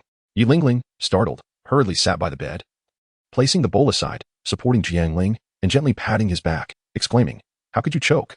I was careful not to feed you too quickly." Cough, cough. Ha ha ha, I was just teasing you. My dear, you were too easily deceived. Jiang Ling laughed heartily. Ling stood up, flustered and exasperated, gazing at Jiang Ling, even oblivious to his calling her my dear. "I won't bother with you any longer. You can stay here by yourself," she huffed, picking up the bowl and turning to leave. "My dear, don't go. I was wrong. I shouldn't have joked," Jiang Ling pleaded, reaching out as Ling attempted to depart, but instead, he only grasped the fabric at her waist, pulling back, which resulted in a tear in her dress. "Ah," Ling gasped, unexpectedly yanked back. The bowl fell to the ground, shattering into pieces. "My dear, I was wrong. Please don't leave. Sleep with me tonight," Jiang Ling implored, wrapping his arms around Ling's waist, resting his chin on her shoulder, speaking in a tender tone. "You have mistaken me for someone else. I am not your dear." Ling, both astonished and frightened, felt her body flush instantly, her cheeks turning as red as a boiled lobster, desperately trying to pry Jiang Ling's fingers away. "You are my dear. Why won't you admit it?" Jiang Ling insisted stubbornly. "Jiang Ling, please come to your senses. I am Ling, not your dear," she attempted to declare, but her voice failed her, and her body became immobile. "Pressure points. You are indeed my dear. Let us retire for the night," Jiang Ling said with a silly grin, as he released his grip from her shoulder, embracing the soft, fainting Ling in his arms.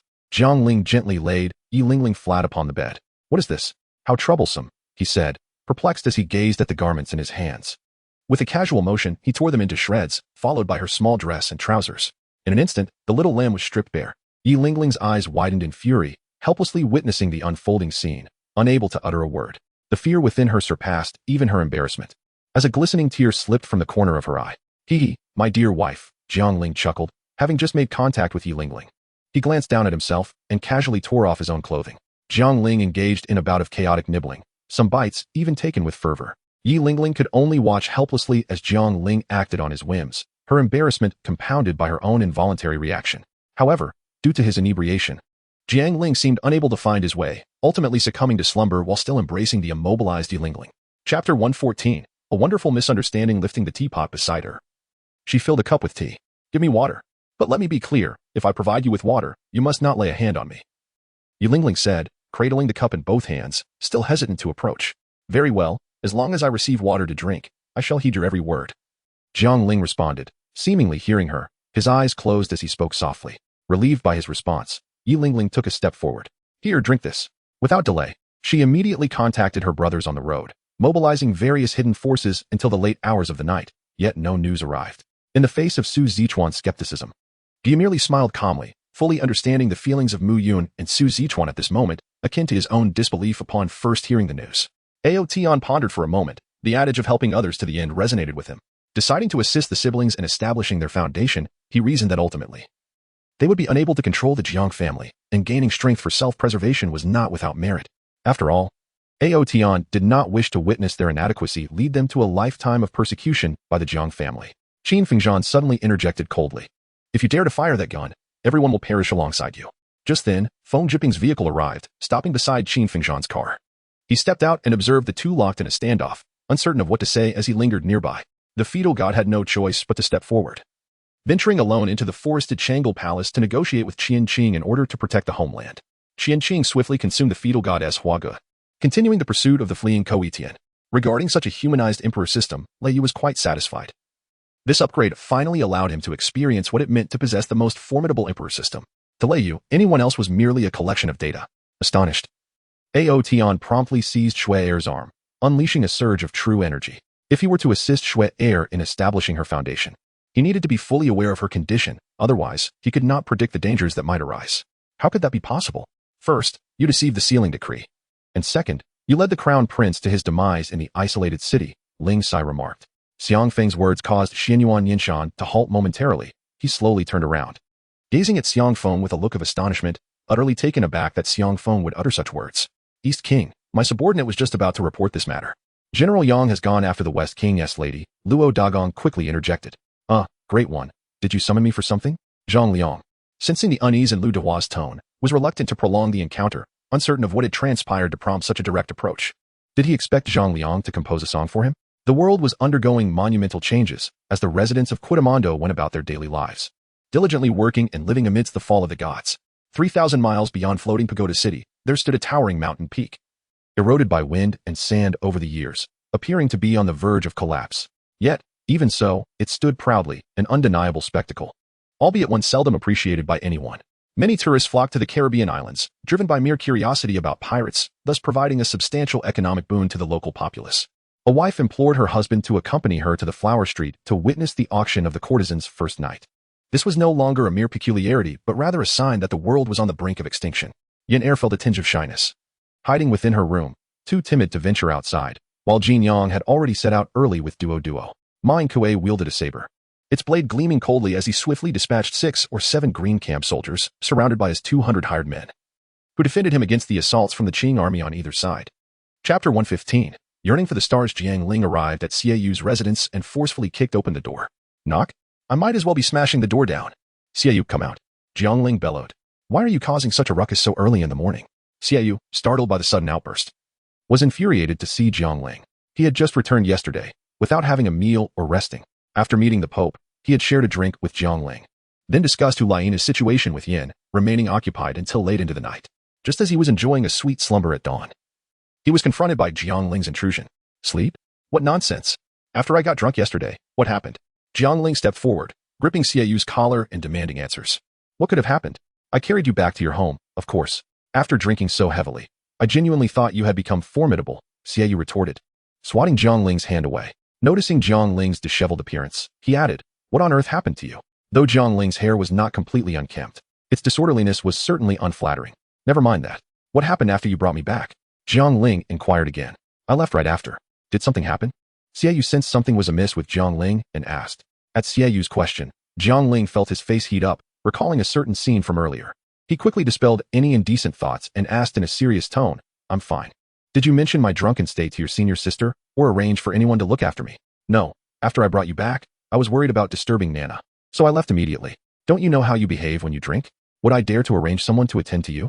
Xieyou shot Jiang Ling a disdainful glance, recalling how Jiang Ling had teased his sister while drunk. Why are you asking that?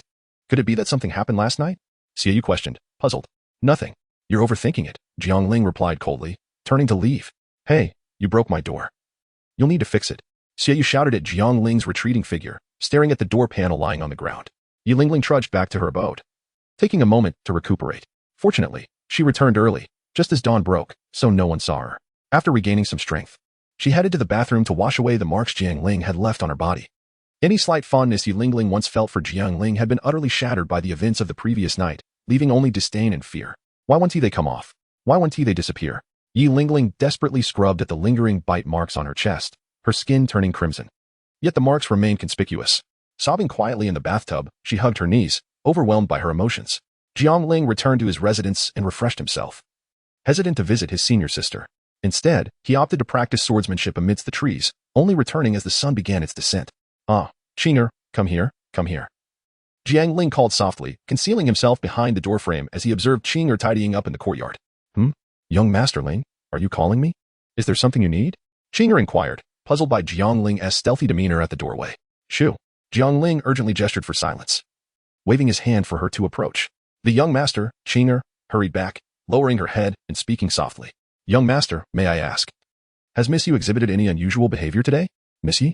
Unusual? Qing'er pondered for a moment. Well, it seems she hasn't ventured out much. The meal I delivered was scarcely touched, and her spirits appear quite low. Oh, and it seems she has been in the bath for an extended period. Each time I went, she was in the bathroom. Qing'er touched her small head, lost in thought as she reflected on the matter. Upon hearing this, Jiang Ling's countenance darkened. Having spent an extended time bathing, did it imply disdain for this young master? He could not help but feel a pang of dejection. By the way, Qing'er, did Miss Yu provide treatment for my senior sister today? Jiang Ling recalled a matter of great importance and hastily inquired. It would be disastrous if his misplaced anger were to affect his senior sister. Yes, but not as early as usual. The treatment is scheduled for the afternoon. Qing'er promptly replied. Ah, that is a relief, Jiang Ling exhaled, feeling a sense of ease wash over him. Qing'er, I may need to enter closed-door meditation for a few days and won't be able to visit often. You must take good care of my senior sister. And also look after Miss Yi, understood? Jiang Ling instructed the adorable girl before him. Understood. Qing'e promises to fulfill the task. She responded with utmost seriousness. Very well. Let us return. Jiang Ling cast a deep glance at the room illuminated by the gentle glow of lights, where Yu Lingling resided, contemplating that it would be wise to avoid drawing attention for the time being. Once he had calmed her temper, perhaps he could proceed with his plans. The following day, within the Pope's hall, Bibi Dong inquired casually while attending to her affairs, "What brings you to me today?" "Teacher, I wish to journey to the Spirit City and venture into the Douluo forest to capture a soul beast. Yu Lingling has reached level 40 and requires a suitable soul beast. Acquiring the fourth ring would greatly assist our healing sister," Jiang Ling replied earnestly. "Such matters can easily be delegated to a soul sage or a battle Douluo. With the preparations underway for the Holy Sun ceremony, it would be best for you to stay here and focus on your own preparations," Bibi Dong responded, lifting her gaze to Jiang Ling with a gentle smile. "No need for that, teacher. There is nothing to prepare for. I would prefer to capture the soul beast myself. By the way, I intend to take Xiaoyu along with me. He has reached level 50 as well, and I can assist him in obtaining his fifth ring. Consider it a trial for my own growth," Jiang Ling insisted, looking earnestly at Bibi Dong. Are you concealing something from me? Why the sudden desire to leave the spirit hall?" Bibi Dong furrowed her brow, intrigued. There's nothing to hide. How could I possibly keep secrets from my beloved Pope?" Jiang Ling responded somewhat sheepishly, moving closer to Bibi Dong and placing his hands gently on her shoulders, applying a light, reassuring pressure. As Jiang Ling's hand brushed against her own, Bibi Dong momentarily froze before relaxing, surrendering to the pleasure of Jiang Ling's massage. "All right, I shall refrain from further inquiries. And I promise you this, but you must return before the ceremony commences," she stated with a hint of resignation, followed by a subtle threat. Given Jiang Ling's prowess, she felt no real concern. "Thank you, teacher. Rest assured, I will return on time," Jiang Ling replied joyfully, embracing Bibi Dong in gratitude. In that instant, the pin in Bibi Dong's hand slipped and fell. "Well then, I shall take my leave," she said. Once Jiang Ling had distanced himself, Bibi Dong snapped back to reality, shaking her head with a soft chuckle as she retrieved her fallen pen to continue her work. Upon exiting the Pope's palace, Jiang Ling felt a wave of relief wash over him. He no longer needed to dodge, allowing a brief separation for both parties to regain their composure. He found himself at a loss regarding how to confront Yu Lingling, as the recent teasing had crossed a line into serious territory. "Xiaoyu, I was just about to seek you out. Will you accompany me to the Douluo forest tomorrow?"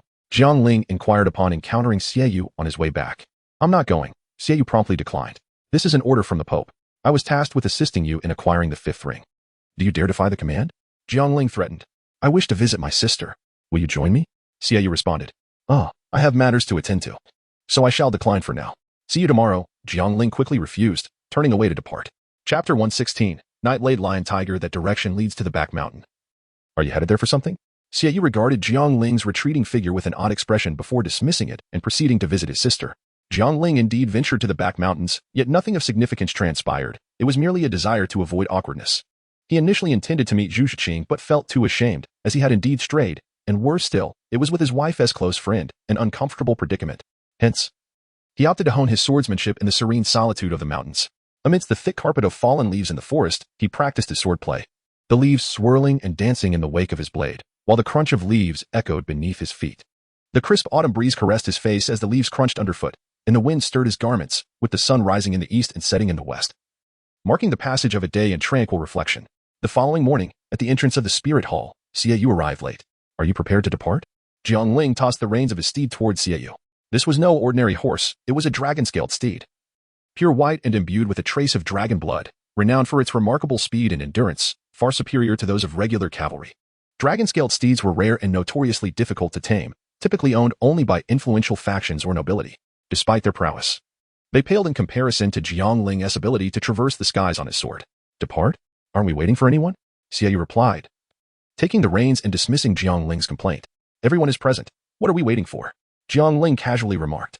"Brother, are you mistaken? I am here to acquire the fifth spirit ring, not to seek a 1,000-year soul beast." Xiaoyu expressed his growing frustration. It was understandable, for a 10,000-year soul beast could contend with soul kings, generally residing within the inner regions of the Douluo forest. Engaging in combat there without a swift resolution could easily attract other soul beasts, rendering them inadequate for survival. Unbeknownst to him, Jiang Ling possessed the strength to confront soul saints. "Do you not believe me? Let us wager, if I assist you in obtaining a suitable spirit ring. You must grant me a favor," Jiang Ling suggested, resting his hand on Xiaoyu's shoulder. "And if you fail?" Xiaoyu retorted, casting a skeptical glance. "Then I shall also grant you a favor," Jiang Ling countered. "Very well," Xiaoyu acquiesced, mounting his steed. "I shall accompany you for a few days of folly." The prospect of Jiang Ling's offer was enticing. As a disciple of the Pope, his status was already considerable, and he was poised to ascend to the position of Saint Sun. Xiaoyu was taken aback upon hearing the news. The elevation to Saint Sun would unilaterally declare Jiang Ling as the next pope. He felt no regret over his sister missing out on the papacy. Rather, he felt joy for Jiang Ling, whose talent surpassed that of Hulina, though that might not hold true anymore. Their camaraderie was strong, and more importantly, Jiang Ling harbored affection for his sister, uniting them as family. However, Yan's spirits plummeted upon learning this news. The weight of Jiang Ling's status as a Pope's disciple already left him feeling overwhelmed, and now with the title of Saint Sun, he feared he would have no chance to contend against Jiang Ling's ascendancy. Jiang Ling gazed at the self-assured Xiaoyu, who believed victory was assured, and let out a soft chuckle as he mounted his horse. Although riding did not possess the exhilarating speed of swordsmanship, it was far less exhausting. And Jiang Ling was in no hurry. Meandering outside was quite pleasant. The spirit city was not far from the Douluo forest, and even with Jiang Ling deliberately slowing his horse, they arrived near the forest by nightfall. I fail to comprehend why you travel at such a leisurely pace. With the speed of the dragon scale horse, one could reach the destination in half a day, yet you have deliberately lingered for an entire day, Xiaoyu remarked. His brow furrowed, sensing something amiss with Jiang Ling. Perhaps I simply wish to savor the splendid scenery along the way. Do not let your ambitions blind you to the beauty surrounding you. Experiencing nature is also a means of enhancing one's strength, Jiang Ling said earnestly, relishing the delay. Let us leave the dragon scale horse at the Spirit Hall branch here and rest for the night. We shall enter the forest tomorrow, Jiang Ling suggested. Xiaoyu, with no better option, reluctantly agreed, for the hour was late, and entering now would be unwise. The arrival of the two distinguished individuals, Jiang Ling and Xiaoyu, startled the branch's overseer, who hardly slept a wink that night. The following day, Jiang Ling dawdled until noon, only to be dragged into the Douluo forest by Xiaoyu. What is the matter with you, Jiang Ling? Xiaoyu exclaimed in frustration. It is already difficult enough to locate suitable soul beasts, and you squandered the entire morning. Were it not for your esteemed status, I would have considered taking matters into my own hands, though I may not prevail. You arrived late yesterday. It is only natural that I am still waking up today. Jiang Ling replied with a yawn. By chance, as they stepped into the inner area of the Douluo forest, they encountered a formidable night-blade lion tiger. Aged 13,000 years, a perfect match for Xiaoyu. Ah, this is precisely what I desire. The stage is set for you. Xiaoyu playfully nudged Jiang Ling with his shoulder before leaning against a tree, arms crossed. Aren't you going to intervene? Jiang Ling asked, astonished by Xiaoyu's behavior. As a mere soul zone, facing it would be quite a stretch for me. I shall remain here to support you from the sidelines. Xiaoyu waved his hand dismissively. Yet, should Jiang Ling truly falter, Xiaoyu would not hesitate to lend assistance. Faced with the imposing, fierce-looking lion tiger before him, Jiang Ling's expression darkened, not from fear, but from indignation. Why do you show up so early? Could you not wait a couple of days? Are you so eager for your demise? Now that they had encountered the beast, Jiang Ling would not hold back. He would not gamble with his friend's future. Should they miss this opportunity? Finding another suitable soul beast might become impossible. Fourth soul skill, Primal Shield. Sword 22, Piercing Clouds and Breaking Mist. Sword 17, Long Rainbow at Sunset. As Jiang Ling unleashed a formidable strike, the savage shield, renowned for its defensive prowess, was effortlessly torn apart by the Nightblade Lion Tiger, akin to mere paper. It is noteworthy that even a soul saint would struggle to shatter such a protective barrier in a single blow. Nevertheless, two sword strikes found their mark. The 22nd blade cleaved through a substantial expanse of flesh, sending it soaring through the air, while the 17th blade pierced an eye, blinding it. Roaring in agony, the Nightblade Lion Tiger charged at Jiang Ling with frenzied rage, its massive forepaw descending upon him. Meanwhile, Xiaoyu's body tensed abruptly, the moonblade already gripped firmly in hand. In a moment of fierce combat, Jiang Ling unleashed the long rainbow sword, slicing through the air like a crescent moon, aimed directly at the Nightblade Lion Tiger's paw.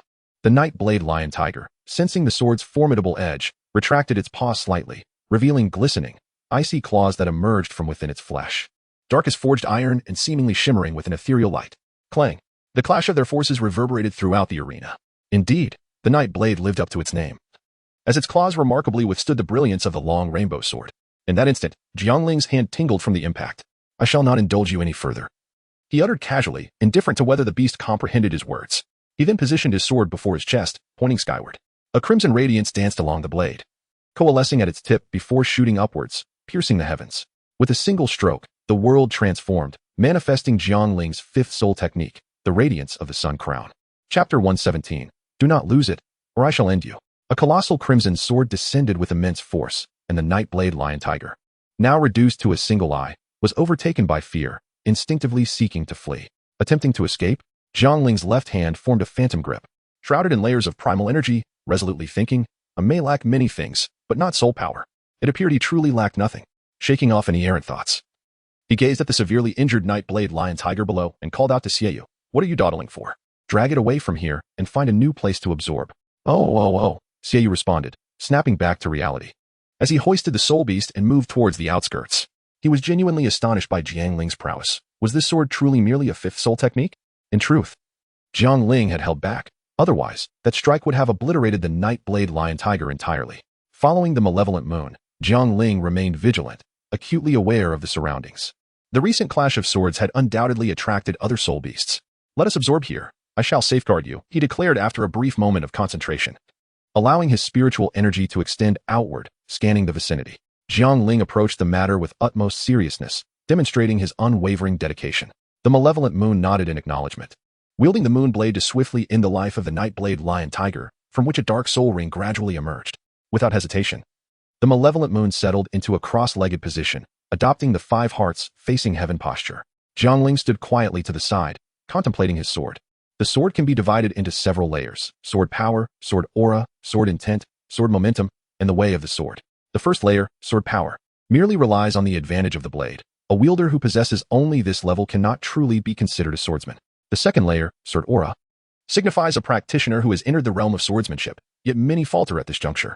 The third layer, sword intent, reveals a clarity of heart through which the sword intent emerges independently. The fourth layer, sword momentum, is where the sword intent crystallizes into a force, forming one's own domain. The fifth layer, the way of the sword, is the legendary realm, perhaps akin to achieving the status of a sword immortal. But, I wonder, does Douluo possess immortals? Jiang Ling shook his head, dismissing the wild fancies. To aspire for the unattainable would only lead to one's own detriment. The momentum of the sword had yet to be established. How could one speak of the way of the sword? Jiang Ling now stands poised on the precipice of sword intent, mere moments away from crystallizing his power and comprehending his own domain. To Jiang Ling's knowledge, only the one renowned as the celestial white jade pillar of the 7 treasures glazed sect, the purple gold beam that spans the seas, has ventured into the realm of sword momentum. As Jiang Ling's thoughts drift further into the abyss, the evil moon has also completed its absorption. Jiang Ling promptly approached and inquired, "How are you? Is everything all right? What could possibly be wrong with me?" Xiaoyu replied with a smile, playfully punching Jiang Ling. "I truly appreciate your help. The soul beast has bestowed upon me a highly suitable soul skill. My 5th soul skill is named Kill, which enhances my attack power by 300%. Xiaoyu then composed himself, expressing his gratitude earnestly. "Even with your polite demeanor, I must collect on our wager. Remember, you owe me a favor. Now, let us proceed. Once you have absorbed it, we shall continue our search for the next soul beast. We have tasks to complete on this outing." Jiang Ling, slightly taken aback by Xiaoyu's sudden gratitude, swiftly shifted the topic. "Is there something else?" Xiaoyu inquired. "Miss Yu has reached level 40 and requires a soul beast. We shall capture one for her," Jiang Ling stated as he moved forward. "Miss Yu is preoccupied with healing and cannot accompany us," Jiang Ling added, seemingly anticipating Xiaoyu's forthcoming question. This was, of course, Jiang Ling's ruse. He was uncertain about how to communicate with Yi Lingling and felt uneasy entrusting others with the hunt for a soul beast. He intended to procure the exceptionally rare 7-colored elk for her. In terms of power, the 7-colored elk may not even rank among the top contenders, but its rarity is undeniably prominent. Its gentle nature and affinity for healing make it a perfect match for Yi Lingling's 9-hearted begonia. Logically, such a defenseless soul beast should have long been extinct. However, astonishingly, they not only survived but have also been sighted near the Rainbow Spring within the inner circle of the Stardow Forest. Of course, sightings are merely a possibility. The 7-colored elk is Jiang Ling's primary choice. If fate does not favor him and he cannot encounter one, he will have to settle for a lesser alternative. After half an hour of travel, the two finally arrived near the Rainbow Spring, surrounded by a grove of ginkgo trees that shimmered brilliantly in the sunlight. "What a truly ethereal paradise," Xiaoyu remarked, slightly awestruck. "Indeed, but regrettably, the company with which I share this beauty is you," Jiang Ling retorted. "Alas you," Xiaoyu exclaimed, but before he could continue, Jiang Ling handed him a tent and urged, "Let us set up camp. But keep your distance to avoid disturbing the 7-colored elk. We shall wait here for 7 days. If we do not succeed, we will hunt for other soul beasts." As Jiang Ling stands on the precipice of his promotion to the Holy Sun, Bibi Dong has granted him a mere 10 days of leave. Yet he finds himself unable to leave for even 7, a clear indication that fate has not favored him. Likewise, Yi Lingling shares this misfortune. Even if she were to await 70 days, the outcome would remain unchanged. The elusive rainbow deer is a creature that must be sought through destiny. On the first day, nothing of note occurred. Jiang Ling caught a few fish, which he grilled and consumed. The second day also passed without incident, as Xiaoyu managed to catch a wild boar, which they devoured entirely. On the third day, 2 eternal soul beasts inadvertently wandered into their vicinity. resulting in a brief skirmish before they departed. On the fourth day, a peculiar creature appeared by the rainbow spring. It bore antlers resembling those of a deer, a tail akin to that of a donkey, hooves like a cow, and a visage reminiscent of a horse, yet it resembled none of these animals entirely. Through diligent effort, Jiang Ling beheld the vibrant rainbow deer in the distance, his heart swelling with unrestrained joy. In the Soul Beast Illustrated Handbook, it is noted that the age of the seven-colored elk can be discerned by observing the length of its antlers. As Jiang Ling focused his gaze, he discerned that this creature was approximately 5,000 to 6,000 years old, fitting perfectly within that time frame. Xiaoyu, fixated on the Soul Beast ahead, summoned the moon blade into his hand. I shall go. You wait here, Jiang Ling commanded. Although the deer possessed limited combat strength, its reflexes and speed were remarkably swift. A single missed strike made it exceedingly difficult to capture within the vast expanse of the starry forest. The distance was too great, exceeding the range of his fourth soul skill. Thus he resorted to the technique of breath concealment, gradually approaching the creature. It must be noted that the deer was exceedingly vigilant, glancing around after quenching its thirst. Jiang Ling continued his slow advance. Suddenly, a primal barrier manifested, a crimson semicircular shield enveloping the vibrant deer, causing it to panic and dash wildly. Regrettably, it was not the Nightblade lion tiger. At last, they managed to capture it, and Xiaoyu released a sigh of relief as he emerged from the woods. The deer, observing the two figures step out, could not help but display a hint of anthropomorphic pleading in its eyes. Jiang Ling let out a soft sigh, acknowledging the high level of intellect displayed. Nevertheless, he retrieved the Qiankuan bag and stored it within. The Qiankuan bag, akin to the Yin-Yang Qi bottle, serves as a spatial storage soul guide, capable of containing living entities. However, Jiang Ling seldom utilized it, preferring instead the modestly sized jade pendant that he had carried for years. This pendant was gifted to him by a girl with a smile reminiscent of a playful little fox on the day he awakened his martial soul 11 years prior. She imparted a memorable phrase that remained etched in his mind. Do not lose it, for should you, I shall ensure your demise. Chapter 118, Awakening on the Journey Home. Jiang Ling and Xiaoyu rode side by side on the dragon-scaled steed, their pace unhurried, as per Jiang Ling's request, which he elegantly termed as cultivating an ambience. Xiaoyu, once we return to the spirit hall, you shall deliver the soul beast to Miss Yi, Jiang Ling remarked, clearing his throat, a hint of guilt evident. Yet his demeanor remained as tranquil as a still pond. Isn't it sufficient for you to simply hand it over when you return to your residence? Why trouble me with this? Xiaoyu furrowed his brow in confusion, sensing an odd impression that Jiang Ling was deliberately avoiding his sister's quarters. When we return, I must report our journey to the teacher. Why not visit my master while I attend to the soul beast? Jiang Ling countered. Hand over the Qiankuan bag. Xiaoyu replied with a serious expression, feeling the overwhelming presence of the Pope was too much for him to bear. Remember to injure it before giving it to Miss Yi, to avoid any harm coming to her, Jiang Ling advised as he passed the Qiankuan bag to Xiaoyu. Even though the soul beast was not adept in combat, it was still prudent to exercise caution, for it was far more formidable than Yilingling. I am aware of this, Xiaoyu retorted as he received the Qiankuan bag, nudging the horse's belly and galloping towards Spirit City, eager to disregard Jiang Ling's presence. Hey, don't forget to return the Qiankuan bag to me, Jiang Ling called out, pursuing him closely. By the time the two returned to the spirit hall, evening had already fallen. Xiaoyu headed towards Hulaina's courtyard, while Jiang Ling made his way directly to the Pope's hall. Unfortunately, Jiang Ling was met with disappointment as Bibi Dong was absent from the Pope's hall. Strange, where could the teacher be? Jiang Ling pondered, glancing back in confusion. Perhaps the teacher had an urgent matter to attend to, he mused, deciding not to dwell further and proceeded directly to the place where Nuzhan was recuperating. Old Fei.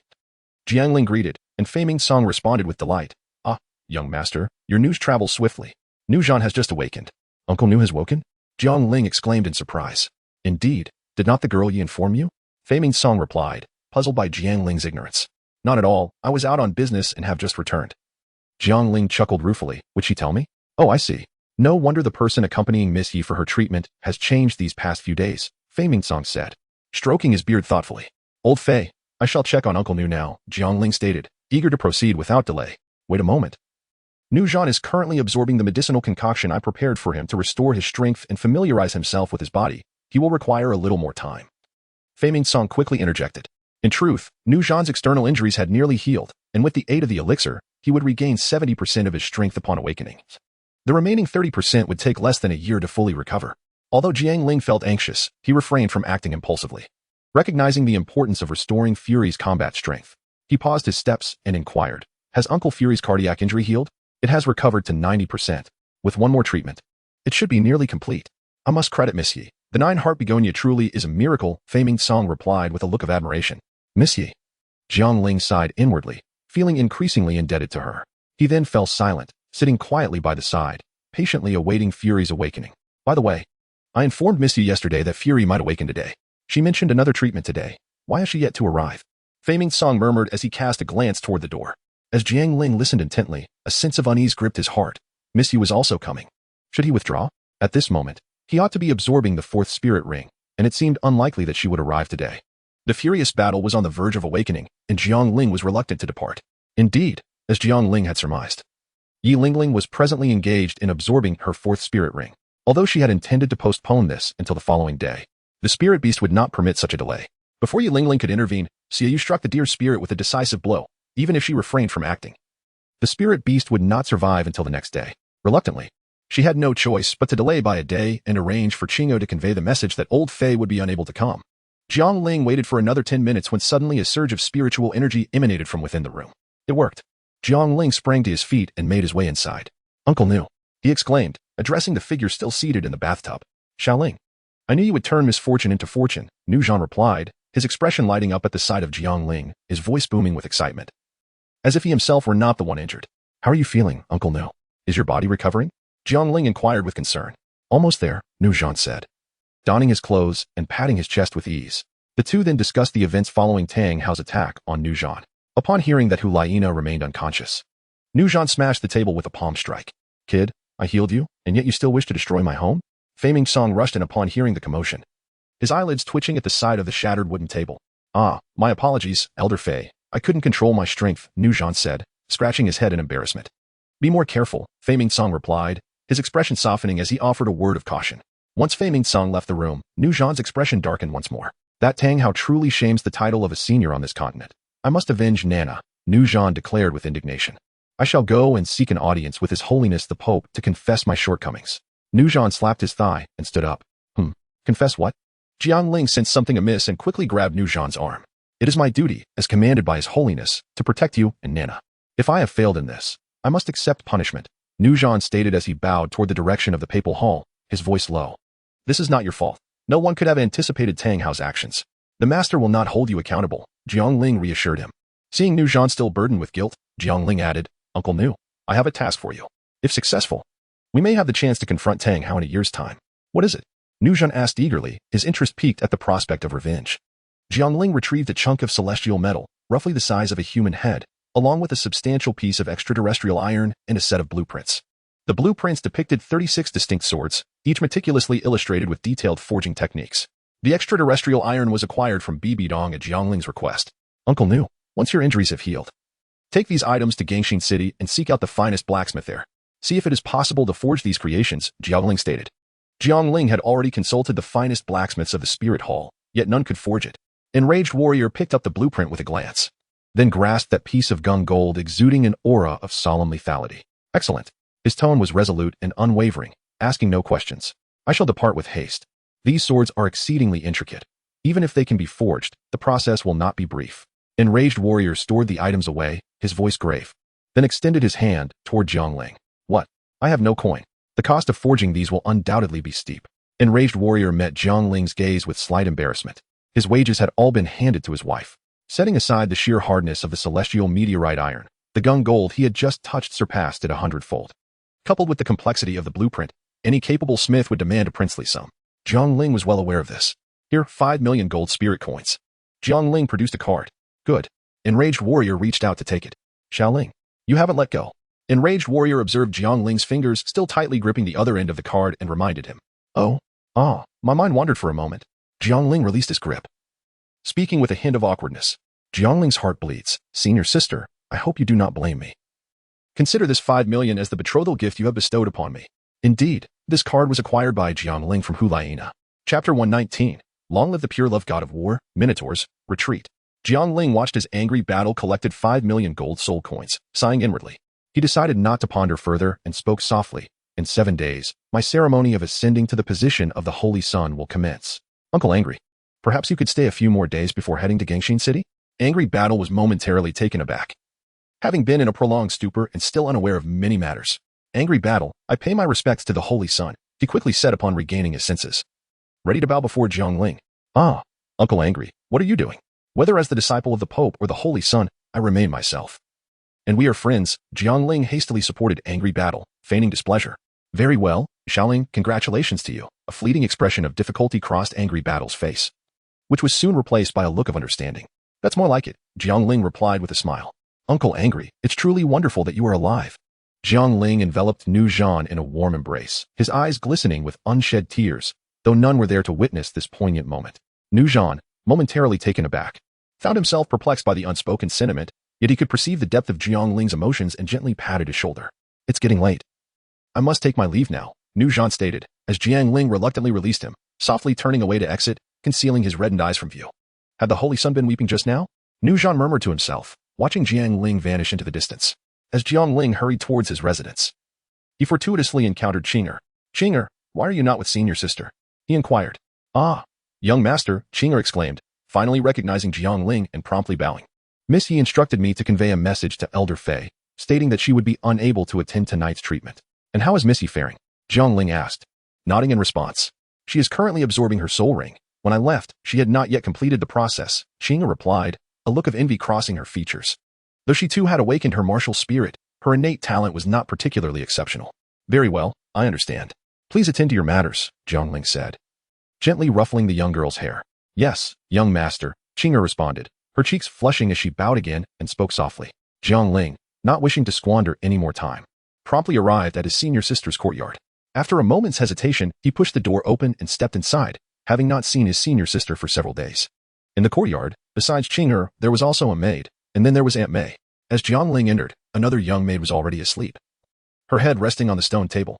He approached her and gently roused her, saying, go back to your room and rest. This maid, similar in age to Qing'er, possessed a feeble spirit power, making her vulnerable to the chill of the autumn night. Young master, I'm so sorry, the drowsy maid stammered as she awakened suddenly, her eyes widening in surprise upon seeing Jiang Ling. She quickly rose, at a loss for words. It's all right here. You should return to your room and rest. Jiang Ling replied with a warm smile. Afterward, he entered Hu Laiana's room and lingered for a while before emerging and glancing towards Yu Lingling's chamber. Has she not finished yet? It seems to be taking quite some time. A hint of concern flickered across Jiang Ling's features as he made his way over. Pushing the door open, he found Aunt May present as well. Just as Aunt May was about to speak, Jiang Ling gestured for silence. Jiang Ling gazed at Yu Lingling, whose demeanor was calm and composed, devoid of any discomfort. He breathed a sigh of relief, contemplating that perhaps the seven-colored elk, being a rare and extraordinary beast, did not yield its soul rings easily. Aunt May, please take your rest. I shall remain here to keep watch, Jiang Ling whispered. Yes, young master, Aunt May responded promptly. Having served Hu Laiana for many years, she was well acquainted with Jiang Ling's character. He was approachable and refrained from using a commanding tone with his subordinates. His words indicated a desire for solitude in this moment. Thus, she did not insist on staying to assist, offering a respectful bow before gracefully exiting.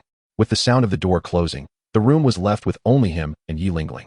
Jiang Ling sat quietly on the stool, gazing at Yu Lingling, who was seated cross-legged on the bed. While protecting her, he pondered how he might earn her forgiveness. After much internal conflict, he could not devise a suitable approach. Noticing the paper and pen beside him, he took them in hand, contemplating that perhaps a letter might suffice. Dear Miss Yi, I sincerely apologize for my behavior that night. I lost myself in drink. Rest assured, I will take responsibility. Jiang Ling picked up the paper and scrutinized it, feeling an unsettling dissonance. He mused to himself, I already have a girlfriend. Is it not rather despicable to write this? Furthermore, she does not harbor any affection for me, nor is she obliged to hold me accountable. Yet, what if she were to become pregnant? I certainly cannot turn a blind eye to that. If I am unable to take responsibility, and Yu Lingling were to marry another, would I not be reduced to a mere cuckold? How could I endure such a fate? I am, after all, a paragon of pure love. Let the cuckold retreat. With this thought, Jiang Ling promptly tore up the paper and began anew. Yu Lingling, I wish to marry you. Yet, it feels as though I am inviting a beating, especially since we lack any emotional foundation. Tear it up. Miss Yi. That night was my fault. Do with me as you will, whether to strike or to kill. What if he truly intends to kill me? Tear it up. Miss Yi. I truly overindulged that night. I will concede to any form of compensation you desire, be it resources for cultivation or status. Should a pregnancy occur, I will support the child, or we can raise it together. Jiang Ling scrutinized the newly penned work, sensing an air reminiscent of a wealthy heir's poignant romance with an ordinary campus belle. Devoid of sincerity, he decided to discard it. Jiang Ling penned page after page, each requiring a battle between his heart and mind before ultimately being torn asunder. Before long, the paper supply had dwindled to nothing. Why was I bestowed with a countenance that captivates all, yet deprived of the emotional intelligence akin to that of a romantic sage? Jiang Ling felt a twinge of despondency. At that very moment of his dismay, Yu Lingling's soul ring absorption was nearing its conclusion. Jiang Ling was startled at the sight. Hastily gathering the scattered papers, intending to leave immediately, he was unprepared, and the apology would have to wait for another day. However, as soon as Jiang Ling opened the door, a fierce autumn wind swept in, stirring up a cloud of dust, prompting him to shield his eyes with his right hand. Meanwhile, his left hand, which held a stack of papers, allowed one sheet to be carried away by the gust, and it fluttered into the room, landing beneath the vanity. Unaware of this, Jiang Ling quickly shut the door and made his way toward his courtyard. Almost the instant he stepped out, Yilingling awakened. To her surprise, this soul beast was remarkably suited for her. Yilingling murmured to herself, then reached for a fragrant pouch, a purple gold bag that was, in fact, Jiang Ling's Qinkuan bag. Do not think that this will earn my forgiveness, she asserted, clutching the pouch tightly and letting out a cold snort. Jiang Ling gazed at the heap of waste paper in his left hand, a flame igniting from his palm, swiftly reducing it to ashes that scattered with the autumn breeze. He then pushed the door open, unaware that behind it lay a thread of soul energy, masterfully woven, which vanished without a trace the instant he entered. Chapter 120. Who slept in my bed? Jiang Ling, oblivious to his surroundings, swiftly passed through the courtyard and entered the bedroom. A faint fragrance wafted through the air, prompting him to inhale deeply. Was it possible that the teacher had visited? Surprised, he rushed outside to survey the area, yet found nothing amiss. Perhaps he was being overly sensitive. Why would the teacher come to see him? Shaking his head in amusement, he re-entered the house. After a long day of toil, fatigue washed over him, and he collapsed onto the bed. Just as he reclined, he shot upright in astonishment, exclaiming, "There really is someone here." His surprise was understandable. Even though his room wasn't locked, few dared to enter, let alone lie on his bed. Doubting his senses, he sniffed the quilt, and a rich fragrance, far more potent than that in the air, filled his nostrils. Was this truly the sin of the teacher? Had she slept here? A dazed look clouded his eyes. Not far from Jiang Ling's courtyard, atop a massive stone hill, stood Bibi Dong, clad in an exquisitely soft lavender nightgown. The gown was shorter in the front and longer in the back, revealing her flawless, snowy legs, a delicate blend of purity and allure, mystery and nobility. Yet, a hint of resignation flickered across her brow. Had she returned so early? Were there truly so many suitable soul beasts in the Douluo forest? Casting a glance toward Jiang Ling's dimly lit bedroom, she gracefully departed. Ever since Jiang Ling left to hunt soul beasts, Bibi Dong had taken to sleeping at his place each night. Burdened with unspoken thoughts regarding Jiang Ling and Hulaina, she kept them locked away in her heart. Coupled with the overwhelming responsibilities of the spirit hall, it was no wonder that she often found it difficult to sleep, even with her formidable strength. Recently, after spending a night at Jiang Ling's, she had thought she had come to terms with her feelings regarding Yu Xiaojiang, believing her inner turmoil had eased and that her insomnia would vanish. Yet, she soon realized her mistake. Surveying her own room, she could only describe it in 2 words, desolate and lonely, a stark emptiness devoid of warmth. When she moved to a new room, that same chill followed her. On the day Jiang Ling and Xie Yu departed the spirit hall for the Douluo forest, Bibi Dong inadvertently wandered into Jiang Ling's room after visiting Hulaina and spent a night on his bed. She slept soundly, momentarily forgetting her troubles as her mind relaxed. If Bibi Dong's room was characterized by cool tones, Jiang Ling's abode radiated warmth. Deeply introspective, Bibi Dong found it inevitable that the coldness of her surroundings would disrupt her balance, leading to sleepless nights and restless sweats. Thus, during Jiang Ling's absence, she settled in, even setting a mechanism at the gate to alert her if someone entered, ensuring she wouldn't be caught off guard by Jiang Ling's sudden return. Unfortunately, she overlooked the fragrance of her own body, which ultimately revealed her presence to him. The sun climbed higher in the sky. Jiang Ling sat up, stretching languidly, and indeed found his own bed to be the most comfortable, especially since it had been worn by his teacher. The quilt enveloped him in the lingering fragrance of Bai Dong, allowing him to sleep exceptionally deeply, to the point of missing his usual sword practice. Additionally, he had experienced a vivid dream, one of a prolonged struggle. In this conflict, either the swordsman would overpower the wielder of the staff or vice versa, resulting in mutual destruction. Yet, throughout this enduring battle, the sharpness of the sword held an innate advantage, predominantly assuming the offensive role, while the staff remained largely in a defensive stance. Ultimately, this fierce contest concluded with Jiang Ling awakening, a look of shame washing over his face as he softly muttered, "What a transgression." Rising from his slumber, Jiang Ling first took a bath and changed his attire before circumventing Yiling's abode and making his way directly to the papal hall. "Teacher." As Jiang Ling gazed at Bibi Dong, who was seated regally upon the Pope's throne, memories of a certain dream flooded his mind. He promptly lowered his head in a gesture of respect and inquired, "Xiaoling, when did you arrive?" Bibi Dong, upon noticing Jiang Ling's entrance, offered a gentle smile and replied softly, "Do you not know when I returned?" Jiang Ling pondered this internally but responded without hesitation, "I arrived last night. Everything went smoothly. Yiling has also become a member of the Soul Sect. I believe my senior sister will be here shortly." Although he was perplexed as to why the teacher had been resting at his place, he was wise enough not to voice his curiosity. Bibi Dong, upon hearing this, nodded slightly and quietly commended, "Well done. Teacher, there is one more matter. Nuzhan has awakened, and the disciple wishes to request that you refrain from imposing any punishment upon him." Jiang Ling, well aware of his teacher's character, understood that even if the assailant was Tang Hao, whose prowess far surpassed that of Nu Zhan would still bear the blame for inadequate protection. If no incident had occurred, it would have been acceptable. However, the outcome nearly cost Hu Liena her life. I am already aware of this matter. Before your arrival, Nu Zhan had come. I did not reprimand him, but instructed him to seek you for atonement. Bibi Dong rose and slowly exited the papal hall, with Jiang Ling following closely beside her. Thank you, teacher, Jiang Ling exclaimed joyfully, embracing the arm of Bibi Dong, who had just reached his side. Jiang Ling's demeanor gradually thickened, lacking any semblance of decorum. Bibi Dong, with a gentle smile, tapped Jiang Ling's forehead affectionately and said, "The ceremony for your ascension to the status of Holy Son is merely a few days away. During this period, it would be prudent for you to remain within the Spirit Hall. This ceremony does not extend invitations to those outside the Spirit Hall, not even to the bishops of the main sanctuaries, yet the Elders' Hall will be in attendance. While it may not be the most ostentatious affair, its significance is undoubtedly paramount." Bibi Dong paused outside the grand entrance of the papal hall, casting a soft smile at Jiang Ling as she spoke softly. Her decision to exclude outsiders from the ceremony was a protective measure for Jiang Ling. Though he possessed considerable strength, he was still young. And the exalted position of the Spirit Hall often incited envy among many. In a world so vast, there are always a few reckless souls who disregard their sects, driven solely by the thrill of a gamble. I shall heed the teacher's arrangements, Jiang Ling replied. Bibi Dong's smile deepened. You are the most gifted individual I have ever encountered. Dedicate yourself to your cultivation. In my eyes, reaching the status of title Douluo will not be your ultimate destination. You are destined for at least a divine rank. Jiang Ling initially felt a twinge of embarrassment, followed by a solemn demeanor. The embarrassment stemmed from the fact that Bibi Dong had praised him so profusely for the first time, leaving him somewhat flustered. However, following the commendation, there was an expectation akin to that of a teacher, compelling Jiang Ling to approach the situation with the utmost seriousness. Jiang Ling is no longer the child he once was. As his horizons expand, he becomes increasingly aware of his own insignificance. Achieving divinity is no simple feat.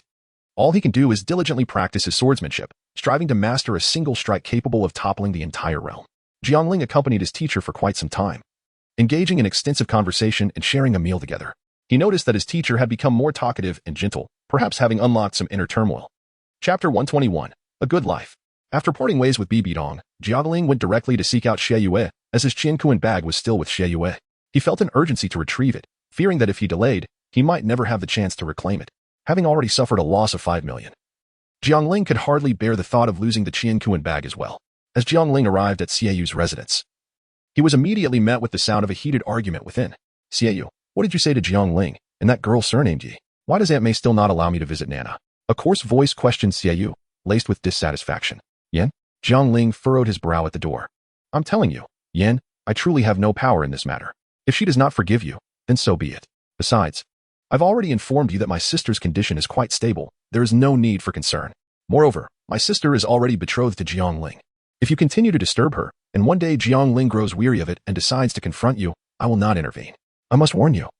Jiang Ling's strength is formidable, far beyond what you can imagine, Xie Yu stated, firmly gripping Yan's shoulder. How strong can he be? Does he merely have one more soul ring than I do? My soul power is nearly complete. In a few days, I shall acquire my soul ring. And then we must engage in a battle, Yan retorted defiantly. One may lose in a duel, but the spirit must never wane, Yan's life principle echoed. I was about to say something, Xie Yu, but at that moment, Jiang Ling pushed the door open and, eyeing Yan with a leisurely demeanor, remarked, Then I shall await your ascension to the rank of Soul King before we compare our strengths. What brings you here? Xie Yu inquired with a smile. Recognizing that he needed to mediate the escalating tension between the two. I need the Qiankuan bag, Jiang Ling stated straightforwardly, as their relationship required no circumlocution. Originally, Jiang Ling had intended to procure a rare herb for Xie Yu, but alas, he found nothing suitable. Like Jiang Ling, Xie Yu possessed an offensive martial spirit, and among the many herbs, Jiang Ling had only consumed one to enhance his eyesight. He would have to wait until he discovered something extraordinary to present as a gift. However, there was indeed a herb suitable for Yin. The coxcomb phoenix sunflower was on him, but given their constant antagonism, it was unlikely he would just hand it over. At least not without some form of compensation. It would be more prudent to reserve it for his daughter, Zhu Ling, as a treat. The Qiankuan bag. Didn't Missy give it to you? Xie Yu explained. I left the Qiankuan bag with her yesterday, thinking she would pass it on to you when you visited Nana. With Missy? Jiang Ling's voice inadvertently rose a pitch. Is there a problem? Xie Yu observed Jiang Ling's suddenly altered expression and inquired. No. It's just that when I returned yesterday, Missy was still absorbing her soul ring. This morning, my teacher summoned me, so I have yet to see Missy. Jiang Ling replied, momentarily taken aback, attempting to mask his feelings. Then I shall go find Missy, Jiang Ling declared, preparing to leave. Wait, I will accompany you. I also wish to see my sister, Xiaoyu interjected. Jiang Ling felt a pang of unease. He had merely intended to make an excuse to depart, not truly go. I will go too, Yin remarked from the side. You can go to hell, Jiang Ling shot back with a glare at Yin. Xiaoyu. I suddenly remembered that my teacher instructed me to attend to another matter, so I shall forego this visit. I will go alone tonight, Jiang Ling said, offering a polite farewell before making his exit, ignoring Xiaoyu's calls to him. This fellow must be hiding something. Nana remains in her slumber. Jiang Ling would not evade Aunt Mei and Qing Er. It must be related to Yilingling. Xiaoyu pondered, watching Jiang Ling leave, curiosity ignited within him. He felt compelled to extract some information. Jiang Ling parted ways with Xiaoyu and, without hesitation, left the spirit hall to visit the verdant courtyard. It had been a week since he last saw Zhu Qing. Arriving at the entrance of the courtyard, Jiang Ling chose not to knock but rather stealthily slipped inside. At this hour, around 3 or 4 in the afternoon, the day's peak heat had subsided, giving way to a growing chill and the onset of autumn winds. At that moment, Zhu Qing stood by the pond in the courtyard, her long hair, reminiscent of dark silk, cascading down her back. Her hair, which previously reached her waist, had grown several inches longer, now flowing down to her hips. She wore a fitted black training outfit that accentuated her alluring figure, with shoulders carved like marble and a waist as slender as a willow. Her voluptuous and enticing form evoked in Jiang Ling a saying from his past life: a woman with ample bosom and rounded hips is sure to fetch a good price. Undoubtedly, Zhu Qing embodied the essence of such a woman, based on millennia of experience from his previous existence. It seemed that women endowed with such features were likely to bear sons, although Jiang Ling himself held no preference for sons over daughters. Jiang Ling shook his head gently, dispelling the fanciful thoughts in his mind. Initially intending to stealthily embrace Zhu Qing from behind and tease her, he now found himself devoid of that impulse. Observing Zhu Qing's somewhat thin attire, he retrieved a cloak and approached her quietly. The weather had turned chilly, and standing outside in such light clothing was unwise. Draping the cloak over her shoulders, Jiang Ling spoke tenderly. It's quite cold. You shouldn't linger out here for too long. It was only at that moment that Zhu Qing noticed the presence behind her. Upon discerning that it was Jiang Ling, her face illuminated with joy, and she grasped the cloak he had placed upon her with a soft voice. I was just practicing and broke a bit of a sweat. I felt a tad fatigued, so I was watching the fish for a while.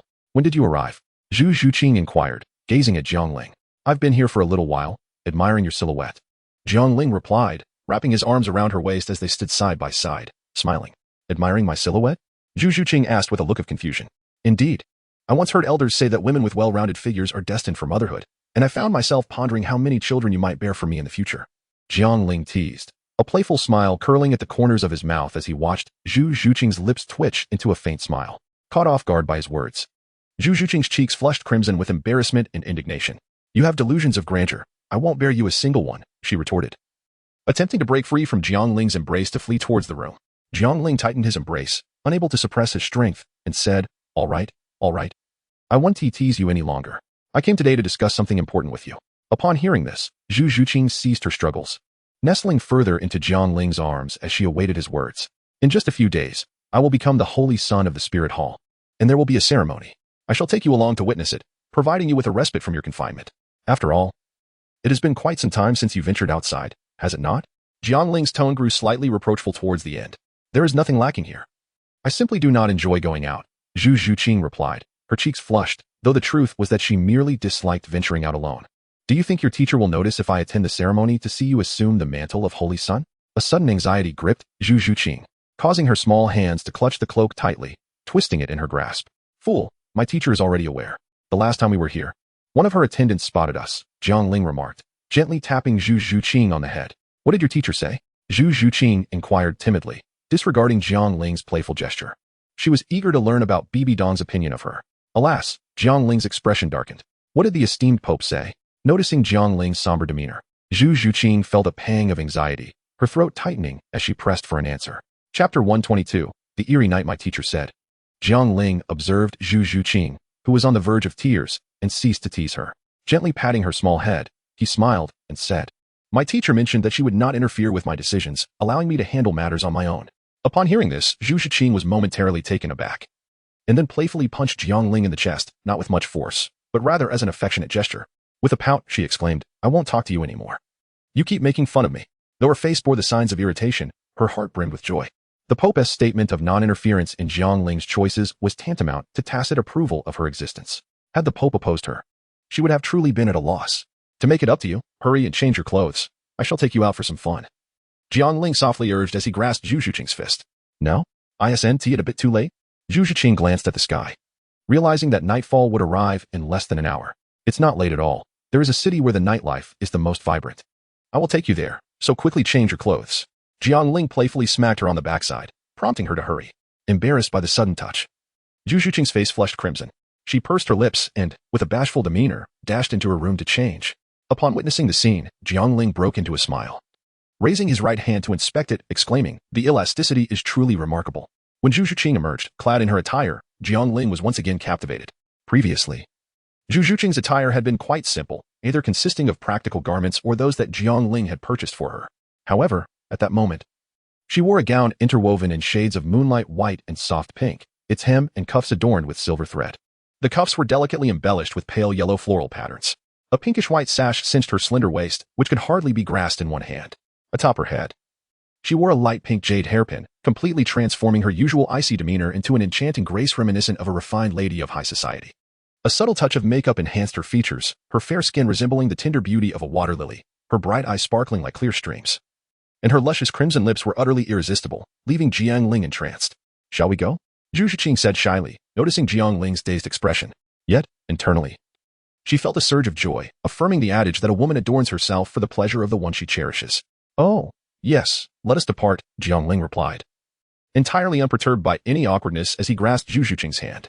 "Zhiqing, with such an exquisite appearance, I have a hunch that tonight will be anything but tranquil. There will undoubtedly be many who, oblivious to their fate, will attempt to engage you in conversation. It seems I shall play the role of your guardian throughout the evening." He joked as he led her through the streets of Soul Master City. "Only once we are outside the city can we take to the skies," he added. "I do not care for them. I am dressed for your eyes alone," Zhu Zhiqing unexpectedly declared in a moment of warmth, her face immediately flushing a deep crimson. Jiang Ling had not anticipated that the usually reserved and bashful Zhu Zhiqing would exhibit such boldness today. He gently squeezed her small hand and earnestly declared, "I shall not allow them to intrude upon our world of two." Zhu Zhiqing shyly nodded in agreement. "By the way, will you be cold dressed like this at night?" "After all, autumn has already set in," Jiang Ling inquired with concern. "I won't be. My dress is woven from silkworm silk, and I am wearing undergarments," she replied. Although she had already been candid with Jiang Ling, discussing her attire in public still made her feel somewhat bashful. While Jiang Ling and Zhu Zhiqing were out enjoying themselves, Xie was subtly probing Yi Lingling, eager to uncover what had transpired with Jiang Ling. "Miss Yi, have you and Jiang Ling had some sort of disagreement?" Xie asked, gazing at Yi Lingling, who sat across from him in the courtyard. "You call this subtlety?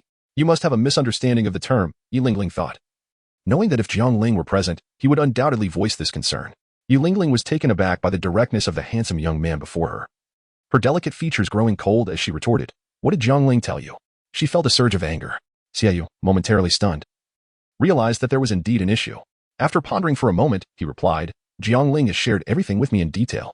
Recently, he has been too apprehensive to come here. He entrusted me to address this matter."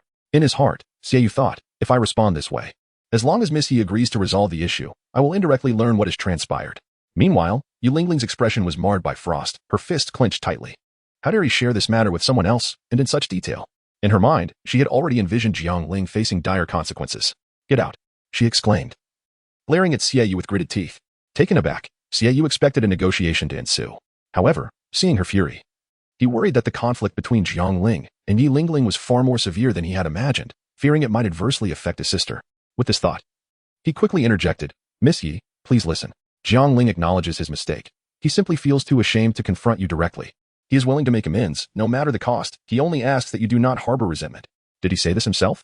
Xie, sensing hope, eagerly affirmed, "Yes." Jiang Ling spoke these words himself. "Get away from me." Yi Lingling seethed, seizing a teacup from the table and hurling it at him. "Miss Yi." Xie dodged to the side, exclaiming, "Leave." As Yi Lingling prepared to throw the teapot, Xie swiftly leaped out of the courtyard. This situation was dire. Yi Lingling was even angrier now. What had Jiang Ling done to provoke her so? He needed to come in person. Otherwise, if she took her anger out on Nana, it would be disastrous, Xie muttered to himself. After dismissing Xie, Yi Lingling rushed back to her room, slamming the door shut with force, collapsing onto her bed as tears streamed down her face. "Jiang Ling, do you think I, Yi Lingling, can be humiliated with money? I detest you. I detest you." Meanwhile, high in the sky, Jiang Ling, embracing Zhu Zhiqing as they soared on a sword, suddenly sneezed. Jiang Ling raised a protective shield, safeguarding the two individuals, and the winds generated by the sword remained aloof from Zhu Zhiqing. A strange thought crossed Jiang Ling's mind. Could I also catch a cold? What's wrong? Zhu Zhiqing inquired with concern. "It's nothing, nothing at all. Hold on tight. We shall arrive shortly," Jiang Ling replied with a smile. Upon finishing his words, the speed of the sword diminished, gently descending. The city of Eternal Night, a medium-sized urban enclave, bore a name that might suggest a haven for lawlessness. However, its law enforcement and management were undeniably exemplary, surpassing even the imperial capitals of both nations. This was primarily due to its direct governance by the Spirit Hall, located in close proximity to the Spirit City, under the vigilant supervision of a titled Douluo. Such privileges were unparalleled, even within the Spirit Temple. Within the Spirit City, the primary residents were soul masters, with few marketplaces or entertainment venues. In stark contrast, the city of Eternal Night predominantly housed commoners, bustling with street vendors selling Douluo, puppet shows, and various traditional operas, creating a vibrant atmosphere. It also featured upscale establishments like treasure houses, trading posts, and auction houses, all under the auspices of the Spirit Hall, serving as a significant source of revenue for them. This is why a titled Douluo was stationed here. No one dared to cause trouble, for the Spirit Hall was not to be trifled with, and thus many soul masters preferred to conduct their transactions in this locale. Jiang Ling grasped Zhu Zhuqing's hand, introducing her to the city of Eternal Night as they approached the city gate. Chapter 123, The Jade Tree. The city of Eternal Night is known by many names, such as the City of Entertainment and the City of Trade, Jiang Ling murmured. Then why is it called the City of Eternal Night? Those activities can also take place during the day, Zhu Zhuqing inquired, puzzled. It is because within the city stands an ancient tree, merely 10 meters tall yet resplendent with lush foliage, requiring the embrace of several individuals. By day, it appears as an ordinary large tree. However, once night falls, the tree transforms, its trunk and branches shining pure white like jade, emanating a gentle luminescence. It becomes a striking feature of the City of Eternal Night, referred to as the Jade Tree. The tree draws countless visitors, making the nights far more vibrant than the days. Thus, it is said that the true essence of the City of Eternal Night reveals itself after sunset. The city was established largely due to the miraculous nature of the Jade Tree, Jiang Ling elucidated. Jade Tree, Zhu Zhuqing whispered softly. I long to see it. Let us go together shortly, Jiang Ling said, observing the yearning in Zhu Zhuqing's eyes, smiling warmly. Indeed, Zhu Zhuqing replied with a shy smile, releasing Jiang Ling's hand and instead wrapping her arms around his arm, unable to muster the courage to meet his gaze. Jiang Ling's eyebrows arched slightly, revealing a hint of a smile. From his vantage point, he caught a glimpse of Zhu Zhuqing's flushed neck. Before long, the two entered the city. The bustling splendor of the metropolis unfolded before them, instantly leaving Zhu Zhuqing, a reclusive girl, in awe, having seldom encountered such a throng. Her solitary nature made this vibrant scene all the more astonishing. Furthermore, given her status, her experiences in Xinglua City were confined to upscale venues, whereas this place was teeming with vendors and stalls. Apart from recognizing familiar treats like candied hawthorn, she had never before laid eyes on the myriad of wares on display. Jiang Ling had previously visited and, rather than displaying surprise, seemed rather intrigued as he playfully twirled Zhu Zhuqing's flowing hair. Zhuqing, let us first indulge in a meal. Only after we have dined shall we possess the energy to explore. It is not yet the most bustling hour, Jiang Ling remarked, gently tugging at the captivated Zhu Zhuqing. Very well, Zhu Zhuqing replied, her eyes sparkling with delight. Jiang Ling did not take Zhu Zhuqing to indulge in extravagant delicacies. It was deemed too time-consuming. Instead, he escorted her to a humble noodle shop, where the aim was not necessarily to satiate their hunger but merely to have a light meal, for they would likely purchase an array of snacks later while enjoying themselves. Zhu Zhuqing's striking beauty naturally drew the attention of many upon their entrance. However, the patrons of the noodle shop were predominantly common folk, and upon noticing Zhu Zhuqing's opulent attire and the refined aura she exuded, coupled with Jiang Ling's ethereal presence, they discerned that the pair belonged to a different echelon. Thus, the young scions present, aware of their own humble standings, refrained from approaching them. Esteemed guests, what would you like to order? The proprietor hastily inquired, averting his gaze from Jiang Ling and Zhu Zhuqing, perplexed as to why such celestial beings would grace his modest establishment. Do you have a private room? Jiang Ling asked, frowning slightly as he surveyed the onlookers, who, though reluctant to approach, cast glances in their direction. I'm afraid our establishment operates on a slender profit margin, and we do not have such accommodations. The owner replied, a hint of embarrassment coloring his words. Might I ask if you two are not here to cause a disturbance? Jiang Ling initially intended to have a light meal before taking Zhuqing out for a stroll, but with so many eyes upon them, eating became an arduous task. He decided to seek a different establishment. My lord, there is a corner over there. Shall we take a seat there? The proprietor, astute in his observations, had long since discerned the inclinations of his patrons. That particular corner conveniently evaded the gaze of most onlookers. Upon witnessing this, Jiang Ling's eyes brightened, and he exclaimed, certainly. Boss, 2 bowls of noodles, please, without spice. Zhuqing, let us take a seat over there. Jiang Ling grasped Zhuqing's hand and led her towards a corner. The patrons of the noodle shop could not help but silently condemn the owner for his lack of integrity. Meanwhile, those who could glimpse the corner wore smug expressions, their sense of superiority palpable. What is the origin of this baseless desire for comparison? However, Jiang Ling's subsequent actions rendered these onlookers as uncomfortable as if they had ingested something distasteful. The allure of their noodles suddenly diminished. Zhu, you may sit on the inside, Jiang Ling said, releasing her hand and gesturing to a spot. Contrary to expectations, Jiang Ling, instead of sitting beside Zhu, positioned himself opposite her, effectively obstructing her from view. If you wish to gaze upon my woman, you shall find no way. Naturally, Zhu perceived Jiang Ling's intentions. Stifling a laugh, pleasantly surprised to discover that her beloved Linger had a possessive side. The noodles soon arrived, 2 generous bowls. Though the presentation may not have been exquisite, the quantity and flavor were beyond reproach. Dining in Jiang Ling is remarkably swift. Even though it may appear elegant, the noodles in the bowl are consumed with great speed. After finishing her meal in Jiang Ling, Zhu had barely eaten a third, and beads of glistening sweat adorned her forehead. What is the matter? Is it very spicy? Jiang Ling inquired, noticing Zhu sweaty brow. Zhu nodded, her lips flushed, and requested, please give me some water. Jiang Ling swiftly retrieved a cup of water and handed it to Zhu, while he himself brought over the bowl of soup. This cannot be, he exclaimed. I specifically requested it to be non-spicy. As he took a sip, his face flushed crimson. It was undoubtedly seasoned with pepper. As Jiang Ling was about to call for the boss, he was interrupted by Zhu, who remarked, never mind, there are too many guests. The boss must be quite occupied. Let us go and explore the jade trees instead. She was far more eager to witness the intriguing sights outside than to linger over a bowl of noodles. All right, let us depart. Jiang Ling acquiesced to Zhu enthusiasm. Boss, the money is on the table, he called towards the interior. Ah, very well. The boss cast a reluctant glance at the two. For Zhu beauty was indeed striking, deserving of the phrase a beauty that could bring calamity to a nation. Of course, his admiration was not born from lechery, but rather from the fact that Zhu had drawn a considerable number of patrons, many of whom had taken their stools outside just to catch a glimpse of her. During their excursion, Jiang Ling purchased a plethora of delightful trinkets and snacks favored by young ladies, such as candied hawthorn, dried fruit rice dumplings, and milk tea, which helped satiate their growing appetites. Zhu seemed liberated by the experience, wanting to linger at every stall they passed.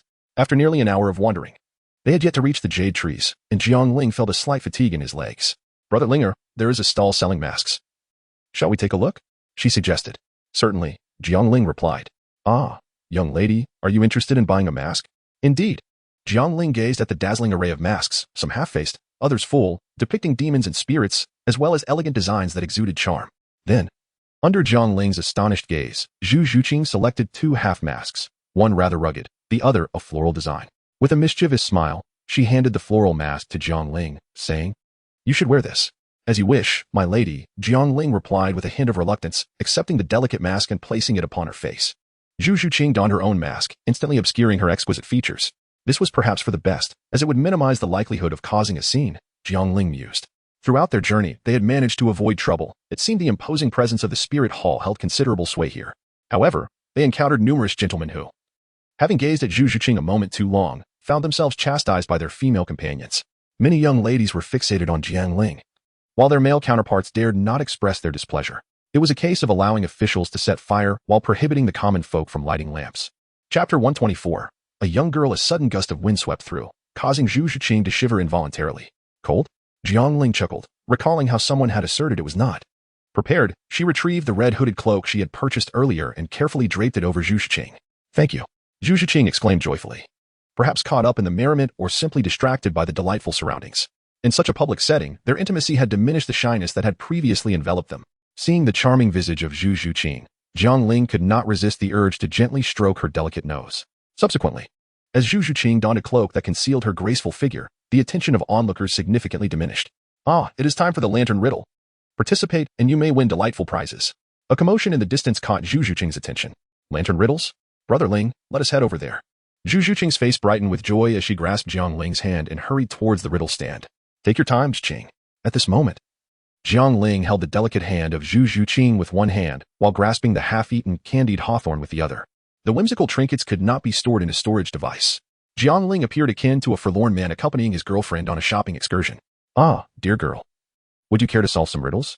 The vendor inquired with a smile, glancing at Zhu and Jiang Ling. Zhu nodded thoughtfully. The petite girl sat serenely in the water's embrace, clad in a pink coat, exuding a gentle fragrance. If you can guess correctly, a gift awaits you, the vendor said mysteriously. Upon hearing this, Zhu attentively pondered over the 4 lines of poetry in her mind. Though Jiang Ling could not see Zhu's expression, he could easily surmise that her brow was furrowed in concentration. He softly inquired, I already know the answer. Would you like me to share it with you? No. I prefer to guess it myself, Zhu Zhiqing retorted promptly. After pondering for a moment, she still could not grasp the solution. Gently shaking Jiang Ling's arm, she implored. Brother Linger, please give me a hint.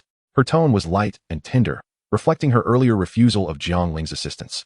Now tinged with a hint of shyness as she struggled to find the answer. The young lady may not necessarily be human. She could represent flowers or plants. Jiang Ling suggested, unable to resist the allure of a girl's playful demeanor, especially one as enchanting as Zhu Zhiqing. Indeed. This maiden is not the same as the others, the stall owner concurred, adding, flowers and plants. Zhu Zhiqing pondered aloud with a thoughtful hum. After a while, she still could not deduce the answer, her cheeks flushing with embarrassment, but the mask concealed much of it. Brother Linger, perhaps you could simply tell me the answer. Zhu Zhiqing leaned closer and whispered in Jiang Ling's ear. What's this? Can't my little fool figure it out? I've changed my mind, if you give me a kiss. I shall provide you with the answer. Jiang Ling mirrored her previous action, leaning close to Zhu Zhiqing's ear and whispering. The breath of Jiang Ling brushed against Zhu Zhiqing's ear, causing her ears to redden at a visible pace, further intensified by Jiang Ling's words, leaving her feeling exceedingly bashful. So what do you think, can you guess? The stall owner, unable to bear the sight, interjected, how can you solve riddles when a young couple is whispering sweet nothings? Zhu Zhiqing cast a pleading glance at Jiang Ling, who, with a smile playing on his lips, feigned ignorance.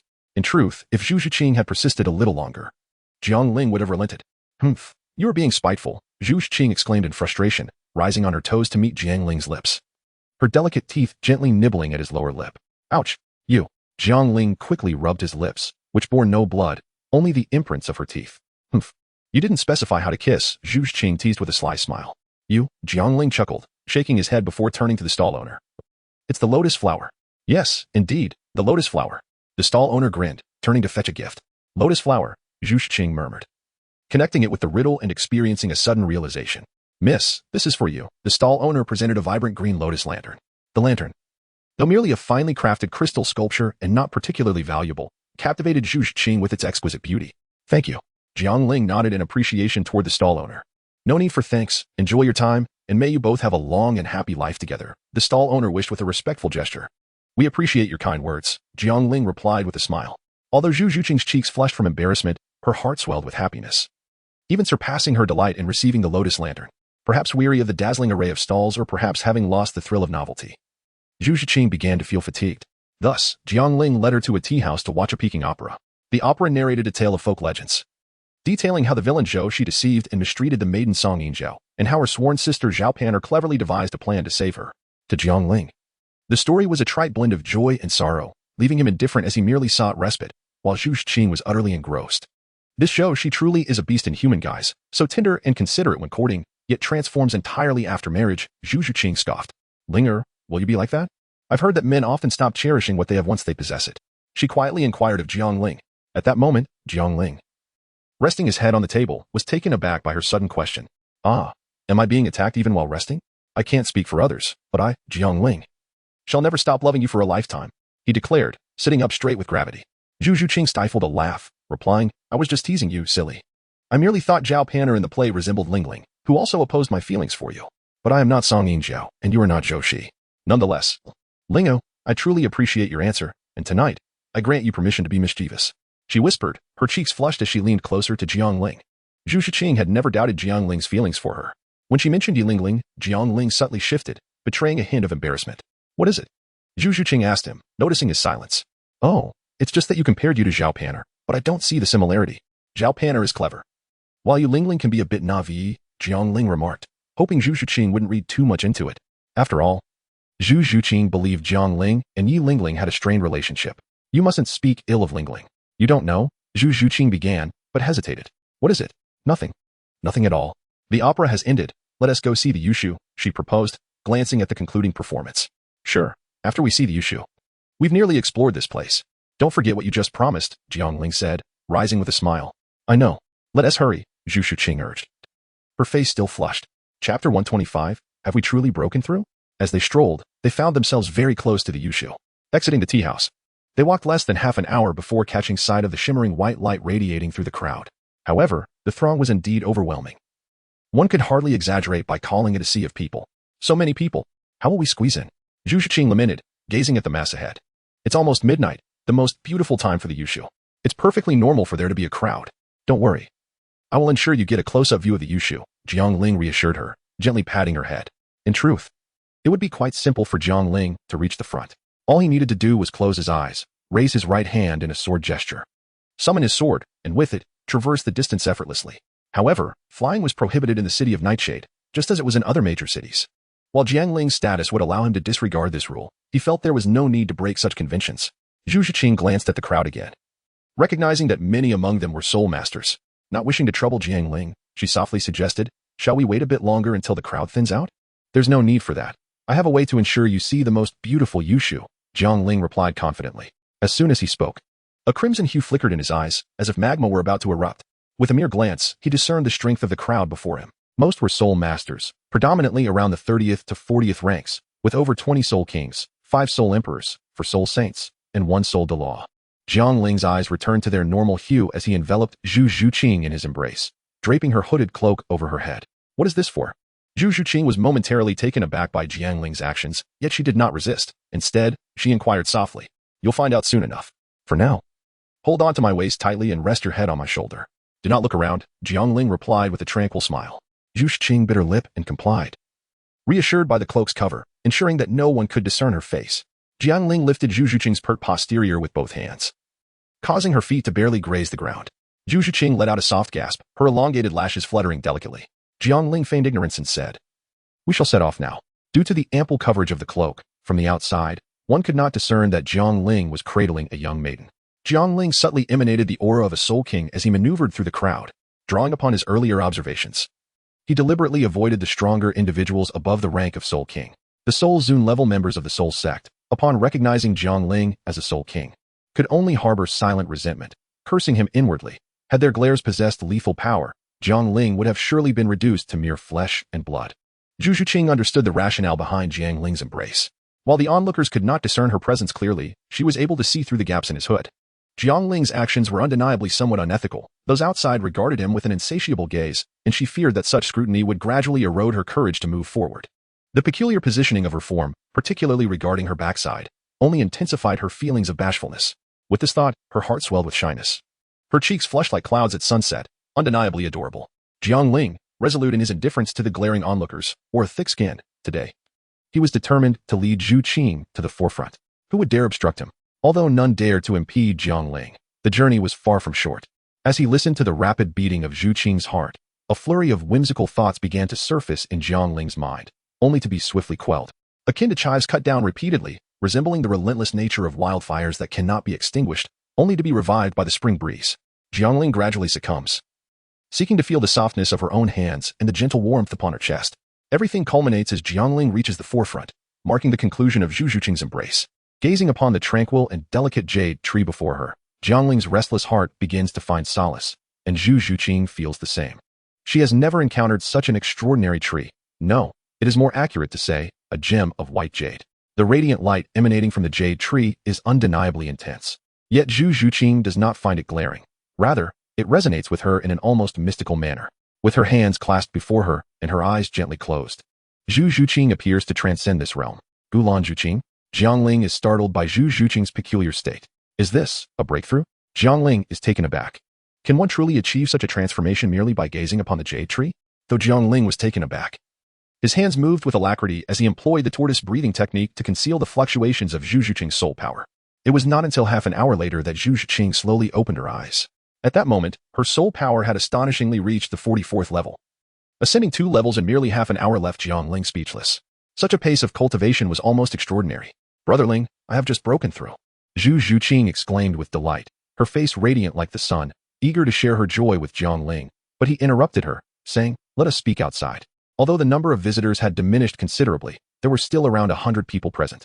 Zhu Zhiqing soon realized that this was not a suitable place for conversation, allowing Jiang Ling to lead her to a more secluded spot. "Brotherling, I just advanced 2 levels in soul power," Zhu Zhiqing said excitedly, her cheeks glowing. "Yes, I noticed. Was it that jade tree? Did it benefit you?" Jiang Ling replied with a smile, pleased by his wife's enhancement and strength. "I can't quite articulate it. I just feel a strong affinity with the jade tree. Perhaps it is due to the Xiangfei tears being closely connected to it." Zhu Zhiqing pondered for a moment before speaking. "Indeed, that is possible. How about this, Zhiqing? When we return, you should move here. I believe the jade tree could greatly assist you," Jiang Ling suggested, nodding. "I refuse," Zhu Zhiqing replied almost instantaneously, without a moment's thought. "Why not?" There are many enjoyable things here, and the jade tree can enhance your strength, Jiang Ling asked, perplexed. Regardless, I simply do not want to. Zhu Shiqing turned away, her hands gripping the silk dress tightly. A brief silence ensued until Zhu Shiqing finally spoke in a barely audible voice. I wish to be closer to you. Jiang Ling, perceptive and astute, naturally heard everything clearly. With a resigned smile, he remarked, You little fool, do you still remember the relentless pursuit of strength from years past? Has that changed now? We are quite close to Soul City. That was then. This is now. Zhu Shiqing retorted defiantly. She harbored a touch of selfishness. Given her current pace of cultivation, surpassing Jiang Ling was merely a matter of time, yet she had no desire to eclipse him. Recently, she had spent little time cultivating her soul power in the verdant courtyard and had begun to focus on honing her combat skills. Very well, I shall heed your counsel. Furthermore, we cannot be certain that the Tree of Jade does not have its drawbacks. We must be cautious of hastening growth unnaturally. I will return to research this matter. And when you reach your cultivation bottleneck, we shall return here together. Jiang Ling gently ruffled Zhu Shiqing's hair as he spoke. All right. Zhu Shiqing sighed in relief upon hearing his words. In the dim light, the audacious Zhu Shiqing swiftly pressed her lips against Jiang Ling's in a fleeting kiss. As Jiang Ling was about to speak, he suddenly sensed someone's arrival and swiftly pulled Zhu Shiqing to the side against a wall. Come, there is no one here. A man murmured, glancing into the shadowy alley, unaware of the two hidden deeper within. I never expected you to possess such peculiar tastes, but let it be known. It will cost extra out here, a sultry and enchanting voice chimed in.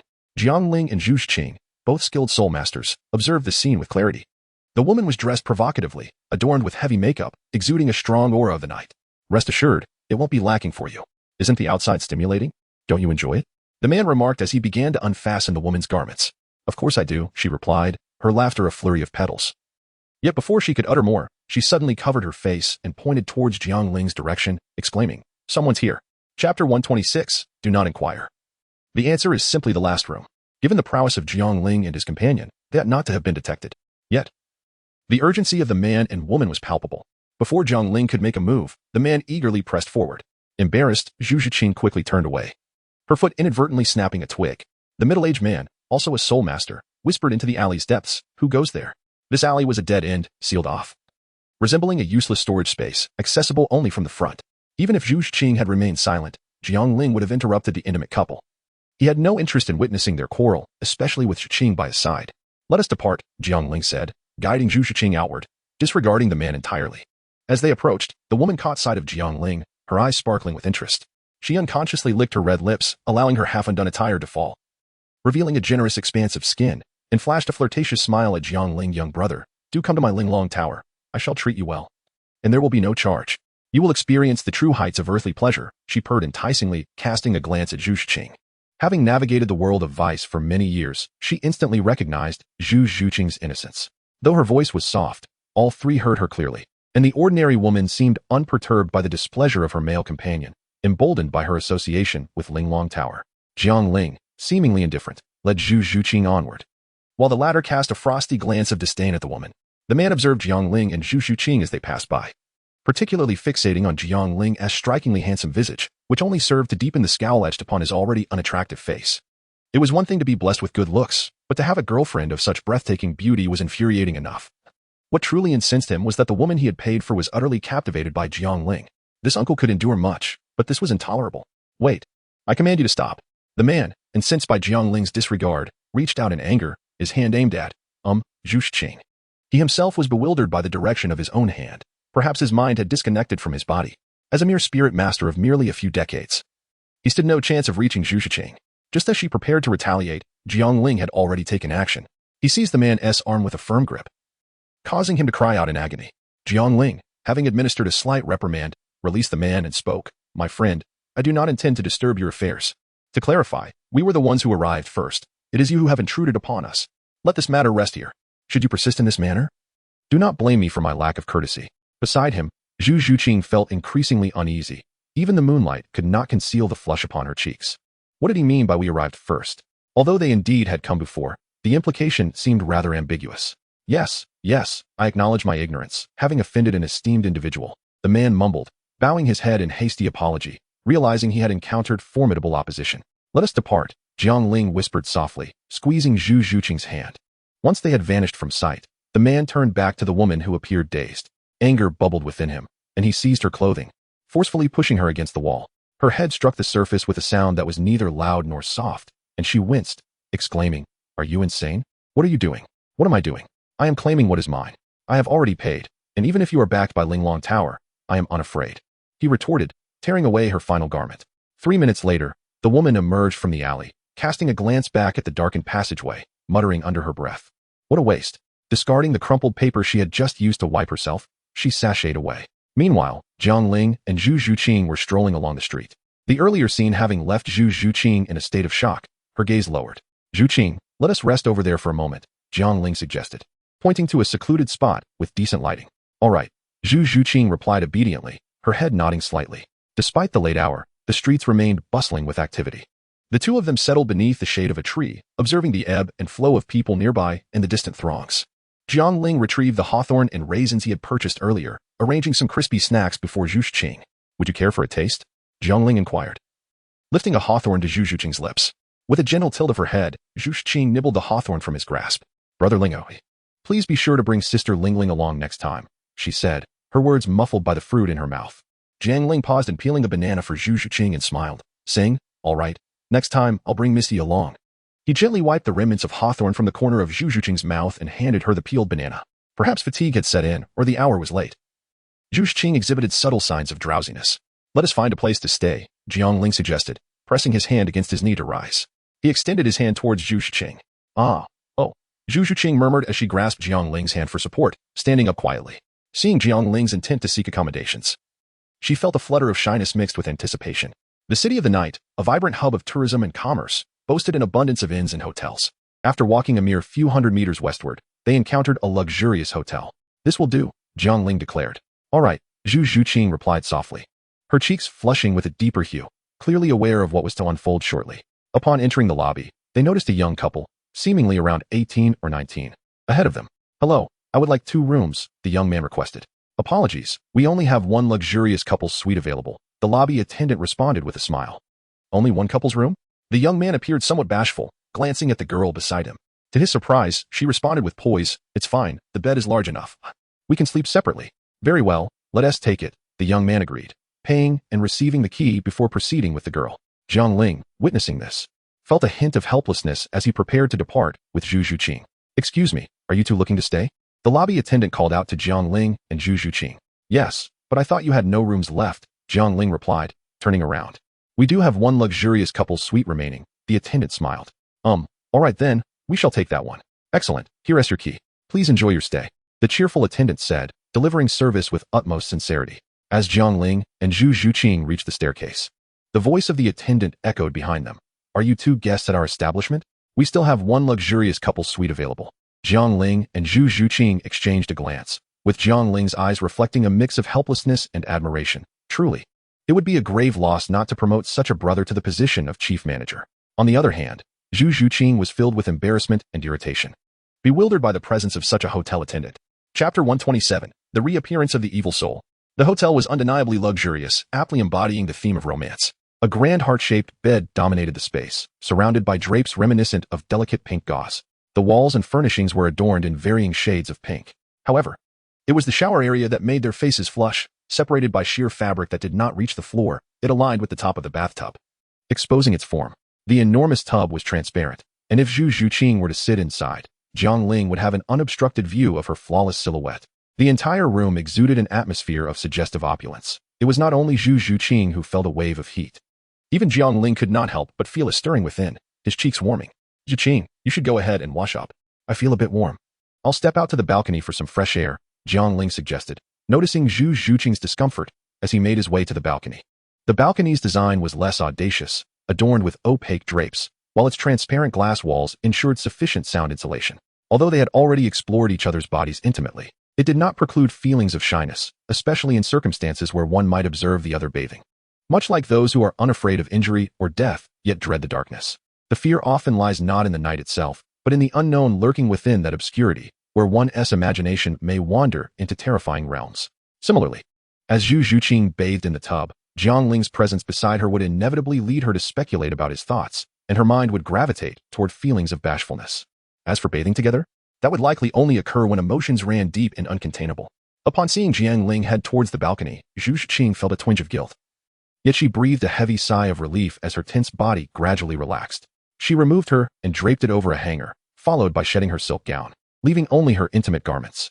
She retrieved a replacement set of lingerie, a purple piece recommended by the shop assistant when she purchased the long dress. Clutching the purple lingerie, her cheeks flushed, she stepped into the nearly transparent bathroom. The hotel's soundproofing was commendable, yet the room's pink gauze offered little in terms of true insulation. Jiang Ling, initially unperturbed, found his heart racing at the sound of Zhu Zhuqing splashing water, longing to block out his hearing, yet reluctant to do so, caught in a bittersweet torment. Jiang Ling languidly reclined on a nearby rot-tin chair, his gaze inadvertently drifting upwards to the side, where he was taken aback by an unexpected sight. A couple was engaged in a quarrel on the balcony. No, the woman, with her graceful figure, was undeniably a beauty. The man, however, left much to be desired. One could only describe him as a rather grotesque sight. Jiang Ling, unable to bear the scene any longer, found himself yearning for the soothing sound of Zhu Zhuqing's bath instead. Brother Ling, I'm done bathing. Just as Jiang Ling was on the verge of drifting into slumber, he was jolted awake by Zhu Zhuqing's voice. Clad in a bathrobe, she made her way towards the balcony. As Jiang Ling watched her draw back the curtain slightly, he could not help but remark internally, "Goodness, how long are they going to last?" Hastily, he rose and approached the parting drapes. Just as Zhu Zhuqing was about to step onto the balcony, she collided into Jiang Ling's embrace. Observing the dazed expression on his face, her cheeks flushed crimson, and she instinctively lowered her gaze. It was uncertain whether the hotel had designed the attire intentionally or not, but the robe failed to adequately cover her bosom and left her lower half exposed. The alternative, wearing regular clothes, seemed rather inappropriate for such an occasion. Yet Zhu Zhuqing mustered the courage to don the pink nightgown. In truth, Zhu Zhuqing had unjustly blamed the hotel. The provided sleepwear was of standard size, and any ill fit could only be attributed to her unique physique. "Brother Ling, you should go wash up. I'll stay on the balcony for a bit," she suggested, pulling Jiang Ling from his reverie. The interplay of purple, pink, and cream was simply overwhelming for him. Upon hearing her intention to remain outside, he quickly replied, "No need. You should lie down on the bed. The balcony is a bit chilly and transparent. What if someone were to spy on you?" After all, he had just been piquing himself. Zhu Zhuqing found herself in a dilemma. "There's no need to feel troubled. I'm not afraid of your gaze," Jiang Ling teased, sensing her unease. He promptly lifted her in a princess carry, eliciting a startled gasp from her as she hurriedly grasped at her nightgown. The garment was already brief, and as she bent slightly, it offered even less coverage. As soon as Jiang Ling placed her on the bed, Zhu Zhuqing seized a nearby blanket to envelop herself, leaving only her petite head visible. Upon witnessing the scene, Jiang Ling offered a subtle smile and remarked, "I shall take a bath now. Feel free to browse as you wish. Who would care to look at you?" Zhu Zhuqing retorted, her cheeks flushed as she spat lightly. With a hearty laugh, Jiang Ling, captivated by the endearing Zhu Zhuqing, turned and made his way to the bathroom. Zhu Zhuqing cast a glance before turning away, deliberately averting her gaze from the bathroom. Initially stirred by the sound of running water, her heart raced. However, after a day of rigorous training and a night of revelry, even a soul master felt wearied. A wave of drowsiness washed over her, and Zhu Zhuqing found her eyelids growing heavier, gradually succumbing to slumber. Taking a shower in Jiang Ling is remarkably swift. 10 minutes suffices to achieve cleanliness. After drying off, he glanced at his pajamas, but merely glanced, he had little fondness for wearing them. Finding that sleeping in the nude was far more comfortable, Jiang Ling exuberantly dashed to the bedside.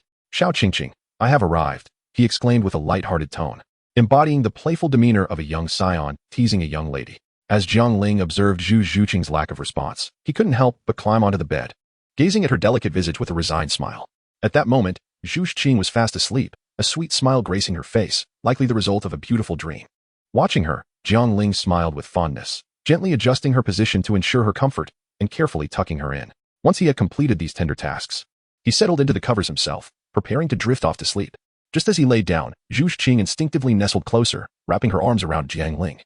Still in a deep slumber, Jiang Ling could not help but chuckle softly, then closed his eyes, preparing to drift into slumber. Meanwhile, the battle between Beauty and the Beast had come to a close. "Sister, what a bountiful harvest tonight. The entire essence of a soul king. How enviable," spoke a woman, her voice dripping with allure. "But alas, his appearance is quite repulsive. Were I in your shoes, I could never bring myself to act." Within the room, a woman, thoroughly intoxicated with pleasure, expressed her sentiments. If Zhu Zhuqing were present, she would undoubtedly recognize this woman as the temptress who had ensnared her man. The woman addressed as sister exuded an air of cold elegance, her form seemingly delicate and fragile, especially her waist, a veritable weapon of seduction. This cold beauty cast the corpulent man to the floor, her own body naked and quivering like a jelly stripped of its shell. She picked up a sheer garment from the ground and donned it, disregarding the teasing remarks of the intoxicated woman, and made her way to the bathroom. Unperturbed by the situation, the intoxicated woman followed her into the bathroom, taking a seat beside the bathing beauty. With a hint of exasperation, she remarked, "Sister, While I appreciate your prowess in capturing prey, must you flaunt it so brazenly in a hotel? What if someone discovers us? Let us not forget. The city of eternal night is under the watchful eye of a tidal Douluo. What is there to fear? With so many people bustling about. What does it matter if a few vanish quietly? As long as it does not draw attention, even the spirit hall, with all its influence, cannot hope to capture me. Staying in a hotel is comfortable, and the balcony adds an element of thrill, the cold beauty replied, a glint of madness flickering in her eyes. Besides, did we not embrace the path of the evil soul master for the sake of pleasure? Should I confine myself to the dim and damp alleyways like you? She scoffed at the temptress. The woman known as Luo Xian bristled at the derision, responding coldly, I merely wish to keep you from capture. Lest you drag me down with you. Luo Xian, mind your own affairs. Do not forget that I am your sister. Without me, you would have perished long ago. The cold beauty retorted, her gaze fixed fiercely on Luo Xian. Rising from the bath, droplets glistened as they cascaded down her smooth skin, her beauty exquisite and alluring. Luo Hung, exclaimed the woman named Luo Xian, standing as well, her anger flaring at the sight of her sister's nakedness. After a moment of tension, she sighed deeply. I have received news that Lan Xingqian has ascended to become a tidal Douluo and is now consolidating the remnants of the sacred church that the spirit hall has eradicated. Upon hearing this, Luo Heng's expression stiffened, yet she responded with scorn, and what of it? Those feeble souls cannot hope to retaliate against the spirit hall. Even if he has just ascended, what difference will it make? Evil soul masters are but shadows, unworthy of light. Such was the irony. For she herself was an evil soul master, yet she cast aspersions upon them without mercy. Unfazed, Luo Xian continued, her voice still laced with seduction. I do not know what Lan Xingqian intends, but I do know he has sent someone to approach us.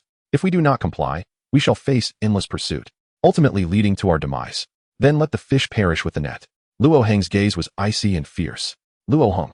Luo Xian's tone rose slightly, her eyes betraying her anger. Years of caution had crafted her into a woman of subtlety, yet before her sister, her defenses crumbled time and again. Taking a deep breath, Luo Xian spoke gravely, I shall handle matters concerning Lan Xingqian. You must act with discretion. Additionally, I have heard that he has acquired a new subordinate named Tang Yin. Despite his mere soul master status, his standing is even higher than that of Liang Shan, who has served him for years, indicating Lan Xingqian's esteem for him. We shall find ourselves under his command. It is likely that Tang Yin will meet us soon. We should both attend. You did not hear me clearly. I said, let the fish perish with the net. I shall not return. Whether it be Lan Xingqian or Tang Yin, I have no ties to you, Luo Xian. If they wish to kill me, let them come. Luo Heng's words were as frigid as ice. She reached for the clothing on the floor, preparing to dress. But upon seeing its sticky state, she grimaced and cast it aside. Grabbing a nightgown instead, she donned it, barely covering her form. Moreover, do not meddle in affairs that do not concern you, especially mine. Luo Heng opened the door, glancing back at Luo Xian, then stepped out clad only in her nightgown. Luo Xian did not intervene, remaining silent as she sat there, a lingering sorrow etched upon her features. After what felt like an eternity, she let out a deep sigh, rising to dispose of the corpulent man's lifeless body before exiting the room. This morning marked yet another day squandered in the pursuit of cultivation. Whether it was the softness of the hotel bed or Zhu Zhuqing's own languidness, it was not until noon that Jiang Ling finally stirred awake. Jiang Ling gradually stirred from his slumber, his drowsy eyes slowly clearing. He turned his head to see Zhu Zhuqing still peacefully resting, her head nestled upon his arm, while her warm body beneath the covers entwined him like an octopus in a fervent embrace. The ill-fitting pajamas, after a night's wear, had succumbed to the strain, the buttons having burst open to reveal her purple lingerie, a sight that delighted Jiang Ling's eyes. He decided to turn onto his side, facing Zhu Zhuqing, and could not help but smile at the sight of her in slumber. Perhaps due to her sleeping position, a small gap formed in her lips, allowing a glimmer of drool to escape, adding to her charm. Had there been a phone at hand, Jiang Ling would undoubtedly have captured this moment, the aloof goddess, asleep and drooling, perhaps sensing the gaze upon her, or perhaps simply having slept long enough. Zhu Zhuqing soon awakened.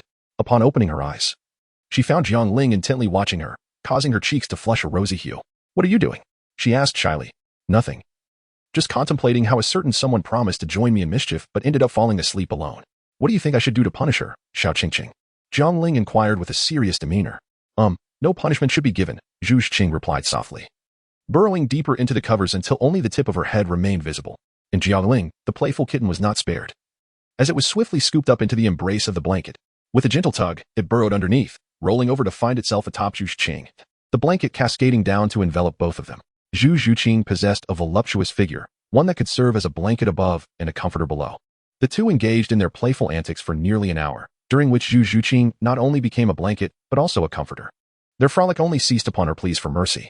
By the time they had refreshed themselves and checked out, the clock had already struck past 2 in the afternoon. Jiang Ling gazed at the high, yet temperate sun and couldn't help but exclaim, the spring night is painfully brief, and the sun rises too soon, henceforth. The sovereign shall not attend dawn court. Beside him, Zhu Zhuqing's cheeks, still flushed, retorted with disdain, your sovereign is more akin to a lecherous wolf. Little Qingqing, you are not behaving well. Upon hearing this, Jiang Ling feigned an exaggerated expression of desire, reaching toward her chest. This audacity, occurring in the public street, startled Zhu Zhuqing, causing her complexion to pale as she hastily withdrew her hand from Jiang Ling's grasp and fled forward. Little Qingqing, do not run away. Jiang Ling called after her. Zhu Zhuqing felt a profound embarrassment. She had not anticipated Jiang Ling would utter such words aloud. She could sense the curious gazes of others upon her. In a bid to maintain her composure, Zhu Zhuqing pretended not to recognize Jiang Ling and continued her swift retreat. Upon witnessing the scene, Jiang Ling couldn't help but smile, then quickened her pace to pursue. What is most intriguing is that it can make the aloof girl or the mischievous girl blush, and earn the trust of the exceptionally capable and strategic girl, making her rely on you. The latter is temporarily unattainable, yet the former remains a pursuit worth striving for. Just as the two were playfully chasing each other, Jiang Ling accidentally collided with a ball, or rather, to be precise, two balls. I'm so sorry, are you all right? Jiang Ling hurriedly apologized. Jiang Ling's gaze fell upon the woman, revealing a hint of astonishment. She appeared to be in her 30s, her beauty striking. Her delicately arched brows were lightly adorned, and her ruby lips were enticingly alluring. Particularly captivating was her waist, which, if one were to liken a woman's waist to a deadly blade, this woman's waist could be compared to the renowned green dragon crescent blade of Guan Yu. However, her attire was audacious, with 80% of her skin bared to the cool autumn air, unperturbed by the chill. Have you had enough? The woman cast a cold glance at Jiang Ling, her voice laced with frost. Jiang Ling was momentarily at a loss for words, unsure of how to respond. The woman, seemingly indifferent, turned her attention away and continued walking forward. This woman, dressed so provocatively yet possessing such a frigid demeanor, left Jiang Ling puzzled. He sensed something amiss about her. Zhu Zhuqing, walking ahead, noticed the interaction and quickly approached Jiang Ling. Observing his lingering gaze on the woman's retreating figure, she felt a pang of jealousy and remarked icily, she is already far gone, yet you still stare. Zhuqing. I wasn't. I just felt she was somewhat extraordinary, Jiang Ling attempted to clarify. Is everything beautiful special in your eyes? Zhu Zhuqing retorted, her tone sharp. I'm hungry, she added, revealing her genuine need for sustenance as Jiang Ling remained silent. Chapter 129. The anxiety of gain and loss. Jiang Ling was taken aback by Zhu Zhuqing's sudden transformation. It was as if just a moment ago the couple had been embroiled in a quarrel, and in the next breath, his wife declared, I am hungry, you go cook. Yet, being outside, Jiang Ling was unable to cook, so he took Zhu Zhuqing's delicate hand and, with a hint of resignation, said, I will take you out for a meal. This time, Jiang Ling had learned his lesson and sought a restaurant that appeared to offer private dining rooms. After they finished their meal, sandwiched between lunch and dinner, the couple did not linger in the city of night, and upon exiting the city, they took to the skies on their swords, heading toward the city of martial souls. Xie Yu was in a foul mood. Ever since he sensed Yu Lingling's animosity toward Jiang Ling, he had been worried that his younger sister might become embroiled in the turmoil. However, he could not prevent Yu Lingling from attending to Hu Laiina's treatment, for she was Hu Laiina's only chance at recovery and was acting under the Pope's orders. He dared not defy the Pope. Thus, he could only seek out Jiang Ling and compel him to apologize to Yu Lingling. What drove Xie Yu to frustration was that Jiang Ling seemed to have vanished without a trace. He searched every possible location but found no sign of him. Ultimately, he learned from the guard on duty that Jiang Ling had left the martial soul hall. Xie Yu resolved to wait at the entrance, determined to take Jiang Ling back at the first opportunity. In contrast to Xie Yu's frantic state, Yu Lingling was engulfed in feelings of grievance and humiliation. When Jiang Ling presented her with the 8-petal immortal orchid, she had been overjoyed. Now, that joy had transformed into sorrow. Had it not been for the precious 8-petal immortal orchid she had absorbed in her promise to Zhuqing to heal Hu Laiina, her temperament would have compelled her to sever ties with Jiang Ling and never look back. Even now, she had resolved that when Jiang Ling came to find her, she would return the Pope's decree, clarify her feelings, and then depart. She could not fathom why it was essential for her to return the Pope's decree personally. Perhaps deep down, she still yearned for an explanation from Jiang Ling, though she dared not admit it. Yu Lingling rose to sit before her vanity, clad in a pristine white short jacket and a flowing skirt of begonia red, exuding youthful vitality. Yet, the reflection staring back at her appeared wan and haggard. Since that fateful night, she had been somewhat dazed, burdened by guilt toward her friend, along with the shame that befell her as a young woman. After waiting for an extended period without any sign of Jiang Ling, she received a message suggesting he wished to dismiss her with money, which transformed her feelings of shame and guilt into indignation at being belittled. For nearly 10 days, she had been unable to find peace, her appetite diminished. And though she did not lose all interest in food, it had become tasteless. Her already fragile body felt even more wearied, and her once vibrant beauty now bore traces of exhaustion. It could be said that her heart was enshrouded in sorrow, and her delicate frame bore the weight of illness. With tears glistening in her eyes and a soft sigh escaping her lips, Jiang Ling stood to gaze at the sunset in the courtyard, hoping to alleviate her troubled heart. However, as she stood, the sleeve of her garment swept a wooden comb from the vanity to the floor. Noticing this, she bent to retrieve it. To her surprise, her right hand grasped the fallen comb, only to discover a torn piece of paper beneath the vanity. Picking it up, she was struck by the bold inscription, Jiang Ling. I want to marry you. Her hand trembled, the paper slipping from her grasp as she stood frozen in disbelief. After a considerable time, she finally regained her senses and hurried to the door. Seeing Qing tidying the courtyard, she urgently inquired, Qiao, have you seen anyone enter my room? Ah, Miss Yi. I haven't seen anyone, Qing replied softly. Jiang Ling's initial glimmer of hope dimmed, but then a flicker of light returned to her eyes as she pressed on. Has Jiang Ling been here in the past few days? In response, Miss Yi, I haven't seen him. The young master hasn't come by for several days. Qing pondered before responding. Hearing this, Jiang Ling felt a wave of disappointment wash over her. Perhaps it was merely someone's prank. She turned to head back to her room. Miss Yi, a familiar voice called out. Turning around, she saw Aunt May, who had emerged from seemingly nowhere. Suppressing her disappointment, she asked, What is it, Aunt May? Miss Yi, are you looking for the young master? The day before yesterday, it was he who protected you during the absorption of the fourth spirit ring, Aunt May remarked. With those words, May pulled Jiang Ling from despair into joy, prompting her to exclaim, It's nothing. She dashed back to her room, clutching the fallen paper to her chest. This was no mere jest. The once-dazed look in Jiang Ling's eyes now sparkled with a newfound brightness, and a hint of joy graced her features. However, after the initial elation, Jiang Ling was beset by uncertainty. If he had written that, why had Xiaoyu said those other words? Moreover, even if Jiang Ling harbored feelings for her, should she truly choose him? He already had a fiancée in Shuqing. The rosy hue of her cheeks began to fade once more. Elation had clouded her mind, and as she regained her composure, the issues at hand remained unresolved. Jiang Ling, you are so bothersome. Jiang Ling lamented quietly as she buried herself beneath her blankets. Jiang Ling escorted Zhu Zhuqing back to the verdant courtyard and lingered for a moment before returning to the spirit hall. As he stepped through the entrance, he was startled by the sudden appearance of Xiaoyu, who inquired, What are you doing here? I've been waiting for you. Waiting for me? What nonsense is this? I'm not a girl. Stop with the useless chatter and come with me. Xiaoyu's expression darkened as he seized Jiang Ling's arm, intent on dragging him away. Clarify your intentions first. Why are you so eager to find me? Jiang Ling was half pulled, half dragged forward. What else could it be?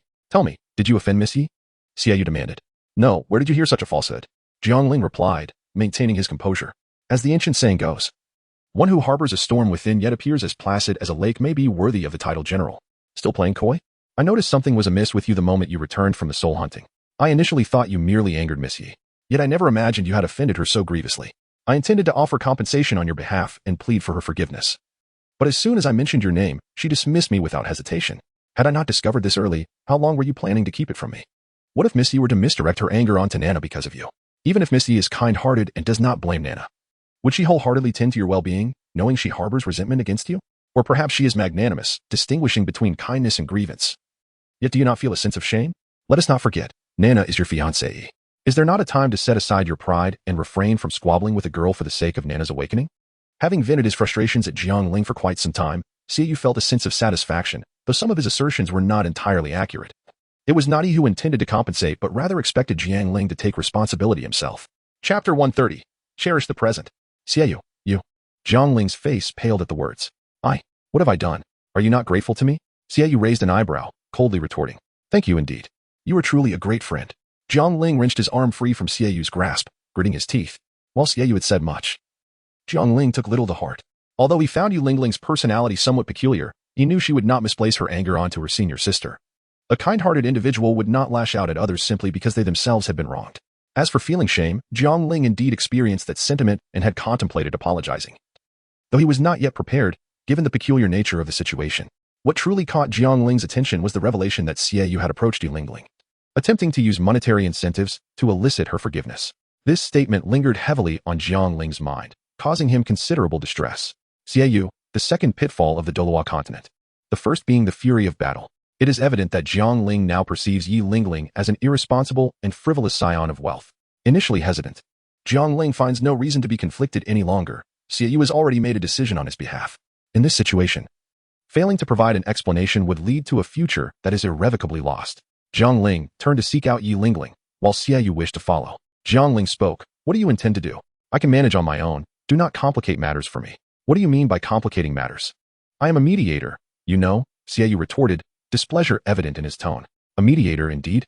Then go ahead. I shall not accompany you, Jiang Ling replied, slightly stepping aside and gesturing for Xiaoyu to proceed. Jiang Ling, you? Xiaoyu pointed at him, momentarily recalling how Yi Lingling had been urging them to leave yesterday. Reluctantly, he withdrew his hand. If you choose not to go, you must promise me to alleviate Miss Yi's grievances. Understood. You may return now. Jiang Ling turned away, waving his hand dismissively. Xiaoyu lingered for a while longer, until Jiang Ling's figure faded from view, and he felt a twinge of unease. He pondered. Is it possible that I neglected to inquire how Jiang Ling incurred Miss Yi's displeasure? Never mind. As long as her grievances are soothed, my sister's safety is paramount. The reasons behind it matter little. Xiaoyu was not one to indulge in curiosity. With this thought, he turned and departed. For dinner had yet to be had.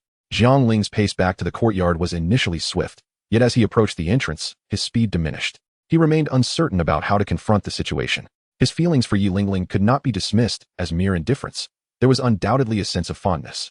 It was precisely this affection that caused his inner turmoil. Although Yi Lingling often exhibited a touch of petulance and occasionally argued with him, her actions spoke volumes.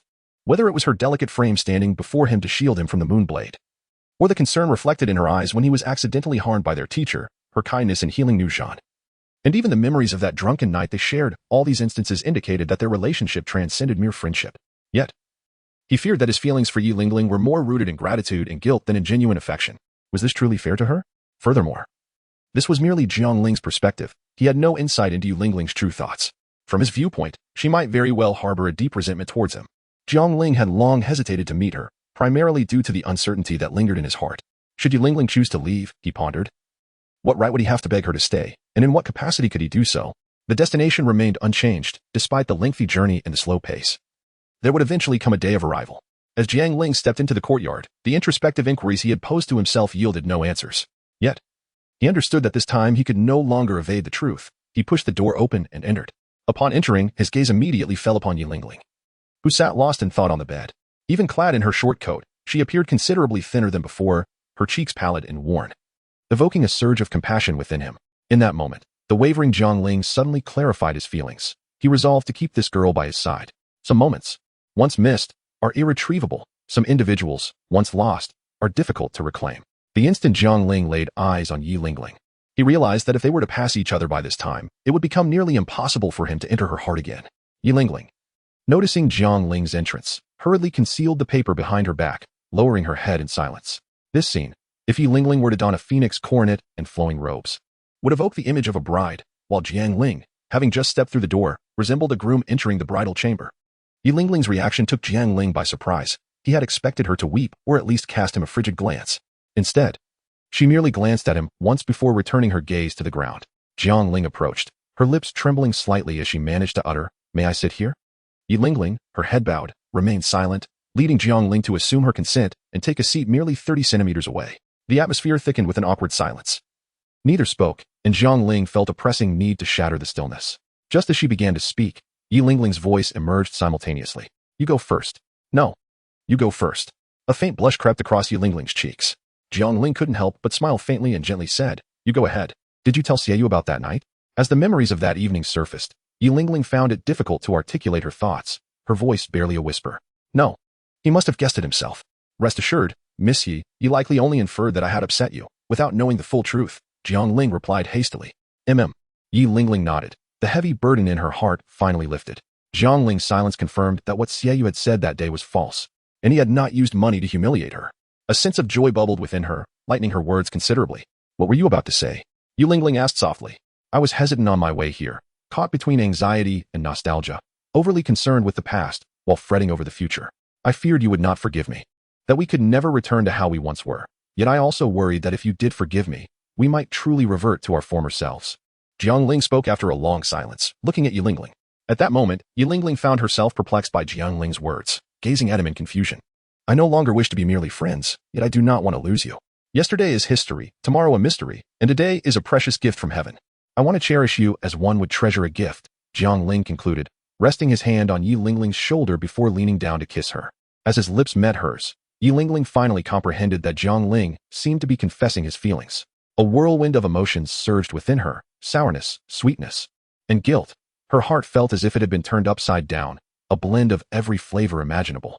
Her body seemed to forget any resistance, her lips slightly parted, surrendering to the passion of Jiang Ling's kiss.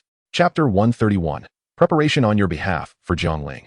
This marked his first conscious kiss with Yi Lingling, as he had no recollection of that fateful night, only the aftermath that had greeted him in the morning. Yi Lingling's lips felt cool, perhaps due to having consumed little water over the past few days, leaving them somewhat dry. Although autumn had only recently begun and the weather had turned cooler, it was not yet excessively cold. Yi Lingling had donned a thin, cross-collared short jacket, not quite winter attire, yet still challenging to remove. After quite some time, Jiang Ling had managed to unfasten only half of it, pulling the jacket down slightly to expose her delicate shoulders. The tingling sensation of their lips and the sudden chill on her shoulders brought Yi Lingling back to her senses, and she instantly realized the nature of their actions, her face flushing with warmth. This was her first experience of such intimacy, and shyness flooded her entire being, unlike that night, when fear had prevailed over embarrassment. Her hands, previously resting behind her back, gently pushed against Jiang Ling's chest, and the paper she held slipped from her grasp, unnoticed. Her pretty face turned aside, attempting to evade his lips as she softly gasped, "No, please, don't." Upon hearing this, Jiang Ling halted his movements. He did not wish to coerce Yi Lingling. Yet he could not refrain from inquiring, "Do you not harbor feelings for me?" Yi Lingling, in a state of turmoil, pressed her lips together tightly, remaining silent. Did she have feelings? The answer was undoubtedly affirmative, but could she articulate it? For the first time, she had passionately loved someone, intertwining his existence with her own. Yet he was the boyfriend of her sister. Jiang Ling could only see Yi Lingling, who was bowing her head, adjusting her partially disheveled clothing. Her cascading hair obscured her face, rendering Jiang Ling unable to discern the expression upon Yi Lingling's countenance. Jiang Ling was perplexed by Yi Lingling's silence, uncertain whether it signified affection or indifference, still requiring further inquiry. Out of the corner of his eye, he caught sight of a piece of paper on the ground. As he reached to retrieve it, Yi Lingling also noticed the fallen paper, her heart racing as she leaned forward to pick it up. However, having sat for an extended period, her legs were numb and could not support her weight. She gasped, teetering on the brink of collapse. "Are you all right?" Jiang Ling swiftly reacted, wrapping his arm around her delicate waist and gently guiding her back to the bedside. "I'm fine, just, please let go of me." Yi Lingling replied, her cheeks flushed, her voice barely above a whisper. Jiang Ling released his grip and lowered his head to retrieve the paper, while Yi Lingling attempted to intervene, but the paper was already clasped firmly in Jiang Ling's hand. Jiang Ling gazed at the 7 characters inscribed on the paper. His heart stirred with astonishment. Had he not destroyed this item? How could there still be a copy? Was it fate? He had composed numerous versions, yet only this one, "Yi Lingling, I wish to marry you," was left behind. Jiang Ling couldn't help but marvel at the intricacies of destiny. Simultaneously, he comprehended that Yi Lingling harbored affection for him as well. Otherwise, she would have disposed of the paper instead of preserving it. The kiss they had just shared did not seem to have angered her. "Return it," Yi Lingling exclaimed, her cheeks flushing deeper as she noticed Jiang Ling's unwavering gaze upon the paper. Jiang Ling, with a smile gracing her lips, settled beside Yi Lingling. Observing this, Yi Lingling shifted towards the head of the bed, and Jiang Ling followed suit. With every inch Yi Lingling retreated, Jiang Ling mirrored her movements, drawing ever closer. Before long, Yi Lingling found herself pressed against the very edge. "What are you doing?" Yi Lingling exclaimed, a mix of embarrassment and irritation in her voice. "Promise me, will you?" Jiang Ling softly implored, raising the sheet of paper in her hand. Yi Lingling gazed at the elegant script on the page, momentarily lost in thought. "I'm sorry." Though she longed to agree, the only words that escaped her lips were these 3, as her heart remained unconvinced. Jiang Ling's smile faltered, her brows knitting in confusion as she inquired, "Why? Do not claim that you harbor no affection for me. If that were the case, you would have discarded this letter instead of preserving it. Should you truly feel no fondness, why did you not rebuff my kiss just moments ago?" Jiang Ling gazed intently at Yi Lingling, adding, "I just did reject you." Yi Lingling replied softly. Jiang Ling truly yearned to pull Yi Lingling into his embrace and give her a sound spanking, further dismantling her defenses while missing the crux of the matter entirely. "Gu Fan, I am not yet prepared." Ultimately, Yi Lingling succumbed to Jiang Ling's gaze, murmuring softly. Jiang Ling momentarily failed to comprehend Yi Lingling's intent. Prepare for what? Yi Lingling, vexed by Jiang Ling's question, thought it rather foolish of him to be so slow-witted at such a time, retorting with irritation. "It's simply that I am not ready. You may leave. I wish to sleep." With that, Yi Lingling cast aside her embroidered shoes, reclined her body backward, and with her legs drawn up, she playfully nudged Jiang Ling away from the bed with her tiny feet. There is a saying that encapsulates the essence of abruptness. Half a word can be as bitter as arsenic mixed with rice. Yi Lingling not only left her statement unfinished, but also sent Jiang Ling tumbling off the bed, an affront too great to bear. Now aware of Yi Lingling's affections for him, Jiang Ling felt liberated from his previous reservations and promptly lunged towards her. "Changhong's sword, just moments ago. You claimed not to impose on others." "Jiang Ling, have I mentioned it? Which ear did you hear that from? Is this coercion? Is this not a matter of passion?" Pinned beneath him, Yi Lingling was momentarily stunned. How could he be so forceful? Just moments ago, when she had struggled slightly, Jiang Ling had released her. So what was happening now? Jiang Ling, what are you doing? Get off me. Yi Lingling exclaimed in indignation. Did you not prepare yourself? Allow me to assist you. Jiang Ling replied, gazing at her. Yi Lingling whimpered, her protest silenced as Jiang Ling pressed his lips against hers. She attempted to shove him away. But as a healing soul master, she had no strength to overpower him. Yi Lingling never imagined that Jiang Ling would resort to such forceful measures against her. Meanwhile, Jiang Ling believed that both of them harbored feelings for one another and had already shared an intimate moment, perhaps even resulting in a child. Marriage was merely a matter of time. In fact, Jiang Ling's approach to Yi Lingling was far bolder than that of Zhu Zhuqing, his senior. If a couple encounters a disagreement, there is no kiss that cannot resolve it. If one kiss is insufficient, then let there be another, and if that too fails, let there be many more. Jiang Ling held an unwavering belief in this statement and put it into practice. Yi Lingling's resistance, in tandem with Jiang Ling's actions, diminished progressively, eventually leading her to respond in kind. The cotton coat proved to be quite a challenge to unfasten. Even the short jacket took a considerable time to undo. To his surprise, beneath Yi Lingling's pleated skirt, there lay a pair of form-fitting long trousers, slightly shorter than the skirt itself. Indeed, given Yi Lingling's sensitivity to the cold, it was only natural that she wore more than just a skirt beneath her short jacket. Jiang Ling, in a languid manner, chose not to untangle matters one by one. With a mere flick of his fingertip, a wisp of flame emerged, and in an instant, the garments adorning the two individuals were reduced to nothingness. Jiang Ling's mastery over this innate fire had reached an unparalleled zenith, sparing their bodies from even the faintest trace of harm while stripping away their clothing. Jiang Ling seized one side of the quilt and draped it over the two individuals. Suddenly engulfed in darkness, Yi Lingling, in a state of disarray, began to regain some clarity. Sensing Jiang Ling's fervent body, she seemed to instinctively know what was about to transpire, desperately attempting to push him away. Yet, Jiang Ling firmly grasped her wrist, pinning her to the side. Ah! Yi Lingling cried out in pain, her delicate brows knitting together. As she bit down on Jiang Ling's shoulder, as if that action could somehow alleviate her suffering, Jiang Ling was momentarily taken aback, not by the bite of Yi Lingling.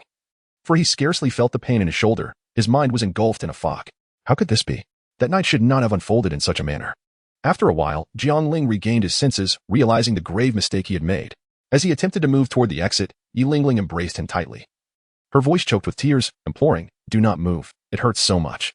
Chapter 132, The Blooming of the Begonia Under the Oppressive Force of the Long Rainbow Sword's Brilliance. The 9-heart begonia dimmed. Ah! Yi Lingling cried out in anguish, her delicate brows furrowing as a look of torment crossed her features. In a moment of desperation, she sank her teeth into Jiang Ling's shoulder, hoping to alleviate her suffering. Jiang Ling was momentarily stunned, even the pain in his shoulder was overlooked. His mind a blank slate. What was happening? It shouldn't he have come to this? Jiang Ling was acutely aware that the mistake had already been made. As he attempted to rise, the pained cry of Yi Lingling startled him into stillness. Yes, I am sorry, I did not know, I thought. Jiang Ling stammered.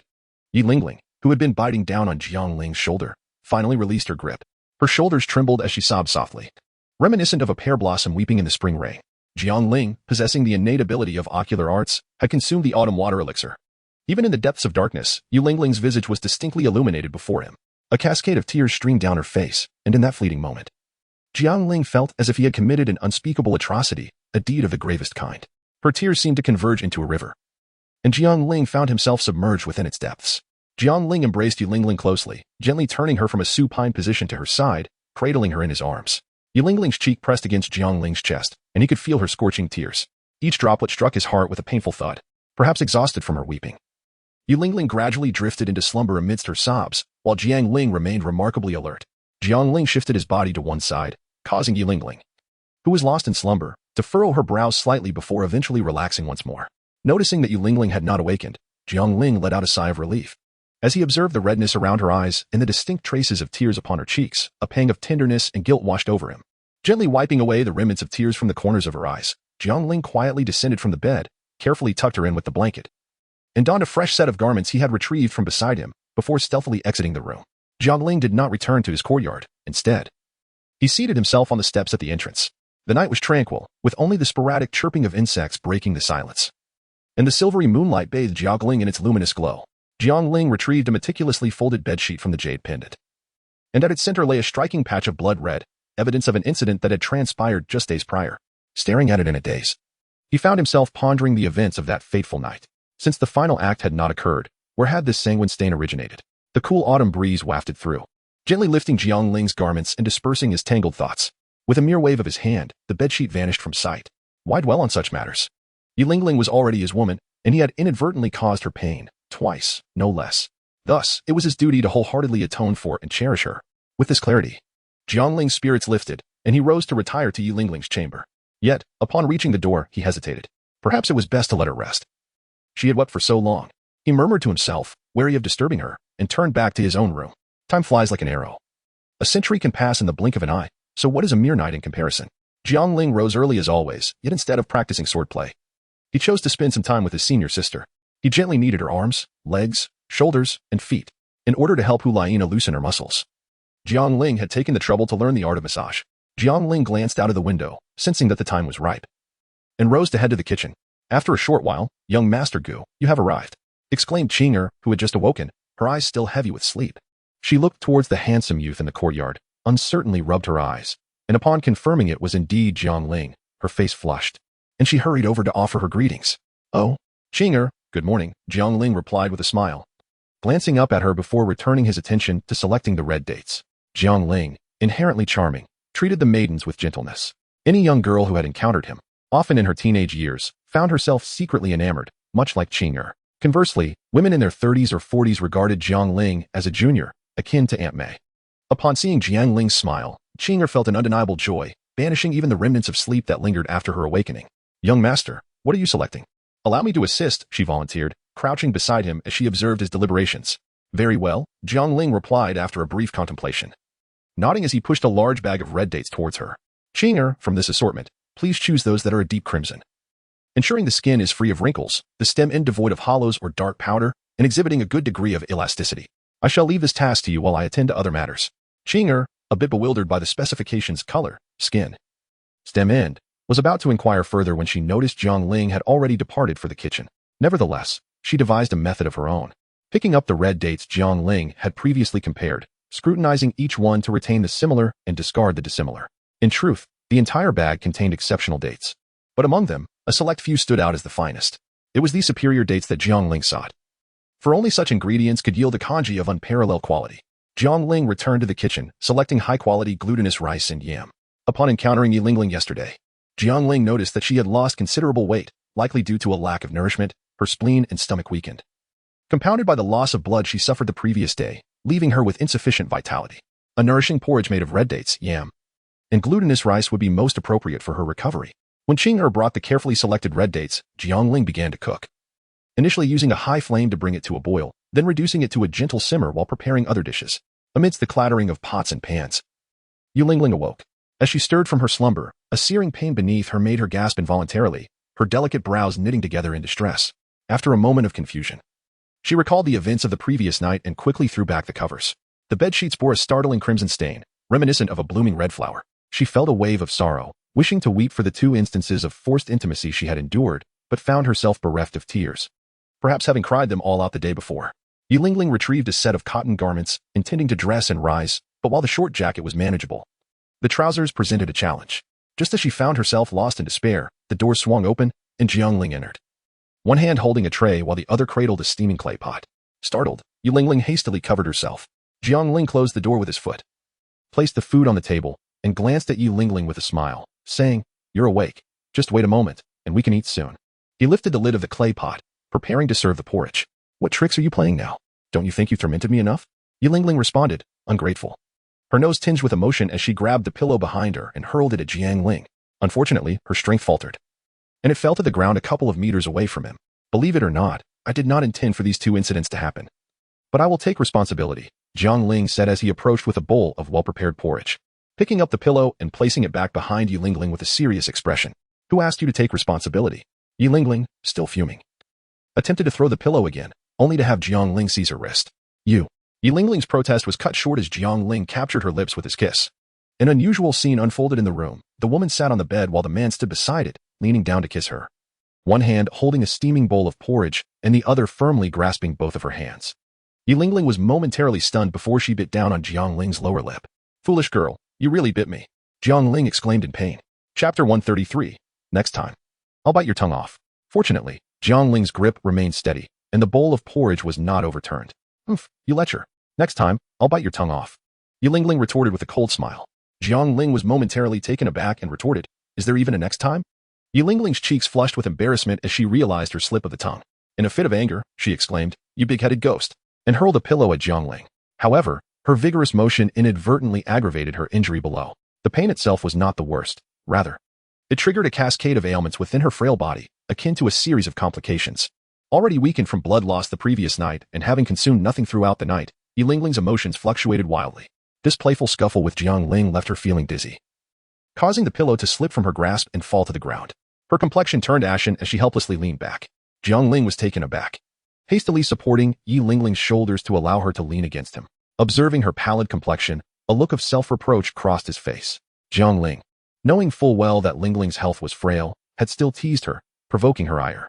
If not for one hand steadying Lingling and the other holding a bowl, he would have slapped himself in regret. After a considerable time, Lingling slowly regained consciousness, her spirit reviving somewhat, yet still as weak as a patient recovering from illness. Upon realizing she was nestled in Jiang Ling's embrace, she attempted to rise, but found herself devoid of strength. "You are awake," Jiang Ling exclaimed, his delight evident as he noticed her eyes had fluttered open. "Come, eat something." He adjusted her position, allowing her to rest against his chest, while his free hand retrieved a spoon from the bowl of congee. He ladled a spoonful, blowing gently on it before bringing it to her lips. Despite the passage of time, Jiang Ling had kept the congee warm, steam still rising from it. Lingling cast her gaze down at the spoonful of congee, pursing her lips tightly and slightly turning her head away. "Lingling, if you're upset with me, please do not punish yourself with your health. Once you recover, I will allow you to scold me as you wish." Without any resistance, Jiang Ling promised earnestly upon witnessing her demeanor. At his words, it was unclear whether Lingling was swayed by his sincerity or simply overwhelmed by hunger, but she gradually parted her tightly sealed lips. Observing this, Jiang Ling quickly fed her the congee. In a methodical manner, Jiang Ling fed Lingling spoonful by spoonful. Unfortunately, the already small bowl left Lingling unable to consume more than half. Jiang Ling does not force it, having been frail for so long. How could one meal restore his vitality? Lingling's condition is neither an illness nor an injury. It cannot be cured and can only be remedied through nurturing. Jiang Ling finished the remaining half bowl of porridge in one swift motion, tossing the empty bowl into the air, which landed steadily on the table. "Take a good rest for a few days. I shall care for you during this time, allowing you to experience the prowess of the greatest chef in Douluo. I guarantee I will nourish you to a plump and healthy state," Jiang Ling said with a smile, gazing at the delicate Lingling. Perhaps due to the food she consumed, her spirit seemed to have revived somewhat, and she softly replied, I don't want to gain weight." After uttering this single sentence, Lingling slightly gasped for breath. Jiang Ling, initially intending to tease, quickly suppressed his words. He gently supported Lingling's shoulders, guiding her to lie down on the bed, and softly murmured, "I will heed your wishes. I shall step out for a while. You must rest well." He tucked a stray lock of hair from Lingling's forehead behind her ear. Upon hearing his words, Lingling closed her eyes. Noticing this, Jiang Ling offered a faint smile before turning to tidy up the meal and exiting the room. It must not go to waste. Let Qing'er and the others take care of it. Upon hearing the door close, Lingling reopened her eyes, for the pain in her body made it difficult to find slumber, and her heart was a tumult of emotions, leaving her feeling somewhat lost and at a loss. Jiang Ling had merely stepped out for an hour before returning. Lingling promptly feigned deep slumber. Observing her peaceful repose, Jiang Ling smiled softly, choosing to remain instead of venturing out again. He settled beside her, engaging in his cultivation practice. Given Lingling's current frailty and limited mobility, Jiang Ling's presence provided her with a sense of security. Even if she was not truly tired, simply keeping her eyes closed allowed her to drift into a light sleep. Thus, she slipped back into a hazy slumber, only to awaken near noon, not from the natural course of rest, but from the pressing urgency of her bladder. Jiang Ling seemed to have forgotten the passage of time, engrossed in his cultivation. Lingling turned her head to gaze at Jiang Ling, hesitating to call out to him. "Jiang Ling," she called out weakly. Ultimately, her physical needs overcame her shyness. What is it?" Jiang Ling, concluding his practice, inquired hastily, noticing Lingling's prolonged silence. He glanced out the window, suddenly realizing, and asked, "Are you hungry? I shall prepare a meal." As Jiang Ling prepared to leave, Lingling, noticing this, grew anxious and exclaimed, "What shall I do if you leave?" She hurriedly whispered, "I need to use the restroom." The moment the words escaped her lips, Lingling's face flushed with embarrassment, a humiliation akin to standing before Jiang Ling completely unclothed. Jiang Ling, struck by a sudden realization, remembered only to consider Lingling's needs for sustenance and rest, completely overlooking the fact that even a simple trip to the restroom had become a formidable challenge for her. "I shall carry you," Jiang Ling declared, bending down to lift the covers and embrace her. "Don't," Lingling exclaimed, her cheeks flushed with embarrassment. How could she possibly agree to such a thing when she was barely clothed? "What shall we do then? Should I call Qing'er from the courtyard?" Jiang Ling suggested, hesitating to impose. "No, that won't do. If Qing'er comes, everything will be revealed," she replied, a sense of urgency creeping into her voice. "Then what do you propose?" Jiang Ling asked, feeling somewhat helpless. "Blindfold yourself and carry me. I will guide you, Yi Lingling urged, her desperation palpable. Our relationship does not necessitate such concealment, does it? I promise to keep my eyes shut, Jiang Ling assured her. Just do it. Yi Lingling was on the verge of tears, her frustration mounting as Jiang Ling continued to jest, further clouding her already dizzy head. All right, I will comply. Please do not be upset, Jiang Ling said quickly, retrieving a black strip to cover his eyes. Yi Lingling, bereft of even the strength to lift the covers, had no choice but to rely on Jiang Ling's assistance. At that moment, she was clad only in a delicate garment. The covers were easy to lift, but carrying her proved challenging. His right arm found the right position, but his left hand inadvertently brushed against her hip. Overwhelmed by an intense wave of shyness, Yi Lingling found herself devoid of the strength to reprimand him. How do we proceed? Just move straight ahead, she replied weakly. To the left. Stop. Yi Lingling gazed at the doorknob, tantalizingly close, yearning to raise her arm to turn it. Yet, after much effort, she could only rest her hand upon it, unable to press down. I cannot open the door. The once resilient Yi Lingling, who often contradicted him, found herself in tears. Jiang Ling, momentarily flustered, quickly reassured. Allow me to take the lead. There is nothing to worry about. Jiang Ling cautiously placed Yi Lingling's delicate feet onto the floor, swiftly opening the door with his free hand and hurriedly carrying her inside. This time, without awaiting a word from Yi Lingling, he embraced her from behind, assisting her with her legs. The sound of gentle pattering filled the room, resonating clearly. And Yi Lingling felt as if her entire body were ablaze.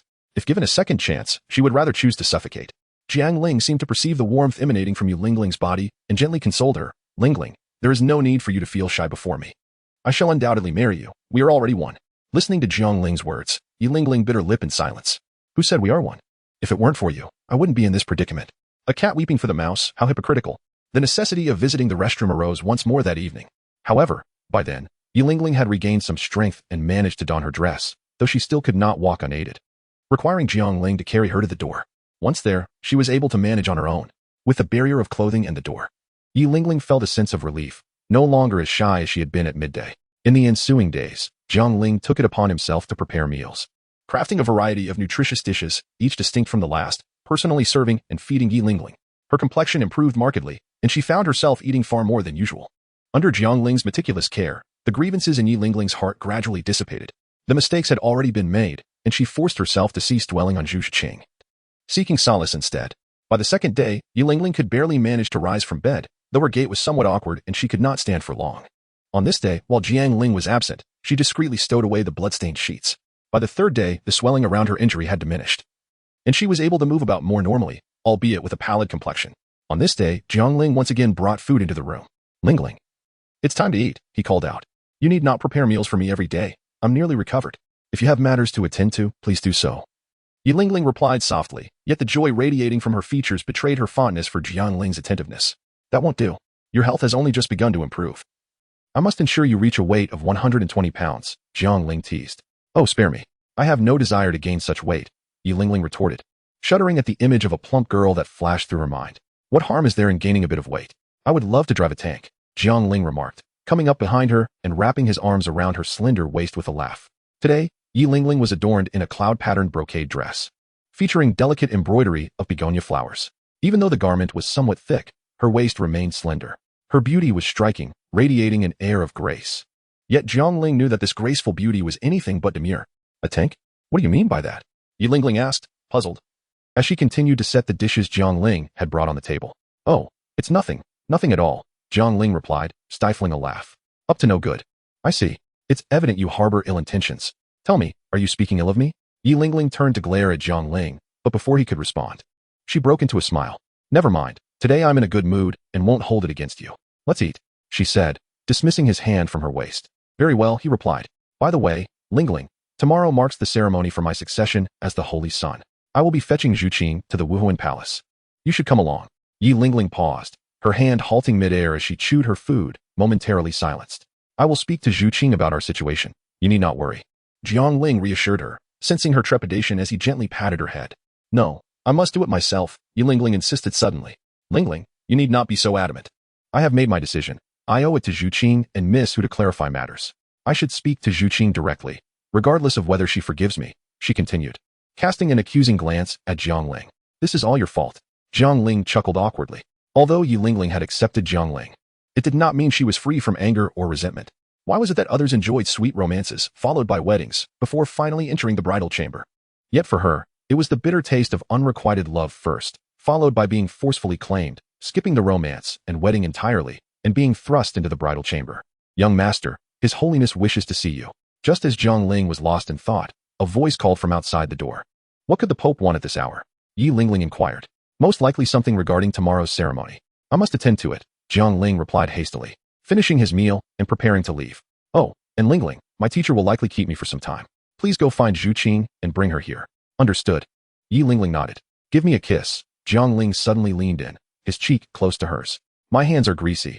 I won't, Yi Lingling protested, pushing his face away with a small hand in disgust. I don't mind the grease. But I do. Then I shall kiss you, Jiang Ling declared, swiftly pressing his lips against hers, wiping away the grease in a single motion. I'm leaving, he said, his footsteps light as he disappeared from the room, employing a graceful technique. By the time Yi Lingling regained her composure, Jiang Ling had vanished, leaving her to wipe her lips in annoyance. That insufferable man. As Jiang Ling hurried along the path, he had yet to reach the Pope's palace when he unexpectedly encountered Xie. However, Xie appeared far from his usual self. His tailored garments were tattered in several places, and his once fair and handsome visage was now marred by dust. What on earth happened to you? Where have you been? Both exclaimed in unison. I have been at my senior sister's courtyard. By the way, what have you been up to these past few days? And why are you dressed as if you've been digging a tunnel? Jiang Ling pointed at Xieyu's attire and responded first. You're the one who has been digging a tunnel. This is all for your ceremony tomorrow. While we toil away, you're at home enjoying yourself. Xieyu felt a surge of frustration. By the way, has Missy forgiven you? Not wishing to engage in further trivialities with Jiang Ling, Xieyu posed a question that had been on his mind. She has forgiven me. Is that truly so? Indeed. Is that really the case? Absolutely. Just as Xieyu was about to speak again, Jiang Ling interjected, My teacher wishes to see me. I must take my leave. He then bypassed Xieyu and continued towards the Pope's palace, unwilling to engage in further banter. At the Pope's palace, teacher, Linger has arrived. Jiang Ling entered the Pope's chamber and bowed respectfully to Bibi Dong, who had her back turned. I summoned you here to present you with something. Bibi Dong turned around, her expression softening as she gazed upon Jiang Ling. With a gentle wave of her right hand, a resplendent golden longsword soared towards him. Jiang Ling reached out to accept the sword, which was surprisingly light rather than heavy. Its blade was slender and elegant, gleaming with a brilliant radiance that was almost blinding. The hilt and scabbard were adorned with 18 golden gemstones, exuding an air of unparalleled luxury. In essence, this sword epitomized prestige. This is a power sword I commissioned specifically for you, a symbol of your authority as the Holy Sun. Remember to wear it tomorrow, Bibi Dong remarked softly. Upon hearing this, Jiang Ling could not help but inwardly lament the lost opportunity. Had it been sold, it would have fetched at least 10 million gold soul coins. Alas, it would remain unsold. Furthermore, here is something for you. With a wave of her hand, Bibi Dong sent a set of golden attire soaring towards Jiang Ling, stating, This shall be your formal garment for tomorrow. Jiang Ling took a glance and felt his face flush with embarrassment, internally lamenting, Is this truly a formal attire? Teacher, surely you must have a misunderstanding of what a formal gown entails. He spoke softly. Teacher, might this be a tad too ostentatious, or rather, excessively flamboyant? Tomorrow marks your ascension to the position of Holy Sun, a day when you will officially engage with the power center of the Spirit Hall. So why adopt such a low profile? Trust your teacher. This is precisely how you should dress, Bibi Dong remarked with nonchalance. Chapter 135, Social Oblivion. The teacher was undeniably beautiful, yet Jiang Ling found it difficult to commend the aesthetic of this outfit. As for the golden sword, that could be overlooked. But this entire ensemble, a form-fitting suit shimmering in gold, complemented by an extraordinarily flamboyant red cloak. What on earth was going on? Jiang Ling's assessment was one of utter disapproval, deeming it utterly commonplace and intolerable. He could not fathom which imbecile had designed such apparel. Teacher, I cannot possibly wear this. Please, may I exchange it for another? Jiang Ling's gaze flickered, pleadingly directed towards Bibi Dong. Absolutely not. This outfit was meticulously chosen by me. How could you disregard my heartfelt intentions? Bibi Dong replied, her expression tinged with displeasure, though a subtle smile betrayed her amusement. Had it been 3 years prior, Jiang Ling would have acquiesced, pinching his nose in submission. For Bibi Dong was his mentor. But now, Jiang Ling had undergone a transformation, yearning to convey to Bibi Dong, Teacher, the times have changed. Jiang Ling clasped the golden sword within the jade pendant, while her other hand tightly grasped a set of golden garments, her expression serene as she approached her teacher. Bibi Dong stood rooted in place, her demeanor remaining composed, quietly observing the advancing Jiang Ling, curious to see what tricks she might unveil. Jiang Ling approached Bibi Dong, halting just a foot away, gazing down at her, a distance perfectly suited for a kiss. Bibi Dong slightly lifted her chin, meeting Jiang Ling's eyes without anger, her beautiful gaze revealing a hint of nostalgia. The infant from years past, the shy little boy no taller than her legs, had grown up. Teacher, I cannot wear this. If you make me wear this outfit tomorrow, it will be the end of me, Jiang Ling exclaimed, casting the garment aside and kneeling to embrace Bibidong's legs. His voice filled with a heart-wrenching sorrow that touched the hearts of all who heard it. Bibidong was momentarily taken aback, scrutinizing Jiang Ling carefully. Indeed, he was her disciple. Not an imposter. But why? As she watched him shake his legs, she regained her composure and said, crying one tea help. You must wear the outfit. Let go. He pleaded. Not unless you promise me. Jiang Ling tightened his grip further, his arms pressing into her thighs. Let go. Bibidong repeated, her face flushing slightly. Jiang Ling not only clung to her legs, but also rested his head against her knees. The warmth of his cheek seeped through her gown, stirring her mind. How about this? Wear it for me first. If it truly looks unappealing, I shall allow you to change. Seeing Jiang Ling's reluctance to release her, Bibidong reluctantly agreed. Embracing her legs, Jiang Ling contemplated, thinking that showing it to one person was certainly preferable to showcasing it to a crowd. All right, he finally conceded. Then let go of me. Bibidong, noticing his continued hold, shifted her legs and coldly instructed him. Oh, fine. I'll change in the back while you wait here. She walked towards the papal chair, her legs finally free to move. Teacher, there won't be anyone else coming, right? Jiang Ling hesitated, still feeling uneasy. No, there won't. Bibidong replied coldly, feigning anger. Yet, once Jiang Ling was out of sight, her lips curled into a triumphant smile. Bibidong had once sought help for her insomnia and sweating from a physician who diagnosed her with exhaustion and excessive worry. The remedies suggested were largely ineffective. Hypnosis was an option, but it left her feeling insecure. Another recommendation was to take a break from everything, but as the Pope, she found that impossible. There was also the notion of thinking happy thoughts and laughing sincerely, something she had once been able to do but now found difficult. While selecting a ceremonial gown for Jiang Ling, Bibidong stumbled upon an outfit of a vastly different style. She envisioned Jiang Ling wearing it and couldn't help but laugh. Leaving the guards and attendants stunned. Reflecting on the physician's earlier diagnosis, she decided to give it a try. After all, Jiang Ling was at the spirit hall. And she couldn't sleep in his room. Thus, after selecting the formal attire, she retrieved the fitted battle suit, wishing for Jiang Ling to wear it just once. If it still didn't work, she would simply find another way to arrange for him to take a break after the ceremony.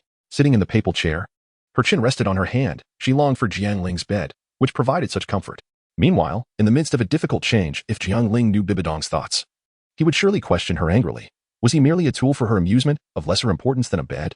Teacher, Jiang Ling softly emerged, shyly calling out. He held the red cloak in front of him, feeling utterly embarrassed. The outfit was tight, accentuating his figure, leading him to suspect it was designed for women. Bibidong turned to look at him, feeling a pang of disappointment. Whether it was Jiang Ling's striking appearance or the outfit failing to amuse her as she had anticipated. She found him not only peculiar but also somewhat beautiful. Why are you holding the cloak? Put it down so I can see. Bibidong insisted. Teacher, you can see it's ill-fitting even with the cloak. I'll keep it on, Jiang Ling replied, his face flushed crimson. No, let it down. After all the effort I put in, I must see the results, she insisted, recalling how he had clung to her legs, though she had merely indulged him like a child. All right, I will, Jiang Ling said, feigning a gallant acceptance of his fate as he tossed the cloak aside, his front now exposed to Bibidong's gaze. Bibidong stood frozen. The more embarrassed one feels, the more likely they are to think of embarrassing things. And Jiang Ling was no exception. As he met the astonished gaze of his teacher, his lips parted in surprise. He found himself moving uncontrollably. As if declaring war against Bibidong, Jiang Ling found himself in a moment of social embarrassment. Bibidong, regaining her composure, felt a slight flush on her cheeks. Turning away to avoid his gaze, she endeavored to maintain a calm tone as she remarked, this outfit is indeed unsuitable for tomorrow. You should change back at once. Jiang Ling, as if granted a reprieve, hurriedly returned to his private chamber, finally comprehending Yi Lingling's sentiments. Upon witnessing Jiang Ling retreat to change his attire, Bibidong promptly rose, pressed her hand against her chest, and swiftly exited the papal hall. By the time Jiang Ling emerged, the hall was devoid of any presence, leaving him alone amidst the disarray of the wind. After standing in silence for a considerable time, Jiang Ling let out a sigh and made his way toward his courtyard.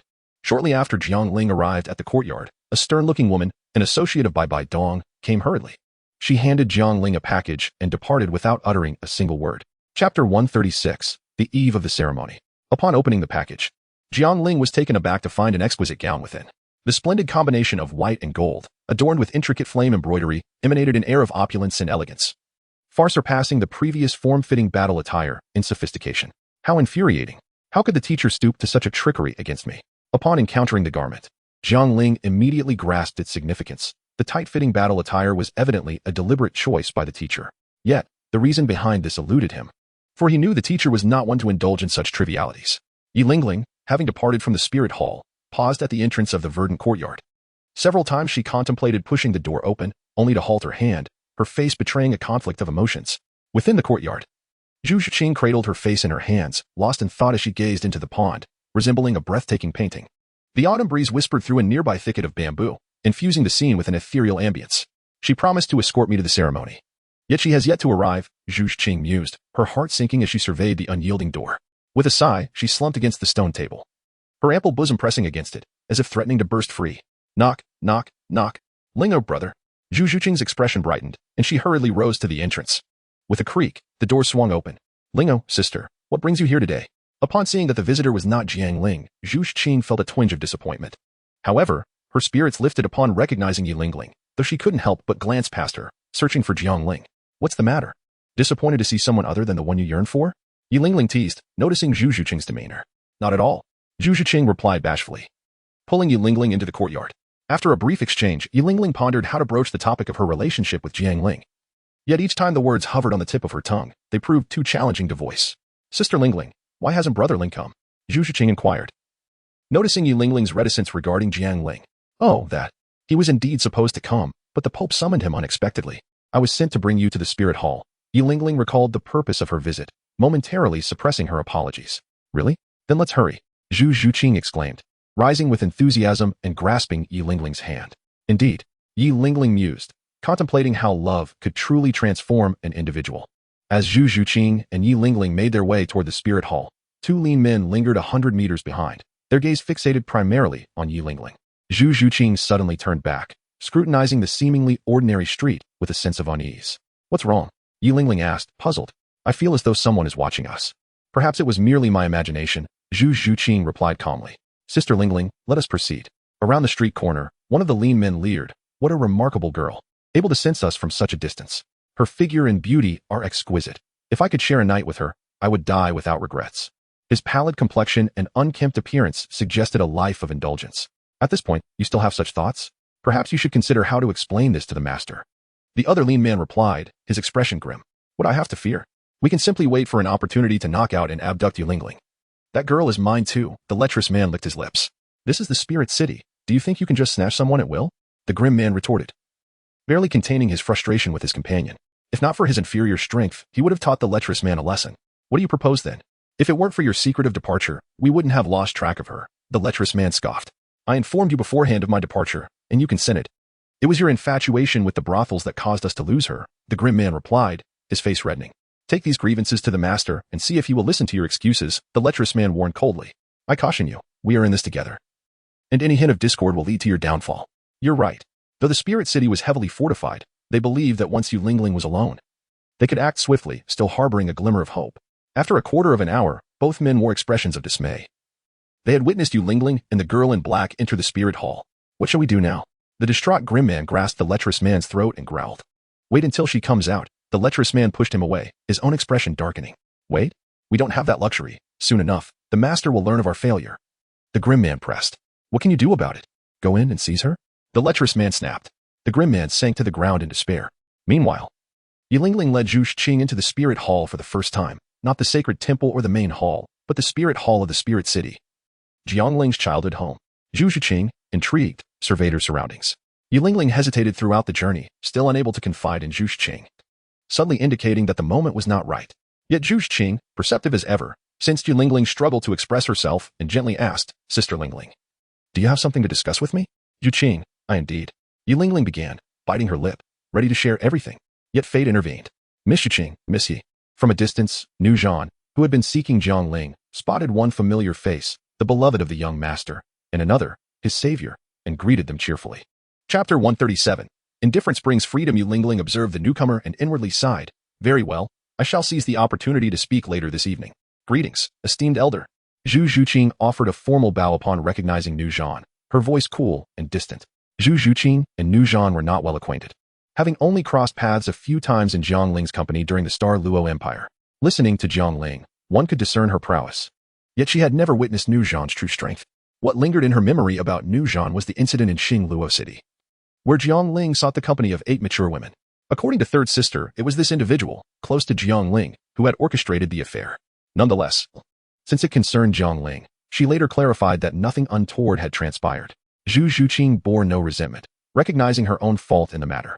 Had it not been for her, Would Linger have resorted to drowning his sorrows? With this thought, she felt an urgent desire to meet Jiang Ling. Please, you flatter me. Miss Zhuqing, Nuzhan quickly interjected, waving his hand dismissively. It would be preposterous for me to receive such deference from the future Pope's lady. Zhu Zhuqing was eager to reunite with Jiang Ling, yet Nuzhan showed no inclination to step aside. I am eternally grateful for Miss Ye's life-saving assistance. Nuzhan expressed his heartfelt thanks to Yi Lingling, who stood nearby. Senior, you are too kind. My contribution was minimal. You should extend your gratitude to Jiang Ling and Elder Fei, Yi Lingling replied, shaking her head. Miss Yi, your humility is commendable. From now on, consider me at your service, Nuzhan declared, not merely out of gratitude for his own rescue, but also for the salvation of Hulayina. Are you two acquainted? Nuzhan inquired, puzzled by the connection between the two women, which he had not anticipated. Indeed, I have known Lingling for quite some time, Zhu Zhuqing affirmed. Senior, we have matters to attend to, so we shall take our leave. Are you also seeking the young master? If so, shall we go together? I am headed there as well, Nuzhan suggested unexpectedly. The two women exchanged glances and nodded in agreement. For Zhu Zhuqing, the priority was to see Jiang Ling as soon as possible. However, Nuzhan soon regretted his proposal. The once light-hearted atmosphere became stifling upon his arrival. Zhu Zhuqing donned a cool demeanor, her exquisite features cloaked in indifference towards unfamiliar faces, while Yi Lingling appeared troubled, as if burdened by unspoken thoughts. Accompanying Zhu Zhuqing and Yi Lingling, Nuzhan felt as though he were sitting on pins and needles, discomforting anxiety gnawing at him. Fortunately, the distance was not great, and with gritted teeth, he persevered. Indeed, he mused, my own cultivation remains insufficient. Linger effortlessly navigates the complexities of relationships with multiple women. However, was it not audacious of him to permit Miss Zhuqing to visit the spirit hall? Nuzhan found himself admiring Jiang Ling. Wait a moment.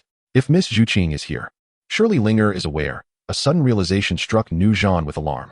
Miss Zhuqing, he called out unexpectedly. What is it? Zhu Zhuqing asked, confusion evident in her voice. Oh, I just remembered I have other matters to attend to, so I shall not accompany you, Nuzhan stammered, searching for a plausible excuse. Initially, he intended to inquire whether Jiang Ling was aware of Zhu Zhuqing's presence, but he faltered, unsure how to frame the question without implying that Jiang Ling feared her arrival at the spirit hall, which would undoubtedly raise Zhu Zhuqing's suspicions. He was no longer the naive Nuzhan of the past. He had become astute, much like his spirit. Very well, then, senior, you may attend to your business. Zhu Zhuqing nodded, not pressing him to stay. Nuzhan acknowledged her with a nod and began to retreat. Once he sensed that Zhu Zhuqing and Yi Lingling had moved a distance away, he swiftly veered into the nearby woods. Eager to reach Jiang Ling first and relay the information, the courtyard of Jiang Ling stood before the mirror, attempting to don the gown bestowed upon her by her teacher. Indeed, it is said that one's appearance greatly influences perception, gazing at her reflection. Jiang Ling could not help but exclaim in wonder. With a flicker of inspiration, she retrieved the golden sword from her jade pendant and scrutinized her image once more. Why does it seem as though something is amiss? Jiang Ling murmured to herself. Suddenly, a voice erupted, Guzhan Xiaoling. Without knocking, Guzhan burst into the room. Sigh, Uncle Gu, could you please help me determine if I'm still lacking something? Jiang Ling inquired, her gaze fixed upon the mirror, her back turned to him. Xiaoling, there is a grave matter at hand. Guzhan responded urgently, neglecting her question. Observing Jiang Ling still preoccupied with her reflection, he grew increasingly anxious and hurriedly stepped in front of her. Uncle, what is the meaning of this? Jiang Ling gazed in astonishment at the furious battle adorned with yellowing leaves and asked. Let us set that aside for now. I must tell you, Zhuqing has arrived. Nuzhan replied hurriedly. She has arrived? Jiang Ling's face brightened, and he turned to leave. Wait, Xiaoling, do you know that Zhuqing is coming? Nuzhan exclaimed in surprise. Of course, I sent Lingling to fetch her, Jiang Ling answered. Nuzhan, taken aback by this revelation, paused before solemnly stating, Xiaoling, it may be improper for me to speak to you this way given my position, but since you do not regard me as a subordinate, I feel compelled to offer you this counsel. Go on, Jiang Ling replied, recognizing Nuzhan's seriousness. It is well known that the Grand Pope holds your elder sister in exceedingly high regard. Before I encountered you, I had already heard of her name. Her abilities are one aspect, and the Grand Pope's affection is another. Xiaoling, you are betrothed to Hulayina, who has suffered for you. Now that you have brought Zhuqing here, what will the Grand Pope think? Surely you do not believe that your promotion to the Holy Son exempts you from considering the Grand Pope's sentiments? Nuzhan advised. Had Jiang Ling not already received a response from his master, he might have truly been troubled by this. He opened his mouth to explain but was interrupted by Nuzhan. Xiaoling, wait until you become the Grand Pope to bring Zhuqing here. Then, who would dare oppose you? If you find it unbearable during this period, leave it to me, and I shall find you several exquisite maidens, whatever you desire. Get lost. Do you think I am so desperate? Jiang Ling retorted angrily. Regardless, I believe your decision to bring Zhuqing to the Wuhuan Palace is rather ill-considered. Nuzhan insisted stubbornly. My master is already aware. She said she would not interfere in my romantic affairs. Are you now reassured? Jiang Ling replied, somewhat exasperated. Really? Nugent exclaimed, astonished that his concerns had been unfounded, and he couldn't help but breathe a sigh of relief. However, he then added in a grave tone, nonetheless, I still believe that what you are doing is somewhat unethical. What difference is there between this and a man engaging in an affair while his wife is with child? In comparing Zhu Qing with Hulaina, Nugent clearly favored Hulaina. Jiang Ling's expression darkened. The metaphor may resonate with the common folk. Yet it should not delve into the underworld. What does it mean to be unfaithful with a mistress during one's wife's pregnancy? The former clearly pertains solely to carnal desires. While my situation is evidently one of affection, Jiang Ling suddenly recalled a novel from his past life, in which the protagonist commanded over 30 female subordinates. Why, he pondered. Did he only have 2? No, 3, and yet was betrayed by his close friend? Indeed, it seemed that those who are overly affectionate attract attention, while those who remain indifferent enjoy the greatest freedom. Jiang Ling's good mood was utterly shattered by the anger of the battle, leading her to disregard it entirely as she made her way outside. Chapter 138.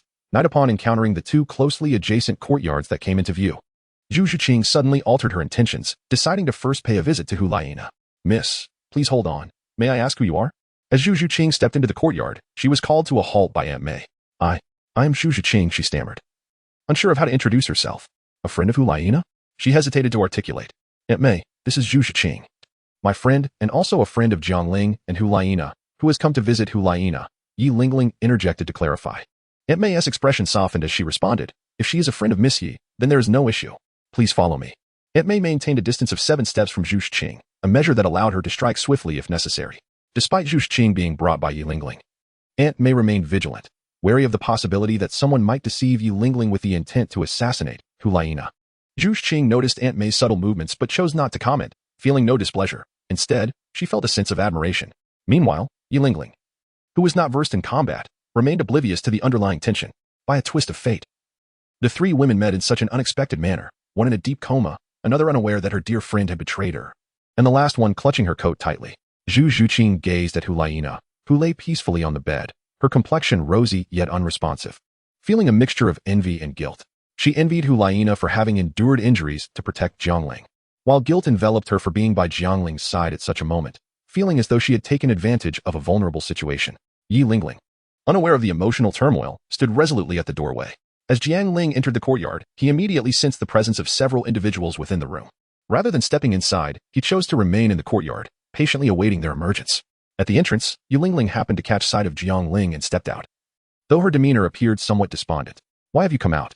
Did you not wait for Zhu Qing? Jiang Ling inquired. I suddenly feel that loving someone is exhausting. You and Zhu Qing share a mutual affection, yet your relationship is complicated by your senior sister. This makes Zhu Qing's love feel so arduous and tangled, she confessed. I am uncertain how she would react if she were to learn of our relationship. Zhu Qing is my only friend, and I do not wish to hurt her. I do not know what your senior sister is like, but Zhu Qing has told me that you 2 have grown up together. She is undoubtedly one of the people who loves you most dearly in this world, Yi Lingling said, sitting opposite Jiang Ling. Lost in thought as her words tumbled out without premeditation. What are you talking about? Jiang Ling was momentarily bewildered by Yi Lingling's sudden outpouring of words. It's nothing. Just a feeling. Perhaps what I feel for you is not love. It might simply be curiosity. The events between us could merely be a series of misunderstandings or coincidences. Yi Lingling remarked, a faint smile gracing her lips as she spoke. What nonsense are you spouting? Are you feverish? Jiang Ling asked, placing his hand on Yi Lingling's forehead. Jiang Ling, let us break up and return to being ordinary friends, Yi Lingling said, brushing Jiang Ling's hand away and falling into a heavy silence before expressing her sorrow. Yi Lingling vividly recalled Zhu Qing's gaze directed at Hulaina. She thought to herself that if Zhu Qing were not deeply infatuated with Jiang Ling, she would have likely chosen to depart by now. She attempted to forget that piercing gaze, yet the more she tried, the clearer it became, intensifying her sense of guilt. Yi Lingling's words struck Jiang Ling like a bolt from the blue. What is the matter, my lady? We have only just reconciled a few days ago, Jiang Ling asked. Exasperated. Is it that you cannot speak to Yu Qing? If so, I shall do it for you, Jiang Ling suggested. Do not dare. Why do you not understand? Yi Lingling admonished softly. What do I not understand? You clearly wish to indulge without taking responsibility, Jiang Ling feigned sadness. I am the one at a disadvantage here. What do you mean by not taking responsibility? As long as you are not held accountable, you seem to find joy in it, Yi Lingling retorted angrily. If you are at a disadvantage, then very well, I am willing to take responsibility for you, Jiang Ling replied with a smile. Listen, I am serious, stop joking around. Yi Lingling exclaimed in frustration as she found herself ensnared in Jiang Ling's playful banter. Upon hearing this, Jiang Ling retracted his smile, rising to grasp Yi Lingling's cheeks and kissing her fervently. This time, he exhibited no tenderness. Yi Lingling felt a sharp pain in her lips but dared not cry out, fearing to disturb Zhu Qing. Instead, she resorted to frantically striking Jiang Ling's arm. Just as Yu Lingling began to feel a sense of suffocation, Jiang Ling released her, allowing her to gasp for air. Rogue, scoundrel, shameless. Yu Lingling's face flushed a deep crimson. Will you continue to insult me? Jiang Ling feigned a threatening posture, as if to kiss her again. Terrified, Yu Lingling quickly covered her mouth. Only when you utter the words that you do not like me at all will I let you go. Otherwise, I shall take full responsibility for you. Jiang Ling proclaimed with an air of dominance. Now, place your hand upon your heart and tell me if you can sincerely speak those words, he pressed further. Jiang Ling. You are despicable. Yu Lingling retorted angrily, pushing him away and retreating to her room. Jiang Ling sat in silence for a moment before returning to his stone bench, a sense of weariness weighing upon him. He was acutely aware of Yu Lingling's sentiments, yet he could not escape the painful dilemma of familial bonds. After the ceremony concludes, he resolved to seek out a task from his teacher, allowing himself some time away. He felt his swordsmanship had reached an impasse, and the martial soul hall offered no opportunities for breakthrough. Brother Ling, a melodious voice broke his reverie. Zhu Qing. Jiang Ling instinctively opened his arms as he rose. However, Zhu Qing halted before him, maintaining a respectful distance. Brother Ling, let us preserve our ordinary friend status here, much like you do with Sister Lingling, she spoke softly. Agreed. Jiang Ling understood Zhu Qing's intentions were rooted in her concern for her senior sister, yet an image of Yu Lingling surfaced in his mind, conjuring feelings of guilt. After all, Lingling was already 16, and it was inappropriate to linger on such thoughts. Tonight's dinner was prepared by Jiang Ling himself, and Zhu Qing, along with even the irritable Yu Lingling, had enjoyed the meal heartily. Following dinner, Jiang Ling did not linger long, as the ceremony awaited him the next day. And a good night's rest was imperative. He did not assign Zhu Qing a separate room, she was to share accommodations with Yu Lingling. That night, both Jiang Ling and Zhu Qing slept soundly, while Yu Lingling found herself unable to do so, her gaze fixed upon Zhu Qing. Meanwhile, Jiang Ling's mentor, Bibi Dong, was equally restless, unable to find solace in sleep, particularly haunted by the image of Jiang Ling clad in tight-fitting attire. Around midnight, she donned her robe and ventured outside for a stroll. The moonlight cast a serene glow, elongating Bibi Dong's silhouette as she wandered through the garden, where flowers and branches basked in the silvery light, the chill of dew settling like a distant dream. In the presence of such beauty, her inner turmoil began to dissipate, and she found herself dozing on a stone bench in the garden. In her dreams, she envisioned Jiang Ling marrying Hulaina and having a delightful child, living together in harmony while Jiang Ling had become the ruler of the continent. A smile graced her lips as she playfully engaged with the infant in her arms. Suddenly, the scene shifted to reveal a woman in her 20s, her skin as pale as snow, with a straight nose and delicate, almond-shaped eyes. Yet, this stunning figure bore a countenance filled with resentment. If you do not love me, why bring me into this world? Bibi Dong jolted awake, beads of sweat forming on her forehead. Her insomnia was exacerbated by the haunting presence of Qian Renxue, a truth she was reluctant to acknowledge. Wiping the cold sweat from her brow and regulating her breathing, she eventually returned to her room. She had placed Qian Renxue in a realm devoid of maternal affection, believing that in punishing Qian Xuanji, she was also punishing herself. Her feelings for Qian Renxue had become entwined with the passage of time, flowing endlessly like the celestial river above. Chapter 139. The holy sun. As the autumn breeze whispered through the air, another night passed quietly, leaves withering, leaving only a few resolute ones swaying on the branches. Within the martial soul hall, the tranquil ponds resembled strings of green pearls, their waters clear and serene. With the dawn's first light, Jiang Ling arose, recognizing that this day marked a significant milestone in his life. He had anticipated that such a grand occasion would be his wedding day, yet here he was, reflecting with a wry smile at the ceremonial attire in his hands. Today was a momentous occasion for him, akin to a maiden embarking on her bridal carriage for the first time. However, he felt no trepidation, fortified by the commanding presence of his mentor. Just as he was about to change into his robes and head to the papal chamber, a knock resounded at his door. Assuming it was the ever-fierce Nuazan, he called out, "Come in." To his surprise, 8 maidens entered in a procession, bowing before him and proclaiming, "We greet the Holy Sun. By the decree of His Holiness, we are here to assist you with your bathing and attire." Jiang Ling remained momentarily stunned, yet soon comprehended the situation. How could the teacher not have arranged for him to be adorned for such an occasion, despite Jiang Ling's belief that it was unnecessary? After the ministrations of these women, Jiang Ling transformed from his usual humble, gentle, and sunny demeanor into a striking figure with sharp brows and flowing orange-hued eyes. Clad in a gown of gold and white adorned with fiery patterns, he resembled a sword unsheathed, exuding an air of majesty and dominance. "Young master, it is ready," the lead maid announced with her head bowed. "The Holy Pope has instructed us to prepare you for your immediate audience at the Papal Palace." "Must my hair not be styled?" Jiang Ling queried in astonishment, pointing to his vibrant orange-red locks, which were tied with a simple red ribbon at mid-length. "To report to the young master, the Holy Pope has only required us to do this much." The maid lowered her head even further. "Understood, you may leave now." Jiang Ling replied with a nod, aware that the teacher would not engage in lengthy discussions with them nor impose any difficulties upon them. "Yes, Jinao." Let Qian Jun and Jiang Yimou know that their presence is mandatory. None may be absent. Qian Dalu brushed off non-existent dust from his attire and calmly instructed Jin Ao behind him. Master, if we all attend, those below may perceive it as a sign of weakness towards Bibi Dong, which could significantly affect both you and the young lady. A hint of hesitation crossed Jin Ao's rugged face. Then what of it? If I wish to advance the Wuhuan Palace, I must avoid internal strife. But master, Jin Ao attempted to voice further objections. Enough. I am capable of making my own judgments.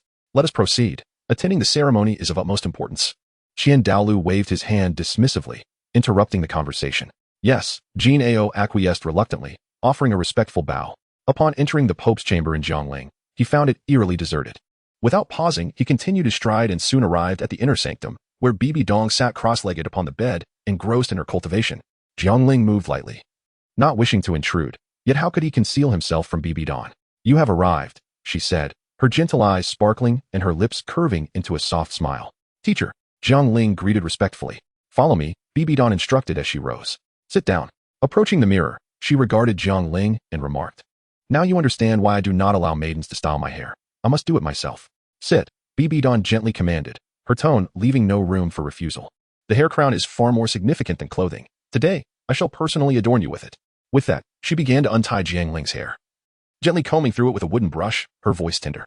Thank you, teacher, Jiang Ling replied, elated, inhaling the fragrant aroma that emanated from Bibi Dong. Momentarily forgetting the previous day's mischief, a smile graced Bibi Dong's lips as she waved her hand, summoning a flawless jade crown that harmonized with her attire, which she then used to secure Jiang Ling's hair. The process of donning the crown was swift. Let us proceed, Bibi Dong said, taking Jiang Ling's hand. As they exited the back chamber, Jiang Ling was momentarily taken aback. The once empty papal hall was now bustling with people. Had it not been for Bibi Dong holding his hand, he might have remained frozen in place, for every individual present bore the title of titled Douluo. Even with the formidable strength of a 95-level titled Douluo, he felt merely an observer among them. At the forefront stood someone familiar, who else but Qian Daolu. Young man, did you not profess your disinterest in becoming a pope? How is it that you are now the Holy Son? Qian Daolu inquired with a smile, communicating telepathically. Upon hearing this, Jiang Ling could not help but smile bitterly within, refraining from responding telepathically. He was well aware of his master's deep-seated animosity towards the Qian family. Unlike Qian Daolu, Jiang Ling believed that any attempt to communicate secretly would not escape his master's notice. As Jiang Ling ascended to the status of Saint's son, none were more delighted than the ethereal presence of Yu Guan, whose joy was unmistakably etched upon her visage. They belonged to the faction of Bibi Dong. And with Jiang Ling, a disciple of Bibi Dong, attaining such a prestigious position, their status became even more fortified. Bibi Dong took Jiang Ling by the hand, guiding her through the throngs of onlookers toward the grand entrance of the pontiff's hall. The esteemed Douluo followed closely behind, with even the golden crocodile in tow, save for Qian Daolu, who remained stationary. Upon exiting the pontiff's hall, Jiang Ling was once again awestruck by the scene before her. Over 3,000 individuals stood orderly beneath the elevated platform. A glance around revealed few familiar faces. Ahem. Among the crowd, Xiaoyu and Yan observed Jiang Ling from afar. Xiaoyu was filled with a surge of emotions, while Yan, with a disdainful snort, remained unconvinced. Eager to challenge Jiang Ling again now that he had acquired his 5th soul ring, Rage Battle gazed upward with palpable excitement. Yilingling and Zhu Shiqing, not affiliated with the Spirit Hall, were situated on a distant high platform, as introduced by Aunt Mei. Do not be anxious. I am here. Bibi Dong seemed to sense Jiang Ling's apprehension, gently squeezing her palm and conveying her reassurance through a whisper. A warmth enveloped Jiang Ling as he gently squeezed the delicate, fragile hand of Bibi Dong, silently indicating that he was unperturbed.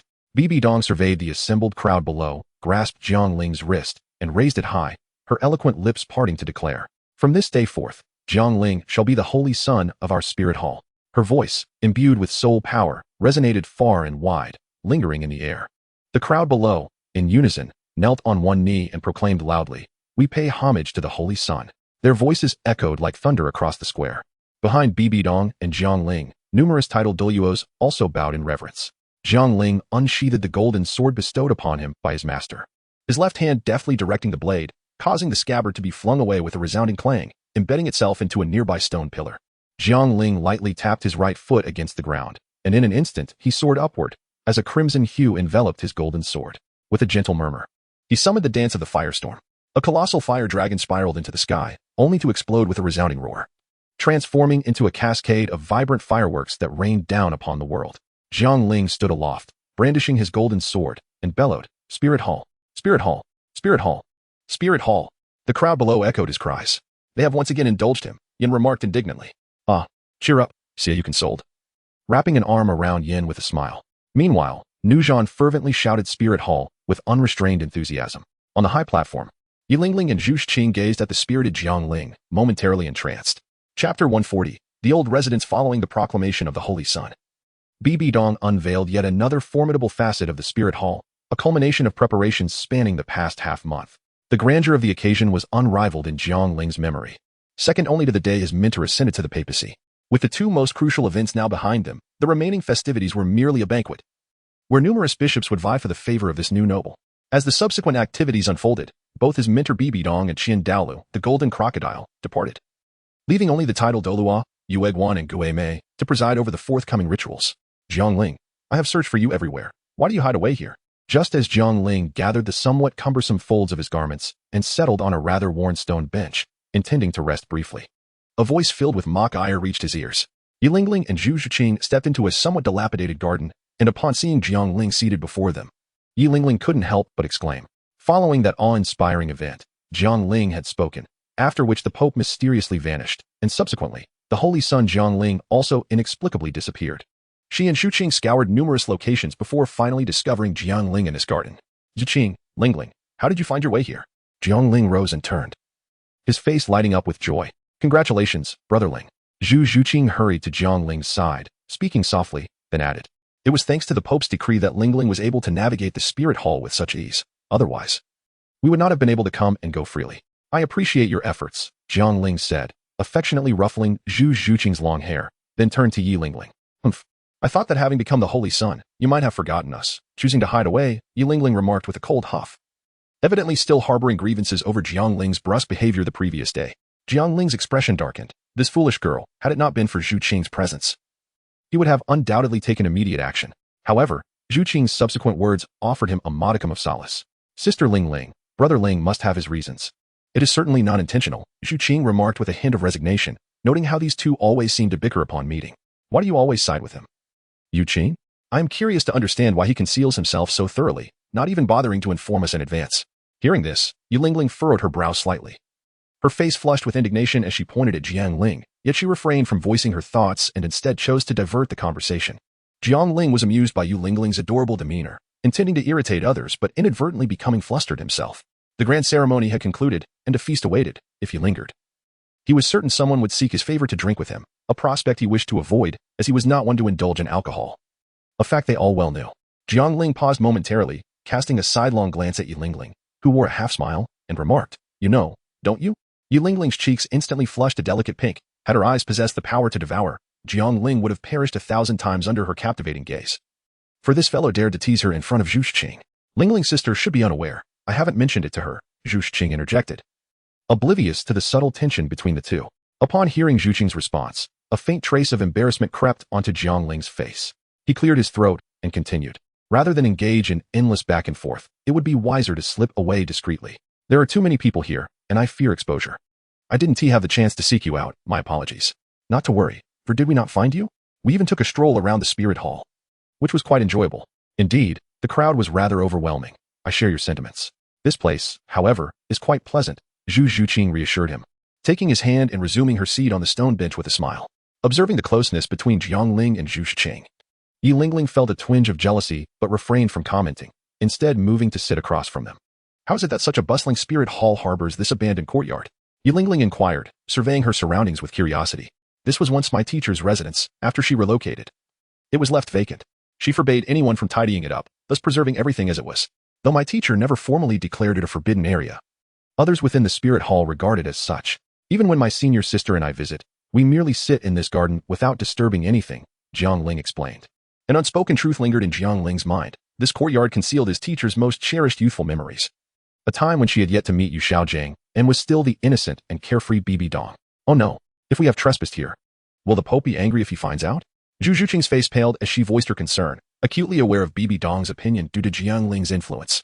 Fear not, my teacher is not so petty, Jiang Ling reassured her, then stood to shift another stone seat closer to his own, merging it with Zhu Qing's. He spoke softly to her, having toiled for most of the day, I shall take a brief rest. With that he reclined, resting his head upon Zhu Qing's ample lap, and added with closed eyes, Do wake me at the hour of you, for I must return to the main hall to greet the attendees. He had intended to keep his eyes open, but the overwhelming beauty before him rendered him unable to discern her features clearly. If only it were Ling Ling. She would see me plainly, Jiang Ling mused inwardly. Very well, sleep well, Zhu Zhiqing replied shyly, her cheeks tinged with a rosy hue. She felt slightly uneasy being so intimate in front of her sister. Not daring to glance at Yi Ling Ling, Zhu Zhiqing lowered her head, carefully smoothing Jiang Ling's hair that lay across her lap, wishing to prevent a tousled mess upon his awakening. Yi Ling Ling, observing this scene, felt a surge of indignation, not towards Zhu Zhiqing, but rather towards Jiang Ling. How inconsiderate, knowing I'm right beside you. Yet you act so intimately with Zhu Qing without a thought for my feelings, she fumed, her fists clenching in frustration. She was torn between the desire to relinquish her feelings for the sake of Zhu Qing and the jealousy that arose upon witnessing their closeness. As Yi Ling Ling's thoughts spiraled, she suddenly felt something intrude upon her skirt. Glancing down, her face flushed crimson, not from embarrassment, but from rage. That scoundrel Jiang Ling has slipped off his shoe and thrust his foot beneath my skirt. Yi Ling Ling seethed, ready to rise in protest. However, she hesitated, pondering how to explain her outburst to Zhu Qing. With her anger unresolved, Yi Ling Ling grasped Jiang Ling's foot, which rested upon her abdomen, and, seizing a hairpin, she jabbed it sharply with the blunt end. Jiang Ling's eyelids twitched as he closed his eyes. This foolish girl is truly ruthless. Meanwhile, outside the palace, Yueguan Ghostly was nearly driven mad in his frantic search for Jiang Ling. The other high-ranking clergy of the Spirit Hall, including Soul Douluo and Soul Saint, were eager to meet the Holy Sun. While one or two could be deterred, a multitude of titled Douluo would pose a challenge. How infuriating! Jiang Ling displayed utter disregard for decorum, vanishing into thin air in such times. Yin struck a wall with his fist in frustration. Alas, due to his relationship with Xie and Jiang Ling, the task of locating him had fallen to the two of them, assigned by the elders Yueguan and Ghostly. Yin, I recall a certain place. Do you remember where we, along with Nana, inadvertently ventured during our childhood? Xie pondered. You mean the former residence of the Holy Pope? How dare he? Yin exclaimed in shock. What does he have to fear? Let us not forget, Nana is a fearless soul, Xie replied with a wry smile. After a moment of silence, Yin spoke. Should we search for him or report to Elder Zhu and Elder Gui? Let us take a look nearby. This concerns the Holy Pope. Do you think the two elders will take action? We might even face reprimand, Xie suggested while stretching lazily. Very well. I genuinely wish to smash Jiang Ling's head, Yin retorted angrily. Even now, he had yet to see Hu Liena. Observing his companion, who had witnessed the sharpness of Jiang Ling's sword, Xie hesitated to dissuade him from this unrealistic notion, fearing it might dampen his spirits. The duo arrived at the former residence of the Holy Pope and noted signs of entry at the door. After some deliberation, they chose to abandon their pursuit. The authority of the Pope was deeply ingrained in the hearts of the people. They decided to wait nearby, intending to report back once Jiang Ling emerged, thus fulfilling their task. An afternoon is fleeting, and time seemed to pass even quicker in slumber. As the hour of view approached, Jiang Ling slowly opened his eyes, greeted by the sight of two large, floating orbs, which appeared somewhat dazzling under the glow of the setting sun. Jiang Ling opened her eyes, only to squint slightly as she adjusted to the light. Gently, she extricated herself from Zhu Zhiqing's embrace. Rising to her feet, she stretched her body slightly and gazed at Zhu Zhiqing and Yi Ling Ling, who were both peacefully slumbering on the stone table. A smile crept across her face as she shook her head, reflecting spring slumber, autumn fatigue, summer drowsiness, and the unawakened winter months. If I were to wait for you to call me, it would likely be evening by the time that happens. Deciding to let them sleep a while longer, she noted that it was still not too cold. Once the ceremony concludes, I shall return to fetch them, Jiang Ling murmured to herself. She then took a black robe from her jade pendant and draped it over Zhu Zhiqing. Approaching Yi Ling Ling, she placed her hand on the jade pendant but froze momentarily. The garments prepared by her senior sister had been entirely consumed. Just as she contemplated waking them, her gaze fell upon the platinum-colored gown she wore, and she paused. Realizing that the ceremony was nearly at its end, perhaps it was best not to don this attire at all. Jiang Ling promptly unfastened his ceremonial robe and draped it over Yi Ling Ling, refusing to delay any further as he made his way towards the courtyard. Jiang Ling, exclaimed Xie, surprised to encounter them. What a coincidence. Quickly, lend me a piece of clothing. Upon exiting, Jiang Ling was greeted by Xie and Yin, who were both pleased to see him, though his disheveled appearance was notable. What a coincidence. We've been waiting for you all afternoon, Yin chided. The ceremony for the Holy Sun is underway, yet you are nowhere to be found. What have you been up to? Yin, not one to coddle Jiang Ling, unleashed a barrage of remarks. Relax, it's not over yet. If I return now, it won't be considered an absence, Jiang Ling replied nonchalantly, gesturing towards the sky. Does anyone have an extra piece of clothing? Please lend me something. He quickly inquired again. I don't have any, Xie responded, shrugging helplessly. What about your own attire? Yin retorted. Enough with the questions. If you don't have anything, I'll go find some myself. If I dawdle any longer, the ceremony will truly conclude, Jiang Ling interjected impatiently. I have something. Here you go, Yin declared, producing a vibrant red outfit and tossing it to Jiang Ling. Jiang Ling promptly dressed, expressing his thoughts with a hint of astonishment. The fabric is far inferior to the outfit I had just moments ago. I suppose I shall make do, though it appears I have gained a bit of weight. Yin, it seems you ought to consider dieting. Upon hearing this, Yan's forehead was adorned with several lines of exasperation. Indeed, that previous ensemble was personally tailored for you by the esteemed Pope, and I prefer to call my physique stately. If you don't want it, return it to me.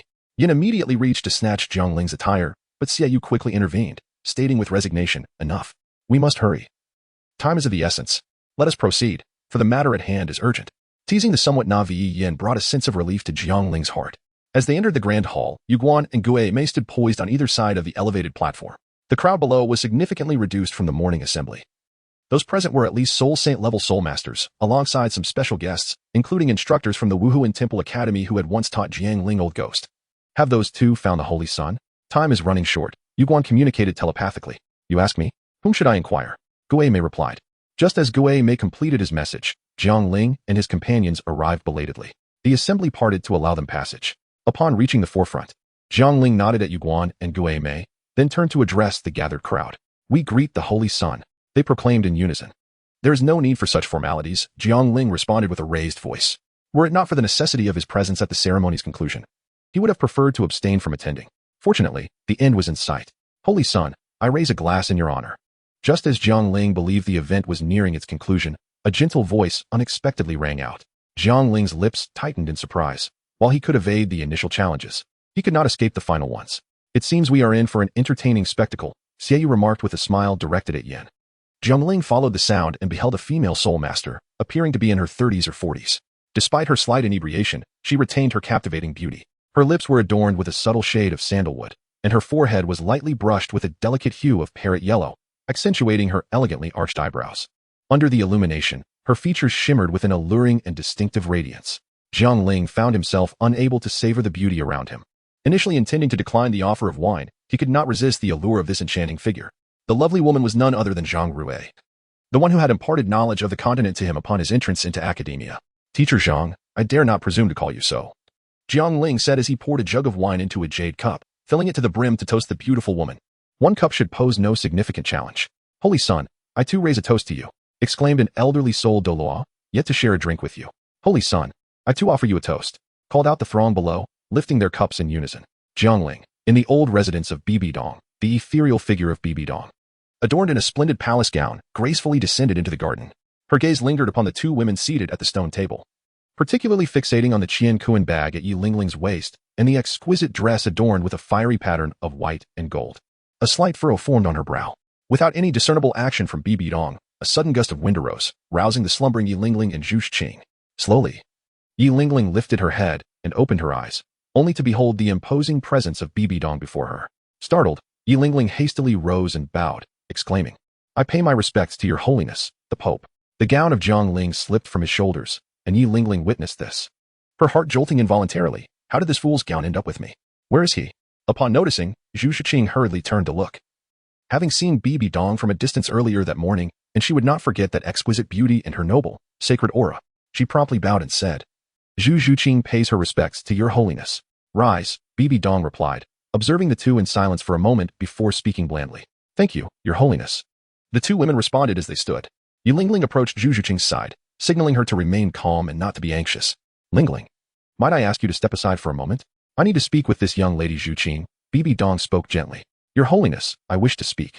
Yi Lingling began, but was abruptly pulled back by Zhu Qing. Sister Lingling, please return for now. Your holiness will not trouble me, Zhu Qing whispered. But Zhu Qing, Yi Lingling began to protest, yet Zhu Qing insisted, Sister Lingling, just go back for now. After a moment of silence, Yi Lingling suddenly knelt on one knee, holding a papal decree with both hands and imploring, Your holiness, my accidental intrusion here is entirely my fault. It has nothing to do with Zhu Qing. I beseech you not to hold her accountable. Sister Lingling, Zhu Qing exclaimed in alarm. Bibi Dong regarded the papal decree in Yi Lingling's grasp. Her curiosity piqued further by the gown and the decree, along with the mysterious bag. It appeared that Xiao Ling still harbored secrets from me. However, today I came merely to see Zhu Qing. You need not worry, I bear no ill will towards this young lady, Bibi Dong reassured, waving her hand lightly, prompting Yi Lingling to rise. Then, I take my leave. Yi Lingling glanced at Zhu Qing before bowing to Bibi Dong and departing. After a moment's hesitation, Yi Lingling turned back to retrieve the gown, her face flushed, resembling a ripe fruit. Zhu Zhuqing also noticed the gown and felt a surge of curiosity. But now was not the time to inquire. As Yu Lingling exited Bibi Dong's former residence, the autumn breeze swept by, dispelling the warmth from her cheeks. I must find Jiang Ling and promptly inform him of the Pope's summons for Zhuqing. Yu Lingling cast a glance back at the courtyard before hastening onward. I say, are you all right? Should we escort you home? Xiaoyu asked, observing Jiang Ling's unsteady gait and flushed complexion. Yin stood beside him, unable to conceal a smile. Revealing his current delight, who would have thought this fellow Jiang Ling couldn't handle his liquor? Don't be ridiculous. I'm not drunk. This is barely any wine. I could drink 2 more barrels without issue. Jiang Ling protested, shaking his head vigorously, feeling the floor beneath him twist and spin, yet he remained obstinate. Very well. I'll take you home, Xiaoyu sighed, stepping forward to support Jiang Ling. After all, he was his sister-in-law's husband. Don't touch me. I'm not drunk. I know the way home. Jiang Ling staggered back a few steps, declaring. With a clang, the long rainbow sword was drawn, and Jiang Ling brandished it, murmuring, west, west. To the west. Jiang Ling halted his steps, pointing his sword westward with a carefree laugh. Found it at last. Off we go. A crimson gleam flashed from his Changhong sword as he grasped its hilt and soared into the western sky. Yet his flight was erratic, swaying unsteadily between heights, nearly sending him tumbling more than once. This won't do. I must send him back, Xiaoyu muttered, brows furrowed in hesitation. This state of his is far too unreliable. Is it truly necessary? Even if he spends the night outdoors, his constitution can handle it, Yin remarked dismissively. The holy sun sleeping by the roadside, if discovered by others. How disgraceful would that be? Enough talk, follow him. Xiaoyu gave Yin a pat before channeling his soul force through his body. Dashing in the direction Jiang Ling had departed. Unable to fly, he had no other choice. With a resigned sigh, Yin followed suit. A drunken man's sense of direction is notoriously poor. Though Jiang Ling had set his sword westward, his path gradually veered off course, drifting aimlessly through the night. Jiang Ling, desperately stifling the effects of alcohol, felt a tumultuous churn in his abdomen, his wrists growing weak. As his spirit energy dissipated, he plummeted straight down. With a resounding splash, he fell into the pond. The icy water surged into his mouth and nose, leaving him powerless to cough it out, only to choke on even more of the pond's depths. At that moment, the sun had vanished, and the moon hung high, casting a silvery glow amidst the sparse stars, illuminating the pond's surface in a shimmering brilliance. The rippling reflections momentarily blinded Jiang Ling, causing him to instinctively close his eyes. The autumn waters were chilling to the bone, and the dampness of his clothes dispelled the heat from his body, while the pond water that had invaded his mouth brought a measure of clarity to his parched state. How did I end up here? I distinctly remember flying westward, Jiang Ling muttered to himself, hand pressed against his forehead. Gu Stin, regaining his bearings, soared into the air, racing towards the Pope's palace like a shooting star. Meanwhile, Xiaoyu and Yin had also arrived in the courtyard. Aunt May, has Jiang Ling returned? Xiaoyu inquired urgently, looking at the woman in the yard. Not yet, why? Aunt May replied, puzzled. Damn it, I should have stopped him earlier, Xiaoyu lamented, slapping his forehead in regret. What now? Yin leaned against the doorframe, asking, what else can we do? Let us search the vicinity and see if he is lost somewhere. Xiaoyu responded, a hint of frustration in his voice. As Yu Lingling departed from Bibidong's former residence, she hurried to the main hall in search of Jiang Ling. Being a healing spirit master, her speed was somewhat lacking, and by the time she arrived, the banquet had already disbanded. Determined, she turned back towards the courtyard to look for Jiang Ling. As she passed near the Pope's palace, a figure suddenly descended, startling her into exclaiming, Jiang Ling? What are you doing here? I've been looking for you everywhere. Fortunately, the brightly lit Pope's palace allowed Yu Lingling to recognize Jiang Ling, her face lighting up with joy. At that moment, Jiang Ling's clothes had already dried thanks to his spirit energy, and apart from his somewhat disheveled hair, he appeared unremarkable. However, as Yu Lingling approached him, her expression swiftly shifted from joy to panic, her legs instinctively retreating as she trembled and exclaimed, You've been drinking again. A foreboding feeling washed over her. Lingling. I haven't been drinking. I just tasted a little, Jiang Ling stammered, his face flushed and eyes slightly glazed. Reaching out to embrace Yu Lingling, it was unclear whether his intoxication stemmed from the alcohol or the sight of his beloved. Alarmed, Yu Lingling recoiled like a startled rabbit. Yet her speed was no match for Jiang Ling's advances. Lingling, where are you going? It's getting late. We should be resting, Jiang Ling said, wrapping his arms around her slender waist, a look of confusion on his face. You, let me go. Why do you always do this? Yu Lingling exclaimed anxiously, struggling fiercely. She gasped, feeling her strength suddenly drain away as Jiang Ling playfully bit her earlobe. Where's the bed? Jiang Ling, holding her close, scanned the surroundings as if he had spotted something, grinning foolishly. Found you. Jiang Ling gently lifted Yu Lingling, whose steps were slightly unsteady, as he entered the papal hall. He bypassed the solemn and sacred papal chair and made his way toward the inner chamber. Lingling, allow me to assist you with your shoes, he said, placing her on the bed. With a swift motion, he removed her white short boots adorned with begonia flowers. Perhaps due to excessive force, even her socks were pulled off. leaving her delicate feet exposed to the air. "Step away, Jiang Ling. I warn you, if you dare to do that again, I will never forgive you," Jiang Ling exclaimed, hastily retracting her feet and curling up in the corner of the bed, her trembling body betraying her inner turmoil. In his inebriated state, Jiang Ling paid no heed to Ling Ling's threats. He reached out, grasping her feet and pulling her closer, causing himself to tumble forward. "My dear, stop teasing. Let us rest," he said, securing her flailing hands and gazing at her lovely face, his voice soft. "You are insufferable," she protested, turning her head away. Yet Jiang Ling found her lips regardless. Initially resistant, Jiang Ling gradually ceased her struggles, resigning herself to the moment, for it was not their first encounter of this nature. As their garments dwindled, their breaths became heavier. Chapter 143. This girl has endured 8 lifetimes of misfortune. The moonlight tonight was exceptionally bright, akin to a crystalline orb, illuminating the world with a clarity akin to day. Under the twinkling stars, the night appeared even more pristine and unblemished. In the moonlight, Xiaoyu and Yin discreetly searched for Jiang Ling. Meanwhile, within the papal hall's inner chamber, a scene of exquisite sensuality unfolded. Oblivious to the fact that some were nearly frantic in their quest for him.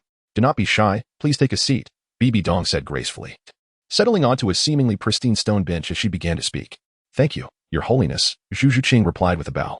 Omitting phrases like "I dare not," since she had previously inquired of Jiang Ling regarding the proper etiquette when meeting the Pope. A smile graced Bibi Dong's lips as she reassured her. "There is no need to feel anxious. I sought you out today merely for a casual conversation." Zhu Zhuqing maintained a semblance of calm, but Bibi Dong could see through her facade. "Indeed," Zhu Zhuqing murmured, her face flushing slightly. "Your talent is remarkable. At less than 14 years of age, you have already attained the soul sect level, surpassing even Xiaoling's innate abilities from the past," Bibi Dong observed, noting the spark of surprise in her eyes as she beheld Zhu Zhuqing, who had transformed entirely after consuming Xiang Fei tears. Zhuqing's initial talent was average, but her current achievements are largely thanks to Saint Ling, Zhu Zhuqing spoke softly. "Rare herbs and treasures play a part, yet the efficacy also depends on the user," Bibi Dong replied, having investigated this girl who was the beloved confidant of her disciple. Zhu Zhuqing's talent was commendable, yet her diligence was undoubtedly exceptional. After reviewing Zhu Zhuqing's profile, she disregarded Nana's words and found herself quite fond of Zhu Zhuqing. The two conversed for quite some time, with Bibi Dong asking questions and Zhu Zhuqing responding, discussing their adventures with Jiang Ling, events in Douluo City, and various topics, seemingly without any ulterior motive. Yet each inquiry was a means for Bibi Dong to better understand Zhu Zhuqing, particularly regarding Jiang Ling and her intentions. This dialogue continued for an hour. "When I first heard of your relationship with Xiaoling, I was filled with outrage," Bibi Dong suddenly remarked. Zhu Zhuqing's body tensed. She recognized that the most crucial moment had arrived and listened intently, her lips pressed tightly together. "For Nana's sake, I should dismiss you and separate you two," Bibi Dong said slowly. "Your Holiness, Zhu Zhuqing began, her heart racing. "Xiaoling is a person of deep feelings. If I were to do that, he would surely hate me for a lifetime," she continued. Bibi Dong's eyes, reminiscent of autumn waters, seemed to hold countless stars, tranquil and profound. "That will not happen. Your Holiness, he once told me that you are the person he respects and loves the most," Zhu Zhuqing quickly clarified. Bibi Dong smiled gently, her lips curving as she replied, "Perhaps. However, I have decided not to interfere in Xiaoling's affections. I shall allow him to navigate this path himself. With but one request, he must not let Nana suffer," she stated as she rose. "Additionally, Zhuqing, you shall reside within the spirit hall henceforth. Do not stay outside any longer." Before her voice had faded, Bibi Dong was already gone. Once Bibi Dong departed, Zhu Zhuqing felt the sweat soaking her back, yet a smile graced her lips. Their lengthy conversation had conveyed 2 key messages. First, that even if she were to enter, she would be behind Hulaina, and second, that Bibi Dong held no disdain for her, but rather a hint of affection. As for status, Zhu Zhuqing cared little. Her focus remained solely on Jiang Ling. The joy she felt stemmed from Bibi Dong's lack of animosity, for she understood the significance of this teacher in Jiang Ling's heart, as if she had garnered the approval of Jiang Ling's elder. After a brief respite to calm her emotions, Zhu Zhuqing departed, making her way to her residence. Though unfamiliar with the spirit hall, she remembered the path clearly after traversing it once. Bibi Dong did not leave. Rather, she observed Zhu Zhuqing depart from the shadows. A rather fine girl, she mused, pausing to contemplate whether to return to her quarters or to the papal hall. After a moment's deliberation, she decided to return home, allowing herself a brief respite, contemplating allowing Xiaoling to manage the affairs of the spirit hall in the future. Stretching languidly, her graceful form was accentuated by her flowing gown, creating a perfect silhouette in the moonlight, exuding an air of languor. In the papal hall, that night, Jiang Ling wept for an extended period, while Ling Ling was uncertain how many times she had retched. The sounds persisted until dawn before gradually fading into silence. Merging with the deepening night, As the sun rose above the horizon, its fiery rays streamed through the window. Jiang Ling's robust biological clock stirred him awake. Despite the throbbing headache from his hangover, Jiang Ling opened his eyes, and the first sight that greeted him was the delicate and innocent visage of Jiang Ling. Perhaps it was due to the recent rain, for her cheeks still bore a rosy hue. Jiang Ling, unable to fully appreciate the enchanting sleeping beauty before him, turned his gaze towards the layout and decor of the room. This is it.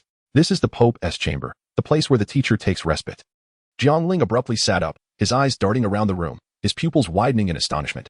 Damn it! He silently cursed, hastily rolling out of bed. His steps were unsteady, and he stumbled slightly before managing to regain his balance, a sharp pain coursing through his waist. Jiang Ling couldn't help but reveal a bitter smile.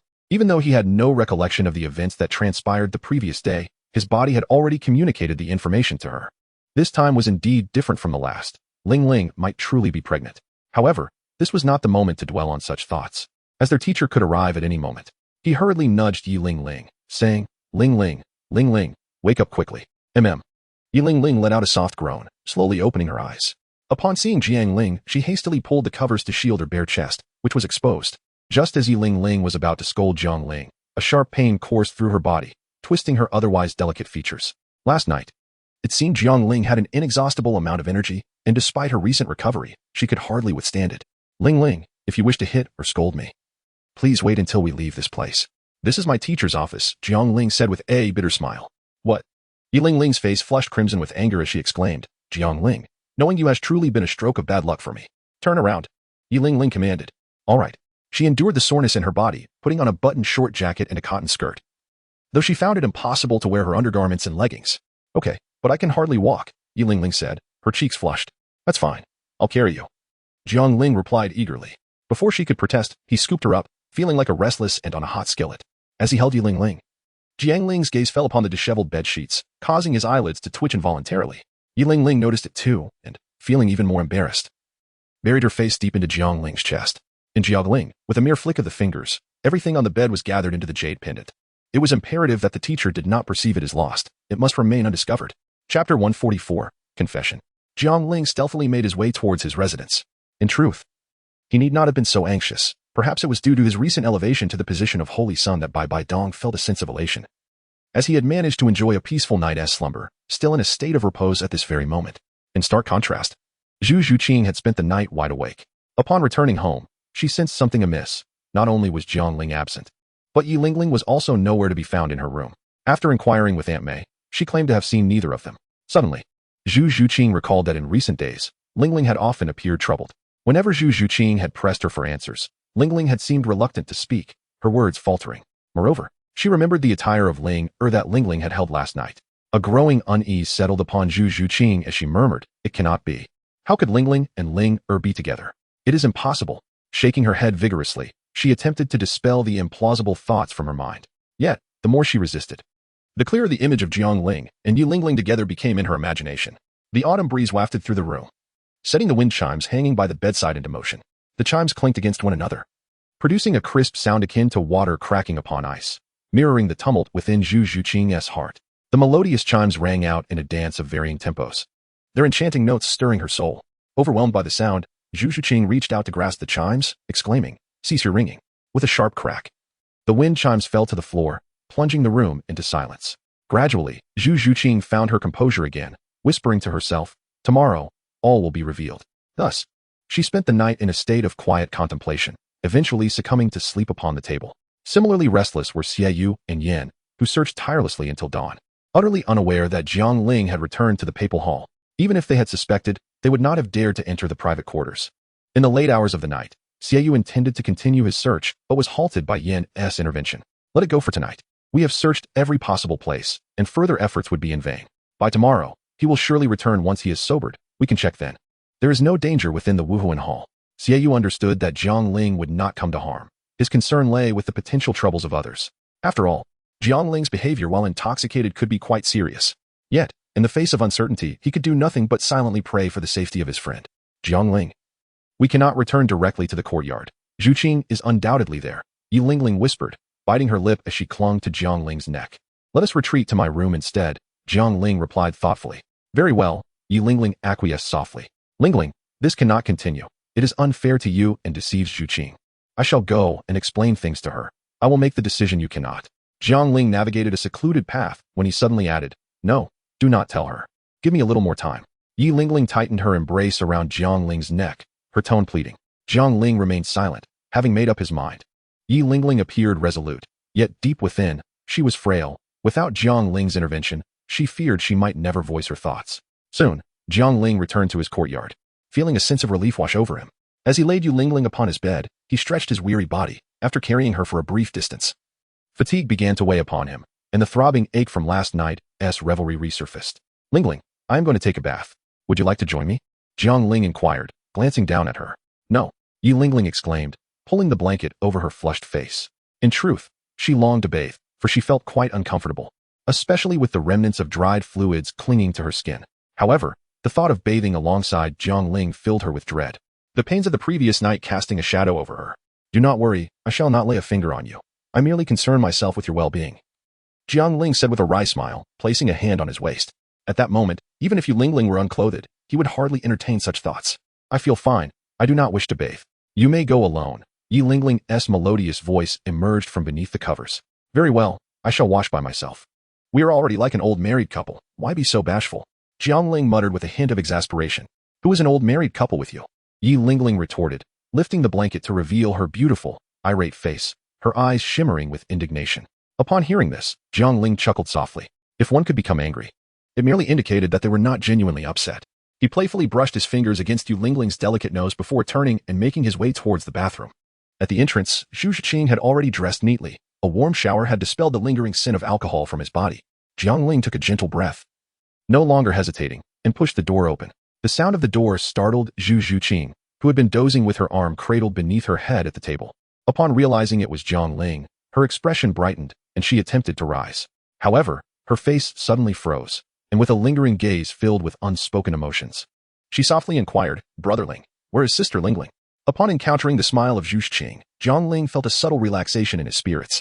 However, upon hearing her inquiry, his previously relaxed hands suddenly clenched tightly, and his expression grew somewhat awkward.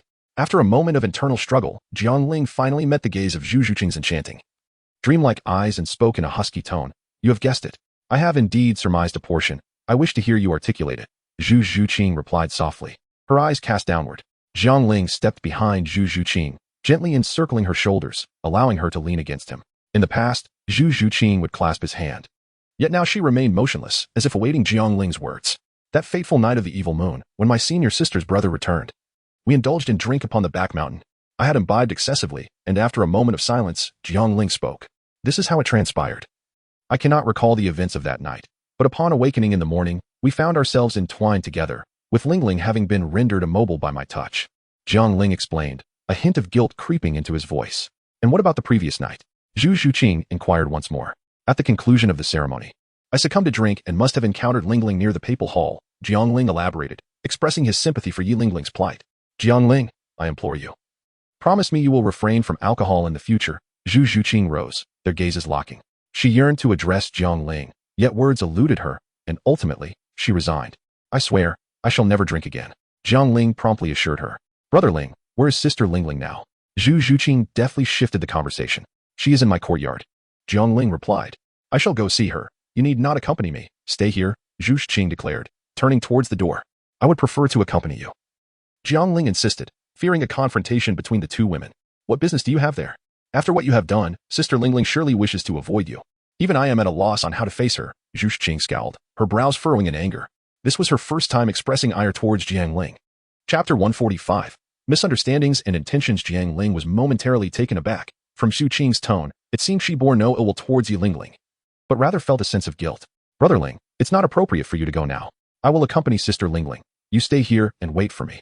I will inform you as soon as I have news." Observing Jiang Ling standing in a daze, Zhu Qing worried that her tone might have been too harsh and quickly softened her voice. "Oh, okay.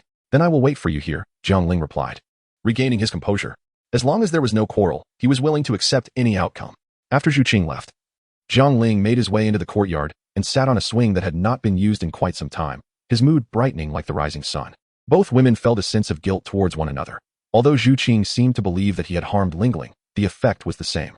The likelihood of conflict between them had diminished, allowing Jiang Ling to relax, for otherwise, he truly would not have known how to proceed. He could only hope that Lingling would not be too foolish. Creak. The door to Jiang Ling's bedroom swung open. Lying in bed, Yi Lingling assumed it was Jiang Ling returning to insist she take a bath and shouted, "Jiang Ling, go away. I told you I'm not bathing. Sister Lingling." "It's me, Zhu Qing," came the gentle voice of Zhu Qing. "You Qing?" Yi Lingling turned her head in surprise, her gaze landing on a figure whose elegant attire shimmered like frost, with a beauty that could rival snow itself. It was none other than Zhu Qing. In a moment of panic, Yi Lingling's face turned pale, and as she attempted to sit up, the pain in her body caused her to furrow her brows and bite her lip tightly. Zhu Qing, mistaking her discomfort for distress, felt a pang of sympathy and guilt in her heart. "Sister Lingling, don't move, just lie down," Zhu Qing said as she swiftly approached and gently pressed Yi Lingling's shoulder. "Sister Lingling, Jiang Ling has already told me about your situation." Upon hearing this, Yi Lingling's already pallid face drained of what little color remained, and inwardly, she berated Jiang Ling 100 times over. "Zhu Qing, I was just about to apologize to Yi Lingling when Zhu Qing interrupted me. Sister Lingling, I'm sorry. I shouldn't have mentioned that person's name." Seeing Yi Lingling's cheeks grow even paler, Zhu Qing assumed that mentioning Jiang Ling had further upset her and hastily apologized. No, it's fine," Yi Lingling replied, sensing something was amiss but unable to articulate it. "Sister Lingling, I know my request is excessive, and I understand that Jiang Ling has wronged you greatly, but I still wish to seek your forgiveness on his behalf," Zhu Qing said earnestly. Yi Lingling was momentarily stunned, a peculiar expression crossing her face. Was the he that Zhu Qing referred to Jiang Ling? Was Zhu Qing apologizing to me on Jiang Ling's behalf? Zhu Qing, noticing Yi Lingling's prolonged silence, grew somewhat disheartened and said softly, "Sister Lingling, if you must harbor resentment, then let it be directed at me. It was I who neglected to inform you that he becomes a different person after drinking. I hope you will not let your anger fall upon him. It's all right. Zhu Qing, I forgive him. Please don't be sad," Yi Lingling said, reaching out to grasp Zhu Qing's delicate hand, her voice gentle. "Sister Lingling, I'm sorry. One is the person I admire, and the other is my dearest friend. I don't want to lose either of you," Zhu Qing confessed, her heart heavy as she embraced Yi Lingling, fearful of losing her. At that moment, however, Yi Lingling felt a wave of discomfort and embarrassment wash over her. Inwardly cursing Jiang Ling, "I wonder how Jiang Ling deceived Zhu Qing. This guy is truly not a good person, adept at charming and deceiving women." Meanwhile, Jiang Ling, lost in childlike joy on the swing, suddenly sneezed. "How strange, could I be catching a cold?" he pondered. "Sister Lingling, you smell faintly of alcohol. Shouldn't you wash up?" Zhu Qing asked as she resumed her seated position. "It's a bit inconvenient," Yi Lingling murmured, her face turning crimson. "Very well, then. Sister Lingling, I will have him apologize to you in person." Zhu Qing hesitated before speaking. "No need. I don't want to see him right now," Yi Lingling replied, her cheeks flushed with genuine anger, not feigned. If it weren't for Jiang Ling, she wouldn't be in such a predicament. "All right, let us not mention him. Sister Lingling, please don't be upset," Zhu Qing hurriedly consoled her. Zhu Qing swiftly changed the subject, discussing various matters until she glanced outside and said, "Sister Lingling, you should rest. I will bring you some food shortly." "Zhu Qing," Yi Lingling called out as Zhu Qing stood up, "could you help me to the bathroom?" Her voice grew softer until it was nearly inaudible, and her face was gradually turning redder. She was truly feeling unwell, and while she could endure it for Jiang Ling, she did not wish to for Zhu Qing, with whom she had shared a bed before. "All right," Zhu Qing said, showing no suspicion. She bent down to assist Yi Lingling out of bed and led her towards the bathroom. Zhu Qing initially thought Yi Lingling was simply too weak to bathe, but upon witnessing her awkward gait, she realized something was amiss, her face flushing with embarrassment. Even the normally composed Zhu Qing found herself cursing Jiang Ling inwardly. Curiosity and confusion filled her mind. Would it hurt to engage in such activities? Yi Lingling only asked Zhu Qing to help her into the bathroom and prepare the water. She sat on the edge of the bathtub, struggling to remove the scant short skirt she wore. Her body bore numerous bruises and red marks. With a furrowed brow, Yi Lingling winced as she lifted her leg and placed it in the water. Just the act of submerging her body took several minutes. As the sun rose and set, the days grew shorter and the nights longer. Even Zhu Qing had donned warmer clothing, while Yi Lingling had changed into winter attire. More than a month had passed since Jiang Ling assumed the position of Holy Sun. The angry battle had already set out for Gingxin City, carrying Jiang Ling's 500,000. During this time, Jiang Ling had dedicated himself to mastering swordsmanship and comprehending sword intent, while also taking time to assist his teacher, Bibi Dong, with matters concerning the Spirit Hall. Although he did not intend to take over the Spirit Hall, he was more than willing to help alleviate some of his teacher's burdens. Recently, however, the suppressed evil soul masters had begun to stir once more in the far north. The Spirit Hall's control over that region was not particularly strong, and Bibi Dong had originally planned to send a soul Douluo to investigate. Jiang Ling, however, volunteered for the task. "Yesterday, in the Hall of the Pope, teacher, I have encountered a bottleneck in my swordsmanship. I wish to venture out for 3 months. I will return before the new year. My sword embodies the essence of fire. Perhaps in the extreme cold of the far north, I may achieve a breakthrough. I would like to undertake this reconnaissance mission to the far north, Jiang Ling said softly, gazing at his stunningly beautiful teacher, whose grace seemed to cleanse the world. No. The far north is fraught with uncertainties, and we currently lack sufficient tidal Douluo to accompany you, Bibi Dong replied after a moment of contemplation. Rest assured, teacher. The far north is sparsely populated. If I act discreetly, there will be no issues, Jiang Ling said, moving closer to Bibi Dong and placing a hand on her shoulder, gently massaging her. Bibi Dong closed her eyes, savoring Jiang Ling's ministrations, and replied slowly, I will arrange for a soul Douluo to accompany you. That should suffice. Teacher. If you refuse again, you may as well not go. Just give it a little squeeze in the meantime, Bibi Dong remarked. Understood, Jiang Ling replied obediently. Chapter 146, Pursuit at the entrance of the Spirit Hall. Two figures mounted on steeds stood in anticipation, seemingly waiting for someone. Both were youthful in appearance, one possessed short, silvery gray hair with a hint of crimson at the tips, while the other boasted long, fiery orange locks tied back with a ribbon. They were both tall and slender, with striking features, clad in fitted attire, none other than Jiang Ling and Xieyu. Do not appear so disheartened. The far north is indeed splendid. It is perpetually blanketed in snow, resembling a realm of pure silver. The distant mountains and nearby cottages are all cloaked in pristine white. Imagine standing amidst the hexagonal snowflakes descending from the heavens. Does it not evoke a sense of boundless freedom, as if nothing in this world could constrain your spirit? Jiang Ling remarked, one arm draped casually around Xieyu's neck, while the other hand spread wide, brushing against the sky, his tone laced with persuasion.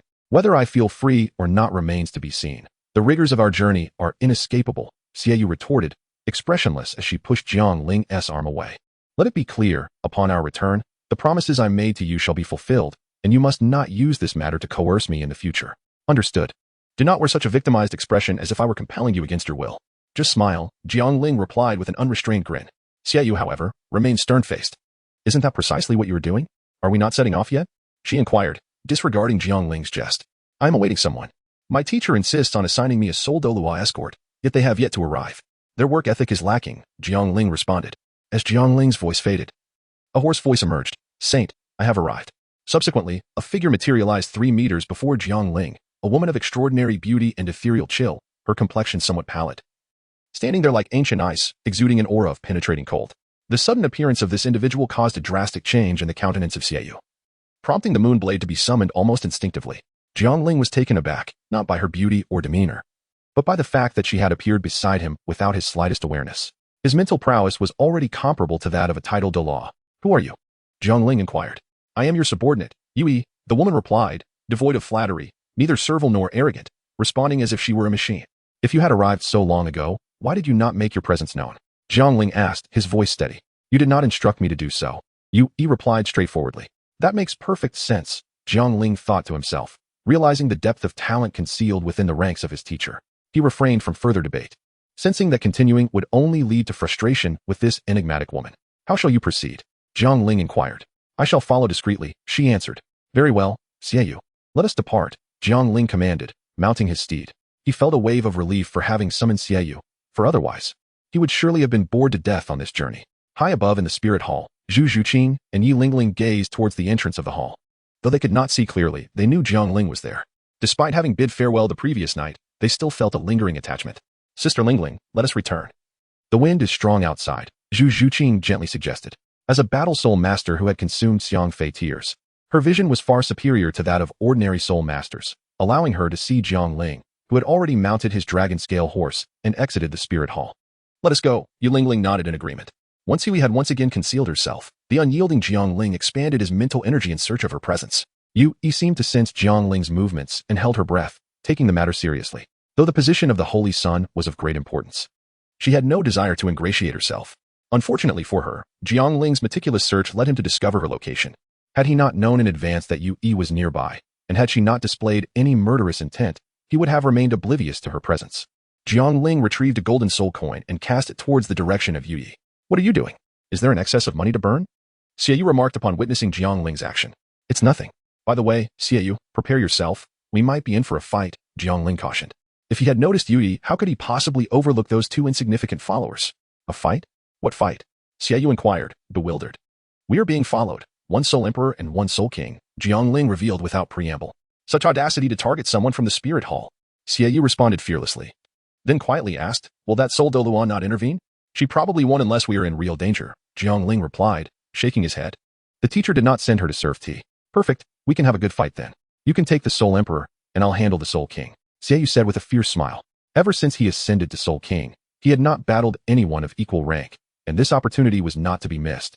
For he was indeed a warrior at heart. I lack the desire to engage. Perhaps I should just hand them over to you? Jiang Ling jested. Humph, Xiaoyu snorted. Reins in hand, surging ahead of Jiang Ling. In the shadows, Yi observed the golden soul coin in his hand, remaining as calm as still waters, before stowing it away in his pocket. The dragon scale horse galloped swiftly, soon exiting the city, and continued north for another 20 miles. Jiang Ling deliberately slowed down, wary of losing their pursuers. You too, you've been following for quite a while. Why not come out and have a chat? Jiang Ling turned his horse around and called out. What is the matter? Afraid to show yourselves? If you don't step out, I want to wait for you and will quicken my pace, he shouted again, directing his words towards the hiding place of the two followers. What should we do? It seems these two possess some skill. Should we engage? The somber-faced man questioned. Engage? After trailing for so long without encountering their elder? Two mere younglings. No matter their prowess, how formidable can they truly be? We have delayed long enough. The head of the family has likely received word by now. If we do not act, the opportunity may slip away, the pallid-faced man replied with grim determination. The two men had arrived at the Spirit Hall city over a month ago, seeking to capture Yulingling. Their frustration mounted as they realized Yulingling had not left the Spirit Hall, and even the girl accompanying her had not made an appearance. After a month, they recognized that inaction was not an option. They resolved to capture a disciple of the Spirit Hall to gather information about Yulingling.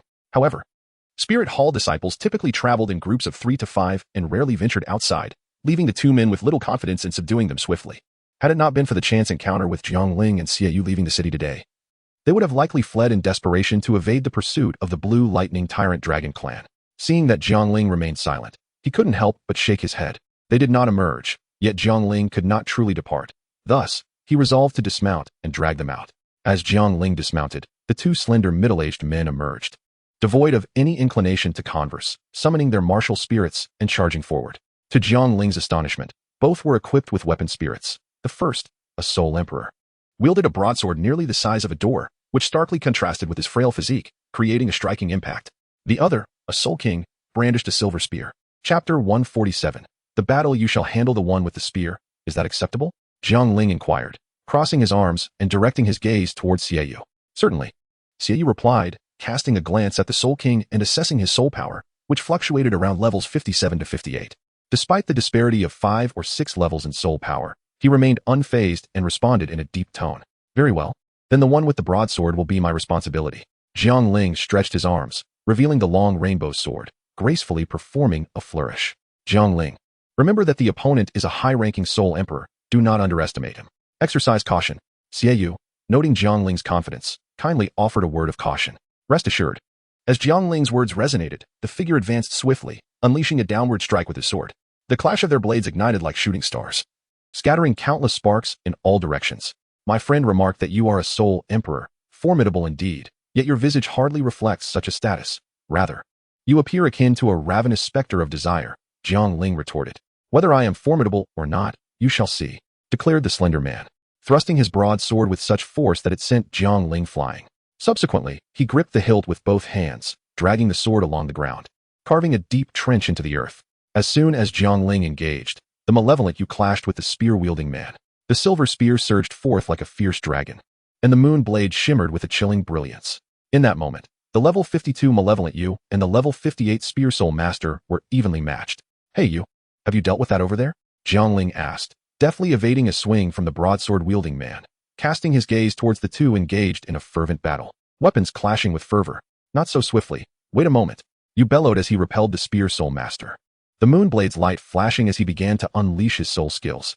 All right, then I'll keep this old fellow occupied for a while to warm up. Jiang Ling's sword tip flickered, causing the air to tremble slightly, resonating with a lingering hum. With pinpoint precision, he struck the sword's body, causing the man to struggle to maintain his grip. The massive sword, akin to a door, collided with the man's chest. Upon hearing Jiang Ling's scornful words, the broadsword man felt an irritable surge within him, spitting out a mouthful of blood. You impudent brat, how bold and arrogant. Prepare to experience my technique. The broadsword man declared with a grim expression, invoking his 6th soul skill, sweeping through the armies. A formidable and unparalleled blue crescent sword aura surged forth, resembling rolling thunder, slicing towards Jiang Ling. Wherever the sword aura passed, dust was thrown into the air, and nearby stones and trees were reduced to mere powder. Upon witnessing this, Jiang Ling could only gasp in astonishment. After all, he was a soul emperor. Even if his soul ring configuration was not optimal, he was not someone Jiang Ling could easily dismiss at this moment. Jiang Ling wielded his long sword, positioning it before him, with a twist of his right hand. Countless illusory rainbows of swords materialized behind him, emanating a dazzling crimson light that compelled the burly swordsman to shut his eyes. Sword 16, Rainbow Mirage, go. Countless rainbow sword phantoms surged forth, aimed at the formidable crescent sword energy. The crescent sword energy was fierce and domineering, yet the rainbow mirage continued to extend infinitely. As the final rainbow sword phantom shot forth, the crescent sword energy dissipated into the ether. The burly swordsman's expression shifted dramatically. He realized that he had misjudged his opponent, and a sense of retreat blossomed within him. Have you resolved it yet, Evil Moon? Jiang Ling inquired. I need a bit more time. Not yet. Evil Moon, you must enhance your training. I shall not wait for you any longer. I will conclude this battle. Jiang Ling remarked, raising an eyebrow. At this moment, the burly swordsman panicked. His swordplay became chaotic as he hastily wielded his blade, invoking his sixth soul technique in a desperate attempt to repel Jiang Ling and flee. However, Jiang Ling had no intention of granting him that opportunity. Sword 22, piercing through clouds and mist. This strike was executed with such swiftness that in an instant, Jiang Ling had already positioned himself behind the burly swordsman. The swordsman looked down at his chest, where a bloom of crimson blossomed, expanding relentlessly. It was as if all vitality had drained from him. His gaze became vacant, and the massive sword slipped from his grasp, dissipating before it even touched the ground, as he collapsed with a resounding thud. A sword through the heart, 22. Having been capable of defeating a top-tier soul saint half a year prior, Jiang Ling found it a trivial task to dispose of a soul emperor lacking optimal soul ring configuration. On the other front, the balance of the protracted battle slowly tilted in favor of Evil Moon. This was the advantage of being a disciple of a prestigious sect, superior cultivation environment, better choice of soul rings, combat techniques, foundational skills, and more, far surpassing those of ordinary soul masters. The spear-wielding soul master, with a soul ring configuration akin to that of the fallen soul emperor, had managed to hold off Evil Moon for an extended period, relying solely on his heightened soul power.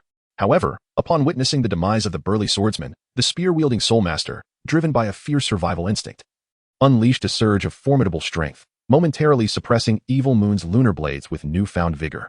A sorrowful army cannot be easily defeated. Jiang Ling refrained from intervening, merely spectating the battle, which provided Xie Yue with invaluable combat experience. Xie Yue countered every attack, engaging in several rounds of combat before seizing the opportunity to unleash a soul skill. With a swift moonblade, he severed the right arm of the man wielding the lance. Defeat was inevitable for the lamenting warrior. Why are you following us? Xie Yue demanded, pressing the moon blade against the man's throat. I beg you, will you spare me? The man, now pale from the loss of his arm, weakly implored. You are in no position to negotiate, Xie Yue retorted, raising his hand, which left a crimson mark on the man's neck. Stop. I will speak. Just then, Jiang Ling approached and inquired, what is your name? I am Lu Wenin, a vassal of the Blue Lightning Tyrant Dragon Clan. The mention of the Blue Lightning Tyrant Dragon Clan caused Jiang Ling's expression to shift, as he held little regard for this family due to his association with Yu Xiaojiang. Why are you tracking us? He pressed. We merely sought to capture one or two ordinary Spirit Hall disciples to inquire about a girl named Lingling. We did not intend to confront you, Lu Wenin replied, enduring the agony of his severed arm. Lingling? Why do you seek information about her? Jiang Ling's gaze turned icy, his tone sharp. We are tasked by our clan leader to secretly protect Lingling. We lost her trail a few days ago, and, upon discovering she was here, resorted to this desperate measure. Lu Wenin gambled, hoping that Lingling was indeed friends with the two before him. However, Jiang Ling was not inclined to engage in riddles. He grasped the man's remaining arm tightly, his voice cold. I demand the truth. I am the holy son of the Spirit Hall, and I can easily locate your other relatives and friends in this world. You would not want anything to happen to them, would you? Lu Wenin's complexion turned ashen.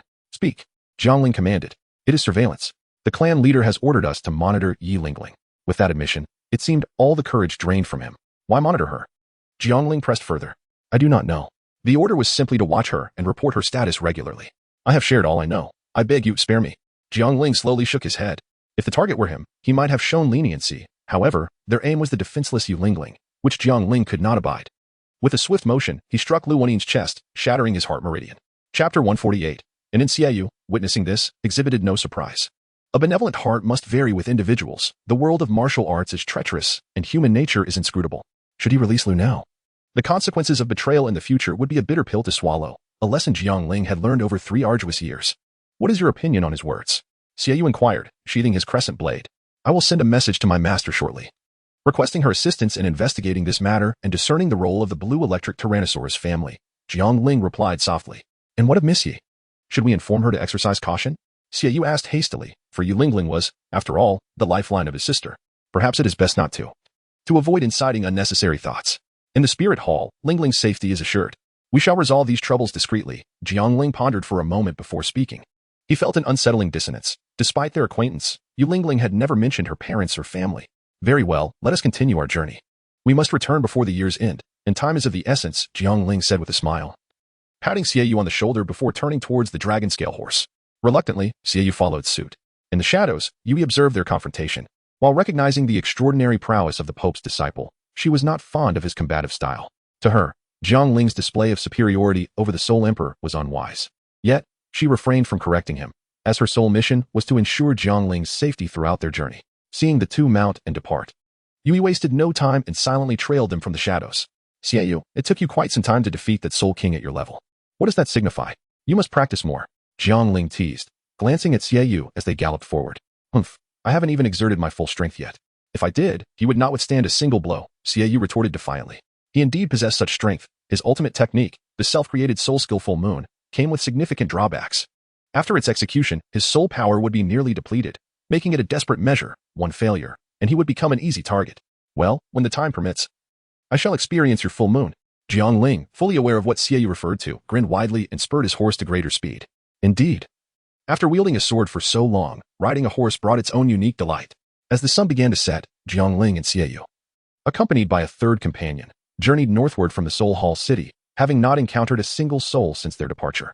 Initially, they passed through bustling cities, but soon found themselves traversing small towns and eventually mere villages. After a day of relentless travel, Jiang Ling had yet to meet another traveler. They set up camp. Igniting a fire and erecting a tent, Jiang Ling tossed a prepared meal to Xiaoyu and settled onto the ground. I am beginning to doubt whether anyone truly resides in this far northern land, Xiaoyu remarked with a hint of frustration, gnawing on a piece of dried meat. Of course there are, Jiang Ling reassured. No matter how harsh the environment, there are always those stubborn souls unwilling to abandon the land that nurtures them. Moreover, such extreme weather must harbor treasures. The soul beasts of the extreme north undoubtedly attract many ice-type soul masters. It seems this desolate place could indeed be a land of opportunity. Jiang Ling offered this comfort, feeling responsible for bringing Xiaoyu along. Then why have we encountered so few people on our journey? Xiaoyu shot Jiang Ling a skeptical glance, clearly unconvinced. Perhaps, once we reach the borders of the extreme north, we shall find more travelers, Jiang Ling explained awkwardly. By the way, Jiang Ling, do you have any knowledge of this Yui? Xiaoyu shifted the conversation, not genuinely complaining, but merely expressing his thoughts. Yui, I have not heard of them before, but I know my teacher commands a killer squad called Yacha. I suspect Yui may be a member of that group. Jiang Ling replied, glancing toward the area where Yui was believed to be. At this, Xiaoyu refrained from further inquiry, recognizing the clandestine nature of this group. The world is divided into light and darkness. Some matters too unsavory for the light must be dealt with in secrecy, and Yacha is such a squad. As they drew nearer to the northern regions, the temperature plummeted, enveloping the landscape in a blanket of white. Gazing northward, the towering snow-capped mountains came into view. They say that the sight of mountains can exhaust a horse after traveling for much of the day. Jiang Ling and Xiaoyu were nowhere near the mountains, yet spotted a tall flag waving amidst the swirling snowflakes, inscribed with the elegant characters, a guest house. This establishment in the extreme north diverged significantly from the opulence of city hotels. Constructed from scarlet flame wood, it was a modest two-story building, somewhat dilapidated, yet capable of accommodating several dozen guests. The exterior featured 2 courtyards suitable for storing belongings and horses, lacking the grandeur of a hotel. It offered only practicality and simplicity. From every angle, it appears to be a den of iniquity, Xiaoyu remarked with an odd expression as he surveyed the guest house. Indeed, the sudden appearance of such an establishment raises suspicion in anyone's mind, regardless of its nature. I am simply relieved at the prospect of a good night's sleep and a hearty meal. Should they intend to rob or harm us, I shall simply draw my sword to distinguish right from wrong, Jiang Ling replied, stretching his weary limbs, which crackled audibly. Let us proceed. Jiang Ling tightened the reins and charged towards the inn, with Xiaoyu closely following. The closer they approached, the more Jiang Ling sensed something amiss. There was a hint of blood in the air. What? Xiaoyu paused and inquired. Despite the biting cold, Jiang Ling could still detect the faint metallic scent of blood. His eyes flashed crimson as he beheld the scene within the inn, muttering under his breath, it truly is a den of iniquity. Xiaoyu, hurry up, Jiang Ling shouted, leaping into the air and soaring away on his sword. Lacking Jiang Ling's keen eyes and nose, Xiaoyu was oblivious to the happenings inside the inn, yet felt an inexplicable urgency. With a swift squeeze of the horse's belly, he urged the dragon scale horse to quicken its pace. Inside the inn, a brutal skirmish was unfolding. The establishment was bustling with around 30 individuals, most of whom did not appear to be patrons. 20 or so burly men, clad in coarse cotton garments, were all soul masters, their abilities varying significantly. Amongst them was a soul emperor and 2 soul kings. At that moment, aside from these 3, the rest were besieging 6 women dressed in blue skirts. Among the 6, 2 were slightly older, appearing to be in their 30s. While not exceptionally beautiful, they were well preserved, retaining a certain elegance. The other 4 were much younger, resembling youthful maidens. The 2 middle-aged beauties were surrounded by 7 soul rings, revealing them to be soul saints. While one of the remaining 4 was a soul sect, and the other 3 were soul venerables, all boasting optimal soul ring configurations, though their soul power was formidable. The situation was dire. Chapter 149, a fine martial spirit, albeit lacking in personnel. The 6 women staggered, with the 3 soul venerables struggling to maintain their footing. The 2 soul saints and the soul sect girl shielded the others behind them, working together to fend off the onslaught. All 3 bore visible wounds. One soul saint having been stabbed in the abdomen, leaving a deep gash. For some of the lower-ranked soul masters or those with subpar soul skills, their own attack power fell short of wielding a hefty cleaver or a spear. Among those attacking the 6 women, more than half were armed. Brother, this time we hit the jackpot. It's been ages since we encountered such exquisite women.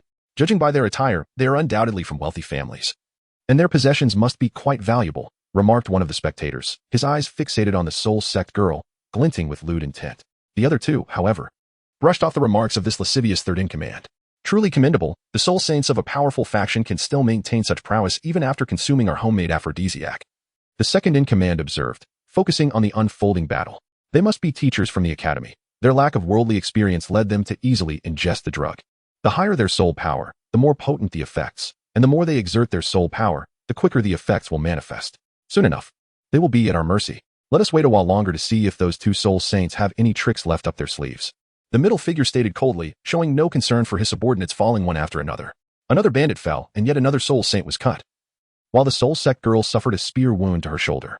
The third-in-command felt a jolt of alarm, nearly striking down his subordinate for their incompetence. Brothers, I believe those 2 soul saints are nearing their end. Let us allow the 3rd brother to finish this battle, he implored, bowing respectfully to the 2 beside him. Be cautious, the one referred to as the leader replied, his tone devoid of any concern. Indeed, the third-in-command acknowledged, raising his gaze toward the 6 women. Licking his lips with an unsettling eagerness, he summoned his martial spirit, a smooth iron staff, and unleashed a thunderous strike towards the 2 soul saints. At this moment, the 2 soul saints could barely sustain their martial spirit, let alone withstand a full-force blow from a soul king. They were directly hurled against the wall, collapsing helplessly. Utterly devoid of combat capability. Third-in-command is mighty. Third-in-command is formidable. The crowd shouted in unison, their cheers fueling his ego.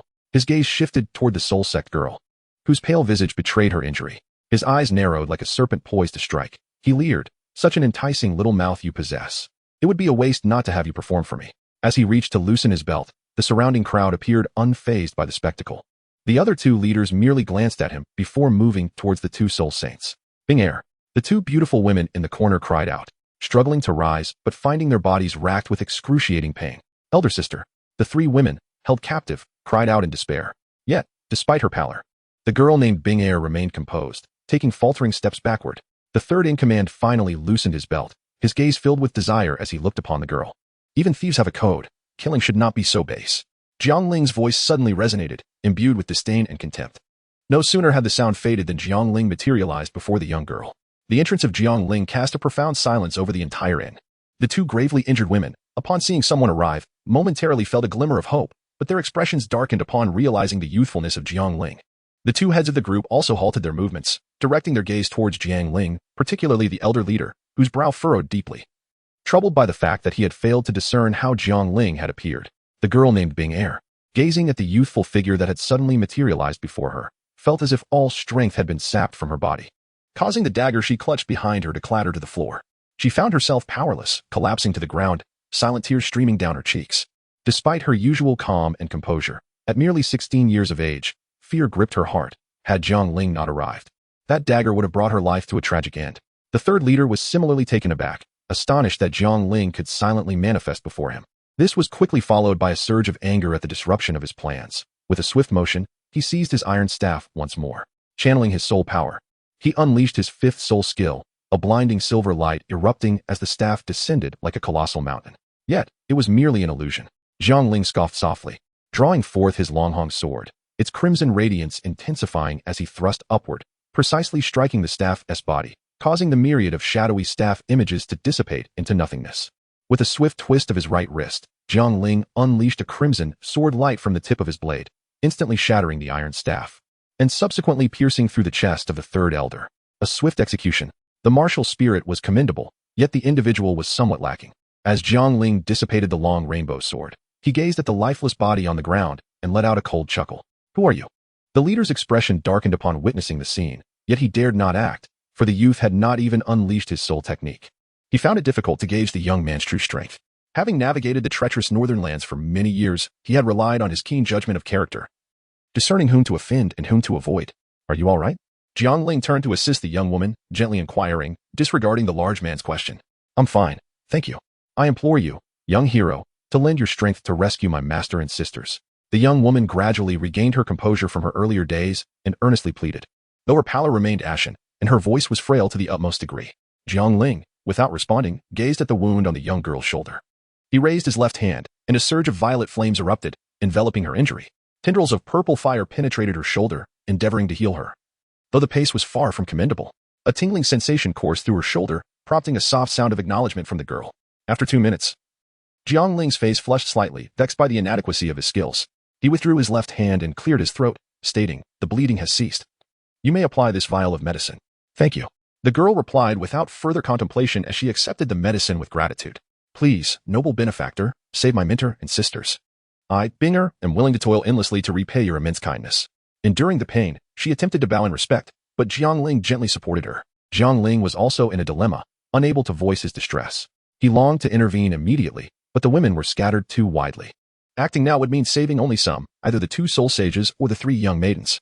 He waited, biding his time until Xiaoyu arrived. "Young hero, don't worry about us. Just take Bingo away. Escort her back to the Tianshui Academy. The academy will surely repay you generously," the middle-aged beauty pleaded. Her voice strained as she assumed Jiang Ling lacked the strength to defeat so many foes. "Teacher," the maiden named Binger could no longer hold back her tears, her voice trembling with sorrow. At that moment, the door creaked open, and Xiaoyu stepped into the inn. Chapter 150, Martial Soul Fusion. The Mutt Xiaoyu's gaze hardened as he surveyed the chaotic scene. Blood splattered across the floor, scattered limbs. The oppressive heat of the flamewood walls amplifying the nauseating stench. The inn's occupants immediately noticed him, uncertain of his origins. Having learned from Jiang Ling's earlier presence, the bandit leaders no longer underestimated him due to his youth. With a silent glance, the second-in-command moved to restrain the 2 incapacitated soul sages. Now with 5 hostages under their control, the bandit leader calculated his next move. If these newcomers were here to rescue the captives, he could use them as leverage. If not, there was still room for negotiation. And if it came to a fight, he was unafraid. Caution did not equate to weakness. His eyes narrowed. Muscles coiled for action as he assessed the situation. "Hey, who are you?"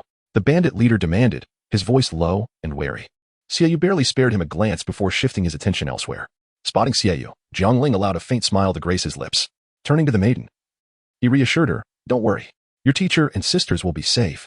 Jiang Ling glanced at Xiaoyu, his lips slightly moving as he conveyed telepathically, "Xiaoyu, direct your attack towards those 20 individuals, taking care to ensure that the 3 girls remain unharmed. I shall engage the remaining 2. Xiaoyu subtly nodded, though the identities of the women were unknown to her. Nevertheless, the imposing figures of the brutish men, each exuding an air of menace, were unmistakably not benevolent souls. "Young man, you have grown overly arrogant." Even one as cunning as he could not suppress the darkening of his countenance when disregarded by 2 younger adversaries. With a scowl, he seized the beautiful woman at his side. "Teacher," the girl gasped, her complexion paling as she covered her mouth in shock. "Attack." Xiaoyu moved in response. 2 crescent blades soaring forth as the first and third soul rings ignited around her, plunging into the throng like a tiger amidst a flock of sheep. The clash between the bandits' weapons and the moon blades resulted in shattering devastation. In but a single encounter, nearly a third of the 20 were felled by Xiaoyu, who then positioned herself beside the 3 young women. The remaining assailants, stricken with terror, recognized their utter inadequacy against her and instinctively began to retreat. As Xiaoyu prepared to strike once more, the bandits, gripped by fear, scattered like frightened birds. Jiang Ling's body felt somewhat ethereal as he suddenly charged towards the bandit leader, leaving behind a series of fleeting shadows. The long rainbow sword was hurled forth, forcing the second-in-command to retreat with a single strike, while Jiang Ling swiftly positioned himself beside the chief, seizing his wrist and twisting it. The levitated spirit of the female soul then plummeted to the ground. The chief responded with remarkable swiftness, launching a powerful left punch aimed directly at Jiang Ling's heart. Jiang Ling exchanged a few blows with him, firmly grasping his limbs. The chief's expression hardened as his soul energy surged, indicating a desire to contest Jiang Ling's spiritual prowess. However, Jiang Ling was reluctant to engage in such a struggle, especially considering that the Soul King nearby would soon regain his composure. Jiang Ling's entire soul force quaked. Converging in one place, and with a sudden burst, the leader was propelled backward, crashing heavily against the wall. Elder brother, the second in command, having extricated himself from the long rainbow sword, hurriedly flew over to assist the leader, witnessing his injuries, his eyes filled with rage. For they were blood brothers born of the same mother. The leader, using the support to rise, felt his vital energy surge tumultuously, and he gazed at Jiang Ling. Speaking in a low tone, how can this be? You are merely a soul king. How could you possess such overwhelming soul power? Nothing is impossible. When it comes to the contest of soul power, I have never been defeated among my peers, Jiang Ling retorted, gripping the long rainbow sword with his right hand. Teacher, Bingo, a soul sect girl, upon seeing her teacher rescued, rushed over and leaped into the embrace of the middle-aged woman, her eyes still brimming with fear and concern. Gu Li, Vice Dean, Teacher Shuang, eldest sister. The three soul masters saved by Xiaoyu also hurried over. Although uninjured, they appeared disoriented, their faces pale. Especially upon witnessing the grotesque bodies scattered on the ground, they had never encountered such a scene before. Shuewu, Hairo, Ra Shui. I am relieved to see you are unharmed. The woman referred to as the Vice Dean looked at the girls before her, her eyes moistening with gratitude. Xiaoyu approached. Standing beside Jiang Ling, vigilantly watching the two men before them, prepared for any desperate moves they might make. The leader and the second in command regarded the 6 rescued women with grim expressions, for the previously advantageous situation had been disrupted by these 2 youths. Scoundrel. The second in command was about to strike in fury but was firmly restrained by the leader. Elder brother, he shouted, yet the leader ignored him. Fixated on Jiang Ling and his companion. This time, we brothers have suffered a setback, a grudge has been formed. Though the mountain does not turn, the water will flow. We shall meet again, the leader declared, ready to depart. It was not that he feared Jiang Ling, but rather, he found these 2 young men somewhat ominous. Despite their youthful appearance, they showed no mercy in battle. Most critically, the effect of the sedative would only last an hour. Time was running short. And should they not leave now, they would soon face 2 wrathful soul saints. Wait, you say a grudge has been formed, which means we are now enemies. Do you really believe I would allow you to leave? Jiang Ling suddenly interjected, raising his left hand to summon a crimson shield that enveloped the entire inn. The leader, noticing Jiang Ling's actions, spoke darkly, his voice reminiscent of a raven's croak. You truly believe you can thwart me? Do not let your arrogance be the cause of your demise. As his words fell, 6 soul rings, 2 yellow, 2 purple, and 2 black, descended slowly, forming the optimal configuration. The leader stepped forward, and with that single step, an oppressive, suffocating aura enveloped the air, as if one were caught in a summer storm, struggling to breathe. Even the light from the oil lamps within the inn began to flicker, as though on the verge of extinguishing at any moment. Jiang Ling's malevolent moon is indeed fearless. Yet the 6 maidens behind her, nearly bereft of their spiritual strength, find it exceedingly difficult to withstand. Jiang Ling furrowed his brow slightly, directing his longsword towards the leader. As 5 soul rings descended upon him, yellow, purple, black, and black, an unprecedented combination of soul rings slowly emerged, alleviating the pressure exerted by the leader. With an air of calmness, he declared, I have stated it clearly. You shall not leave today. The members of the Tianshui group, sheltered behind Jiang Ling, gazed in astonishment at the ethereal youth before them, whose soul rings sparked undeniable admiration. The 3 soul sovereign maidens could hardly conceal their awe, their mouths agape in disbelief. It was indeed remarkable that someone had surpassed the limits of soul ring absorption, though they had witnessed this phenomenon numerous times. Every encounter still prompted Xiaoyu to mutter in exasperation, what a freak. The leader, momentarily taken aback, quickly regained his composure, his expression as cold as ice. This was not the time for astonishment. Jiang Ling's demeanor made it clear that a confrontation was inevitable. Since avoidance was not an option, swift resolution was essential. Second brother. Soul fusion. The leader suddenly commanded, tossing an unknown object into his mouth. Yes, elder brother. The 2 clasped hands, and in an instant, their earthwolf martial spirit materialized. Enveloped in a cloud of earthy yellow mist. As the mist dissipated, the 2 were nowhere to be seen, replaced by a colossal wolf, entirely yellow with striking black stripes. Although it appeared somewhat comical, resembling a mud dog, its elongated jaws were lined with sharp, gleaming teeth that betrayed its ferocity. Child. With no path to heaven and no door to hell, since you seek your own demise, we shall grant you that wish, the giant wolf proclaimed. Its voice booming as it addressed the crowd. Chapter 151. It turns out to be what Xiaoyu wore a grave expression, tightly gripping his moon blade. Being able to fuse with his sister's martial spirit, he was acutely aware that this fusion was far from a mere sum of its parts. Especially considering that the one executing the fusion technique was a soul emperor. Jiang Ling found himself at a loss for words. Even a ragged bandit robbing an inn could wield the fusion of martial souls. Was such a formidable ability truly so commonplace? Xiaoyu, the shield has been lifted. Let them away, Jiang Ling declared, sword across his chest, as the blade of his long hung ignited with innate fire. Casting a glance at Xiaoyu, he continued. This colossal earth wolf possesses strength that rivals that of a soul sage. The threat it poses to you is negligible. Yet I must exert my full strength against such a formidable opponent. leaving me no capacity to safeguard you and the others. Jiang Ling, at this juncture it suffices. You may save them, but it is unnecessary to place yourself in peril. We could easily depart given our combined strength. You conveyed swiftly through thought. Rest assured. I am well aware of my limits.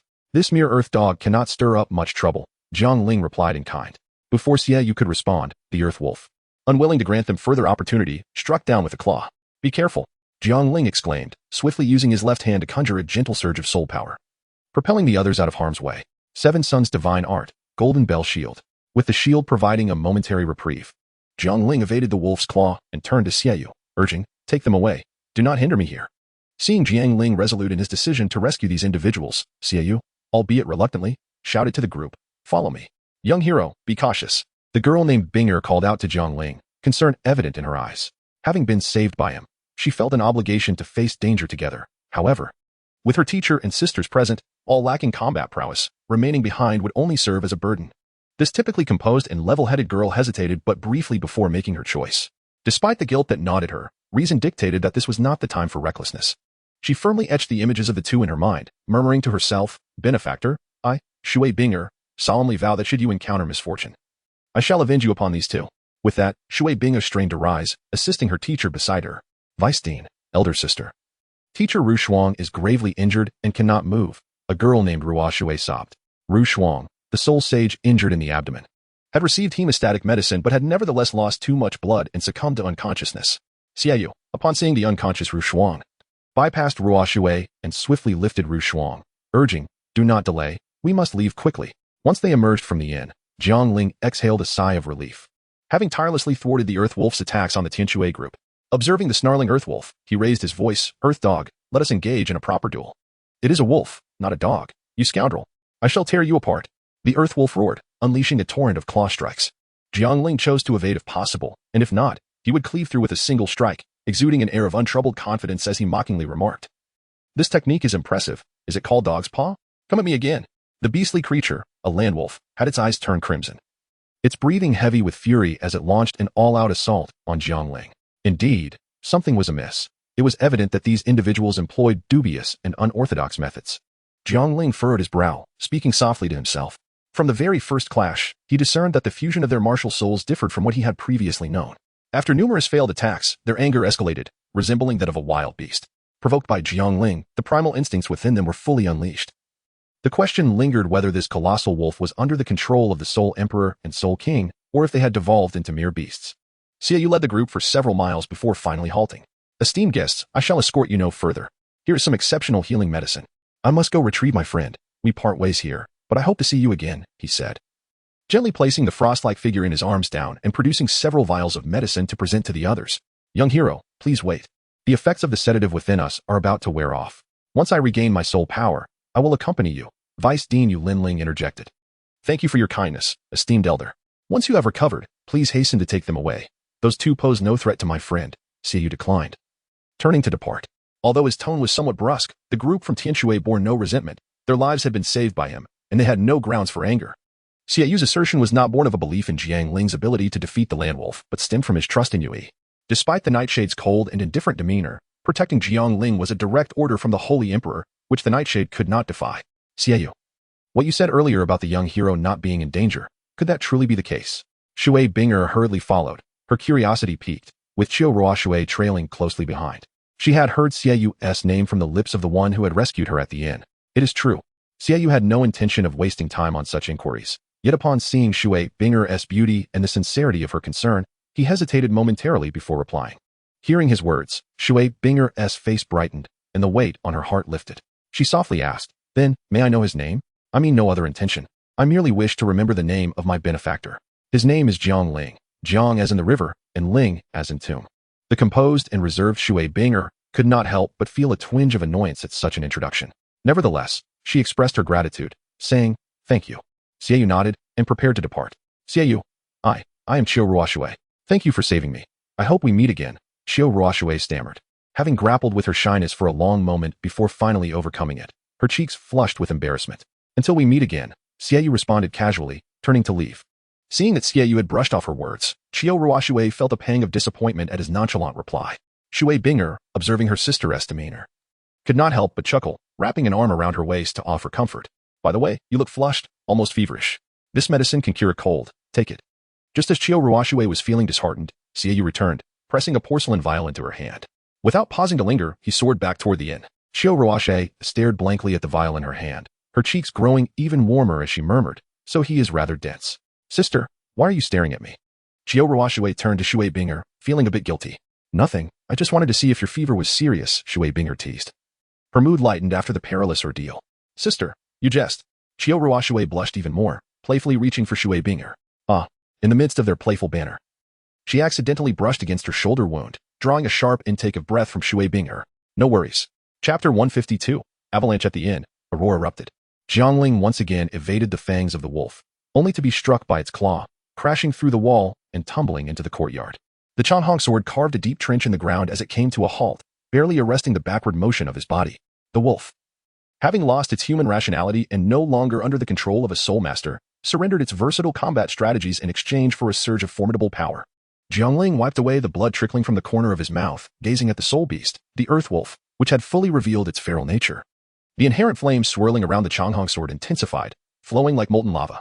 The temperature in the surrounding area surged dramatically, causing the ice and snow to melt into water, which rapidly evaporated. "So, a beast, are you? You are far easier to deal with than a soul master. If you favor violence, then I shall deliver the most violent retribution." The Chanhong sword stood before Jiang Ling, suddenly trembling, its crimson blade illuminating him in a fiery glow. The azure edge, nearly 3 feet in length, exuded an immeasurable sword aura, the scarlet energy piercing the heavens and aiming at the celestial bull. Even the feral beasts, with their bloodthirsty eyes, displayed a glimmer of fear, attempting to flee, yet were ensnared by the sword's energy, rendered immobile.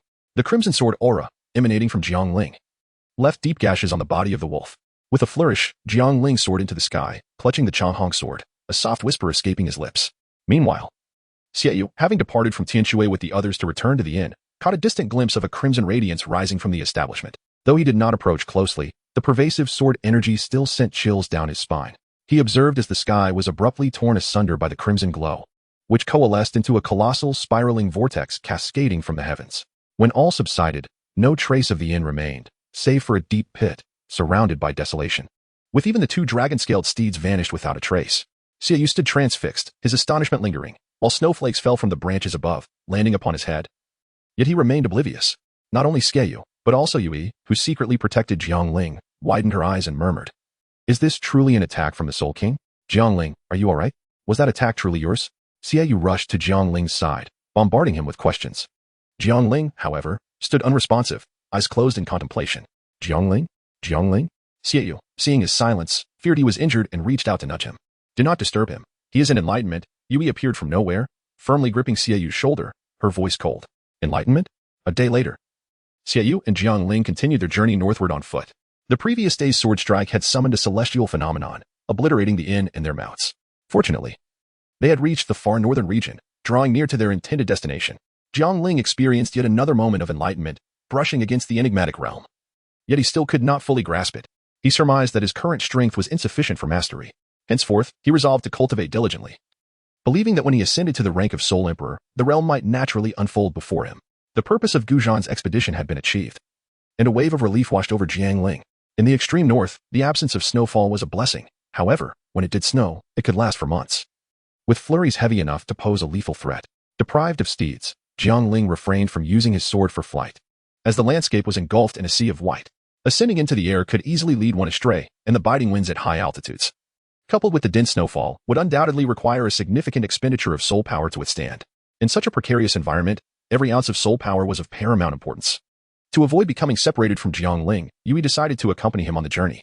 As they ventured further north, the chill intensified, and Jiang Ling frequently encountered soul beasts encased in ice, as well as humans in similar predicaments. The trio exchanged their garments, leaving only their eyes exposed while the rest of their bodies were thoroughly wrapped. This was not solely for warmth against the bitter winds laced with frost and snow, but also to conceal their identities. As the closer they drew to the extreme north, the more soul masters appeared. Occasionally, they glimpsed the wisps of smoke rising from local homes, adding a touch of diversity to the otherwise pristine landscape, which brought smiles to Jiang Ling and Xiaoyu's faces. This signified the prospect of a hearty meal, a restful sleep, and perhaps even a warm bath. Jiang Ling noted that they were merely 300 miles from Frost City. Following their current path, they would encounter the Heavenly River, which they must soar over. Otherwise, they would be forced to take a detour, extending their journey by at least 200 miles. Xiaoyu, poring over the map, finally spoke after a long time. How wide is the heavenly river? Jiang Ling inquired. At least 100 zhang, Xiaoyu replied. Fear not, navigating a short distance on the sword is less likely to lead to disorientation. We shall proceed straight ahead. Jiang Ling responded, his expression easing. Yui stood silently beside them, listening to their deliberations. Had her figure not been so conspicuous, she might have seemed to blend seamlessly into the swirling snow and wind, a testament to her prowess as an assassin. Then let us continue our journey, Xiaoyu declared. Folding the map and rising to her feet, Jiang Ling nodded, but suddenly felt the ground beneath the snow tremble. Initially, the quaking was faint, but it rapidly escalated in intensity. Jiang Ling's expression changed as he solemnly declared, it is an avalanche. The Changhong sword appeared at his feet as he swiftly grasped Xiaoyu. Yui, in a graceful manner, leapt and positioned herself behind Jiang Ling, while the Changhong sword soared upward with urgency. In but a moment, the very spot where the three had stood was engulfed by the surging snow, erasing all traces of their presence. Had Jiang Ling hesitated for even a moment longer, he would have been buried beneath the relentless snowfall. Jiang Ling suddenly recalled the ice sculptures encountered along the journey, likely buried beneath this avalanche. In the face of such a natural disaster, even the soul masters appeared remarkably insignificant. Xiaoyu, with a pale complexion and lingering fear, spoke softly. Jiang Ling gazed down at the scene below, where a white dragon seemed to soar across the snowy expanse, devouring all that it could. He could not help but fall into a contemplative silence. Jiang Ling advanced slowly, his sword in hand, until the avalanche gradually subsided, allowing him to descend. Meanwhile, the members of the Tianshui Academy, also en route to the Frost City, were fortunate enough to evade this catastrophe. Otherwise, they would have suffered significant losses. A few days prior, after the Tianshui Academy's members had regained their strength, and despite the assurances of Xiaoyu, Shui Bingo remained somewhat anxious. She implored her teacher, Yu Linling, to visit the inn once more, allowing some time for Ru Shuang to recuperate. Yu Linling, grateful for Jiang Ling's rescue, readily complied, leaving Xiao Ruoshui and Shui Wu to watch over Ru Shuang while she accompanied Shui Bingo to the inn. Upon witnessing the inn reduced to rubble, with a massive crater left in its wake, Shui Bingo was rendered speechless. What on earth had transpired? It was clear that even her teacher could not have caused such a vast chasm with a single strike, nor obliterated the inn entirely. Binger, do not fret. Perhaps a powerful individual intervened after we departed, Yu Linling reassured, recognizing the turmoil within her compassionate disciple. Although she too felt regret, she sought to comfort her. It was this delay that enabled the Tianshui members to avoid the avalanche flawlessly. Chapter 153. Frost City. The subsequent journey proceeded without further incidents of avalanches. After 3 days of arduous travel, they finally arrived at Frost City. Jiang Ling's initial impression of Frost City was one of height, as it almost matched the mountains, and secondly, it exuded a sense of grandeur, standing as a magnificent fortress. If Douluo City and Tiando City could be likened to dashing young men of the world, then Frost City resembled a seasoned general, battle-hardened, yet still majestic despite the passage of time. This city was vast, rivaling the capitals of the two great empires, flanked by 2 mountain ranges. It rose abruptly from the ground, soaring into the clouds, seamlessly connecting the previously unlinked mountain ranges. To the north of Frost City lay the domain of soul beasts. The soul beasts of the extreme north were not to be compared to those of the Stardo Great Forest. Their numbers were fewer, yet their strength was formidable. However, it was a coveted hunting ground for water and ice attribute soul masters seeking soul rings. To access this region, one must traverse Frost City. Attempting to hunt souls in the extreme north without passing through Frost City would necessitate scaling the flanking mountain ranges, a perilous endeavor that few could survive without the strength of a soul sage. Standing beneath the frost-laden city of Jiaoling, he gazed up at this ancient fortress, weathered by time, and the formidable characters Frosty City. A surge of heroism welled within him, prompting him to softly recite a line from a poem he often heard in his past life. Amongst the cold mountains, the path to the clouds is desolate. A lifetime of wild abandon accompanies my sword through the night. Beside Jiaoling, Yui and Xie Yue wore puzzled expressions, though they did not comprehend his words. They sensed an air of sophistication, or rather, profound depth in his utterance. As they entered the city, Yui vanished from sight once more. Jiang Ling, though resigned, did not impede her departure. What shall we do next in our investigation? Xie Yue inquired, revealing his limited knowledge of Frosty City and the far northern territories. First, we shall visit the Spirit Hall to ascertain the recent activities of the evil spirit masters and to gain insight into the current situation of Frosty City, Jiang Ling replied. Observing a group of individuals who had just passed by, dressed in the garb of another faction, furrowing his brow slightly. Prior to their journey, he had requested information about Frosty City and the extreme north from his teacher. But Bibi Dong had only provided details about the elder of the Spirit Hall stationed in Frosty City, leaving the rest for him to discover on his own. He was to make decisions and take actions that the members of the Spirit Hall would heed. The entrance to the Spirit Hall, unlike the opulent grandeur Jiang Ling was accustomed to, exuded an air of antiquity. Halt. The guards at the entrance crossed their spears to block the two. Summon your captain. We are sent by above, Jiang Ling stated calmly. The guards exchanged glances, noting Jiang Ling's extraordinary demeanor, which suggested honesty. After a moment's hesitation, one of them replied, "Wait a moment." Before long, a robust man with a thick beard resembling wild grass approached, holding a chicken leg in his hand. Were it not for his uniform as the captain of the Spirit Hall's guards, Jiang Ling would have believed him to be a bandit. To Jiang Ling's surprise, such an unkempt individual possessed the strength of a soul saint. It was known that such power was sufficient to lead the Spirit Hall. So why was he merely a captain of the guards? You claim to be sent from above. Do you have any proof? The burly man inquired directly. Jiang Ling retrieved the papal order and presented it before the burly man. "Take me to see Elder Bai Li Bing." "What are you doing?" The man, with hands soiled by grease, reached out to claim the papal order. Jiang Ling promptly withdrew his right hand, admonishing him. I do not recognize the order you hold. I merely wish to take it for the elder's perusal." Unfazed by Jiang Ling's reprimand, the man awkwardly retracted his hand. As the captain of the guard, "You do not recognize the papal order?" Jiang Ling exclaimed in astonishment. Ultimately, Jiang Ling chose not to hand over the order, deeming the man too unkempt. Instead, the burly man, under the weight of Jiang Ling's scolding, felt utterly embarrassed and took the initiative to escort Jiang Ling and Xiaoyu to find Bai Li Bing. "Elder Gu Chen, someone wishes to see you." The man did not lead Jiang Ling to the grand hall but instead to a courtyard. Respectfully bowing to the middle-aged man who was arranging tea utensils within, the middle-aged man differed somewhat from Jiang Ling's expectations. He appeared scholarly, with a pale complexion and a rather frail stature. "I am Jiang Ling," he announced, raising the papal order. "Bai Li Bing. I have the honor of meeting the Holy Sun." The middle-aged man rose slightly, nodding in acknowledgement before returning to his seat. He then instructed the burly man, "Xiao Dai, you may leave now." "Xiao Dai?" Xiaoyu's eyes widened in surprise, her gaze suddenly intense. Jiang Ling, however, paid no heed to the name of the Han dynasty. The demeanor of Bai Li Bing left Jiang Ling in a state of perplexity. Although the status of the Holy Sun did not significantly surpass that of the elders, Bai Li Bing's indifference was rather striking.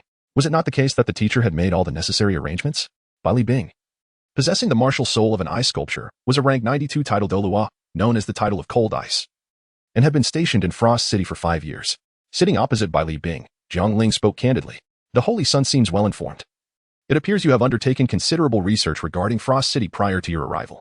In response, Bai Li Bing smiled and poured a cup of tea, pushing it towards Jiang Ling. "I am not at all informed. My teacher merely advised me that everyone in the martial soul hall of Frost City would heed my commands." Jiang Ling, straightforward in his approach, reached for the cup of tea, yet his gaze remained fixated upon Bai Li Bing. "That is only natural. I have duly received the command from His Holiness the Pope and shall certainly comply," Bai Li Bing replied, his tone devoid of any irritation despite the division of authority. Jiang Ling raised an eyebrow, uncertain of how Elder Bai Li truly felt, and inquired, "Might you enlighten me on the situation within Frost City and the turmoil caused by the Soul Masters?" "Ah, well, dear saint. First allow me to offer you a taste of the tea I have personally brewed," Bai Li replied, a hint of awkwardness fleeting across his face before he warmly continued. "You must be weary and hungry after your journey. Let us set aside business for now. Come, let us dine, and then you may rest well. I shall make the necessary arrangements." Jiang Ling was taken aback by the unexpected fervor of Bai Li Bing. By the time he regained his composure, the person had already vanished without a trace. Jiang Ling couldn't help but furrow his brow deeply. Bai Li Bing accused him of being enamored with power and unwilling to accept his sudden elevation, yet his recent response seemed sincere. Now, when asked to elucidate the situation in Frost City, he was evasive. "Xiaoyu, what is your perspective on Bai Li Bing?" Jiang Ling inquired of the enigmatic figure beside him. "His words and actions are utterly chaotic, and his demeanor is bizarre and inscrutable," Xiaoyu replied, shaking his head. "It appears that this journey to the far north will not be smooth sailing." Jiang Ling sighed as he gazed into his cup, filled with fragrant tea. Meanwhile, on the other side, Xiao Dai, where is Chuan? Upon leaving the courtyard, Bai Li Bing promptly sought out the burly man. "Elder, Sister Chuan seems to have gone to procure food for the month. She mentioned that a distinguished guest is arriving and that she must prepare a warm welcome." Xiao Dai scratched her head. "The guest has already arrived. You must hurry and fetch her, quickly," Bai Li Bing urged. "Understood, Elder, I shall go at once." Chapter 154, The Desolate Abode. Xiaoyu, do you not sense that this Spirit Hall branch feels particularly desolate? Jiang Ling remarked, his fingers brushing against the walls of the conference hall, observing the white-brown dust on his hand with a peculiar expression. After Bai Li Bing's departure, there was no one left to attend to them. Jiang Ling finished his tea and decided to wander through the Spirit Hall of Frost City. The more he explored, the more disconcerting the atmosphere became. Throughout their journey, they had not encountered a single soul. It seems as though no one has visited here in ages. Not only this place, but many areas we passed through were dilapidated. Some even collapsed under the weight of wind and snow, with no signs of repair. Were it not for the plaque bearing the insignia of our Spirit Hall, I would surely believe this was merely an abandoned residence, Xiaoyu sighed.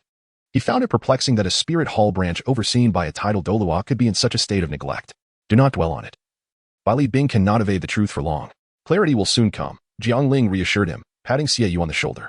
Indeed, Xiaoyu nodded, a flicker of concern crossing his face as he regarded Jiang Ling's recently withdrawn hand. If I am not mistaken, that hand of yours just brushed against the wall. Did it not?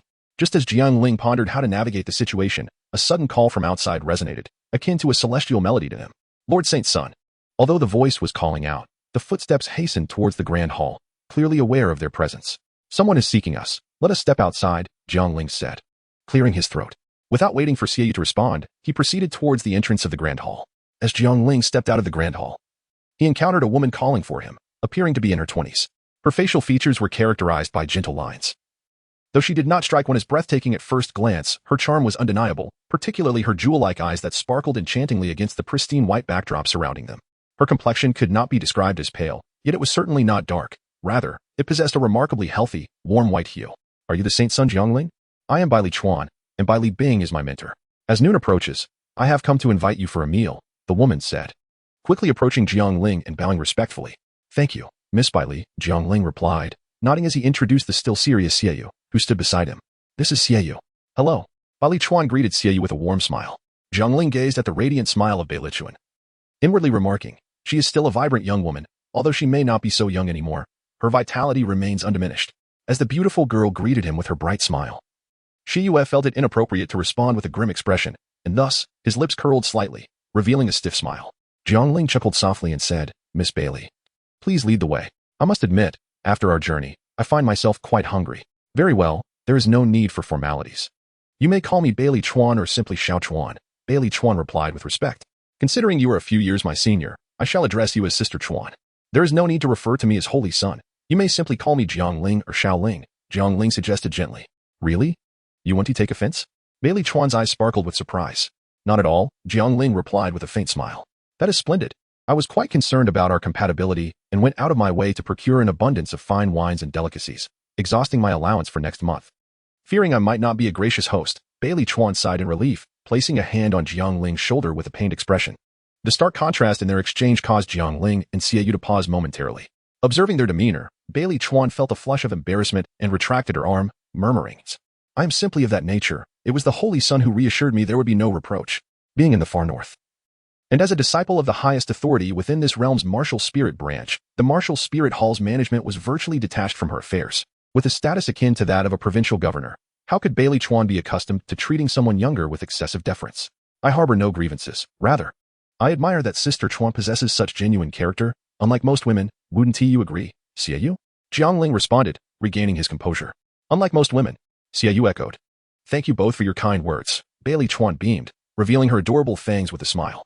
Jiang Ling exchanged a glance with Xiaoyu, both perceiving an unspoken sentiment. This woman is rather familiar. Sister Chuan, could you elucidate why the spirit hall here appears so desolate? And what the situation in Frost City entails? Jiang Ling inquired as she was escorted by Bai Li Chuan to dine. Unlike Bai Li Bing, who was often evasive, Bai Li Chuan spoke candidly. The extreme north is unlike the Central Plains capitals. Not only is the environment harsh, but resources are also painfully scarce. And the distance from the spirit city complicates management. Thus, the disciples stationed here are few and are newly recruited. Currently, there are only 3 individuals in the spirit hall of Frost City, my teacher, Xiao Dai, and myself. Only 3? Jiang Ling's expression stiffened as she questioned. Indeed, there were originally more, but due to financial constraints, I had to release them. Xiao Dai was also to resign, yet he chose to stay without pay. Having been saved by my teacher, Bai Li Chuan remarked, feeling somewhat disheartened by the state of the spirit hall. But aren't there 2 guards at the entrance? Jiang Ling suddenly recalled the 2 figures by the gate. Knowing you were coming, those 2 are merely there for appearances, Bai Li Chuan replied. In the Central Plains, even in the capitals of the 2 great empires, the spirit hall stands as an iconic establishment, its power unrivaled. Yet here in Frost City, the authority rests with the title Douluo. How could it be mismanaged to such a degree? Jiang Ling's tone grew somber, tinged with indignation. In the Central Plains, the spirit city is regarded as a sacred ground by all spirit masters. Backed by the spirit city, the branch halls in each capital enjoy great respect. However, Frost City is different. The prestige of the spirit hall has minimal impact on local spirit masters, who are overshadowed by the influence of 2 prominent families. Although my teacher is a titled Douluo, he is merely a formidable dragon crossing the river, unable to subdue the local tyrants, Bai Li Chuan explained with a bitter smile. Noticing Jiang Ling's growing anger. What do you mean? Do these 2 families also have titled Douluos? Jiang Ling's expression shifted as she inquired. The implication that a powerful dragon cannot suppress local snakes only leads to one conclusion. These local snakes must also be titled Douluos or possess comparable strength. Yes, the two families are the Zhao and Lu families. The Lu family boasts a title Douluo whose strength surpasses that of my teacher, while the Zhao family, though slightly weaker, has a soul Douluo at level 89, by Li Chuan confirmed with a nod. Are these two families conspiring to exclude our spirit hall? Jiang Ling's gaze deepened, her tone growing cold. Not exactly. The Lu family's strength is too formidable, and the Zhao family fears being engulfed, hence they have opted to collaborate with us. Li Chuan replied after a moment of silence. Jiang Ling paused upon hearing the words, turning his gaze towards Lichuan. While it could be conceded that the two great families had conspired to marginalize the spirit hall, resulting in the current dismal state of affairs, it was somewhat untenable to accept that a local power stood on their side, yet managed affairs so poorly. Lichuan met Jiang Ling's glance with a hint of guilt. No matter how magnanimous and serene Jiang Ling appeared, the aura of one who has long held a position of authority could not be easily erased. His smile could evoke the warmth of spring, yet a furrowed brow unmistakably signaled genuine anger. Chapter 155, The Gathering Storm upon our arrival in Frost City. My mentor had faced off against the head of the Lu family, Lu Qing, and suffered defeat. It seemed Lichuan could no longer withstand Jiang Ling's penetrating gaze and promptly threw his mentor under the bus. Just as Lichuan was about to speak, Jiang Ling interjected. No need to elaborate. I understand. Your mentor has been lackadaisical, correct? Lichuan was perplexed by Jiang Ling's use of the term lackadaisical. It matters not. Do you have any insight into Lu Qing's specific capabilities? Jiang Ling inquired, taking a deep breath. I did ask afterward, but my mentor chose not to disclose any information. Lichuan replied. Upon hearing this, Jiang Ling remained noncommittal. To have defeated by Li Bing, and to such a thorough extent, suggested a formidable strength. Likely at the level of 95. The Douluo continent is truly a realm of hidden talents, if one were to rely solely on the few known titled Douluo. They might find themselves overwhelmed in this vast land. But what, then, is the situation with the evil soul masters? Jiang Ling continued his stride. The matter of the evil soul masters was divulged to us by the Zhao family. Afterward, I conducted my own investigation and indeed found traces of their activities. The esteemed Pope had previously decreed that all matters pertaining to the evil soul masters must be reported without hesitation, so we dared not conceal anything. Upon discovery, we promptly reported it. Initially, Li Chuan believed that, given his teacher's status as a titled Douluo and immense power, the Pope would not dispatch anyone, expecting them to resolve the issue themselves. To his surprise, not only were they sent, but it was also the Holy Son who came. Have you investigated? Where is Li Bing? Jiang Ling, unaware of his thoughts, continued to inquire. My teacher has entrusted me with all matters concerning the Spirit Hall. In any case, having said everything that needed to be said, Li Chuan no longer held back. Is it all laid bare now? Jiang Ling let out a cold laugh. If I recall correctly, Jiang Ling, this frigid northern land was voluntarily requested by Li Bing. For the Spirit Hall had not yet reached the extravagance of dispatching a titled Douluo to such a desolate region. Observing Jiang Ling's expression, Li Chuan silently prayed for his teacher. May fortune be with you. Though the Spirit Hall in Frost City appeared desolate and dilapidated, its winding pathways remained intact, albeit shrouded in gloom. It was not until reaching the northernmost courtyard that a glimmer of warmth emerged, dispelling the previous desolation and infusing a hint of vitality into the atmosphere. The universe is imbued with the 5 elements, with the northern direction corresponding to water. And in this extreme north, the water element is particularly abundant. Even in this harsh environment, Li Bing had established her dwelling in the north, never neglecting her cultivation. Teacher, Jiang Ling has arrived. Li Chuan exclaimed as she hurried to open the door, her demeanor refreshingly straightforward, devoid of the usual feminine coyness, which left Jiang Ling with a favorable impression of her. Mind your manners. You should address him as the Holy Son, Li Bing admonished playfully, rising from her reclining chair, positioned at the entrance of the living room. Her chair offered an excellent view of the falling snow, though one might wonder if the incessant snow over the past months could ever become tiresome. Well, it was Jiang Ling's younger brother who permitted me to call him that. Li Chuan pouted, her tone laced with a hint of playful affection. Indeed. A woman who indulges in such charm is often well-favored, Li Bing remarked, casting an apologetic glance toward Jiang Ling. Not at all. I find that Chuan Jie possesses a genuine disposition, Jiang Ling replied, his tone calm while leaving unspoken words that he believed Li Bing would comprehend. At this, Li Bing glanced helplessly at the woman behind her, while Li Chuan playfully stuck out her tongue, her gaze wandering yet avoiding Li Bing's eyes. Holy Son, I am aware. Shortly, I will compile some information about Frost City and the affairs concerning the evil soul masters, which Chuaner will deliver to you. Let us first partake in a meal, Li Bing said with a slight bow toward Jiang Ling. Jiang Ling nodded, entered the room, and took a seat. Glancing at Xiaoyu and Li Chuan standing nearby, he softly remarked, What are you waiting for? Sit down. Thank you, Brother Jiang Ling, Li Chuan replied, her face lighting up with joy as she settled beside Jiang Ling, disregarding Li Bing's dark expression, observing Li Chuan seating in Jiang Ling's invitation. Xiaoyu also took a seat on the other side.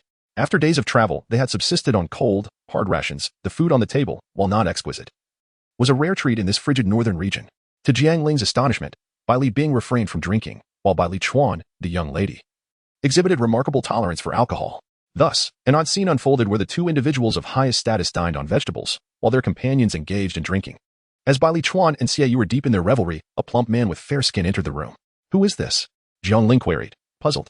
He recalled Bai Li Chuan mentioning that only 3 official personnel were present, all of whom he had already met. Who, then, was this newcomer?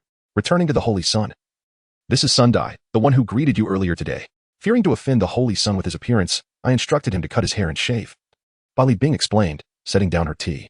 For a moment, not only did Jiang Ling stand in astonishment, but even Xie Yu, caught in the midst of her drinking, was taken aback, failing to notice her clinking glasses with Bai Li Chuan. It was said that shaving one's beard could lighten one's complexion. Jiang Ling would have believed this individual was a different person altogether. "Since you're here, please join us," Jiang Ling said with a warm smile. However, Sun Dai appeared flustered, casting a nervous glance at Bai Li Bing as if seeking her approval. This surprised Jiang Ling. After all, he was a soul saint. And even if he needed to seek approval, he shouldn't display such trepidation upon hearing his own words. Receiving a nod from Bai Li Bing, Sun Dai cautiously took a seat next to Bai Li Chuan, eyeing the food on the table with evident desire. Thus, the personnel from the martial Soul Hall of Han Shuang City gathered, culminating in a peculiar assembly. The most masculine name belonged to a woman, while the most feminine names belonged to 2 men. Meanwhile, at the Lu family, a distinguished guest was being received. This guest, possessing only the cultivation of a soul sect, was accompanied by a bodyguard of Soul Douluo strength. What drew particular attention were his hands, which remained clad in pitch-black gloves even while dining. Opposite him sat a figure Jiang Ling did not recognize, though Bai Li Bing certainly did. It was Lu Qing, the one who had defeated her. This scene prompted speculation regarding the young man's identity, as he conversed with peers despite his soul sect status. On another front, within the Zhao family, the head of the family, a robust man appearing to be in his 40s, furrowed his brow and said slowly, "I am already aware. We must prepare in advance for the frequent movements of the Lu family, as they seem intent on unifying all of Han Shuang City." Once everyone had departed, the man rose and slowly made his way toward the rear courtyard. In a nearby theater, a patron was leisurely watching the performers on stage, clad in blue male attire that was even more captivating than that of the women. Should any man with a penchant for same-sex affection witness this, he would undoubtedly be entranced. 100 miles south of Han Shuang City, several women wrapped in voluminous cloaks continued their journey. In a brothel, a portly man with a red mohawk was exerting himself with great effort. At a tavern, a stout man in his 50s, sporting an aquiline nose and wearing black-framed crystal glasses, appeared rather cunning as he gathered intelligence. Accompanied by a gray-clad youth with distinctive eyes, charming peach blossom eyes that surveyed the surroundings with curiosity. In an instant, the atmosphere in Han Shuang City felt charged with activity from all directions. Chapter 156. The Poison of Desire. As night falls, Jiang Ling and Xie Yu settled into a freshly cleaned room, perusing the materials sent by Bai Li Chuan. After a while, Jiang Ling set down the documents with a sigh. The Lu family holds a dominant position in this Frost City, yet their ambitions to fully encompass such a vast territory seem rather insufficient. Observing their approach in recent years, they have adeptly managed their actions against both Bai Li Bing and the Zhao family, demonstrating a gradual and calculated strategy. However, their recent conduct has undergone a significant transformation. They have clamped down on the Zhao family with relentless fervor, showing no fear that the Zhao clan might completely align with their spirit hall. Notably, this shift coincides with the arrival of the evil spirit masters in Frost City. Are you suggesting that the Lu family is in collusion with the evil spirit masters? Xie Yu furrowed her brow. That seems unlikely. No matter how remote the extreme north may be, the infamy of the evil spirit masters is widely known. If their association were to be exposed, the repercussions would be beyond their capacity to bear. If the Lu family were to find themselves in dire straits, with their very existence hanging by a thread, it could be understood. Yet, as the foremost family in Frost City, with formidable strength, they have no need to gamble with such a significant risk and the reputation of the notorious evil spirit masters. On the contrary, such a possibility is entirely plausible. Look at this. Jiang Ling tossed a volume towards Xie Yu, revealing a biography of Lu Qing, detailing his journey from a mere illegitimate son to the head of the entire family. Such prowess, and they have even uncovered his life story, Xie Yu remarked, somewhat speechless. Glancing at the book's title, The Biography of Lu Qing, it certainly wasn't compiled by Bai Li Bing. I suspect it was largely the work of the Zhao family. Nevertheless, it is likely authentic. Bai Li Bing wouldn't dare to present me with falsehoods, Jiang Ling murmured. Silence enveloped the room once more, only the howling wind and snow outside breaking the stillness. Jiang Ling did not rush her, instead picking up a volume on Frost City's history, patiently awaiting Xie Yu to finish her reading. Lu Qing, born of a concubine, originally had no prospect of inheriting the family legacy. Yet, he was unwilling to remain merely a dandy. He was a man with lofty aspirations, which, in less flattering terms, could be described as unbridled ambition. Underneath this ambition, those with the identity and capability to inherit the family headship either vanished or met untimely ends, while the Liu family remained oblivious to the true nature of these events. It soon became evident that the only one left capable of continuing the family's legacy and ensuring its splendor was Liu Qing himself. Xiaoyu concluded as she closed the book. Upon hearing the words, Jiang Ling could not help but recall the enchanting woman from Tindo City. However, the distinction between the two was that Qian Rengshu was a matter of the heart, while Liu Qing was a matter of circumstance. Ambition, akin to desire, burgeons gradually. No one is born with the ferocity to conquer the world. In his youth, Liu Qing endured hardship and faced ostracism from his siblings. His sole thoughts were to satisfy his hunger, seek comfort, and avoid bullying, never imagining that he would one day become the master of his family. Yet, upon awakening his martial soul and exhibiting extraordinary talent for cultivation, he found himself among the few who garnered attention, gradually acquiring the strength to contend for the position of family head. The notion that if he could claim the seat, why could he not, began to take root within him. Once a thought emerges, the possibility of action follows. Once action is taken, success becomes attainable. Desire is like a boulder rolling down a mountain. Once it begins, it cannot be halted. With vast territories at his disposal, he yearns to grasp the mysteries of immortality. Similarly, Liu Qing's current desire is to dominate the entirety of Hanzhuang City. The evil soul master could assist him, and thus he found no reason to refuse. For such individuals are often arrogant and prone to gamble recklessly, risking everything on a single loss. Jiang Ling narrowed his sharp eyes and coldly remarked that while desire is permissible, one must not forsake fundamental morality. A plethora of reports indicated that numerous individuals, including soul masters, had mysteriously vanished, suspected to be the work of evil soul masters. However, in Jiang Ling's view, the Liu family played a far more significant role in these events than any evil soul master. The uproar was so pronounced that the absence of captured evil soul masters raised suspicions of protection for the malevolent, or perhaps those ostensibly hunting evil soul masters were, in fact, the true perpetrators. Xiaoyu, illuminated by the light, gazed at Jiang Ling, momentarily lost in thought, suddenly realizing that he could not discern Jiang Ling as he once had. Previously, he viewed him merely as a sword-obsessed individual lacking in political acumen. Now, he saw him dissecting human nature with remarkable insight, fully versed in the machinations of power. Unable to suppress his curiosity, he spoke. What about you? Having ascended to the position of Saint's son, is your next ambition to become the Pope? Impossible, Jiang Ling replied. The Pope is an unattainable dream, one I shall never realize. I already regret becoming the Saint's son. A shiver of fear, reminiscent of his teacher's discipline, coursed through him, prompting him to hastily add. Observing this, Xiaoyu smacked his forehead, realizing it had indeed been an illusion. Jiang Ling remained unchanged. As darkness enveloped the sky, Xiaoyu retreated to his quarters, while Jiang Ling approached the window, opening it to gaze outside. The anticipated scene of cold winds swirling with snowflakes entering the room did not materialize. It seemed as though an invisible barrier shielded the room from the tempest. Under the moonlight, the outside world appeared even brighter than within Jiang Ling's abode. Yet, it was accompanied by an unrelenting chill. The beauty of the snow, once captivating, had grown tiresome for Jiang Ling. Though merely a month had passed, he could hardly claim to be enamored. Conversely, there were those who, after decades, remained utterly unperturbed, namely, assassins. The bloodshed during their killings left no scent upon the snow, and all traces vanished with the falling flakes, leaving nothing behind. Even a corpse would be obscured within moments by the vast expanse of white. An hour prior, a group of masked individuals had ambushed a team of soul masters yet to enter the city, striking fear into the hearts of many who dared not resist. The slain soul master lay in the snow, soon to be covered by a shroud of white. In the early morning, after a fortnight of restless nights, Jiang Ling lingered in bed until the sun had risen high. The dilapidated spirit hall offered no maidservants to attend to him, but in the extreme north, the one thing in abundance was water. Good morning, Jiang Ling, called out by Li Chuan, who had been exercising in the courtyard. I thought the saint's son would be diligent and industrious. Who knew you could also indulge in sloth? Jiang Ling found himself at a loss regarding the address he should use for his younger brother, by Li Chuan. Just as he was about to speak, Xiaoyu emerged, albeit looking somewhat unwell. Having indulged in considerable libations the previous evening, and then being dragged by Jiang Ling to review documents late into the night, it was no surprise that his spirits were low. Perfect timing. Now that you're all awake, let us venture out for a meal. I shall treat you. Bai Li Chuan exclaimed, his eyes brightening at the sight of Xiaoyu. Going out to eat? Xiaoyu responded, taken aback. Do you truly expect this young lady to cook? Bai Li Chuan, with an exaggerated tone, pointed at himself and pouted in jest. Jiang Ling's expression appeared somewhat rigid.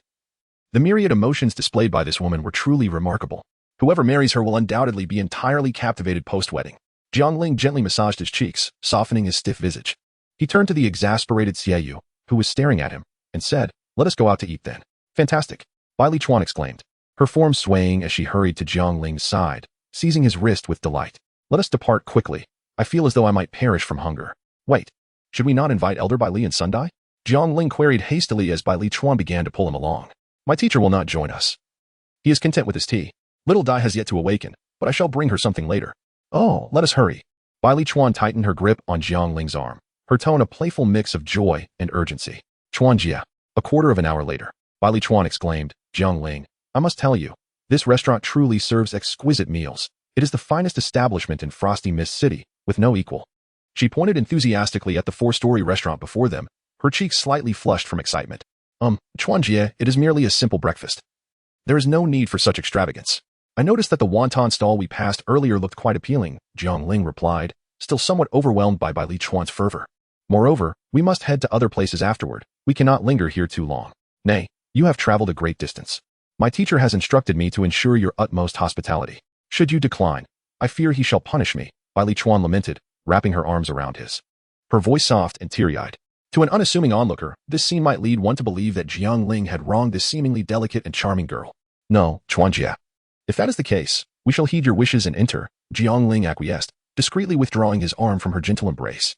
Although it was comforting, he had resolved to maintain a certain distance from Bai Li Chuan. Jiang Ling found himself confronted for the first time with the formidable challenge of understanding women. Bai Li Chuan was inscrutable to him, and thus he deemed it prudent to maintain a respectful distance. As they entered the grand hall, several guests were inquiring about their meals when a server approached them. I would like something simple, Jiang Ling began, but he was swiftly interrupted by Bai Li Chuan, who exclaimed, just bring us a portion of everything delectable you have here, and reserve a private room for us. The server's eyes gleamed with excitement at the prospect of a substantial order.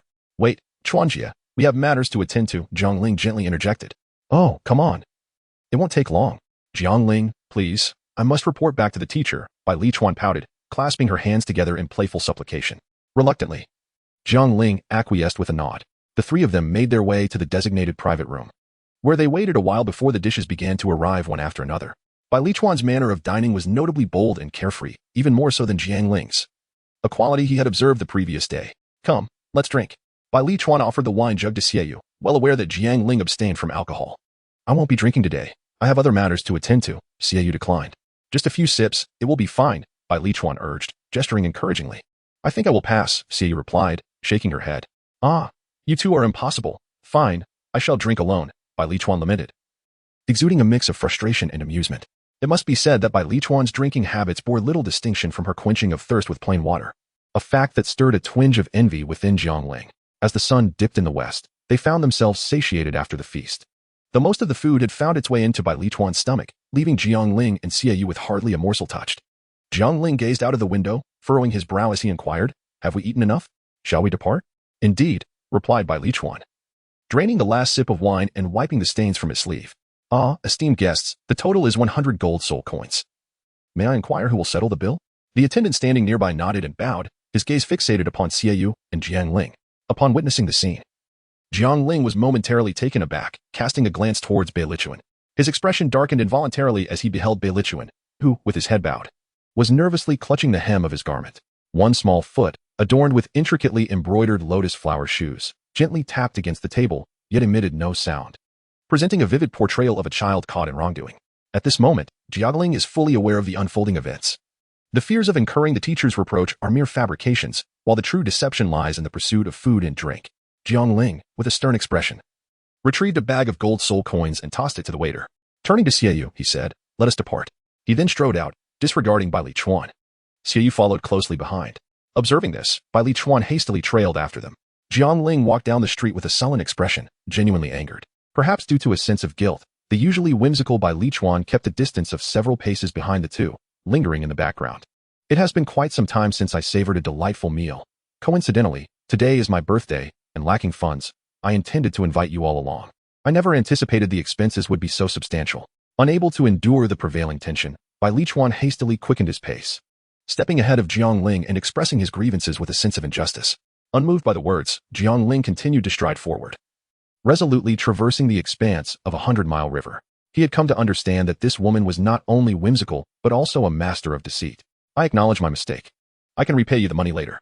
There is no need to be so furious. Bai Li Chuan followed closely behind, offering his apologies. Upon hearing this, Jiang Ling abruptly halted his steps, and Bai Li Chuan, caught off guard, collided with his back. Jiang Ling turned to look at Bai Lichuan, who was wincing and clutching his forehead, his brows furrowed in irritation. In a cold tone, he remarked, "This is not merely about the 100 gold soul coins. Knowing full well that we have matters to attend to, you still choose to waste our time with such frivolity. Once this issue is resolved, I shall treat you to 3 days and nights of feasting at the tavern, I assure you." Bai Lichuan's eyes sparkled with interest. "You," Jiang Ling, exasperated, realized that his words had fallen on deaf ears. With a swift motion, he flicked his sleeve and turned away, ignoring Bai Lichuan as protests. "Please, do not be angry. What purpose does it serve to meander about the streets? If we are to investigate, we must engage with the upper echelons," Bai Lichuan implored, grasping Jiang Ling's arm. "Tonight, there is a gathering where the young elites of Han Shuang City will convene, including the son of Lu Qing. And I am among those invited. You have known about this gathering for quite some time. Why did you not mention it sooner?" Jiang Ling paused, taken aback by the revelation. "I had no idea you were in such a rush. We only arrived yesterday, and today you wish to commence the investigation." Bai Lichuan replied, a hint of reproach in his tone. "However, do refrain from lying to us in the future," Jiang Ling lightly coughed, casting a glance at Xiaoyu. "Then, I need not repay the 100 gold soul coins?" Bai Lichuan queried. "Not at all. I am not lacking in such trifles. By the way, did you just say today is your birthday? Is that true? Do not lie," Jiang Ling reiterated.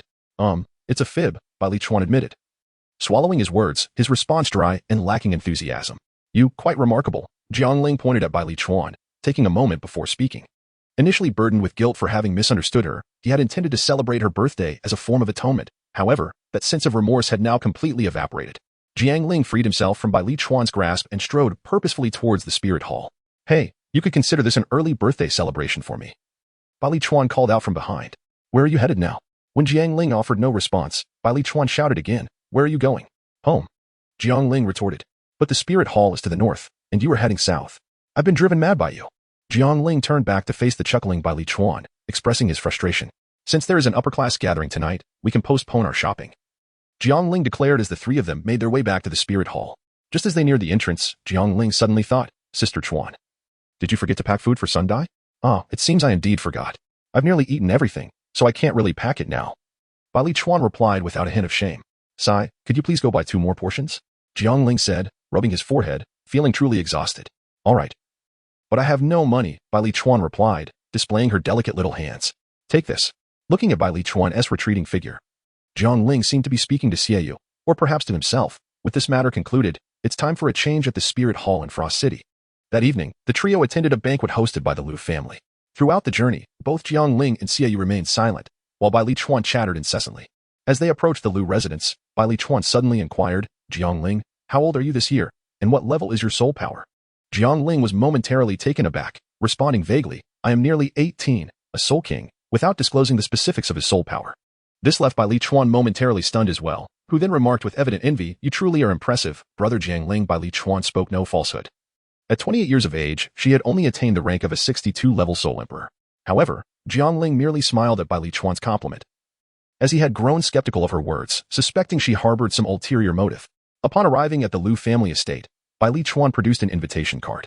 The Lu family did not assign anyone to guide them. Bai Lichuan led Jiang Ling directly inside, displaying a familiarity that suggested this was not her first visit. Although the gathering was intended for the younger generation, with the likes of Bai Li Bing and Lu Qing absent, many individuals in their 40s and 50s were present, marking the occasion as a significant event. With half an hour remaining until the gathering commenced, Bai Lichuan, given her status, was afforded a guest room for rest. Yet, she was not one to idle, and since Jiang Ling was not merely there to attend a banquet, they proceeded directly to the grand hall. The hall, named Feng Shui, was said to have been named by Lu Qing himself. However, Jiang Ling noted that the calligraphy, although powerful, left much to be desired, as it lacked finesse. Fortunately, its strength compensated for its shortcomings. Upon entering the grand hall, a considerable number of people had already assembled, men and women of various backgrounds. While the women held portable braziers, Jiang Ling found it perplexing that some were wielding folding fans amidst the heavy snowfall. Groups of 3 or 4 clustered together, engaging in laughter and conversation, thereby creating an invisible divide from the surrounding individuals. Jiang Ling found himself in a similar state. Most attendees were closely associated with the Lu family, while the remainder consisted of fence-sitters. To the east stood a member of the Li family, a vassal of the Zhao family, who for some unknown reason had also arrived. Given the current circumstances, it was unlikely that anyone from the Zhao family would attend. Bai Lichuan quietly informed Jiang Ling of the situation, despite her penchant for mischief. She was acutely aware of the gravity of the occasion. What of it? The Zhao and Lu families are currently at odds. The Zhao family's businesses and influence have been stifled, and their vassals will surely seek new allegiances, Jiang Ling replied leisurely. Chuaner. Just as Jiang Ling continued to survey his surroundings, a voice suddenly rang out ahead. He spotted a young gentleman clad in white garments, holding an exquisite folding fan, approaching amidst a throng of admirers. This individual was Lu Tian, the youngest son of Lu Qing, already a 64-level Soul Emperor at the age of 30. Though he was little more than a drunkard and a glutton, incapable of besting Jiang Ling, Bai Li Chuan frowned slightly upon seeing him and whispered in explanation. Chuaner. The gathering has yet to commence. Why are you not in the guest room? You've caused me to waste a trip. Lu Tian squinted, chuckling lightly. Humph, Lu Tian. Why should I concern myself with where I choose to stay? Bai Li Chuan retorted coldly, instinctively moving closer to Jiang Ling and linking her arm with his. In Jiang Ling. Unaware that Bai Li Chuan wished to use her as a shield, she attempted to retract her arm, only to be firmly embraced by Bai Li Chuan, her rounded form slightly squished. Xiaoyu frowned, feeling compelled to remind Jiang Ling that he was a man already bound by a marriage contract. With a sharp clap, Tian snapped shut his folding fan, his gaze deepening. Although he wore a smile, his tone was as frigid as the winter air. I am Tian. By your appearance. It seems you are not from these parts? What difference does it make whether I am local or not? Jiang Ling replied, her tone unperturbed. You may not be aware, but in this frigid northern land, the snowstorms can be relentless. A moment's inattention may lead one to be lost in the vastness of white, never to awaken again. Thus, I feel it is my duty to advise you to stay safe, remain within Frosty City, and avoid places you should not venture into, as well as people you should not provoke, lest you lose your life. Tian maintained his smile, as though Jiang Ling were an old friend he had not seen in years. Thank you for your kind warning, brother. I am truly grateful, Jiang Ling said with a smile. Despite the surface cordiality, none present were fools. They could discern the tension laced within the exchange. As the two men engaged in a verbal duel, the entire snowstorm hall fell silent, all eyes drawn to the confrontation, for Tian and Bai Li Chuan held the highest status among them. The locals were well aware that Tian harbored feelings for the esteemed Bai family's daughter. At this moment, numerous young ladies from various influential families gathered in hushed conversation, for this assembly attracted the finest youth of Frosty City. For these women, aside from their own soul power cultivation, finding a suitable partner was equally significant. After all, which young woman is not enamored with romance? It was likely that the most discussed topic among them revolved around the striking young men present, particularly the captivating Jiang Ling and Tian, who had unwittingly stolen the spotlight of the gathering. The scene of two young men vying for the attention of a single woman is a timeless narrative that transcends all settings. The women, hailing from affluent backgrounds, whispered amongst themselves, critiquing the two young talents in the hall. The locals praised Tian's esteemed lineage, while the older women remarked on his formidable power and maturity. In contrast, the younger maidens leaned towards the unfamiliar yet handsome Jiang Ling, describing him as refreshing as the wind, with a countenance akin to jade, devoid of the frostiness typical of long-term residents of Frosty City. Thus, two factions emerged, fervently debating their preferences. At that moment, a round-faced girl shyly interjected. I believe the silver-haired youth is more appealing. The nearby crowd turned abruptly to her, causing her cheeks to flush a deep crimson, akin to the setting sun. Following her gaze, the others' eyes sparkled with interest, resembling wolves eyeing their prey. Bai Li Chuan had already claimed the orange-haired youth for herself, and they dared not challenge her, especially given her connection to a titled Douluo. However, the silver-haired boy was a different matter entirely. They quickly understood the gathering's imminent intentions. Xiaoyu, who had been quietly observing from behind a pillar, suddenly felt a chill run down his spine. He scanned the surroundings, but found nothing amiss, only feeling increasingly perplexed by the attentions of the whispering young women. A few noble ladies, noticing Xiaoyu's gaze, exchanged knowing looks, adding to his confusion. Amidst the hushed whispers of the women, the tension between Jiang Ling and Tian escalated. Although Jiang Ling had been thrust into this situation by Bai Li Chuan, he remained aligned with her side and had no qualms about retaliating against Tian's provocations. Even if Tian had not initiated conflict, Jiang Ling would have found a reason to do so. Time was of the essence, and he could not afford to investigate the L family piece by piece. The most expedient method to provoke the L family into revealing their true intentions was to compel them to take action against him. This was also a strategy for Jiang Ling to swiftly enter the fray. Chapter 159. You are playing with fire.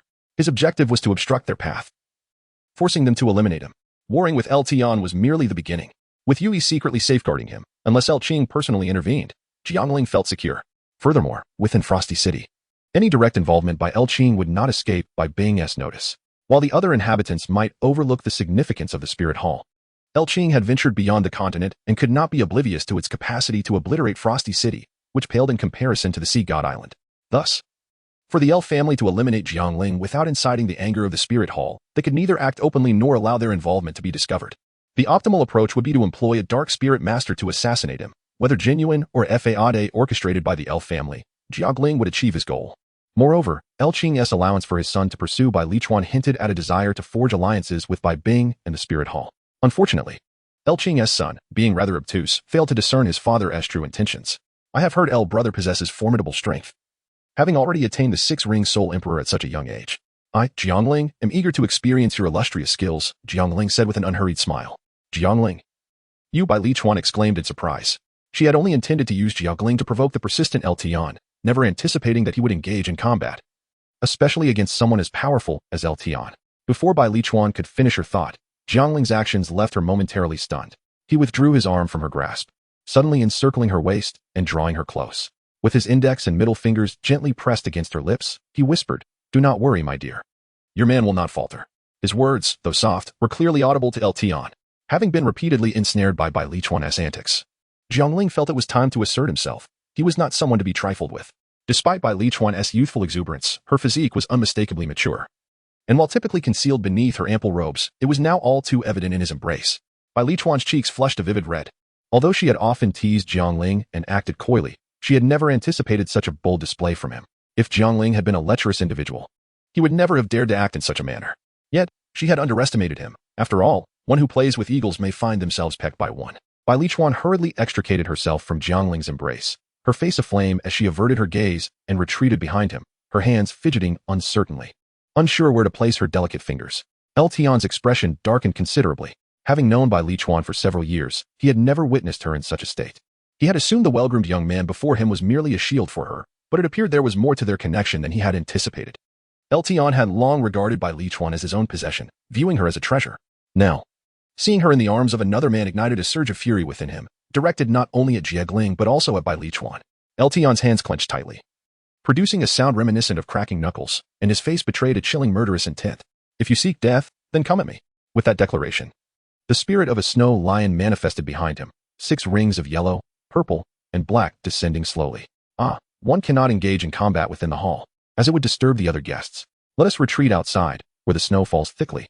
As you mentioned, any signs of battle will be swiftly erased by the snow. Ensuring the tranquility of our fellow attendees, Jiang Ling remarked, a smile gracing his lips, utterly unfazed by Tian's menacing demeanor. With that, he turned and strode towards the entrance. Tian suppressed his murderous rage and followed him outside, while the others in the hall gradually made their way out, gathering at the entrance. At this moment, Bai Lichuan regained his composure, dispelling the fleeting enchantment that had clouded his thoughts. A wave of unease washed over him. After all, the predicament was of his own making. Jiang Ling, of noble lineage, would not take kindly to any harm befalling him, and it was certain that even his master would struggle to contain his wrath. Observing the unfazed figure of Xiaoyu, who had even taken a seat, Bai Lichuan felt a surge of frustration and exclaimed, "The Holy Sun is on the verge of being thoroughly beaten, and you remain utterly unconcerned?" He reached out to grasp Xiaoyu, intent on rushing outside to halt the impending conflict or perhaps to take her place in the fray. "Alas, no," protested Xiaoyu, a look of resignation on her face. The breathtaking sword strike from the inn had utterly captivated him. He felt no fear even in the presence of a soul emperor, let alone if Lu Tian were a soul sage. Outside the hall, Jiang Ling has summoned the long rainbow sword, and the hexagonal snowflakes, falling gently, evaporate before they even touch the blade. In comparison to the martial soul of the snow domain, the majestic lion of the law, Jiang Ling, wielding his sword, exudes an extraordinary valor and brilliance. Those women who once extolled Tian, due to his status, can no longer utter insincere words, their gaze transfixed by the captivating sparkle in Jiang Ling's eyes. A martial soul, perhaps of the fire attribute. If we were within the palace, your odds might be slightly better. But in this icy expanse, my martial soul shall only grow stronger, while yours will be constrained by the environment. Tian scoffed, but his expression suddenly shifted. With a fierce countenance, he bellowed, "Prepare to meet your end." 6th soul skill, absolute lion of the abyss. With a powerful thrust of his foot, a flurry of snow was kicked up. As Tian charged towards Jiang Ling, his form began to transform, shards resembling crystalline armor gradually enveloping his body. By the time he reached Jiang Ling, the armor was fully adorned, and he unleashed a punch, declaring, "I shall utterly crush you with absolute might." Jiang Ling's gaze sharpened, his sword radiating a formidable energy. He positioned his blade to parry, his entire being moving in harmony with the sword. Deflecting the force of Tian's punch to the side, he leaped and delivered a kick against the armor formed by Tian's 6th soul skill. Yet it remained utterly unyielding, forcing him to withdraw and regain his footing. From the very first exchange, Jiang Ling comprehended why Bai Lichuan deemed Tian a mere buffoon, endowed with soul power yet devoid of any combat experience. His 6th soul skill granted an all-encompassing enhancement, allowing him to dominate against foes with inferior soul power, speed, and strength. However, in Jiang Ling's discerning eyes, Eltion's every raised hand revealed a multitude of vulnerabilities. In fact, Eltion posed a lesser threat than when he had offered opportunities for Zhu Qing to counterattack, which left Jiang Ling profoundly disheartened. Do you dare to underestimate me? Prepare to meet your demise. Jiang Ling's gesture of shaking his head in exasperation did not escape Eltion's notice, prompting him to roar in indignation. Jiang Ling had lost the desire to continue, yet he could not afford to be careless. The long rainbow sword shimmered with a crimson radiance. He initiated his attack with the third stance of the long rainbow sword technique, unleashing a torrent of sword energy that surged forth like a mighty river, unending and relentless. The entire blade of the long rainbow sword was enveloped in a blazing scarlet aura, resembling a coiling dragon. Sword 3, the crimson dragon emerges. A 5-zhang-long scarlet dragon spiraled forth, soaring towards the heavens. As Jiang Ling beheld the dragon, a wave of nostalgia washed over him, recalling the days over a decade ago when he had first mastered this technique. Back then, the dragon had barely measured 2 or 3 meters, its form insubstantial, its might limited to merely shattering stones. Ah, no, please, no. Jiang Ling was startled back to reality by Eltion's terrified scream, only to witness Eltion fleeing in fear from the colossal dragon. However, his speed was no match for the dragon, and in an instant, Eltion was engulfed by the sword energy, crashing through 3 walls in a heartbeat. At that moment, an extraordinarily powerful aura surged forth, causing Jiang Ling to stumble back several steps, while the immense crimson dragon disintegrated into nothingness. Young man, a spar is one thing, but to strike with such lethal intent is rather excessive, came a voice. As the snowflakes mingled with debris, a towering man emerged, his rugged features striking, thick brows, penetrating eyes, full lips, and a prominent nose, crowned with a bushy beard. This visage conjured the name Zhang Fei in Jiang Ling's mind. Yet he recognized this man as the current head of the El family, El Qing.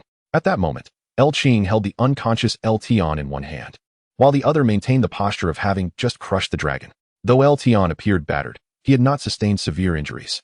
Had it not been for his inexperience in combat, which rendered him mentally overwhelmed, he would have been able to maintain his 6th soul skill. The mere emergence of the crimson dragon had only succeeded in sending him flying, leaving him somewhat disheveled. El Qing's gaze fell upon Jiang Ling. The authority he had wielded for so long was of no consequence to Jiang Ling. Young man, that was merely a spar. Your strikes were rather excessive. El Qing's deep voice inquired, astonished by Jiang Ling's composure in his presence. If young Master El unleashed his 6th soul skill, had I held back, it would likely be me lying on the ground, Jiang Ling retorted, feigning anger. Moreover, I have indeed held back.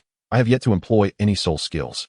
As all present can attest, I now suspect young Master El may have acted with intent to frame me. Jiang Ling's somber expression drew murmurs from the assembly, as El Qing's sudden appearance had left them momentarily stunned. Some young women, favorably inclined towards Jiang Ling, defended him, while others eager to curry favor with the El family shifted their allegiance and criticized Jiang Ling for his excessive force. Humph, sharp-tongued. El Qing scoffed, his disdain resonating in the hearts of all present. The previously bustling Fengshui hall fell silent in an instant. El Qing extended his right hand forward, disregarding decorum, and brazenly directed an attack at Jiang Ling. His reckless demeanor, coupled with his ruthless nature, led him to dismiss the opinions of others, having injured his own son. He acted without hesitation. El family head, show some mercy.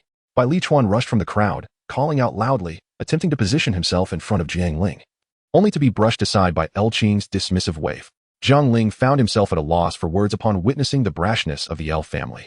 Without inquiring about his identity, they had attacked him outright. There was no benefit in overthinking. He had to overcome this challenge.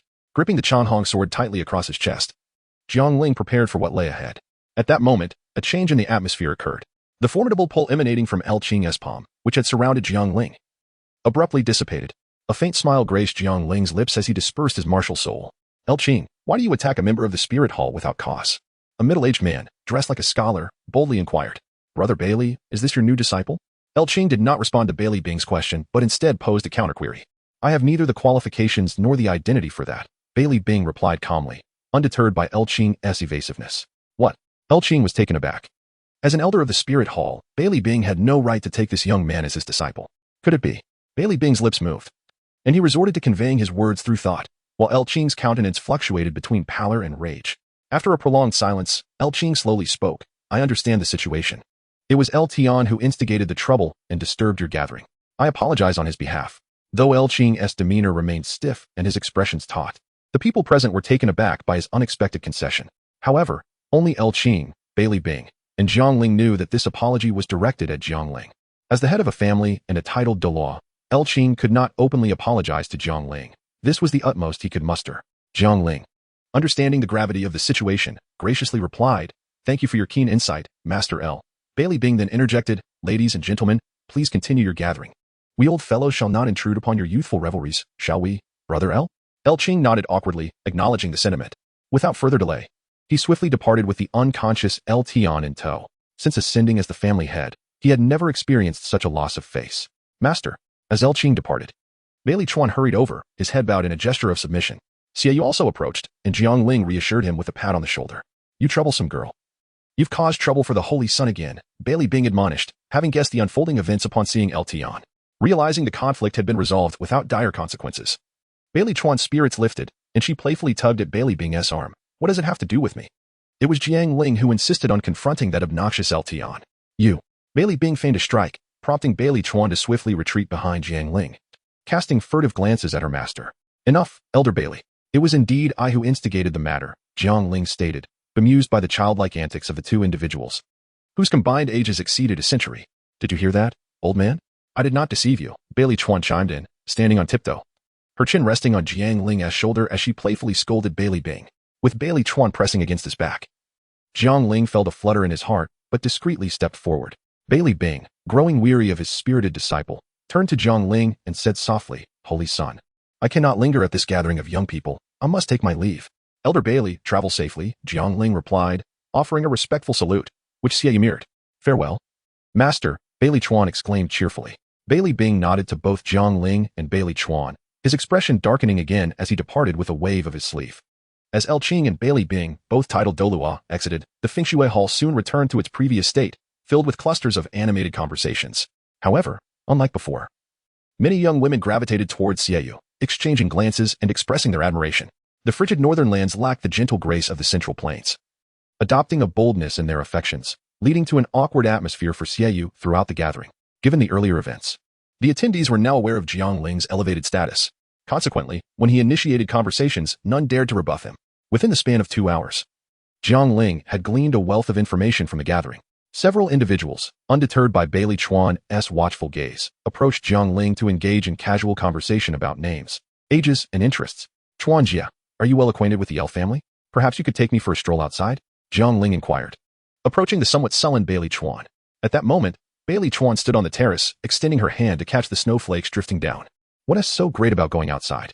Isn't it more enjoyable to chat with those young ladies? I saw you two laughing and having a good time."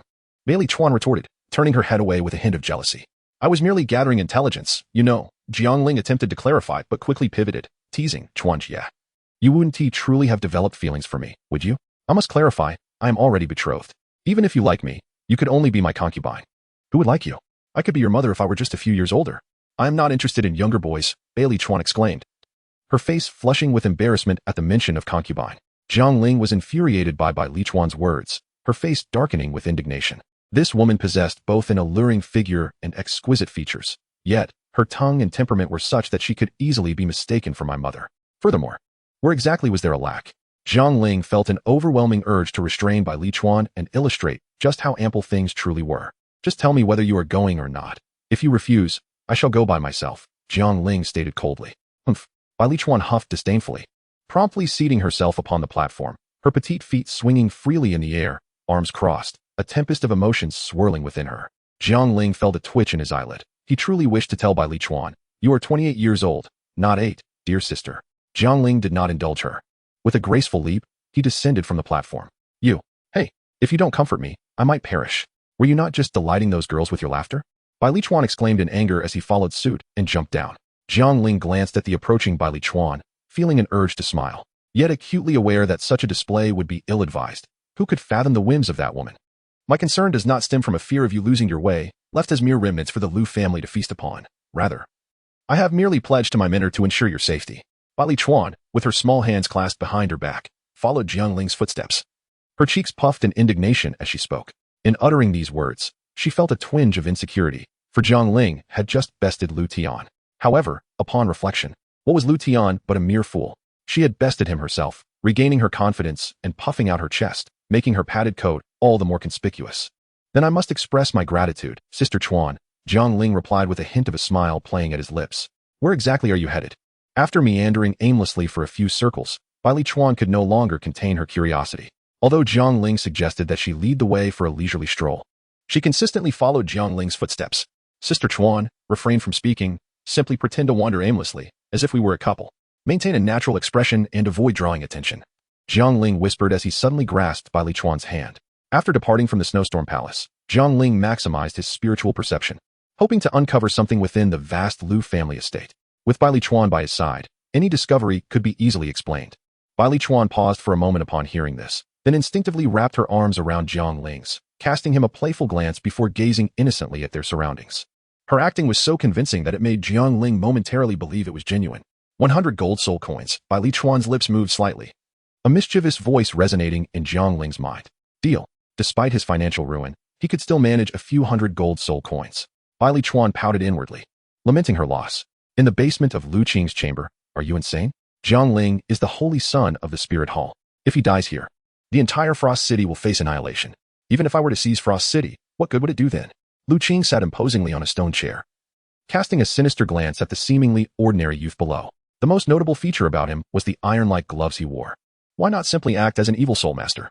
You handle the work, and I will take the blame. The existence of evil soul masters in Frost City has likely reached Spirit City by now. Jiang Ling's visit is presumably connected to this matter. If we capture him and do not leave traces, we can pin it on the evil soul masters. The Spirit Hall 1T retaliate against the entire Frost City. What I seek is not his death, but to make his life worse than death. The youth replied indifferently, yet his voice carried an unmistakable hatred. His calm demeanor reminiscent of someone far older than his years.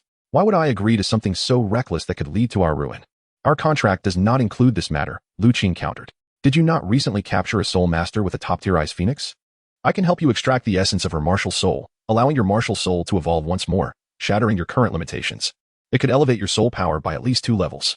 Do you believe you can reach further heights in your lifetime on your own? The youth's tone remained cold.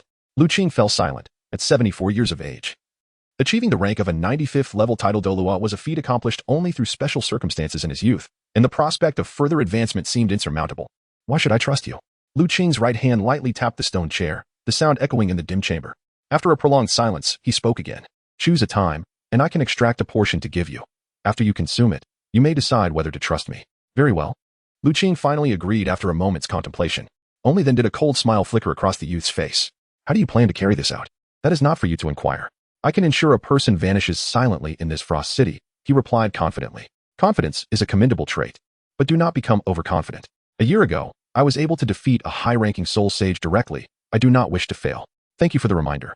Lu Qing replied, his sharp gaze darkening, realizing that underestimating him could lead to dire consequences. I am curious, what deep-seated hatred do you harbor against that holy son? Lu Qing asked with a smile. Notify me when you decide to absorb the Ice Phoenix essence. The youth ignored Lu Qing's question, instinctively touching his now cold hands before turning to leave. Lu Qing narrowed his eyes, his formidable frame resembling a dark gust of wind as he lunged at the youth. The youth reacted swiftly, unleashing his soul power to form a defensive barrier of vines. Blue-silver grass martial soul? Lu Qing frowned, then unleashed a surge of soul power, shattering the vines and sending the youth hurtling backward. Yet Lu Qing did not relent, doubting that the youth was as feeble as he appeared. The youth quickly righted himself, a faint purple hue glimmering in his eyes. With a swift motion, he enlarged a pitch-black hammer, striking out. Haotian hammer. Twin martial souls. Lu Qing's eyes widened in shock. 30 years ago, when the Haotian sect had yet to seal its gates, he encountered a disciple of the sect during his travels across the continent.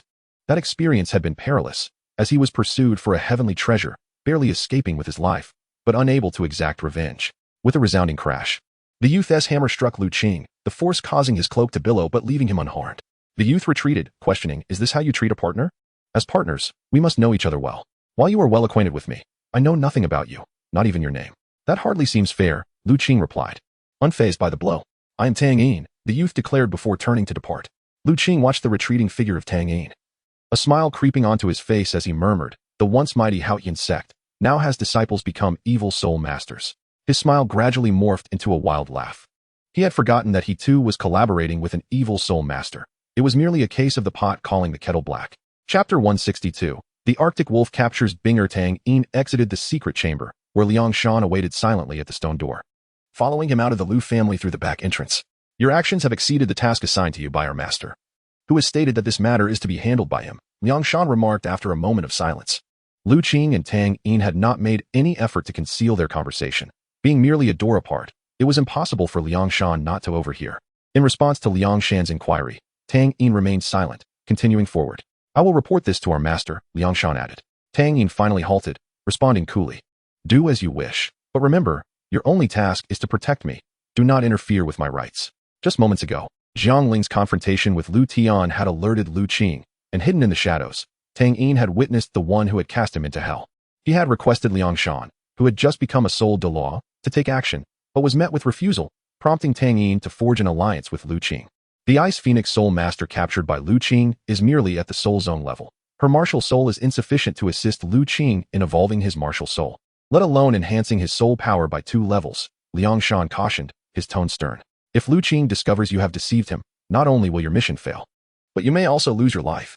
I can no longer concern myself with that. I must ensure he regrets his actions, Tang Yin replied. His calm facade shattered as he glared at Liang Shan, his voice frigid as ice. Liang Shan observed his reaction in silence, having said all that needed to be said. Whether Tang Yin listened was his own prerogative, as he only needed to fulfill his duties. After releasing his emotions, Tang Yin regained his composure, taking a deep breath as snowflakes and cold air filled his lungs. The two continued onward, gradually vanishing from the street. In the vicinity of the Lu family, Jiang Ling and Bai Li Chuan wandered aimlessly, both in search of anomalies and committed to memorizing the intricacies of the Lu family's terrain. Possessing formidable spiritual prowess, they had managed to evade detection for quite some time, skillfully avoiding the watchful eyes of the guards. Ah, what is that? Jiang Ling exclaimed, turning his gaze northward. Before him stood a room resembling a storage facility, its door firmly shut. This seemingly ordinary door, however, obstructed Jiang Ling's spiritual probing completely. What is the matter? Bai Li Chuan inquired, noticing Jiang Ling's sudden halt. Jiang Ling raised his hand to signal Bai Li Chuan to be silent, and he directly activated the Eye of Illusion. As the faint red hue manifested in his eyes, it abruptly dissipated. Jiang Xingzi, Bai Li's niece, what brings you here? A deep voice resonated from behind the two. It was none other than the head of the Lu family. How fortuitous. This gathering is rather dull. Chuan Jie mentioned that the Lu family's courtyard boasts the finest scenery in Hanshuang City, so she brought me out for a stroll. Today a sight indeed lives up to its reputation, Jiang Ling remarked as he surveyed the surroundings. Secretly relieved to have noticed Lu Qing's arrival and hastily dispelled the Eye of Illusion, lest he reveal his true intentions. Indeed, these annual gatherings lack excitement. It's far better to wander about and enjoy the views, Bai Li Chuan quickly concurred. However, the rigidity of the woman's form in his grasp indicated her anxiety, which Jiang Ling noted with concern. Lu Qing, with a composed demeanor, directed his gaze towards Jiang Ling's arm encircling Bai Li Chuan's waist and spoke in a measured tone. The Lu family possesses many delightful locations, primarily in the larger gardens to the south. This area, however, is designated for the breeding of soul beasts, and lingering here is strictly prohibited to avoid any mishaps. Therefore, I suggest that Bai Li's niece and His Highness seek other scenic spots. Indeed, my apologies, Jiang Ling replied with a smile, nodding in acknowledgement. He then took Bai Li Chuan by the hand and walked southward. Watching their retreating figures, Lu Qing subtly furrowed his brow, pondering whether Jiang Ling was indeed targeting the Lu family. He then turned and entered the storeroom. As the door swung open, a beam of enchanting moonlight flooded the previously dark chamber, dispelling the oppressive night. The storeroom was largely empty, save for a figure lying in the corner, seemingly in a state of unconsciousness. Lu Qing regarded the figure with a glimmer of eagerness in his eyes, for this presented an opportunity to elevate his soul power. He recalled the earlier encounter with Jiang Ling. Though he felt he had not betrayed any signs, theoretically, the spirit hall should not suspect him. Nevertheless, to err on the side of caution, he commanded, bring her to Ji Shui residence for confinement. Ji Shui residence, adjacent to his own Donghu residence, ensured that no one could stealthily rescue her from beneath his watchful gaze. Yes, head of the family. As for using this situation as bait to ensnare Jiang Ling, Lu Qing would never entertain such notions. Though he appeared rugged, he was, in truth, a man of meticulous thought. He desired that Jiang Ling's disappearance have no connection to him, and any suspicion must be entirely absent. Thus, he would never act against him within the Lu family's domain. As Jiang Ling and the others returned to the Hall of Wind and Snow, the banquet had reached its conclusion. At that moment, Xie Yue was utterly intoxicated, his eyes glazed over, cradling a remarkably beautiful young girl in his arms. This scene filled Jiang Ling with indignation. He had endured countless skirmishes and engaged in a battle of wits with Lu Qing, while Xie Yue seemed to revel in the festivities without a care. Miss, I must take Xie Yue with me now. You can continue your conversation another day, Jiang Ling said softly, placing a hand on the young woman's shoulder. No, I shall look after brother Xie Yue tonight, the girl replied, having indulged in her share of drinks. Giggling as she nestled against Xie Yue's neck, it appeared Xie Yue's allure far surpassed that of another. Bai Li Chuan erupted in laughter, casting a teasing glance at Jiang Ling. You handle this. Jiang Ling shot Bai Li Chuan a glare and snorted in response. Fortunately, Shi Yue retained a modicum of clarity, managing to extricate himself from the girl's embrace. Yet it was still Jiang Ling who carried him back to the hall of martial spirits.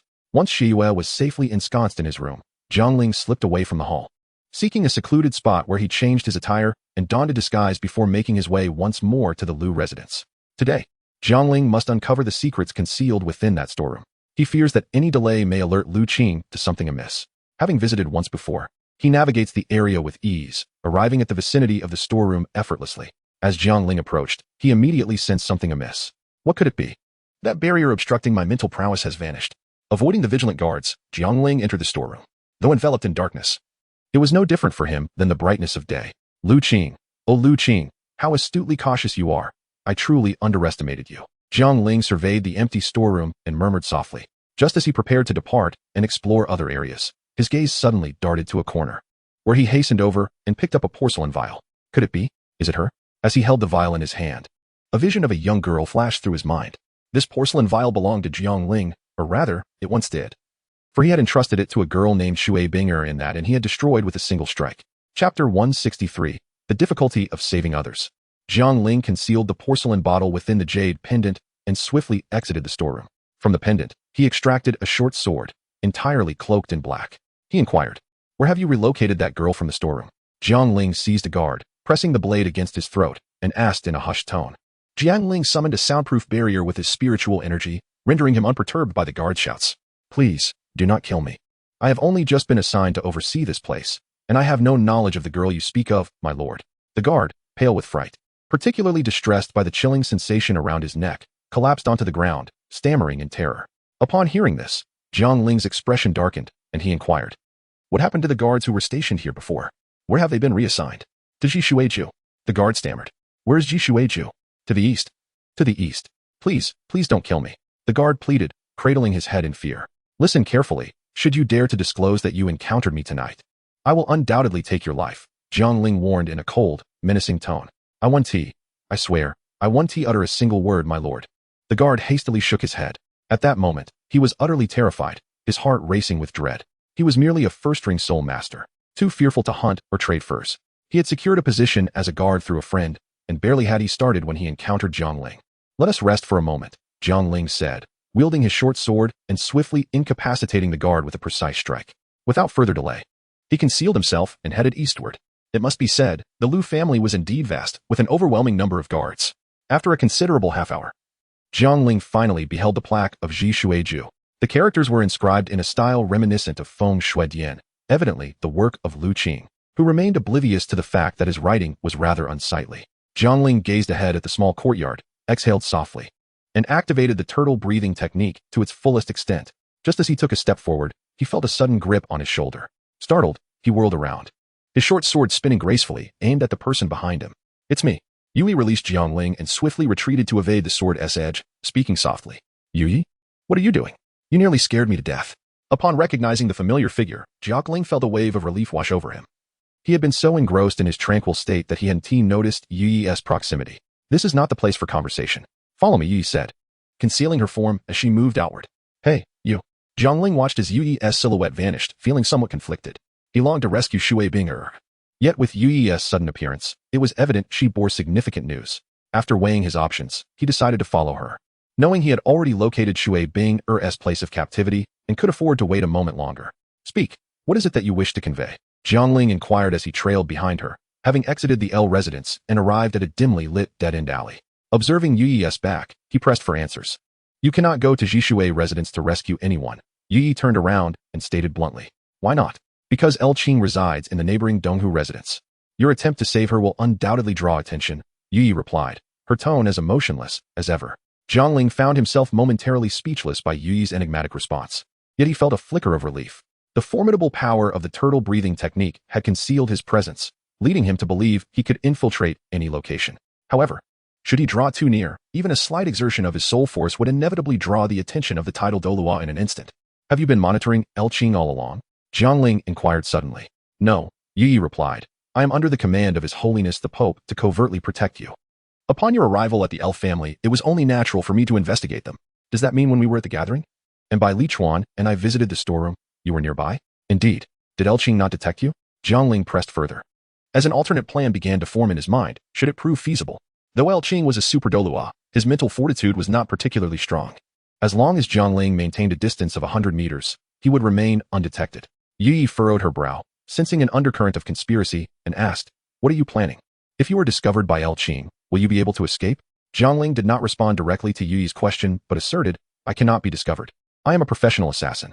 Upon hearing this, Yi's expression turned icy, and she replied in a cold voice. Jiang Ling was somewhat bewildered, questioning how he had become angry for no apparent reason. Yet he pressed on, saying, "I mean hypothetically, what if we were discovered?" "There are no hypotheticals." Yi's gaze was frigid, and suddenly her expression softened slightly as she whispered, "Do you wish for me to intentionally expose myself to divert Elqing?" "Yes, of course. If you cannot evade Elqing, this plan will remain born." Jiang Ling nodded in agreement. "As assassins, we excel in concealment and speed. I am 70% confident in my ability to escape, yet I do not believe this method is feasible." Yi stated coldly, "Aside from Elqing, the El family possesses 2 soul Douluos and 9 soul saints. Even if I divert Elqing, you will not be able to rescue that girl. Rest assured, I will not act recklessly. The biggest fish has already been dealt with. Why fear these small fry? Moreover, we have the title Douluo by Li Bing on our side. I will be safe," Jiang Ling replied with a faint smile. "If by Li Bing intervenes, Elqing will become aware that our spirit hall is targeting him. If he becomes desperate, none of us will be his match. The best course of action is for the Pope to send more people, while we remain inactive," Yi countered. Her insight razor-sharp, showing no regard for Jiang Ling's feelings. "No, the time taken for back and forth is too lengthy, and how many more will suffer? There are always more solutions than difficulties. Grant me more time to devise a foolproof strategy." Jiang Ling's expression darkened as he spoke slowly. "Why?" Yi paused for a moment before asking. "What do you mean? Why do you wish to save this stranger?" Yi reiterated. "Elqing has moved Shui Bingo from the storeroom to his residence, indicating her significance to him. Perhaps she holds crucial evidence of Elqing's collusion with the evil spirit master," Jiang Ling explained. Upon hearing Jiang Ling's reasoning, Yi remained noncommittal, perceiving him as exceedingly hypocritical. His explanations always seemed so reasonable, yet life is rarely so straightforward. It was akin to the guard they had just captured. He could have been swiftly dealt with to eliminate future threats, yet Jiang Ling chose to spare him. "What are you doing?" Yi suddenly grasped Jiang Ling's right hand, which was reaching towards her forehead, questioning him. "Do not move." Seeing the purity in Jiang Ling's eyes, Yi gradually released her grip. Jiang Ling raised his right hand, leaving only the index and middle fingers together, gently touching his smooth forehead. This was the turtle breathing technique, which, when practiced, required the abstention from using spiritual power, allowing one to better conceal their presence. Jiang Ling spoke softly. Yi, intrigued, felt the sensation. Although her expression remained unchanged, the dimness in her eyes brightened slightly. Her lips moved as if she wished to express gratitude, yet she found herself at a loss for words. Ultimately, she clasped her fists and vanished once more into the shadows. Jiang Ling let out a sigh, gazing at the night sky that was on the brink of dawn. He chose to sit quietly at the side, lost in contemplation. Without formidable combat strength, it was impossible to subdue Elqing, even if evidence was found. Eliminating him would remain unattainable. Chapter 164. Collaborating to retrieve the fire from the flames as the first light of dawn gently illuminated the horizon. Jiang Ling finally rose from his slumber, shaking off the 3-foot-thick layer of ice and snow that had settled upon him. He made his way towards the spirit hall. For the entirety of the following day, Jiang Ling sequestered himself within his chamber, poring over the mountainous stacks of documents pertaining to the 2 prominent families, endeavoring to unearth any potential strategies to breach the defenses of the Liu family. Nearly 3/4 of the materials were dedicated to the Liu family, while the remaining quarter comprised the Zhao family's records, meticulously gathered by Li Bing. As a titled Douluo who had resided in the extreme north for many years, he could still access some fundamental information. As the day drew to a close, Jiang Ling gently closed the final volume concerning the Liu family, feeling a sense of futility. His gaze shifted to a smaller pile of books nearby, which contained the Zhao family's records. Initially, Jiang Ling had dismissed the Zhao family as inconsequential. After all, they did not even possess a titled Douluo. How much influence could such a family possibly wield in this fierce contest? Jiang Ling extended his hand to gently summon the tomes chronicling the Zhao family, for it is indeed a lineage steeped in antiquity. Having contended with the Liu family for countless years, one hopes there remains a semblance of profound heritage.